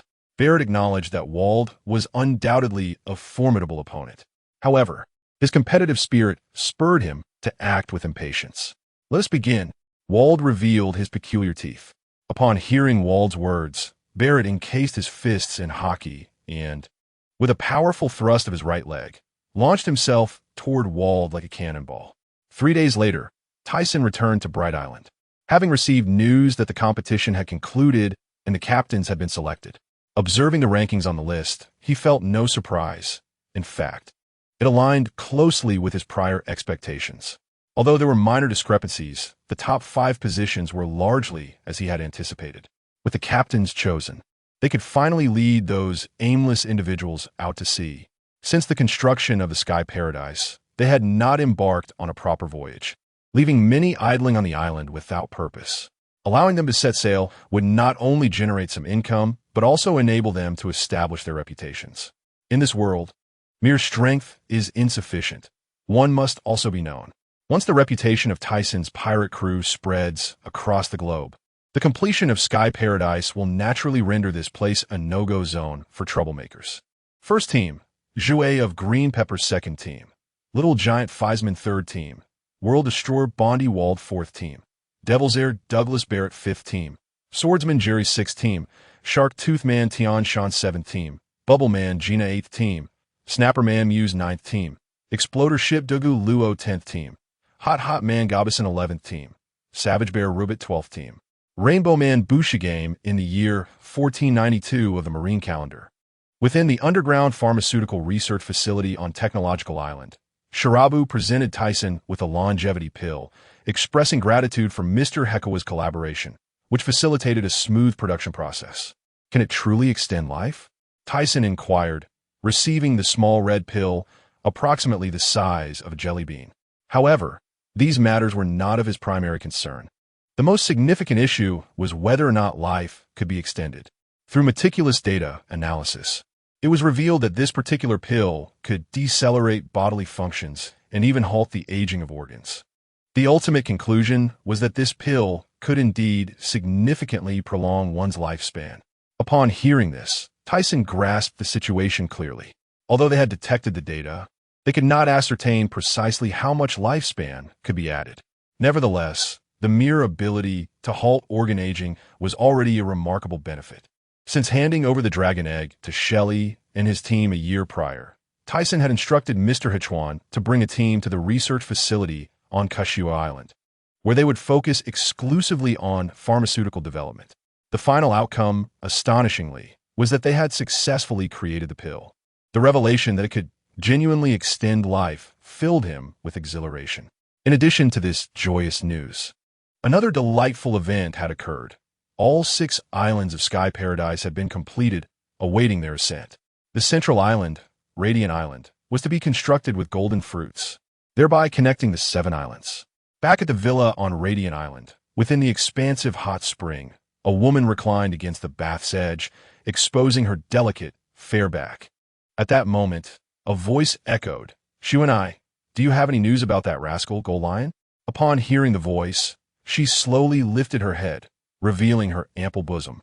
Unperturbed, she stood up and approached a nearby pavilion, observing Tyson as he sat there sipping red wine.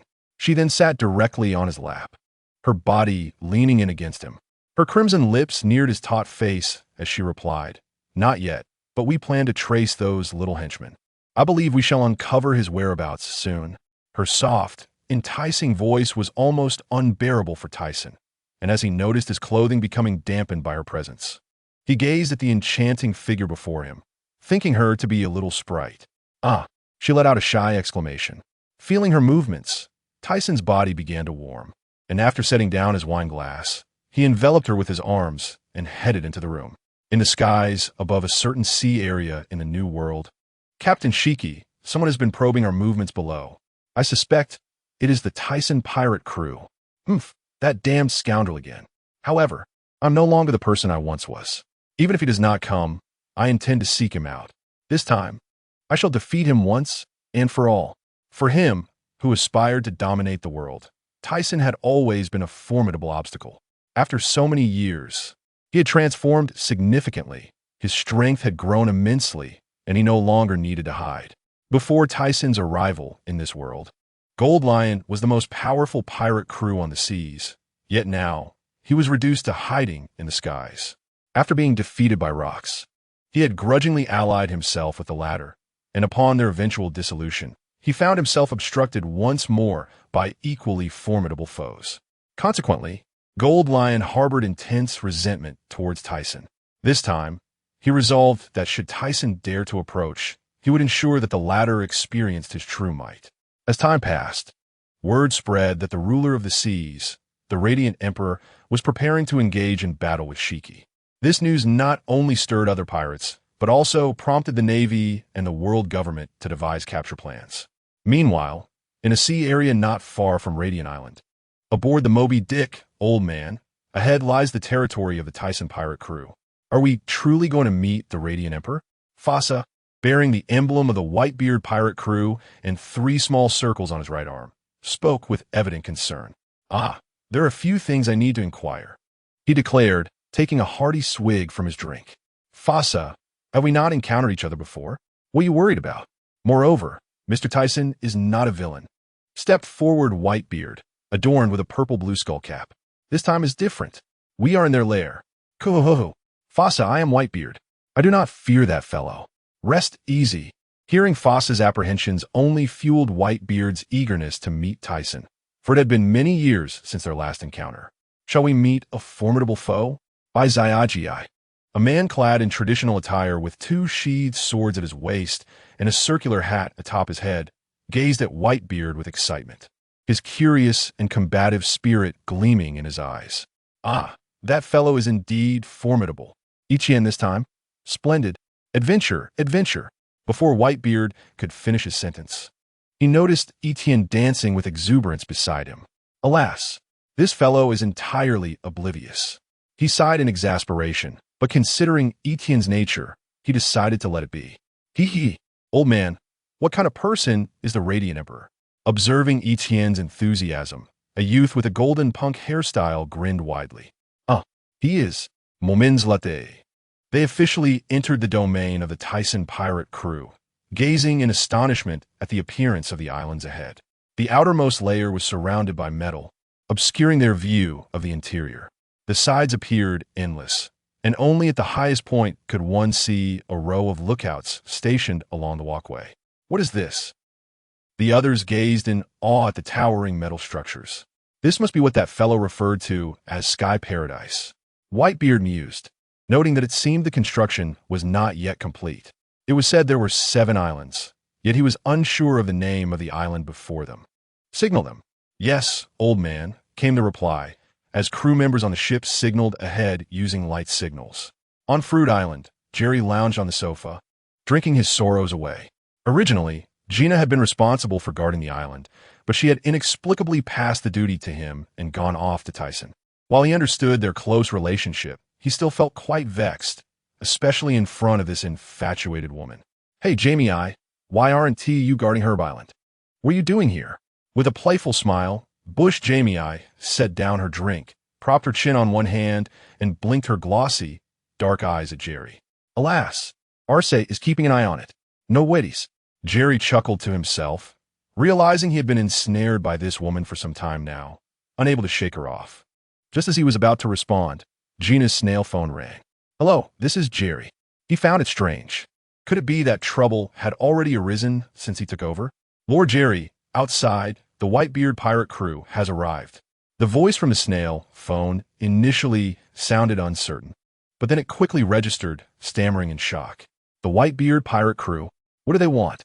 Jerry sprang to his feet, and even Jamie who had been playful moments before, now wore a serious expression. After assigning the task of guarding Fruit Island to Jerry, Gina had come to Tyson, and with Shu and I by her side. It was truly a dramatic turn of events. Stinky Bubble Man, hurry back to your own territory, you annoying fellow. Shu and I reclined on the sofa, clad in a low-cut garment that exposed her alluring figure, her long, slender legs intertwined, and a glass of red wine held delicately in her hand. Her gaze averted to the side. You shamelessly provocative individual. Do you wish to render yourself utterly powerless? Gina, adorned in a refreshing blue gown, felt a surge of indignation.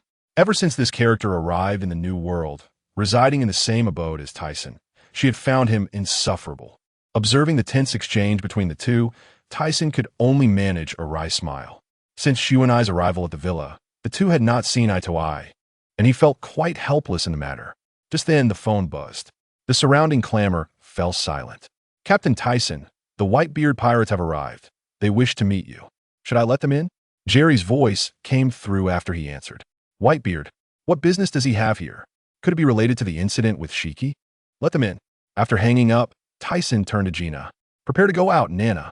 It has been a while since I last saw this fellow. I wonder how his strength has developed. It seems I must personally assess his capabilities, likely prompted by Shiki's affairs." Soon, all the inhabitants of the 6 islands gathered at Light Island, except for Barrett, the captain of the 4th team who had ventured out with his pirate crew. The rest remained on the island. Barrett had sought to hone his strength by engaging in battles with Kaido and Big Mom, and while Tyson was unaware of the specifics, Barrett's life card remained intact, indicating he was safe. By this time, Barrett had already reached the age of 15, his strength having increased significantly since his arrival. He suspected that even the 1st team captain, Ching Jiao, would not be a match for him. Barrett was indeed a remarkable talent, capable of clashing evenly with the Dark King Rayleigh. The Whitebeard pirates, having received word, were puzzled but adjusted their course as instructed, navigating along the metallic wall.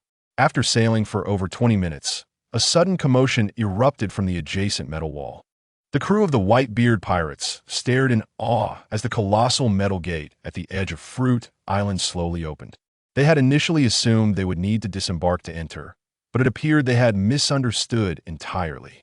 As the Whitebeard pirates circled around the metallic wall at the forefront of Fruit Island, they witnessed a grand entrance created between the island and the neighboring one. The latter's metallic wall marked with the inscription Beast Island. Their vessels glided further inward. After navigating for a while, they finally beheld the elongated metal suspension bridges connecting the 2 islands to the central Light Island. "Father, the Tyson pirate crew must be extraordinarily wealthy. How long have we been sailing without arriving?" Marco, sporting a punk hairstyle, expressed his astonishment at the advanced metallic technology surrounding them. Upon entering, they saw immense fortifications on both Fruit Island and the neighboring isle, the outer walls constructed from specialized metal. Despite their prolonged voyage, they had yet to encounter any members of the Tyson pirate crew. Whitebeard furrowed his brow, then relaxed with a grin. What a dull fellow. Has he aspired to be a mountain overlord? I wonder how Tyson would react to this. Incredible. Truly remarkable. Such a place exists, Yu Qian exclaimed, leaning against the ship's railing, peering ahead at the magnificent metal suspension bridge. After approximately half an hour, they finally approached an island that starkly contrasted with the exterior. It was barren, save for some peculiar structures, or rather, odd houses. Their vessel soon docked, and before the ship could stabilize, a figure leaped forth, shouting adventure. Adventure! His feet landed heavily, raising a cloud of dust, and he dashed towards the island. Yu Qian, wait. This place is nothing like before. That fool. Never mind. Let us hurry after him, Whitebeard urged, watching as Yu Qian vanished from sight. If they delayed, who knew what might transpire? On the other side of Light Island, as the Whitebeard pirates drew near, Tyson sensed the chakra fluctuations emanating from their approach, and the other officers became excited upon hearing of the Whitebeard pirates' arrival. After all, he had resolved they were formidable pirates whose strength closely rivaled that of their captain, and engaging in combat with them would surely be exhilarating. To allow, observing the eager expressions of his crew, Tyson smiled. It seemed they too desired the thrill of battling strong opponents. However, this was merely a warm-up. Soon enough, they would have the opportunity to truly indulge in the excitement. Tyson sensed an unfamiliar chakra rapidly approaching their direction. Could it be?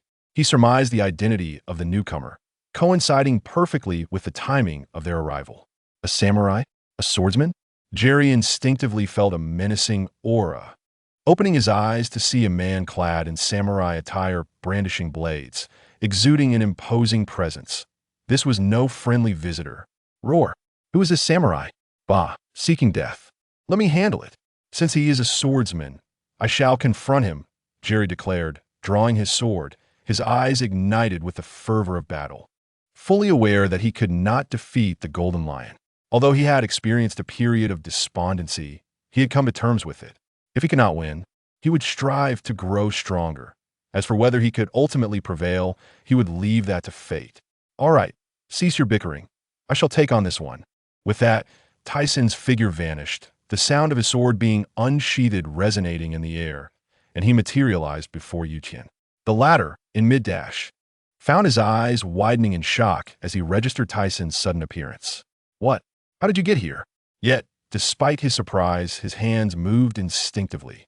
Antelope, raising both blades for an attack. Tyson revealed a cold, composed smile, his eyes glimmering at the defiant light. Allow me to impart a lesson. Assume it in the He brandished his sword. The black blade enveloped in a layer of purple-black energy, then swung his arm. Horizontal cut. What? Yuqian's pupils constricted sharply as he attempted to strike Tyson's longsword, only to be met with an invisible force that severed his consciousness, leaving his mind blank. By the time he regained his senses, a deep gash marred his body, and after spitting out a mouthful of blood, he was propelled backward by an immense force. With no barriers behind him, he flew a considerable distance before crashing heavily to the ground, leaving a deep trench in his wake. Damn it, what just happened? Yuqian coughed up more blood. Fear etched across his features as he questioned his own abilities, unable to accept his swift defeat. No, I will never acknowledge this. Just then, the Whitebeard pirates reached the spot where he had fallen. Hey, didn't he just leave? So soon. Yuqian, are you all right? Bai Huju frowned as he gazed at the advancing Yuqian, then turned to the nearby Tyson. A slight smile curled at the corners of his mouth, and a crimson glow flickered in his pupils. With a powerful leap, his massive form ascended, wielding a long naginata that sliced through the air. Have you arrived? Let me see what you can do. Tyson's dark eyes lifted, fixated on the descending blade of Whitebeard, and a grin spread across his face. Gripping his longsword tightly, he enveloped it with an immense aura of dominance. With a firm step, he forcefully swung upward, the sword cleaving through the air, accompanied by a sound that seemed to tear the very fabric of space. A resounding explosion echoed, despite the weapons not colliding. The clash of their auras distorted the surrounding space, unleashing a terrifying wave that sent those nearby flying.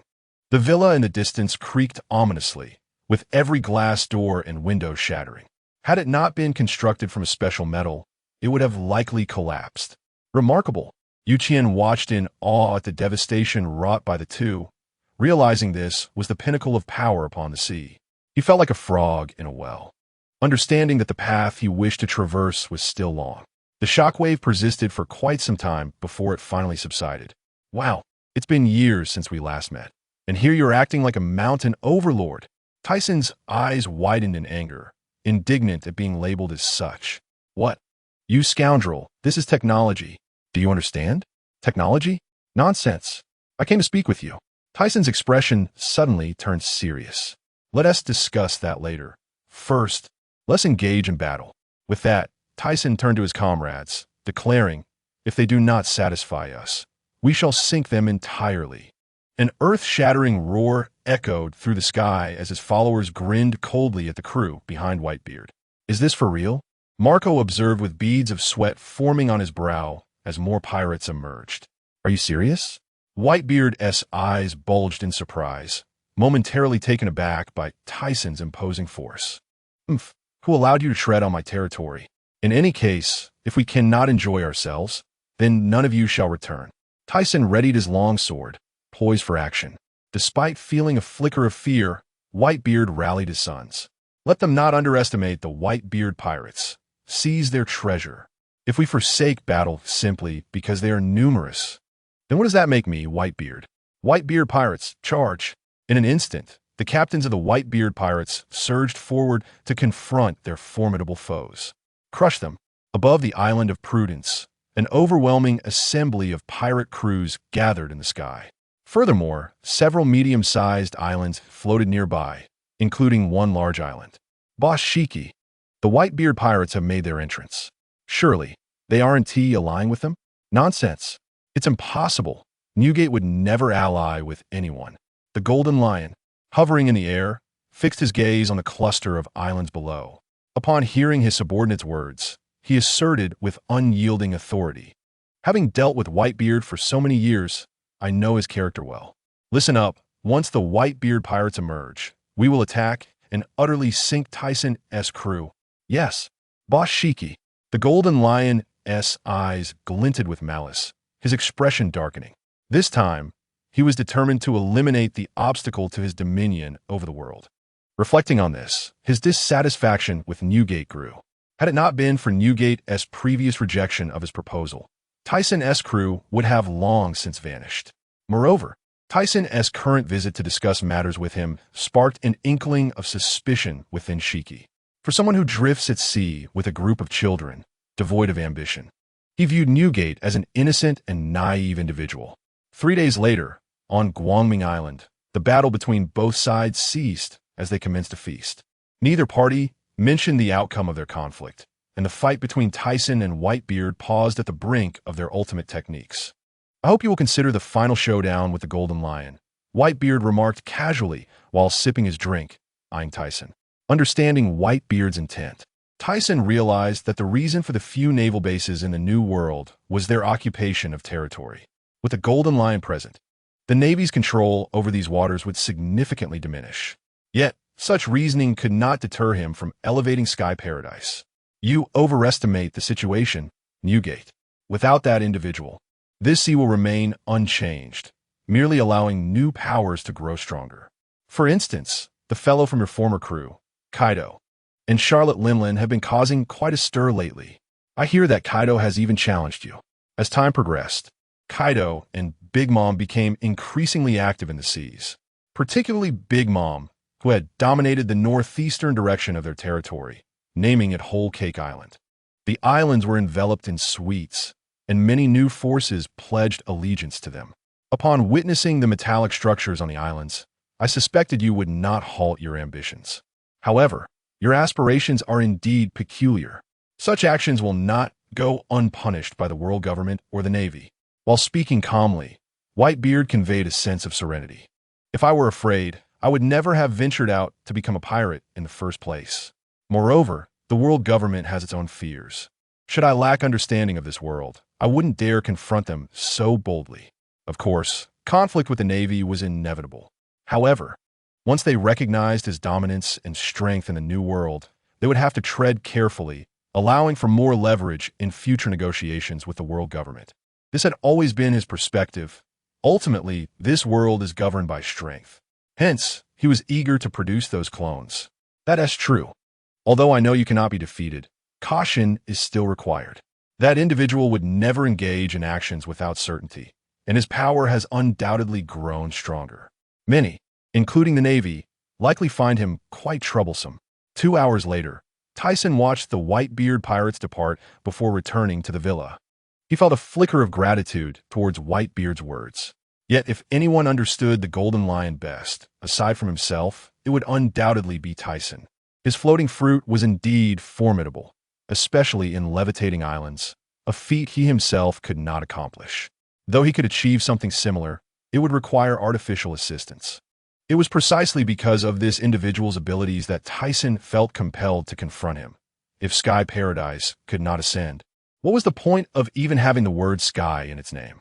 Though confident of his victory, Tyson nonetheless instructed the heads of various islands to heighten their vigilance, particularly in the skies, to guard against a sudden attack from the Golden Lion. In the waters near Dressrosa, dozens of warships lay anchored, with Admiral Zephyr and Sengoku standing at the helm, flanked by Vice Admirals Garp and Tsuru, along with over 30 other Vice Admirals on high alert. Let's hope this time we can succeed. This opportunity is hard-earned. Although He Zhongjiang spoke with utmost confidence, the worry etched on his face betrayed him. He, do not fret. This time, I will capture that scoundrel Tyson, who claimed I retreated last time. Karp exhaled sharply, his fists clenched tightly. In truth, no one knew Karp's true feelings about the battle with Tyson. Meanwhile, Sengoku, at the forefront, gripped his hands tightly upon hearing the discussions behind him. He was deeply troubled by the previous defeat against Tyson, feeling that if even the Navy's strongest combatants could not prevail, how could they ever capture him? As a general, he was lost in thought. Upon learning that the Tyson pirates would engage the Flying Sky pirates, he felt a glimmer of hope. This time, he would surely seize that man. Sengoku, relax. You won't be able to catch him like this. Zifa glanced at Sengoku, whose body trembled slightly, clearly under immense pressure. However, given the nature of that man, it was hardly surprising. Apologies for my excitement. Sengoku, rest assured, I will handle that fellow. Of course, I will let you take the credit in the end. You imbecile, that is not what I meant. Karp's sudden interjection momentarily alleviated the tension among the surrounding Navy personnel. Within the villa, Tyson was recuperating his stamina and chakra. Although he had not sustained any significant injuries during his sparring with Whitebeard, his energy reserves had been considerably depleted. Just as he began to recover, he suddenly lifted his head. This is bad. He swiftly exited at remarkable speed. Simultaneously, in the research facility, Barillik abruptly looked up.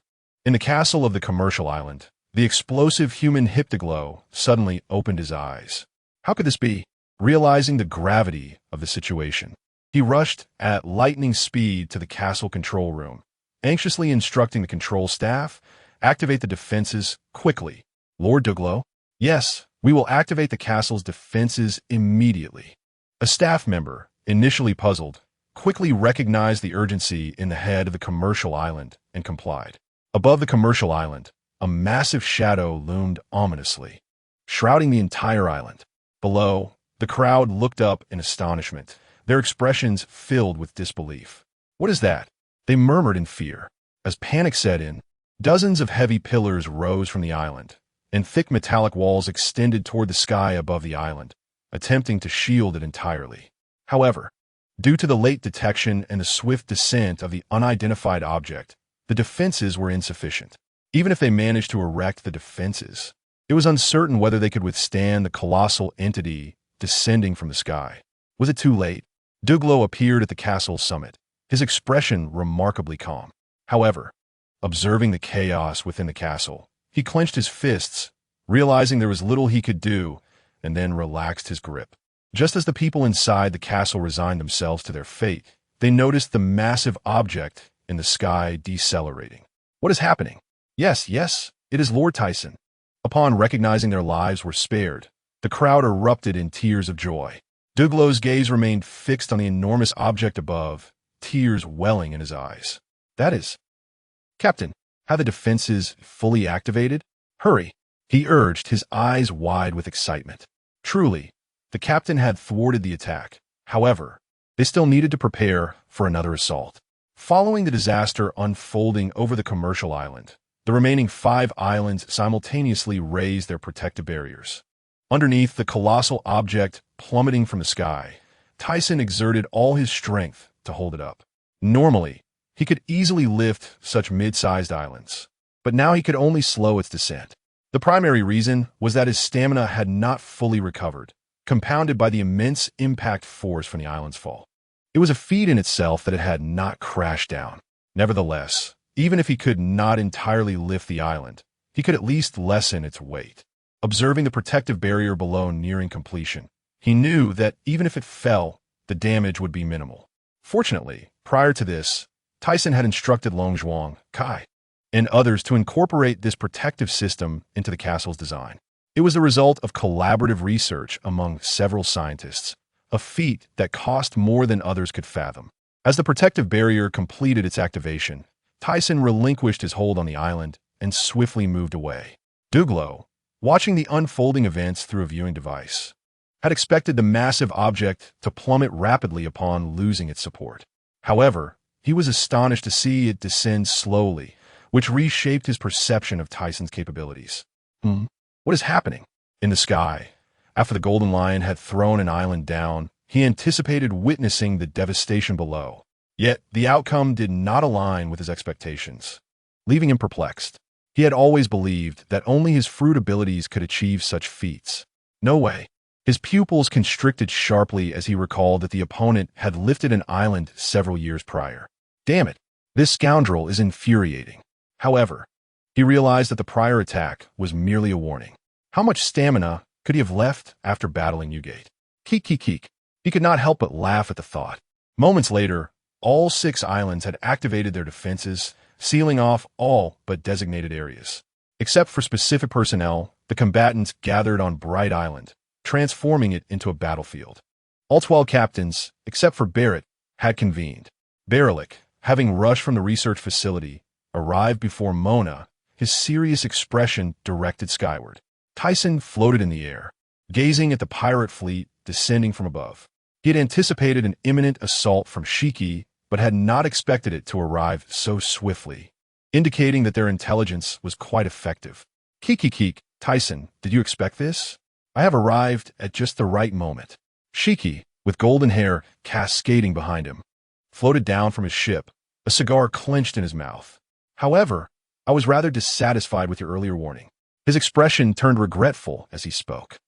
Although Tyson felt a surge of anger, he maintained his composure and replied slowly, Shiki, you will not leave here alive. Prepare to meet your demise. At that moment, the Golden Lion commanded dozens of pirate ships to descend, his eyes widening as he drew his twin swords. You shall perish, Tyson. With a battle cry, he charged towards Tyson at breakneck speed. Though my stamina is low, eliminating Shiki will be effortless. Observing Shiki's advance, Tyson unleashed his 7-star sword, his eyes shimmering with a crimson glow as the blade sliced through the air, colliding with Shiki's attack. As the Golden Lion's fleet landed, the crew of several pirate ships surged forth. Kill Tyson pirates, eliminate the enemies, Mona shouted to those behind her, although they had just fought against the Whitebeard pirates. The consumption experienced by the group was negligible, aside from Tyson, who had expended considerable energy. This was particularly true for the formidable individuals like Qingjiao and Wald. Their strengths were already at the pinnacle. While the captains of the Whitebeard pirates were indeed powerful, they were still too young to compel serious effort from them. Thus their stamina remained ample. Furthermore, with the presence of Baloric, who possessed royal-level strength, they were hardly concerned about the impending assault from the Golden Lion. Upon noticing the movements of the Golden Lion, the Navy ships in the vicinity of Tyson's territory began to navigate towards them. However, they hesitated to approach too closely, wary of being detected. Zeef appeared through his binoculars at the metallic walls encircling the paradise and inquired, "How shall we cross this barrier?" "Soon. Personnel from CipherPol will open the gate. We merely need to be prepared," Sengoku replied, frowning as he gazed at the colossal fortress ahead. Without the assistance of government personnel, passing through the metallic walls would be impossible. His thoughts regarding Tyson's ambitions escalated. The adversary was not only intelligent and powerful, but also adept in the utilization of technological prowess. Such a dangerous entity must be eradicated, even at a great cost. Sengoku contemplated. Meanwhile, the Whitebeard pirates had been out of the paradise for half a day. Midway through their voyage, they felt a tremor emanating from the rear and halted their ship. "Old man, the Golden Lion is truly despicable. The Tyson pirates have only just engaged us." Marco, the punk-haired member, expressed his indignation. "This scoundrel must have been plotting all along.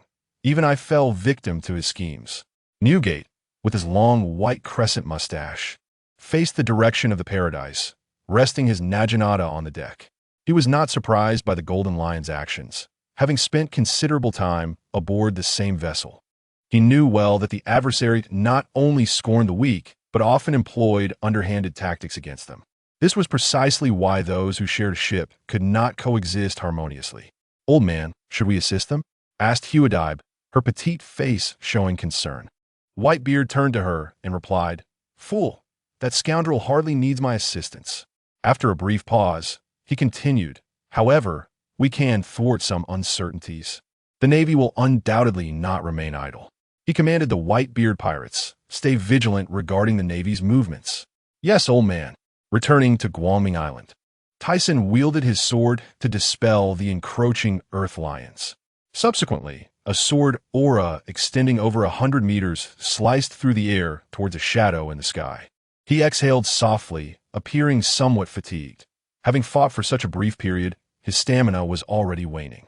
Indeed, the energy expended in battle against Whitebeard was considerable. It seemed he could not afford a prolonged confrontation and needed to conclude matters swiftly. "Tyson, you have just battled with Newgate. Allow me to take over." A crimson figure appeared beside him, concern evident in her voice. He turned towards the direction of the technology island, breathing heavily as he responded, "No. You must guard the entrance to the research facility. I do not wish for its contents to be discovered. A shadow crossed his face as he added, I must personally capture this scoundrel. He is crucial to our construction of the paradise. Valoric glanced towards the technology island, where a multitude of personnel, including those from the world government, were arriving. Noticing Tyson's resolute demeanor, he chose not to press further. Be careful, he cautioned as Tyson moved towards the research facility. Just as Tyson began to feel relieved, he sensed another attack from the sky as Haki launched his assault. Wave. Haki laughed heartily. What is wrong, Tyson? Has your attack power become so feeble? The golden lion effortlessly dispersed the massive white sword aura, relishing the sensation of finally being able to defeat this foe. Do not become complacent. Since you wish to meet your end so soon, I shall oblige you. He unleashed his full abilities, an immense torrent of dust enveloping the seven-star sword, crackling with black and white energy. Coupled with the infusion of Haki, Tyson's aura intensified dramatically. Sensing Tyson's seriousness, the golden lion's expression grew stern. He had long recognized the troublesome nature of Tyson's abilities, which were formidable enough to stand against rocks. Thus, he activated his Haki, enveloping himself in a protective shield. During their first encounter, his complacency had led to his defeat. Now, armed with Haki, he was confident he would not fall to Tyson again. The Iirus Kokai Bori Slash, the most potent of his cutting techniques, erupted from Tyson's long sword, unleashing a violent black and white sword aura that cleaved through the air, altering the very fabric of the sky. The heavens darkened, and crimson lightning crackled as the black clouds were split apart, while the sea was carved into a deep trench. What is this? Many within the Golden Lion's fleet, armed yet stunned, gazed at the dazzling light in the sky, which illuminated the day. Witnessing such a terrifying attack momentarily stunned the Golden Lion. However, he quickly regained his composure, a fierce glint in his eyes as he directed a hand towards the heavens. If you can cleave the entire island in two, Serpent. Above the Golden Lion, an endless island obscured the sky, shrouding the daylight in darkness, only revealing the colossal sword aura that was obstructed by the island. The crowd below ceased their actions, captivated by the awe-inspiring sight. Just as the Golden Lion believed he could withstand Tyson's attack, the island began to visibly disintegrate. First, the severed section faded, followed by the expanding sword aura. Soon, the central part of the island vanished, leaving only the fragmented edges to plummet downwards. Is this something a human can achieve? This fellow is indeed absurdly powerful. Wald, having eliminated another subordinate of the Golden Lion, stared in astonishment at Tyson. After being betrayed by his comrades, he intended to construct a colossal cannon capable of obliterating an island. Yet, now it seemed his ambitions were rather laughable. What use were cannons against such an attack? Is this the Light Emperor? Many swallowed hard, and the sky once again illuminated as the Golden Lion, suspended in the air, was revealed, blood staining his arms and a grimace on his face. Though he had not sustained severe injuries, the fact that an island could be nearly obliterated by a single blow from Tyson filled him with dread. He realized the significant disparity between himself and Tyson. Even if he transformed the island into a lioness might, he could not inflict harm upon this adversary. However, as he wiped the sweat from his brow, the Golden Lion consoled himself, glad that Tyson was not at his full strength. Even if Tyson was formidable, how many such attacks could he unleash? He still had nearly 10 islands prepared, including one large island. Convinced that Tyson could not possibly rival him, a cold smirk spread across his bloodied face. Tyson, if you possess the ability, try to withstand this next strike, he declared, raising his hand towards the sky once more. On the ground, Tyson bent over, gasping for breath, while his ears perceived the swishing sound of a colossal entity descending from the heavens, accompanied by a howling wind. Captain Tyson. Captain. Most members of the Tyson pirates ceased their assaults. Only the seasoned officers continued, their gazes resolute, as if such an onslaught posed no challenge to Tyson. The Tyson pirates remained focused on their tasks, entrusting all else to Captain Tyson. Mona's forehead glistened with cold sweat. He was acutely aware of Tyson's waning stamina, having just unleashed a tremendous strike. Yet, driven by trust in Tyson, he maintained an air of calm. Gina clenched her palms, sweat dampening her hands. Dressed in a crimson gown, Xuanai stood guard near the villa district, beside a fallen group of pirates intent on breaching the villa. Her beautiful eyes focused on the distant figure, pleading for Tyson's safety as she yearned to start a family with him. "Boss Shiki, we are still down here," cursed the pirates of the Flying Sky Pirates, witnessing Shiki's utter disregard for their lives. In an instant, they fled, abandoning the fight entirely. Several officers from the Flying Sky Pirates utilized their abilities to retreat into the distance. Continuing the battle would only cost them their lives. Many familiar with the Golden Lion's reputation had already distanced themselves, observing from afar. At the island's center, Tyson sheathed the seven-star sword, slowly lifting his head to the sky, exhaling a heavy sigh. He extended both hands, gradually bringing them together, forming a small white cube in his palms. The sheer volume of chakra emanated a blinding white light. He murmured to himself, "The chakra is nearly depleted. I wonder if I can achieve this strike." Upon casting Limit Break, Tyson's ghostly figure vanished, eluding sight, especially as most were captivated by the spectacle above the island, leaving this phenomenon unnoticed. The dazzling white light streaked across the darkness like a meteor. Beside the descending colossal island, the Golden Lion hovered, observing Tyson's impending attack. Memories of Tyson's battle with Rox flooded his mind. He recalled Tyson utilizing this very technique against Rock's black hole assault. However, after thoroughly gathering information, he sought to understand Tyson's powers. Although he could not ascertain the nature of the ability, he knew that if he could shatter the white barrier surrounding a target within a short time, he could disrupt the attack. Initially, he expected Tyson to employ the same technique used in their first encounter, which would force him to evade. Yet now, with the chance to dismantle Tyson's offensive, he could not afford to squander such an opportunity. Soon, the darkness in the sky dissipated, revealing the blinding white light that enveloped the island. Trapped within, the Golden Lion coldly smirked, swinging his hands to strike the white cube. No matter how fiercely he attacked, the white barrier remained unbroken. His expression darkened as he unleashed another strike. A crack echoed in his ears, and a smile crept upon his face as he beheld the fissures forming on the barrier. Just one more hit, and the Tyson pirates will be annihilated. Even if Tyson survives this, can he withstand such a heavy object falling upon him? "Ha, Tyson. Prepare to meet your demise." The Golden Lion gritted his teeth, his aura enveloping his blades as he charged towards the barrier. The sound of breaking glass resounded, and the white barrier shattered like a mirror, revealing the Golden Lion's form outside. "I've shattered it." His laughter boomed as the oppressive weight lifted from his heart. However, just as he believed he had dispelled Tyson's assault, he turned to face the barrier, his expression morphing into confusion. What is happening? Though he had penetrated the white barrier, the massive cube remained intact. His mind raced as he glanced down at Tyson, only to find him missing, a sense of foreboding creeping in. "Do you think you've won?" "What?" A sudden voice echoed from behind him, sending a chill down his spine. His body froze, paralyzed by an icy dread. And as he felt a sharp pain in his chest, he hesitantly looked down to find a long sword piercing through him. Recalling the battle's progression, everything clicked into place. He turned to see Tyson, bloodied and fierce, with a chillingly handsome visage that made one shudder. "You, formidable adversary, have bested me once more. How unsatisfactory."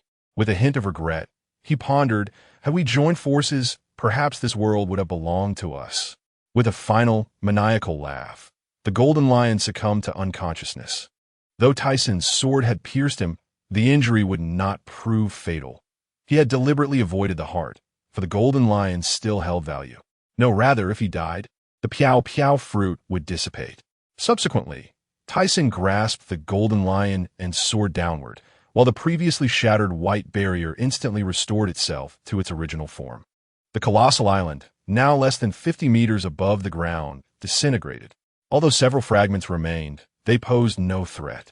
The sky returned to its tranquil state, and all was calm once more. "Boss Shiki has been defeated. We must flee. Now you think of escaping? It's too late. The paradise has been sealed. You cannot escape. Tyson pirates, crush them all." In the villa district below, Xuanai rushed toward Tyson, who was bloodied and weary. "Tyson, are you all right?" Her face reflected both concern and relief at his survival. After bringing the Golden Lion into the Villa District, just as Tyson was about to instruct Xuanai, he suddenly recalled the implications of the Golden Lion's unconscious state. If there were still islands in the sky, what would happen? Given that character, he would not dare confront him with only 2 islands. Anxiously, he urged Xuanai, take Shiki to Tech Island and hand him over to Berlik. Have him freeze him until I return. Following Tyson out of the villa, she trailed him to the entrance, her beautiful lashes fluttering. Upon seeing the scene, she clasped her mouth in shock, her eyes wide with terror, and her body trembled. Tears welled in her eyes as she implored, Tyson, don't go. She yearned to grasp his hand, but before she could extend it, he had already ascended into the sky, tears cascading down her cheeks. As the members of the Tyson pirate crew pursued the flying sky pirates, they felt the sky growing increasingly dim. They instinctively raised their gazes, only to behold an ominous expanse of darkness overhead, rendering everything beneath it indistinct. This was dire. With the Gold Lion incapacitated, his abilities had ceased to function. Mona's expression turned to one of fear as he noticed a figure swiftly traversing the sky. He quickly reacted, urgently commanding, all of you, head towards Light Island. Do not pursue any further. Hurry. Run. Another island has fallen. Tyson gazed at the countless islands cascading from the sky, one of which, though distant, was so colossal that its extent was indiscernible. He mentally cursed the ancestors of the Gold Lion. Although these islands were descending upon his territory, he found solace in the fact that the large island and 2 smaller ones were situated outside the metallic walls, inflicting no significant damage to the paradise. This was a positive aspect. For the remaining smaller islands, Tyson could only utilize the last remnants of his chakra to lighten their descent. Consequently, the castle below might sustain some damages, yet the villas and the inhabitants within should remain unharmed. Fortunately, he had previously maximized the defenses. Otherwise, the painstakingly constructed villas within those islands would have been obliterated. Most critically, countless lives would have been lost, a loss Tyson could not bear to accept. As he lightened the 6th island, Tyson's body suddenly halted in midair, his gaze fixated downward. He observed numerous naval ships breaching the metallic gates of paradise. A grim realization struck him. There must be an infiltrator among Shiki's airborne fleet who had infiltrated the commercial island fortress, facilitating the entry. He was confident that betrayal could not arise from within his crew. Yet this predicament was troublesome. He now lacked the strength to engage in battle against an adversary of admiral caliber. At that moment, it appeared the Navy was adjusting its navigation, seemingly in a hurry to retreat. Suddenly, a thought crossed Tyson's mind, causing a smirk to form on his lips. While he could not annihilate the entire Navy, he could certainly inflict substantial losses upon them. The subsequent matters could be addressed later. In the waters between the commercial island and the technological island, after witnessing the Gold Lion's defeat, the Navy had opened the metallic gates through CipherPol's personnel. Little did they know, upon entering, they would find the sky darkening above them, leading to sheer panic. All Navy personnel, evacuate immediately, they shouted, gazing at the colossal objects plummeting from the sky. Although they felt it was too late to escape, they still wished to test their luck. That troublesome scoundrel again. Carp, it seems we must take action, or else our naval fleet will be completely annihilated. Sengoku roared thunderously, his expression grim. He had initially anticipated a smooth operation to capture Tyson through this opportunity. Yet this was the outcome. However, a thought struck Sengoku as he glanced towards Light Island. Regardless of the circumstances, that individual must be apprehended. His threat was far too formidable. That rascal Shiki, creating such trouble for us at the last moment. Carp retorted, equally displeased. Moments latte. The Navy fleet had departed from paradise, navigating outward, under the watchful eyes of Sengoku and his companions. The islands that had once been descending at a steady pace suddenly accelerated after leaving the confines of paradise. The winds, driven by gravity, lashed against the sea surface, causing the Navy vessels to sway violently. What is happening? Sengoku stared in astonishment at the rapidly descending islands. Now was not the time for explanations. Action was imperative, or it would be too late. Zifa's aura surged, his fists enveloped in dark Haki. Karp raised his gaze, noting the size of the island. It appeared to be a small one, or else they would have no means to contend with it, having processed all the islands above paradise. Tyson found his chakra waning to a mere whisper. Even flying was beyond his capabilities now, and further exertion would likely lead to his demise. Thus, he resorted to the moonwalk technique to return to Light Island. After alleviating the burden of the islands above paradise, he let a large island, along with two smaller ones, descend heavily. Though only a small island struck the Navy, it would still be sufficient to cause them considerable trouble. The foremost concern was to return swiftly and replenish his chakra and stamina. This thought sparked worry in Tyson. Following the recent battle, his crew, which included formidable members like Qing Jiao, Wald, Mona, Jerry, and Barrett, had depleted their energy reserves, with only Barrett absent. Baloric remained stationed above the technological island. And through a recent observation, he discovered that not only Shiki's crew was gravitating towards that area, but also a significant number of CP agents dispatched by the world government, seemingly intent on uncovering something there. Realization dawned upon him that the secrets of the technological research facility had been exposed. However, they were likely unaware of the nature of the research taking place within, which prompted their investigation. Currently, Barrett's whereabouts were unknown. Nevertheless, Tyson had already resolved to leave Barrett to his own devices for the time being. He could not compel that individual to assist him. His invitation had been intended to ensure their voluntary allegiance. Among them, Qing Jiao, Wald, and Barrett were all fiercely independent individuals. Presently, Wald and Qing Jiao were gradually integrating into the crew, while Barrett remained hesitant. However, as long as he stood firm, Tyson believed Barrett would eventually come to willingly contribute, viewing his companions in paradise as family. When Tyson initially invited these formidable individuals into his fold, he pondered whether they might resemble the Rock's pirates. However, he concluded that Rock's methods of management and interaction were flawed, and moreover, his extremism and rigidity illustrated a fundamental difference in ideology. Yet, Tyson vowed never to emulate their ways. On an island near the Wano country, above which rocky caves loomed, a fierce battle was unfolding. A giant, clad in iron armor, clashed with a colossal azure dragon, measuring hundreds of meters in length and adorned with scales. The island was in ruins, devoid of any intact space. The armored giant delivered a powerful punch to the dragon's head, causing it to bleed profusely, yet the dragon displayed an astonishingly rapid recovery, mending its wounds almost instantaneously. After battling for what felt like an eternity, neither combatant seemed to hold the upper hand. Damn that fusion scoundrel, the azure dragon cursed, then unleashed a torrent of scorching breath. The armored giant, perceiving the attack, promptly raised his massive, Haki-imbued fist in defense. Kaido, is this all the strength you possess? Your recovery is impressive, remarked the towering man within the steel giant, a devilishly red-skinned figure with a sinister smile, gazing at the azure dragon before him. His expression radiated excitement, as though he had stumbled upon an intriguing plaything. The audacious brat, perish at my command. The azure dragon in the sky transformed back into human form, wielding a spiked club and striking down upon the iron giant's head. Initially, he had no intention of provoking the members of the Tyson pirate crew at this moment, as his piratical endeavors were just beginning, and he was vastly outmatched in strength. However, this sudden interloper had persistently harassed him, wreaking havoc upon his territory. Simultaneously, he felt a twinge of confusion. Wasn't he, the Tyson pirate crew, embroiled in a conflict with the aerial fleet? But had this individual defected from the crew, or was there another reason? The club, enveloped in armament Haki, met the iron fist, but the other fist of the iron giant surged forward with a howling wind, landing a powerful blow on Kaido's body, launching him towards the ground like a cannonball.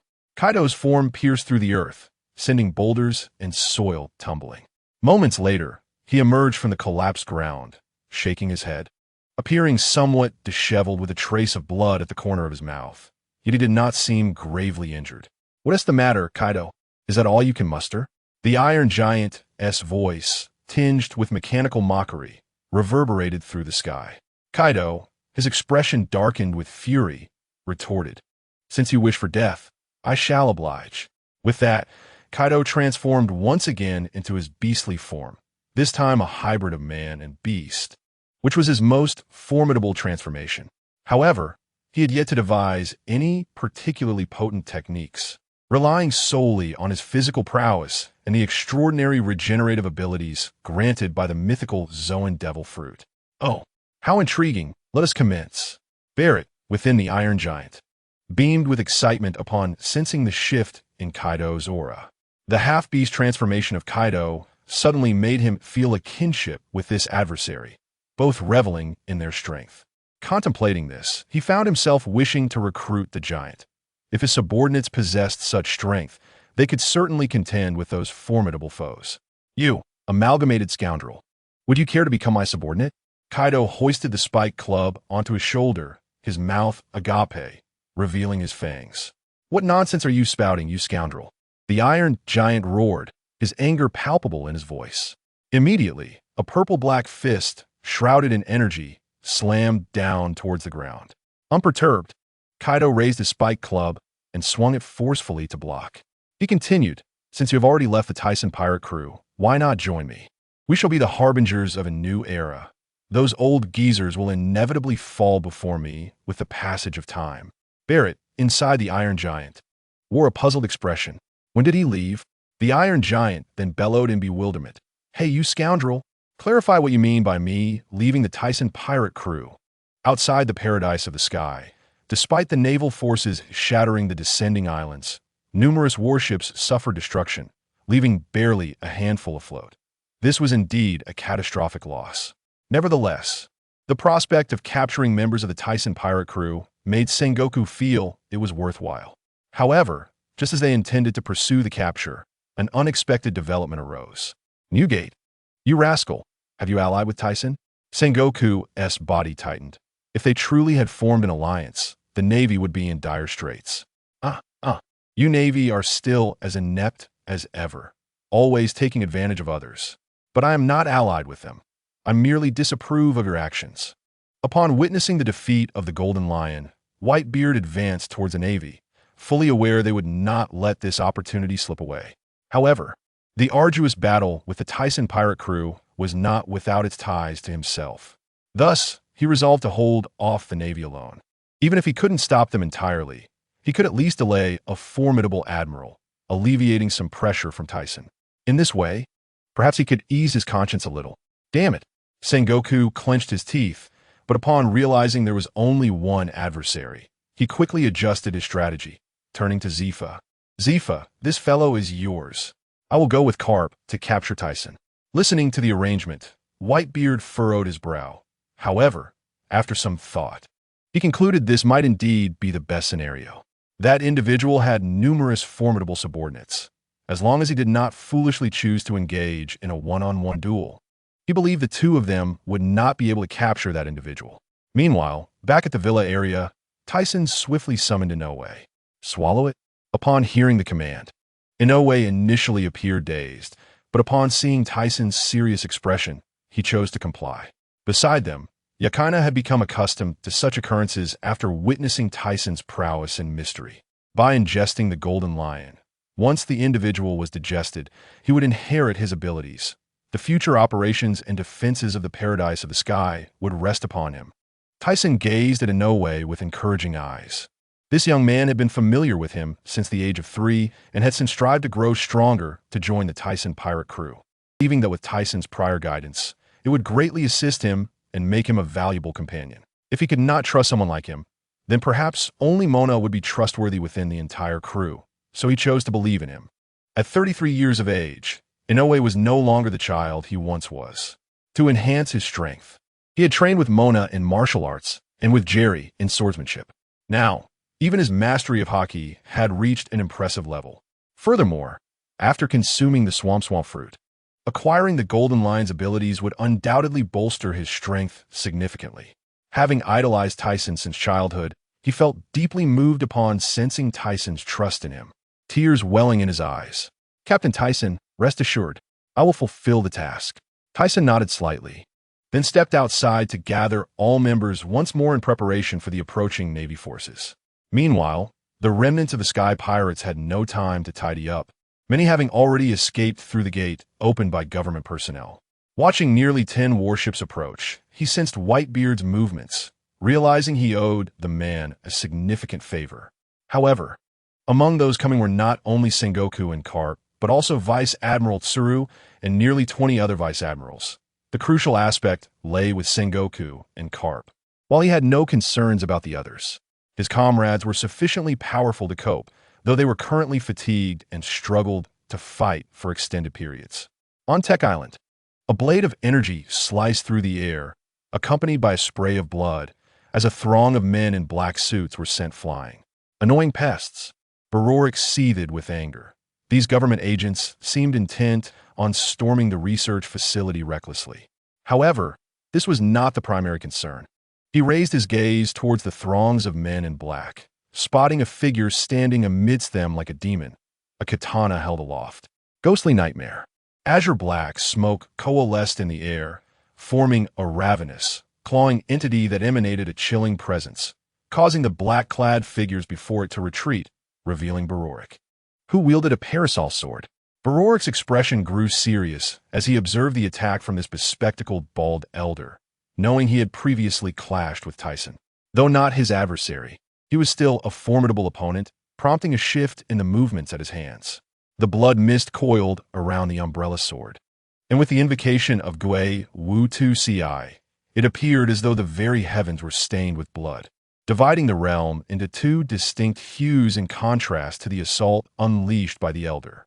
It was as if the ravenous black-blue of Ashura and the blood-red of a demon sent shivers down the spine. Moments later, the infuriated elder's expression soured. The original plan had been for the Navy to capture the Tyson pirates, while they infiltrated the enemy's technological research facility. After several discoveries of illicit drug use, the world government had taken a keen interest in this matter, deeming such substances unfit for public exposure.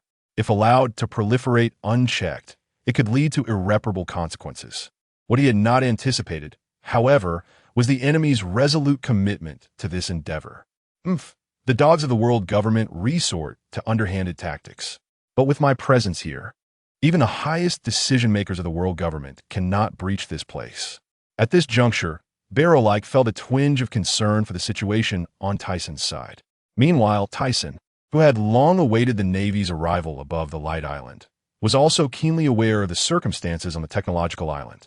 He understood that Barrow-like situation was dire, as the CP agents surged towards the island like a frenzied tide. Although this individual was indeed formidable, a single sword could only do so much against overwhelming numbers, especially considering that the current CP was far from the ineptitude they would later exhibit. Furthermore, that accursed bald elder should have had his throat slit with a single stroke back then. Now, however, mindful of his own plans, he refrained from action, knowing that such a deed could provoke the world government into madness. Thus, to conclude this battle, he would need to inflict severe injury upon either Sengoku or Carp. Yet, given his current state, such a feat seemed utterly unrealistic. Therefore, the only viable strategy was to prolong the conflict. Even if he sustained injuries, it mattered little, for they still possessed their ultimate trump card. Tyson, you shall not escape this time. Surrender. Sengoku and Carp leaped from their ship, discarding their outer garments to reveal the black suits beneath, clenching their fists as the remaining officers behind them readied themselves. Observing their confident demeanor made Tyson arch an eyebrow. Momentarily vexed, facing one was already a challenge, let alone two. Tyson, I will handle Sengoku with Wald, while you take care of the other. Qingjiao stepped forward, despite his waning stamina, believing that together they could withstand their foes. He turned to his companions, their unwavering resolve evident, and smiled, be cautious. I shall endeavor to dispatch this foe swiftly. With that, Wald and Qingjiao charged toward Sengoku. They were acutely aware of Tyson's earlier words, after battling Whitebeard and Golden Lion. Not only their physical strength, but even their consciousness had begun to wane. Thus, they had previously agreed to unleash their full might from the outset, intending to assist Tyson once they subdued Sengoku. As Tyson observed the clash between his comrades and Sengoku, he turned his gaze toward Carp, who wore a serious expression. Tyson, though this may seem underhanded, I care not how others perceive me if I can eliminate such a significant threat. La la la la. That will depend on whether you possess the capability. Despite feigning indifference, Tyson regarded Karp as a formidable enemy, sensing a feral intensity emanating from him. He moved. Karp's gaze sharpened, and he swung his massive fist, akin to a sandbag, toward Tyson, the sound of wind ripping through the air trailing behind. At this moment, Tyson naturally chose not to confront him head-on. Instead, he relied on his Kinbunchika Haki, coupled with his perception abilities, to discern his opponent's movements and intentions. Though his chakra was depleted, he still retained some stamina, sufficient to endure until his chakra replenished, at which point he believed victory would still be within his grasp. Damn it! The more Karp pressed on, the more frustrated he became, internally lamenting, "This guy's Kinbunchiku is simply monstrous, offering a 360-degree view and prediction with no blind spots. He can even perceive my innermost thoughts, let alone land a hit." This extraordinary ability stemmed from Tyson's chakra perception. Even with Karp's formidable prowess, it was impossible to evade all his attacks. The recovery of chakra was excruciatingly slow. After manipulating the gravitational forces of the islands, he had only regained a fraction of his energy. To execute a grand technique like chakra no jutsu would require at least 3 days. 2 days later, Tyson finally managed to utilize a modicum of dust release to enhance his sword. However, by this point, he was utterly drained, relying solely on chakra to sustain him, and his mental faculties were fatigued. This was the first time he had engaged in continuous combat for such an extended duration, and even he could not withstand it any longer. Seeing Tyson's precarious state, his allies rushed to assist him, only to be thwarted by the relentless blockade of several vice admirals. 20 or more were no trifling matter. Gina, engaged in combat with Vice Admiral Crane, appeared pale. Initially, she had been alone against her foe, and had it not been for Jamie's timely assistance, she might have already been defeated. The woman's abilities were exceedingly vexing, her Haki rivaling her own. Glancing towards Tyson, worry etched her pallid features. Not far off, Mona, having defeated one vice admiral, found himself at a stalemate against another. His energy nearly depleted. He turned his gaze toward Tyson, anxiety evident in his expression. This was not the first time he had faced dire straits due to insufficient strength, but it was the first time he had witnessed his captain's true capabilities. He understood that without a significant turn of events, they could be in grave peril. After narrowly evading Karp's assault, Tyson gasped for breath, fatigue evident in his eyes. Previously, he could easily evade such attacks, but now, even as he recognized Karp's assault trajectory, his body was sluggish to respond. "Be careful," a familiar voice rang out. Upon hearing that voice, Tyson instinctively felt a chill as he tried to evade Karp's strike, sensing a hand reaching for him from behind. Realizing the imminent danger, and with Karp's fist barreling toward him, it seemed he was destined to falter here. Damn it! Seeing Crane lunge for Tyson, Gina felt a surge of anger. Without hesitation, she pressed her hands to the ground, causing the earth to transform into a bubble-laden sea, enveloping Tyson in a protective cocoon. Meanwhile, Jamie unleashed a beam of light toward Karp to slow his advance. Karp, undeterred by the bubble-laden ground or the slowing light, was enveloped in a dark, armored Haki as he delivered a heavy blow to Tyson's face, then rapidly ascended into the sky using moonwalk. Crane, reaching for Tyson, was met with the sight of him encased in bubbles. Undeterred, she pressed forward, and under the cleansing powers of the wash fruit, a figure emerged, bloodied and gasping for breath. "Captain Tyson!" Captain Tyson and the remaining crew members paused in astonishment, their gaze fixated on the unfolding scene, eager to rush forward but thwarted by the impassable navy. "Do not even think about it. You have no chance to assist. If you wish to leave someone to perish by my hand, feel free to try." A grim expression crossed the faces of Qing Jiao and Wald as they fought alongside Sengoku, their eyes darting nervously towards the commotion. Just as Crane attempted to reach out to Tyson again, she suddenly felt a shadow dart past. What? Her exquisite features turned to terror as a sharp pain surged through her abdomen, a mouthful of blood staining her visage and the white collar of her uniform. before she was hurled backward in a bowing arc. Who did this? The unexpected turn of events left many in shock, regardless of the assailant's identity. The captain had been saved. Crane, who was that scoundrel? From the skies, Carp unleashed his wrath, swiftly propelling himself through the air to catch the fallen Crane. Upon examining her injuries, Carp gasped in horror, realizing that several of her ribs had been shattered.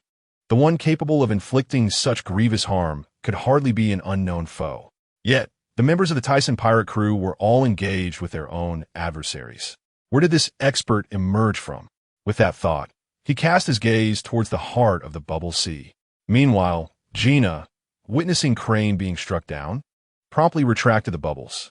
In the center, Tyson knelt on the ground, supporting himself with both hands, his 7-star sword lying just out of reach. Beside him stood a towering figure, skin as red as a demon, his expression devoid of emotion as he stared at the fallen Crane. Though the rise and fall of his chest betrayed his agitation. Breathing heavily, Tyson raised his head slightly, revealing a visage splattered with blood, before a grin broke across his face, showcasing a row of crimson teeth. "You finally arrived, Barrett." After a moment's hesitation, Barrett extended a hand to assist him up. "Why didn't you inform me?" he asked, his tone tinged with reproach. Tyson, after sheathing his sword and regaining his composure, turned to him. "Before you fully embrace this family, I cannot command you. I will respect any decisions you wish to make. I will not pressure you." "Tyson, are you all right?" Shuenai and Gina rushed over, their expressions laden with worry as they began to inspect him, inadvertently pushing Barrett aside. Once they confirmed he bore no wounds, they sighed in relief. "I am fine," Tyson said, having been pulled away from Barrett. "You should rest now. I will handle the upcoming battle." After uttering those words, Barrett turned away, his expression betraying a sense of discomfort, yet his mind lingered on Tyson's earlier statement. So it was this young lad. I wondered why I hadn't seen him before. Carp, having assisted Crane onto the warship, scrutinized Barrett, his unease growing. He then shifted his gaze towards Sengoku, despite maintaining an advantage, faced an uphill battle to secure victory. Meanwhile, several other vice admirals had sustained significant losses. It seemed that defeat was imminent. Crane had been gravely injured. He could not abandon her to fight alone. Should pirates infiltrate during this tumultuous time, it would spell disaster. On the other side, Sengoku, noticing Carp's troubled expression, muttered, "Damn it," his face contorted in anger, realizing he had squandered a rare opportunity. One could only say that luck was on that scoundrel's side. No, with this thought, he deepened his assessment of Tyson's peril. To hold out against two formidable pirates for days and still endure under Carp's watchful eye spoke volumes of that individual's strength, surpassing even rocks. All Navy personnel, retreat. With no other option, he commanded, though his heart was heavy with reluctance. If only Zifa were here. With that thought, Sengoku's resentment toward Whitebeard intensified. Meanwhile, on Tech Island, the bald elder had just dispersed Baloric's sword energy, wiping the blood from his face. He turned to observe the retreating Navy. "Damn, they are all worthless." "Retreat," Baloric exhaled heavily, fatigue evident in his eyes, feeling a sense of relief as the enemy withdrew. On the other hand, Tyson sighed in relief upon witnessing the Navy's retreat. Had the battle continued, he feared he might find himself in dire straits. Often, he had ensured he was never caught in a state of vulnerability during combat. Yet, he never anticipated facing consecutive formidable foes, were it not for Barrett's intervention. He might have ended up and impelled down. No, the Navy would undoubtedly execute him publicly, as there were no sea-stone handcuffs to spare him. 3 days later, the ocean quaked as the Tyson pirate crew triumphed over the Flying Sky Pirates and defeated the Navy, making their name known throughout the world. The existence of a new paradise in the New World became common knowledge, with its ruler being the Radiant Emperor, who had repeatedly vanquished the Navy. The one who shattered the Flying Sky Fleet was hailed as the world's strongest, and a newspaper declared this era as the Age of the Radiant Emperor. Had Tyson known, he might have expressed his gratitude. Furthermore, the pirates of the New World were engulfed in turmoil as the Navy's branches were systematically uprooted, forcing them to retract their defenses. To date, the Navy's territory in the New World had been nearly overrun by pirates, with only a few special branches remaining. As the renown of the sky paradise in the New World burgeoned, many pirates flocked to join its ranks. Additionally, numerous supernovas began to view the Radiant Emperor as their target. In a certain maritime region of the New World, a grand banquet was underway aboard a massive, whale-like pirate ship. Hee, old man, this time you've truly aided Mr. Tyson. Marco, with his punk hairstyle, leaned against the wall, gazing at the towering figure before him. What great aid! The newspapers only mentioned a bit about you. All the glory has been claimed by that fellow. Fossa remarked, dissatisfaction evident as he perused the newspaper. Ha! I merely did what I had to do, my sons. There are adventures awaiting us, so let us not dwell on such trifles. Observing the discontent on his sons' faces, Whitebeard felt a warmth in his heart. This was the family he desired, one that genuinely cared for one another. In Mariejoa, the 5 elders each assumed their respective postures. The Navy's defeat at the hands of the Tyson pirate crew seemed to evoke little surprise, their expressions remaining calm. What are your thoughts on the Navy's latest failure? The elder with a scar on his left cheek scrutinized a bounty notice in his hand before casting a sidelong glance at the bald elder wielding the Shodai Kitetsu. The bald elder appeared to sense something, the wrinkles on his face deepening. Although that esteemed individual had previously claimed the opponent was no threat, it now appeared that his actions had begun to threaten the world government's dominion, an outcome we cannot permit. The elderly man with a pair of mustaches resembling the character buff accepted the words of his counterpart. Although it was said so, defeating that man would indeed pose a considerable challenge. Perhaps mobilizing the entire might of the Navy and the world government could achieve it, but such an endeavor would come at a great cost, as there are many formidable individuals in the New World besides him. I suggest we allow some time to pass. Through this war, we have already discerned the strength of the Tizing pirates. If we continue to pursue them, the Navy may incur significant losses. While I do not particularly care for these individuals, they nevertheless serve as the face of the world government. I concur, and on my end, I shall create opportunities. After prolonged efforts, we may be able to ensnare them all. The man with golden hair furrowed his brow as he spoke. I second that. The others agreed regarding the notion of creating opportunities.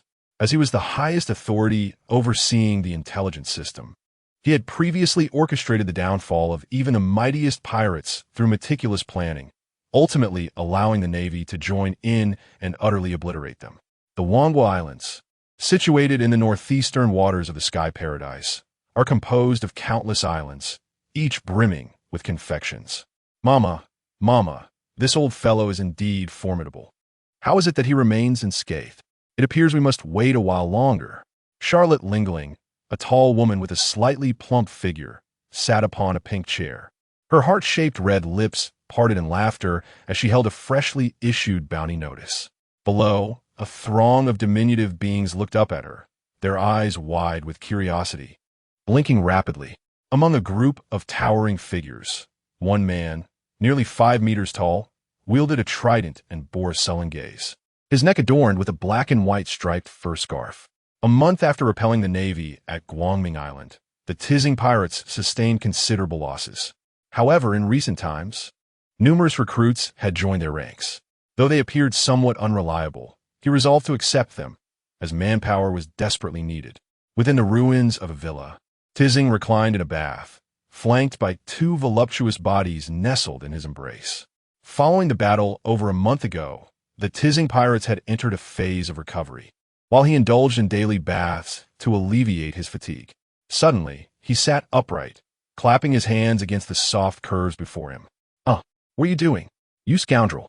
The 2 women sprang up, chastising him playfully as they reached for the area he had struck, their cheeks flushed. All right, we have matters to attend to.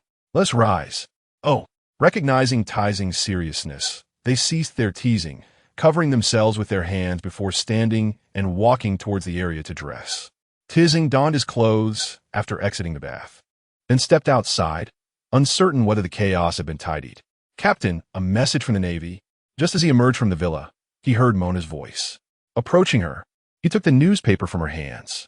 Noticing the headline announcing that the Navy's supernova duo had successfully graduated from the Navy Academy and would lead the Navy in combating pirates. Upon reading this, he understood the unfolding situation.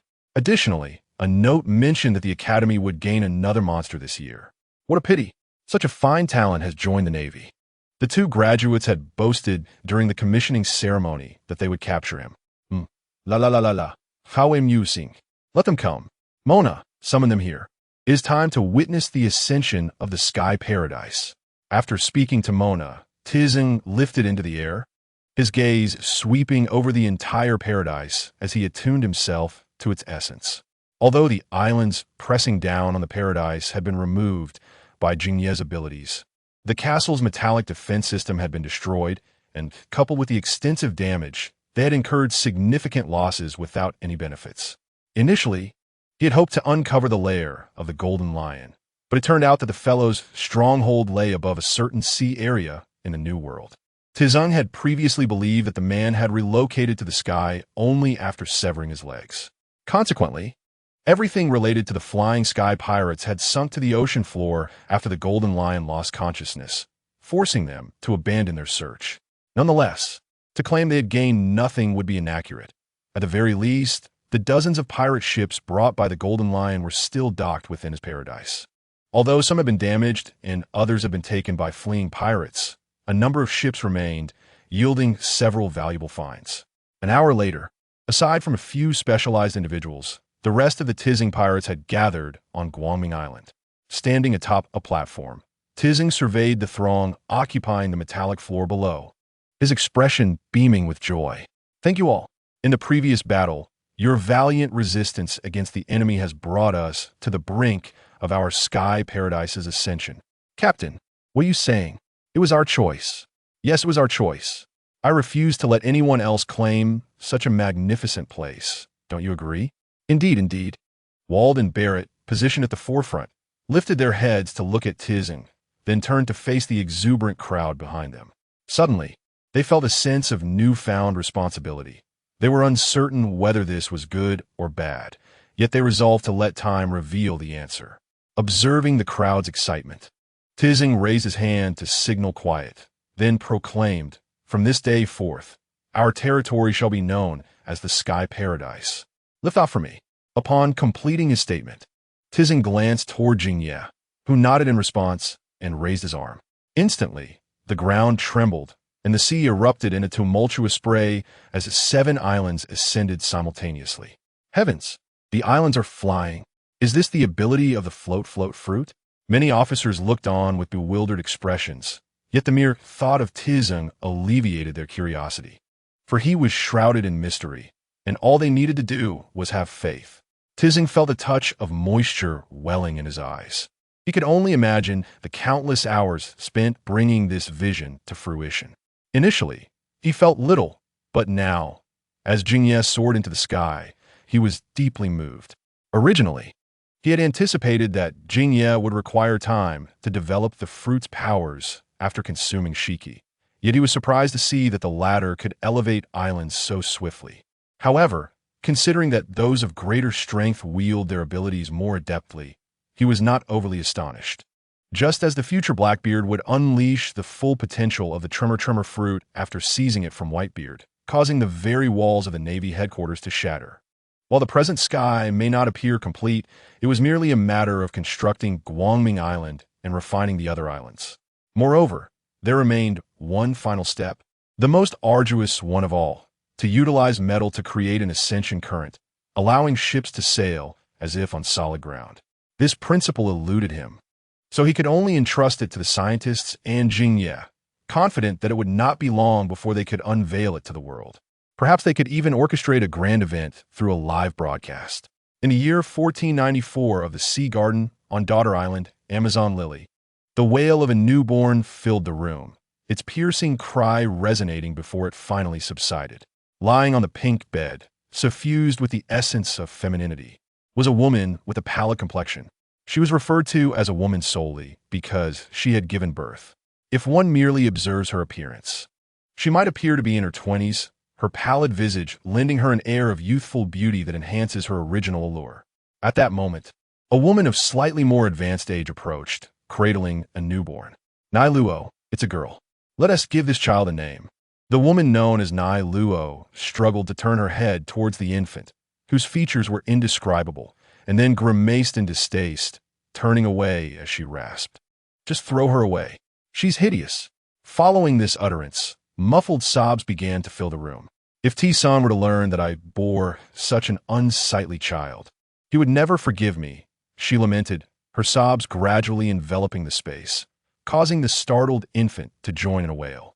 Nai Luo, the midwife, witnessing this scene, initially stood in shock before breaking into a bitter smile. What is this? Hurry and dispose of her. If T-san sees this ugly, dark creature, it would terrify him. She raised her hand to cover her face with a pillow, her mind racing with various dreadful imaginings. Milady, newborns often look like this. She will surely grow to be as beautiful as you. The middle-aged woman endeavored to explain. Really? The hands that had been furiously mashing the pillow froze. A voice emanating from within. Indeed, milady, why not try raising her for a couple of years? The woman stretched her neck like a giraffe, attempting to persuade her. After a moment, Nai Luo lifted the pillow, revealing her enchanting eyes, then glanced aside, muttering, well, let us raise her for now. Within the villa district of Guangming Island in the New World, a sudden sneeze echoed throughout the room. What is happening? How could I possibly sneeze? Am I getting sick? No, he had never fallen ill in his life. After spending a year on Daughter Island 2 years ago, he had returned.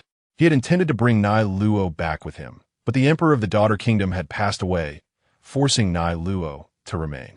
It was clear to T-san that she wished to avoid troubling him. Moreover, he had promised to retrieve her only after the construction was complete. Although the sky had risen, Guangming Island was still unfinished. Contemplating this, T-san sat up in bed. Xuanai, any news about Jinjin fruit? Before the vanity, a fair-skinned, beautiful woman applied her lipstick and casually replied, not yet. However, once it appears, it will not escape my notice. Is that so? Then we must wait. Since the inception of his amusement park, T-san had been keeping a vigilant eye on this particular fruit, but news had been elusive, leaving him somewhat perplexed. Did he truly have to wait until that celestial dragon whelp auctioned it off? That would take many more years. However, it was unavoidable. Some fruits might be hidden away in undiscovered places, and he lacked the ability to search every corner. Additionally, devil fruits possessed their own will. They would manifest when the time was right, and he was not overly anxious. At that moment, a telephone insect rang. Hello, Emona, what is the matter? Boss, mister. Roger wishes to pay you a visit. Shall I let them in? Roger? Oh, please escort them here. After hanging up, he suddenly recalled that they were likely in search of the red stone, heading to the final island. Their visit at this juncture must pertain to that matter. Below the depths of New Fishman Island, the Roger pirates anchored near a colossal metallic pillar. The transparent surface of the pillar allowed glimpses of the seawater that occasionally surged within. They gazed upward at the seemingly endless pillars. The island above supported by 6 gigantic columns, each several hundred meters in diameter. Not only that, but in the distance, every island was similarly upheld by 6 massive pillars, while the central island was propped up by an unknown number of them. The sight from beneath the sea was overwhelmingly awe-inspiring, stirring a yearning within. Captain, do we really have to meet such a formidable figure? We just encountered Whitebeard, exclaimed the child with a round red nose, his face falling as if he might burst into tears. Bucky, if you're scared, you can stay behind. Damn it, Shanks, how could I possibly be afraid? The red-haired child shot him a sideways glance and began to flail his arms. Don't worry, Red Taro. T-Centauro is not a bad person, reassured a man with a head that formed a large circular surface above him. Here they come. Just as Bucky was about to speak, Roger, standing at the bow of the ship, looked up, and the others followed his gaze to see a figure descending through the transparent wall. At first, they didn't pay much attention, but as the silhouette drew nearer, they recognized it as a tall man with whom they had previously interacted. Mr. Roger, the boss sent me to escort you. Roger smiled at the familiar face he hadn't seen in a while. Oh, ISNT this Emona? It's been a long time. This is the little giant Emona with a bounty of 5 billion. EM truly terrified. Bucky's eyes widened in shock, his face pale, as he wiped away the ice-like snot hanging from his nose. Rayleigh and the others smiled at the long-absent acquaintance. Let's head up first. Emona, nearly 7 meters tall, floated above the deck of the Urjexen, creating a striking visual. Hearing his words, the others expressed curiosity about how he would lead them up. Emona produced a telephone insect, dialed, and said, "Open the door." The metallic transparent wall emitted a resounding noise as a seamless door swung open. Emona instructed them to steer the ship inside, and soon the pirate vessel vanished within the metallic pillar. However, upon noticing the absence of a visible passage ahead, confusion spread among them. Just as they were about to inquire, the outer metallic door abruptly closed. What is happening? They would intend to trap us all, would they? Bucky cried out in terror, leaping about with tears streaming down his face. Idiot! Be quiet. Rayleigh's face turned green as he punched Bucky on the head, then turned to Emona, saying apologies. This fellow is still a rookie. Bucky, you're so embarrassing. Shanks laughed heartily, prompting others to cover their faces in amusement. What an amusing little brat. Emona recalled his childhood days with T-Sun on Giant Rock Island, a smile creeping across his face. All right, we'll be ascending shortly. After Emona's declaration, they could hear the sound of water flowing, and soon they felt themselves rising. Many began to realize what was happening. Rayleigh approached the wall, gazing at the ascending water surface, then turned to Emona, asking, "Is this similar to the rising water flow of Water City?" Emona scratched his head, saying, "The principle is probably quite similar, but additional technologies have been incorporated. I'm not entirely sure." The boss had someone put together. Moments later, as they ascended through the water, they emerged above, officially entering the amusement park. They were met with a breathtaking sight. On the neighboring island, peculiar houses of various shapes adorned the landscape, with flowing seawater meandering between them, while numerous fishmen and sea beasts swam about. Additionally, the sea is adorned with emerging corals, inhabited by numerous merfolk. At this moment, the protective metal barriers on the island have not been raised, allowing for a clear view of the happenings within. "Why are there so many fishmen?" Roger exclaimed in astonishment, noticing not only fishmen, but also mermaids on the island.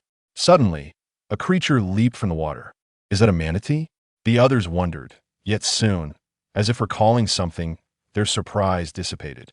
This island is known as Shinurandao, and since that rascal Meowsy is from Fishman Island, the captain specifically established this place as a habitat for the fishmen. Following this, Mona proceeded to elucidate the layout of the paradise. After hearing Mona's account, everyone expressed their admiration. "Mr. T-Sin is truly an idealist," Roger remarked, feeling slightly embarrassed. Come now, Roger, don't say that." After more than 20 minutes of sailing, they finally anchored at Guangmingdao. As construction on Guangmingdao has yet to commence, only a large villa stands in the central area. Upon entering the villa's grand hall, they beheld T-Sin seated at the head of the table. Roger grinned widely. "T-Sin, it's been too long. You seem to be aging backward." Taken aback by T-Sin's ageless visage, he momentarily faltered. "This is the Emperor of Light, the most powerful man in the world." Shanks gazed up at the man seated above, feeling a sense of longing, pondering when he might achieve such stature. How frightening. Buggy ducked behind Rayleigh, clutching his clothing tightly, his face a mask of terror. T-Sun, clad in a white shirt, black trousers, and black shoes, appeared quite businesslike. Yet his strikingly handsome face and penetrating black eyes instilled a sense of dread. La, Roger Bougon, à tes essenstudes. A smile gracing his cold visage. Just as everyone anticipated some welcoming remarks, T-Sin abruptly drew the Qi Xingjian from beside his chair, his sharp gaze fixed on Roger. "Hey, wait, Mr. T-Sin, we are indoors." Rayleigh hastily intervened, noticing the impending confrontation. We're doomed," Buggy cried, lunging toward Shanks, tightening his grip around his neck, tears streaming down his face. "Wait, Buggy, I can't breathe." Shanks gasped, struggling to loosen the vice-like grip on his throat. Before anyone could fully react, Roger, sporting a confident smile, also drew his sword, prompting T-Sin to leap into action. A dark red lightning enveloped T-Sun as he raised both hands high, striking down fiercely toward Roger. In response, Roger tightened his grip on his sword, executing an upward slash to parry T-Sin's attack. The instant their weapons collided, the entire hull transformed. Aside from Rayleigh, who crossed his arms to shield himself from the storm and stepped back, the others were hurled backward, crashing against the villa's metallic walls. Fortunately, the villa, constructed from special metals, remained intact, though the furniture and decor within were obliterated and the windows shattered into fragments. The astonishing force radiated throughout Guangmingdao, reaching the outer 6 islands, where the inhabitants sensed the disturbance, yet were not alarmed, having anticipated such an event. Back in the villa, as the intensity of their confrontation gradually subsided, both men, in unison, sheathed their weapons. Ha ha ha, still as formidable as ever, Thiessen remarked with a smile at Roger. You're no slouch yourself, Roger replied. Nonetheless, he sensed Thiessen's emotional turmoil and detected something amiss during their duel. It seemed Thiessen was unwell. Moreover, as he turned to glance at the corner where Yu Qian was impaled, it became evident they had encountered the Whitebeard pirates and brought Yu Qian along to decipher the stone tablet's contents. Observing the chaos within the hall, Thiessen summoned help to restore order, then initiated a banquet, recognizing it might be their last meeting after so many years of acquaintance. Gulu gulu. After downing several hearty gulps of alcohol, Roger turned to Thiessen and said, We are bound for the final island. Perhaps I shall uncover the secrets of this world. Should we inform you upon our return? No need. I have no interest in that. I believe I've mentioned before that my sole ambition is to fulfill my dream without becoming entangled in such matters. Upon hearing Thiessen's words, Roger chose not to press further, having understood from their first encounter that Thiessen was disinterested in other affairs. When boarding the Paradise, Rayleigh remarked on Thiessen's idealism, and Roger realized that Thiessen merely wished to live freely and enjoy what life offered. That little brat must be the treasure Rayleigh found in God Valley. Thiessen nearly burst into laughter at this thought, recalling how Ma Na had initially recounted the tale. Ha ha, indeed, a child of great potential. I plan to place the weight of the new era upon his shoulders. Speaking of Shanks, Roger smiled, reminiscing about how, after acquiring the child, they returned to the East Sea and lingered there for quite some time. Their subsequent voyages also included regular returns until recently, when they finally took him aboard as an intern in the Roger Pirates. As long as you have no regrets, I hope you successfully reach the final island. With that, Thiessen raised his bottle, a hint of melancholy flickering in his eyes. Sensing Thiessen's sentiment, Roger mirrored the gesture, the wrinkles at the corners of his eyes seeming to deepen. At the moment their bottles clinked, both understood this would be their final farewell. Stirring their hearts, the banquet lasted for 3 days, after which Thiessen bid farewell to the Roger Pirates. Feeling a heaviness in his heart, he sought out Qing Jiao and War Day for sparring.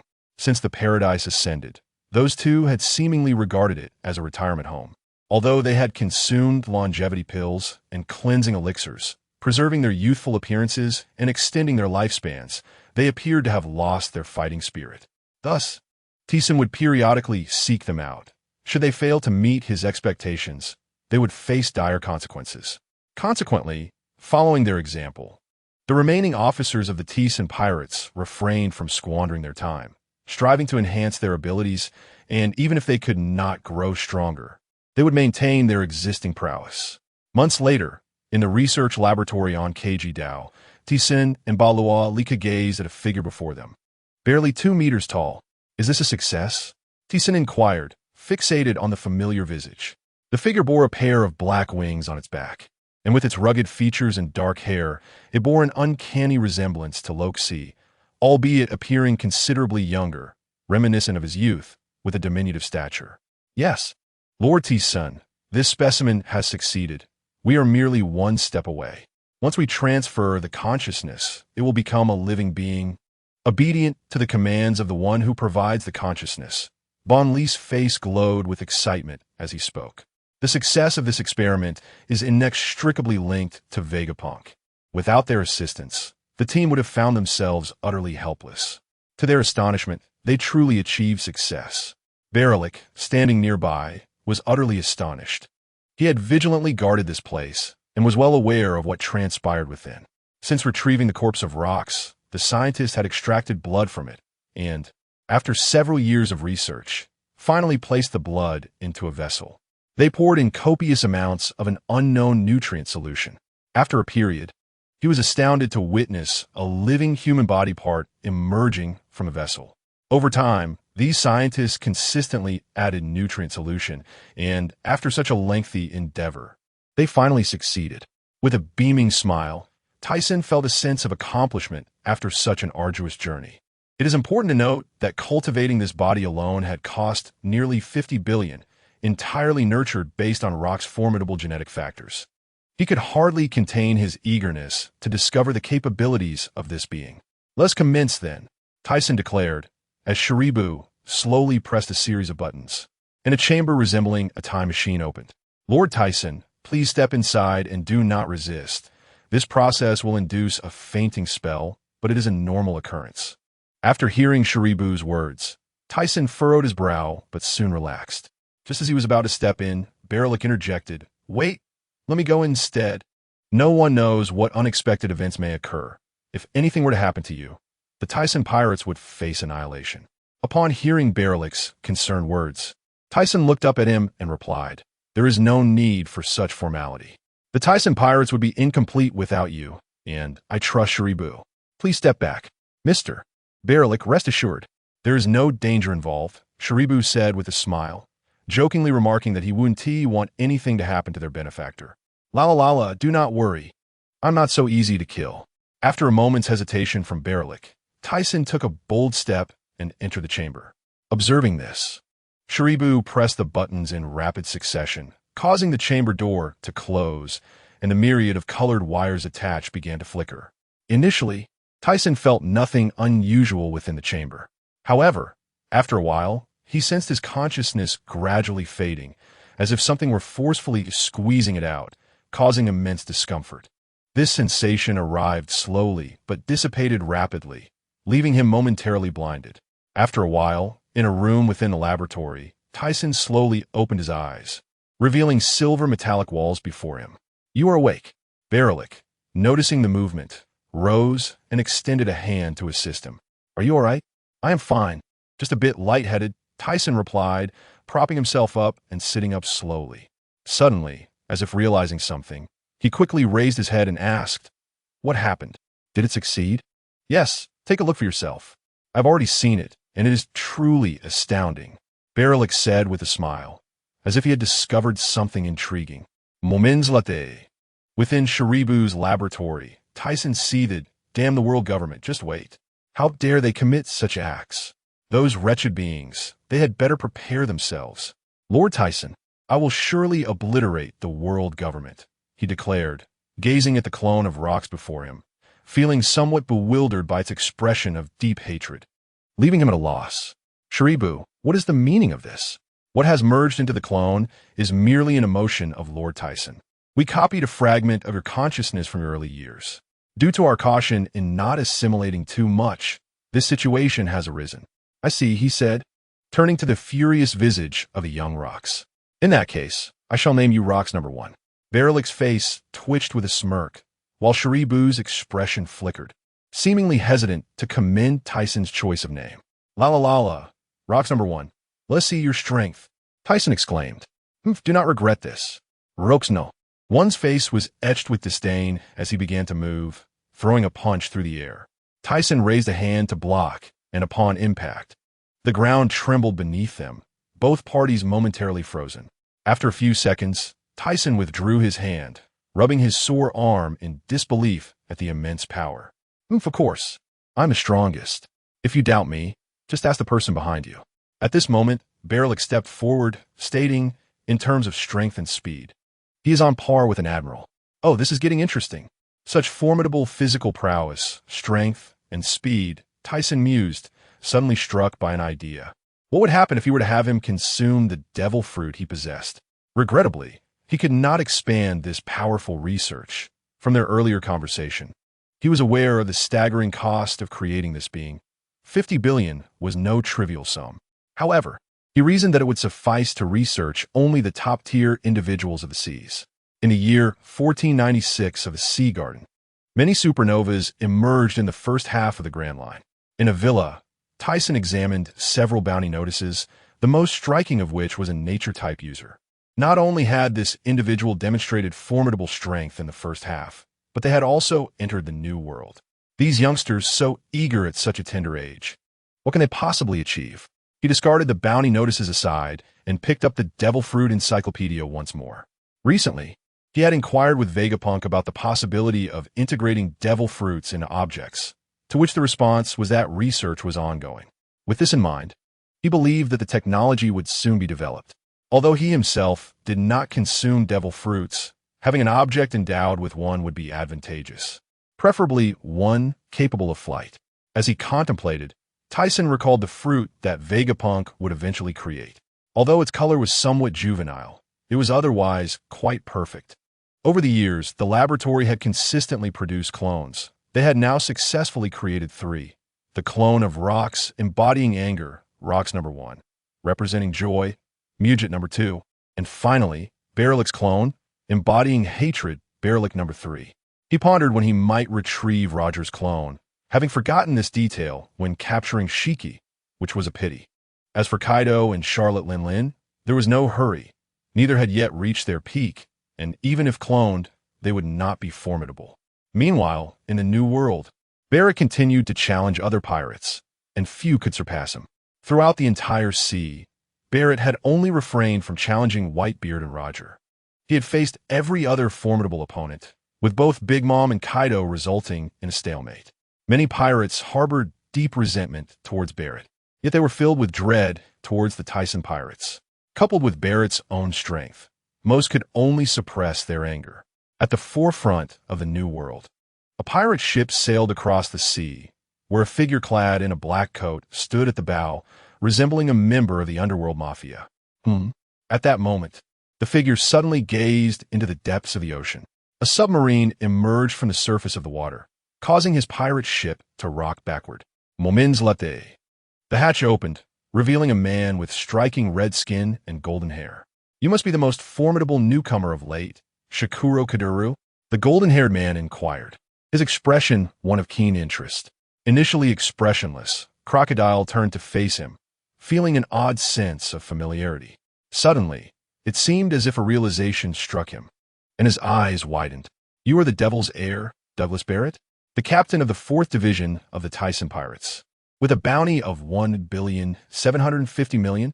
Indeed, it's me. I heard there was a powerful newcomer eager to challenge Captain Tyson, so I came to test my mettle against you," Barrett exclaimed, his excitement palpable. He had already challenged numerous pirates in the New World and eagerly anticipated the emergence of new challengers. "Oh, perfect timing, for I was just planning to claim the head of Kwang Di. Since his subordinate is here, consider this a prelude to the main course." Before setting sail, Crocodile had set his sights on the strongest in the world, and upon entering the New World, he had swiftly pursued his goal. The members of the Tyson Pirates soon learned of Barrett's pursuit, though it remained unclear who informed him while he was still engaged in challenges, leading to the current standoff. After a brief moment, the two chose a small island for their confrontation. "Arrogant fool, don't die too easily," Barrett taunted before eagerly launching the first attack. Both fighters enveloped their fists in Haki. However, it was evident that Barrett possessed far superior strength. Crocodile, leveraging the sand beneath them, shaped it into a blade of sand and transformed the ground into a desert, causing their attacks to reach a stalemate. "Annoying sand," Barrett exclaimed, his patience wearing thin as he utilized his fruit ability to morph the submarine into a colossal steel giant. Just as he prepared to strike, he suddenly found himself immobilized. "What is happening?" he questioned, glancing at the joints of the steel giant, now filled with sand, rendering them stuck. Is this truly the captain of the 4th Division of the Tyson Pirates?" Crocodile scoffed, observing the immobile giant with disdain. "Fool!" With a grim expression, Barrett dispelled his fruit ability, revealing his original form. "You wretched pest! Don't presume to know who you're dealing with." The taunts from Crocodile stung, and he felt a surge of frustration. The Devil Fruit's powers were indeed a complex interplay of strengths and weaknesses, and he found himself at a disadvantage. However, even without relying on his fruit abilities, he was confident he would not be outmatched by such a newcomer. With a surge of energy, Barrett unleashed his full might. And as he stepped into the sandy ground, his figure vanished. "What?" Crocodile exclaimed, preparing to mock him further when Barrett suddenly materialized before him. With a resounding thud, Crocodile was struck in the abdomen, the sound of cracking bones echoing in the air as he coughed up blood and was sent flying. "Oomph. I was merely toying with you. Did you truly believe you could challenge me?" Barrett declared, gazing disdainfully at Crocodile, whose once confident demeanor was now replaced by a look of defeat. Over the years, Barrett had traversed the seas, constantly challenging strong opponents, and even engaging in training with Tyson, rapidly enhancing his skills. Even if Tyson sought to surpass him, it would require considerable effort. Despite their similar ages, Barrett was 1 year younger than Crocodile. The disparity in their strengths stemmed from two primary factors. First, their differing talents, which were indisputably in Barrett's favor, and second, their contrasting environments. Barrett had been raised amidst conflict, and his abilities had surged after joining the Tyson Pirates. Damn it. After a considerable time, Crocodile finally rose from the ground, blood caking his mouth, his once dazed eyes regaining focus. The previous blow had nearly rendered him unconscious. As he assessed his injuries, he felt several broken ribs and internal turmoil. The pain excruciating. Was the gap truly this vast? The strength of this man, Haki, was astounding. Realizing he was no match for Barrett, he momentarily despaired, having initially aspired to challenge Tyson himself. "You've won. Go ahead and kill me." He lay back on the ground, closing his eyes, his trembling fists clenched tightly, revealing his unwillingness to accept defeat. After sensing that Barrett had not moved, Crocodile opened his eyes to see him preparing to board the submarine, as if he had not heard Crocodile's words at all. "Hey, what do you mean by that? Do you disdain to kill me?" Once confident, Crocodile now sought an end to his turmoil. However, witnessing Barrett's actions ignited a flame of fury within him. As Barrett climbed aboard the submarine, he cast a dismissive glance aside, his expression impassive. "I only respect the strong. A weakling like you is beneath my notice."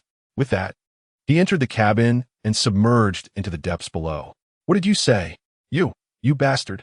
Crocodile's face flushed with rage, veins throbbing at his temples as he attempted to rise and pursue him. Yet, the pain from his injuries forced him a halt, consumed by the anger from Barrett's words.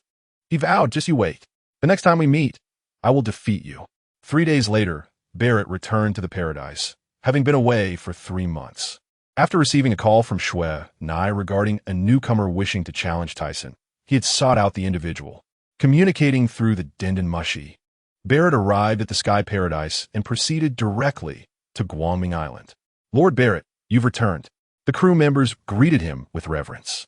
They recognized him as a battle enthusiast, often away for months or even a year, and yet Captain Tyson held him in high regard. Barrett acknowledged them with a slight nod before continuing deeper into the compound. Since the battle with the Golden Lion Navy 4 years ago, Barrett had felt a significant shift in his emotions towards Tyson, no longer viewing him solely as a rival to surpass. An unfamiliar, ambiguous sentiment had taken root within him. Within the vast training grounds of the villa on Guangming Island, Tyson sat cross-legged on the lawn, attuning his senses to everything within his reach, starting with the entire villa complex, then expanding to Guangming Island, and finally encompassing the 6 outer islands. After years of practice, his sensory abilities had reached extraordinary heights, making it nearly impossible to find anyone comparable. His Kinbunchika Haki could predict events up to 3 minutes in advance, beyond which he could no longer sense. The forms of Busashoku and Haushiko Haki had solidified to an unparalleled degree, and he could not ascertain the full extent of his power. He merely felt that with a mere glance, he could obliterate anything in his sights. Suddenly, Tyson's consciousness returned, and upon sensing a familiar presence nearby, he spoke gently. "You're back. How is it? Was the newcomer intriguing?" Barrett had already been informed by Xuen Nai about his quest to seek out Keluokedir. Initially, he intended to embark on this journey himself, considering that he would soon become one of the Shichibukai. However, upon learning that Barrett had already sought out the other party, he relinquished his plans. If Barrett had not joined him, perhaps that fellow would have had a chance.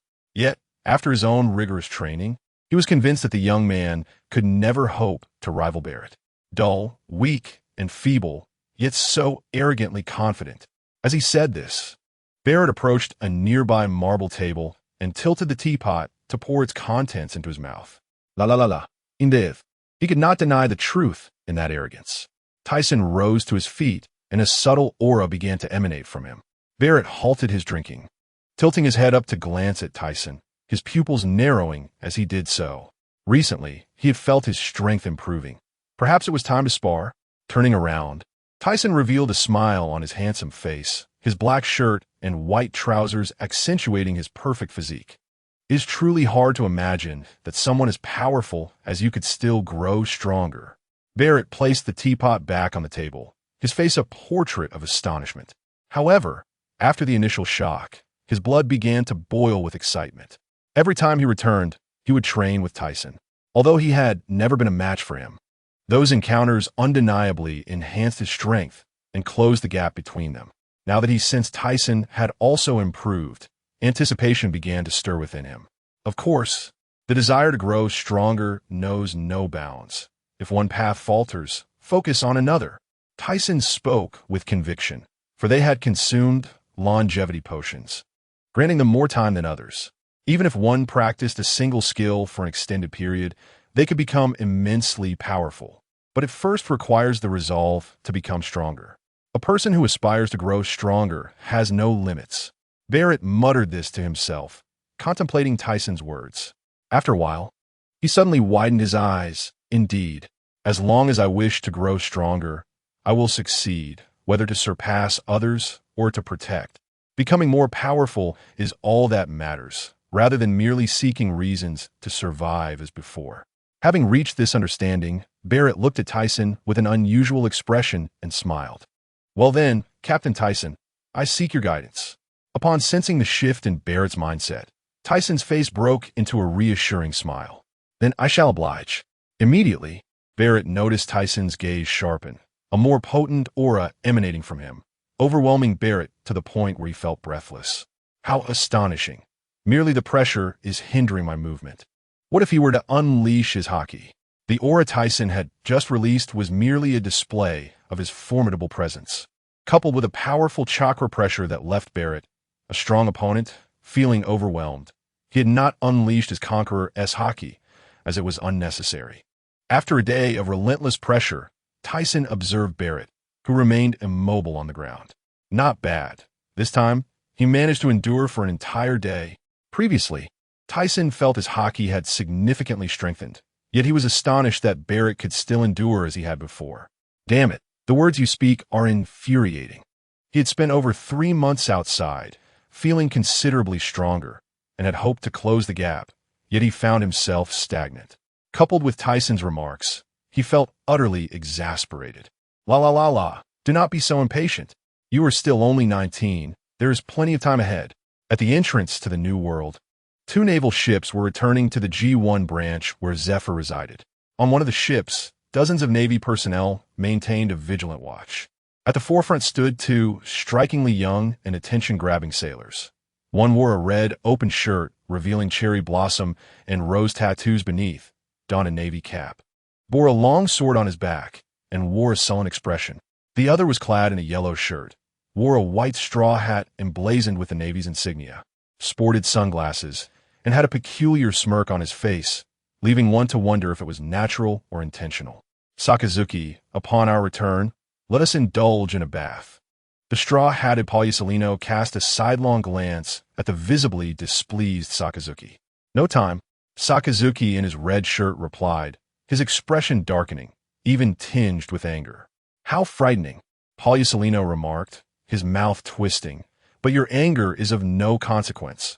The Navy is not yet prepared to engage with the monsters of the New World. Oomph. A bunch of useless, irritable fools, their faces instilling fear. He and Polyuselino had been in the Navy for 4 years, during which the Navy had remained stagnant, merely capturing a few small fry. Orders from above had prohibited them from engaging with those monsters. Anger surged within him as he recalled the earlier incident where a comrade had been slain. Upon noticing Polyuselino's unusual demeanor, Sakazuki raised his head and followed his gaze. What is that? Ahead, several pirate ships were slowly approaching, their strange emblems prominently displayed on the three masts. It's the Tyson pirate crew. Two majors. We must take evasive action. The soldiers behind them wore expressions of dread, their faces pale as they stuttered. The Tyson pirate crew. How terrifying. How could we encounter these monsters? Let's change course. Pauliusolino began to issue orders to his subordinates. What nonsense are you spouting? The Navy yielding to pirates? It seems you are unfit to be a Navy officer. You might as well head home early. Sakazuki's roar was thunderous, his eyes blazing. Hey, Sakazuki, even if you rage at me, it's futile. We require the Admiral's consent to engage the Tyson pirate crew, Pauliusolino interjected, pausing momentarily before looking toward the approaching pirate ships. Moreover, we are no match for such foes. It is far too early for us to confront them. I have no desire to die alongside you. Seeing Pauliusolino speak so plainly, Sakazuki, despite his reluctance, remained silent, tacitly agreeing. Adjust the course, change the route. Yes. Meanwhile, on the opposing side, on the foremost pirate ship, a man in a white shirt with long black hair, Duogaluo, wore a smile. I thought these fellows would not yield. Had it not been for Captain Tyson's orders to avoid provoking trouble, I would have sunk them just now. This time, we received orders to escort some medicinal supplies and experimental materials, all prepared by Xuanai beforehand. Boom, boom, boom. Captain Tyson has his own plans. Do not grumble. Well, you have a point. Listening to the imposing and dark-skinned Rubit, he did not voice any dissent. Since joining, he had increasingly sensed Tyson's depth and refrained from harboring reckless thoughts. Moreover, he felt he held a respectable position within the Tyson pirate crew. In the Sky Paradise, Bright Island, in the villa, Tyson opened his eyes, fists clenched. He had finally regained his strength. Previously, he had conducted another experiment with his splitting ability, and it seemed to be functioning without issue. However, after splitting, he realized that not only had his physical prowess diminished by at least half, but so had his other powers, which had frightened him. He quickly instructed Barolik to ensure that no trouble arose during this period, especially considering the opponent's strength. Thus, he had relaxed and recuperated, which inadvertently cost him half a year. The doppelganger, after battling Barolik for 10 days and nights, ultimately dissipated, leaving him in a state of bemusement. In retrospect, he realized that his strength had not merely halved. Rather, it had diminished significantly. The combined might of the two doppelgangers was far from the simplistic equation of 1 + 1. Additionally, he discovered another issue. Ever since he ingested the longevity pill, he had become exceedingly drowsy, perpetually beset by a sense of fatigue. Inquiries directed at Inoue and Chuan revealed that this response was quite normal, as the organs within his body had slowed their aging process, consequently diminishing his overall vitality. Although this presented certain risks, it was not a substantial concern, so he chose to disregard it. At that moment, a message arrived from Lord Uru Tyson, indicating that the fruit had been successfully crafted. The voice of Shelly Boo echoed from the den of the telephone bug. Oh, that was quick. With that, Tyson made his way outside, passing through 2 rooms where an enticing fragrance wafted toward him. He turned to see Gina and Xuanai, 2 little fairies, peacefully slumbering, their porcelain skin glowing. Upon exiting, he sensed that most of the cadres were in a deep sleep. Moreover, aside from Barrett, who had not consumed the pill and had ventured out, both Barolik and Buruburu were equally affected, which caused him considerable concern. If the Navy were to attack now, it would spell disaster. He contemplated releasing a surge of energy, but reconsidered, reasoning that these individuals must be aware of the situation and thus decided to remain unperturbed, heading directly toward Punk Hazard Island. His purpose for this visit was to persuade Vegapunk to incorporate the artificial devil fruit he had developed into his weaponry. The dawn of a new era was imminent, and the Sky Paradise was merely a step away from completion. It was imperative to expedite operations. Half a day later, Tyson appeared above Punk Hazard, cloaked in invisibility, and proceeded as instructed by Vegapunk. Along the way, he encountered numerous captive artificial beings, remnants of Vegapunk's experiments, until he arrived at a large research facility. Long time no see, Mr. Tyson. Upon entering, he noted that Vegapunk's head had grown considerably larger, provoking a fleeting urge to trim it down. It's been a while. Where's the fruit? following a gesture from Vegapunk. He retrieved a peach-colored fruit adorned with intricate patterns from a glass container. I recall reminding you about this. How did it end up this color? He quipped. Ah, do you think I desired this? Circumstances were beyond my control, Vegapunk lamented. By the way, this fruit is merely a failed experiment. You wouldn't intend to consume it yourself, would you? Tyson's eyes widened in disbelief. No, I intend for you to infuse this fruit into this handgun. He then retrieved a golden pistol from his waist, a weapon specially crafted by Shelly Boo and his associates.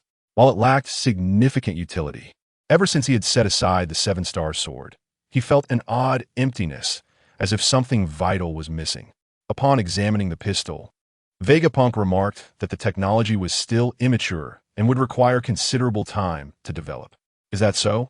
After pondering for some time, Tyson decided against it, as a brilliant idea had sprung to mind. After finalizing the matter with the pink fruit, he promptly returned, but instead of heading back to Sky Paradise, he made his way to the land of Wa. At this juncture, he presumed that Lingling's strength had reached its zenith. Initially, he contemplated seeking out Kaido, but upon reflection, he deemed it unwise, especially considering that Kaido was currently preoccupied with his own affairs. Disturbing him now would complicate future requests for contributions. From above, the Cake Island was a sight to behold, festooned with cakes, the lair of the excessively sweet-toothed Big Mom and her pirate crew. As Tyson descended, a pair of eyes abruptly opened within the cake houses, long lashes fluttering. Simultaneously, a figure sprang forth, standing approximately 5 meters tall and wielding a trident. Light Emperor, what brings you here? Katakuri brandished his weapon, skeptical despite Tyson's formidable reputation. Are you here to challenge Mama? He mused, though he quickly dismissed the thought. Tyson scrutinized Katakuri, concluding that the latter was not an elite adversary, and considering the expenditure of 500 billion to create him was hardly justified. Seeking Lingling would be far more advantageous. I'm here to see your mother. Step aside, brat, he commanded, redirecting his gaze toward a nearby house, his voice echoing through the air. Aren't you coming out? Instantly, a crimson aura began to emanate, causing many cake houses to collapse, and the throngs approaching from the island fell to the ground, paralyzed in fear. This guy, Katakuri exclaimed, horrified, as he raised one hand to shield himself from the overwhelming pressure, struggling to keep his eyes open, while his other hand plunged the weapon into the ground to halt his retreat. Mama, Mama. Before she could arrive, a piercing voice rang out, accompanied by a release of pink energy that swirled around her. A colossal figure descended from the sky, landing heavily on the ground, causing a tremor that resonated for hundreds of meters. At that moment, Tyson finally discerned the newcomer's visage, compared to her appearance over a decade ago. Lingling had gained considerable weight, though her allure remained undiminished.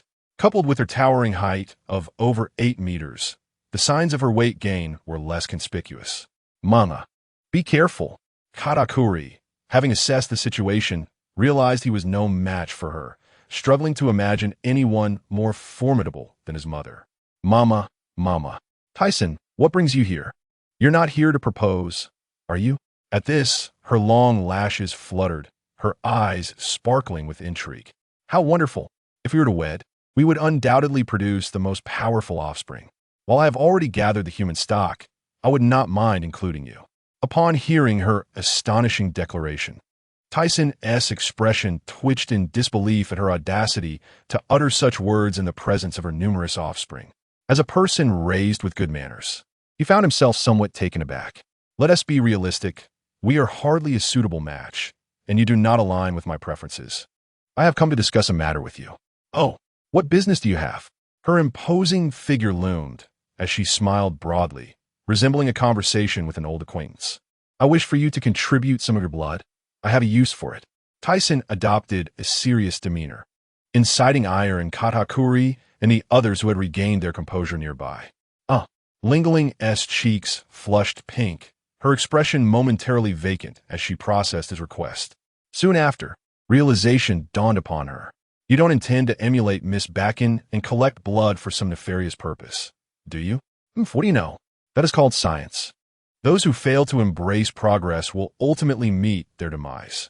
It appeared that he was seeking trouble, akin to that damn Joel D. Roger. Do not think I will be intimidated, Napoleon. Zeus. Prometheus. Yes, Mama. Lingling-s elongated visage contorted with anger, her horned hat morphing into a formidable sword, accompanied by a billowing cloud and flames at her side. Upon recalling the words spoken by the other party, he became aware that Luo Jie had previously seized this individual once, imprinting the redstone tablet. Observing the crowd before him, all exhibiting expressions of clenched teeth, he felt a twinge of reluctance. A discussion that could have been amicable now seemed impossible without resorting to violence.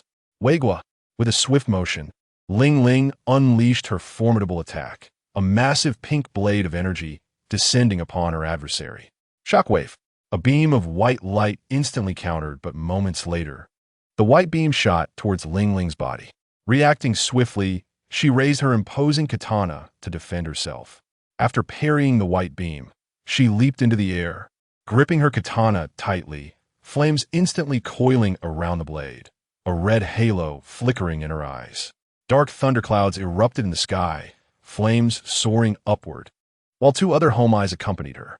As the towering figure descended, Tyson brought his hands together, compressing a white light wave of several meters in diameter, emitting a dazzling brilliance.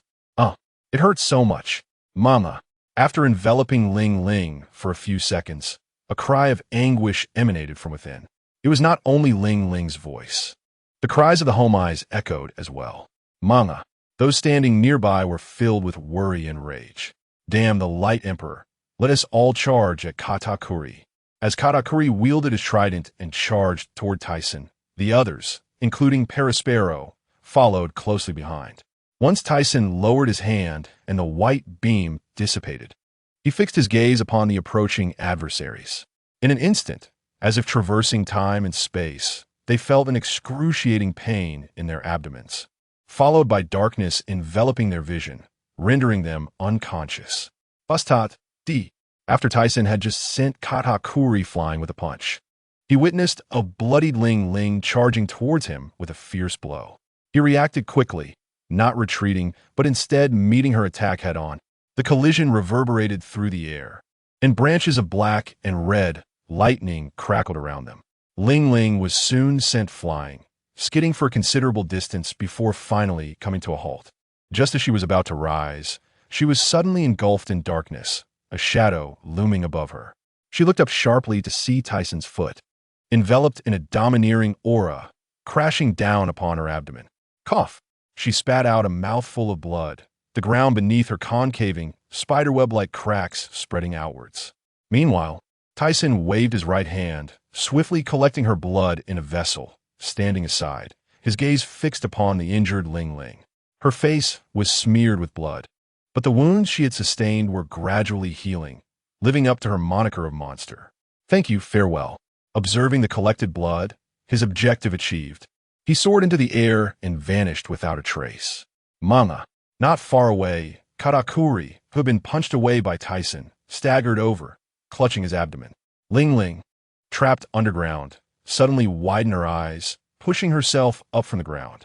She sprang out of the pit, blood dripping from her hands, her body trembling, her pupils filled with crimson veins. Tyson, I will not rest until you are dead. Her voice, laced with fury, resonated, saturating the atmosphere with a pink hue. Meanwhile, Tyson, en route to Sky Paradise, sensed something but did not glance back. Was this world not one where only the strong could survive? He felt no remorse for his actions. This woman was no innocent. She could turn against her own flesh and blood. Moreover, every resident under his jurisdiction was required to surrender a month of their lifespan every 6 months, a cruel demand indeed. Thus, it became evident that this world held no absolute heroes or villains. Everyone sought merely to pursue their own goals and dreams of survival. Upon returning to the paradise, Tyson delivered the blood to Sherry and others, commencing research on Ling Ling No. 4. He then returned to Guangming Island to study his dust release technique, having discovered years prior that he could enhance its power.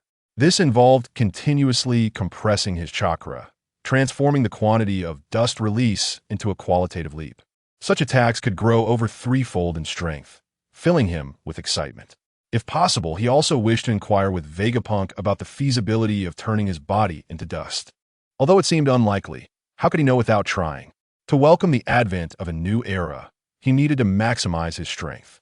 The Navy and the world government, after dealing with the Roger pirates, would likely commence their plans against him, as the informant Darkstar entrenched within the world government had already relayed news. In the year 1497 of the sea calendar, a message shocked the world. The great pirate Joel D. Roger had reached the final island, completing an unprecedented circumnavigation of the globe and conquering the seas, becoming universally recognized as the king of the seas, the Pirate King. Upon receiving this news, the Navy and the world government promptly dispatched personnel to capture him. However, the Roger pirates appeared to vanish without a trace. As time passed, the name of the Rocks pirates faded from memory, with many newly embarked pirates unaware of the legendary ruler of the seas. Now, the king of the seas was Roger, alongside the world's strongest, the Light Emperor. In a certain maritime region of the Grand Line, two pirate crews were locked in a fierce battle, wielding swords and guns, initially bombarding each other with cannon fire from their ships before leaping onto one another's vessels. From the scenes of combat, it was evident that they were merely a band of small-time pirates. Hours later, the sounds of battle began to wane, and a figure on the deck, weapon in hand, struggled to lift his body. Covered in blood, he gazed around at the lifeless bodies of his comrades, a pained expression etched upon his face. He slowly made his way towards the enemy ship's cabin. Given the conflict, the motive was clear: to seize the treasures aboard the opposing vessel. After searching the cabin for some time, he found a considerable amount of beryl, but nothing else of value. Cursing his misfortune, eventually, he entered a room that, based on its size and the items within, was evidently the captain's quarters. He surveyed the surroundings, ultimately setting his gaze upon a locked chest. Raising his weapon, he struck with force, the lock snapping open, and he eagerly opened it. In that instant, his eyes widened in disbelief. This is... He rubbed his eyes vigorously, and upon realizing it was not an illusion, he eagerly extracted the contents. As the chest hit the deck with a thud, the wrinkles on his face smoothed out, his body trembling with anticipation. Ha! I never expected to find this. If I can exchange it for funds in the underworld, I can reassemble a pirate crew, and I shall claim the head of the Pirate King. Since many officers at Sky Paradise ingested the longevity pills, the leaders on each island seemed to vanish, all falling into a deep slumber. Unless there was a significant matter at hand, they remained in their beds. This predicament troubled Tyson greatly. He had not anticipated such severe side effect from the pills. Initially, he thought it a minor issue, but as time passed, they even lost the desire to set sail. He merely thought about the final step yet to be completed for the Sky Paradise, and thus did not pay much heed. He simply urged the Society's members to promptly resolve this side effect, for continuing in this manner would not bode well. While contemplating this matter, a sound emerged from within the premises. A languid voice echoed, "Tyson, the fruit has been secured, and the photographs have been taken. Do you wish to collect it personally?" Snow Nye, appearing drowsy, handed him the photograph. Instantly, Tyson's weary expression transformed into one of excitement as he snatched it away and gazed at it. "At last, we have found it. Who discovered it?" "Uncertain. According to my subordinates, it was merely an obscure pirate. However, after the transaction, they were targeted and met their demise." "I see. I shall not go. That individual is not outside, so I will contact him." With that, Tyson dialed Barrett's number. Among the current cadre, only Innie and he had not consumed the longevity pills. Tyson's intention in sending Barrett to the underground world was to retrieve the Gongo fruit to establish Guangming Island. He had awaited this moment for a lengthy duration and ultimately instructed Snow Nye to offer a bounty of 50 billion berries in the underground world. After such a prolonged period, news had finally surfaced. This meant the plan could be set into motion, a dream formulated years ago. Snow Nye, summon the others. It is time to act. The Navy and the world government will undoubtedly not remain idle. Understood. Shortly thereafter, dozens of pirate ships ascended from the Tianlong Paradise, heading directly towards the East Sea. Shadows flitted through the air, resembling the dark clouds that herald the approach of storm. To prevent any disturbances, Tyson retained Berlik, feeling reassured with him present. As Tyson's pirate crew mobilized, the news reverberated through the ranks of the Wangua and the Whitebeard pirates, each speculating on the intentions of their adversary. Simultaneously, the Navy headquarters was thrown into chaos as alarms blared, and the Navy prepared for action. Outside, Carp and the Navy supernovas, in pursuit of Roger's crew, received the alert and immediately turned back. After so many years, what could this individual possibly want now? In the Navy headquarters conference room, the silver-haired steel bone, his face lined with wrinkles, furrowed his brow and clenched his teeth. We must be prepared. Intelligence indicates that this individual has mobilized his entire force, expressed Advisor Crane, worry etched across her features. Despite the Navy's ongoing strategies to eliminate this threat, time had eroded their plans. A few promising recruits had emerged within the Navy, and to afford them time to develop, the response had been delayed. Regardless of his intentions, keep a close watch on them and simultaneously enter a state of high alert. Yes, in the East Sea, Tequila Wolf, Tyson had once sought architects here years prior, and now he returned after all this time. A shadow enveloped the bridge, a situation impossible for this region, typically blanketed in perpetual snow. People on the bridge looked up, their eyes filled with terror and disbelief. An invisible aura spread, causing the supervising soldiers to faint, startling the remaining civilians still at work.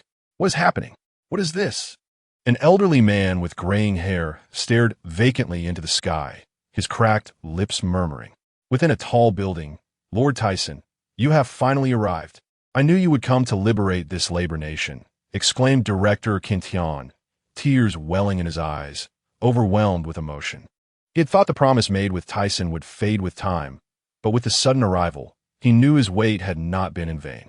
Of course, this is what I pledged to you years ago. Moreover, it was a crucial part of his plan, to establish a name in the most liberated location. Otherwise, who would know the truth? Let us commence. Hearing Tyson's command, Snow Nine nodded in agreement and stepped out, gesturing towards the sky. High above, after receiving the signal from below, Mona ordered Innie to descend. Understood. At 37 years old and towering at approximately 2 meters, Innie was muscular and imposing, exuding an aura of reliability. Upon hearing Mona's command, he waved his arm, and dozens of large 3-masted pirate ships descended. Among them, a smaller 2-masted vessel, though diminutive in size, caught the eye with its striking design. What is this? How can ships descend from the sky? Are we doomed? What on earth is happening? With the situation deteriorating, one might as well welcome death sooner rather than later. Just then, Quintian appeared atop the tall building, observing the panicked and weeping civilians below. Do not despair. Liberation is imminent, and freedom awaits you. But for now, please remain calm. His booming voice gradually quelled the crowd's frantic murmurs. Is what Director Quintian says true? I believe in Director Quintian. Let's all calm down. The civilians looked up, their expressions filled with skepticism and doubt. Yet, their trepidation began to glimmer with hope, primarily due to Quintian's consistent kindness and support. Stuck in such a place, they decided to take a gamble. Once all had landed, figures clad in black suits emerged from a pirate ship, each holding a din-din mushi, strategically placing them in various corners before standing guard. As dozens of din-din mushi activated simultaneously, eyes across the globe widened, fixating on the glowing screens. The first half of the Grand Line, particularly the Sabeti archipelago, was now the center of attention, as countless pirates halted in their tracks. Concurrently, reporters and photographers from around the world converged, prepared to disseminate the news. What is this? Observing the environment, it appeared to be a sight of enslaved labor. Look at the sky. One individual pointed at the flickering screen, fear evident in their gaze. What is this? Not far behind this group, Rayleigh, sporting glasses, and Haki, with her short black hair, were taken aback by the unfolding scene. Mr. Tyson? Haki, a cigarette clenched between her lips, wondered what this audacious individual was planning, recognizing the location as a labor nation in the East Sea. Meanwhile, in the Navy headquarters square, the previously gathered Navy personnel were drawn to the luminous screen, puzzled by the sudden appearance of the Den Mushi. It only became clear upon witnessing the floating object in the sky. Could the Marshal have anticipated this occurrence and summoned us for a viewing? A nervous sailor inquired of his companion. Silence. The marshal is coming out. Steelbone and a cadre of high-ranking officers stood upon the platform, their gazes fixed ahead. That damn bastard! Steelbone's furious roar echoed. His teeth clenched as he smashed his fist against a nearby pillar, reducing it to rubble. Beside him, Sengoku Zifa and others wore somber expressions. Even the typically carefree Carp had abandoned his usual demeanor. Initially, upon receiving news of the Tyson pirate crew's arrival in the East Sea, Carp had been anxious, especially after Steelbone commanded them to mobilize immediately. However, before they could board the warship, Steelbone had called them back, stating it was too late to intervene now. Even if one were to traverse above the Red Soil continent, it would take at least a day to reach that destination. Moreover, with the Tyson pirate crew floating in the air, there would be no means to approach them. The five elders of the Holy Land, Mariewa, displayed a range of expressions, their gazes fixated on the large screen, occasionally accompanied by gritted teeth. It appeared that all efforts must be made to eliminate this individual. If all else fails, they would have to consult their superior. After the scarred elder voiced his opinion, the others fell into a heavy silence. In the New World, Kula la la la la, what trickery does this fellow intend to conjure? Father, their position seems to belong to that nation. I know. Neogate's eyes narrowed, first bursting into laughter, followed by a smirk. He was certainly familiar with that nation, as the bridge had been constructed nearly 7 centuries ago. On the island of Petrila in the South Sea, Roger, with a row of pristine teeth, clapped his hands and laughed heartily, tears welling in his eyes. Orstison, I truly wish to continue our battles upon the seas. Alas, not far behind him stood a woman of enchanting beauty, gazing at the distant figure, warmth radiating from her eyes. Back in the Labor Kingdom, once everything was prepared, an image-transmitting snail pointed towards the sky, revealing Tyson, clad in a white suit, with a serious demeanor. Greetings, I am Orstison. The commotion I have caused is intended to demonstrate to you that the celestial dragons have been constructing bridges to other islands for nearly 7 centuries. The individuals who built this grand bridge were those from every nation who could not pay the celestial gold and were thus branded as criminals. At this juncture, Tieson's somber voice continued, they enforce a decaying and barbaric system of slavery, mercilessly stripping many of their lives. I once harbored a dream of living in a tranquil place, casting nets and fishing each day, a life that brought me immense contentment. However, the rot and barbarity of this world have rendered all my hopes futile. Since the age of 4, I have been fleeing upon the seas, with no place to live in peace. Therefore, I resolved that if no such place existed, I would create one myself. After decades of effort, I have finally built the sky paradise in a new world. There, no restraints, corruption, barbarity, or discrimination exist. Only one thing prevails, freedom. I hereby command and declare that all those regarded as slaves shall immediately gain their freedom and remain free henceforth. Those who desire freedom, come to the new world, come to the sky paradise. Set sail. Whether you be pirates, commoners, or slaves, I shall embrace you all. You shall transition from darkness to light, from confinement to openness. His passionate and resonant voice echoed across every corner of the world, and upon concluding, a profound silence enveloped the realm. As they trembled and clenched their fists, their gazes fixed on the figure upon the screen. Moments latte. A wave of astonishment rippled through the world, igniting the hopes within their hearts, and the masses erupted in celebration before the screen, reporters capturing every moment. In the new world, la la la la, kula la la la la la, evor de pirates chip resembling a guitewal. A figure akin to a small mountain gazed heavenward, his voice stirring the nearby fish, while the clouds above dispersed. On the island of Cake, Mama, who would have thought this wretched individual would dare to do such a thing? However, I shall not forgive you. In Wano country, Ro-R-O-R-O, war is imminent. Let us unite, old-timers. The new era belongs to me. A colossal dragon's shadow ascended, piercing through the dark clouds towards the sky paradise. On the coastal village of the West Sea, Roger laughed heartily. Ah, this fellow has outpaced me. His eyes fixated on the large screen along the village path, revealing a gleaming smile. In the North Sea, I have foreseen the arrival of a new era. Monsters of the new world, unleash your fury. Ha ha. Only the victors may dictate everything. A holy land, Mariehua, damn it. This individual shows no regard for us. At this point, it is irretrievable. We must consult that esteemed individual. The 5 elders, faces etched with fury, rose. The commotion at the Navy headquarters spread across the square. Disbelief etched on their faces as both seasoned veterans and new recruits absorbed the unfolding events. The marshal actually arranged for us to witness this. You fool, do not speak nonsense. Silence. A voice akin to steel roared, and the square fell into an abrupt hush. Though the murmurs were quiet, they could not escape his ears. Yet, he found himself at a loss for an explanation. Steelbone Admiral, what shall we do? Sengoku's dazed expression was jolted back to reality by the outcry. He could hardly believe his ears, recalling the words spoken during the Judicial Island incident, leaving him momentarily stunned. Control this area. I need to visit the Holy Land. This matter must be deliberated with them. After years of service, he had never encountered such a situation. He could not fathom that this individual would dare to act in such a manner. Zifa's countenance grew tense as he reminisced about their first battle years ago. Initially believing this individual merely sought to evade his purpose, spouting nonsense, he never imagined that this event would come to fruition.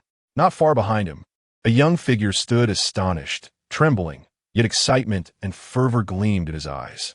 A rugged young face elongated, pondering how someone could surpass him, having accomplished such a feat while he hesitated. After a private chuckle, his uncertainty transformed into determination. In Sky Paradise, Beloric and the others gazed at the screen, smiles gracing their faces as memories of their first meeting with Tyson surfaced. Although it was a time of willingness, after years spent with the Tyson pirate crew, he had fully integrated into this family, no longer merely regarding it as a pirate crew, but his home. As he reflected, his eyes widened suddenly, turning to the sky not far away. A colossal azure dragon spiraled through the clouds, its shadow gradually approaching the skies above the island of light. Tyson had anticipated the arrival of pesky bugs, knowing today marked the day Sky Paradise would unveil itself to the world, and he would utilize this opportunity to launch some fireworks in celebration. The commoners below in the Labor Kingdom cast aside their tools, slowly boarding the pirate ship, their faces aglow with excitement and heartfelt gratitude. Ahahaha, our captain has finally realized this dream. Mona wiped her eyes, the fervor within the others still surging. Tyson, congratulations. Gina's beautiful face radiated happiness. Tyson approached her, brushing his hand against her cheek. Isn't this a congratulations for us all? Gina could not contain her tears. Vigorously nodding, her watery eyes locked onto him. Ahaha, Sister Gina, the captain speaks true. Some of the cadres behind them exhibited smiles, despite their shorter tenure compared to Gina and others. However, without a doubt, they regarded the Sky Paradise as their home. Moments later, after his complexion returned to normal, Tyson gazed at the weeping people aboard the pirate ship, his mind preoccupied with thoughts of the inevitable desperation that the Navy and the world government would exhibit following this event. Yet, he had already prepared for such eventualities. With this thought in mind, he cast his gaze towards the direction of the Red Soil continent, pondering whether the one who stands at the pinnacle of the world would make an appearance this time. A strange and eerie atmosphere enveloped the holy land of Mariehua, and from above the crimson carpeted platform, a voice, indistinguishable in gender, echoed. Your mission is to capture Joel D. Roger. He has come to learn the secrets of this world, and this flame must be extinguished. Once this task is accomplished, we shall turn our attention to Sky Paradise. When Roger was mentioned, the figure aboard the Void King's ship spoke with increased gravity, their fingers rhythmically tapping on the armrest of the chair. Yes, my lord. After observing the 5 individuals below retreat, he picked up Tyson's bounty notice, his hawk-like gaze intimidating, and muttered a barely discernible phrase, Jester, let's allow you to frolic a while longer. 3 days later, news of Tyson's pirate crew's latest bounty spread across the seas. The Light Emperor, Oles Tyson, was issued a bounty of $6,800,000,000. In addition, Reporters worldwide seem to have conspired to categorize the great pirates and territories of the New World into four factions. The Beast King Kaido, the Big Mom Pirates led by Charlotte Linlin, the Whitebeard Pirates commanded by Edward Newgate, and the Tyson Pirates, also known as the Four Emperors. Beneath the Tyson Pirates insignia, it was explicitly stated the world's strongest man, Oles Tyson. Since returning to the Paradise, Tyson learned that Kaido had indeed dared to cause trouble. However, recalling how many times this individual had been captured by the Navy yet survived, he remained somewhat skeptical. Unfortunately, he had escaped after being gravely injured by Baroque. Moreover, he initially believed that the Navy and the world government would be eager to initiate war, yet upon his return, he found no news at all. All he heard was that they were still searching for the Roger pirates at sea, as if the previous events had never occurred. Regardless of their reactions, he must remain vigilant against unforeseen circumstances. After acquiring the Jinjing fruit, Tyson had given it to Shuanai, the queen of maritime trade in the underground world, responsible for all financial matters and business operations of the Tyson Pirates. The current Light Island was no longer barren, inspired by the Golden Emperor. He shared his vision with Shuanai. Although the structure was not yet fully developed, the foundational layout had been established. The funding was derived from the wealth accumulated over the years, along with the gold from Sky Island. Upon their return to Paradise 3 days prior, they had visited Sky Island, where little gold remained. Beyond this, he revealed a long-held idea to Shuanai, which she subsequently published in the newspapers, reorganizing the personnel of the Tyson Pirates. Following the momentous event that shook the world, this news was disseminated widely. The specific details included Captain of the Tyson Pirates, Light Emperor Oles Tyson, Vice Captain, Red Earl Baroque Clyde Field, Paradise Twin Stars, Maritime Star Shuanai, Joy Star Brook, 3-Star Warriors, Battle Star Barrett, Cone Star Qingjiao, Wave Star Bondewald, 5 Dark Stars, Gravity Star Mona, Swordsman Star Jerry, Disaster Star Jingye, Dark Star Stussy, Sniper Star Lotzi Lu, 6 Island People, Shark Tooth Man Tian Shan, Snapper Man Muse, Exploder Man Shiptu, Bubble Man Gina, Heat Man Gabison, Rainbow Man Bushijia Mei, 12 Guardians, Tokugawa, Uhlus, Rubit, Kangs, Chilikes, Green Bull, among others. Additionally, there were 24 captains among these individuals, with Dark Star Stussy remaining undisclosed. Furthermore, those not listed were individuals who joined later, many of whom were quite formidable. A year later, another piece of news sparked global uproar: the capture of Pirate King Gold, Roger by the Navy, who would be publicly executed in Logtown. In a frenzy, many flocked to Logtown, eager to witness this miraculous event. Meanwhile, the Navy surrounded the entire town, with numerous officers stationed in every corner. Despite this, they did not prevent pirates wishing to enter the town, as the Navy sought to intimidate other pirates at sea, with time still remaining before the public execution. In a tavern within the town, a pirate lamented, "I never imagined such a powerful figure could be captured by the Navy." Indeed, being a pirate is not a viable path. Another pirate, upon hearing this, stood abruptly to look towards the source of a voice, only to find a figure as imposing as a mountain looming behind him. His eyes widened in fear, and he hesitantly raised his head, only to be met with the gaze of a figure resembling a devil, with 2 horns protruding from the sides of his forehead. Sharp teeth were bared, and eyes glimmering like cowbells stared back at him. Moonlight Moria. Upon recognizing the figure, the pirate's face turned pale, his body trembling as he involuntarily retreated, knocking over tables and chairs, while his companions shrank back in dread. "We are doomed. This guy, Moonlight Moria, is a formidable newcomer with a bounty of 180 million. The other patrons of the table looked on, awestruck by the terrifying presence before them. A strange laughter echoed from a corner of the tavern, prompting everyone to turn their heads. One individual, upon catching sight of the figure, gasped in shock, This is Don Quixote da Flamingo, yet another powerful figure." Moria's massive frame remained still, his attention drawn to the commotion beside him, casting a glance towards the corner.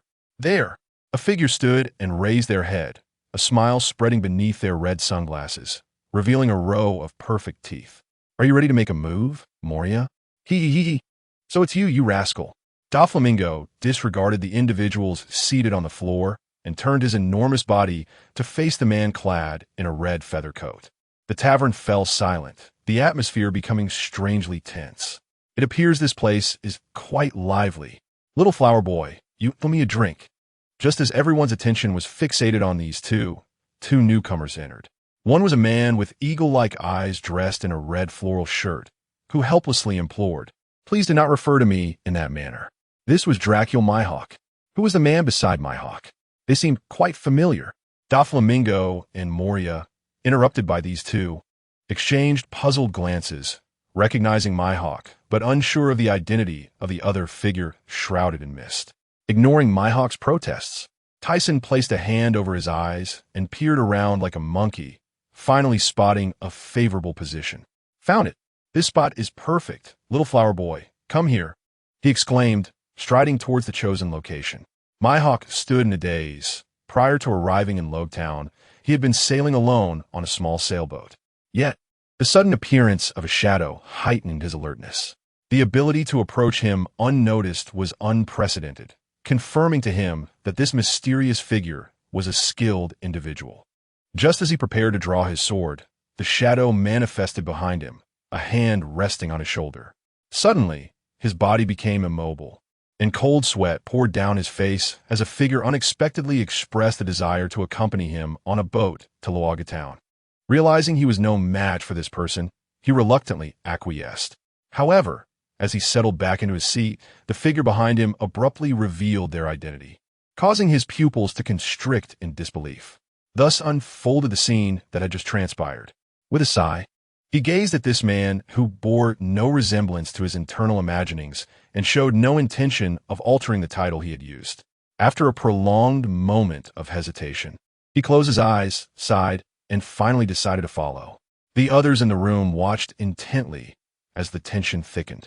Under the dark lenses of his sunglasses, Doflamingo's previously jovial expression suddenly shifted into a more serious demeanor, the cause of which remained unclear. When this man took a seat behind him, a sense of dread washed over him, an overwhelming aura that sent chills down his spine, causing cold sweat to bead on his forehead. He turned his head slightly, casting a furtive glance at the figure behind him, but after a prolonged scrutiny, he could not discern their identity. He then sat back down and resumed drinking from the bottle before him, while Moria mirrored his actions. The tavern fell into an eerie silence the moment Tyson entered, an uncanny stillness enveloping the room. "Bartender, bring me the finest wine, quickly." Tyson raised his hand and waved toward the bar. The bartender, initially pale with fear, quickly regained his composure and stammered, "Why, yes, coming right up, sir." As the bartender hurried off to prepare the drink, Tyson turned to the man known as Eagle Eye and remarked, "Little flower man, what brings you to this place?" Eagle Eye's forehead was etched with tension, the abnormal quietude of the tavern shattered by Tyson's sudden outburst. Unable to contain himself, he responded, "Mr. Tyson, I must insist you address me by my name. My purpose for being here, like others, is merely to serve as a witness." He continued, "And you? I presume you are not merely here to witness the execution of the Pirate King?" His gaze fixed on Tyson with skepticism. "Is that so?" "I'm certainly not here to witness that scoundrel's execution." Tyson dismissed the earlier remarks, uncorking the bottle of wine the bartender had brought and drinking deeply. The tavern, which had recently been filled with murmurs, fell silent once more. Doflamingo, still in the act of drinking, and Moria, caught off guard. Both pondered the identity of the individual who could make Eagle Eye refrain from questioning them and speak so familiarly of the Pirate King. Daring to call the Pirate King Joel D. Roger a scoundrel. Who could this person be? The others stared blankly at the man, who seemed as elegant as a jade tree. Realizing something was amiss, Tyson turned to face those who were watching him. "Oh dear, I accidentally let that slip. My apologies. Please continue as if I had never spoken," he said, raising his glass in a gesture before turning back to Eagle Eye. "I hope I didn't expose anything just now." "That was close," he added, wiping non-existent sweat from his brow with a look of anxiety. If discovered, he would no longer be able to remain quietly in this place. The Navy would undoubtedly take action, thwarting his plans. Eagle Eye's expression shifted slightly, betraying a hint of discomfort. Time passed swiftly, And soon the square outside was filled with countless spectators eager to witness the event, the crowd a cacophony of noise. Exiting the tavern, Tyson and Eagle I sought a relatively spacious area, noting just how crowded it was. Eagle I glanced at Tyson, contemplating the latter's intentions. Such a prominent figure would surely have a purpose for being there. All that remained was to observe what would transpire. Tyson, meanwhile, surveyed the Navy's arrangements. Admiral Sengoku, Admiral Zephyr, and others like Carp and Crane were present. The remainder posed no threat to him, so he paid them no mind. As he sensed the presence of someone familiar, he suddenly detected the concealed figure of an individual standing atop a building in Luoga Town. He opened his eyes to see a shadow cloaked in black. Without needing to see the person's face, he could surmise their identity. This person had likely emerged from this period. Monkey D. Dragon. Has the revolution begun? No, perhaps it never truly ended. It merely awaited manifestation through this individual. As he used his observation Haki to sense the figure, the person atop the building suddenly turned, their gaze locking onto him. Oh, have you noticed? The wariness was quite surprising. Recognizing the individual, he redirected his attention to the rest of the crowd in the square. Shanks, this place is less crowded. Hurry over. At that moment, a man with a large red nose, resembling a painted clown, pushed his way into the throng, followed closely by a red-haired youth donning a straw hat. Buggy, wait for me, the red-haired boy exclaimed as he trailed behind. All right, this spot offers a clear view. Ha ha, just as I expected from me. Buggy the clown? The man with the red nose laughed heartily, oblivious to the gazes fixated upon them. Eagle Eye's attention shifted to the red-haired youth, sensing a presence that piqued his interest. Upon hearing the voice, Tyson immediately recognized who it was, momentarily at a loss for words at the coincidence. After the dissolution of the Roger Pirates, their members had scattered. Aside from these two youngsters, he had not noted anyone else present. Oh, what a coincidence to encounter you two. Upon hearing the sudden voice, Shanks and Buggy turned to face the towering man beside them. But as they looked to discern his features, they could only see a haze obscuring his visage. Who the hell are you? Buggy took a step back, warily brandishing a dagger between his fingers. Shanks, however, fixated intently on the figure, feeling an unsettling familiarity. After a moment of contemplation, he noticed a tattoo of Mickey Mouse between the figure's thumb and forefinger. His eyes widened in disbelief as he exclaimed, "You're Mr. Ty's son, aren't you?" "What?" Buggy's face registered shock, and upon regaining his composure, he turned to Shanks, bellowing, "You idiot. How could this guy possibly be that man? Don't scare me like that." "Red Nose, how could I not be?" Tyson retorted. "You dare call me Red Nose?" Buggy's expression darkened as he shouted, but before he could finish, he noticed the figure's face becoming clearer and his expression froze.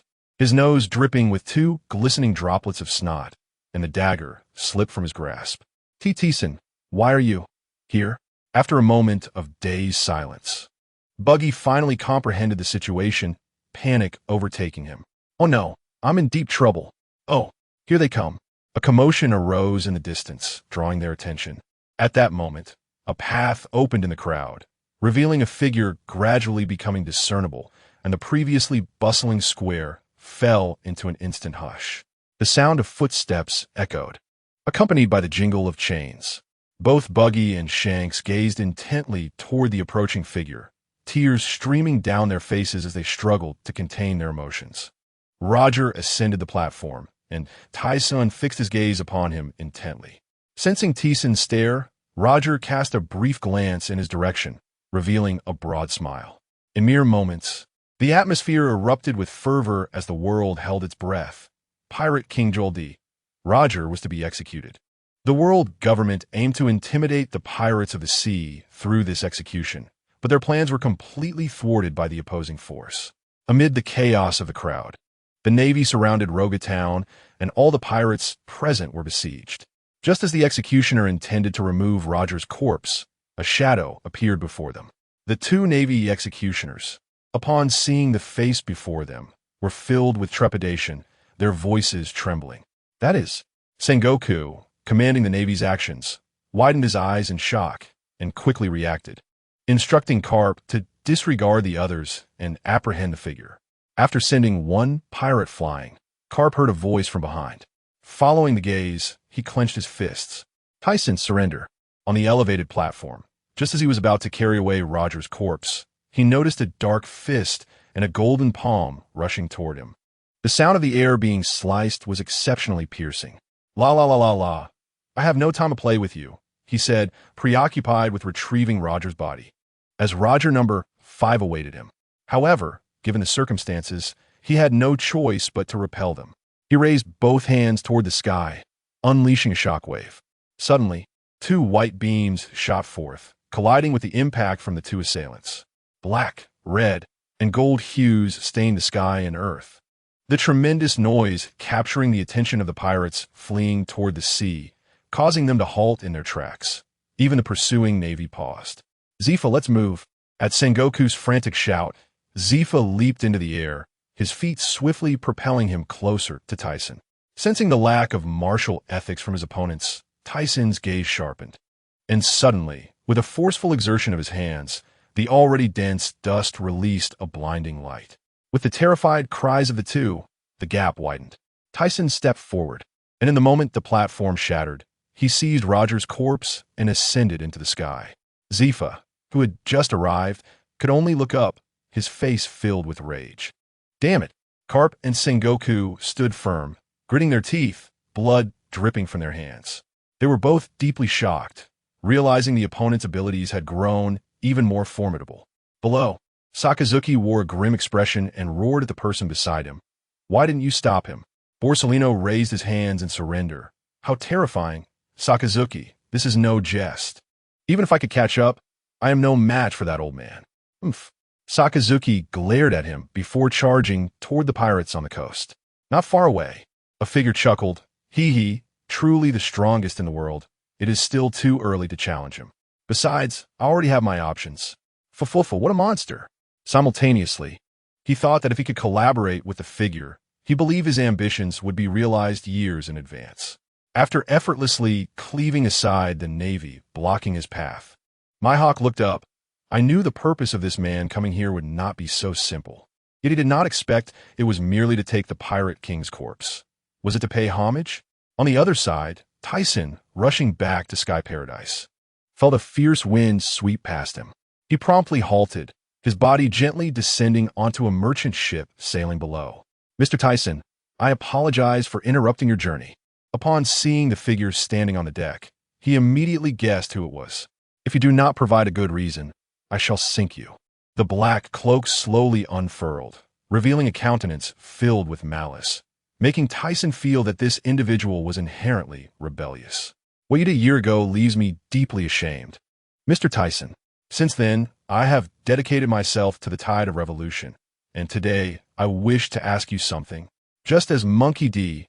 Dragon finished speaking, a gust of wind brushed across his face, and he felt a heavy weight on his shoulder. Tyson had somehow appeared behind him, resting a hand on his shoulder, and slowly spoke, I already know your question, but I do not possess such noble aspirations. My only reason for acting is to elevate the reputation of Sky Paradise. Upon hearing this, which diverged from Dragon's expectations, disappointment flickered in his eyes. I see. After preparing to depart, Tyson's voice echoed once more, nevertheless. The world government will not let me off easily. Since we share a common enemy, should you require my assistance, do not hesitate to speak. Is that true? The malicious expression twisted, leaving him uncertain whether to rejoice or mourn. Do not celebrate prematurely. Until you achieve certain results, I will not aid you. Dragon's face displayed unwavering determination. Of course, my resolve is beyond doubt. I will not let Mr. Tyson down.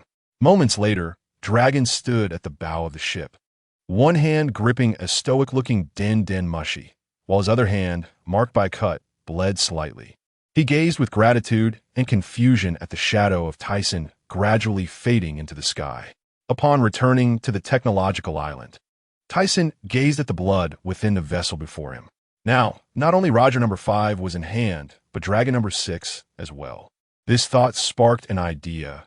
If only he could acquire the blood of that individual on the Void Throne. Mr. Tyson, we have developed a solution to the side effects of the longevity potion. Oh, splendid. If these side effects remain unresolved, Sky Paradise will be far from perfect. The cadres are all asleep, and things will only become more chaotic as time passes. Moreover, following his speech a year prior, the population of the paradise had been multiplying daily. While there was ample territory, managing such a large number became increasingly difficult. He entrusted this task to Tokugawa and Alsenrado. One had been his subordinate since entering the New World, the general from a nation destroyed by rock subordinates. The latter, by blood, was his uncle. When the events surrounding the Olsen kingdom transpired, leading to its near annihilation, he had never harbored hatred toward him. Due to the insufficient management personnel on the island, Tyson had recently ordered for him to be brought over, along with all the officials and civilians of the Olsen kingdom. When relocating, the Olsen kingdom declared its demise. After Tyson had eliminated those nobles, the nation withdrew from the ranks of allied states, drawing little attention from the world government or the Navy. 3 days later, a newspaper spread throughout the world, announcing that Fleet Admiral Steelbone Kong had stepped down from his position, with Admiral Sengoku taking over. Upon hearing this news, Tyson realized that a new era had indeed arrived. In the year 1502 of the Sea Circle on Daughter Island, resembling a natural fortress, Yuxiana, Hancock, you cannot go over there. It is too dangerous. Be careful not to incur Lord Neriku's wrath. In the forest behind, for girls around 10 years old chased each other, with a girl sporting long yellow hair and another with long green hair panting behind. Hee, Marigarud, Senisonia, you both are too timid, aren't you, Hancock? The foremost girl, dressed in a pink low-cut top, had exquisite features that suggested she would grow into a beauty.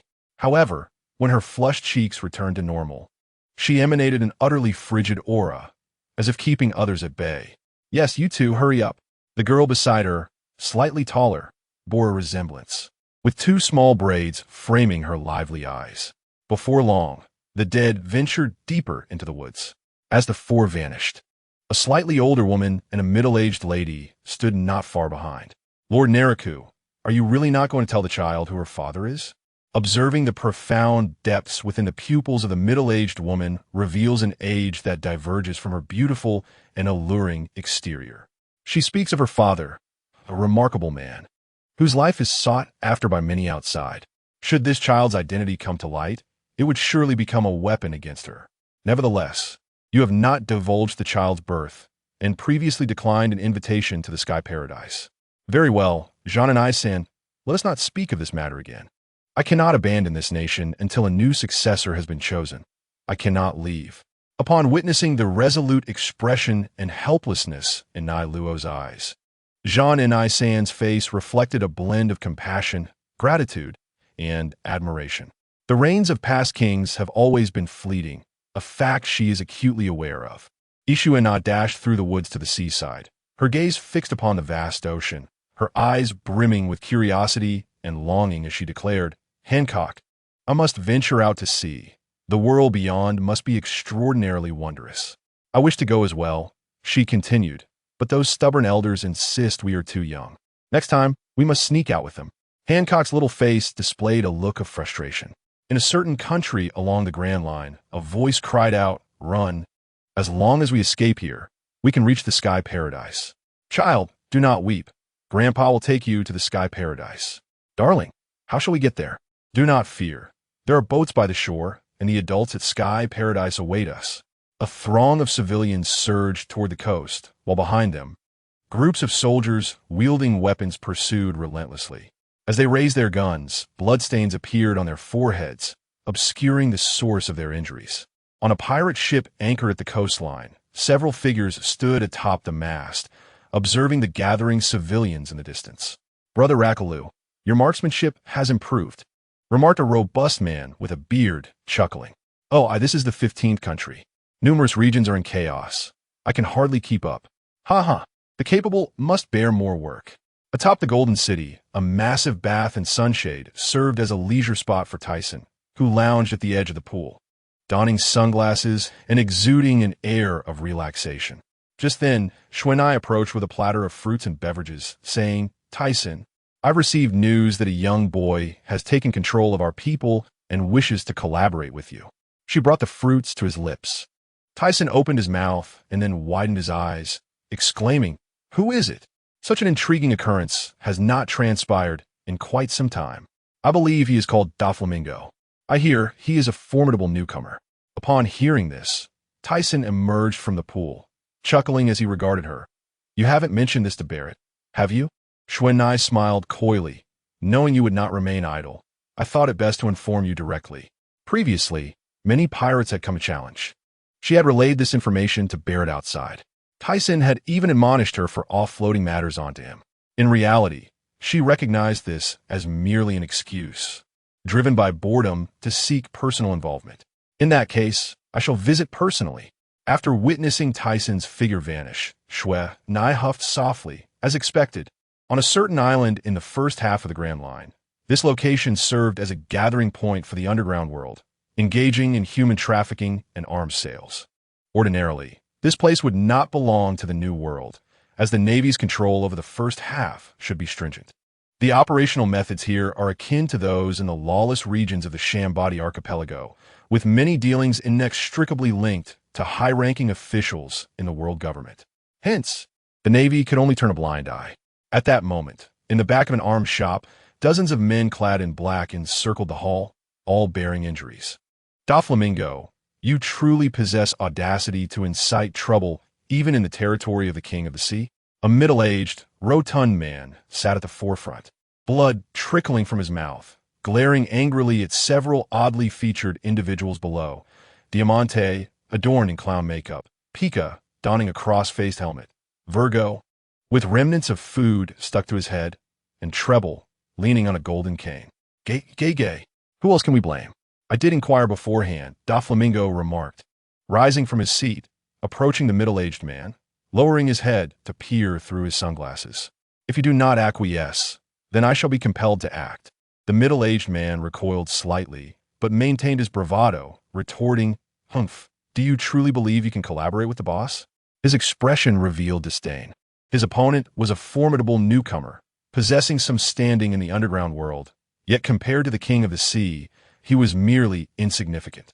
Although he had never encountered this esteemed figure, he was well aware of the connection between the King of the Sea and that man.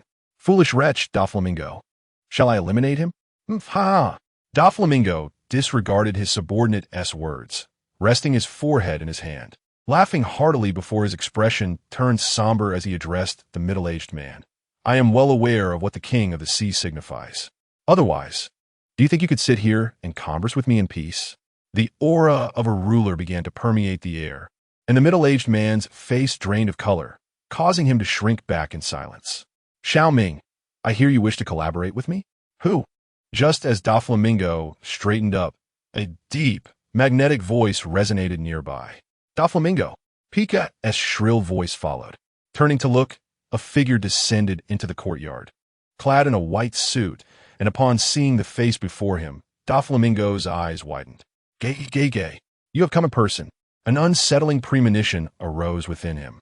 Although he wished to ally with the Tyson pirates, he was not arrogant enough to provoke a ruler upon arrival. Through the crowd, Tyson observed the scene. The men in black parted to form two rows as he approached Doflamingo's cadre, stepping closer. The faces of Virgo and others turned pale. The last few knelt on one knee, bowing their heads as cold sweat dripped from their brows. Hey, I'm not opposing you. I merely seek collaboration. Doflamingo's expression shifted, panic setting in. Master, you have arrived. Upon recognizing the visitor, the middle-aged man collapsed to the ground. Though he had never met him personally, the old bounty poster still adorned his wall. Tyson nodded, then took a seat in the chair previously occupied by the middle-aged man, crossing his legs as he regarded the retreating Doflamingo. How do you propose we collaborate? As Xiao Ming spoke, Tyson accepted the tea offered by the middle-aged man, rinsed his mouth, and spat at the man's feet, splattering the liquid onto his shoes. The veins on Doflamingo's forehead throbbed ominously in the eerily quiet hall.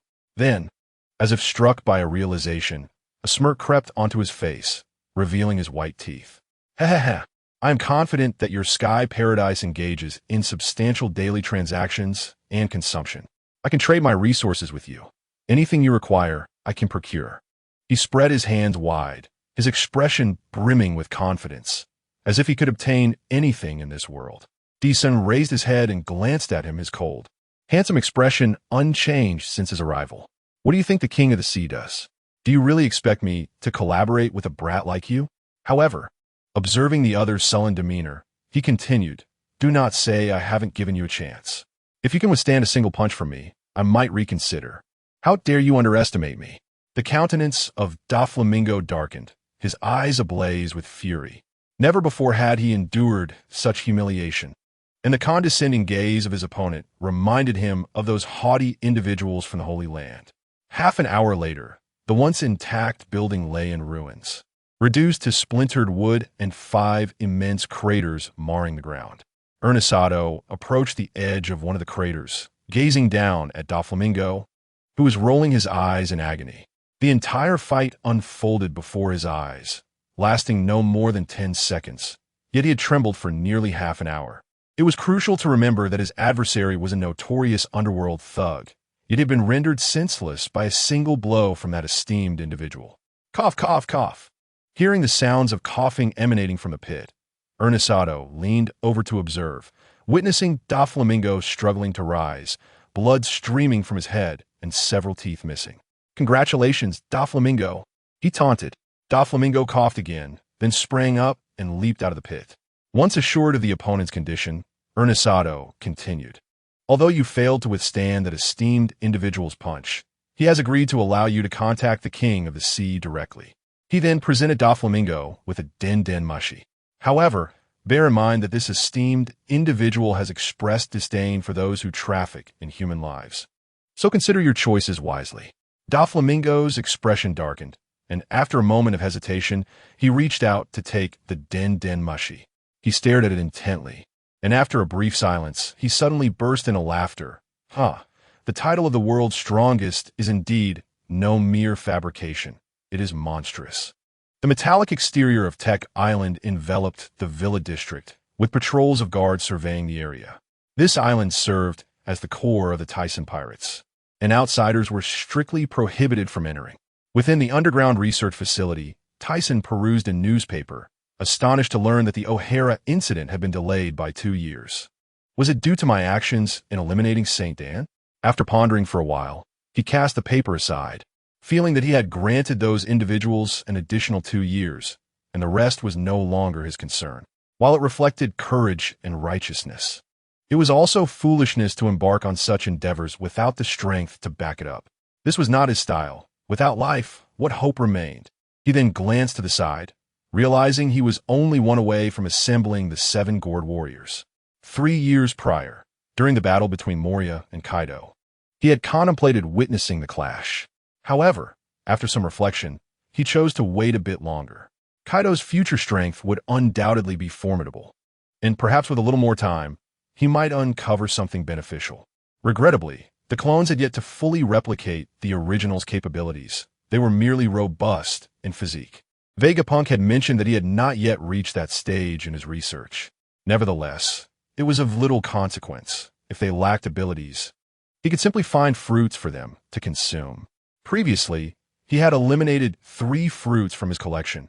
The Mera no Mi was given to Baroque Works No. 1, the Gasu no Mi to Whitebeard No. 2, and the Ushi no Mi model, Pink Dragon, was bestowed upon Lingling No. 4.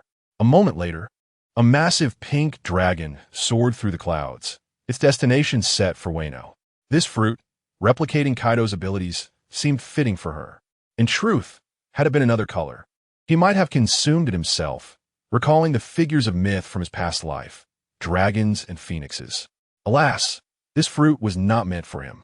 Wano, a secluded land known to few, was discernible from the mountain of wrecked pirate ships accumulated beneath the waterfall, illustrating the difficulty of entry. Upon entering Wano, Lingling No. 1 transformed back into her human form, waiting at the harbor while he floated upward towards the flower capital. This time, in addition to collecting Kaido's blood, he sought to trace the whereabouts of the King of Hell. Though not immediately necessary, preparation was prudent. After sensing his surroundings for a considerable time without any discoveries, he pondered where it might be hidden, within the flower capital, at the Rabbit Bowl prison, beneath Onigashima, or perhaps deep within the bowels of Wano itself.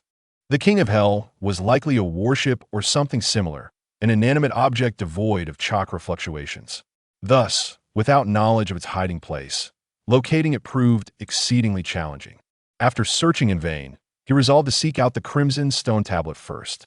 Meanwhile, above Onigashima, within a rocky cave, 3 warriors gazed at the child sleeping on the ground, her murmurs revealing discomfort on her small face.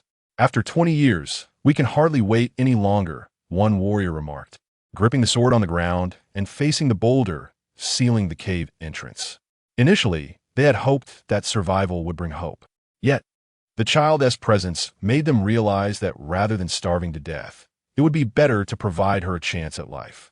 Hearing the commotion, the child sat up, her face anxious. "Mr. Warrior, if you do that, my father will. I refuse to perish in such weakness. I have no intention of submitting to Kaido." As he spoke, the blade gleamed black, his gaze sharpening. With a leap, the sword struck forth, cleaving the boulder into fragments, light pouring in and blinding the child. "Wano, I entrust you with this." In a daze, the child nearly burst into tears. The tremendous noise startled the guards, who screamed as the blade swept past them. "Lord Kaido, the Heavenly Stone cave has been breached."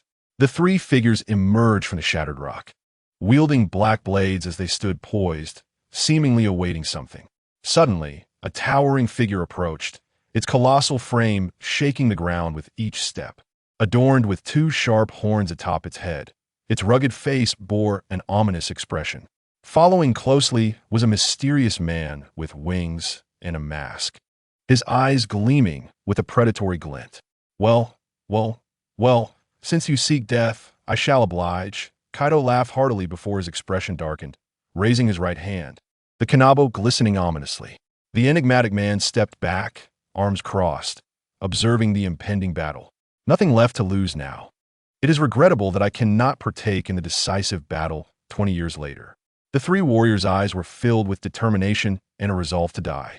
The black blades ignited with light as they leaped into the air, striking down fiercely. The kanabo was raised in an instant, blocking the blades as Kaido sneered. "You are no match for me. I will grant you one more chance.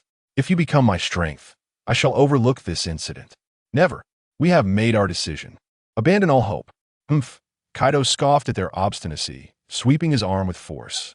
As sparks flew, the 3 figures were sent flying, tumbling through the air before crashing into the ground, a cloud of dust rising, only coming to rest after a considerable time. However, before they could react, Kaido's figure appeared before the 3. His massive wolf fang club descended upon their chests like a meteor. Accompanied by a dull thud, the sound of bones cracking echoed. "Ah!" Cough. The trio emitted cries of pain, being sent flying, and, after crashing down thrice onto the ground, they were finally halted by the stone wall behind them, which shattered upon impact. "Samurai! Father, spare the children in the cave." A child stumbled out, her pitiable face filled with earnest pleas. "Humph, Yamato! Do you not wish to become Odin? Defying my will leads to this fate." Kaido turned to her, his expression calm, a mocking smile gracing his lips. With that, he lifted the wolf fang club from the ground, advancing step by step towards the 3 samurai. "Stop! Father, you cannot kill them. They are my friends." "Friends? Ridiculous. Yamato, remember, you have always been alone. You have no friends." "No." Yamato, in a panic, attempted to rush forward to intervene but tripped over something on the ground. Trembling as she raised her head, blood flowing from her forehead down her cheek. The 3 samurai, bloodied, had dropped their swords beside them, propping themselves up, just recovering when they saw the wolf fang club, resembling a meteor, descending upon them. They closed their eyes, smiles lingering on their lips. "Are we to die? How regrettable." Moments later, a gentle breeze swept through, and the anticipated pain did not come. The 3 samurai, confused, opened their eyes to behold a large hand firmly gripping the wolf fang club before them. "Little brat, one need not resort to such bloodshed to build a career. Pirates also uphold justice." A deep, magnetic voice resonated. "This is..." The 3 samurai widened their eyes in astonishment. Not far away, Kaido's subordinate exclaimed, He is." Jean lowered his arms, his body tense, his eyes visible through his mask, now wide with surprise. "This is—" Kaido first stared wide-eyed, then with a sneer, remarked, "So it is you, old man. Since you've come to my territory, you shan't leave." His left hand, as thick as a grinding wheel, formed a fist, unleashing a violent gust as he swung it towards Tyson's head without mercy. Tyson, unhurried, raised his left hand, and with a resounding thud, sent the three samurai flying, debris and dust swirling around them, as dark red lightning crackled with a hissing sound.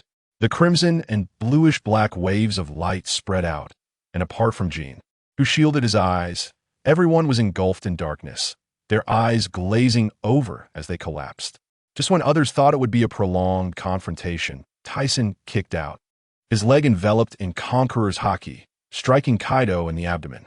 The mountainous figure was sent flying, crashing through several stone mounds. In the distance, Yamato's pupils sparkled, her mouth agape in shock. After a moment of realization, she dashed towards the three samurai. "Kaido!" Jean glared, his pupils constricting in disbelief, fully aware of Kaido's formidable strength, which was precisely why he had allied with him. However, recalling that fellow's physical issues, he felt a wave of relief wash over him. "Samurai, are you all right?" Upon hearing Yamato's call, the three samurai did not respond but maintained their stunned gazes fixed on the figure standing tall, their pupils flickering in disbelief. Where did this powerhouse come from? "I do not know either. This astonishing aura surpasses anyone I have encountered." Shuang Yuanyo turned, his expression serious. "Yamato, remember, if you wish to achieve victory in the war 20 years from now, this man is your target." Seeing the affirmative look in Shuang Yuanyo's eyes, Yamato turned back to that figure, as if wishing to imprint it in her memory, nodding her small head with determination. "Yes, I'll remember." From the rubble, Kaido spat out a mouthful of blood. "Old man, I did not expect your strength to remain undiminished, but rather it has grown." Although he had never fought this man directly, he vividly recalled the encounter with rocks. He had vowed to surpass such figures. "Ha ha ha, Kaido, if you think I will age and weaken, you shall be sorely disappointed." Noting that this fellow merely spat blood without appearing significantly injured, Kaido was slightly taken aback. However, he knew that an attack infused with Conqueror's Haki was no trivial matter. Though the opponent seemed fine, Tyson understood the internal injuries Kaido must be suffering. It appeared he had arrived just in time. His strength had nearly met his expectations. Initially, he had considered letting this fellow grow stronger for a few more years if he was weak. But now, it seemed perfectly suited, ensuring his trip was not in vain. "Old man, you did not come here for the same purpose as Linlin, did you? Like those dogs from the world government, scheming behind the scenes?" Kaido's expression darkened, recalling previous disturbances in Sky Paradise, where his subordinates had thwarted him. Linlin had already warned him about this old man, advising him to be cautious. "Seems your intelligence is quite sharp. Why didn't she tell you this is called science? In any case, spare me the nonsense and hurry up with your contributions." Listening to their exchange, Yamato tilted her head in confusion, while the three samurai exchanged bewildered glances. I am not that old hag. You relics of the past should perish." With that, Kaido's face twisted in rage. His body began to transform, dragon scales emerging on his forehead and arms, his visage becoming fearsome, fangs protruding, and his tail slamming against the ground, causing fissures to form. Yamato's expression was one of astonishment. It was her first time witnessing her father's true form. This fellow was not taking the matter seriously at all, making her feel embarrassed. Indeed, we're still far from it. Oh, a hybrid form, intriguing. He was witnessing such a transformation for the first time, and his interest piqued. However, he reminded himself he was here with purpose. The clone project needed to be completed swiftly. The world government was poised to strike. Kaido propelled himself off the ground, leaping into the air, gripping the wolf fawn club tightly, preparing to smash down. Shockwave. Tyson extended his right palm. As Kaido let out a scream, Tyson swiftly retracted his hand, his right arm condensing dust release, intertwined with Conqueror's Haki, delivering a punch to Kaido's abdomen. Cough. Kaido's massive body shot towards the sky, and as blood erupted from his mouth, a dark figure followed closely behind, appearing at his back. A second punch landed, shattering the dragon scales on his back, sending blood and flesh splattering onto the ground. Bang! The compressed limit was breached. Yet, the assault was far from over. A colossal pillar, enveloped in moonlight, descended directly, piercing through Kaido's already injured back, though he had deliberately angled it to avoid striking his heart. Since he had condensed the dust release, the potency had increased manifold. Even with Haki as protection, it would only hold for a few seconds, unless the opponent unleashed a shockwave using Haki. That could delay things for a while. Similar to when he faced Sengoku and Garp in Log Town, where their shockwaves had enabled them to withstand a moment longer. Kaido. Jean flapped his black wings furiously, drawing his sword in a swift motion, charging at Tyson with a fierce slash. Tyson turned to face him, a cold smile forming on his lips. "What business do you have in Captain's Duel?" As he spoke, before his opponent could charge at him, a figure had already appeared in his line of sight. A sharp pain pierced his abdomen, and with a cry of anguish, he was flung away, uncertain of his fate. "Father," Daho murmured, his eyes betraying a deep concern.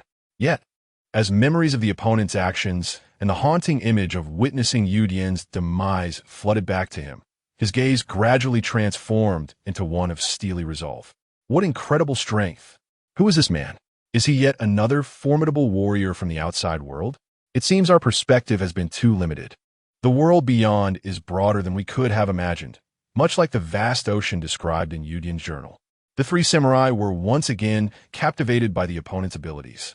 Having lived in a secluded country for so long, it was hard to fathom the authenticity of Yudian's accounts without witnessing such scenes firsthand. Not far off, Kaido's men lay incapacitated from their initial clash. Observing Kaido, who had sunk deep into the ground, returned to his human form and remained still. Tyson retrieved a vessel to collect a sample of his blood. Just as he intended to approach the three samurai, his body suddenly froze. Is he still unwilling to succumb? Wouldn't it be better to lie still? Turning back, he saw his opponent with a gaping wound in his abdomen, blood flowing freely as he hunched over, exhaling heavily. How could I possibly lose? The raw, beast-like sounds erupted from him. Shortly thereafter, Tyson noticed a dark blue mist swirling around Kaido's figure. What is this? A jolt of realization coursed through him. This was not what surprised him. He saw the flesh around the wound in Kaido's belly slowly undulating, emitting a sound akin to sizzling white smoke. In no time, the injuries were healed as if they had never existed. Yet the fatigue in his eyes indicated that such power must come at a cost. It was evident that the fruit of the divine was indeed remarkable. With this in mind, he longed to witness the fabled Nika fruit, eager to test whether his dust release could dismantle it. Half an hour later, Kaido collapsed once more, but this time his eyes were glazed, his body riddled with multiple punctures, blood gushing beneath him like a river. Perhaps this time he would not awaken. This adversary truly proved to be tenacious, depleting a significant amount of his chakra. Without dust release, he questioned how many days and nights they would have to fight. Was this the end? The three samurai had maintained their posture from the very beginning, their faces etched with shock. Father, Do, clad in a samurai skirt, rushed over, tears glistening in his eyes. I apologize, my actions may have been overly severe, but rest assured he shall not perish, Tyson remarked, furrowing his brow. At this moment, Dahu had yet to fully endure his father's harshness and still felt a bond with Kaido. Tears streamed down Dahu's cherubic face as she shook her head. This is not your fault. It is father who has usurped others' territories and taken many lives. Ruffling her adorable little head with one hand, Tyson then turned to approach the three samurai. What are your plans now? Though I have defeated him, I will not take his life. This matter belongs to your country. Kaido harbors no animosity towards me. He is one who distinguishes between gratitude and resentment, and he would not impose his vendettas upon others. My actions in defeating him were already quite unethical. Were it not for the corruption of this world, I would not wish to engage in such conduct. Furthermore, I have no personal ties with the people of Wano. Thank you immensely. You have saved our lives. Please feel free to issue any commands. The green-haired Shimatsuki Nibitani stood up, his gaze resolute. In Tyson's eyes, this demeanor felt remarkably familiar. Even the tone of voice resonated with a sense of recognition. He could not fathom why the descendant of this individual would venture to a place like the East Sea, yet considering the uncertainty of the matter, he chose not to dwell further on it. Indeed, let us survive and await the decisive battle 20 years hence. Hearing the words of these samurai, Tyson smiled and nodded, sensing a glimmer of the samurai spirit in their forthrightness. Allow me to introduce myself formally. I am Alstison, captain of the Tyson pirate crew. I wish to extend an invitation for you to join us. Would you be willing? Alstison, it is you, Nibutani exclaimed, his eyes brimming with wonder and battle intent. I have heard of you. Udian's journal records you as the strongest man in the world, a rival even to Pirate King Roger. To think I would meet you here. The three men exchanged glances, then sat cross-legged on the ground, leaning forward and bowing their heads. We accept your offer. Very well, 20 years from now. You may pursue your desires, but that moment is yet to come. I received news of an unusually significant movement from the world government. There may be unforeseen consequences awaiting us. Daho, do you wish to join me? Tyson asked, glancing at Daho, who stood beside Kaido, her silence profound as she gazed intently. Upon hearing his voice, she turned her head, unable to contain her excitement. Is it really possible? The vast blue ocean described in Udian's journal. The winged beings soaring through the skies, the merfolk dwelling in the sea. Are these all true? As she spoke, her excitement grew, her eyes sparkling like stars. And she eagerly approached Tyson. Observing her curiosity, Tyson smiled and replied, Indeed, all of these wonders I have experienced. Would you like to see them? Dahu clasped her tiny hands together, her mouth agape in a cry of joy. I want to go. Please take me with you. Just as he was about to respond to Dahu, he sensed a familiar presence and instantly vanished.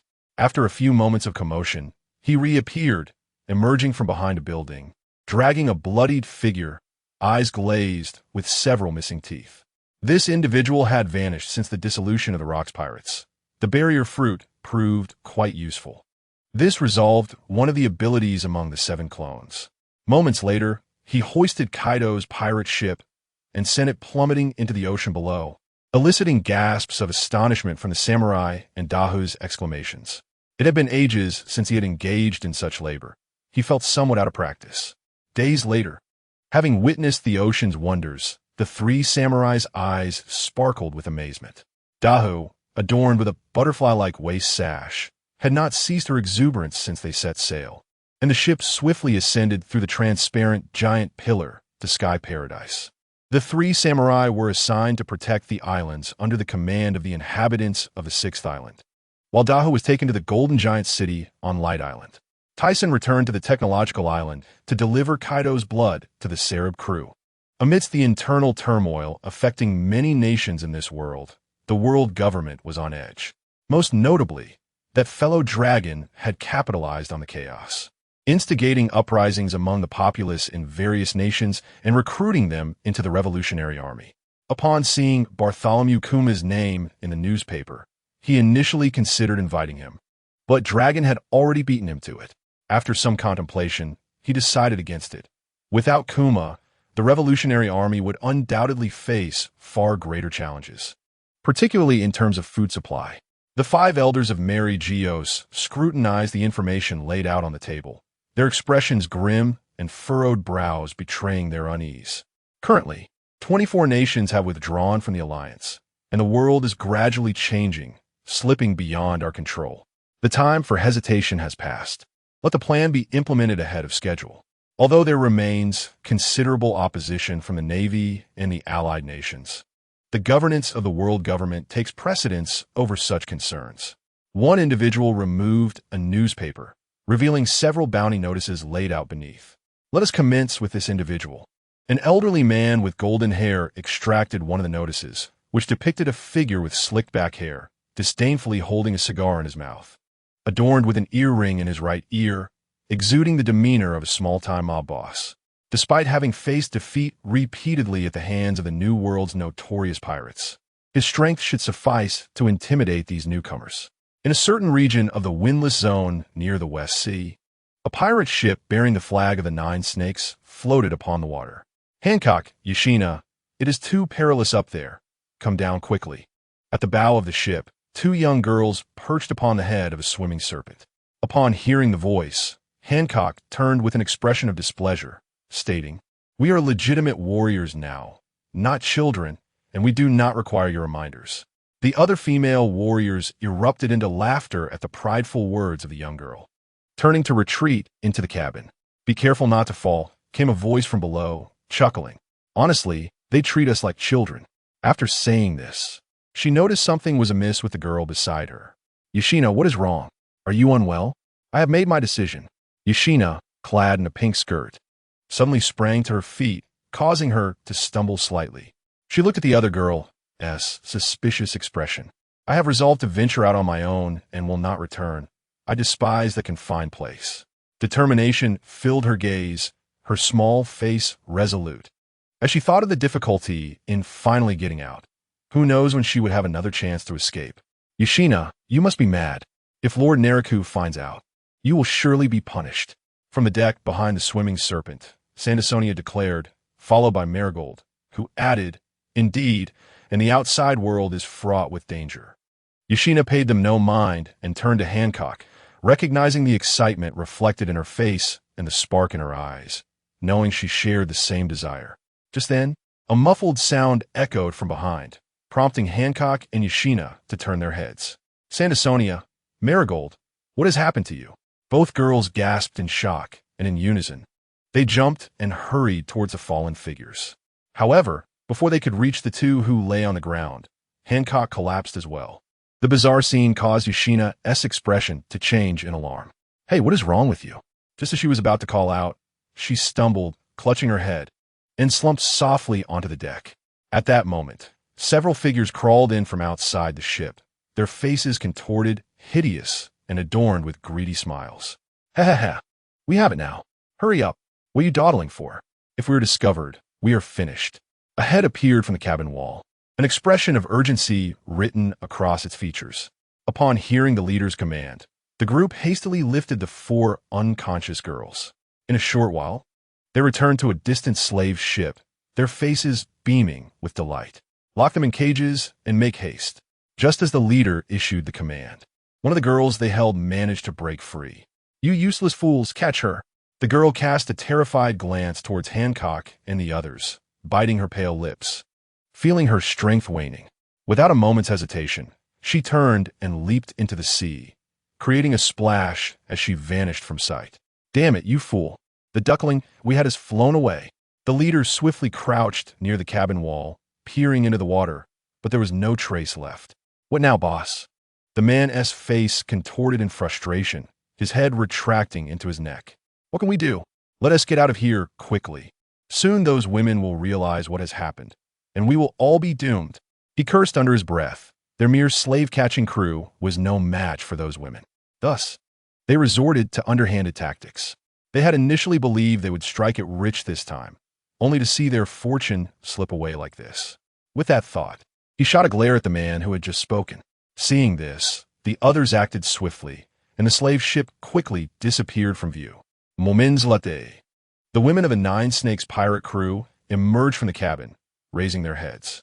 Hancock, Yoshina, as they were about to speak, their hearts sank.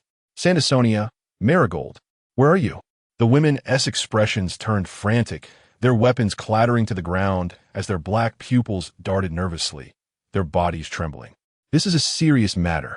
In a certain sea area of the Grand Line, on a pirate ship, Crocodile stood at the bow, while many of his subordinates adjusted the sails behind him. He lowered his head, his right hand clutching the golden hook on his left hand, recalling the pain from when Whitebeard had severed his left arm long ago. A pain that still lingered. After suffering consecutive defeats in the New World, he had inadvertently come across information regarding ancient weapons. This time he was prepared to return to the first half of the Grand Line to expand his influence.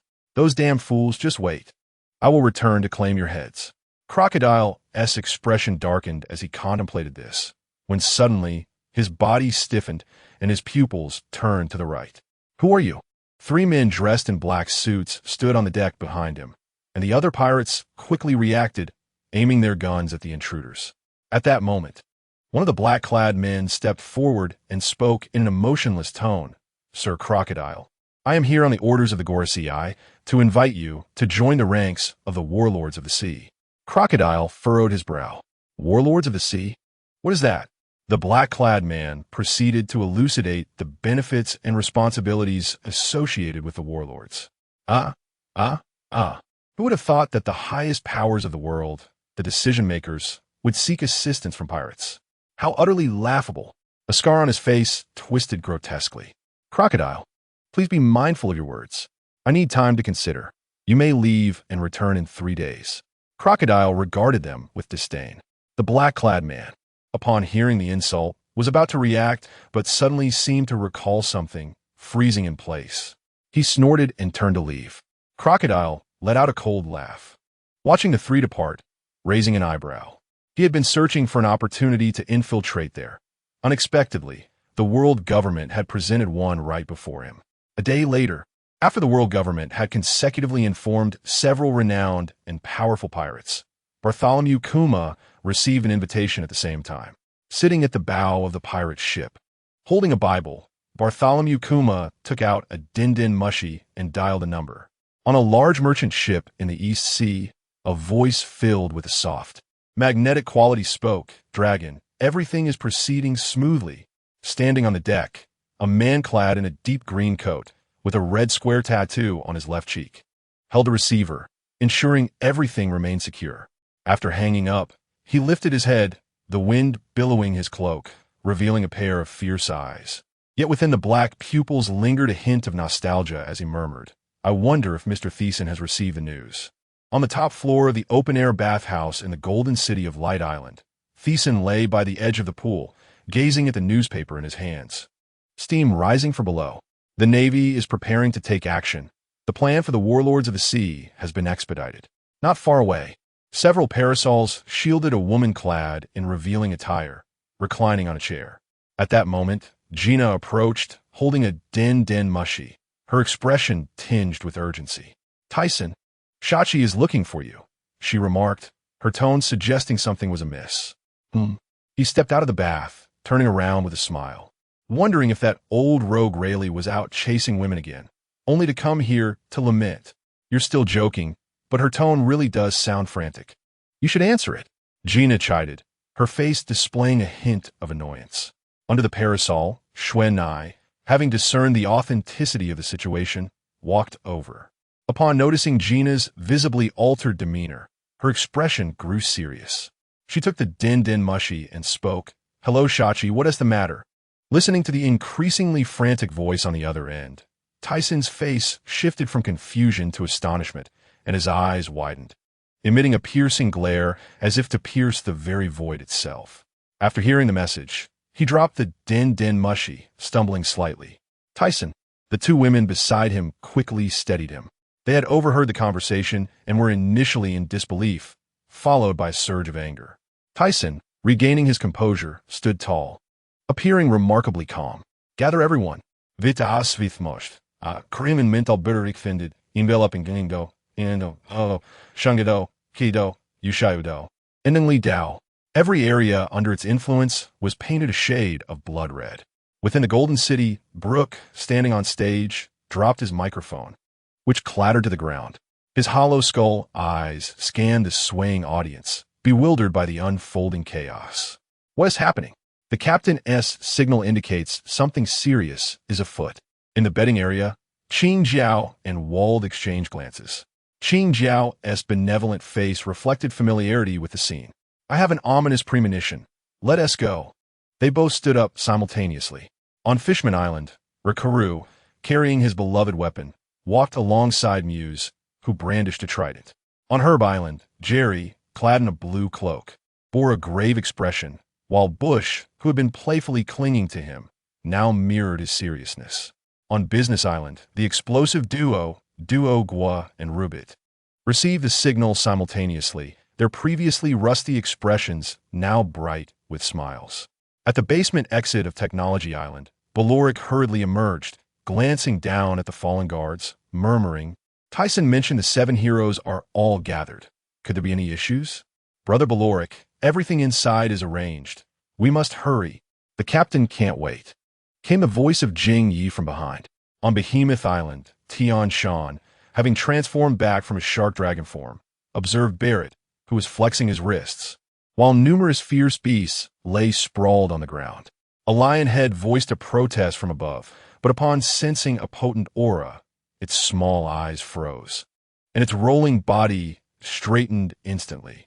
Tian Shan and Barrett had initially intended to spar, but before they could exchange blows, they found themselves frozen.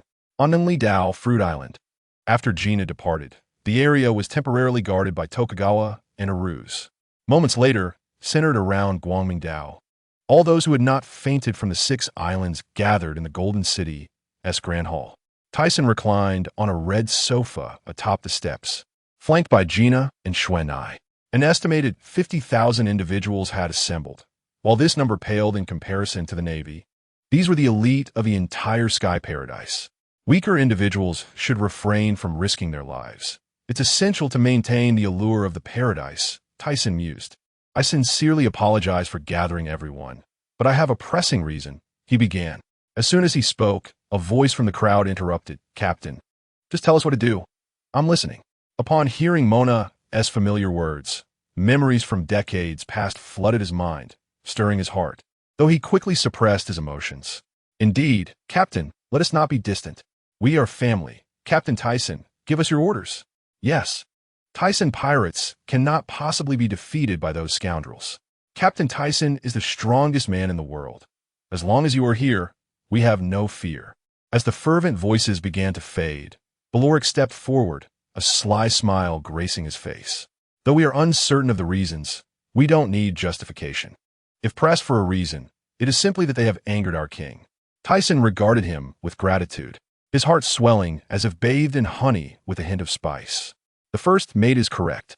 After assessing the situation, he rose, revealing the long-sheathed Qixing sword at his waist. He gestured for silence, stating, "Nonetheless, I cannot leave you without an explanation. The reason for this conflict is that my daughter has been captured by the celestial dragons." As soon as Tyson finished speaking, the crowd erupted in chaos. What? The audacity of the celestial dragons enraged them. The captain's daughter? So that's it. Give the order, Captain. Yes, yes, yes. A unified roar echoed throughout the gilded hall, the resonance lingering in their ears. Minutes later, atop the Golden City, Tyson conversed with Beloric for several minutes before setting his sights on the Sabeti archipelago, leaving Beloric with a furrowed brow of concern. As he floated through the air, urgency flickered in his eyes.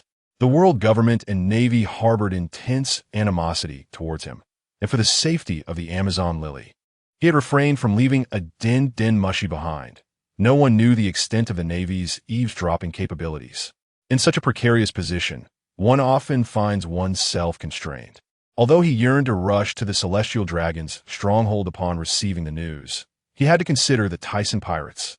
If this vast territory were to collapse, or the hundreds of thousands above go, one must never lose their composure and should rationally assess the gravity of the situation. The fear surrounding the Celestial Dragons is not unfounded, reminiscent of the Rock's pirates, who once faced 2 of the Gorosei in battle. Even though these individuals may not be his match, the Navy admirals, Fleet Admiral, Carp, and countless CP agents were formidable adversaries. No matter how powerful he may be, he could not withstand endless attrition, and the Void King would not idly observe as he wreaked havoc. He arrived alone, simply to verify the truth of the news, without taking the Lingling No. 1. If the news were indeed true, it had been a full day since the capture. He wondered if she remained at the auction house on the Sabeti archipelago. These were the matters he needed to ascertain. 3 hours later, the concealed Tyson arrived at Shachi's bar. Upon pushing the door open, 4 pairs of eyes turned towards him. Seated on the sofa were Rayleigh and Gold, Roger, with a distressed Nero, who was on the verge of tears, being comforted by Shachi. "Disenkun," Nero exclaimed, bursting into tears and throwing herself into his embrace. Rayleigh and Gold, Roger stood wide-eyed, while Shachi's expression was filled with astonishment. The moment he saw Nero, he realized the gravity of the situation. Although he had previously heard her voice through the telephone worm, he found it difficult to believe without having seen her in person. The abruptness of the situation left him in disbelief. What exactly was happening? A deep voice resonated. filling the room with an icy chill that made Nai Luo shiver in his embrace. Moments later, T-Sun held the weeping Nai Luo tightly, declaring, "You are foolish. Even if the whole world knows, what of it? Who dares to harm my family will pay a heavy price." Yet, the thought that she was now embroiled in this situation and that no news of her had surfaced troubled him. A daughter? It was unimaginable that T-Sun had a daughter in this world. What was her name? As Nai Luo's sobs gradually subsided, she raised her tear-streaked face to him and replied, "Ao, si ishue na. No, I don't know if you will like it. Yijuna, wait here. Father will come to rescue you." He turned to leave. "Wait, do you know where they are?" Guluoli usa, lininoakan, sudenly interjected. "Not at the auction house, but at the Celestial Dragon's stronghold." "What? I apologize, but there is no time to explain. I must confirm this first. Leili, Xiachi. We will regroup later." After wiping her tears, Nai Luo walked to the door, watching the fading figure.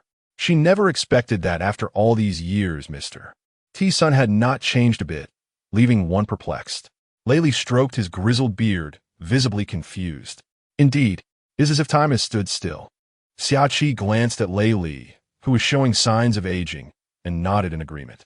The crowd at the auction house lay sprawled on the ground as a figure resembling the auctioneer widened his eyes in horror, gazing at the approaching man. Before he could beg for mercy, his head was seized in a firm grip. "Who are you? Spare me. I will give you anything you desire. Please, spare my life." Had he already been taken away? In his perception, the Celestial Dragon had purchased 5 or 6 individuals. He wondered if Yishue Na was among them. To his dismay, he found himself a step too late and realized he needed to act swiftly, lest he miss his chance. As he turned around, a headless corpse fell to the ground. Exiting the auction house, T-Sun did not inform Xiachi. Instead, he soared toward the sacred ground, to spare Nai Luo from worry. It was best not to tell her for the time being. While flying through the air, T-Sun retrieved a telephone worm from his pocket and dialed. "Hula la la la la. What are you up to now? I could sense the commotion from your bandit lair from a distance. Nyogai-te, I require your assistance." Upon hanging up, Nyogai-te furrowed his brow. "Dad, Mr. T-Sun is in grave danger." Marco, sporting a punk hairstyle, voiced his concern nearby. If what that guy said is true, it is indeed highly probable. As he spoke, he rose to his feet. "Marco, wake them up. A great battle is imminent. And even if that guy doesn't want me involved, Kaido and that woman, Ling Ling, will surely seize this opportunity. We must stake the dignity of the Whitebeard pirates and ensure they remain." "Understood, Dad." Above Sky Paradise, the Baroque Works personnel boarded the pirate ship, showcasing Iyasu's abilities. This time, not all were deployed. Some remained behind for unforeseen circumstances. Additionally, the clone personnel took only one with them, leaving the rest to guard the island. Simultaneously, the Navy headquarters received the news. Such a significant disturbance could not escape their notice. With the 7 warlords yet to be assembled, what was this individual planning? Upon hearing Fleet Admiral Sengoku mention the 7 warlords, Zifa below appeared slightly unsettled, even exhaling sharply through his nostrils. Meanwhile, the 3 monsters of the Navy on his left were preoccupied with their own tasks. Only Sakazuki wore a grim expression. As for Akiji, having personally experienced the events at O'Hara 2 years prior, he grew skeptical of the Navy's actions and lost his motivation since then. "Sengoku, we must issue orders quickly. Otherwise, it may be too late." The advisor Tsuru furrowed her brow. Sengoku rose, his expression serious. "All Navy personnel, enter a state of high alert. Keep a close watch on the movements of T-Sen's pirate crew. Against an enemy as unpredictable as T-Sen's crew, we have no better strategy than to prepare defensively as we did against the Golden Lion." Yes. After witnessing numerous vice admirals and above depart, Sengoku turned to the side. "Tsuru, has Garp returned?" "He is on the way. I believe he will arrive shortly. We cannot afford to relax for even a moment. Being a fleet admiral is no easy task." Seeing Sengoku shake his head with a sigh, Tsuru chuckled lightly. To whom much is given, much is expected. As the Navy received news, the world government simultaneously caught wind of the developments. With several members of the 7 warlords still missing, what should we do? The elderly man with golden hair frowned. "We cannot rely on them. even if the 7 warlords were to gather. Do you think those individuals would have the courage to aid us against this man? The elder with a mustache interlaced his fingers, assuming a contemplative pose. The intentions of the other party remain unclear, so we must remain quietly vigilant. Should that individual attempt any uncontrollable actions again, we cannot afford to wait any longer. The elder with white curly hair cast a sharp gaze to the side. Noticing the other's signal, the old man tightened his grip on the original blade, Kichimanji. After the Navy and world government received the news, the entire underground world also became aware of the situation. Many who had collaborated with T-Sin's pirate crew quietly prayed in secret while vociferously cheering for them in public. Simultaneously, on Sabeti Archipelago, journalists gathered in the area of chaos. However, they did not see the large screens they had become accustomed to. They secretly contacted reporters from various locations to maintain communication. Above the red line, in the opulent and extravagant houses, a damp and dark atmosphere pervaded a prison cell, making one shiver involuntarily. The sounds of wailing echoed, making the place feel like a haunted chamber. "Sister, sister, I'm scared." The green-haired Sandersonia and Marigold huddled tightly together, trembling. "Do not fear, I am here." Hancock's small face paled, yet she still opened her arms to protect the two, the 3 of them curling together. She wondered how Ishwena was doing. She hadn't seen her since waking up. Hearing Marigold's words, Hancock tightened her hold on them, pursing her cracked lips. At that moment, the cell door creaked open. "Sister." They were met with a middle-aged man with a sinister smile, his swollen face clad in black attire. Leaning forward, he lowered his head, greedily eyeing the trio. Smirking as he commanded, "Take them away." 3 expressionless figures in black closed in on them. "I am scared." "Sister." "No, let go of them, you bastards." Hancock's complexion drained of color, trembling as she struggled to push the 3 away. But shackled, she found herself unable to muster any strength. Helplessly watching as she and her 2 sisters were taken away. Eluding the black-clad guards, T-Sun stealthily navigated the corridor of the prison, with numerous rooms surrounding him. His mind raced, filtering through chakra fluctuations rapidly. He memorized the locations of any movement indicating the presence of children. Just as he finished surveying, a white energy projectile shot towards him, narrowly grazing his ear as he tilted his head to avoid it. Although I was aware that the concealment would not last long, I did not expect it to happen so swiftly. A figure clad in black, wearing a mask, stood menacingly in the corridor of the cell ahead, one hand extended, poised to attack. The expression on Tyson's face was one of confusion. Logically, under his control of chakra, nothing should escape his notice. Yet he had failed to perceive the origin of this individual. Moreover, the masked person had somehow detected his presence, which only deepened his curiosity. "Who are you? No fool would dare intrude here." The arrogant voice of the masked man echoed, and the lethargic prisoners within the adjacent cells gazed in horror at the sudden appearance of the 2, whispers and cries of fear spreading rapidly. "I have no time for your nonsense. You can die." As he spoke, Tyson's gaze fell upon the masked figure, and upon seeing his face, the depth of the eyes behind the mask seemed to contract in terror. Instantly, the figure vanished from sight, and in a moment of panic, just as Tyson felt a surge of alertness, a searing pain pierced through his abdomen, and he spat out a mouthful of blood, collapsing weakly to the ground. The entire encounter transpired in less than half a minute. Although the opponent bore a resemblance to a celestial dragon, he was evidently no match for Tyson. As Tyson observed the fallen masked man, he could only discern the whites of his eyes. A commotion outside alerted him to the fact that his presence had been exposed. He hastened deeper into the facility, traversing several cells, only to find that the children within were unfamiliar to him. There were neither 4 little girls nor 3 staying in one cell. A sense of panic gripped him. Had they been taken to a celestial dragon? No.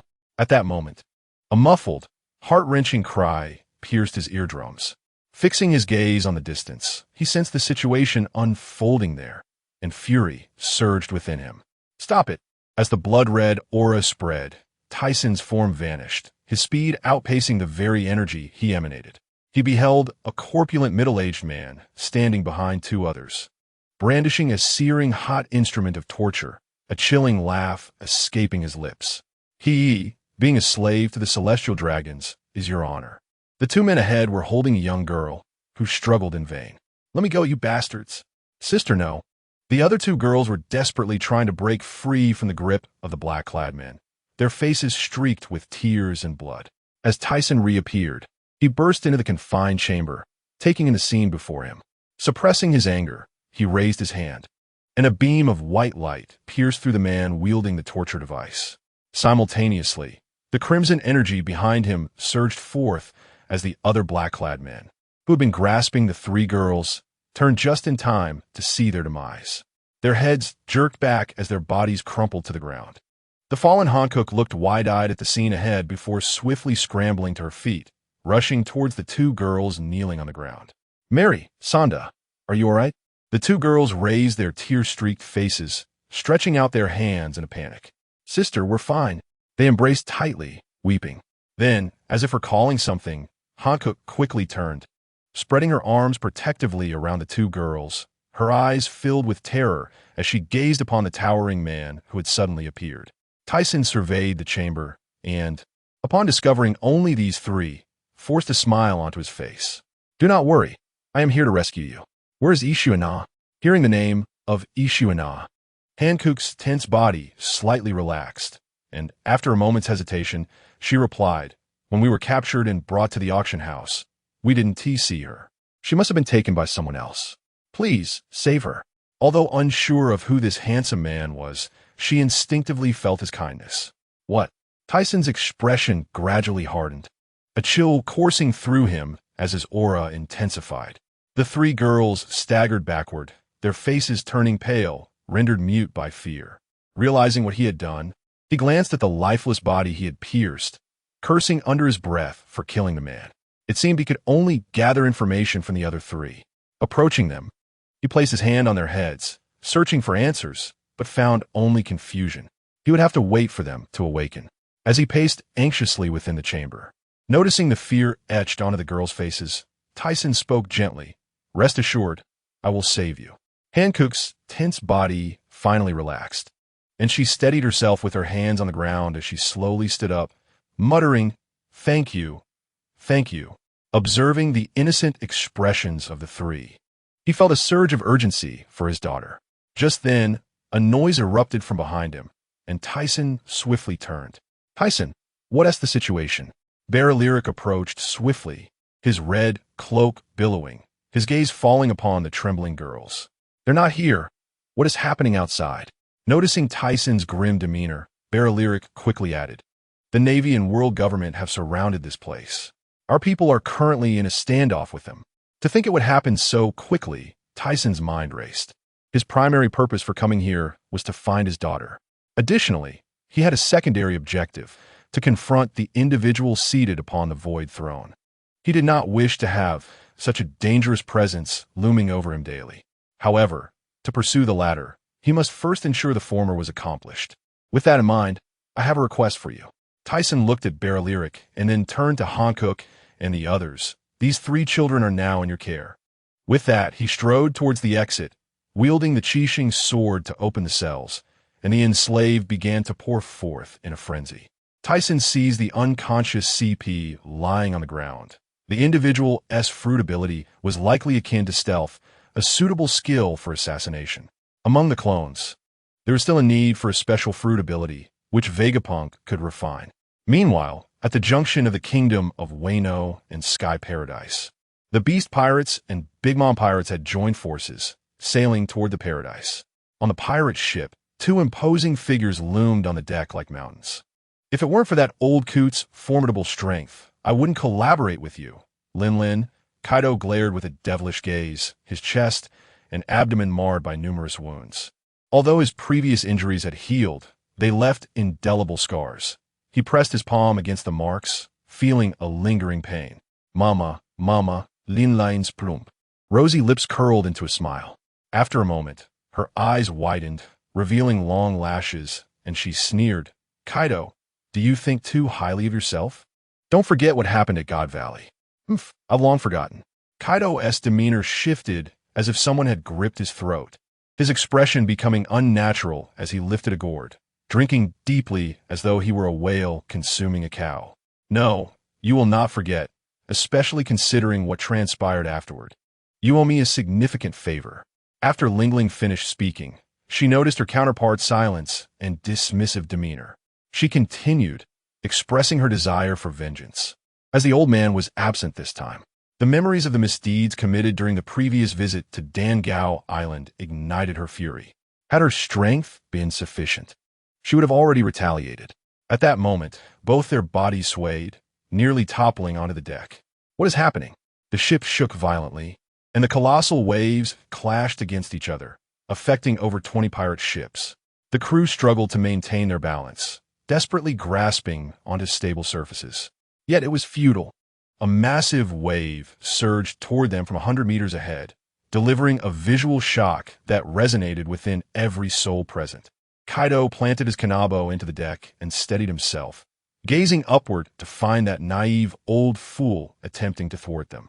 Yoo-hoo! Kaido's laughter was menacing, his form shifting violently as his dragon head rose into the sky, accompanied by Zeus and Napoleon. Yes, Mama, Lingling's eyes narrowed, her lips curling into a smile that revealed her pearly whites as she leaped onto the white clouds, grasping the katana that transformed above her. The duo halted before the rolling waves, their gazes locked. Kaido then exhaled a torrent of heated breath, unleashing an attack capable of obliterating a mountain, igniting the titanic waves. A thick fog of white smoke quickly enveloped the sea, blurring everyone's vision. Manga, Lingling maniaka lauja hashtar erubid, wego. A massive purple sword aura pierced forward like a nuclear bomb, yet the crowd behind struggled to see through the mist. The previous roar of the waves faded, replaced by the distant echoes of laughter reverberating through the darkened sky. As the clouds parted, the enormous form of the azure dragon rolled within, alongside Lingling, who hovered in midair, weapon in hand.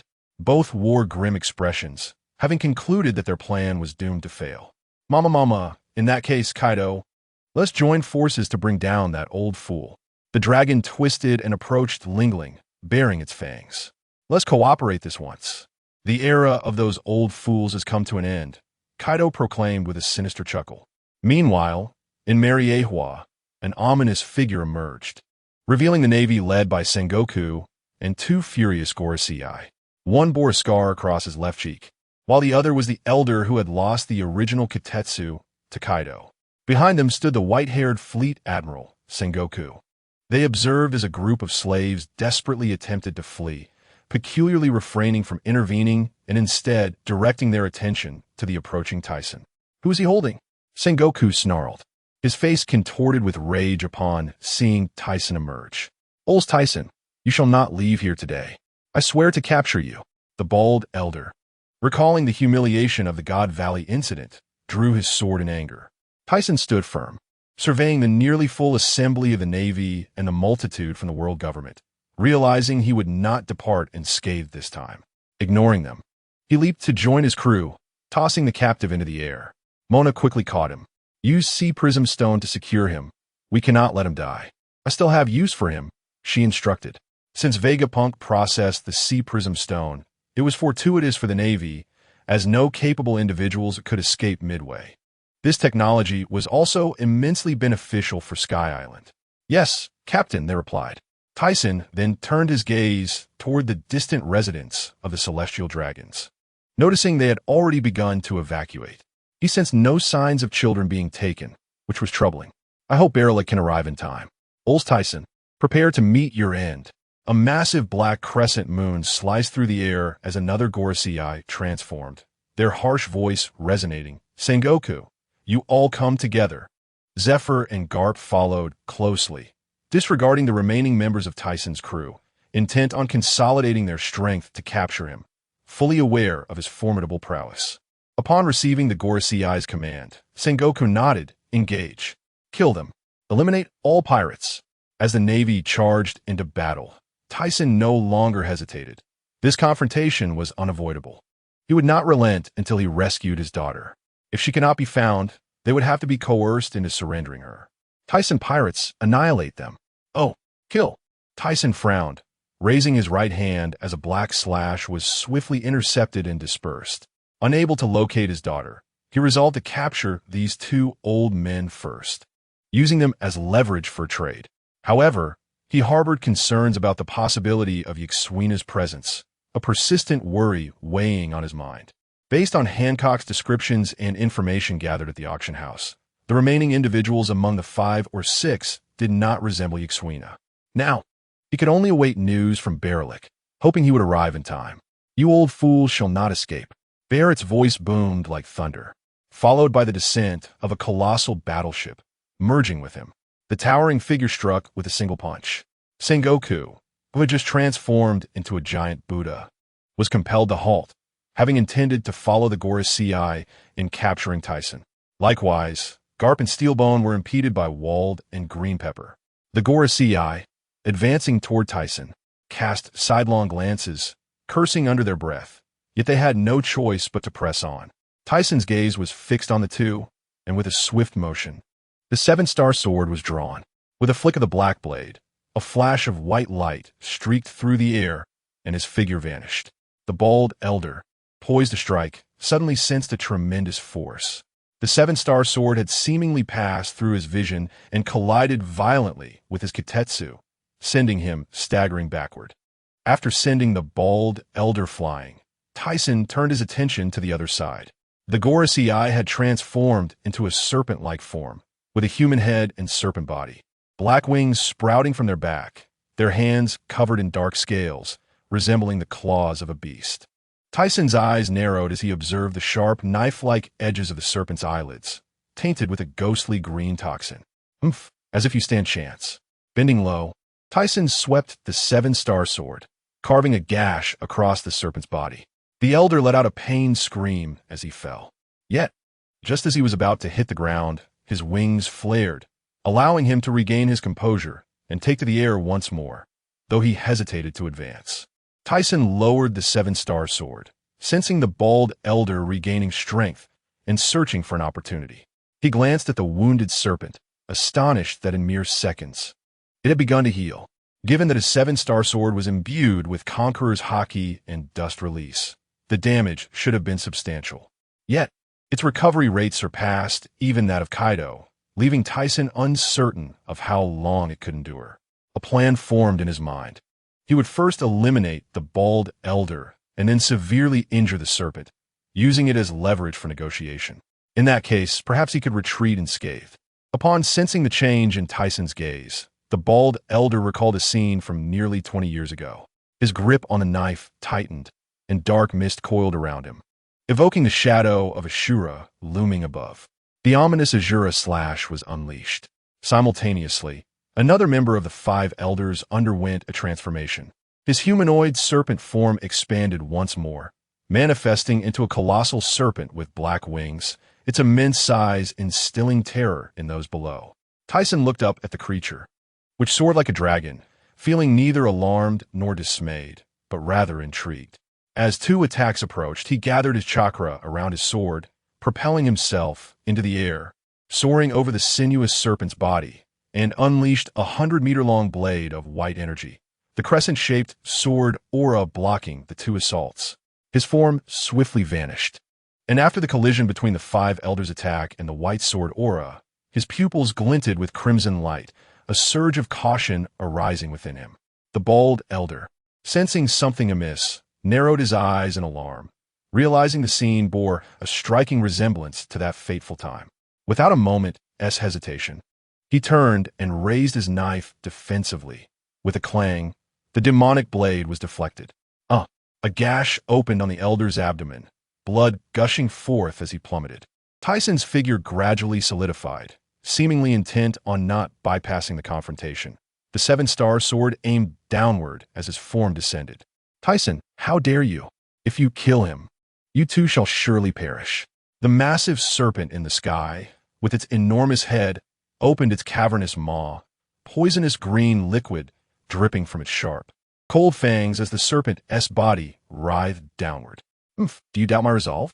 The bald elder, lacking the ability to fly, had merely taken to the air with a moon step. Now, injured and without leverage, he watched in terror as the chilling black sword tip approached him. Tyson, what is your true intention? Speak. Seeing Tyson's indifference to his pleas, fear gripped him. You cannot kill me. I am one of the 5 elders, the highest decision-maker in the world. Stop. A piercing cry echoed from the serpent's mouth as it followed closely behind. Ignoring the elder's desperate struggles, Tyson exerted force, and the 7-star sword pierced through the elder's body. The elder's eyes widened in disbelief. The 7-star sword then drove his corpse into the ground, emitting a thundering sound before extinguishing his life breath. He is dead. How could this be? Baffled, Sengoku and the others stared in shock. After Tyson landed, he withdrew the sword from the elder's heart. Though covered in crimson blood, the black blade gleamed ominously, eliciting a sense of dread. You deserve to die. At the moment of the bald elder's demise, the serpentine elder, consumed by rage, intended to charge down and tear the vile creature apart. However, a frigid aura enveloped him, freezing him in place. Tyson, what is your true purpose? The serpent elder's massive head shifted, his eyes darting, perplexed by Tyson's intentions. Even if he reported back to their superior, he would have no justification. Was this not absurd? Below, Tyson reinserted the 7-star sword. Although he had not yet severely wounded the serpent, his objectives had been met. The celestial dragon has taken my daughter. Return her, or I shall obliterate the Holy Land. The serpent elder was momentarily stunned, unable to fathom this revelation. However, upon hearing Tyson's subsequent threat, fury surged within him. We celestial dragons are the creators of this world. Their deities merely slaves. How dare you commit such acts? You shall perish. With that, the elder seemingly dismissed his previous fear, thrusting his serpent head forward, a howl of wind accompanying his rapid descent. Since you seek death, I shall grant it. He coalesced dust into a powerful technique, compressing the original realm's separation. A white beam of light, spanning approximately 100 meters, enveloped the serpent's body.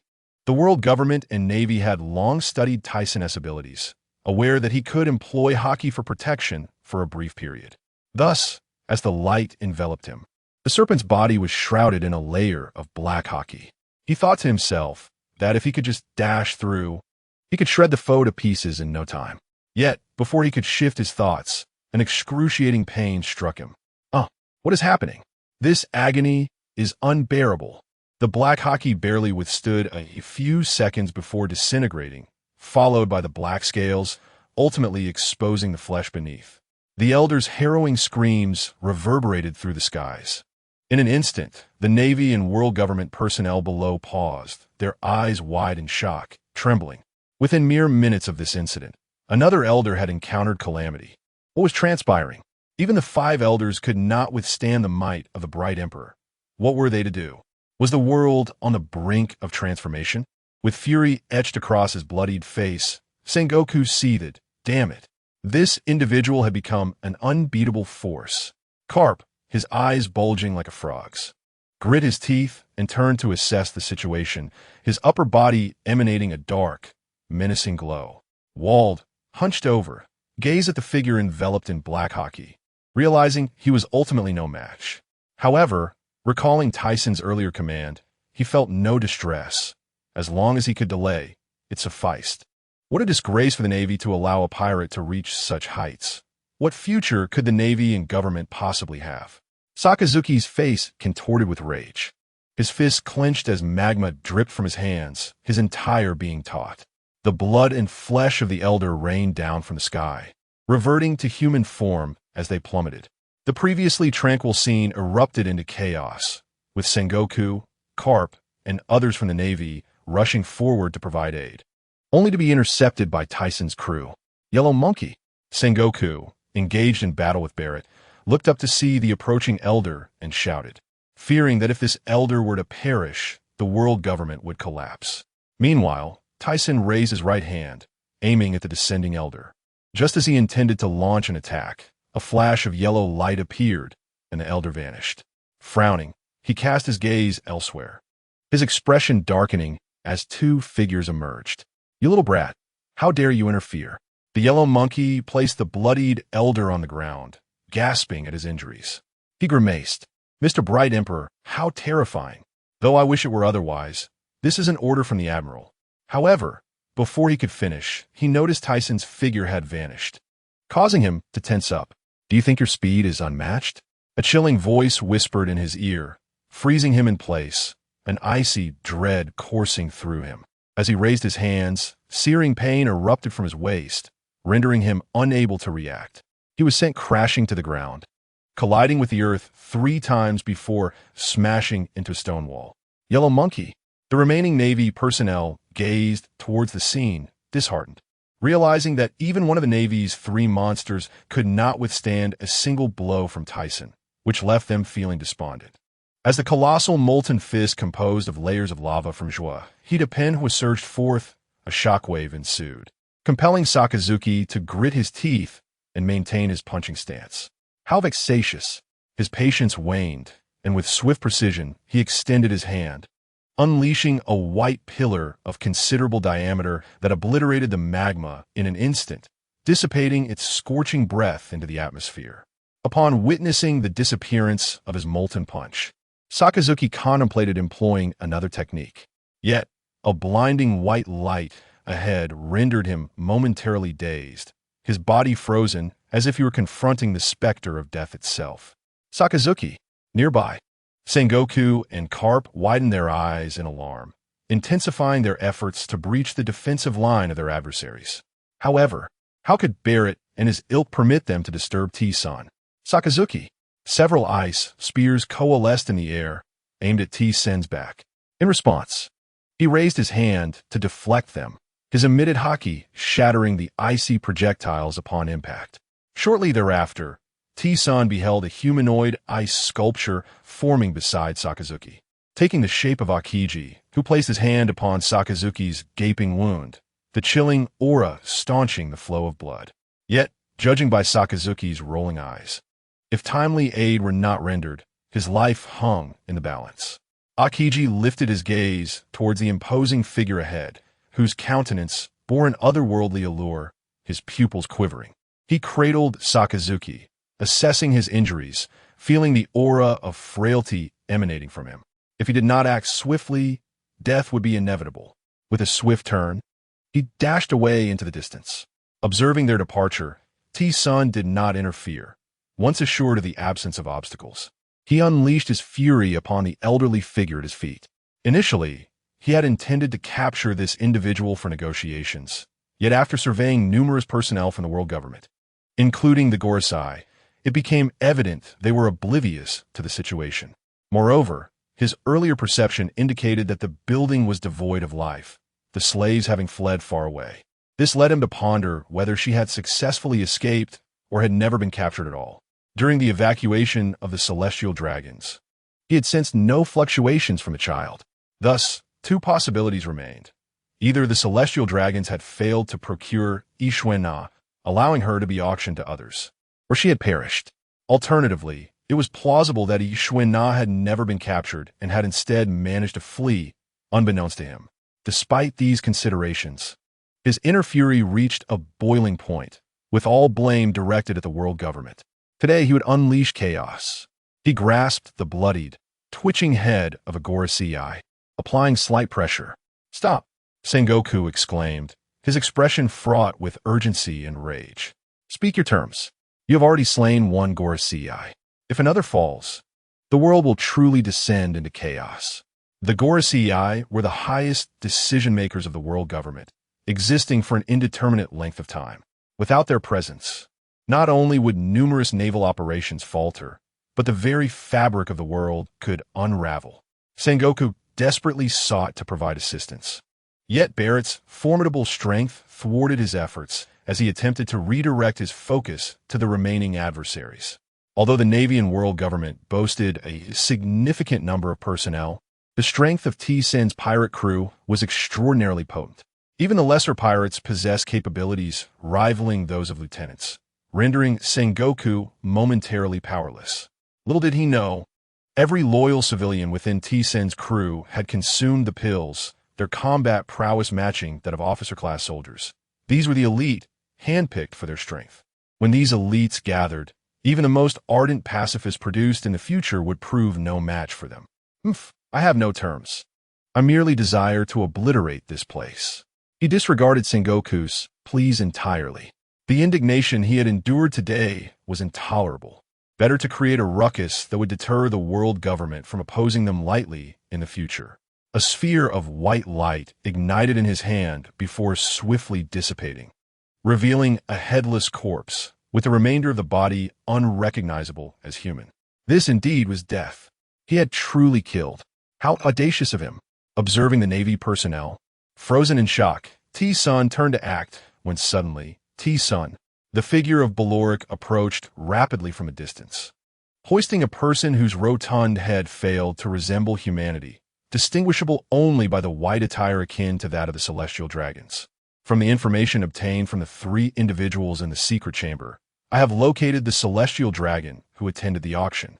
However, from probing his mind, it became clear that aside from purchasing the 3 girls I'd sent away, he had executed the remainder, one of whom was a child of suitable age.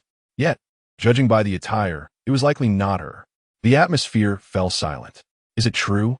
I understand, take them away. Though I had suspected from the outset, accepting such a conclusion proved difficult. Presently, the absence of the celestial dragon's grip could be deemed fortunate. Yet, having come this far, I must ascertain further information. Listening to the cries of alarm and fear from the Navy and world government, T-Sun seized the celestial dragon from Baloric's grasp, exerting pressure with his palm as a beam of white light enveloped the figure, instantly scattering it like dust in the wind. Vit ising senes exens. Sengoku and his companions widened their eyes in sheer astonishment. The celestial dragons, who typically exuded an air of divine authority, were rendered as powerless as mere vegetables in T-Sen's grasp, instilling a tremor of dread within them. The personnel of the Navy and world government stood paralyzed, unsure whether to intervene, their instincts screaming in terror. What do you intend to do? Baloric inquired, observing T-Sen's frostbitten visage, his own demeanor becoming somewhat awkward. I aim to annihilate this place. You should lead them to safety. But did you not mention an unknown force within the world government? T-Sun turned to face him, his expression grave. Precisely because of this unknown force, I seek to seize this opportunity for reconnaissance. Fear not, I shall not perish. Simply recall my prior words. Baloric regarded him thoughtfully, concern evident in his eyes. After a moment's hesitation, just as he prepared to turn away, T-Sen's voice resonated once more. If I do not return, I entrust Ishwena to you. Baloric paused, his hands clenched tightly, before leaping aboard T-Sen's vessel. Retreat. Baloric's gaze remained fixed on T-Sen's silhouette, his voice resolute. Upon hearing the command, Inoue turned to him. Baloric, why is the captain not following? T-Sun has matters to attend to. That is his intent. Inoue gazed at the distant figure, his hand raised in indecision. However, recalling that this was the captain's command, he eventually lowered it. The remaining crew engaged in battle with the Navy began their retreat, while Barrett, though reluctant, prepared to withdraw upon receiving the order. Sengoku, recognizing their intentions, grasped the significance of their retreat. Do not let them escape.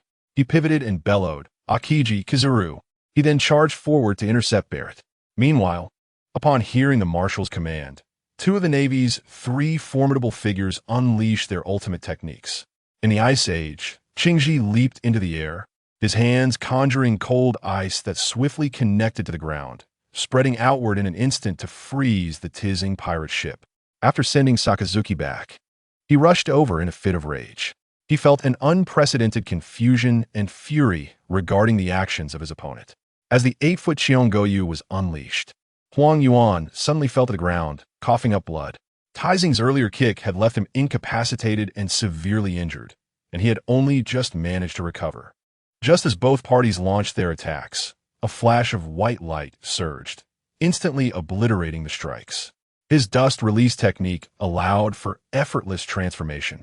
Such an assault was utterly futile. Soon after, Taizing's figure appeared between the Navy and the pirates. With his back to the Tizung pirate ship, he gazed at the pursuing Navy, leaped into the air, and clenched his fist, striking down with tremendous force. Super Dominator Fist. The ground split open, creating a deep chasm. The Holy Land had already been nearly obliterated, but this attack cleaved it in two, halting the Navy's advance. Although many had boarded the pirate ship, numerous others remained unable to escape, especially Wald, who was engaged with Karp, Mona, who was evenly matched against Zephyr, and Qingjiao, who was locked in combat with Steelbone. Seeing the situation, Tizing soared towards them. "Marshal Sengoku, be careful," Qingji shouted as he leaped away to evade Tizing's devastating ground strike. Just as Sengoku turned around, a sharp pain shot through his back. Damn it!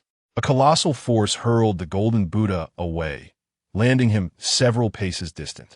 Taking advantage of this moment, Barrett cast a wary glance at Tizung before turning toward the pirate ship.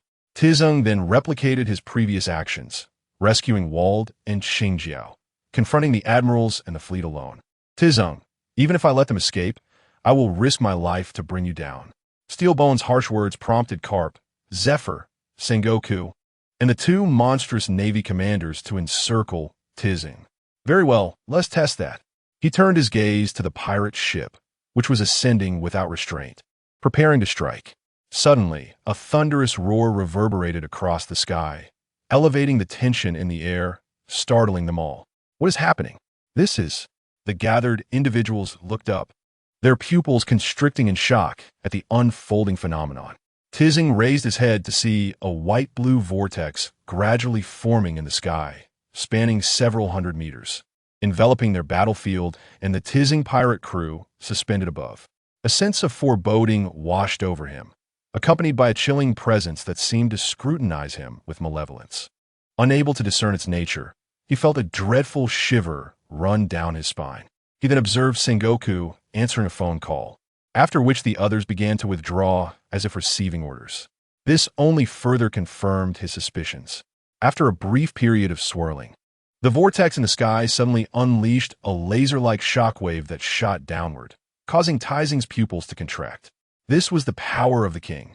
Recalling the three ancient weapons, he felt a jolt of apprehension.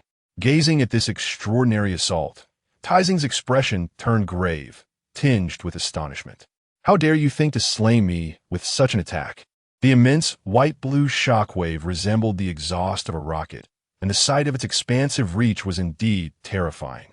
He turned his attention to the Tizing pirate crew, furrowing his brow. Then, as if recollecting something, he dismissed their situation, trusting that Barelic's provisions would suffice. With a gradual gathering of white dust release energy extending over 100 meters, he sought to discover if the king's attack could penetrate his dust release, which could disintegrate all matter. He knew that this assault was not on par with the one he faced against rocks. It was compressed to its minimal form, promising unprecedented power. From afar, a figure suddenly emerged from the Tizong pirate ship, resembling a younger version of Barelic. He raised his hand skyward, conjuring a massive black door that expanded with his effort, gradually enveloping all the pirate vessels. The shockwave in the sky was absorbed by the black hole-like door, and a giant gateway appeared farther out at sea, channeling energy into the waters below. Witnessing this, Barelic exhaled a sigh of relief. The attack could have been redirected to the Holy Land, but the range of Barelic's powers was limited. It appeared that Tizing's strategy was indeed effective. At that very moment, a shadow within the Holy Land gasped in disbelief, gripping the armrests of his chair until they shattered. "Let me meet you personally, Elstison." As the white-blue beam dissipated, Tizing maintained his stance of summoning dust release, taking some time to process the situation. He looked up to see the previous vortex gradually shrinking but remaining intact. Upon surveying his surroundings, he noted that apart from where he stood, everything else seemed to have been disintegrated by the dust release, leading straight to the sea. Glancing into the distance, he observed that the entirety of the Holy Land that had been enveloped had vanished, as if a piece had been excised. Indeed, the might of one of the three ancient weapons was not to be taken lightly.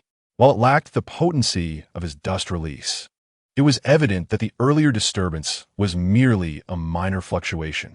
He understood that the power of the king could obliterate a small island, thus deducing that his opponent was likely cautious of the Holy Land's safety. Turning his gaze to the distance, he noticed that the Tizing pirate crew had moved further away. Surely, That individual would be making an appearance soon. Here he comes, just as I anticipated. He turned to look up, witnessing a figure descending from the sky, draped in a red-black cloak that obscured their gender. However, the eagle-like gaze of this figure was unmistakably familiar. Additionally, 3 pointed protrusions resembling antennas emerged from their head, leaving him uncertain whether they were a natural formation or devices for signal reception. Ilstison, who are you? Before inquiring about the other's identity, shouldn't one first introduce themselves? You are not worthy to know my identity. Oh, that piques my curiosity. In that case, I shall unveil the answer myself. Before he could finish his sentence, Tizing appeared beside the shadow, his eagle-like eyes glancing askance at him before vanishing in an instant, leaving the attack to miss its mark. Such incredible speed. For over a decade, no one had evaded his assault in such a manner. After adjusting his stance, he noticed Tizing occupying the spot he had just vacated. It was as if they had exchanged places, yet he understood that it was merely a consequence of Tizing's extraordinary velocity. Next, he observed the figure extend a pale hand that resembled a woman's, raising it high before bringing it down. The vortex above began to gather energy once more. The king was being directly manipulated by this individual. Although this attack lacked the magnitude of his dust release, it would undoubtedly inflict severe injury upon impact. Though it may not be fatal, he could not afford to be complacent. With both hands gathering the power of dust escape to resist, he was taken aback when, in the instant of confrontation, his opponent's figure vanished without a trace, leaving no remnant shadow behind. Suddenly, a sharp sound pierced the air, and Tyson felt a jolt in his heart as he saw the opponent's elongated nails thrusting toward his throat. Reacting swiftly, he relinquished his defense against the remaining attacks from the sky, tilting his head just in time to narrowly evade the strike. He then swiftly darted away. But the residual force struck the ground, and he had initially believed that this assault would inflict harm upon his adversary. However, as the white-blue shock wave dissipated, the figure remained unscathed, even the fabric of their clothing untouched. Had it not been for his perceptive abilities, he might have found himself in peril. Yet, the fact that he could sense the fluctuations of chakra indicated that this individual was undoubtedly human, ruling out the possibility of a puppet or a robot. It seemed essential to further test the waters, at least to compel this individual to reveal their abilities. Otherwise, this endeavor would be in vain. As he pondered, the assaults from the sky descended once more, covering a vast area, compelling him to defend, while his foe remained unharmed. The dilemma was that in the very moment he defended himself and would launch an attack. Such an irritating weapon. Do you wish to know the extent of my powers? Very well, let us conclude this swiftly. The shadow seemed to perceive his intent. After uttering those words, it extended a hand adorned with long, sharp nails and stood motionless. Sensing something amiss, Tyson unsheathed his Qixing sword, raising it defensively, a harsh clang resonating as sparks flew. Upon glancing behind the figure, he realized it was merely an afterimage. What incredible speed! You wish to uncover my powers? Perfect. Weren't you the one who eliminated those two? Allow me to demonstrate. The voice, indiscernible in gender, resonated, causing Tyson to furrow his brow as he fixated on the lone eye visible, instantly heightening his vigilance. Yet, he soon felt a heaviness cloud his mind, as if he were losing control. Alarmed, he bit his tongue. Though timely, it was still too late. He glanced down at his chest to find the shadow's elongated nails piercing through, blood spilling forth. Stifling the pain, Tyson's gaze sharpened, and he swept the Qixing sword forward, exploiting a moment of evasion to retreat swiftly. After carving a distance in midair, he wiped the cold sweat from his brow and steadied himself to regard his opponent. That was close. He almost fell victim. He had felt as though he were under someone else's control, as if his thoughts were slipping away. Could it be that this individual wielded powers of manipulation, capable of controlling minds or souls? Such speculation led him to ponder whether the Gorosei were also under this person's influence, a troubling thought, as it seemed plausible. Otherwise, how could they kneel upon first encounter? Driven by such fear, after a bout of violent coughing, he spat forth a mouthful of black blood, his body stiffening as he wiped his chest. Realizing he had been poisoned, what a malicious wretch! Were it not for the toxin, this injury would have felt merely like a scratch. I must admit, your will is remarkably resolute. No, perhaps your soul's strength is quite formidable, explaining the extraordinary nature of your conqueror's Haki. I merely wish to await the arrival of the designated individual in peace. Why must unexpected adversaries intrude? The likes of GOLD. Roger also sought to uncover the world's truths. Until that man appears, the secrets of this world must remain concealed. Understood? As for you, you are merely an unpredictable variable. I cannot even discern your true visage. However, none of this matters now, for you are on the verge of death. Tyson forced himself to stand, his legs trembling as he glared at his opponent for a few moments before pivoting to lighten his body and flee into the distance. With no other option, he retrieved a healing pill from his pocket. Even if it could cleanse the toxin, he was still no match, and he lacked an antidote. You cannot escape. You will either become my slave or perish. Tyson sensed the shadow approaching like a specter, moving faster than he could react. This feeling of desperation reminded him of events from decades past on Jusher Island, back when he was ensnared by an elder. Curse you, wretched woman. I shall one day emblazon my mark upon your chest. Await your reckoning. As he neared the crimson earth, he wondered if this individual would pursue him beyond. Just as he sensed, his hair stood on end as he narrowly avoided a nail aimed at his heart, the pale arm evoking a chill within him. Yet before he could relax, dizziness overcame him once more, his body slipping from his control. Even biting his tongue felt impossible. Would he truly submit to this fate? No. His gaze sharpened, and his chakra surged in reverse, clarity returning to his vision. Yet, he was met with a pale hand, brimming with lethal implements. There was no other option. Split.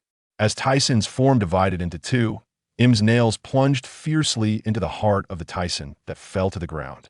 However, he did not glance at the Tyson he had just slain. Instead, he focused on the scene below. Your ability is indeed intriguing. It does not resemble that of a fruit user, solidifying my belief that you are an unpredictable factor. The split Tyson landed below, having activated his invisibility during the division. Yet he was still detected by this individual. The sensation of diminishment was truly unpleasant. Though previously attempted, the sensation of being stripped bare was still jarring. Compression limit removal. Above, Im observed Tyson's hands directed at him, bemused, declaring, "Such an attack could never reach me." "Oh, is that so?" A cold smirk graced his lips, revealing his disdain. What? For the first time, surprise laced Im's voice, which had remained unchanged since his arrival. The Tyson, pierced by his nails, suddenly opened his eyes and spread his arms wide, locking him in a tight embrace. Tyson, this individual, is a woman. As the blinding white beam enveloped them, panic gripped her. "Let go of me, you scoundrel." Foolishness. At such a moment, you still concern yourself with gender? In his haste, he inadvertently included himself in the insult. As the white beam engulfed both figures, darkness consumed Im's vision, and she fell unconscious, her body plunging into the sea. Despite previously taking the pill, it had little effect against the toxin. Coupled with the overexertion of chakra, fainting was a natural outcome. As Tyson's body sank into the ocean, the white beam dissipated, revealing the two figures within. One of them was barely recognizable as human, resembling more a grotesque monster. Yet, the creature's hands remained tightly grasped around Im's bloodied hand bones. Blood flowed from the opponent, dripping from the elongated cloak. The mask had been shattered, revealing a ravaged face. Yet the eagle-like pupils glowed with the intensity of an impending eruption. With a glare directed at the Tyson who held her, she exerted force, causing remnants to fall away. You wretched being should be captured and made to endure the agony of flaying. Letting you die like this is truly too lenient. The adversary has succumbed to her poison and stands no chance of survival. Yet, as she reflects upon everything this individual has done to her, her heart seethes with rage. Seeking an outlet, just as she turns and lifts her gaze, it aligns perfectly with the direction of the Tiancong Le Yuan. What Tiancong Le Yuan? Blame your captain for that. With a furious motion, she raises her bloodied hands and sweeps downward, immediately vanishing from sight. The fate of those who remain hinges upon your abilities. Within the conference room of the Marine headquarters, a cadre of naval officers sits, with Jean Guo wrapped in bandages. This is not an isolated case. Many of the other high-ranking officers are similarly afflicted. Though they occupy the same room, a heavy silence prevails, as if they await some crucial news. Jean Guo's eyes betray confusion, pondering the nature of the final attack that resonated even from such a distance. Previously, while confronting Tyson, he had received an abrupt order from the Gorosei to retreat shortly before a barrage of terrifying assaults ensued. Yet, what he truly yearns to know is the identity of the individual who ultimately battled Tyson. This curiosity is shared by Karp, ZFA, and others. Hello. This is Zhanghua. He speaks into the Den Den Mushi, hearing the voice of the Gorosei on the other end. Ols Tyson is deceased, sunk into the depths of the ocean. After a brief respite, you may deliberate on how to eradicate the remnants of the Tyson pirate crew. Understood. We shall devise a battle plan. The Gorosei's voice continues. Additionally, disseminate the news of Ols Tyson's demise worldwide. Yes. The day following the Marine's announcement, a stir erupts across the globe. Titans of the underworld begin to systematically dismantle the Tyson pirate crew's operations. That old fool has finally met his end. My moment of glory has arrived. Across the nation, reactions vary from sorrow to curses and jubilant celebrations. Upon learning the news, Haki and Rayleigh of the Chambered Islands are left in disbelief. The three young girls hear the news, tears welling in their eyes. Hancock murmurs, "I cannot believe it. How could such a person possibly die?" At this moment, a chorus of sobs ensues. How can this be? Tyson Cohen has actually perished. No, this cannot be true. Dressed in a pink skirt, Nai Luo trembles, tears streaming down her face, repeatedly whispering, "Impossible." Haki, sensing her distress, approaches to comfort her. "Sister Nai Luo, this news must be a fabrication by the world government. We should venture to the New World to verify." Yes. We should go to Tian Kong, Lu Yuan. Tyson Cohen must have returned. In a state of panic, she attempts to flee, her steps faltering. Seeing this, Rayleigh intends to follow, but Haki hurriedly supports Nai Luo, turning to say, "You need not accompany us. I shall go alone. Besides, Hancock and the others can stay with you, and Gu Luo Li Osa to return to Jiushi." After some contemplation, Rayleigh nods in agreement. "Very well. Take care." As the two depart, a look of concern and skepticism clouds Rayleigh's eyes. "I cannot accept this outcome. Let time reveal the truth." In a certain region of the New World, above a secluded island, a bandaged Whitebeard sits aboard his ship, pouring food into his mouth. The battle has raged for a day and a night, ultimately leaving both combatants heavily wounded and fleeing. Nonetheless, he too bears injuries. "Old man, the newspaper." Marco approaches, gloom etched on his face, handing the paper to Whitebeard. Upon seeing Marco's demeanor, Whitebeard frowns and takes the paper, a silence descending over the air. After a moment, he reflects, "This fellow is not one to perish so easily. I never anticipated the world government concealed such depths."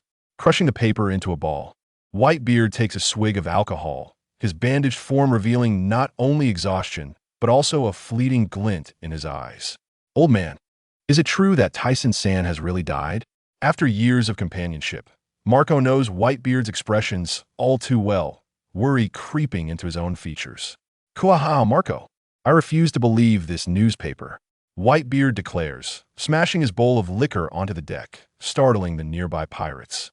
On an island near the calm belt of the West Sea, a small girl clad in a pink skirt lies atop a stone. Suddenly, her eyes flutter, slowly opening. "You're awake." Startled by the sudden voice, the girl sits up abruptly and shrinks back, noticing the speaker. A girl with short black hair and deep green eyes gazes at her, appearing to be only slightly older. It seems she was the one who whispered in her ear moments ago. "I am Aoer Si Ishwena. Who might you be?" Upon asking, Ishwena recalls her previous predicament. She remembers plunging into the sea, followed by darkness. Realizing her surroundings, she swiftly rises and scans the area, calling out anxiously, "Hancock, where are you?" "Mary, Sonda, it's just the two of us. I rescued you from the water," the black-haired girl suddenly remarks, her voice crisp and clear. Upon understanding her situation, Ishwe Na turns to her, smiling. Thank you for saving me. May I ask where we are? We are in the West Sea, on the island of Yuli Shaozhan. The West Sea. Ishwe Na's eyes widen. However, recalling their location near the calm belt, she soon accepts this revelation. Suddenly, a growl of hunger interrupts, causing Ishwe Na to blush and apologize. Is there anything to eat? The black-haired girl cautiously peeks into a red-tiled house, finding it empty, before tiptoeing into the kitchen. Moments later, she emerges with a bun in hand, beads of sweat forming on her forehead, panting. Here for you. She offers the bun to Ishwe Na. Thank you. Noticing the girl's frail figure, Ishwe Na feels compelled to share. Breaking the bun in half with a gentle smile, let us eat together. The girl, appearing bashful, prompts Ishwe Na to inquire. What is your name? I am Inaiko. Observing her discomfort, Ishwe Na decides to engage in light conversation, sharing her own story. Through their exchange, she learns that this girl is employed by the house's owner, which explains her earlier hesitation. Since you snuck out and almost fell into the hands of traffickers, your parents must be quite worried. Inaiko says, her expression growing somber, tears glistening at the corners of her eyes. Parents? You mean my mother? Ishwe Na replies, first puzzled, then stating she must be worried. If I return, I will surely be punished. Thus, I have resolved not to go back. As they converse, they sit against the wall, lost in their thoughts. What about your father? Nico took a bite of the steamed bun in her hand, her throat rolling as she forcefully swallowed it down. Yixwina, who had just finished the last morsel of her bun, turned her head toward Nico, her eyes filled with confusion. Papa. What Papa? What is that? Cough, cough, cough. Nico, unable to swallow the bite, inadvertently spewed it out through her nose, instantly bringing tears to her eyes and flushing her face. Half a month later, on an unnamed island in the New World, Doflamingo gazed at the newspaper in his hands, his expression grim. He knew the immense cost he had paid to collaborate with the Tisan pirates, yet now this overlord had met with failure. Fortunately, he had not placed all his eggs in one basket, he mused, his gaze fixed intently on the contents of the newspaper. A thought seemed to strike him, and a smirk curled at the corner of his lips. Even if he had only a few shrimp soldiers and crab generals left, they could not be easily shaken. Moreover, those above were not simple characters. Ever since the news of Tisan's death spread, countless pirates had launched attacks on Sky Paradise, all vying to claim this place as their own. It was not just these pirates. The two emperors of the New World had also not let this opportunity slip by. However, each of their attempts had been thwarted. Besides that, nearly the entire navy had mobilized towards Sky Paradise. Only Sengoku remained behind, all others participating in this action. The reason for Sengoku's presence was to prevent other pirates from launching attacks, for behind them lay the families of the navy. After all, with Zifa as a cautionary example.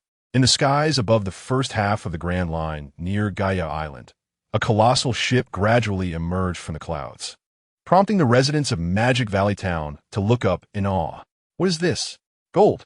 Oh heavens, look! The crowd surged forward, and as the ship descended, the golden sheen on its surface became blindingly bright. The oars on either side of the ship moved rhythmically, making it hard to believe this was a giant ship crafted from gold. Yaha! Is this the Blue Sea? I can already hear the people below welcoming their god. At the bow of the golden ship, Enel gazed downward, realizing that what the man had said to him was indeed true. The vast blue ocean, and countless wingless humans just like him. At that moment, he felt he had truly found his home. The man had promised that once he descended, he could come find him and join his pirate crew. With this thought, Enel erupted into laughter. I'm now a god. None have the right to make me their subordinate. That man was indeed powerful, but at the time, he was still young and had yet to obtain the fruit named God. Thus, he had made a decision. This time, he would find that man, challenge him, and then make him his subordinate. On Lulu Ja Island, a legend circulated about the sea surrounding the island, where every so often a rainbow mist would appear, filled with treasures that many dreamed of. However, anyone who entered the colorful mist had never returned. Consequently, many dismissed it as a mere joke, doubting the existence of such a place. Yet at that moment, in the waters not far from Lulu Jia Island, a patch of rainbow mist emerged. Though it appeared beautiful, upon closer inspection, It revealed itself to be an abyss, seemingly ready to engulf anything that drew near. In the depths of the mist, a dilapidated pirate ship harbored 5 children surrounding a waterlogged individual lying on the deck. "Longo, who is this person?" asked one of the older-looking children. "I don't know. He was pulled from the sea," replied a slender boy. At that moment, a little girl with light purple hair reached out to feel the man's nose. Upon sensing his condition, she recoiled sharply. "Rabbani, this person is still alive. He must have fallen overboard and drifted in. Longo, we should throw him back. He looks too dangerous. If he wakes up, we're done for." "Rabbani, do we really have to do that?" the purple-haired girl said, her face filled with reluctance. "Rabbani, how about we take him inside instead? This is a human life." "Yes. If worst comes to worst, we can tie up the taller, fatter boy," another child suggested. After a moment of contemplation, Rabbani furrowed his brows and agreed with their opinion, primarily because none of them had ever taken a life. The group then lifted the man from the deck and carried him inside, binding him tightly. Standing beside the bed for a while, Rabbani still felt it was unsafe, so he found another rope to tie to the bed's edge before finally leaving the room. Just as he stepped outside, the man on the bed blinked his eyes, the bound fingers twitching slightly. "Where's this?" Tissin forced his eyelids open, revealing fatigued pupils. He only remembered that before losing consciousness, he had unleashed a powerful move, only to succumb to chakra exhaustion and poisoning, falling into the sea. Now, he felt a dull ache throughout his body, barely regaining some strength. The toxin should be gone, but his stomach grumbled loudly, and his chakra had partially returned. Just as he attempted to prop himself up, he realized something was amiss. He had been captured. A flash of white light flickered in his hand, severing the ropes, and he scanned his surroundings, extending his senses. After freeing himself from the bindings, he stood up. In his recent perception, he had not detected any familiar presences, indicating he was in an unfamiliar territory. Otherwise, with his sensing range, how could there be no familiar chakra signatures and so few individuals? As he pondered, the door suddenly swung open, and a timid girl peeked inside. With her back to Tissin, she cautiously leaned her head out before turning around, her large eyes meeting his. The little girl widened her eyes, her mouth gradually agape. Rabbani." She hurled the food she was holding at Tissin's face in a panic and bolted out the door. He caught the food she had thrown, then smiled wryly as his stomach protested upon seeing the contents of the basket. Although it wouldn't fill him up, he decided to nibble on it for now. "Moments latte." Tissin wiped his mouth and stepped outside. "Look, he really woke up." The little girl hurriedly ran back with the others. They looked at Tissin, whose tall and robust figure made them a bit hesitant. Rabbani, sweating nervously, gritted his teeth and stepped forward, displaying a fierce expression.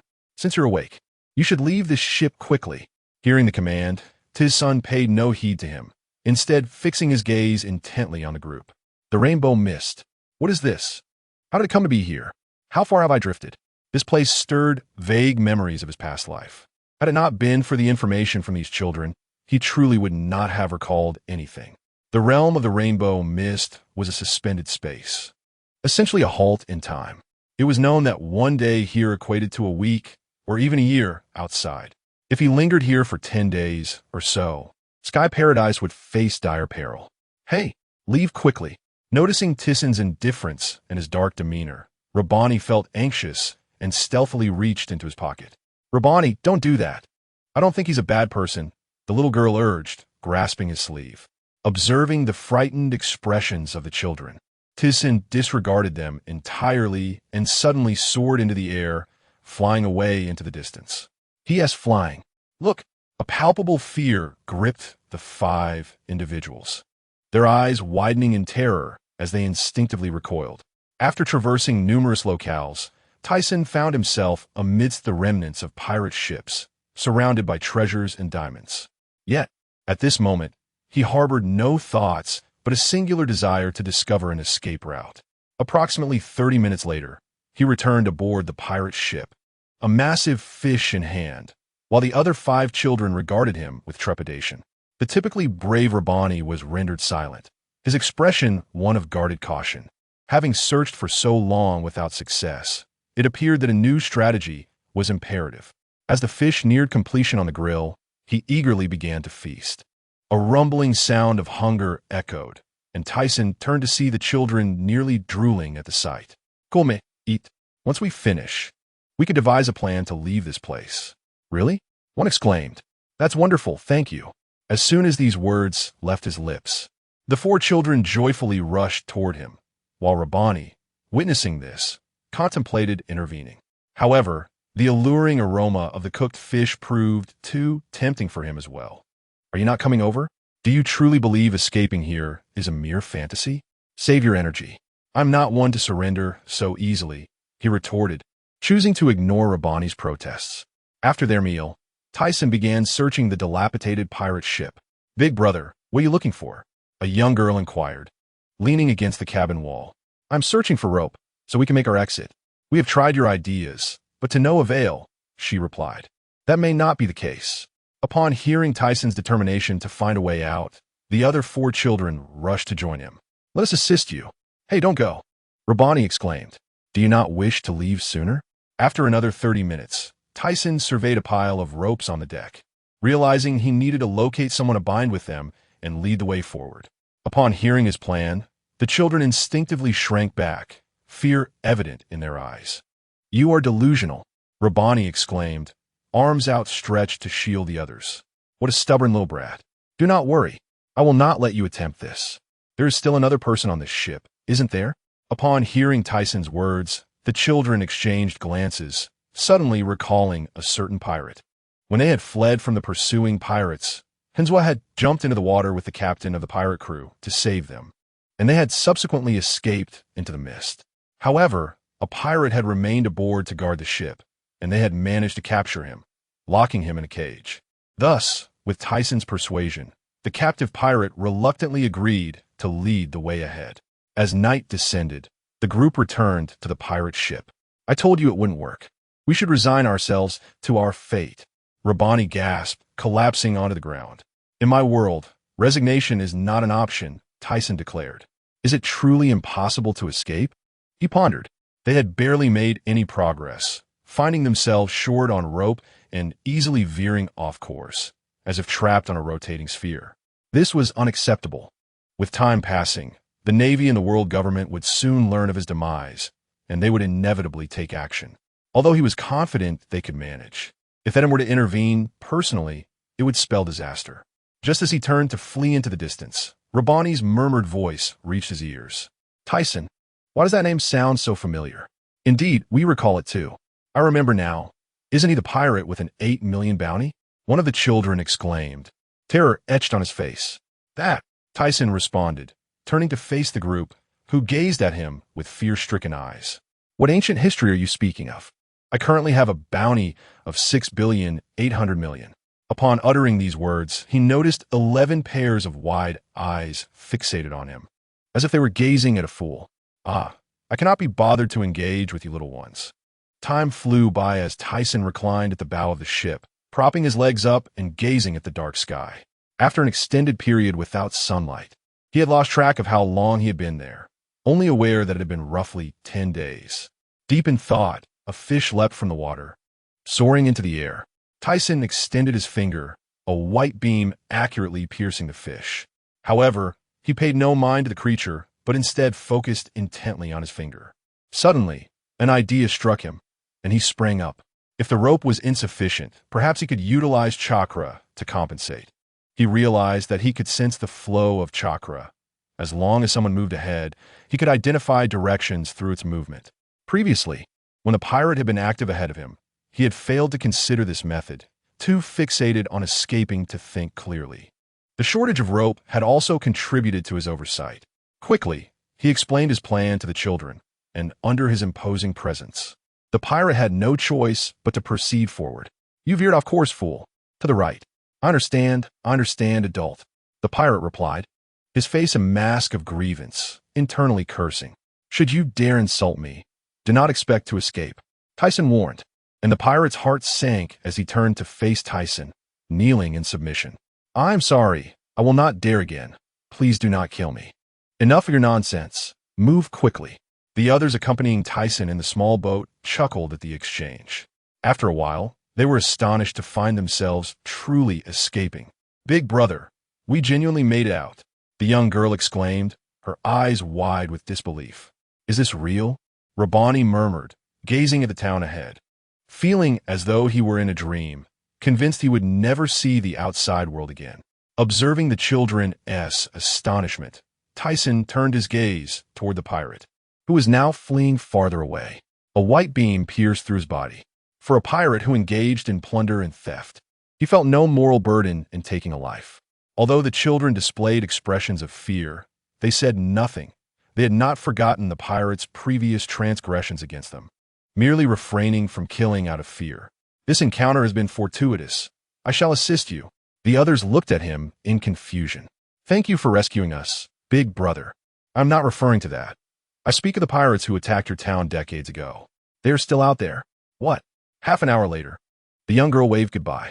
"Big brother Tyson, I will repay your kindness. I will become a remarkable pirate." As Tyson took flight from Malugia Island, he felt a sense of joy from the gratitude expressed by the girl named Isawa and Rabbani. However, a pressing concern weighed on his mind. After eliminating the pirate who terrorized the town, he had discovered that the current year was 1520 in the Sea Garden calendar. This revelation left him astounded. He had anticipated such an outcome in the mist. Despite his fervent efforts to escape, he had still wasted over 10 days inside. Alas! He wondered about the others, particularly Neriku, and whether he had found his daughter. He was soaring through the sky when a delivering albatross flew past him, seemingly oblivious to his presence. In truth, this was indeed the case. After taking to the air, he had employed his invisibility ability. He reached into his bag and pulled out a newspaper, at which point the albatross's flapping wings froze. Its beak agape in silent surprise as it watched the paper escape from the pouch around its neck, its eyes bloodshot, as if they might burst from their sockets. With a soft croak, the albatross succumbed, plummeting downwards. "Oh, my apologies." He bowed respectfully downward. The world of messengers had transformed from carrier pigeons to albatrosses, and the underworld's emperor had likely undergone numerous changes as well. Upon glancing at the headline of the news, his eyes widened in astonishment. The bold title proclaimed, "Red-haired pirates challenge the remnants of the Tyson pirates." He was momentarily taken aback, and as he attempted to accelerate, 2 bounty notices slipped from the newspaper. Enel, the Star of Thunder, a Logia-type user of the lightning fruit, with a bounty of 1,457 billion. Yamato, the god of ice and flame, in a mythical Zoan form of the great mouth true god, with a bounty of 1,64 billion. While these figures did not astound him, what truly perplexed him was the reason these 2 individuals were clashing with the red-haired pirates. Although the article did not reveal the outcome, Tyson surmised their chances of victory were slim. Moreover, when Enel joined, it seemed he must hasten his return, as twilight descended upon the sky paradise. Within the Golden City Palace on Light Island, Shu and I held the telephone worm, which relayed reassuring word from a subordinate. "Boss, rest assured, the situation over there is secure. We shall protect the young lady." "Sister Shu and I, how is Ixwina doing?" Nai Luo inquired nonchalantly after Shu and I hung up, feigning indifference towards her daughter. "Sister Nai Luo, fret not. She is having a splendid time in Alabasta." "Sister Nai Luo, I believe it will be best to bring her back. If anything were to happen while she is out there, all that Tyson has done would be for naught," Gina lamented, recalling how they nearly fainted upon receiving the news. Although Baloric later clarified the situation, so much time had passed that, even if she were safe, she should have returned by now. With this thought, tears began to well in Gina's eyes. In the days following Tyson's disappearance, Shu and I had employed her contacts in the underworld to locate Ixwina, and within a few months, she had succeeded. However, just as she was about to send someone to retrieve her, Nai Luo intervened. "I shall not meet with her again until Tyson returns. If he does not come back, then let it be as if I never bore this daughter." "Sister Nai Luo, you mustn't think like that. This is not what he would wish to see." Gina wiped her tears. Just as she finished speaking, a voice resonated throughout the palace. "Gina is right. How could I not forgive my own daughter?" The voice belonged to Tyson. The 3 of them sprang to their feet, eagerly scanning their surroundings. Nai Luo Sureli et Galim." And upon recognizing the figure that embraced her, she turned, tears glistening in her eyes, you have finally returned. After listening for so long, he had finally learned of Ixwina's whereabouts, and with the reunion, tears streamed down his face. Tyson, you rascal, always causing worry.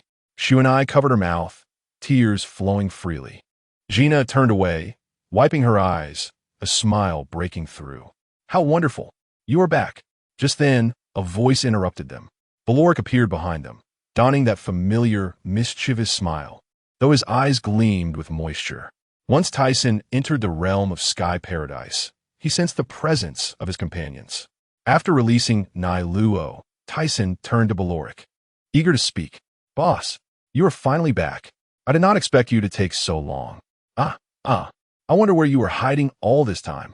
Captain Tyson, you rascal, you have finally returned. Barrett entered, leaning against a pillar of the palace, his brows furrowed before his eyes sparkled with excitement, masking his usual cold demeanor. During Tyson's absence, he had fallen into a state of confusion. Had Baloric not intervened, he might have acted rashly. Upon seeing the gathering of familiar faces, Tyson turned to Baloric, who nodded in understanding. Fear not. I have only informed the officers. The rest remain unaware. Brothers, I have returned. How splendid. It felt as if they could return to their former ways. After hearing Baloric's intentions, Tyson felt reassured. For now, he could not disclose his return. His strength had not yet been restored. Although a decade had passed outside, he had only spent a few days within the rainbow mist. His injuries healed, yet his strength would require at least a month to fully recuperate. Following a brief celebration, to avoid attracting attention, they quickly dispersed the crowd. After conversing with Nai Luo and the others, he and Baloric ascended to the upper levels of the Golden City. Has anything untoward occurred during my absence? No. Just as you mentioned, the Celestial King launched a few more attacks. However, they were intercepted by my clone using the Dordor fruit and Dragon number 6 barrier fruit. Had it not been for those two abilities, I shudder to think of the consequences. The memory of those events still stirred Baloric's heart. The power and scale of that energy were beyond what could be countered by mere mortals. It was evident that Tyson possessed remarkable foresight. He then recounted the naval siege that had transpired during Tyson's absence. After that significant incident, the Navy had amassed nearly its entire force, yet they ultimately faced defeat. As long as you are safe, it is well. Please compile the newspapers that have circulated during my absence. I need to be informed. Additionally, I inadvertently stumbled into a temporal anomaly after using that ability, and my strength has yet to be restored. I will need your assistance with matters on the island. Certainly, I shall fetch the newspapers. Baloric prepared to turn away, but suddenly recalled something. By the way, 10 years ago, a young lad ventured into Sky Paradise seeking you and was severely injured by me. Who was it? His name is Enel. He seemed to idolize you, so I shared your story with him. Subsequently, he joined the Tyson Pirates. Tyson could hardly contain his laughter upon learning from Baloric that Enel had stormed into Sky Paradise, demanding a challenge, only to be soundly trounced. After joining the Tyson Pirates, he had taken to the seas with his own crew, challenging formidable adversaries in the New World. Alongside Yamato, that young lad. Together, they stirred the New World into chaos, even contending with the red-haired pirates for the title of Emperor, although they ultimately fell short. Reflecting on the newspaper he had perused, it was evident that numerous events had unfolded in his absence. Yet these were matters that did not require his immediate concern. Turning around, he gazed at the round moon hanging in the sky. Upon returning this time, his plan was to first restore his strength and then seize the opportunity to deal with that emu. Otherwise, he could not reveal his identity, and the Sky Paradise would remain under constant threat. With this thought, he felt a strong desire to visit Alabasta and meet his daughter. Time truly flies. In the blink of an eye, he was nearing 70, and his daughter was already 26. Yet, they had never met, and this realization filled him with guilt. Previously, he had discussed with Neriku the possibility of bringing her back. However, upon hearing that Ishuana was enjoying herself outside, he found himself reluctant to bring her back. Perhaps after he regained his strength, he could go and see her. With this in mind, he walked toward the underground laboratory on the Tech Island, where the research on body dust transformation should be nearing completion. The small town above Bonero Island, located in the first half of the Grand Line, was now in ruins.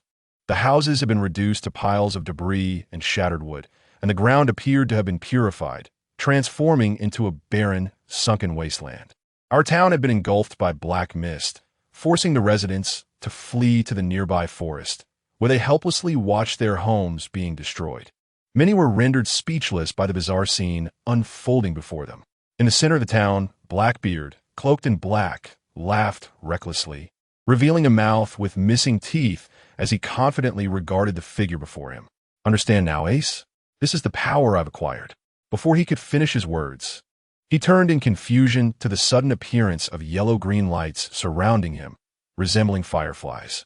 Ace, donning an orange cowboy hat, extended his hands forward, and the fireflies encircling Blackbeard transformed into flames. Blackbeard tumbled to the ground, rolling and screaming as he frantically attempted to extinguish the flames consuming him. However, Ace furrowed his brow as a cloud of black mist suddenly erupted from Blackbeard, devouring the flames entirely. Pain etched on his face. Blackbeard rose from the ground and extended a hand toward Ace. Dark water. The gravitational pull emanating from his palm startled Ace, who struggled to break free. The dark gravity could attract the bodies of those with powers. The orange cowboy hat fell to the ground as Ace found himself unable to control his body, feeling as if he were a piece of iron drawn to a magnet. Stumbling, he was swiftly captured by Blackbeard. Blackbeard then struck Ace in the abdomen with a right hook, causing him to cry out in pain. Realizing the gravity of the situation, Ace glanced at Blackbeard's grip on his arm, stunned to discover he could no longer elementalize. "You must have realized by now," Ace Blackbeard taunted. Ace suddenly turned to him, shock evident on his face. Could it be? His words were cut short as Blackbeard landed another punch to his gut, causing him to cough up blood and crash into the ruins. "It's been a while since you've been beaten, hasn't it, Ace? The moment I captured you, you should have understood you were no match for me. The dark gravity can absorb the powers of devil fruits, granting me an ability that renders the user defenseless. Join me, Ace, whether it be the Tyson Pirates or the Whitebeard Pirates. The era of those old geezers has passed." Ace struggled to rise from the rubble, wiping the blood from his mouth and gazing with a dazed expression. "As long as I'm not caught by you, that's all that matters." Blackbeard, noticing the defiance, employed his dark gravity once more. This time, Ace seemed prepared. Two fiery spears formed from flames pierced Blackbeard's chest, inflicting pain that prompted an angry curse as he swung a punch. Ace was sent flying back to the ground, clutching his neck. Ace felt as if his bones were about to shatter. With his eyes downcast, he realized he had encountered a truly formidable ability. Crossfire. Moments later, Blackbeard spread his arms, panting heavily, enveloped in swirling black mist. Ace, on his knees, supported himself with trembling hands, breathing heavily, beads of sweat dripping from his brow. Before the darkness, all seemed powerless, even for a man as strong as he was. "Yet, I increasingly find you to be a pity, Ace. Become my companion." Ace, straining to rise, struggled to sit upright. After much effort, he managed to straighten his posture, curling his lips into a disdainful smirk. With piercing eyes, he declared, "If I surrender to power, then I would be no better than a coward. I will not allow regret to stain my life. Do you understand, fool?" Blackbeard's expression darkened as he closed his eyes, seemingly lamenting. "To survive in this world is to win. It is truly a shame, Ace. D in darkness. Great flame, flame emperor. In the end, which is stronger, the sun or the darkness? Only one can emerge victorious. I choose to support Whitebeard as king." A month later, in a training room within Golden City, Tyson gradually gathered the power in his hands and struck the metallic stake. The solid gold stake was pierced through by his fist. Feeling this surge of strength, he finally felt a sense of reassurance. Moreover, he sensed that his power was even greater than before. Both the potency of his dust transformation and his overall strength and speed had seen a noticeable increase. At that moment, the door to the training room swung open. "Mr. Long, the boss has been waiting for you. Please come in." A cloaked figure nodded at Mona before entering. Upon seeing Tyson, his eyes widened in surprise. "Mr. Tyson, I never expected you to be unscathed. Of course, they're not qualified to kill me. It seems the world government is overly confident in my abilities." "No, Keith. I barely escaped with my life this time. I called you here to discuss a collaboration between us and the Revolutionary Army to bring those people down from their pedestal. You want to collaborate with us? Though there had been previous dealings with the Tyson pirates concerning weapon resources, hearing the proposal to join forces against the world government was something he had longed for. Yes, sensing your aura and the development of your power, I am willing to cooperate. Upon hearing this evaluation, Long couldn't help but chuckle inwardly, then replied with a wry smile, Mr. Tyson's demands are still as high as ever. I do not ask for much. Without strength, one can end up dead. Seeing Tyson's serious expression, Long spoke again. Then what does Mr. Tyson wish for me to do? For now, you should continue as you have been. It won't be long before our opportunity arises. Long hesitated for a moment, then with resolute eyes declared, I understand. Though unaware of Tyson's plans, he chose to trust him. Before Tyson engaged with that mysterious individual, he never anticipated the world government's deep-seated concealments. Through the battle over a decade ago, he realized that his thoughts were still immature, and there were unforeseen forces he had not considered. As he watched Long leave, Tyson turned deep in thought. He aimed to utilize that Newgate fellow to provoke a war with the Navy. Taking advantage of that chaos would weaken the Navy's strength, leaving them unable to counter his moves, relying only on the world government's personnel. However, before that, he needed to gather every possible ally, including that red-hair brat. Disenkun, I heard you have fully recovered. Nailoa stepped through the door, her enchanting visage as captivating as it had been in years past. Yet, the once lively sparkle in her eyes now bore the weight of profound experience. Have you recovered? Are you holding the news from outside? She queried. Indeed. You are unaware of the past 6 months. That rascal has actually joined a pirate crew, becoming a pirate just like you. It infuriates me. Nailoa's beautiful face fell as she handed him the newspaper. Upon receiving it, Decennis' eyes widened at the headline. Judicial Island Destruction Incident. Main perpetrators, Straw Hat Pirates. This revelation did not astonish him as much as the sight of his daughter's likeness, clad in a revealing pink outfit reminiscent of her mother. The accompanying bounty notice took him aback. Alcina, daughter of the great pirate Ulzisen, bounty, 230 million, noted as capture alive. What is the meaning of this? How could they know she is my daughter, so audaciously? He demanded, turning to Naloa for an explanation. You mean her identity has been made public? This was orchestrated by Brother Balolikura. Previously, her identity was uncovered by Admiral Chingzher, who intended to capture her, but he was thwarted. To ensure her safety, Nailoa hesitated, then continued, Brother Balolikura has apprehended 2 celestial dragons who had ventured out, and they are currently detained here. He is negotiating with the world government, establishing a pact that prohibits the admirals from intervening. As Aloa spoke, concern etched itself on her face. She had initially disapproved of Balolikura's actions, fearing they would render Kongjong Liyuan perilous. So it is that cunning fellow Balolikura has truly outdone himself. Di Sun remarked with a smile, finding clarity in the situation. Coupled with Balikura's prior claims of a Navy siege on Kongjong, it was apparent they were not equipped to engage in further conflict with Di Sun's crew. Since he has appointed that fellow as vice captain, he will harbor no suspicions. Although that man did not confide in me, perhaps he feared I would blame my daughter. But could this not be exceedingly dangerous? As S worry was palpable, Di Sun felt a twinge of guilt. He suddenly embraced her, inhaling the familiar scent, realizing she must have worried greatly. I am sorry. Nao's muffled sobs escaped as her head nestled against his chest. As long as you are safe, that is all that matters. You cannot fathom the extent of my worry for you. Tears soaked his white garment. After nearly 2 decades, she had nearly relinquished hope for his survival.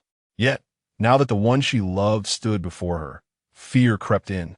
Perhaps we should have another child. Nao lifted her tear-stained face. Her cheeks flushed crimson as she blinked. What are you saying? You are nearly 70. Only 70, and if our daughter proves obstinate, we shall have a son whom I shall personally instruct. As he spoke, Di Sun swept her into his arms. No, Di Sun Jin. At your age, Knao's bashful protests lingered in his ears. Fear not. Did you not partake in a longevity elixir? This is unacceptable, On a small island in the New World, dotted with coconut trees and peculiar stone caves, a rotund man adorned in tinted glasses and a green hat not on ham. Boss, it seems Bayhujik is not giving you any face. Ha ha ha. What a troublesome old man. A middle-aged man with fiery red hair and 3 scars across his left. I laughed heartily at the rotund man's jest. What shall we do now?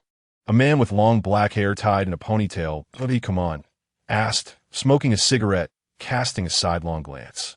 Under these circumstances, we must take matters into our own hands. The red-haired man replied, rising to his feet. Hey, we are off. Whoa.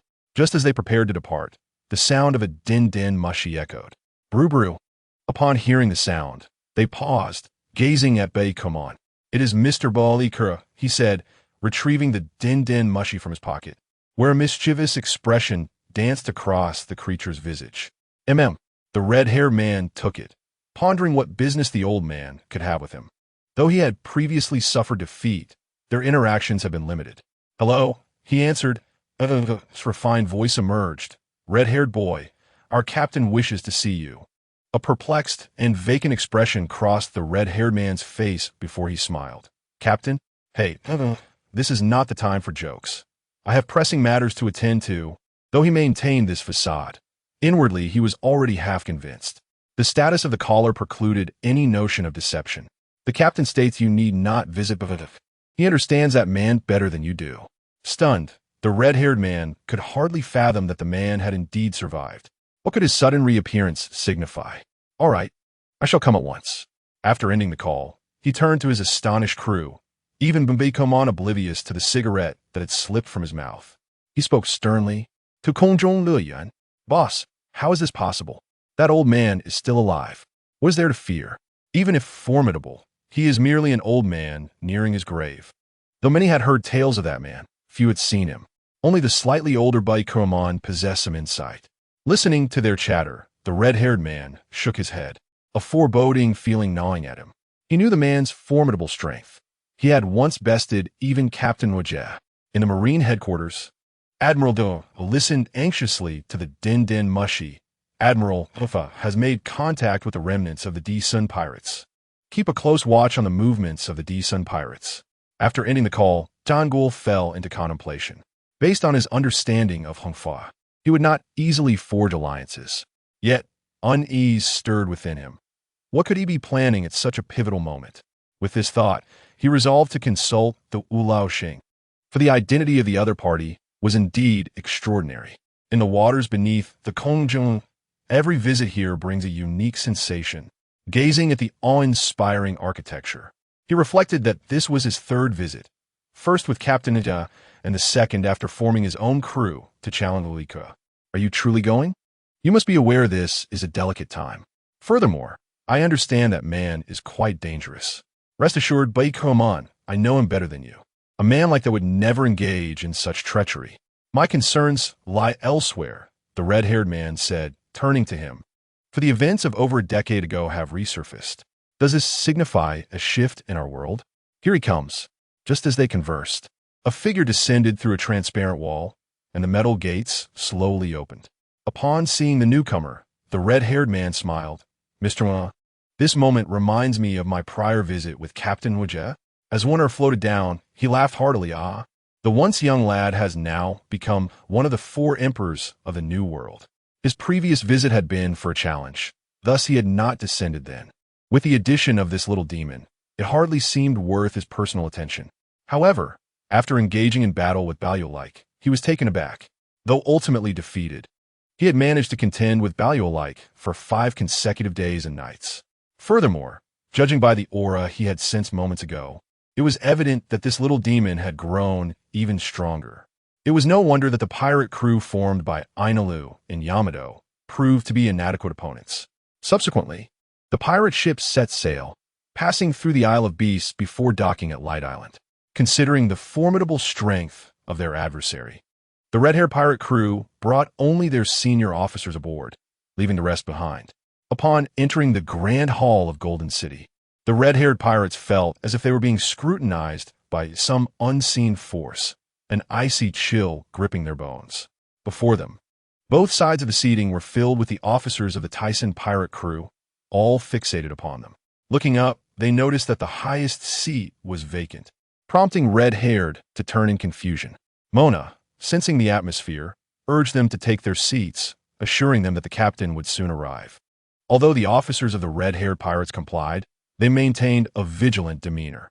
Moments later, Tyson's figure strode through the grand entrance, dressed in a white shirt and black trousers, complemented by black leather shoes. The sound of his footsteps echoed through the hall as he turned his strikingly handsome face toward the first position on the right.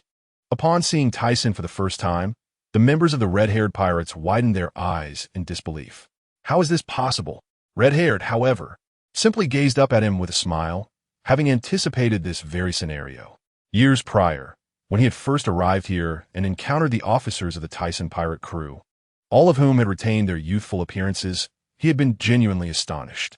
Thus, witnessing Tyson's current appearance and realizing that he was still alive allowed him to remain remarkably composed.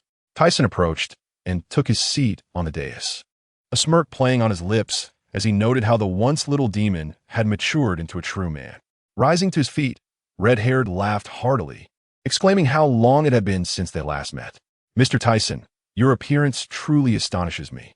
You must be wondering why I summoned you." Tyson, uninterested in idle chatter, had pressing matters to attend to and needed to hasten his pace. If he was not mistaken, it must pertain to the events of over a decade ago. Standing up, Tyson fixed his gaze upon Red-Haired, declaring that he was indeed correct. He intended to leverage the conflict between Whitebeard and the Navy to formally declare war on the world government. What? This? The members of the red-haired pirates instantly rose to their feet, utterly stunned by the figure above them. Red-Haired furrowed his brow, his expression more serious than ever. "Mr." Tyson's actions seemed no different from those of the Rocks pirates in the past. His respect for Tyson stemmed from the freedom he had provided to many, offering refuge to those without a home. However, the current situation appeared to deviate from his expectations. "Little demon, how could you conceive of me in such a way?" Tyson slowly descended, making his way toward Red-Haired. "Rocks sought to dominate the world, while my aim is to liberate it. I have no interest in world domination." In truth, his inner thoughts revolved around ensuring that his paradise remained unthreatened. As long as that threat persisted, he would find no peace. As Red-Haired observed Tyson approach, he calmly inquired, "Mr. Tyson, do you have any evidence to support your claims?" Noticing that Red-Haired remained skeptical, Tyson furrowed his brow momentarily before relaxing. As a revolutionary army would participate in this operation. This, Red-Haired's expression turned blank, awakening to the weight of this revelation. "I have said all that needed to be said. Whether you choose to join is entirely up to you." As Tyson prepared to turn away, his piercing gaze met Red-Haired's. "I know your identity, but you're no longer associated with that rubbish. I hope you remember that." An aura reminiscent of a demonic presence enveloped them, causing the members of the red-haired pirates to tense in an instant. Red-Haired's eyes widened, a bead of cold sweat forming on his forehead. He was astonished that Tyson knew his identity, and equally amazed by the man's formidable strength. However, recalling Tyson's mysterious background and age, he found it less surprising. The entire Golden Hall fell into a haunting silence, each individual feeling the drumbeats of anxiety within. They all sensed that the world was on the verge of transformation, a global war looming on the horizon. After pondering for a moment, Red-Haired lifted his head, his expression grave. "Mr. Tyson, rest assured, I will give this serious consideration." After bidding farewell to the red-haired pirates, Tyson ascended to the pinnacle of Golden City. It was highly probable that the red-haired pirates would become involved. Even if they did not, they would at least hinder Kaido. As for that character, Lin, he had previously coerced her into donating blood, so she would likely be reluctant to cooperate. Thus, he realized that he had nearly exhausted the forces he could utilize. Wait, after a lengthy contemplation, he suddenly remembered the Shichibukai. Among them, there were still some formidable individuals, and it seemed he would have to exert considerable effort. "Tyson, news from Sabiti Archipelago indicates that the Straw Hat Pirates have attacked the Celestial Dragons. Chaos has erupted, and the Navy is certain to mobilize their admirals. Ixwina may be in danger." Tyson turned to see Shiwanai, dressed in a form-fitting red outfit, her face etched with concern. Does Nailuo know about this? I have informed Sister Nailuo, but she said there was no need to worry. I believe she is still haunted by the event from over a decade ago. What a foolish girl. However, upon learning that Nailuo had been concerned for her safety all along, he felt a twinge of emotion. Is there anything else? The Whitebeard pirates have begun preparations, seemingly gearing up for an all-out war with the Navy. That is unavoidable. In that case, I shall take it upon myself to intervene. The Shichibukai should soon gather at Navy headquarters, and he could use this opportunity to seek them out. Originally, he had not intended to reveal his identity prematurely, but with the impending conflict between the Navy and Whitebeard pirates unavoidable, he had no need to remain hidden any longer. Take care, do not make us worry this time. Especially Sister Nailuo, who has been lamenting your absence, Shuenai said, her anxious gaze fixed upon him. Tyson stepped before her, gently caressing her cheek. Foolish girl, rest assured. This time, I am not going to war. Shuenai tightly embraced him. Very well, you should return now. I will go and check on the situation. Once Shuenai released him, he softly added, it is a critical time. Keep a close watch on the movements of the world, and inform me of any news at the earliest opportunity. Wiping her tear-stained eyes, Shuenai nodded with a gentle smile. You can count on me. In the Sabedi Archipelago's uncharted territory, chaos reigned from 1 GR to 29 GR. The external narrative attributed the turmoil to the Straw Hat Pirates, who, alongside the Kid Pirates and Heart Pirates, had launched an attack on the Celestial Dragons. In truth, the primary instigator was the Straw Hat Pirates, with the others merely collateral damage. With the assault on the Celestial Dragons, Navy admirals had already arrived on the island. Additionally, the leader of the world government's scientific team, Dr. Vegapunk, and his pacifist allies were also present. Consequently, pirates were scrambling to flee toward the port. At this moment, at 12 GR, a pacifist intercepted the Straw Hat Pirates. His appearance bore a striking resemblance to Bartholomew Kuma, one of the Shichibukai, with the letters P4 emblazoned upon his neck. At this time, the pacifist's right shoulder was damaged, revealing the connection materials belonging to a cyborg. The Bai Fan Now foam unleashed 3 fierce azure slashes towards the towering P4. However, the pacifist was a creation of the world's foremost scientist, Vegapunk, utilizing materials even more resilient than steel. The imposing P4 merely staggered backward before regaining its composure. In a swift motion, a figure darted past, leaping and executing a rapid somersault in midair, delivering a kick to the back of P4's knee. The tremendous rotational force caused P4's left leg to bend momentarily, yet appeared to have little effect as P4 stepped forward and straightened its posture. Meanwhile, another figure, wielding 2 knives, bore the marks of previous injuries, his face contorted in agony as he bit down on one of the blades, panting heavily with sweat cascading down his cheeks. As he raised his dual knives to launch an attack, a sudden burst of yellow laser emitted from P4's hand, startling him. He narrowly dodged by leaning to the side, his heart racing as he witnessed the explosion from the laser striking nearby. Just as he regained his footing, he saw P4's massive jaw unhinge, preparing to unleash another blinding yellow laser. Panic gripped him as he attempted to evade, only to feel a sharp pain pierce through his right side, clouding his mind. Fool, what are you doing? Sanji shouted, his eyes wide open. The thunderous voice jolted him into action, allowing him to leap aside just in time to evade the incoming laser. The ensuing explosion caught the attention of nearby individuals. Zoro, Luffy, adorned in a deep blue coat, rushed over, concern etched across his face. Zoro, are your injuries so severe that you cannot move? In his mind, Luffy questioned how Zoro, known for his indomitable will, could possibly be incapacitated by such a skirmish. Forget about him. We must first deal with this foe. Zoro glanced at the downed figure before turning his gaze back to P4. Despite this, Luffy could not help but look back at Zoro. Witnessing a sight he had never encountered before, Zoro, the steadfast warrior, rendered unable to rise. Sanji, casting his eyes sideways at P4, reflected on Zoro's unresolved injuries and the burden of facing the same adversary again. Truly a tormenting ordeal. Not far away, a woman in a pink dress, after sending a marine flying, turned to Luffy with urgency. Usopp, Nami, Chopper, be careful. I'm going to assist Luffy and the others. No. If you leave. What'll we do? Nami pleaded, clutching Yoshina's leg, her face a mask of fear and desperation. Yes, don't abandon us. If you go, we will surely perish. Usopp, lying on the ground, grasped her foot tightly. Please don't go. If you leave, we are doomed.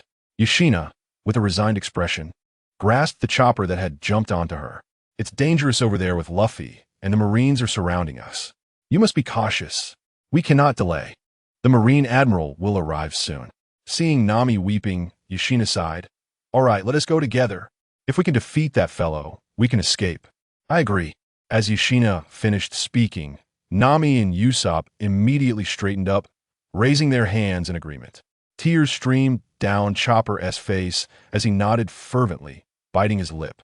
Meanwhile, at 13 GR, in Shaki's infamous bar, Shaki, with a cigarette in his mouth, expressed disbelief. I never anticipated such events unfolding. This information is the most shocking I have encountered since opening this establishment. His gaze fell upon the figure seated across from him. Though he had suspected that the individual would not perish easily, he was astonished at the length of their absence. Leaning against the bar, Rayleigh mirrored Shaki's incredulity. Stumbling into the unknown and experiencing a distortion of time, Tyson, clad in business attire, appeared resigned. Rayleigh's expression returned to normal as he recalled Tyson's past experiences, which had dulled his surprise. So what brings you here this time? He inquired. Old Ray, do I even need to ask? It must be about his precious daughter. Ha ha ha. Indeed, the news of that was quite shocking. That Baerlic fellow truly dares to undertake such actions. After a moment, Tyson rose, adjusting his white shirt. I merely came to take a look. Let us go, Rayleigh, the time is nigh. Why should I go? I'm not here to rescue the Straw Hat Pirates. Their fate is of no concern to me. They will manage just fine, Tyson remarked, solely interested in his daughter, believing that the rest of the Straw Hats would be fine as well. You rascal. At my age, I should not be involved in such matters. Rayleigh stood, his expression one of resignation. Rayleigh, do you think I'm still a youth? I am even considering having a son. At this point, Tyson's gaze shifted between the two. Shaki blinked at him, then seemed to remember something, spitting out a curse, his face flushed. Cough, cough, let us go. Rayleigh, looking pale, hurriedly got to his feet and strode towards the exit.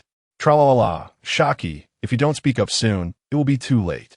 Tyson followed closely behind Rayleigh, only to hear Shaki's calm voice from behind. Old man, I'm still young. Tyson stumbled as he stepped out the door. 12 GR. That individual is Admiral Kizaru. Exercise caution. What? Hey, that guy can emit lasers too. If he hits us from this distance, we are done for. Frankie shouted. Before them, Kizaru, donned in a yellow striped uniform and Admiral's attire, stood with one foot planted on Zoro's back, raising a foot radiating yellow light. Zoro is in danger. The members of the Straw Hat Pirates froze. Panic etched across their faces as they gazed at the towering figure.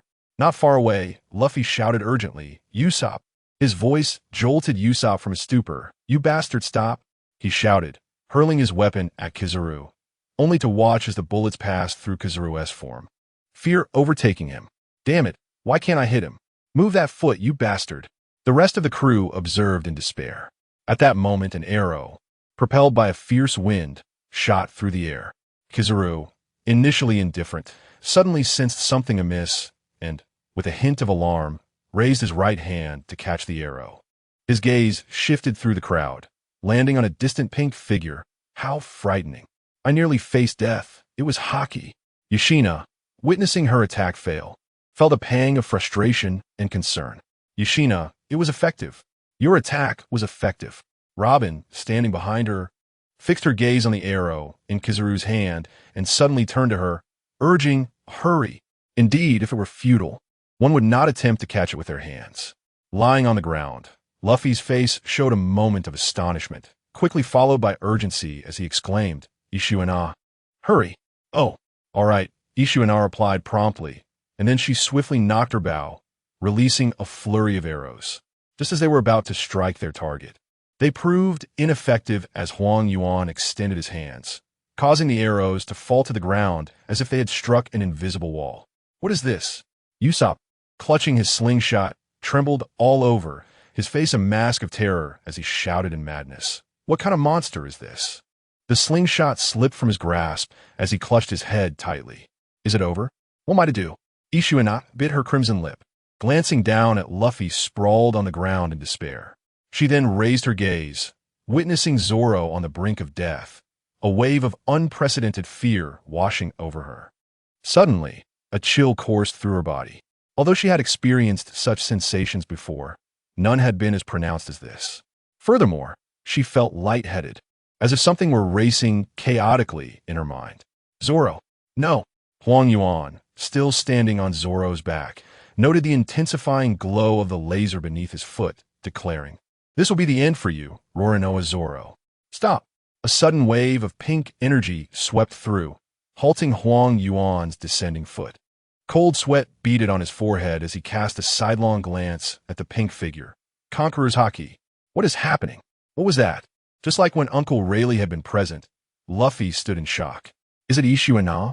Robin's face relaxed, her eyes turning toward Ishuana, who aimed her bow.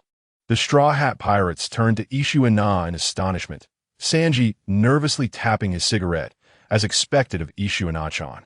After Huang Yuan dismounted from Zoro, he witnessed the awakening of the Conqueror's Haki, accompanied by an arrow speeding toward him. The arrow was enveloped in a tumultuous energy of black and white, resembling a shooting star.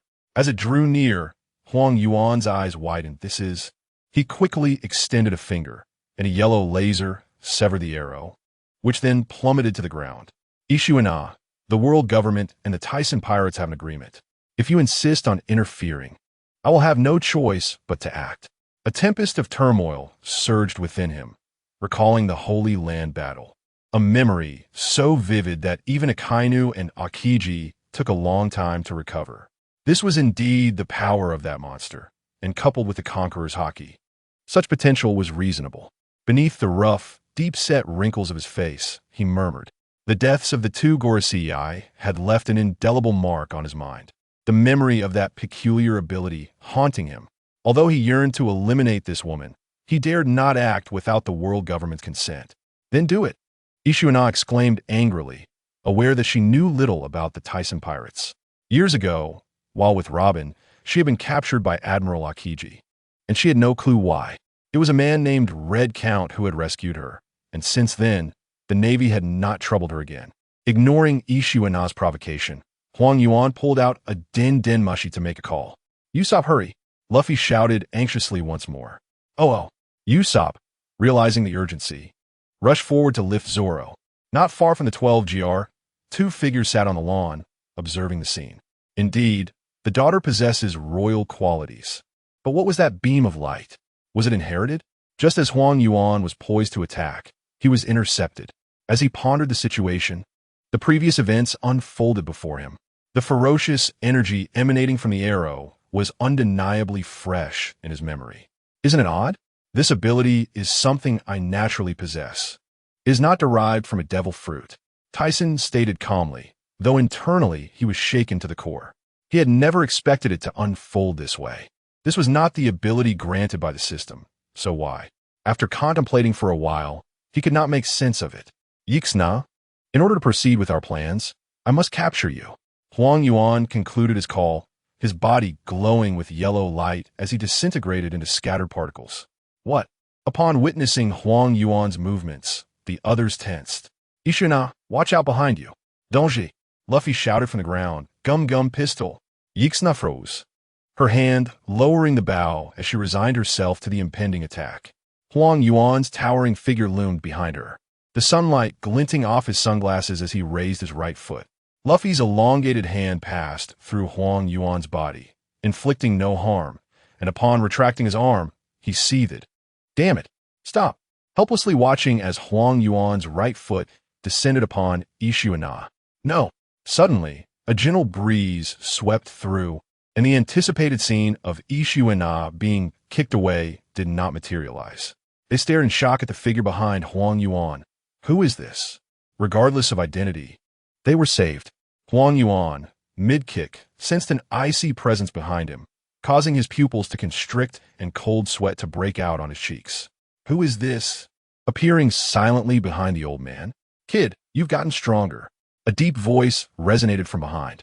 Huang Yuan's rigid neck mechanically turned, but instead of the expected face, he was greeted by a fist the size of a sandbag. Ah, kook. Huang Yuan's face sank, blood spewing forth as his body rocketed downward like a missile.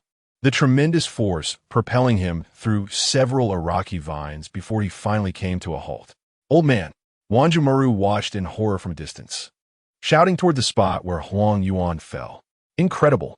Ishuana turned, her bow dropping to the ground, her complexion pale as she stared wide-eyed at the figure before her. Before she could react, a pair of large hands enveloped her, and she blinked, momentarily stunned. Nami's cheeks flushed. Hey! Luffy tilted his head, his eyes filled with bewilderment. Let go of Ishuana-chan, you scoundrel. I have never hugged her. Are you all right? Tyson, embracing Ishuana, felt a stirring within. Having grown up, he finally met her today. Although her personality bore no resemblance to her mother's, it was still quite delightful. Regardless of what his daughter wished to pursue, he vowed to protect her. Suddenly, he felt Ishuana struggling in his arms, prompting him to release her. Ishuana, you... Before he could finish, a resounding slap echoed, followed by a sharp sting on his face. Pervert! You wretched creep! Ishuana, clad in a pink skirt, stood with her hands on her hips, radiating an aura of fury and indignation. Tyson's previously composed visage became dazed, his words caught in his throat like a fishbone. As Yxuina was about to continue speaking, Chopper and Usopp rushed forward, pulling her away. No, you scoundrel! Do you wish to bring about our demise? He has even sent a Marine Admiral flying, they exclaimed.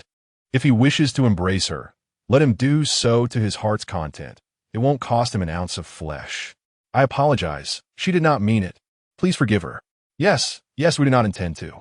Chopper and Usopp fell to the ground, trembling and weeping, as if seeking atonement. A moment later, within the 13-jar bar owned by Shachi, Yxuina extended a hand to touch the back of her head, her face contorting into an unnatural smile. So you are my father, she exclaimed, laughter spilling forth. Rayleigh threw his head back in laughter, finding it utterly shocking that the Emperor of Light had been slapped. Listening to Shachi's teasing, Rayleigh's laughter grew louder. Tyson covered his face, glaring at the two, before lowering his hand to reveal a red palm print on his face. His eyes filled with indignation.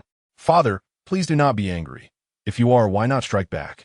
As she spoke, Yxuina clasped her hands behind her back, leaning closer. Tyson raised his hand, and as Yxuina closed her eyes in anticipation, she felt not the impending slap, but rather the warmth of gentle hands. Silly girl, how could your father strike you? A tender and affectionate voice reached her ears, causing her heart to tremble. Her eyes brimmed with tears, and she cried out, Father! She threw herself into Tyson's embrace, sobbing, woo-woo. The scene was profoundly touching, a father-daughter moment that elicited emotional reactions from onlookers. Hey, you scoundrel! You are far too easily moved, Sanji remarked, observing Frankie's tears cascading like a waterfall. Yet, his expression soon darkened. After all, if Yxuina was indeed the daughter of such a prominent figure, perhaps it was forgivable. Robin chuckled softly, recalling her first encounter with Yxuina, who had been evasive and distrustful. However, after spending time together, Yxuina had revealed her genuine nature, and despite numerous life-threatening situations, she remained steadfast by Robin's side. Their bond deepened, and Yxuina grew unconcerned about Robin's status as a wanted criminal, even teaming up to fend off those who sought to capture her. Eventually, they decided to set sail together and boarded the Straw Hat pirate ship in Alabasta. My teacher previously mentioned Zoro, who leans against the bar, knowing little about this man except that he is a lifesaver for his family. As time passed, Tyson stood up, declaring, You all lack the strength to venture into the new world. I must take Yxuina with me, and as for you, let Kuma decide your fates. Just as he finished speaking, a shadow appeared outside the window, accompanied by a soft, magnetic voice. Mr. Tyson, time is short. The Straw Hat Pirates, who had been smiling moments ago, suddenly froze, disbelief etched on their faces. What? Why? Luffy exclaimed, stepping forward with clenched fists. Father, I do not wish to part with them. Tyson shot a stern glance at Yxuina, observing her dejected expression, then turned to the furious Luffy. Straw Hat, I trust you have felt the sense of helplessness from earlier. If your companions find themselves in such a predicament again, what will you do? Luffy trembled, his pallor reminiscent of past moments filled with despair. He feared losing his friends, terrified that one by one, they would leave him. Nami and the others displayed concern and helplessness on their faces. After pondering for a long while, Luffy finally smiled, announcing, I have decided. The Straw Hat Pirates will temporarily disband. Zoro's eyes widened in shock, his hands trembling. Before the others could react, he continued, just as Ixuina's father suggested. We shall reunite here in 2 years. Perhaps this is the best course of action. Sanji inhaled deeply, turning to Zoro. Isn't that right, green-haired monster? Subsequently, Kuma, following Dragon's orders, scattered the members of the Straw Hat Pirates. Before departing, Sanji felt a chill run down his spine, his heart racing. Meanwhile, Tyson summoned Xuan to ensure Ixuina returned home, as his primary objective for this outing had yet to be fulfilled. Among the 7 warlords, he merely needed to visit Doflamingo. The rest were either captured or maintained cordial relations, requiring only a phone call for confirmation. Time was of the essence, as the Marines were about to gather them. In the Marine headquarters, Kizaru, upon receiving the news, expressed disbelief, followed by a look of trepidation. They were on the brink of war with the Whitebeard pirates. Yet Kizaru reported that a figure presumed dead for over a decade had resurfaced. Although he struggled to believe it, the account from Sengoku and the Marines compelled him to accept the truth. He made his way to the Holy Land, initially intended for a meeting regarding the gathering of the 7 warlords. However, with the emergence of the situation, he was uncertain what decisions would be made by those in the Holy Land, recalling their previous announcement of Tyson's demise with frustration. Upon arriving at the residence of the elders in the Holy Land, Sengoku found 3 elderly men and 2 younger figures dressed in black, their gazes fixed on a yellowed bounty notice, something that should have been destroyed years ago. Sengoku, you have arrived, the golden-haired elder spoke with authority, having been the one to inform Sengoku of Tyson's supposed death. Shouldn't you provide me with an explanation? Sengoku stood near the entrance, hands at his sides, struggling to suppress his inner fury. Mind your tone, Sengoku, the elder admonished. This was a message we collectively approved before its release. Even we find this sudden news hard to believe. Sengoku gritted his teeth, stating, the war with the Whitebeard pirates is now unavoidable, and I do not wish for the Marines to prepare for total annihilation. Sengoku, the tall elder with a white beard, retorted angrily. Yet, sensing the tension, he softened his tone. Now is not the time to assign blame. We must focus on resolving this matter. The others nodded in agreement, their gazes fixed upon him. If that is the case, please come to a decision swiftly. I must urge the 7 warlords, Sengoku declared before turning to leave without waiting for a response. The elder with a mustache wore an unpleasant expression, his sharp gaze reflecting his discontent. Sengoku is increasingly out of line. Perhaps it is time for him to retire. Let us set aside this discussion for now and consider what preparations we should make, another elder suggested, recalling the earlier battle in the Holy Land, causing unease among the 5 elders, all reluctant to confront that man. The island of Dressrosa is abundant with mushroom-shaped rocks and is known as the land of love, passion, and toys, having been occupied by Doflamingo a decade ago. Tyson arrived above this island, having promised Doflamingo to collaborate with him during the time of his disappearance. Although the other party did not give up, they still chose that fellow Kaido as their primary collaborator. He had little interest in the artificial devil fruits that Kaido was working on, finding such things quite repulsive. His purpose for coming here was quite simple, to observe how that individual would choose. At this moment, on the open terrace of the palace, under a sunshade, Don Quixote, Doflamingo, wearing sunglasses, was conversing with his subordinates while holding a glass of juice. Doflamingo, what do you think of the news just received? Diamante, dressed in a clownish outfit, sat beside him. That fool must have been scared out of his wits. Doflamingo chuckled softly. He had just received news that a man had actually knocked Admiral Kizaru off his feet on Sabeti Archipelago, which he found utterly unbelievable.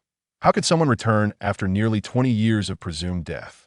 Thus, he scoffed at the news. The Marines had just called again to urge him. indicating that the Whitebeard pirates were indeed not willing to give up. Though I promised to go, when I go is not for them to dictate, he continued, placing the straw into his mouth for a sip. And those fellows surely one tea arrived before me.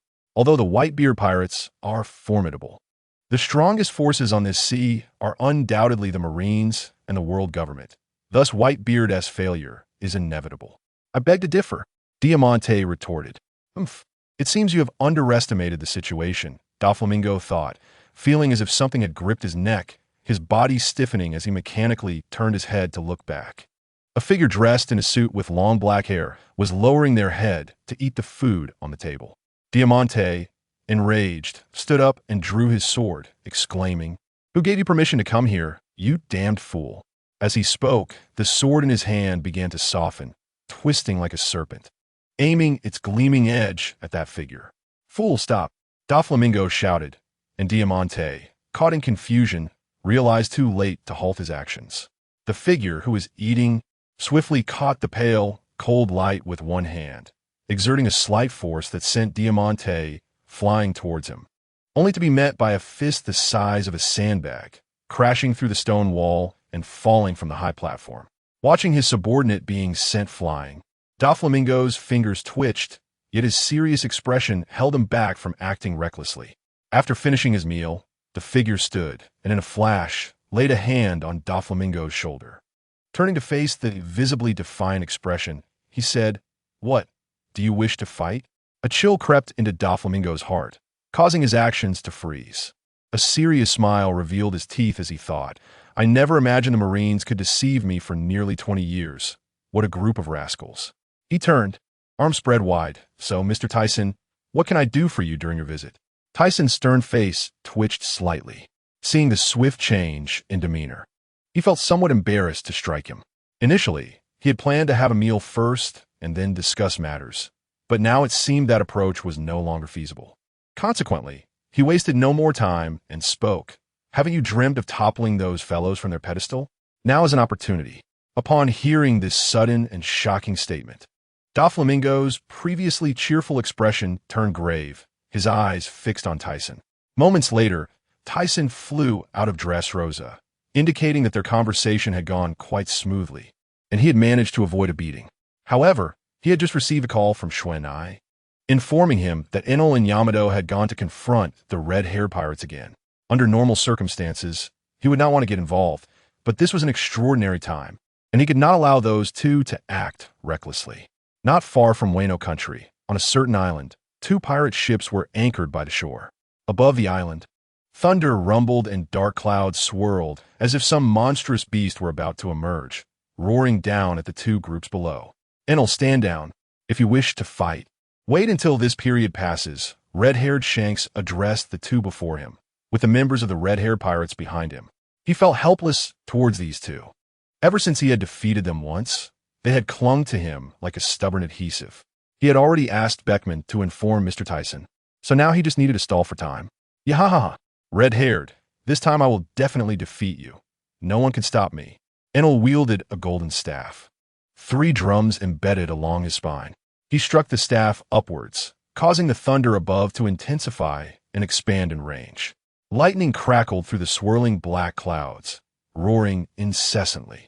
"Hey, Enel, is this guy really serious?" Yamato, with a butterfly knot in her hair, hefted a kanabo and turned to look at Enel. Pondering the words Shanks had just said, "Who cares if he is?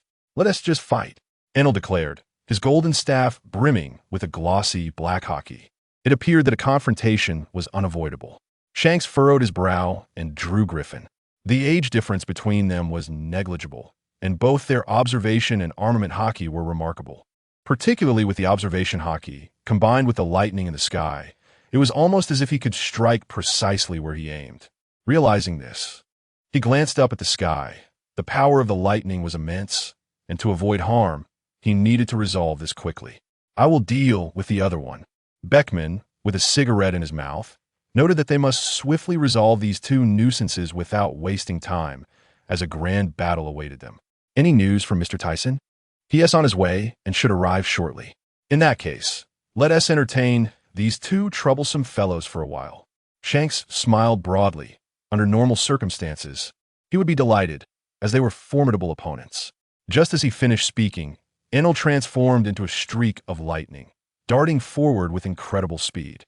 With his powerful observation Haki, Shanks caught a glimpse of the red flash, raising Griffin to intercept, resulting in a metallic clash that echoed as Enel laughed maniacally. "What a madman!" Shanks shouted, exerting force that ignited flames from his blade. The fiery slash easily deflected Enel's golden staff, causing Enel's form to be cleaved through. But alas, he only sliced through a strand of lightning. The thunderous crackling of lightning resonated as Enel soared into the sky, swinging his staff down, unleashing a torrent of lightning as thick as a barrel.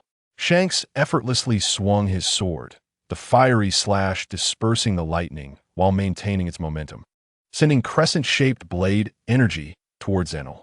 However, Enel merely sidestepped, and the blade energy whisked past, quickly dissipating into the horizon. Meanwhile, Yamato watched the passionate skirmish between Beckman and Enel, feeling vexed. "Damn Enel, it's always me who has to deal with this stoic face." Reluctantly, she began to transform, her teeth morphing into fangs until she became a white wolf, surrounded by swirling white mist. Hearing Yamato call him stoic face, Beckman showed no reaction, having heard it far too many times before. Aside from the first time when he felt uncomfortable, he ignored it during subsequent encounters. On the other side, upon Tyson's arrival, he beheld the island engulfed in darkness, with menacing lightning roaring above, and the ground below shrouded in thick smoke, revealing the grim situation of the people within. With charred red hair, he grasped the griffin tightly, panting as he gazed at Enelu, who was propped against the ground with a golden staff, a long gash marking his body. Meanwhile, Yamato, having transformed back into human form, had blood trickling down his cheek.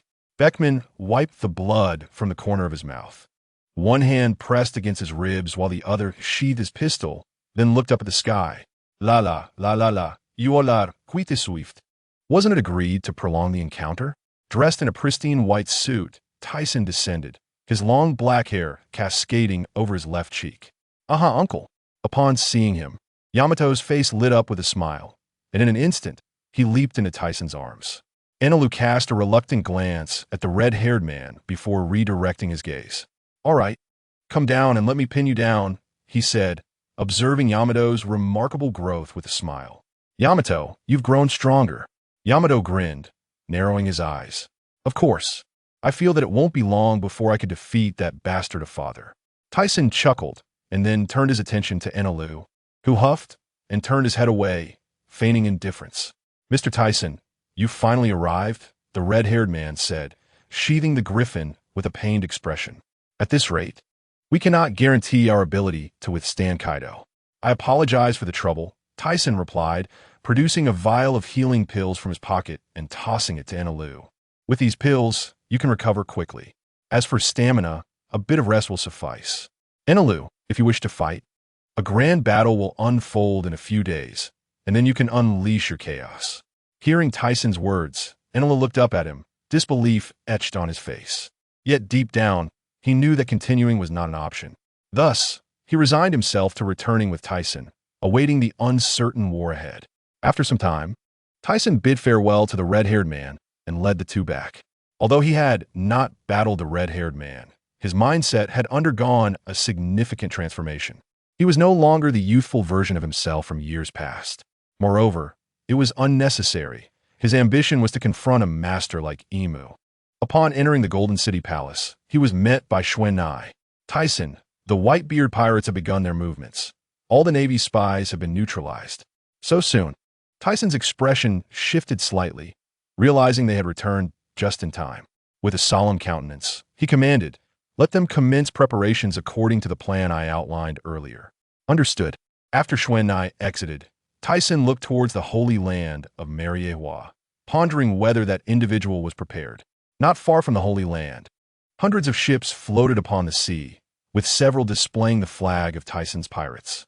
Yet, in the face of such a formidable arrangement, the world government seemed eerily silent, leaving Dragon, standing at the bow of one of the ships, perplexed. "Dragon, the Navy and the Whitebeard pirates have already begun." Listening to the soft, magnetic voice from the Den Den Mushi, Dragon hung up and turned to Sabo. Inform everyone. Once we receive news from Mr. Tyson, we will commence our actions. With a wave of enthusiasm, Sabo exclaimed, Is it finally time to begin? I'll notify them right away. Watching Sabo walk away, Dragon furrowed his brow as he gazed towards the Holy Land, hoping for no unforeseen complications. They were placing everything on the line this time. Failure would render years of effort futile, like drawing water with a basket. Soon, the Northern Army Commander Crow, resembling a rat, the Southern Army Commander Lindbergh, wielding a trident, and the Eastern Army Commander Bellabetti, a user of the Inspire fruit, along with the 12 guardians of Tyson's pirates and the captains of the 24 divisions, were all prepared for battle. At Marine headquarters in the port of Marineford, the surrounding walls rose, isolating the execution platform from the Whitebeard pirates. In an instant, the Whitebeard pirates found themselves encircled, and upon hearing Sengoku's orders, Akainu stepped forward. Meteor Volcano, his arms, engulfed in magma, swung towards the sky. Whitebeard, there is no escape. Covered in sweat and furrowing his brow, Whitebeard watched as Akainu's magma fists struck the Moby Dick, incinerating the ship that had been his companion for decades, akin to family. He silently apologized, knowing there was no time for sorrow as he turned to witness his sons falling before him. Despite his fury, a sense of powerlessness washed over him. Time had ravaged his body, corroding him like a candle flickering in the wind. The operational plan was proceeding smoothly.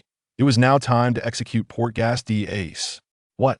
Upon hearing Sengoku's command, Luffy gripped Jinbei tightly, pleading, Jinbei, I have a request.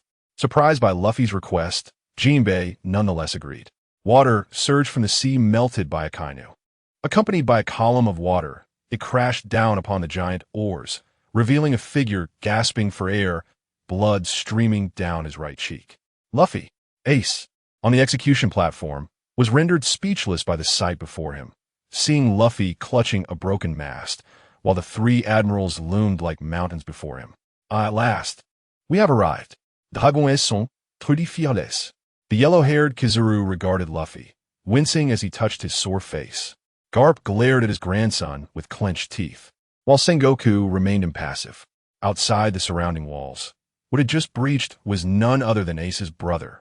Whitebeard grinned. Kid, your reckless demeanor is just like your brother's. He then shouted towards the towering figure obstructing the encircling walls. Oars, stay put. I need your strength. Jozu, unleash your trump card.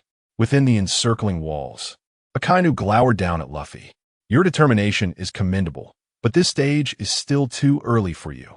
You cannot defeat us. Luffy gasped for breath, straining to see over the three towering figures before him, his vision blurring from the pain coursing through his body. Yet, he still caught sight of Ace on the execution platform, who wore a pained expression as he watched Luffy. Give Ace back to me, Luffy shouted hoarsely, enduring the agony as he leaped forward, hurling the broken mast at the three blocking figures, hoping it would aid him in overcoming them. Unfortunately, before the mast could make contact, it was encased in ice. Gomu Gomu no. Stampede. Luffy's cry echoed through the square. But the frozen mast shattered harmlessly against an unseen barrier surrounding the three admirals. Seizing the moment, Luffy's body turned crimson, enveloped in white mist as he activated Gear Second, propelling himself past Kizaru in an instant. He understood he was no match for the three of them, so he needed to act swiftly. Just as he was about to reach the execution platform, a blinding flash of yellow light erupted, and Luffy's terrified eyes widened at the sight of Kizaru appearing before him, followed by a swift kick to his face. With a scream, Luffy's form was sent crashing into the rubble of stone. Kapu stood on the execution platform, arms crossed, his head bowed, teeth clenched, and his entire body trembled uncontrollably. Execute! With the command from Zhangguo, the executioner raised his sword. Zhangguo ordered once more, proceed. Luffy, his heart racing, fixed his gaze on the ground, straining to rise, but the injuries that plagued him rendered him incapable. Ace! Whitebeard exclaimed in shock. Ace! The crowd gasped, their eyes wide as they watched the sword fall. Yet, just as the blade was about to descend upon Ace's neck, a gentle breeze swept through, and both men atop the platform inexplicably collapsed. Crocodile, ready to strike from below, halted in his tracks, bewildered. Who is it? What is happening? Jean's expression changed. Below, Whitebeard squinted. Look up at the sky. Someone shouted. Jean and the three admirals looked up to see a ship materializing, its dark silhouette contrasting sharply against the now dim sky. Has it arrived? Jean murmured, his pupils flickering. Jean, it seems the rumors were true. Kapu stood, casting a sidelong glance at Ace, relieved yet grave as he gazed at the familiar pirate ship. The flag bore the mark of the Tyson pirates, remnants of the Yonko. What remnants? Hadn't it been reported that the Light Emperor was still alive? It was said he was a formidable foe from the same era as Steelbone. Such a monster had emerged. Upon seeing that the individuals on the platform were unharmed, Whitebeard exhaled in relief, though he soon furrowed his brow, fixated on the figure. He had also heard the recent news. Logically, if the adversary had survived, he would have informed him. Yet he had not seen this man for some time, which puzzled him. Despite not fully grasping the situation, Luffy's face reflected relief, though a lingering fear remained. In that fleeting moment, he had felt as though he were about to lose his dearest kin.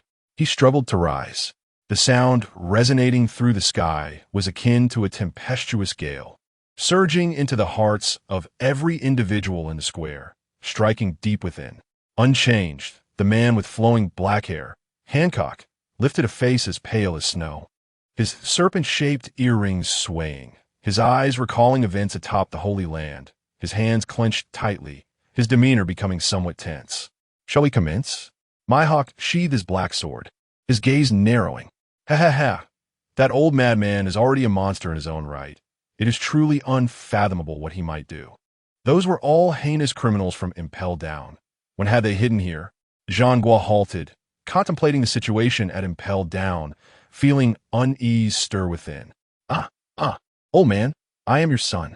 How could you show such no mercy? Blood streamed down Blackbeard's face as he approached, several criminals trailing behind him, some with visible wounds. Silence, Teach. You are unworthy of being called my father. Marco roared, blue flames characteristic of the phoenix erupting from him. Wait, Marco! Marco looked at Whitebeard, bewildered as to why he was being restrained. Seeing Whitebeard seemingly suppressing his rage, Teach, slightly out of breath, spoke. Marco, this fellow boarded my ship with my permission. It was my oversight that led to Sachi's demise, so I shall be the one to settle this. Father, that has nothing to do with you. Indeed, father. Observing Whitebeard's stubborn countenance, they could only retreat, clearing a space for the confrontation. Teach, noticing Whitebeard preparing to advance, warned, Newgate, be cautious. That brat has consumed the fruit of rocks. You know what to do. Hearing the warning, Whitebeard paused, but did not turn. So that is why this fellow could not possibly defeat Ace. At such proximity, Blackbeard naturally overheard their exchange and laughed uproariously. To encounter a pirate from the same era as my father. But even knowing my abilities, what can you do? Today, I shall show you my power. As he spoke, dark mist began to swirl around him, spreading outward. However, Whitebeard appeared oblivious, striding forward, his white cloak billowing behind him. You foolish child, Teach sneered. Had it not been for Whitebeard's insistence on confronting him personally, he would have already dealt with him swiftly. As the towering figure approached, Blackbeard wore a self-satisfied grin, confident that any ability user would be no match for him. With a mighty leap, he sprang into the air, his naginata enveloped in flowing red Haki. Blackbeard's expression soured, damn. He cursed. His ability allowed him to absorb the attacks of Devil Fruit users, but a Haki-infused weapon could not be hindered. Hey, come help me. He shouted to his companions behind him. What nonsense is this? This isn't what we agreed upon. Yes, and you didn't mention there was an old-timer from the bygone era as well. At that moment, a gentle breeze swept through. You need not argue. All of you shall perish. What? The men behind Blackbeard froze, their bodies stiffening as they noticed that Teach's form had vanished. Feeling a foreboding sense, they turned to defend themselves, but a blinding white light flashed. What is happening? Hey! Blackbeard's face contorted in rage as he extended his Haki-infused hands to desperately block Whitebeard's blade, glancing back. This, Blackbeard's gaze widened in horror. He saw the upper halves of his companions riddled with gaping crimson holes. Suddenly distracted, the force in his hands slackened, and Whitebeard's naginata struck fiercely against his abdomen. Ah, it hurts. He clutched his midsection, writhing on the ground. As he watched the figures before him slowly collapse, their eyes wide with terror, he felt a mixture of disbelief and dread. Since he had been captured and failed, what purpose did he serve? These individuals were bloodthirsty fiends. While this world made no distinction between good and evil, even pirates adhered to a code of honor. Such senseless killers filled him with loathing. Hey, what is wrong with you? As he thought this, Teach turned to see a towering figure nearly 200 meters tall standing beyond the Navy's wall. Its grotesque visage resembling a boar, with spiky gray hair and a white pillar emanating from its palm. St. Juan Wolf, you shall perish too. This man was older than Teach. He had heard of his brutal crimes in the past, finding amusement in slaughtering an entire nation, including civilians. As Teach watched the giant figure fall, he turned back to see Whitebeard had already concluded his battle. Blackbeard lay on the ground, rolling his eyes, his limbs severed, resembling a mere puppet. Yet, Teach sensed a flicker of life within the boy. Whitebeard had refrained from killing him, leaving him uncertain of the latter's intentions. Newgate, will you not finish off this brat? As he approached, he noticed the weary visage of Whitebeard. This man killed Sachi. I will make him atone at Sachi's grave. That is acceptable. Without his limbs, escaping would be futile. He need not worry any longer. After a moment of hesitation, Tyson lifted his foot and strode towards the execution platform. Zhangguo and Kapu were about to step forward to intervene when they were halted by Barorik and Barrett, leaving them to watch helplessly as Tyson ascended the platform. Instantly, the sounds of battle in the square faded away, leaving the Navy headquarters port in eerie silence, where one could hear the wind howling and the heavy breaths of the crowd akin to a monstrous beast. On the execution platform, Ace trembled as he raised his head to gaze upon the imposing figure of Tyson, who looked down at him, casually gripping the shackles and, with a slight exertion, melted them away as if they were made of mere wax. Freed from his bonds, Ace stood up, stammering, You're Mr. Tyson? Tyson glanced at him sideways. Do you know me? Father often spoke of you. My ears nearly grew calluses from it. Tyson turned to observe the furious Whitebeard below, who scolded, Ace, you foolish son, get down here. Whitebeard's irritation was palpable. He was embarrassed to utter such words in front of this individual. Ace. Luffy rose from the rubble, a broad smile spreading across his face as he beheld the joyful exchange between the two brothers. However, Tyson interjected, if you truly love them, you would not have acted as you did. Look at the fallen around you. Ace's smile vanished, his expression hardening as he lowered his head, covering his face with trembling hands, tears streaming down onto the execution platform. Tyson continued, remember this pain. You may not be so fortunate in the future. The cost borne by the Whitebeard pirates was immense. Countless lives have been lost to save just one. With that, Tyson leapt into the air. Mr. Tyson. Upon hearing Ace's call, Tyson turned back, only to find Ace kneeling on the platform, weeping. Mr. Tyson, I understand now. I will cherish this deeply. Thank you for your immense kindness. I shall never forget it. Below the platform, the Whitebeard pirates witnessed Ace's actions and his desperate cries, all of them weeping uncontrollably. Whitebeard smirked, what a foolish son. As Tyson turned away, the poignant scene stirred a strange sensation in his heart. Yet when he glanced at his family beside the mouse ship, he felt no emotion at all. Sensing that the time was near, he addressed the crowd below, declaring that the confrontation between the Whitebeard pirates and the Navy could come to an end. If anyone still wishes to fight, we shall oblige. Hey, you bastard. I am Whitebeard. It is not for you to dictate. Whitebeard feigned anger, but Tyson did not spare him a glance, instead focusing on Zhangguo and the others. Zhangguo clenched his fists, first glaring at the tall figure on the platform, then surveying the surroundings. Ultimately, he closed his eyes, saying nothing. With the Navy's 3 strongest forces gone, how could the remaining troops possibly stop Whitebeard? Noticing the darkening of Zhangguo's hair, Tyson understood, and he soared in front of Whitebeard. Newgate continued fighting, the Navy ISNT even retaliating. Looking into Tyson's serious expression, Whitebeard's face shifted between shades of green and white. You damned old bastard. I won't let you off so easily. Let us finish this when I return. The Revolutionary Army is preparing to act. The Revolutionary Army? Whitebeard murmured, realizing that this man had long had such plans. With that, Tyson prepared to board the ship. Feeling perplexed as to why the world government had not made a single move, there was no trace of him either. Did they truly intend to ignore the Navy? If so, his prior plans would be in vain. Just as he was about to step onto the pirate ship, he felt an ominous presence. Glancing up to see the previously clear sky suddenly darkening, followed by the emergence of a swirling vortex. Both the Whitebeard pirates and the Navy sensed something amiss. Collectively looking skyward, suddenly, a thunderous roar echoed through the heavens, shaking the very ground beneath them. "What is happening?" Whitebeard exclaimed, his expression shifting in alarm. Zhangguo looked up, slowly saying, "Kapu, it seems the scene from 17 years ago is about to repeat." His words were laced with helplessness and confusion. Uncertain how to respond to this situation, and the world government remained silent. Has it begun? Where will this world head next? With a sinister chuckle, Doflamingo leapt towards Tyson's group. He was not alone. Mihawk, Hancock, and Bartholomew Kuma followed suit. "What are you doing?" Moria questioned, puzzled as he watched the four depart. Upon seeing them land, realization struck him. They have long colluded with Tyson-S crew. Why are the Shichibukai heading to Tyson's crew? Zhangguo glared at the Shichibukai team, momentarily at a loss for words. Standing on the mouse ship, Mihawk turned around, his expression grave.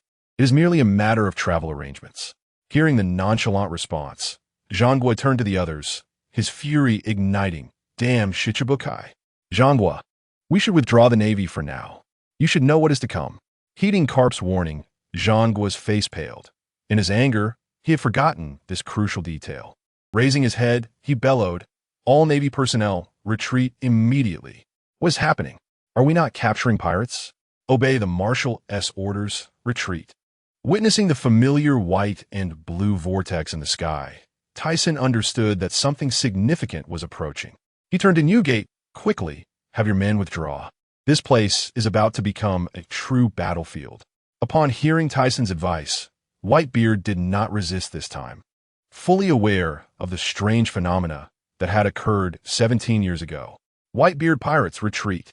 Marco, take that damn man with you." Whitebeard glared angrily at the fallen figure on the ground. "Yes, father." At the command, the square erupted into chaos as the Navy and pirates boarded their respective ships. The Navy had already evacuated their families from the rear of Marineford in anticipation of the impending conflict with the Whitebeard pirates. Zhangguo watched as the Navy boarded their ships in an orderly manner. Once they had departed, they could retreat, leaving the rest of forces beyond their control. On board the mouse ship, Tyson's crew members disembarked, preparing for what was to come. Tyson landed beside Whitebeard. "Old man, aren't you leaving?" I never intended to leave this time," he replied, turning to Tyson, his laughter echoing. "My son is saved. I am satisfied." Just as Tyson was about to respond, the sky underwent a shocking transformation. Looking up, it appeared as though a monstrous beast was about to tear through the ominous clouds. The Navy and pirates, poised to board their ships, halted, sensing the sky darkening, daylight vanishing, followed by the onset of night. Soon, the mysterious entity in the sky began to materialize. "Oh my God, what is this? Is this truly the visage of the Tianwang?" murmured Tyson, his heart stirred with awe as he beheld a colossal entity in the sky, resembling a battleship but exceeding even the dimensions of a large island. The thought of how such a creation could come to be was beyond his comprehension. Who has arrived? Responding swiftly to Baihuzi's words, Tyson turned his gaze to the other side. Upon seeing the faces of 5 elderly men, he realized he did not recognize any of them. Yet it was unmistakably the Wuluoxing. During the battle at the Holy Land, he had slain 2 of them, while the other 2 must have been the younger ones who joined later. In addition to the 5 elderly figures clad in black, there were personnel from the world government. Expanding his perception slightly, Tyson immediately understood that although there were only a few hundred world government officials, each possessed formidable strength. The others, upon noticing the newcomers, stepped forward. Including the officers on their side, along with the Shichibukai, they numbered over 30, augmented by the clones and by Huzi, totaling nearly 40. A warship bearing the world government flag docked at the port. The bald elder with a handlebar mustache was the first to disembark, striding directly towards Tyson and his companions, followed closely by several others. The imminent clash loomed. Heaving, Tyson heard by Huzi's labored breaths and turned his head, smiling lightly. "Since you, old man, insist on staying, eat this first. Otherwise, you might hinder me later." "What did you say, you rascal?" "I'm not at that stage yet," he retorted defiantly. Yet he quickly reached for the food and tossed it into his mouth. Touching the wounds on his body, he soon began to feel a resurgence of vitality. Truly remarkable. Bai Huzi observed the surface wounds healing. Although internal injuries remained, the condition had greatly improved. At that moment, the Wula oxing had approached within 20 paces, halting before them. The bald elder stepped forward, his shadowed face obscured by his mustache, glaring intently at Tyson. "I never imagined your life would prove so resilient. Nothing could kill you. Therefore, summon that fellow. You cannot possibly thwart me. Look up at the sky. None of these people will survive." Then Tyson heard the golden-haired elder speak. "Alcides, do you believe the world government has maintained its dominion for 8 centuries by mere chance? Not only will you be unable to withstand the onslaught of the Sky King, but even if you could endure it."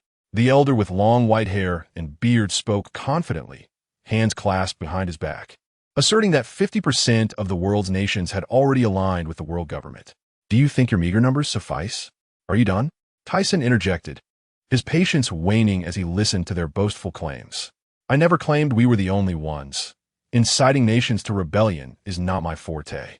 "The Revolutionary Army." The portly middle-aged man gasped, standing a step back from the 3 elders. The golden-haired elder's beard quivered, his muscles swelling. "We do not regard that group of rats hiding in the shadows as a threat.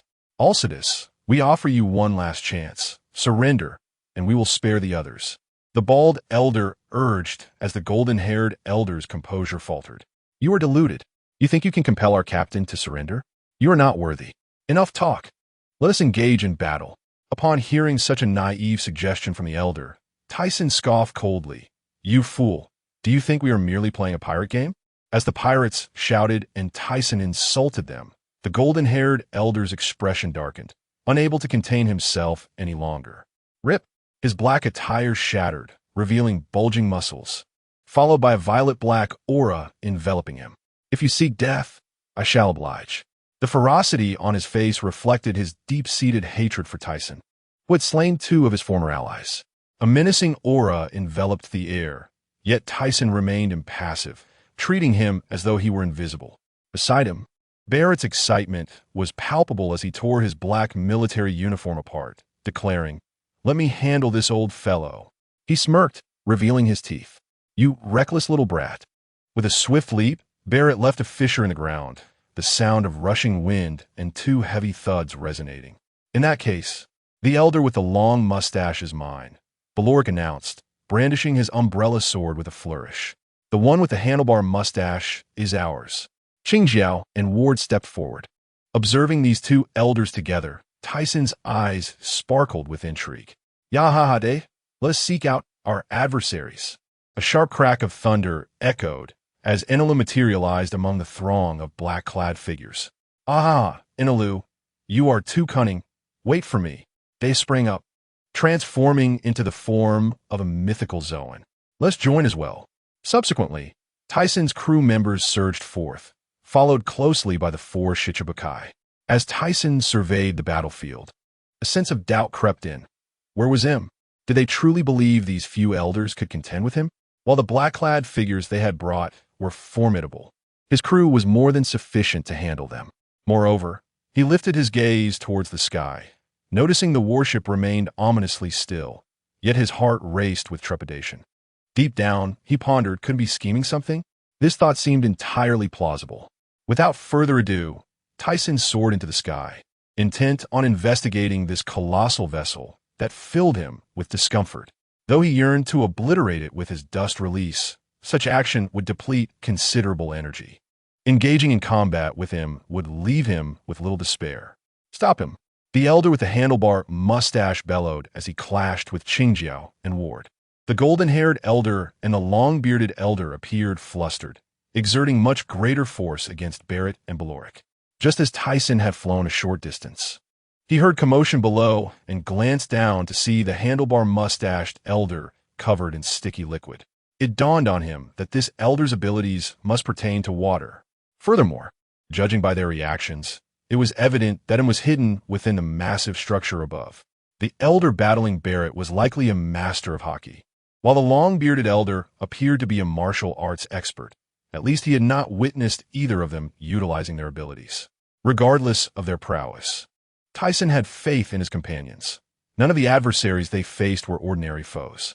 Their strengths rivaled even those of the Yonko. If such power could not vanquish these foes, then they were truly in an impasse.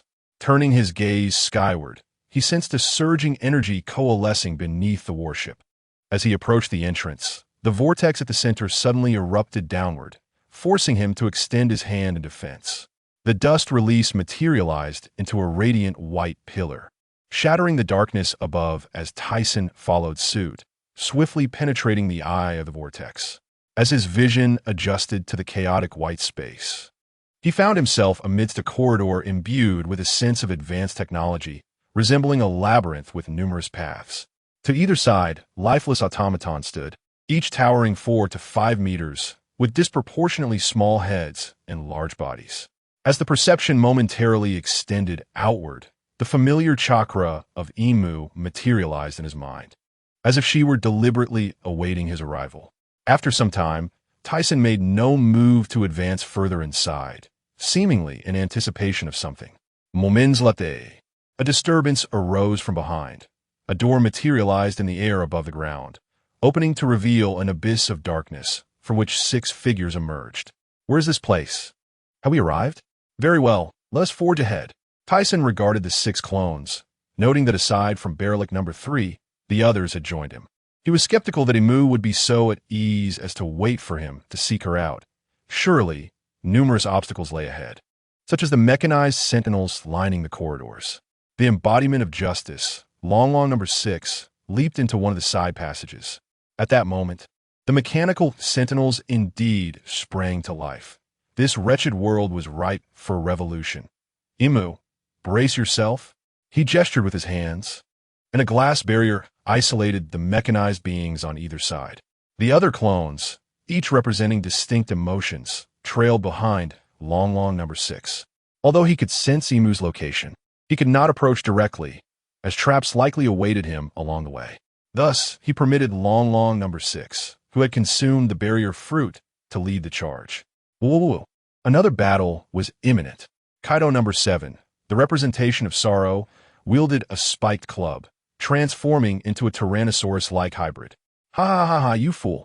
Rojero número 5, embodying joy, flickered in and out of sight, his ability derived from the mightiest spear of the celestial dragons, allowing him to become as elusive as a shadow.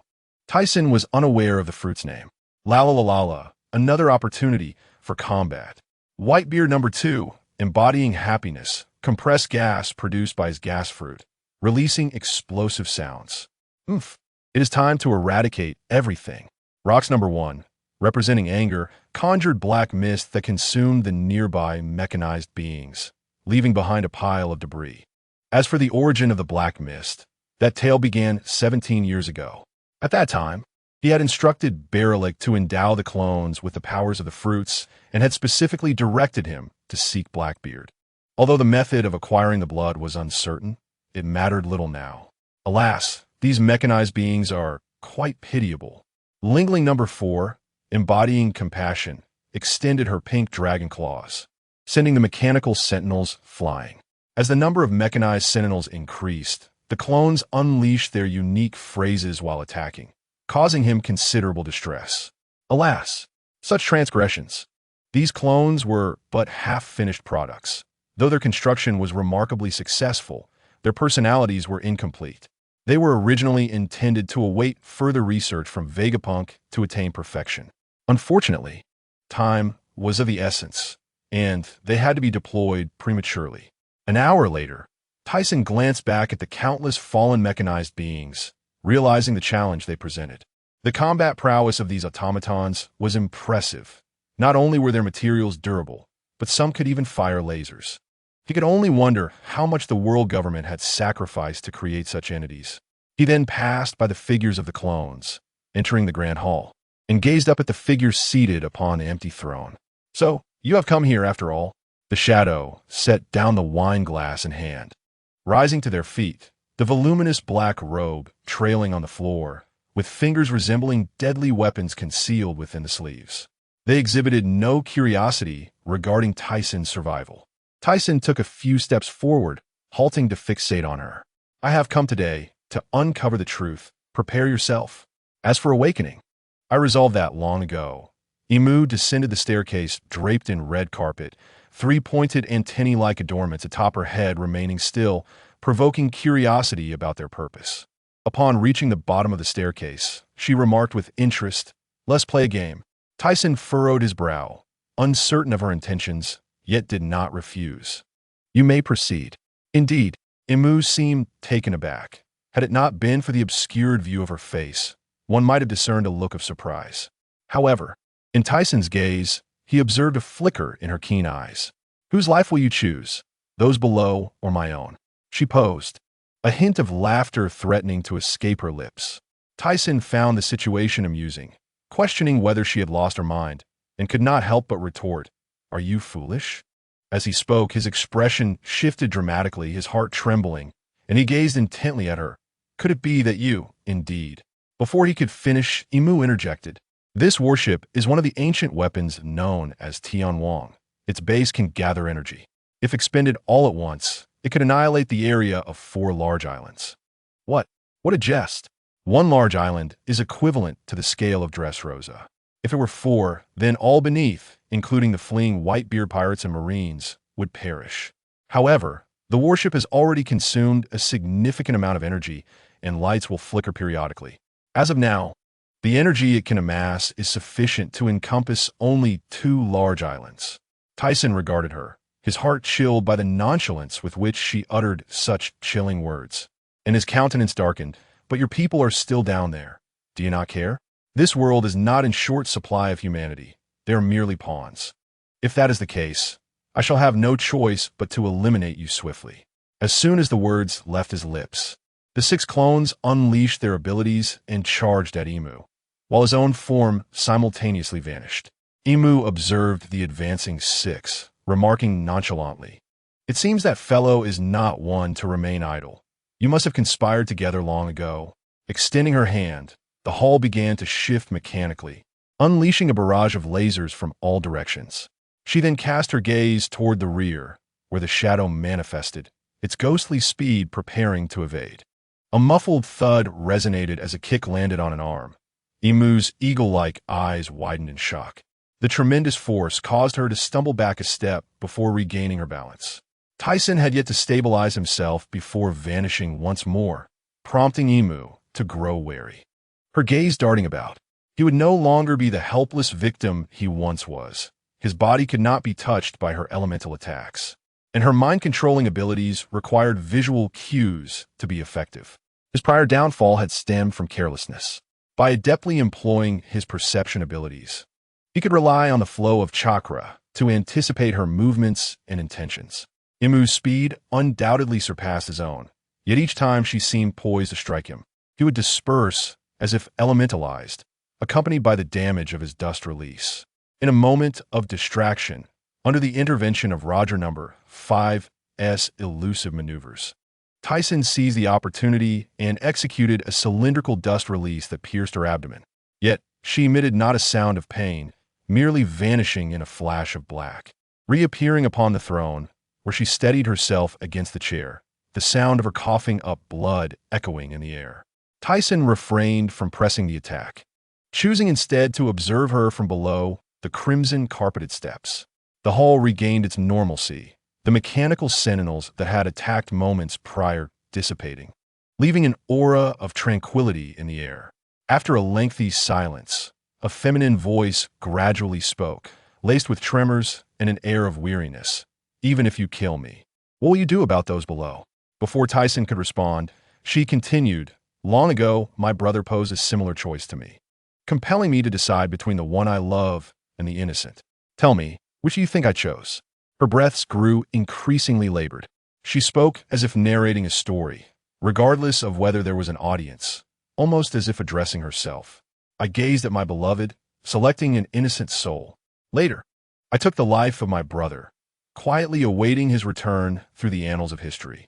As for the fate of others, it was of no concern to me. The feminine voice grew increasingly distinct, yet frail, imbued with a sorrowful resonance. T-Sun appeared to be her only listener, while the clones behind him sat in silence, offering mere emotional echoes, perhaps resonating with Imu's words. Once she finished speaking, T-Sun ascended the staircase, the red carpet evoking the image of a droplet of blood upon a beautiful visage, tragically exquisite. What distinguishes your actions from those of your brother? No, you are even more despicable than he. His footsteps on the staircase were eerily silent. Imu sat quietly on the red chair, one hand resting on the armrest, her body resembling that of a child, leaning against an obscured face, blood trickling down the red carpet to T-Sun's feet. The shadow of his upper body loomed over Imu. His voice revealed no emotion as he spoke. Since you were the one who impeded your brother, let me be the one to stop you this time. The one you await may soon arrive. You. Cough, cough. Imu clutched her abdomen with one hand while using the other to push herself up, disbelief evident in her gaze. You want to kill me? In this world, there are neither heroes nor villains. My objectives have been achieved, and whether I kill you is of little consequence now. The Revolutionary Army should have succeeded by now. The personnel of the world government below must have also completed their tasks. She was utterly alone, and T-Sun felt no fear. Without the Celestial King, she was nothing. Upon seeing T-Sun turn away, she hastily exclaimed, "It's futile. You cannot stop this. The energy accumulation system has been activated. Such immense energy, even I cannot." Cough, cough. T-Sun paused momentarily, but continued descending the staircase. You arrogant elites, do not forget how you fell to me. With your current injuries, you cannot escape. Let me lend you a hand one last time. You. He did not turn to look at her, but instead took out a communication device, intending to summon Berlik 3. The power of the Door fruit could transport them away. Moments later, a great door opened in the ground. As Imu's trembling eyes watched, the clones took her away from the warship. As for him, relying solely on the chakra within him to destroy such a massive warship was impossible. However, there remained a possibility, utilizing external chakra. If he could convert external chakra directly into dust release, perhaps it could be achieved. To accomplish this, he needed to communicate the attributes of chakra. Dust release is a fusion of wind, earth, and fire properties. Previously, in mastering the technique of splitting, he had become quite adept in these three elements. Yet, the key to success required a medium capable of transforming chakra into dust release. Split. Experiencing the sensation of shedding everything once more, T-Sun felt discomfort. Perhaps this was a feeling he would never acclimate to. The vast warship that had loomed over the sky now rendered the entire Marineford to ruins after numerous battles. The 5 elders and world government personnel had been defeated by T-Sun's pirate crew and the Whitebeard pirates. Although the Navy had also participated, witnessing the downfall of the 5 elders led them to abandon the fight. They looked up at the sky, where the energy vortex beneath the warship grew larger, seemingly poised to spill forth at any moment. The situation appeared dire. Berlik sat against the wall of the Mickey Mouse ship, his head covered in blood and several wounds adorning his body. The clones had returned to the ship, but T-Sun was nowhere to be seen. Learning from a mysterious figure that T-Sun intended to halt the warship's launch filled him with concern. Simultaneously, he found it perplexing that T-Sun had not eliminated that mysterious individual. Where's the captain? I'm becoming anxious. Mona, wrapped in bandages, paced the deck, her massive frame causing the ship to sway slightly. Something's happening. What? At Gina's sudden exclamation, everyone looked up to see a brilliant white light expanding from the center of the massive ship against the inky sky. After several pauses, the white light ultimately replaced the darkness, enveloping the entire sky. It's gone. As they beheld the once existent gargantuan ship, the white light dissipated, revealing the blazing sun and azure sky, astonishingly devoid of clouds, as if the heavens were unclothed, the sunlight blindingly brilliant. Soon after, they witnessed a figure materializing from the sky. It worked. The captain is unharmed. Mona beamed at the descending figure. Wonderful. T-san is safe. The Navy soldiers aboard the warship gazed upward, their expressions blank, unable to comprehend the unfolding events of this prolonged conflict. First, the legendary pirate who had died nearly 2 decades ago was resurrected, followed by the colossal manifestation in the sky. Although they were unsure of the circumstances, the jubilant cheers emanating from T-san's pirate crew clearly indicated that the Navy had lost. Many officers sat despondently on the deck. The world government, which had ruled for 8 centuries, had fallen, and the Navy had perished. Sengoku and Garp, wrapped in bandages, sat in a daze upon the stone ruins of Marineford. From the developments thus far, they still felt as if they were dreaming. Had the Navy truly failed? It was inconceivable that he had succeeded. Akiji lay on the deck of the warship, staring at the cerulean sky, as if the fog obscuring his heart had vanished. Yet, another emotion, a fear of the unknown, enveloped him. With the world government toppled from its pedestal, what would they do next? Would they attempt to rebuild the world government, retracing the steps of those who came before? Or would they forge a different path? Whether this world could become a better place remained uncertain. 6 months later, beneath the sunshade of the open-air bath in Sky Paradise's Golden City, 2 figures reclined in chairs. T-san held the latest newspaper, the headline boldly proclaiming the establishment of the new Marine headquarters in the New World. Dragon, what are your plans moving forward? He set the newspaper aside and turned to the juice-drinking dragon. Ever since T-san obliterated the Celestial King, the Revolutionary Army and T-san's pirate crew had successfully executed their plan to dismantle the world government. Most individuals in the Holy Land were arrested on various charges, leading to the formation of a new world government, with the Navy participating in the process. The new world government comprised representatives from the Navy, the Revolutionary Army, and many countries worldwide. Moreover, a system of assessment for world government officials was established, allowing scholars to participate through examination, a suggestion put forth by T. Sr. Following the establishment of the new world government, the latest decree stated that no one was permitted to set sail under the banner of piracy. Though many pirates still roamed the New World, the New World government was organizing forces to apprehend them. As for the Celestial Dragon Paradise, it was transformed into an entertainment venue, drawing many visitors. Currently, 2 of the 4 emperors in the New World had yet to heed our directives. I have come here to seek Mr. Tiesen's counsel. Long stands tall, now the supreme leader of the New World government. Initially, he had hoped to appoint Tyson to a position, yet the latter declined. I find myself at a loss for suggestions. Perhaps you might consider waiting. After all, your son aspires to become the Pirate King, does he not? Let that young lad confront Kaido and Linlin.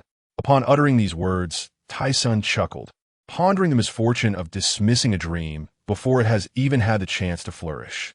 Long widened his eyes in response, reminding him that his daughter is also involved, and questioning how these youngsters could possibly stand against the 4 emperors.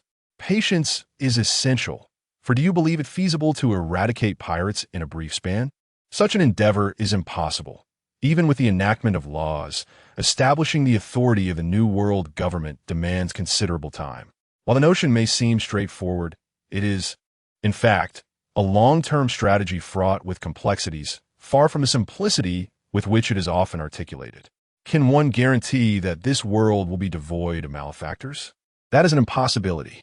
However, with the collective support and efforts of various nations, it is only a matter of time before piracy is quelled.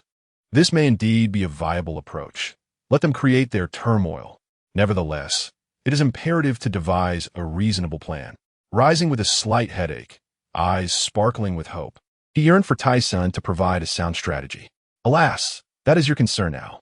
I wish to relinquish all responsibilities and simply enjoy a tranquil life with my wife and children in this serene haven. Tyson burst into laughter, relishing the sight of his companion's exasperated demeanor. Over the course of time, he has come to understand that while there are means to extend one's lifespan in this world, human vitality is inherently limited.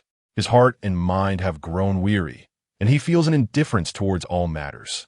Long's face reflected a sense of envy. After years of relentless pursuit, He too yearned for respite. Yet the New World government has only just been established, and his absence could lead to significant complications. The appointments among nations and their incessant strife are frequent occurrences. Mr. Tyson, a figure clad in a pink robe, approached, cradling her prominent belly with both hands, her face adorned with a blissful smile. "Hello, Neriku, do take care, move slowly." Long was taken aback, observing Tyson rise to greet her, and then gazing at the lady with her round belly.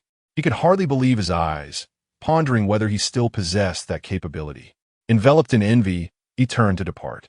I told Sister Neriku to proceed with caution, but she refused to listen. Gina and Shu and I approached, a blanket in hand. "No worries, my health is splendid," Neriku replied with a gentle laugh. "Indeed, Neriku belongs to the warrior race. She is not so fragile," Tyson remarked, resting his head on Neriku's belly to listen intently. Shu and I, with a displeased expression, cast a sidelong glance at Neriku's belly. Her voice, tinged with irritation, inquired, "Have you named your son yet?" "Not yet." Tyson lifted his head, having heard no response for a while, only to notice Shu and I's sour demeanor. "Shu and I, has someone upset you?" "No one has upset me," Shu and I replied, her face displaying a sense of grievance, turning away reluctantly. Tyson intended to step closer to inquire, but upon catching sight of Gina, who was stifling laughter behind her hand, and recalling Shu and I's previous expression, he instantly connected the dots and moved forward to embrace her. "What are you doing?" Shu and I exclaimed, flustered. "You desire to have children, do you not? There is no need to envy others." "Who said I wanted that?" Neriku, standing behind, supported her waist, smiling dreamily. Tyson freed one hand and turned to the radiant Gina, who, sensing the unusual atmosphere, began to retreat. "What are you doing?"